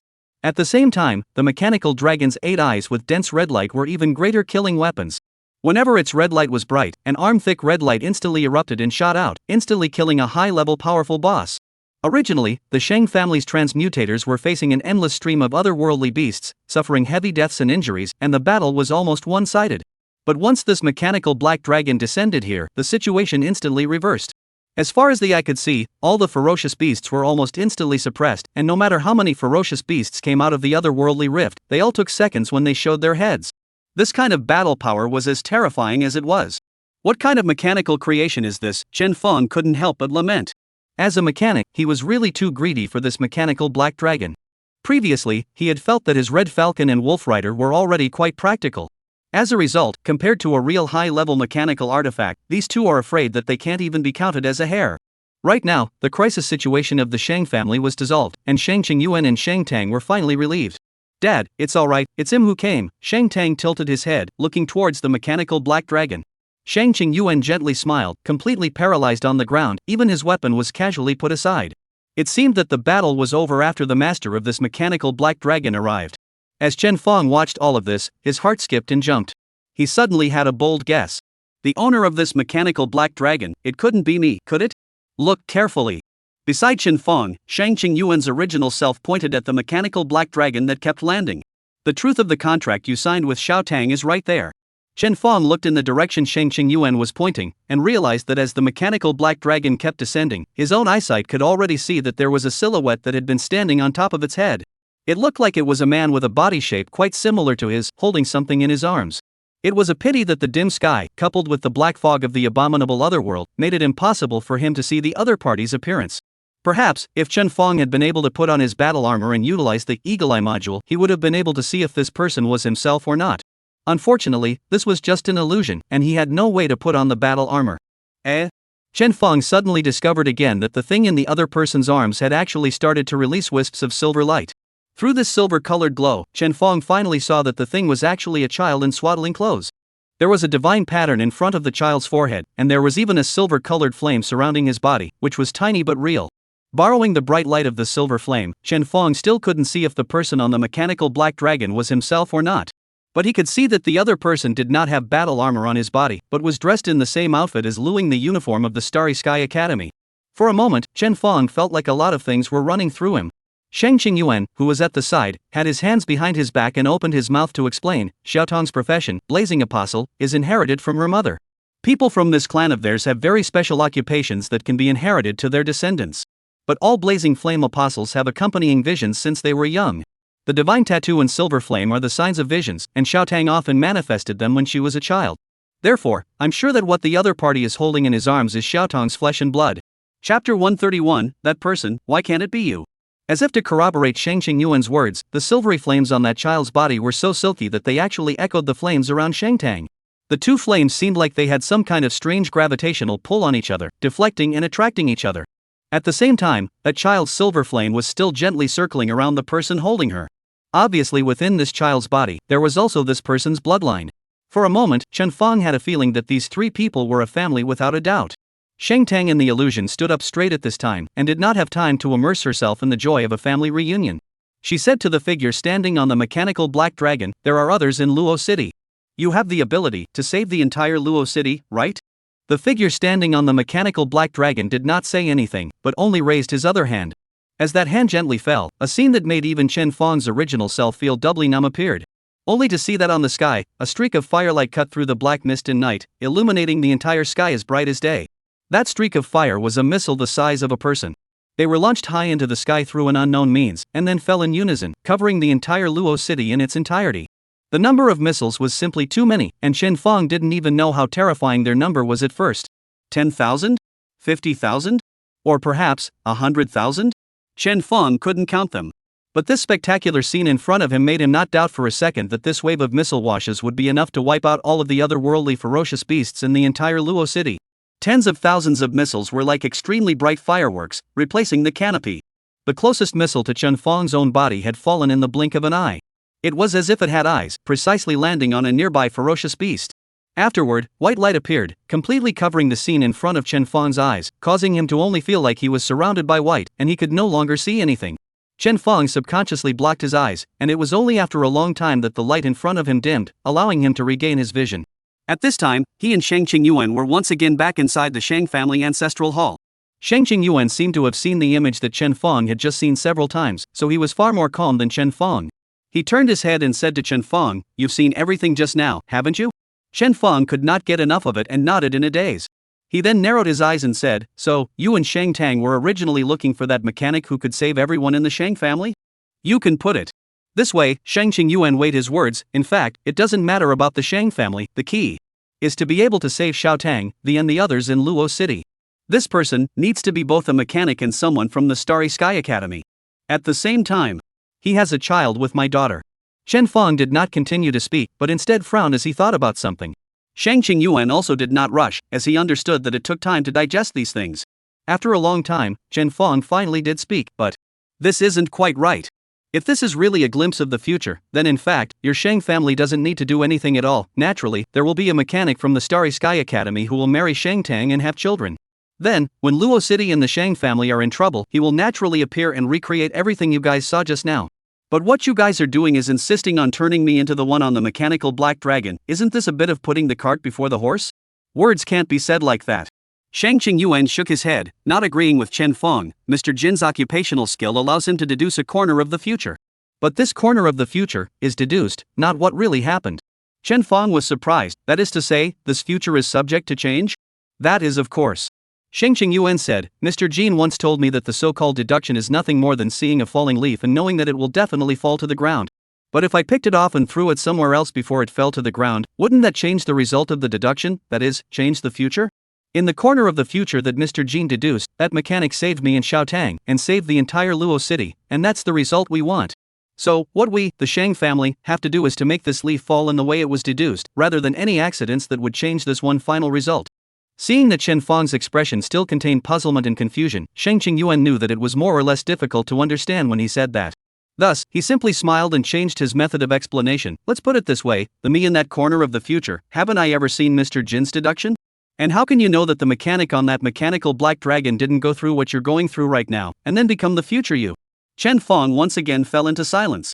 Because Shang Qingyuan's words had already involved some paradoxes and other extremely profound issues, it was difficult for him to think straight right now. However, Chen Feng had also understood that the Shang family was now gradually turning him into that mechanic who was holding a child and stepping on the mechanical black dragon. Whether it was looking for him, the mechanic, to sign a contract, letting him have a child with Shang Tang, or letting him enter the Starry Sky Academy, it was all in order to make him match all the characteristics of that mechanic. However, Chen Feng always had a hesitation that he was or was not the mechanic who had saved the entire Luo city. "You're suspecting that perhaps you're not the person we're looking for?" Shang Qingyuan opened his mouth, very venomously illuminating what Chen Feng was thinking. Chen Feng nodded once. Shang Qingyuan smiled and patted Chen Feng's shoulder, "And why dwell on such things? That person, why can't it be you? You are the only mechanic in Luo City, and, having been admitted to the Starry Sky Academy, your various characteristics already match very well with that mechanic who harnessed the mechanical black dragon." At the same time, he gazed at the last summoning array here and pointed over. "Do you know, that teleportation array, where does it lead to? It's the secret realm that our Shang family set up for you, and at the same time, it's also the secret realm that you need to break through in your contract with Shao Tang.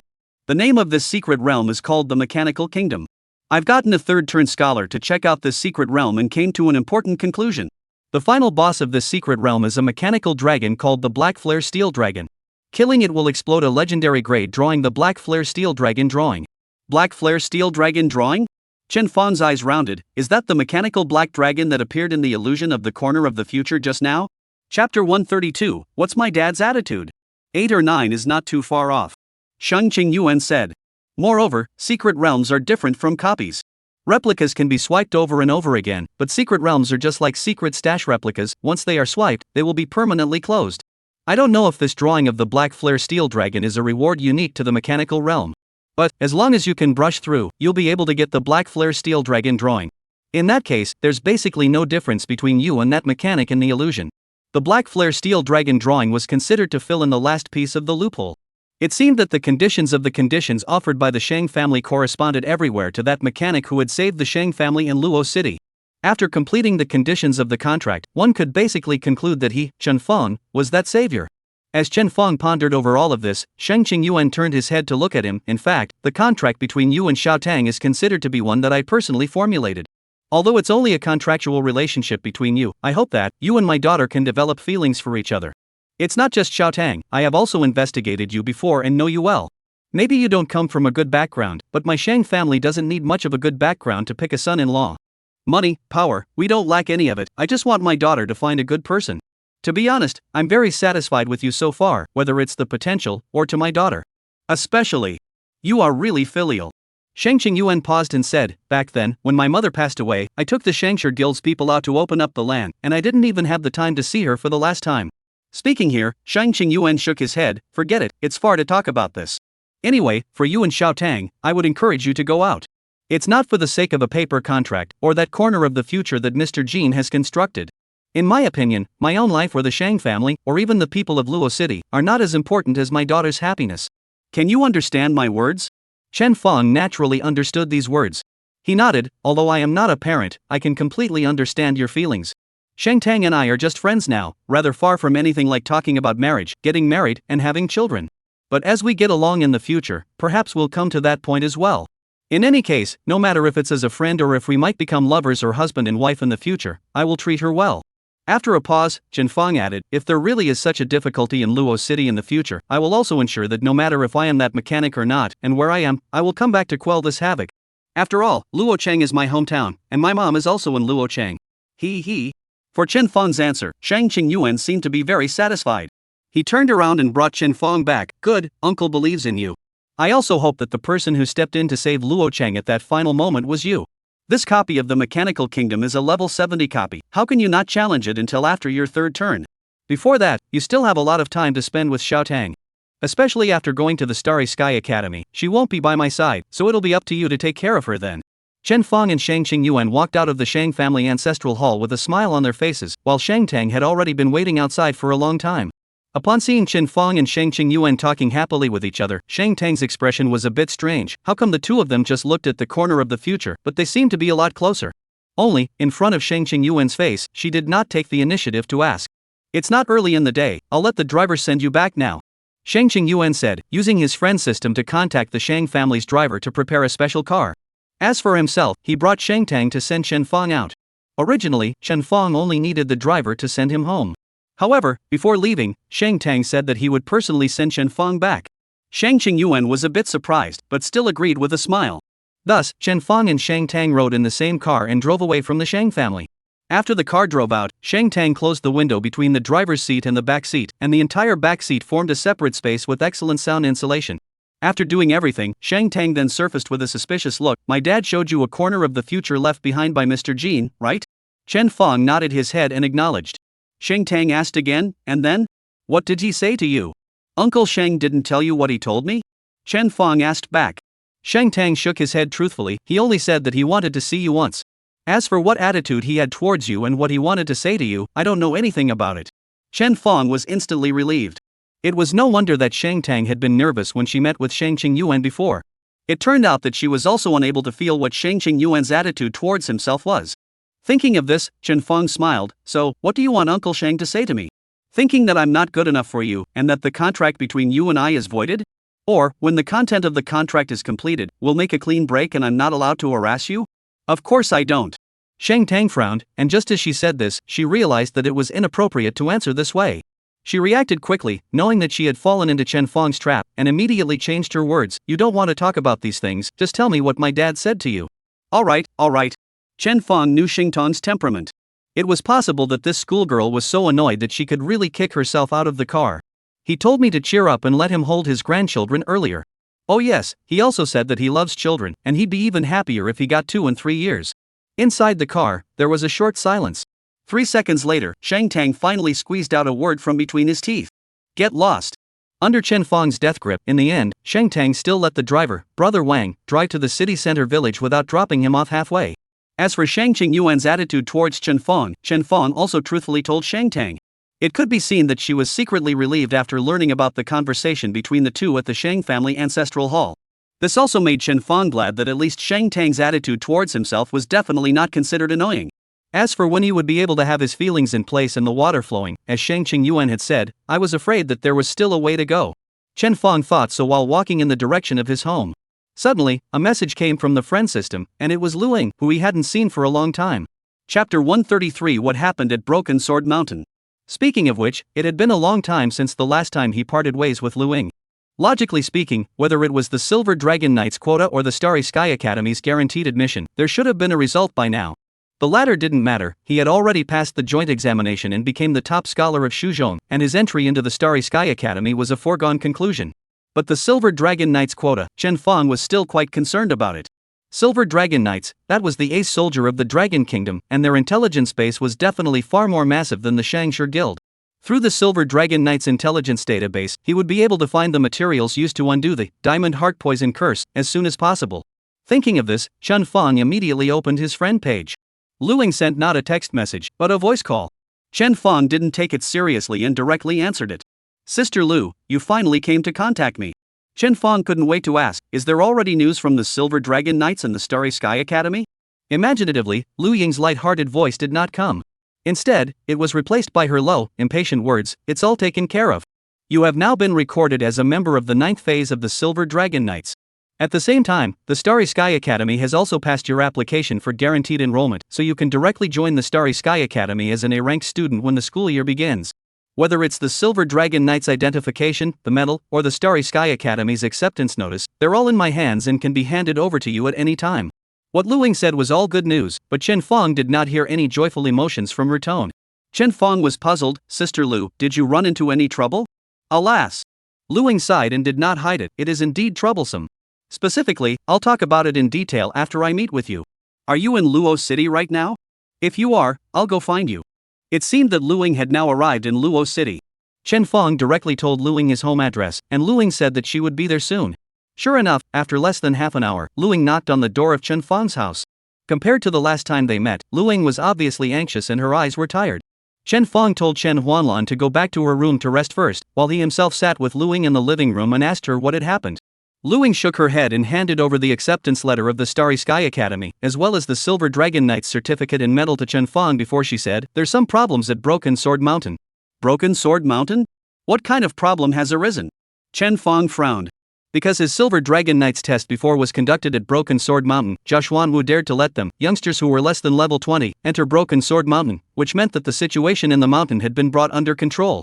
It would only be a matter of time before the temple at the top of the mountain was breached and the church followers were wiped out. Chen Fang had thought that not long after he had left Broken Sword Mountain, Joshua Wu would be able to lead Lingfeng City's defending army to break through the temple and take down whatever that 7th sequence Holy Maiden was straight away. However, it now seemed that he had been overly optimistic. Lu Ying's face was grave as she briefly explained the situation of Broken Sword Mountain to Chen Fang. It turned out that the situation on Broken Sword Mountain before was indeed controlled by the Silver Dragon Knights and the City Watch. The 7th sequence's Holy Maiden had been completely trapped on the mountain except for utilizing the otherworldly rift that opened every few days to summon otherworldly ferocious beasts to come and impede the sweep of the City Watch. If it wasn't for the fact that the 4 purple-robed priests and the Holy Maiden were all 3rd sequence powerhouses and Zhao Xuanwu didn't have the certainty of victory, he would have long ago led his men to take down the churchgoers in the temple. Zhao Xuanwu's method of resolving these believers was to seize them. When these church followers were low on supplies, they would be able to complete the mission at the smallest possible cost at that time. There wasn't any problem with this decision, and any other experienced Silver Dragon Knight would have chosen this method as well. It was just that this 7th sequence Holy Maiden was even more cunning than Zhao Xuanwu had expected. Her frequent opening of the otherworldly rift before was not just a delay.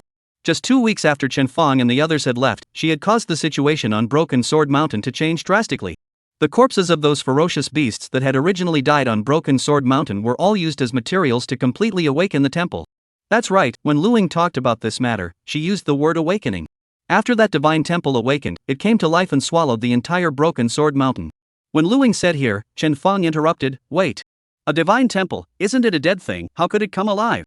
But it did swallow the entire Broken Sword Mountain. Lu Ying had a bitter smile on her face. Now, the Broken Sword Mountain is gone, only a cutout of the mountain being moved away is left in place, as well as this divine temple proper.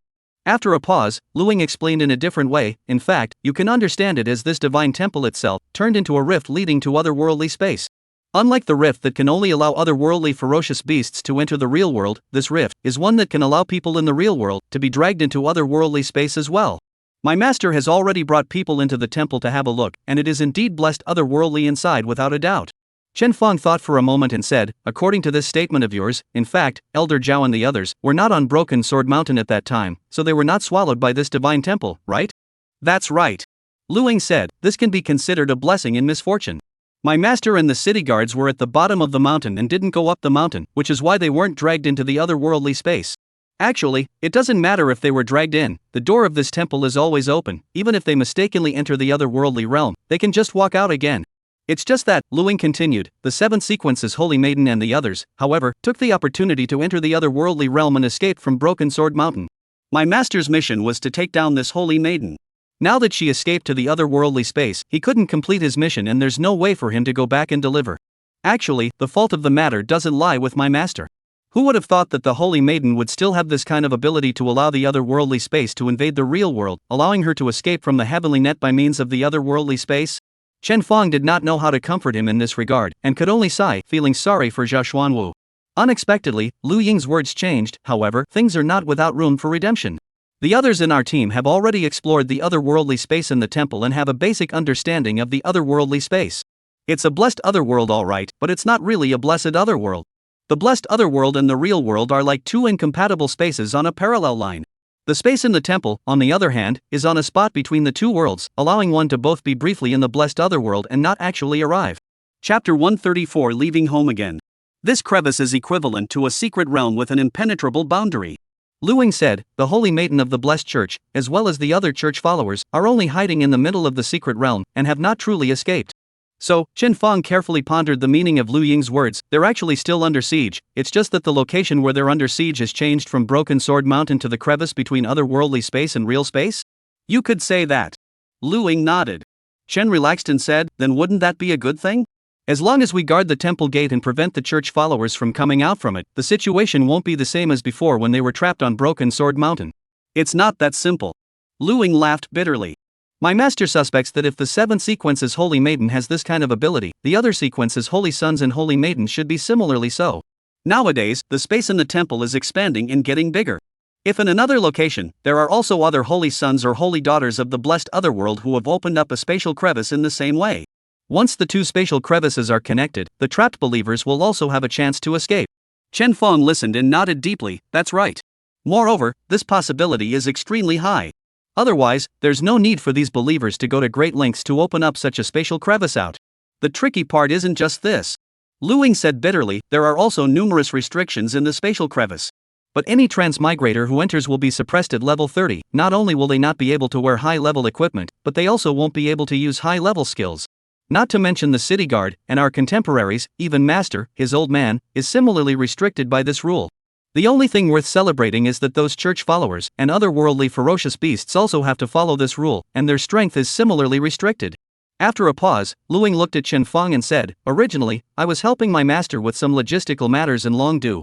But right now, the situation over at Broken Sword Mountain is critical, so I was urgently sent back on an additional mission to help Master and the other Master brothers deal with the believers in the spatial rift. This time, when I came to Luo City, I was kind of passing through here, asking if you could come with me to help. Me? Chen Feng froze. Lu Ying said, originally, with an enemy of the level of a purple-robed priest present, your current level is not suitable for battle. But right now, everyone's level has been suppressed to level 30, and there is a shortage of manpower by Master's side, so that's why I've come to see what you have to say. Lu Ying's gaze towards Chen Feng was particularly sincere, and it could be seen that she definitely hoped that Chen Feng could return to Lingfeng City with her again. After thinking about it, Chen Feng realized the difficulty Lu Ying and Zhao Xuanwu were having. Previously, when he was able to block the Holy Maiden of the Blessed Church on Broken Sword Mountain, the odds were that it was thanks to Zhao Xuanwu, a third-turned powerhouse, sitting in the middle of the mountain. Now in the spatial rift, Zhao Xuanwu and those purple-robed and blue-robed priests were suppressed to the same level, and Zhao Xuanwu's strength advantage alone was basically erased. Coupled with the fact that the spatial rift was again open in the blessed otherworld, it was originally favorable to the church followers. Once Zhao Xuanwu brought someone into the space within the temple, not to mention capturing someone, facing the siege of the Holy Maiden, purple-robed priestess and the others, overturning the car and being killed was possible. Seeing that Chen Fong did not answer at first, Lu Ying did not want Chen Fong to have a hard time. She smiled, of course, it's actually nothing if you don't want to go. After all, you've just become a Silver Dragon Knight and have been accepted into the Starry Sky Academy, you still have a great future ahead of you. The mission this time, it's indeed a bit dangerous, and it's suitable for those who are level 30 or above. Rank-wise, you are not suitable to go with me to support Broken Sword Mountain. Saying that, Lu Ying stood up. Senior, I'll leave first then. The Starry Sky Academy starts quite a bit earlier than normal key academies, so keep an eye on the start time on the acceptance notice yourself and don't be late. As Lu Ying was about to leave, Chen Fong suddenly spoke. I didn't say I wouldn't go with you. Lu Ying froze, and there was an uncontrollable surprise in her tone. You are willing to go to Broken Sword Mountain with me? Chen Fong said, since I'm already a Silver Dragon Knight and I'm on the same team as you and Senior Zhao and the others, how could I possibly hide when there's a mission? Going with you to support Broken Sword Mountain is certainly no problem. However, I have one condition. Just mention whatever condition you have. Lu Ying agreed without hesitation. She had thought that the probability of the request made by Chen Fong would be something like settling some more battle merits or something like that. As a result, Chen Fong's answer surprised her greatly. Let's wait until early tomorrow morning before we set off. Do you think it's okay? Before, for the joint examination, I was out for many days without going home. Now that my Silver Dragon Knight's medal and Starry Sky Academy's acceptance letter have both arrived, I want to accompany my mom for breakfast tomorrow morning and then tell her these two pieces of good news. That way, even if I'm away from home for a while longer, she should be able to be happy for a long time. Good. Lu Ying nodded after a long time. Then, I'll come back to you tomorrow morning. Early the next morning, Chen Fong told Chen Huanlan the two pieces of good news at the dinner table as he had said. Sure enough, Chen Huanlan learned, simply happy crazy, immediately want to open up to go out to buy food, at noon to celebrate a good time. Chen Fong was a bit intolerant for a moment, but still told her the news that she would be leaving home again in a while. And this time to leave, is in order to implement the Silver Dragon Knight sent task, in the end when to come back is still possible. Unexpectedly, Chen Huanlan laughed and said, good, just became a Silver Dragon Knight and was assigned a mission, it shows that my son has a future, he's material to be a big shot in the future. Pay attention to safety when you're out on a mission, and give me a peace report when you have the chance. Right, when you're coming back, tell Mom in advance, Mom will make you cola chicken wings. Got it, Chen Fong gave her a reassuring look. Originally, Chen Huanlan also wanted to cook a few eggs for Chen Fong to eat on the way. After all, she had heard Chen Fong say that he got carsick once he took the teleportation array and vomited so much that he didn't know what heaven and earth were. After vomiting, eating something would make her feel better. However, Chen Fong didn't let her work, because Lu Ying had already arrived and was ready to depart with him. Chapter 135 Equilibrium Divine Hall. The process of going to Broken Sword Mountain was something that Chen Fong was already quite familiar with. Enter the teleportation hall, teleport to Lingfeng City, spit, take a car, and head to Broken Sword Mountain. When he returned to Broken Sword Mountain, Chen Fong realized that everything was just as Lu Ying had said. The entire Broken Sword Mountain had completely disappeared, and in its place was the Golden Divine Temple that had once appeared at the top of the mountain. Nowadays, looking at the temple from a close distance, one could realize that it was covered in gold, looking opulent and dense with golden light. The door of the temple was open, in which was a chaos, no different from an entrance to a replica. This temple had been surrounded by hundreds of city guards to prevent any churchgoers from sneaking out. As for Zhao Xuanwu and the others, they didn't appear amongst these people, and should have already entered the temple to search for the whereabouts of the Holy Maiden and the others. Outside the temple, only one Silver Dragon Knight remained to guard it. This person was a handsome man in his 20s, looking a bit older than Lu Ying, and his own occupation was that of a master of law, wearing a green-colored mage robe. Lu Ying was very familiar with this man and called him Senior Brother Wang. This brat also followed him here? Senior Brother Wang was obviously surprised to see Chen Fong, but then patted Chen Fong's shoulder. Good boy, you can do it. Lu Ying was on the side, helping Chen Fong with his beautiful words. Junior brother is very strong. When I passed by Luo City, I thought to ask him if he would like to come over to help. As a result, he immediately agreed when he learned about the situation here. With him here, our chances of completing the mission will definitely increase by a few %. Senior Brother Wang also nodded, his eyes full of admiration. Earlier, Master even said that this kid has great potential and might be the one with the highest future prospects in our group of Silver Dragon Knights. To be praised like this by Master, there really isn't a second one amongst our newcomers. It was not known whether the compliments were true or not, but it did make Chen Fang a little less embarrassed. Senior brother Wang, senior sister Lu, you are overpraising. Chen Fang interrupted them in time. Ha ha. Senior brother Wang, who seemed to be a very cheerful and extroverted person, familiarized himself with Chen Fang as he swept him towards the temple, and then said to Lu Ying, "Say, you're taking junior brother into the divine temple now?" "Aha." Lu Ying nodded. "How is the situation inside now?" "Not too smooth." Master, who was still blessing the otherworldly quest with the rest of the people and the guardian army, did find a purple-robed priest. However, the other churchgoers are still nowhere to be found, and it is unknown where they are hiding. The entire blessed otherworld's terrain is complicated, and there are all kinds of ferocious beasts constantly infesting it, so the exploration process is very slow. And the space of the otherworld has also been expanding at a rate that is a bit faster than the rate of our exploration. The more elder brother Wang said, the tighter Lu Ying's frown became. Without waiting for the other party to finish, Lu Ying anxiously said, "Then let's go. Getting into the temple earlier and helping teacher and the others find the whereabouts of that holy maiden is the top priority." "Aha," Senior Wang nodded. "It's a pity that Master told me to stay here and guard this temple gate. Otherwise, I really want to go with you guys to the blessed otherworld to take a look." "Alright, I won't waste any more of your time. You guys go in as soon as possible and meet up with teacher and the others." Senior Wang waved his hand and had the city guards separate a path for Lu Ying and Chen Fang to enter the temple. Chen Fang and Lu Ying said goodbye to senior brother Wang and walked side by side into the entrance of the divine temple. A pulling sensation not much different from entering a copy followed, and when Chen Fang's eyesight recovered, he realized that he was now in a strange space. In front of him was a white jade passageway that led in all directions. At the intersections of the white jade passages, there were also many shrines that were either collapsed or somewhat damaged, but still standing. The shrines were of different sizes and shapes, but their styles were similar. All of them were wholly white in color, decorated with exquisite patterns and embellished with hard metal lines. Around the temple, there were also some armored statues standing. These armors were very similar in appearance to those ferocious beasts of the blessed otherworld that Chen Fang had seen earlier. When Chen Fang looked up, he was even more creeped out. It was because he saw that there was no sun in the sky, and instead, there was a huge golden scale shadow. The silhouette was incomparably huge, and the wisps of light condensed into substance, slowly falling and then disappearing, seemingly injecting some sort of law into the world below. "I heard that this is the blessed otherworldly equilibrium divine hall." Lu Ying, who was on the side, suddenly spoke. Chen Fang turned his head to look and saw that Lu Ying was also looking at the scales in the sky. Her expression, although surprised, was a bit more composed than his. Clearly she had already learned quite a bit of information about this place. Lu Ying continued, "It might be that the power of the rules of the divine temple was unleashed, which made all the people and ferocious beasts that are here, their levels were all suppressed to level 30. As she said that, the light of her equipment's grade was flickering on her body one after another. In the blink of an eye, all of her equipment was changed from top to bottom. It could be seen that Lu Ying's equipment was much worse compared to her original equipment, both in terms of level and grade. It was thought that, due to the suppression of the rules here, her original equipment was too high in grade, so she was afraid that it wouldn't take effect even after she put it on. That was why Lu Ying had changed into a piece of equipment below level 30 within the first hour to ensure her attributes. The laws here could not have any effect on Chen Fang. After all, his own level had not reached level 30. Touching the finger ring in his hand, the green dragon battle armor covered Chen Fang's body. Beside him, Lu Ying opened the friend panel and contacted Zhao Xuanwu before closing it again. "Let's go, Master, and their coordinates are at 53344-63182. Let's go and meet up with them first."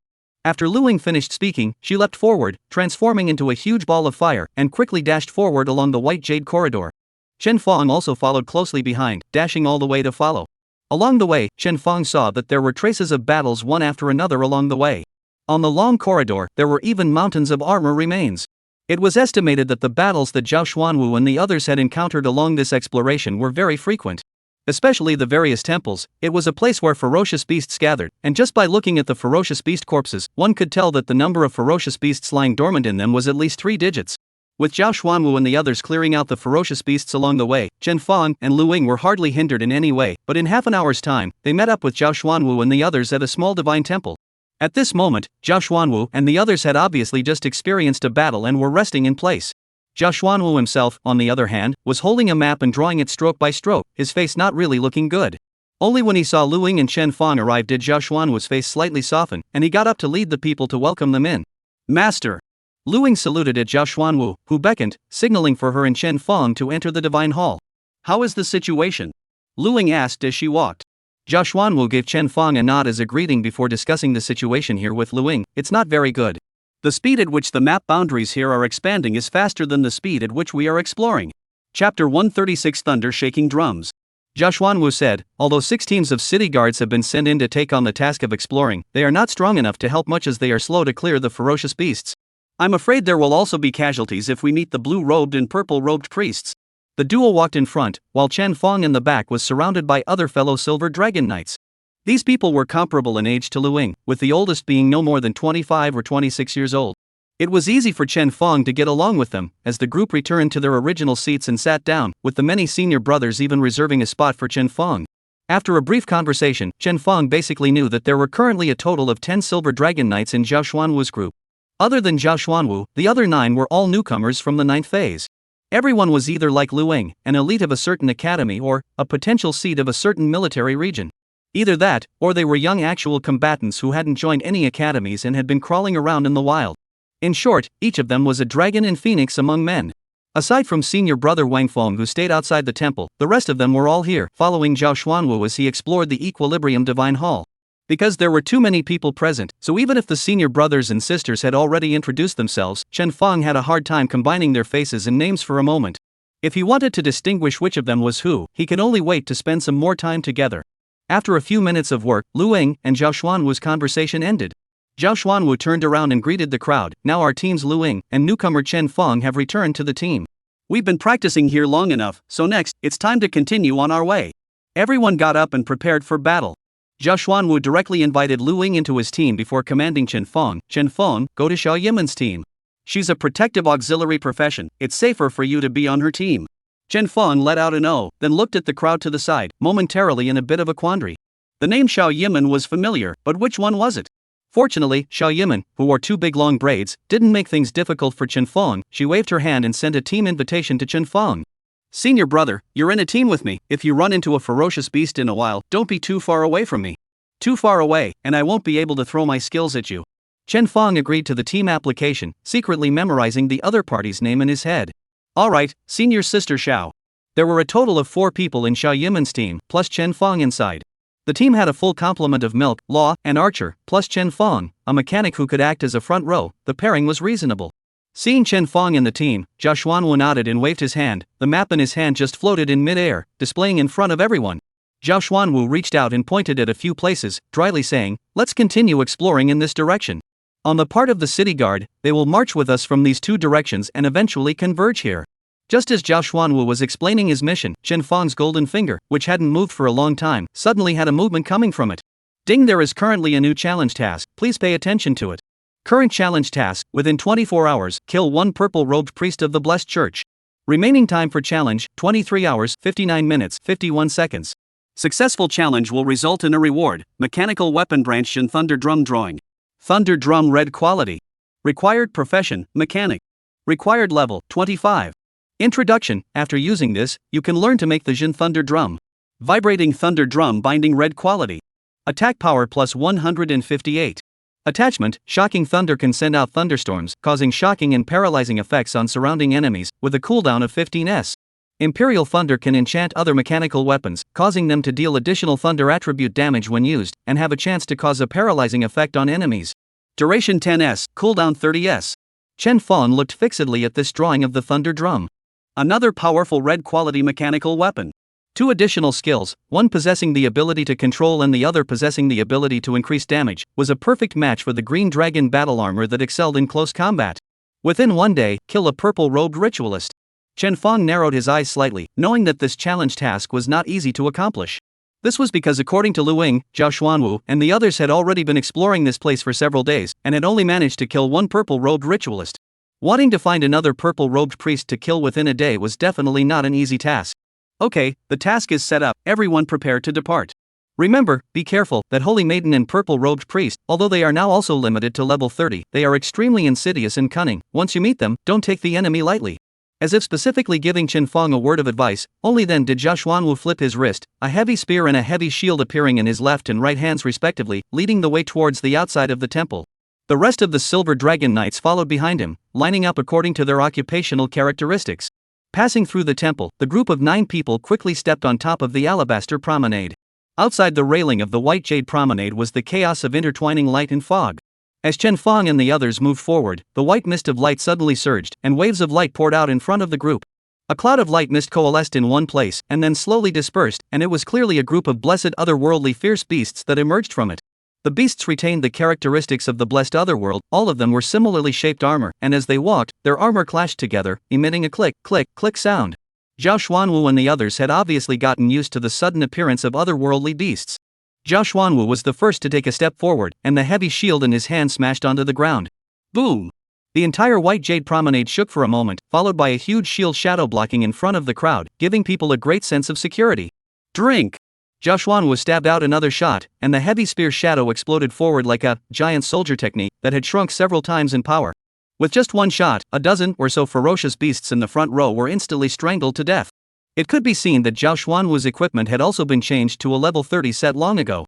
His attributes were affected by this equilibrium temple and were suppressed to the level of a level 30. However, being able to become a silver dragon knight, Zhao Xuanwu's own strength was still quite strong. When he was young, how could he not be a genius of Lu Ying's level? Nowadays, the older he got, the more demonic he became, and even if his level was suppressed to level 30, his strength was by no means comparable to that of a normal level 30 transmuter. Chapter 137 Below level 30, I'm invincible. Zhao Xuanwu had already made his move, so of course the others wouldn't just watch.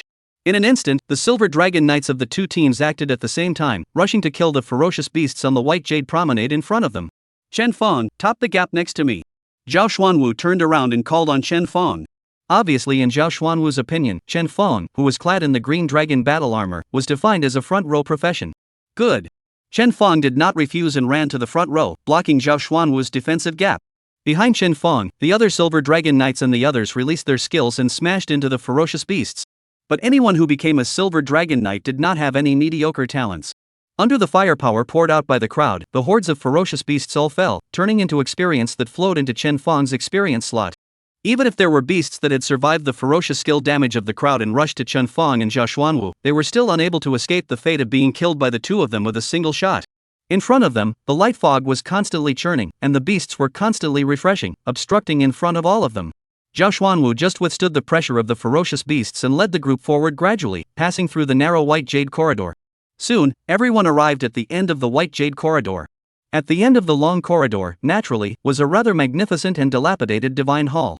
Unlike the previous temple that Chen Fong and Lu Ying had passed through, the interior of this temple before them was turbid, and all of it was filled with churning light mist. As the crowd came to the front of the temple, the situation Chen Fong had expected happened. During the process of the light mist surging, a ferocious beast coalesced and molded from it. Its number was even more exaggerated than the ferocious beasts formed on the White Jade corridor before. Seeing this, Chen Fong was about to cast Giant Soldier Technique plus Heavenly Flame Prairie to clear the field. Anyway, this skill thing, use it early and CD it early. However, without waiting for him to make a move, a strong sense of crisis hit him. Chen Fong looked towards the direction where the sense of crisis came from and realized that amongst the ferocious beasts, there were a few ferocious beasts that were very eye-catching. They were majestic, 3 meters tall, and their armor was extremely thick, like a city wall. In their hands, each of them had a heavy hammer with a dragon's head, almost the same size as an adult. Its weight was imaginable. Without a doubt, these beasts were all bosses. Moreover, what was even more frightening was that Chen Fong was unable to gain insight into his opponent's level and attribute panel, and it was obvious that their level was already more than 15 levels higher than his. The instincts developed from many battles allowed Chen Fong to know that his opponent was definitely not something that his current self could deal with. For a moment, he felt his palms getting a little sweaty. Although he was separated by his battle armor, Zhao Xuanwu was able to know the latter's state of mind simply by virtue of Chen Fong's movements. He immediately said in a loud voice, "That's a level 70 red-ranked boss, the Temple Destroyer. Don't be intimidated by their aura. Here in the Equilibrium God's Temple, all of the ferocious beasts' levels and attributes have been suppressed to level 30. They look terrifying, but in reality, they're only a bit stronger than the average level 30 red boss. There's absolutely no need to treat them as high-level bosses." These words reminded Chen Fong right. Here, all the transmutants and ferocious beast levels were suppressed, and the other party was nothing more than a bluffing paper tiger. Although my level is not yet 25, I am invincible below level 30. After this thought rose, Chen Fong, who was still shocked by the sight of the boss just a moment ago, suddenly had no worries to speak of. Giant Soldier Art. Chen Fong, who had thought of everything, no longer showed any mercy, and the shadow of a green dragon lance immediately surfaced. This caused Zhao Xuanwu to slightly side-eye him, because as a gun-using profession, he also possessed an increased skill like Giant Soldier Art. It was just that it was clearly evident that Chen Fong's Giant Soldier Art was much more powerful than the skill he used. Taking advantage of the gap that his teammates at the back had cleared by relying on their skills, Chen Fong directly took a step forward and rushed into the ferocious beasts. And afterward, heavenly flame prairie fire. Flames instantly erupted, illuminating the entire divine temple. Countless ferocious beasts were directly killed one by one in the flames, and their originally formidable-looking armor was all shattered and burned black. This strike did not clear out all the beasts in sight. Those beasts called temple destroyers were worthy of being red grade bosses. Even if they were hit by Chen Fong's skills, they still survived. After one hit, Chen Fong did not stop and immediately tapped the ground. As the summoning array lit up one after another, a wolf rider emerged from it. While the wolf riders walked at a slow pace, the jumping spider furnace behind them had already lit up and started working. One jumping spider bomb after another popped out, forming a tidal wave. Coupled with the barrage created by the Viper machine gun's successive sweeps, the massive amount of damage replenished on these temple destroyers, instantly causing them to zero out their blood levels and fall to the ground with a loud crash. A golden light lit up on Chen Fong's body as he leveled up one level. It seemed that although the fierce beasts here were all of a very high level, causing the experience that Chen Fong shared after killing them to be reduced by a certain percentage. However, the experience value of so many ferocious beasts and bosses was still quite generous. What made Chen Fong's eyes even more covetous was that after those few temple destroyers were killed, they even burst out several light clusters representing rewards that floated above the corpses. The rift firing pin on Chen Fong's battle boots immediately opened a spatial rift, teleporting Chen Fong over. Chen Fong grabbed at those light clusters, only to have his hand pass through them without the slightest touch of touching anything at all. Chen Fong froze. Not far behind him, Zhao Xuanwu's voice came out, "We haven't really arrived at the blessed otherworld, we're just in the cracks between the two worlds. Therefore, we can only fight these otherworldly ferocious beasts, and we can't take the things that pop out. Hurry back, the next wave of ferocious beasts are coming." Chen Fong was greatly disappointed after hearing this. He looked fondly at the rewards that were wrapped in golden light all over the ground and only felt his heart dripping blood. If this could all be taken away, it would have to be sold for tens of millions at a conservative estimate, right? These were all popped out of a level 70 red quality boss, how could there be rags?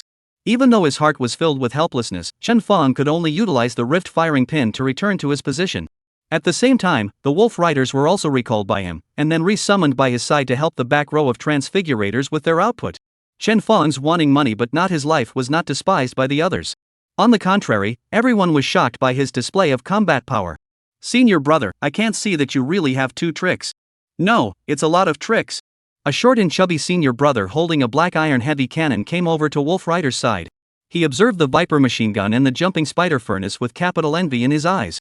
Chapter 138 What the hell are you? Again. Chen Fong remembered that his name was Bao Heng. The reason why he had a deeper impression of him was not only because his surname was rare, but more so because his profession was a heavy artilleryman, which like Su Qingya, was a rare profession branch of the archer class. Unlike Su Qingya's musketeer, he was superior in terms of bursting and point-blank kills. Bao Heng's heavy artilleryman was somewhat like a fire mage, with the range of each cannon being no more than 50 meters, but a single blast could cause a decent amount of ranged explosion damage, and the amount of damage was quite high. It was also because he himself was using heavy artillery and other hot weapons that he was extremely interested in the Viper machine gun and the jumping spider furnace that the Wolf Riders were loaded with.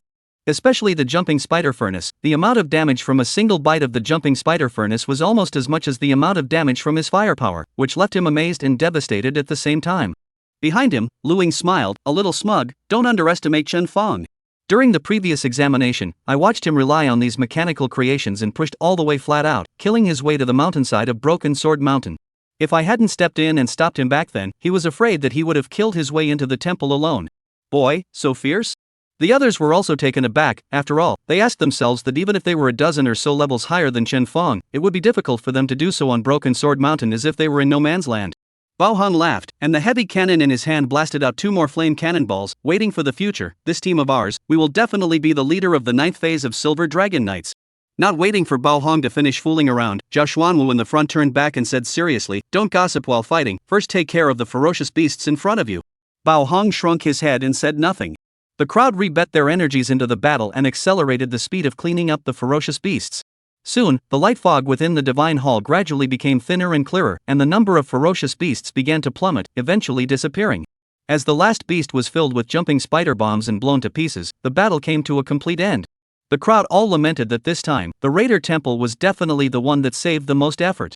This was because Chen Fong not only helped the team with his green dragon battle armor to withstand the pressure on the front row, but his Wolf Rider even provided a full team's output. It appeared that the team only had 2 more people than the original, Chen Fong and Lu Ying, but in reality, it was not much different from having an additional full squad. After entering the temple, the crowd continued to cultivate while Zhao Xuanwu took out the map and began to draw it. During the cultivation process, the not-too-tired crowd again praised Chen Feng's profession. The center of the crowd's conversation, Chen Feng was not in a good mood because of the compliments. This was because he had estimated that the time he had just spent clearing a temple was about an hour or so. In a day's time, even if he didn't eat or sleep, he would only be able to brush through 10 divine halls at most. He had just paid attention to the map drawn in Zhao Xuanwu's hands and realized that the current number of temples that the Silver Dragon Knights and the City Guard had jointly raided was only about 50. For 50 shrines, only one purple-robed priest had been found. It wouldn't be easy to want to kill another purple-robed priest in the remaining 20 hours or so next. If we continued along the White Jade Corridor and swiped through the balanced shrine, the probability of getting the Thunder Drum was slim to none. The most important thing to do was to target the purple-robed priests, confirm their location, and then kill them directly to complete the mission. As for confirming the location of the purple-robed priest, right. Chen Xian was flabbergasted and immediately had an idea.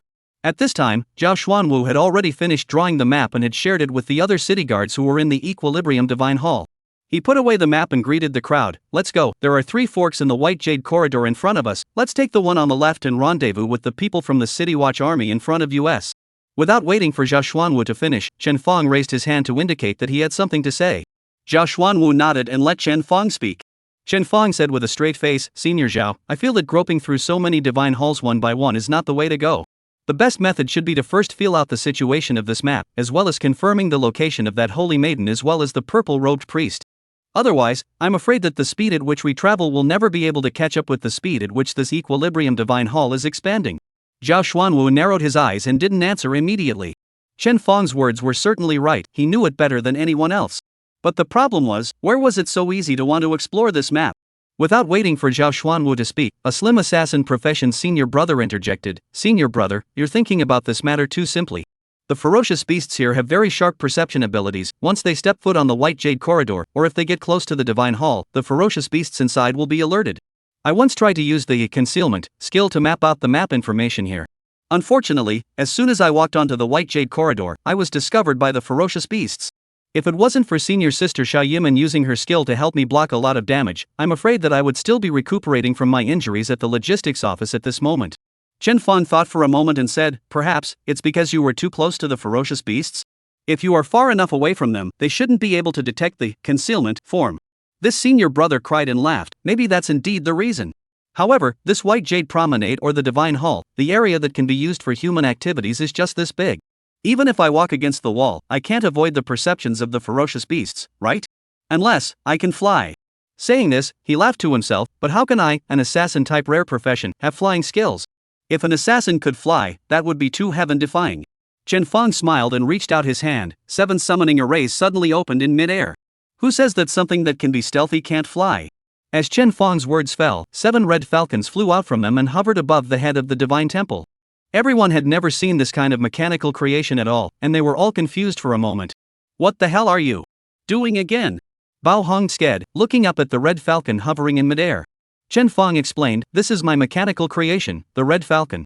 Not only can it fly, but it is also able to enter the concealment state and help me detect the enemy. If there's no way for a transmogrifier to move freely in this Equilibrium Divine Hall, then the red falcon should be able to. When the red falcon finds the location of the church followers, we can then target them. Wouldn't that be much better than wandering around like a headless fly? Chapter 139 Purple-Robed Priest. Chen Feng's words caused everyone present to be surprised and delighted. Even Zhao Xuanwu was equally so. His eyes lit up. If this mechanical creation of yours is really that good, you can try it out. As long as you figure out the map of this place and confirm the location of the church followers, you'll definitely be a great success. Chen Feng understood that words could not be said too fully. In case he finished blowing off his own awesomeness and the red falcon was shot down by a ferocious beast as soon as it lifted off the ground, then wouldn't his face snap? So, he smiled and said, I don't dare to guarantee that it will work, but it's always better to try. Under the gazes of the others, the 7 red falcons' figures twisted slightly, and then the sound of their flight disappeared into nothingness, completely vanishing into the void. The crowd was all amazed. They knew that Chen Feng's red falcons were still hovering in the air, only that their breath and sound had been completely eliminated. If this was a mechanical creation of the enemy, I'm afraid that they would still be completely unaware of their bottoms being seen through. Chen Feng handed over the task of maneuvering the red falcon to his little sufferer classmate. For one thing, its ability to manipulate mechanical creations was much better than his own. Secondly, with little sufferer taking over, the red falcon was able to investigate the situation from a more distant location. Otherwise, once the red falcon flew too far away, it would be forcibly retrieved. With the help of the Eagle Eye module, the viewpoints of the 7 red falcons were also shared all the way to Chen Feng's control. Chen Feng clearly saw the red falcons flying away from the Divine Hall, scattering in every direction. They passed through the White Jade Promenade and were not perceived by any ferocious beasts. The White Jade Corridor was still incredibly quiet, the light mist on both sides slowly churning, with no sign of the ferocious beasts about to be refreshed. This allowed Chen to relax his breath. It seemed to be just as he thought, that a mechanical creation like the Red Falcon, which was specialized in scouting, could escape the ferocious beasts probing and travel through the Equilibrium Divine Hall at will. This was also confirmed as the Red Falcon flew over the Divine Halls. Those Divine Halls where no one had ever set foot were enough to give birth to thousands of otherworldly ferocious beasts. And as the Red Falcon flew through the Divine Halls to ascend into the air, its interior was silent. It's done! The corner of Chen Feng's mouth lifted. The Red Falcons can evade the perceptions of the fierce beasts, and they have currently flown past the White Jade Promenade and the Divine Hall to scout for a more distant location. The crowd perked up. Especially Zhao Xuanwu. At this moment, joy finally surfaced on his face instead of the stony look he had been wearing. He took out the map and asked Chen Feng, "Since we can scout, can you draw the map intelligence of the scouting on the map?" This. Chen Feng frowned. "I haven't learned to draw maps." Luing said on the side, "It's okay, this map is for our own use. We don't need you to draw it with much precision. You can probably mark the location and know what kind of alabaster corridors are connected between the Divine Hall and the Divine Hall, that's all." "Okay, I'll try." Chen Feng accepted this errand, took Zhao Xuanwu's pen and map, and began to quickly draw up a map in accordance with the Red Falcon's scouting intelligence. Because it was 7 Red Falcons scouting together, in Chen Feng's perception, the chaotic map information quickly spread out and became very clear. He brushed his hands to draw the map, expanding the area of the map drawn by Zhao Xuanwu by 3 times with a speed that staggered everyone around him. Truly, if Zhao Xuanwu had followed his original method, if he wanted to obtain such a broad map information, he was afraid that it would have to take several days. However, with the help of the Red Falcon, in just a few minutes, all of this map information had been grasped. Just as Chen Feng became more and more proficient in drawing the map, and had already reached the level of barely able to read, he suddenly stalled and stopped. Through the battle armor, the crowd could not see his expression. Therefore, after noticing Chen Feng's abnormality, the others hurriedly asked him why he had stopped. Chen Feng looked up, and one sentence caused the others to be ecstatic. "I found a purple-robed priest." Zhao Xuanwu's body shook as he immediately asked after him, "Where is the location? What is he doing? Is there a 7th sequence holy maiden next to him?" In the face of Zhao Xuanwu's barrage of questions, Chen Feng replied while checking the images transmitted back by the Red Falcon, "There's only one person on the other side. I didn't see any other purple-robed priests or any holy maidens. The location, I can mark it down on the map. The other party is separated from us by about 8 shrines, not too far. As for what he is doing, it seems, is lighting a fire." Lighting a fire? The crowd was filled with doubts. Chen Feng nodded and confirmed, "Well, it's lighting a fire. He should be releasing some skill." A golden flame has appeared in front of him, and the size of the flame is getting bigger and bigger. He is lifting this massive flame upwards, making the flame fly to the top of the temple. Chen Feng suddenly increased his tone. "I see, he's widening the area of the Equilibrium Divine Hall in this manner." It turns out that behind the Divine Hall he was in, all of it was light mist. But after the flames rose to the top of the Divine Hall, the Alabaster Promenade appeared, along with the other 2 Divine Halls. Bao Hong frowned. "So these church followers have really been expanding the Equilibrium Shrine. And, to create 2 Divine Halls in just a moment's time, no wonder we haven't been able to catch up with them." Although Chen Feng was unperturbed on the surface, he was extremely excited on the inside. Where was this a purple-robed priest? It was clearly a living, tremendous thunder drum, drawing. "Senior Zhao, there's no time to lose, let's move to capture them now." Chen Feng said to Zhao Xuanwu, "In addition to the 7 sequences Holy Maiden, the purple-robed priestess is likewise the target we came here for." "That's true."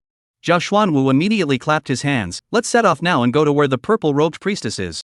Without the slightest delay, the crowd immediately set off, following the map towards the shrine where the purple-robed priest was located. However, the crowd had only just arrived at the White Jade Corridor, and after exchanging blows with the suddenly generated otherworldly beasts for a moment, Chen Feng frowned. "No, our speed is too slow. That purple-robed priest has opened up another divine temple. There are already 9 divine temples away from us." "So fast?" Zhao Xuanwu said in shock. "If this momentum continued, unless we could find some shortcut to intercept the other party, otherwise, wouldn't we be unable to catch up with this purple-robed priest for the rest of our lives?" Zhao Xuanwu was silent, and while fighting, he began to look for a way to break the situation. Chen Feng did the same, his brain running at a rapid pace. Soon, a clear plan took shape in his mind. "Elder Zhao, I can try to take down that purple-robed priest." After much deliberation, Chen Feng spoke solemnly, attracting everyone's attention. "What method do you have?" Zhao Xuanwu asked. "Could it be that you want to count on some kind of flying prop?" Chapter 140. Senior brother Chen just gone? Then, he reminded, don't presume to utilize flight props or flight skills to directly leap over the divine hall. The fact that your mechanical creation just now was able to evade the detection of the otherworldly fierce beasts can't be separated from its stealth skill. Without the concealment skill, trying to fly over would simply be a living target for the fierce beasts. I'm certainly not thinking of flying over. Chen Fang's gaze was firm. I want to directly break through. Break through? Now, it was everyone present who was shocked. School brother, there are so many ferocious beasts in a divine hall, how do you want to break through? Lu Ying felt that Chen Fang's idea was a bit outrageous. Chen Fang said in a deep voice, it is indeed difficult, but it should be possible to try. Senior Zhao, you guys slowly advance forward, I'll go first. If I can't break through, you'll come back to meet me for a bit, is that alright? Zhao Xuanwu pondered for a little while, confirming that Chen Fang could guarantee his safety before he loosely agreed. With Zhao Xuanwu's permission, Chen Fang was also able to let go.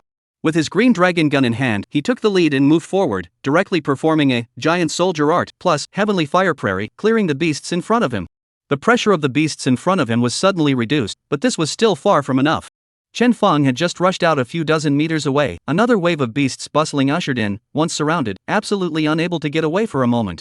Seeing that this wave of ferocious beasts was about to fight with Chen Fang, the rift-firing pin on Chen Fang's boots immediately took effect, opening up a dimensional rift, engulfing Chen Fang and teleporting him a few tens of meters away from the front. The location where Chen Fang landed was right in the middle of the ferocious beasts. Therefore, as soon as he landed, the surrounding ferocious beasts raised their long swords and heavy lances, stabbing at him. Without the slightest hesitation, Chen Fang made 2 more dimensional rifts in quick succession, teleporting himself even farther away. Under the perspective of Zhao Xuanwu and the others, Chen Fang's figure had already drowned in the countless ferocious beasts, making it almost difficult to see. At this point, all 3 times, Dimensional Rift, had been used by Chen Fang, and this instantaneous transmission skill had fallen into a cooling down period. Facing the fierce beasts that were close at hand, Chen Fang pointed the green dragon gun in his hand forward, aiming it directly at one of the Divine Temple's close guards beside him. True Dragon Domain. An invisible stance was released from within the green dragon battle armor, instantly pushing away all of the surrounding beasts, allowing Chen Fang and the designated temple guard to remain in this space alone, undisturbed. The designated lucky one was not very intelligent, and did not realize the difference in the surroundings, still maintaining its speed and crashing into Chen Fang, the intruder of the Divine Hall. Get lost. Chen Fang kicked it out. With the help of the True Dragon Domain, he could wait for the cooldown of his skills to turn around, and thus make his next charge. At the same time, Chen Fang was not idle, summoning all the wolf riders and having them produce jumping spider bombs. These jumping spider bombs were all piled up in front of the True Dragon Domain under the control of Little Sufferer. Just waiting for the time of the True Dragon Domain to end, these piled up tarantula bombs would show what art was. 30 seconds of time quickly passed. Chen put in the last second of the existence of the True Dragon Domain and killed the temple near guard that he had chosen with a single shot. The moment the True Dragon Domain disappeared, the jumping spider bombs that had been piled up as high as a small mountain were like a tidal wave, swooping forward and colliding with the ferocious beasts that had long been waiting to attack Chen Fang. Immediately, explosions were heard, and the road in front of Chen Fang was cleared of a large space for him to continue forward. Gathering up all of his wolf riders, Chen Fang dashed forward, bathing in the strong winds stirred up by the explosions, traveling as much distance as possible. Until the ferocious beasts once again appeared in front of him to intercept his path, fire was already surfacing from the tip of his green dragon gun. Explosive crashing mountain. Only Chen Fang was seen leaping high into the air before slamming his spear down. Magma erupted throughout the entire area, killing another large wave of ferocious beasts in seconds. At the same time, a huge silhouette of the green dragon lance emerged around Chen Fang. After the time delayed out by multiple skills, the cooldowns of the giant soldier technique and Heavenly Flame Prairie had long since turned around. Boom! Flames shot up into the sky, and yet again, patches of ferocious beasts instantly perished. By this point, Chen Fang had already rushed to the front of the Divine Hall. Without waiting for the ferocious beasts in the Divine Hall to coalesce and take shape, Chen Fang's figure was swallowed up by the dimensional rift, completely disappearing from Zhao Xuanwu and the others' line of sight. It went without saying that Chen Fang had already penetrated deep into the Divine Hall at this point. The ferocious beasts in the Divine Hall were far more powerful and numerous than those on the White Jade Corridor. However, Chen Fang followed the previous skill release sequence, and as long as there were no operational errors, he could basically pass all the way through without any injuries. This sequence of maneuvers undoubtedly made Lu Ying, Bao Heng, and the others look foolish. Even Zhao Xuanwu, his face also appeared different colors, obviously did not expect Chen Fang to really just open the skills all the way, from the ferocious beasts in the water to breakthrough. Only after a good half day, Bao Heng wiped his face, not. Senior brother Chen just laughed. He just said that if something unexpected happens, let us take over. He ran faster than a rat, how are we going to pick up? At this time, Luing, who had just closed her friend panel, raised her head and said to the crowd, "Just now, Chen Fong said that we don't need to worry. He's already passed through the shrine in front of him and is heading towards the second shrine.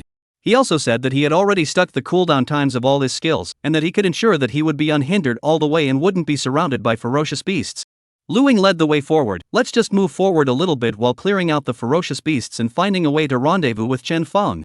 Right now, the only one who can snipe the purple-robed priest is him."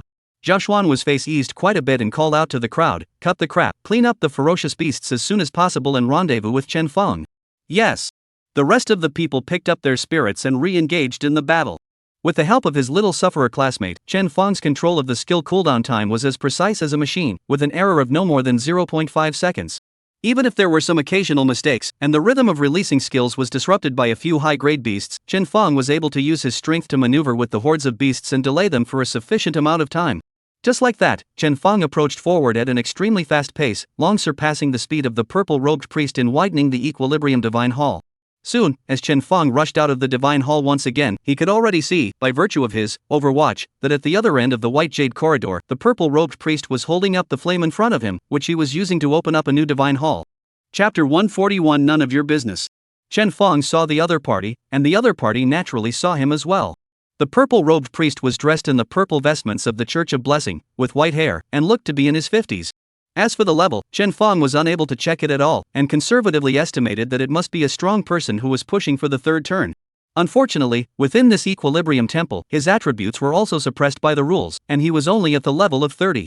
After the purple-robed priest turned around and saw Chen Fong killing his way out of the Divine Hall, his eyes rounded, clearly not expecting someone behind him to come after him. How is it possible? The person's heart shook tremendously, and the flames in his hand then stopped growing and just blazed on. How could someone know my location and chase me here? No, the other party is only one person. The purple-robed priest quickly realized that he seemed to be worrying prematurely. This was because Zhao Xuanwu, whom he feared, was not following Chen Fong, and the one who had killed his way out of the Divine Temple was nothing more than a young man whom he had never seen before. As Chen Fong used his skills all the way across the White Jade corridor, the purple-robed priest was able to see that Chen Fong also had a Silver Dragon Knight's medal on his chest. At the same time, Chen Fong's leveling information was nowhere to be seen under his scouting skill. A mechanic of less than 30 levels? It's the 9th phase of the Silver Dragon Knights, right? It said that the 9th phase Silver Dragon Knights only selects Heavenly Pride with potential, and this person was selected as a Silver Dragon Knight at less than level 30, so his origins shouldn't be small. Otherwise, it wouldn't have been possible to discover my position. If I kill him, it would be a great loss for the Dragon Kingdom. The purple-robed priest looked out extremely hard and confirmed that Zhao Xuanwu and the other Silver Dragon Knights were not following Chen Fong, so he immediately became murderous. He continued to cast the Blessed Church's secret technique, causing the flame in front of him to burn even more vigorously.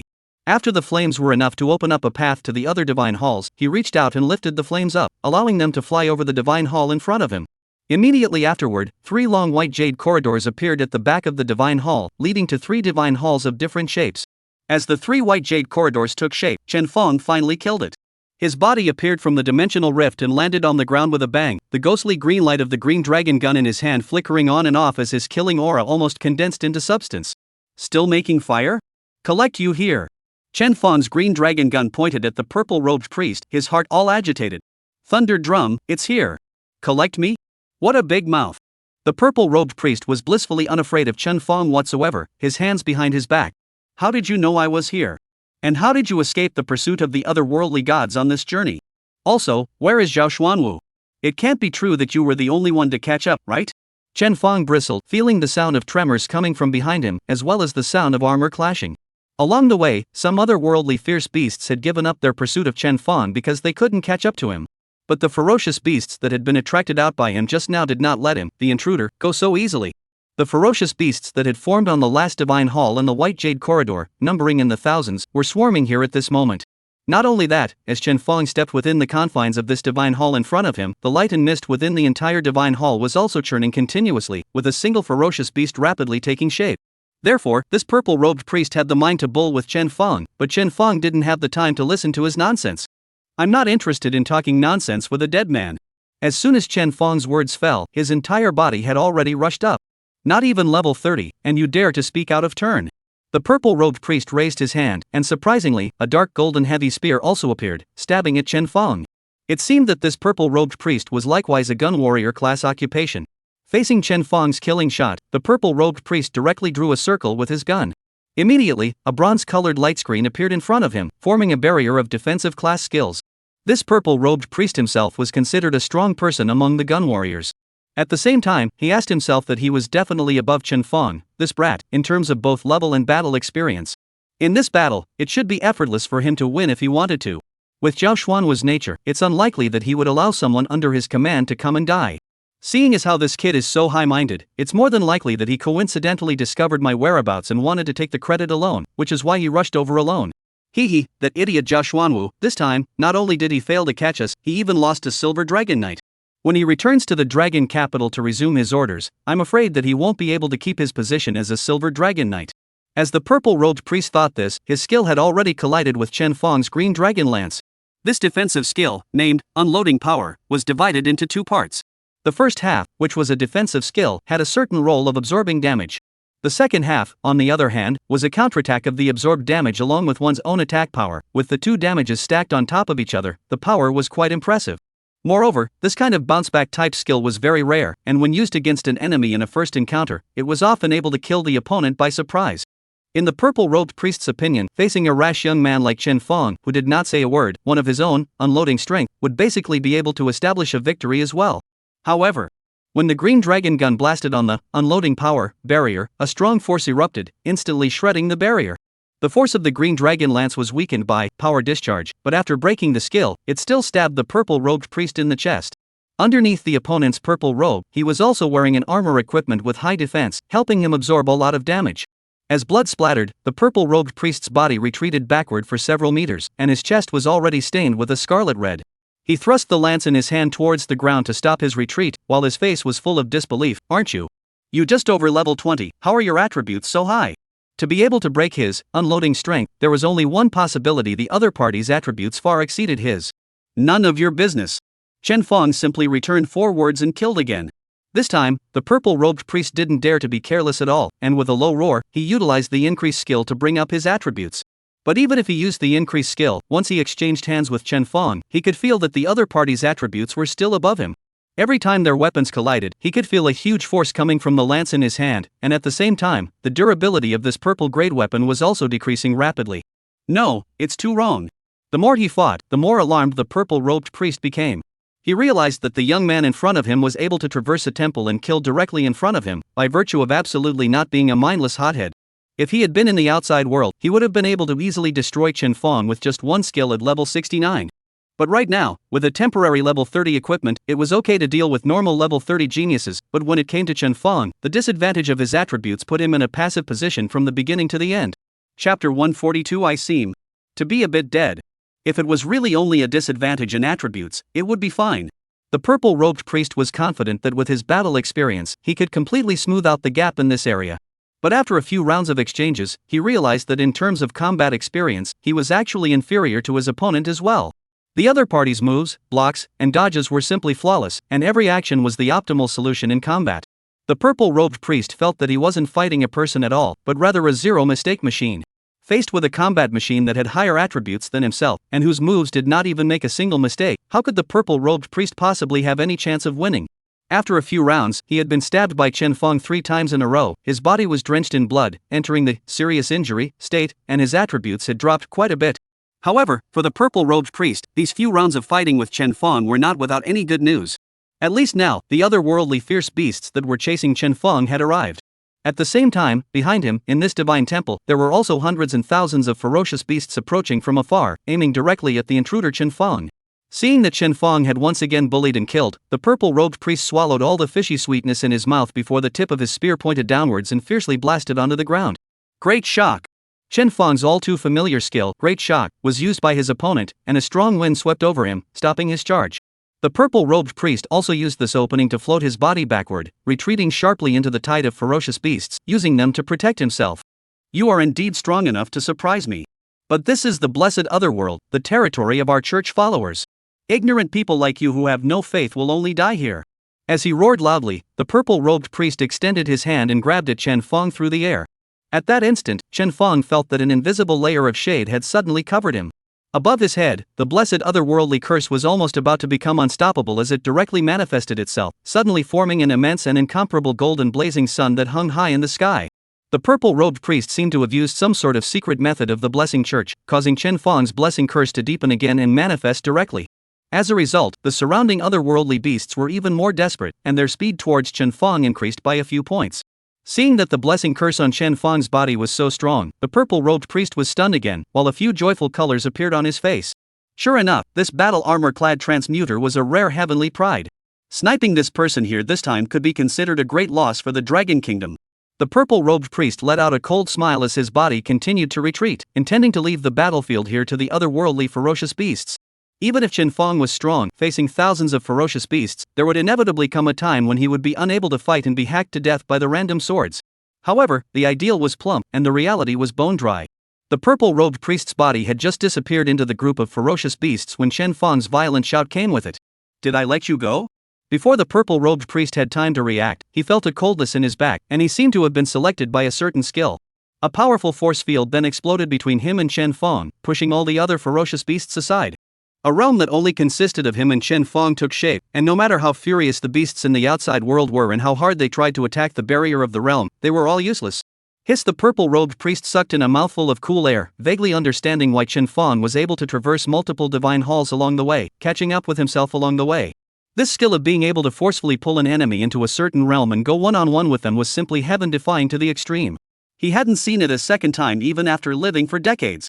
This kid, really tricky. The cooldown time of a skill with this kind of mechanism against the heavens shouldn't be short. As long as I can carry through its duration, this kid can't help me.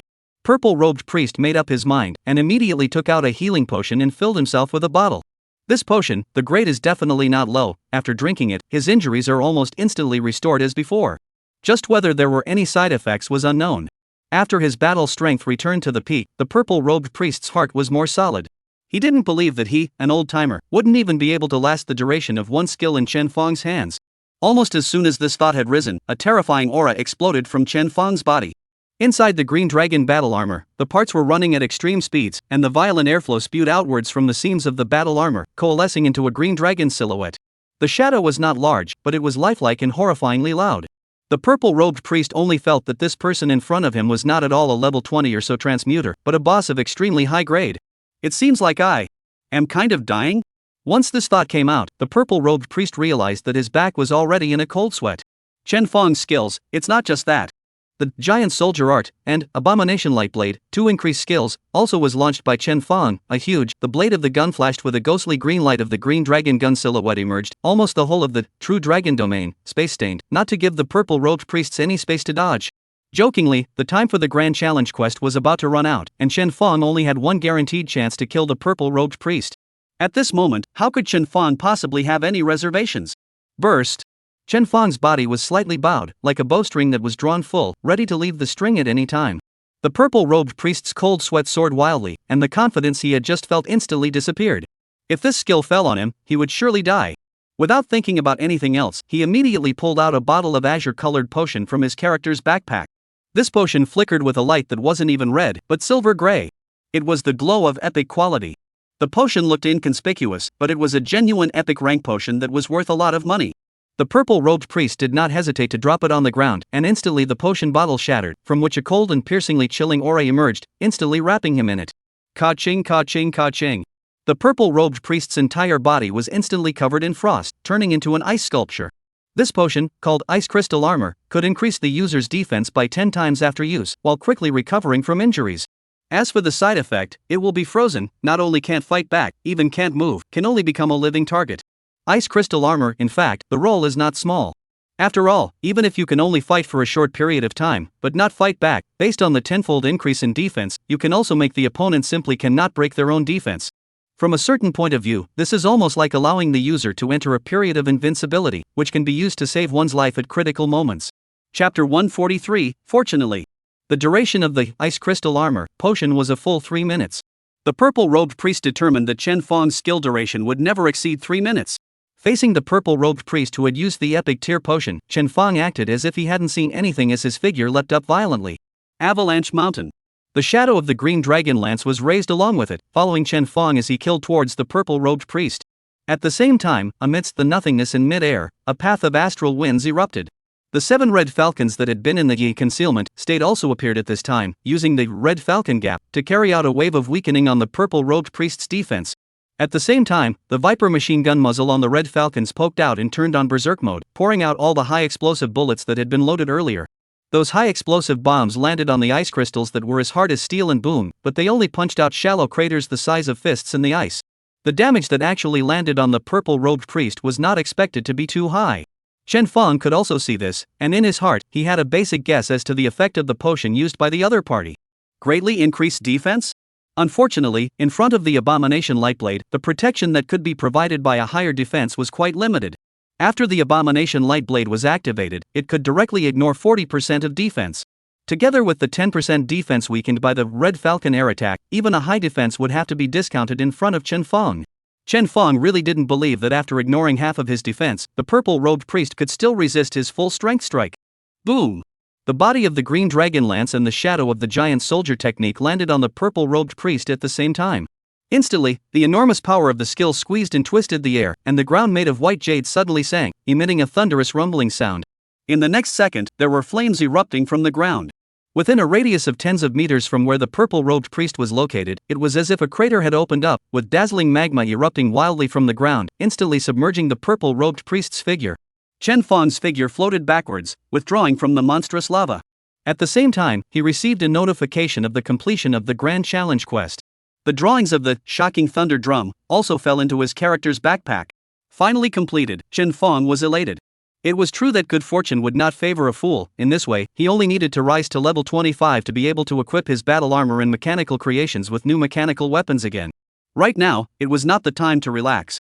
Outside of the true dragon domain, there were still thousands of ferocious beasts frantically pouncing, just waiting for the duration of the skill to end and surround and kill him here.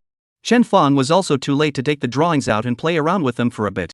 He directly handed over the matter of learning the drawings and purchasing the materials to his little sufferer classmate, while he himself summoned the wolf rider and began to stock up on jumping spider bombs, intending to break out from here. Another shrine was cleared of ferocious beasts. Zhao Xuanwu didn't give the others any time to rest at all, and after merely glancing at the map, he pointed in the direction that Chen Feng had left and said, "Go, continue forward." This caused the other Silver Dragon Knights to cry out in some agony, as the successive battles had not only left them with no time to utilize potions to recover their status, but their mental exhaustion was also intensifying. One had to know that among the ferocious beasts they had killed, there was no shortage of high-level bosses of 50 or 60 levels. Although these bosses had their level pressed down to level 30, it was not a simple matter to kill them under the same level. If they weren't one in a million teenage prides, they would have died on the road many times over. But that being said, they also all understood that Zhao Xuanwu was in such a hurry, but he was actually still worried about Chen Feng's safety and wanted to rendezvous with him as soon as possible. As Chen Feng's colleagues, Bao Hong and the others also did not want anything to happen to Chen Feng. Therefore, even though their mental and physical strength was already quite stretched, none of them uttered any complaints. After all, Zhao Xuanwu, as the person at the forefront, was under much more pressure than the others. The group simply swallowed some potions that restored their injuries and physical strength, and then passed out from the back of the Divine Hall, continuing forward along the long white jade corridor. Just as Zhao Xuanwu thrust the heavy shield in his hand towards the ground and was about to use his skill, he saw a commotion coming from the end of the alabaster corridor in front of him. In the midst of the light and fog, a figure flashed in 2 successive flashes, and then crossed the Divine Hall and arrived on the white jade corridor. If it wasn't Chen Feng, who else could it be? At this moment, Chen Feng appeared somewhat wretched, with several new battle wounds on his battle armor. However, on his arm, there was a piece of purple cloth wrapped around it, which was extremely eye-catching. This purple cloth was obviously from the purple-robed priest's robe, and at this time, it was mostly burnt black, so it was conceivable that the owner of this robe must have already lost his life. Seeing Chen Feng re-kill back unharmed, Zhao Xuanwu was overjoyed. Pay attention to receiving Chen Feng. Zhao Xuanwu turned around and shouted loudly, directly putting away his heavy shield and carrying his spear forward with one hand, battling with a section of ferocious beasts that had coalesced on the white jade promenade. Everyone else also got excited, following behind Zhao Xuanwu. All kinds of skills were thrown outward as if they were playing with their lives, and a path was cleared out of the way. The white jade corridor wasn't short, but under the rapid approach of both sides, in just a few minutes' time, they had already met. As Chen Feng and Zhao Xuanwu passed by, Zhao Xuanwu rearranged his shield, blocking the pursuing beasts behind him. Chen Feng was completely relieved. Fighting with the purple-robed priest earlier had caused him to use quite a few skills. This had also caused some problems with his original skill articulation, and he had to fight head-on against a group of ferocious beasts in order to delay the cooldown time of his skills.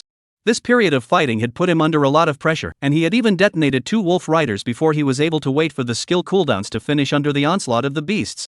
Although the entire process was more or less treacherous, at least the result was good. Chen Feng was in the protective circle of his senior brothers and sisters, and as soon as he did so, he ripped off the purple cloth tied around his arm. Senior Zhao, that purple-robed priest, I killed him. Luckily, I didn't dishonor him. Good. Zhao Xuanwu glanced back and praise emerged in his eyes. Having beheaded a purple-robed priest, and with Chen Feng returning safely, this mission had finally gotten a little better. Everyone, follow me to kill the shrine in front. At the next divine temple, let's rest for 3 hours before we make our next plans. Hearing that they could rest, the crowd looked at each other and smiled, and the speed of killing monsters accelerated by a few more points.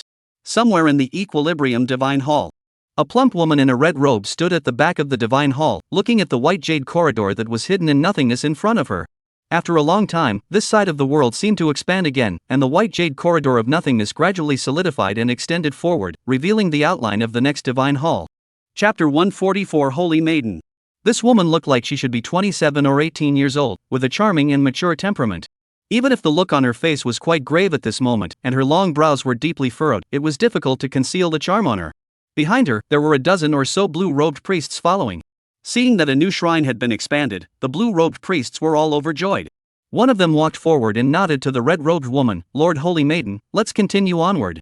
Nowadays, the number of Equilibrium temples has reached several hundred, so I think that those silver dragon knights and the city guards will definitely not be able to catch up with us. The red-robed Holy Maiden's expression was unchanged, nor did she make any movements. After a full dozen seconds of silence, she slowly opened her mouth. Her voice was extremely magnetic and seemed to have the magic power to seduce the soul. Purple-robed priest Chen Kong is dead. What? As soon as these words came out, the originally excited expressions of the blue-robed priests present were suddenly like a pot of cold water being poured on them. The person who spoke just now was even more astonished. How could Lord Chen die? Although it's true that his location was closer to those dogs of the Silver Dragon Knights, but given the speed at which Lord Chen opened the temple, as long as he didn't take any detours, it's only right that the Silver Dragon Knights wouldn't have been able to catch him. It can't be that the Silver Dragon Knights have mastered some method of not being attacked by ferocious beasts. The Holy Maiden directly interrupted this person, but the truth is that Chen Kong did die. Before he died, he told me to be careful of a previously unseen Silver Dragon Knight. This person is wearing battle armor and should be a mechanic. A mechanic? The crowd was stunned again. A female blue-robed priestess with a thin figure even revealed a look of horror on her face after a little thought. A mechanic. Shouldn't be related to the one in the 12 sacred shields, right? Finished. If it is true that the shield-holding guards under the 12 holy shields are also involved, then we are afraid that. Shut up! The Holy Maiden impatiently chided, silencing this person. Chen Kong said that the other party is the Silver Dragon Knights, and not any shield-bearing guards. Moreover, the other party is clearly a mechanic of the Battle Armor School, a different school from the one in the 12 Holy Shields, and the two should have nothing to do with each other. Learning this, the female blue-robed priestess thankfully murmured, it's good that it's not. However, the Holy Maiden's words turned, according to Chen Kong, that mechanic seems to be very dangerous. Chen Kong's death is directly related to him. Being in the Equilibrium Divine Hall with him and Zhao Xuanwu isn't safe. Especially, the corner of the Holy Maiden's eyes narrowed as she looked toward the new Divine Hall that had just formed ahead. The expansion of the Equilibrium Divine Hall requires purple-robed priests to sacrifice their life force. Previously, there were a total of 4 purple-robed priests expanding this side of the world together, so I'm not worried about being found by Zhao Xuanwu and the others. Right now, there are only 2 purple-robed priests left, and the expansion speed of the Equilibrium Divine Hall has been halved. Such a mechanic has appeared among the other side. It's really tricky. The blue-robed priest beside the Holy Maiden hurriedly persuaded, Holy Maiden, don't worry, even if there are only 2 purple-robed priests left, we can ensure that the Silver Dragon Knights won't be able to discover us. Besides, didn't the third sequence's Holy Son receive the news of our request for help long ago and want to meet with us at the Equilibrium God's Temple? We've been dragging our feet for so long, it's about time we met with the Holy Son. The third sequence's Saint's Son? The Holy Maiden instantly laughed coldly. If he was willing to come, he would have already arrived long ago. Why would he drag it out until now? The crowd clamored. One of them even had despair appearing on his face. Could it be that Lord Saint's son's words that he would come to meet us were all lies? Impossible, this is never possible. If Lord Saint's son didn't come, wouldn't we be dead? Lord Holy Maiden, if this is true or false, please confirm with Lord Holy Son again. Before the last person's words fell, a pitch-black spatial rift opened in front of him, only 2 fingers away from the tip of his nose. As long as this spatial rift was a few inches closer, it could easily split his head in 2. Gul'dan, this person was in a cold sweat, subconsciously swallowing a mouthful of water, not daring to make any more noise. It wasn't just him, the others did the same and were silenced. You bunch of losers, you're really noisy. The holy maiden was very impatient and slowly withdrew the black dagger in her hand. As her dagger retracted, the spatial rift closed. If I wasn't using you all as sustenance, I would really want to slaughter all of you idiots. From now on, all shut up. Being reprimanded by the holy maiden, the scene became quiet. The holy maiden then smoothed out a bit and looked at the divine hall that appeared in front of her as she slowly walked forward. Sikongcheng, I have what you want in my hands. I don't believe that you can just watch me fall into the hands of the silver dragon riders. In the blink of an eye, a month's time passed. Chen Feng had followed Zhao Xuanwu and the others, and had been in the Equilibrium God's Hall, never leaving. During this time, Chen Feng had almost always spent his time in battle. The longest break was only 5 hours. The high-intensity battles were like a sledgehammer forging iron, constantly pounding Chen Feng's spirit and flesh, making him a different person compared to when he first came to the Equilibrium Divine Hall. If it was said that Chen Feng was a pride amongst the young people with unique strength, and was considered to be the most colorful flower in the greenhouse, the current Chen Feng was a sapling that had withstood the storms and thunder in nature and had gradually taken root and grown. Ordinary storms and ups and downs were no longer able to shake him. This kind of growth was not limited to strength, but more of a state of mind and ability to resist pressure. Of course, the increase in Chen Feng's strength could not be ignored. In a month's time, his leveling up could simply be described as rocketing, and now he had risen to level 30. There was no way around it, although most of the ferocious beasts here were extremely high ranked, and the experience value that Chen Feng gained after killing them had shrunk. However, the beasts here were far too many, even far more than some of the replicas that were known for their abundant resources. Chen Feng estimated that his level should already be about 10 levels ahead of the average level of his peers. Even if it was a heavenly pride that was able to enter the Starry Sky Academy, he was afraid that he would be 4 or 5 levels lower than himself. When mentioning the Starry Sky Academy, one had to talk about another thing that Chen Feng could not do anything about. He had already missed the Starry Sky Academy's enrollment time.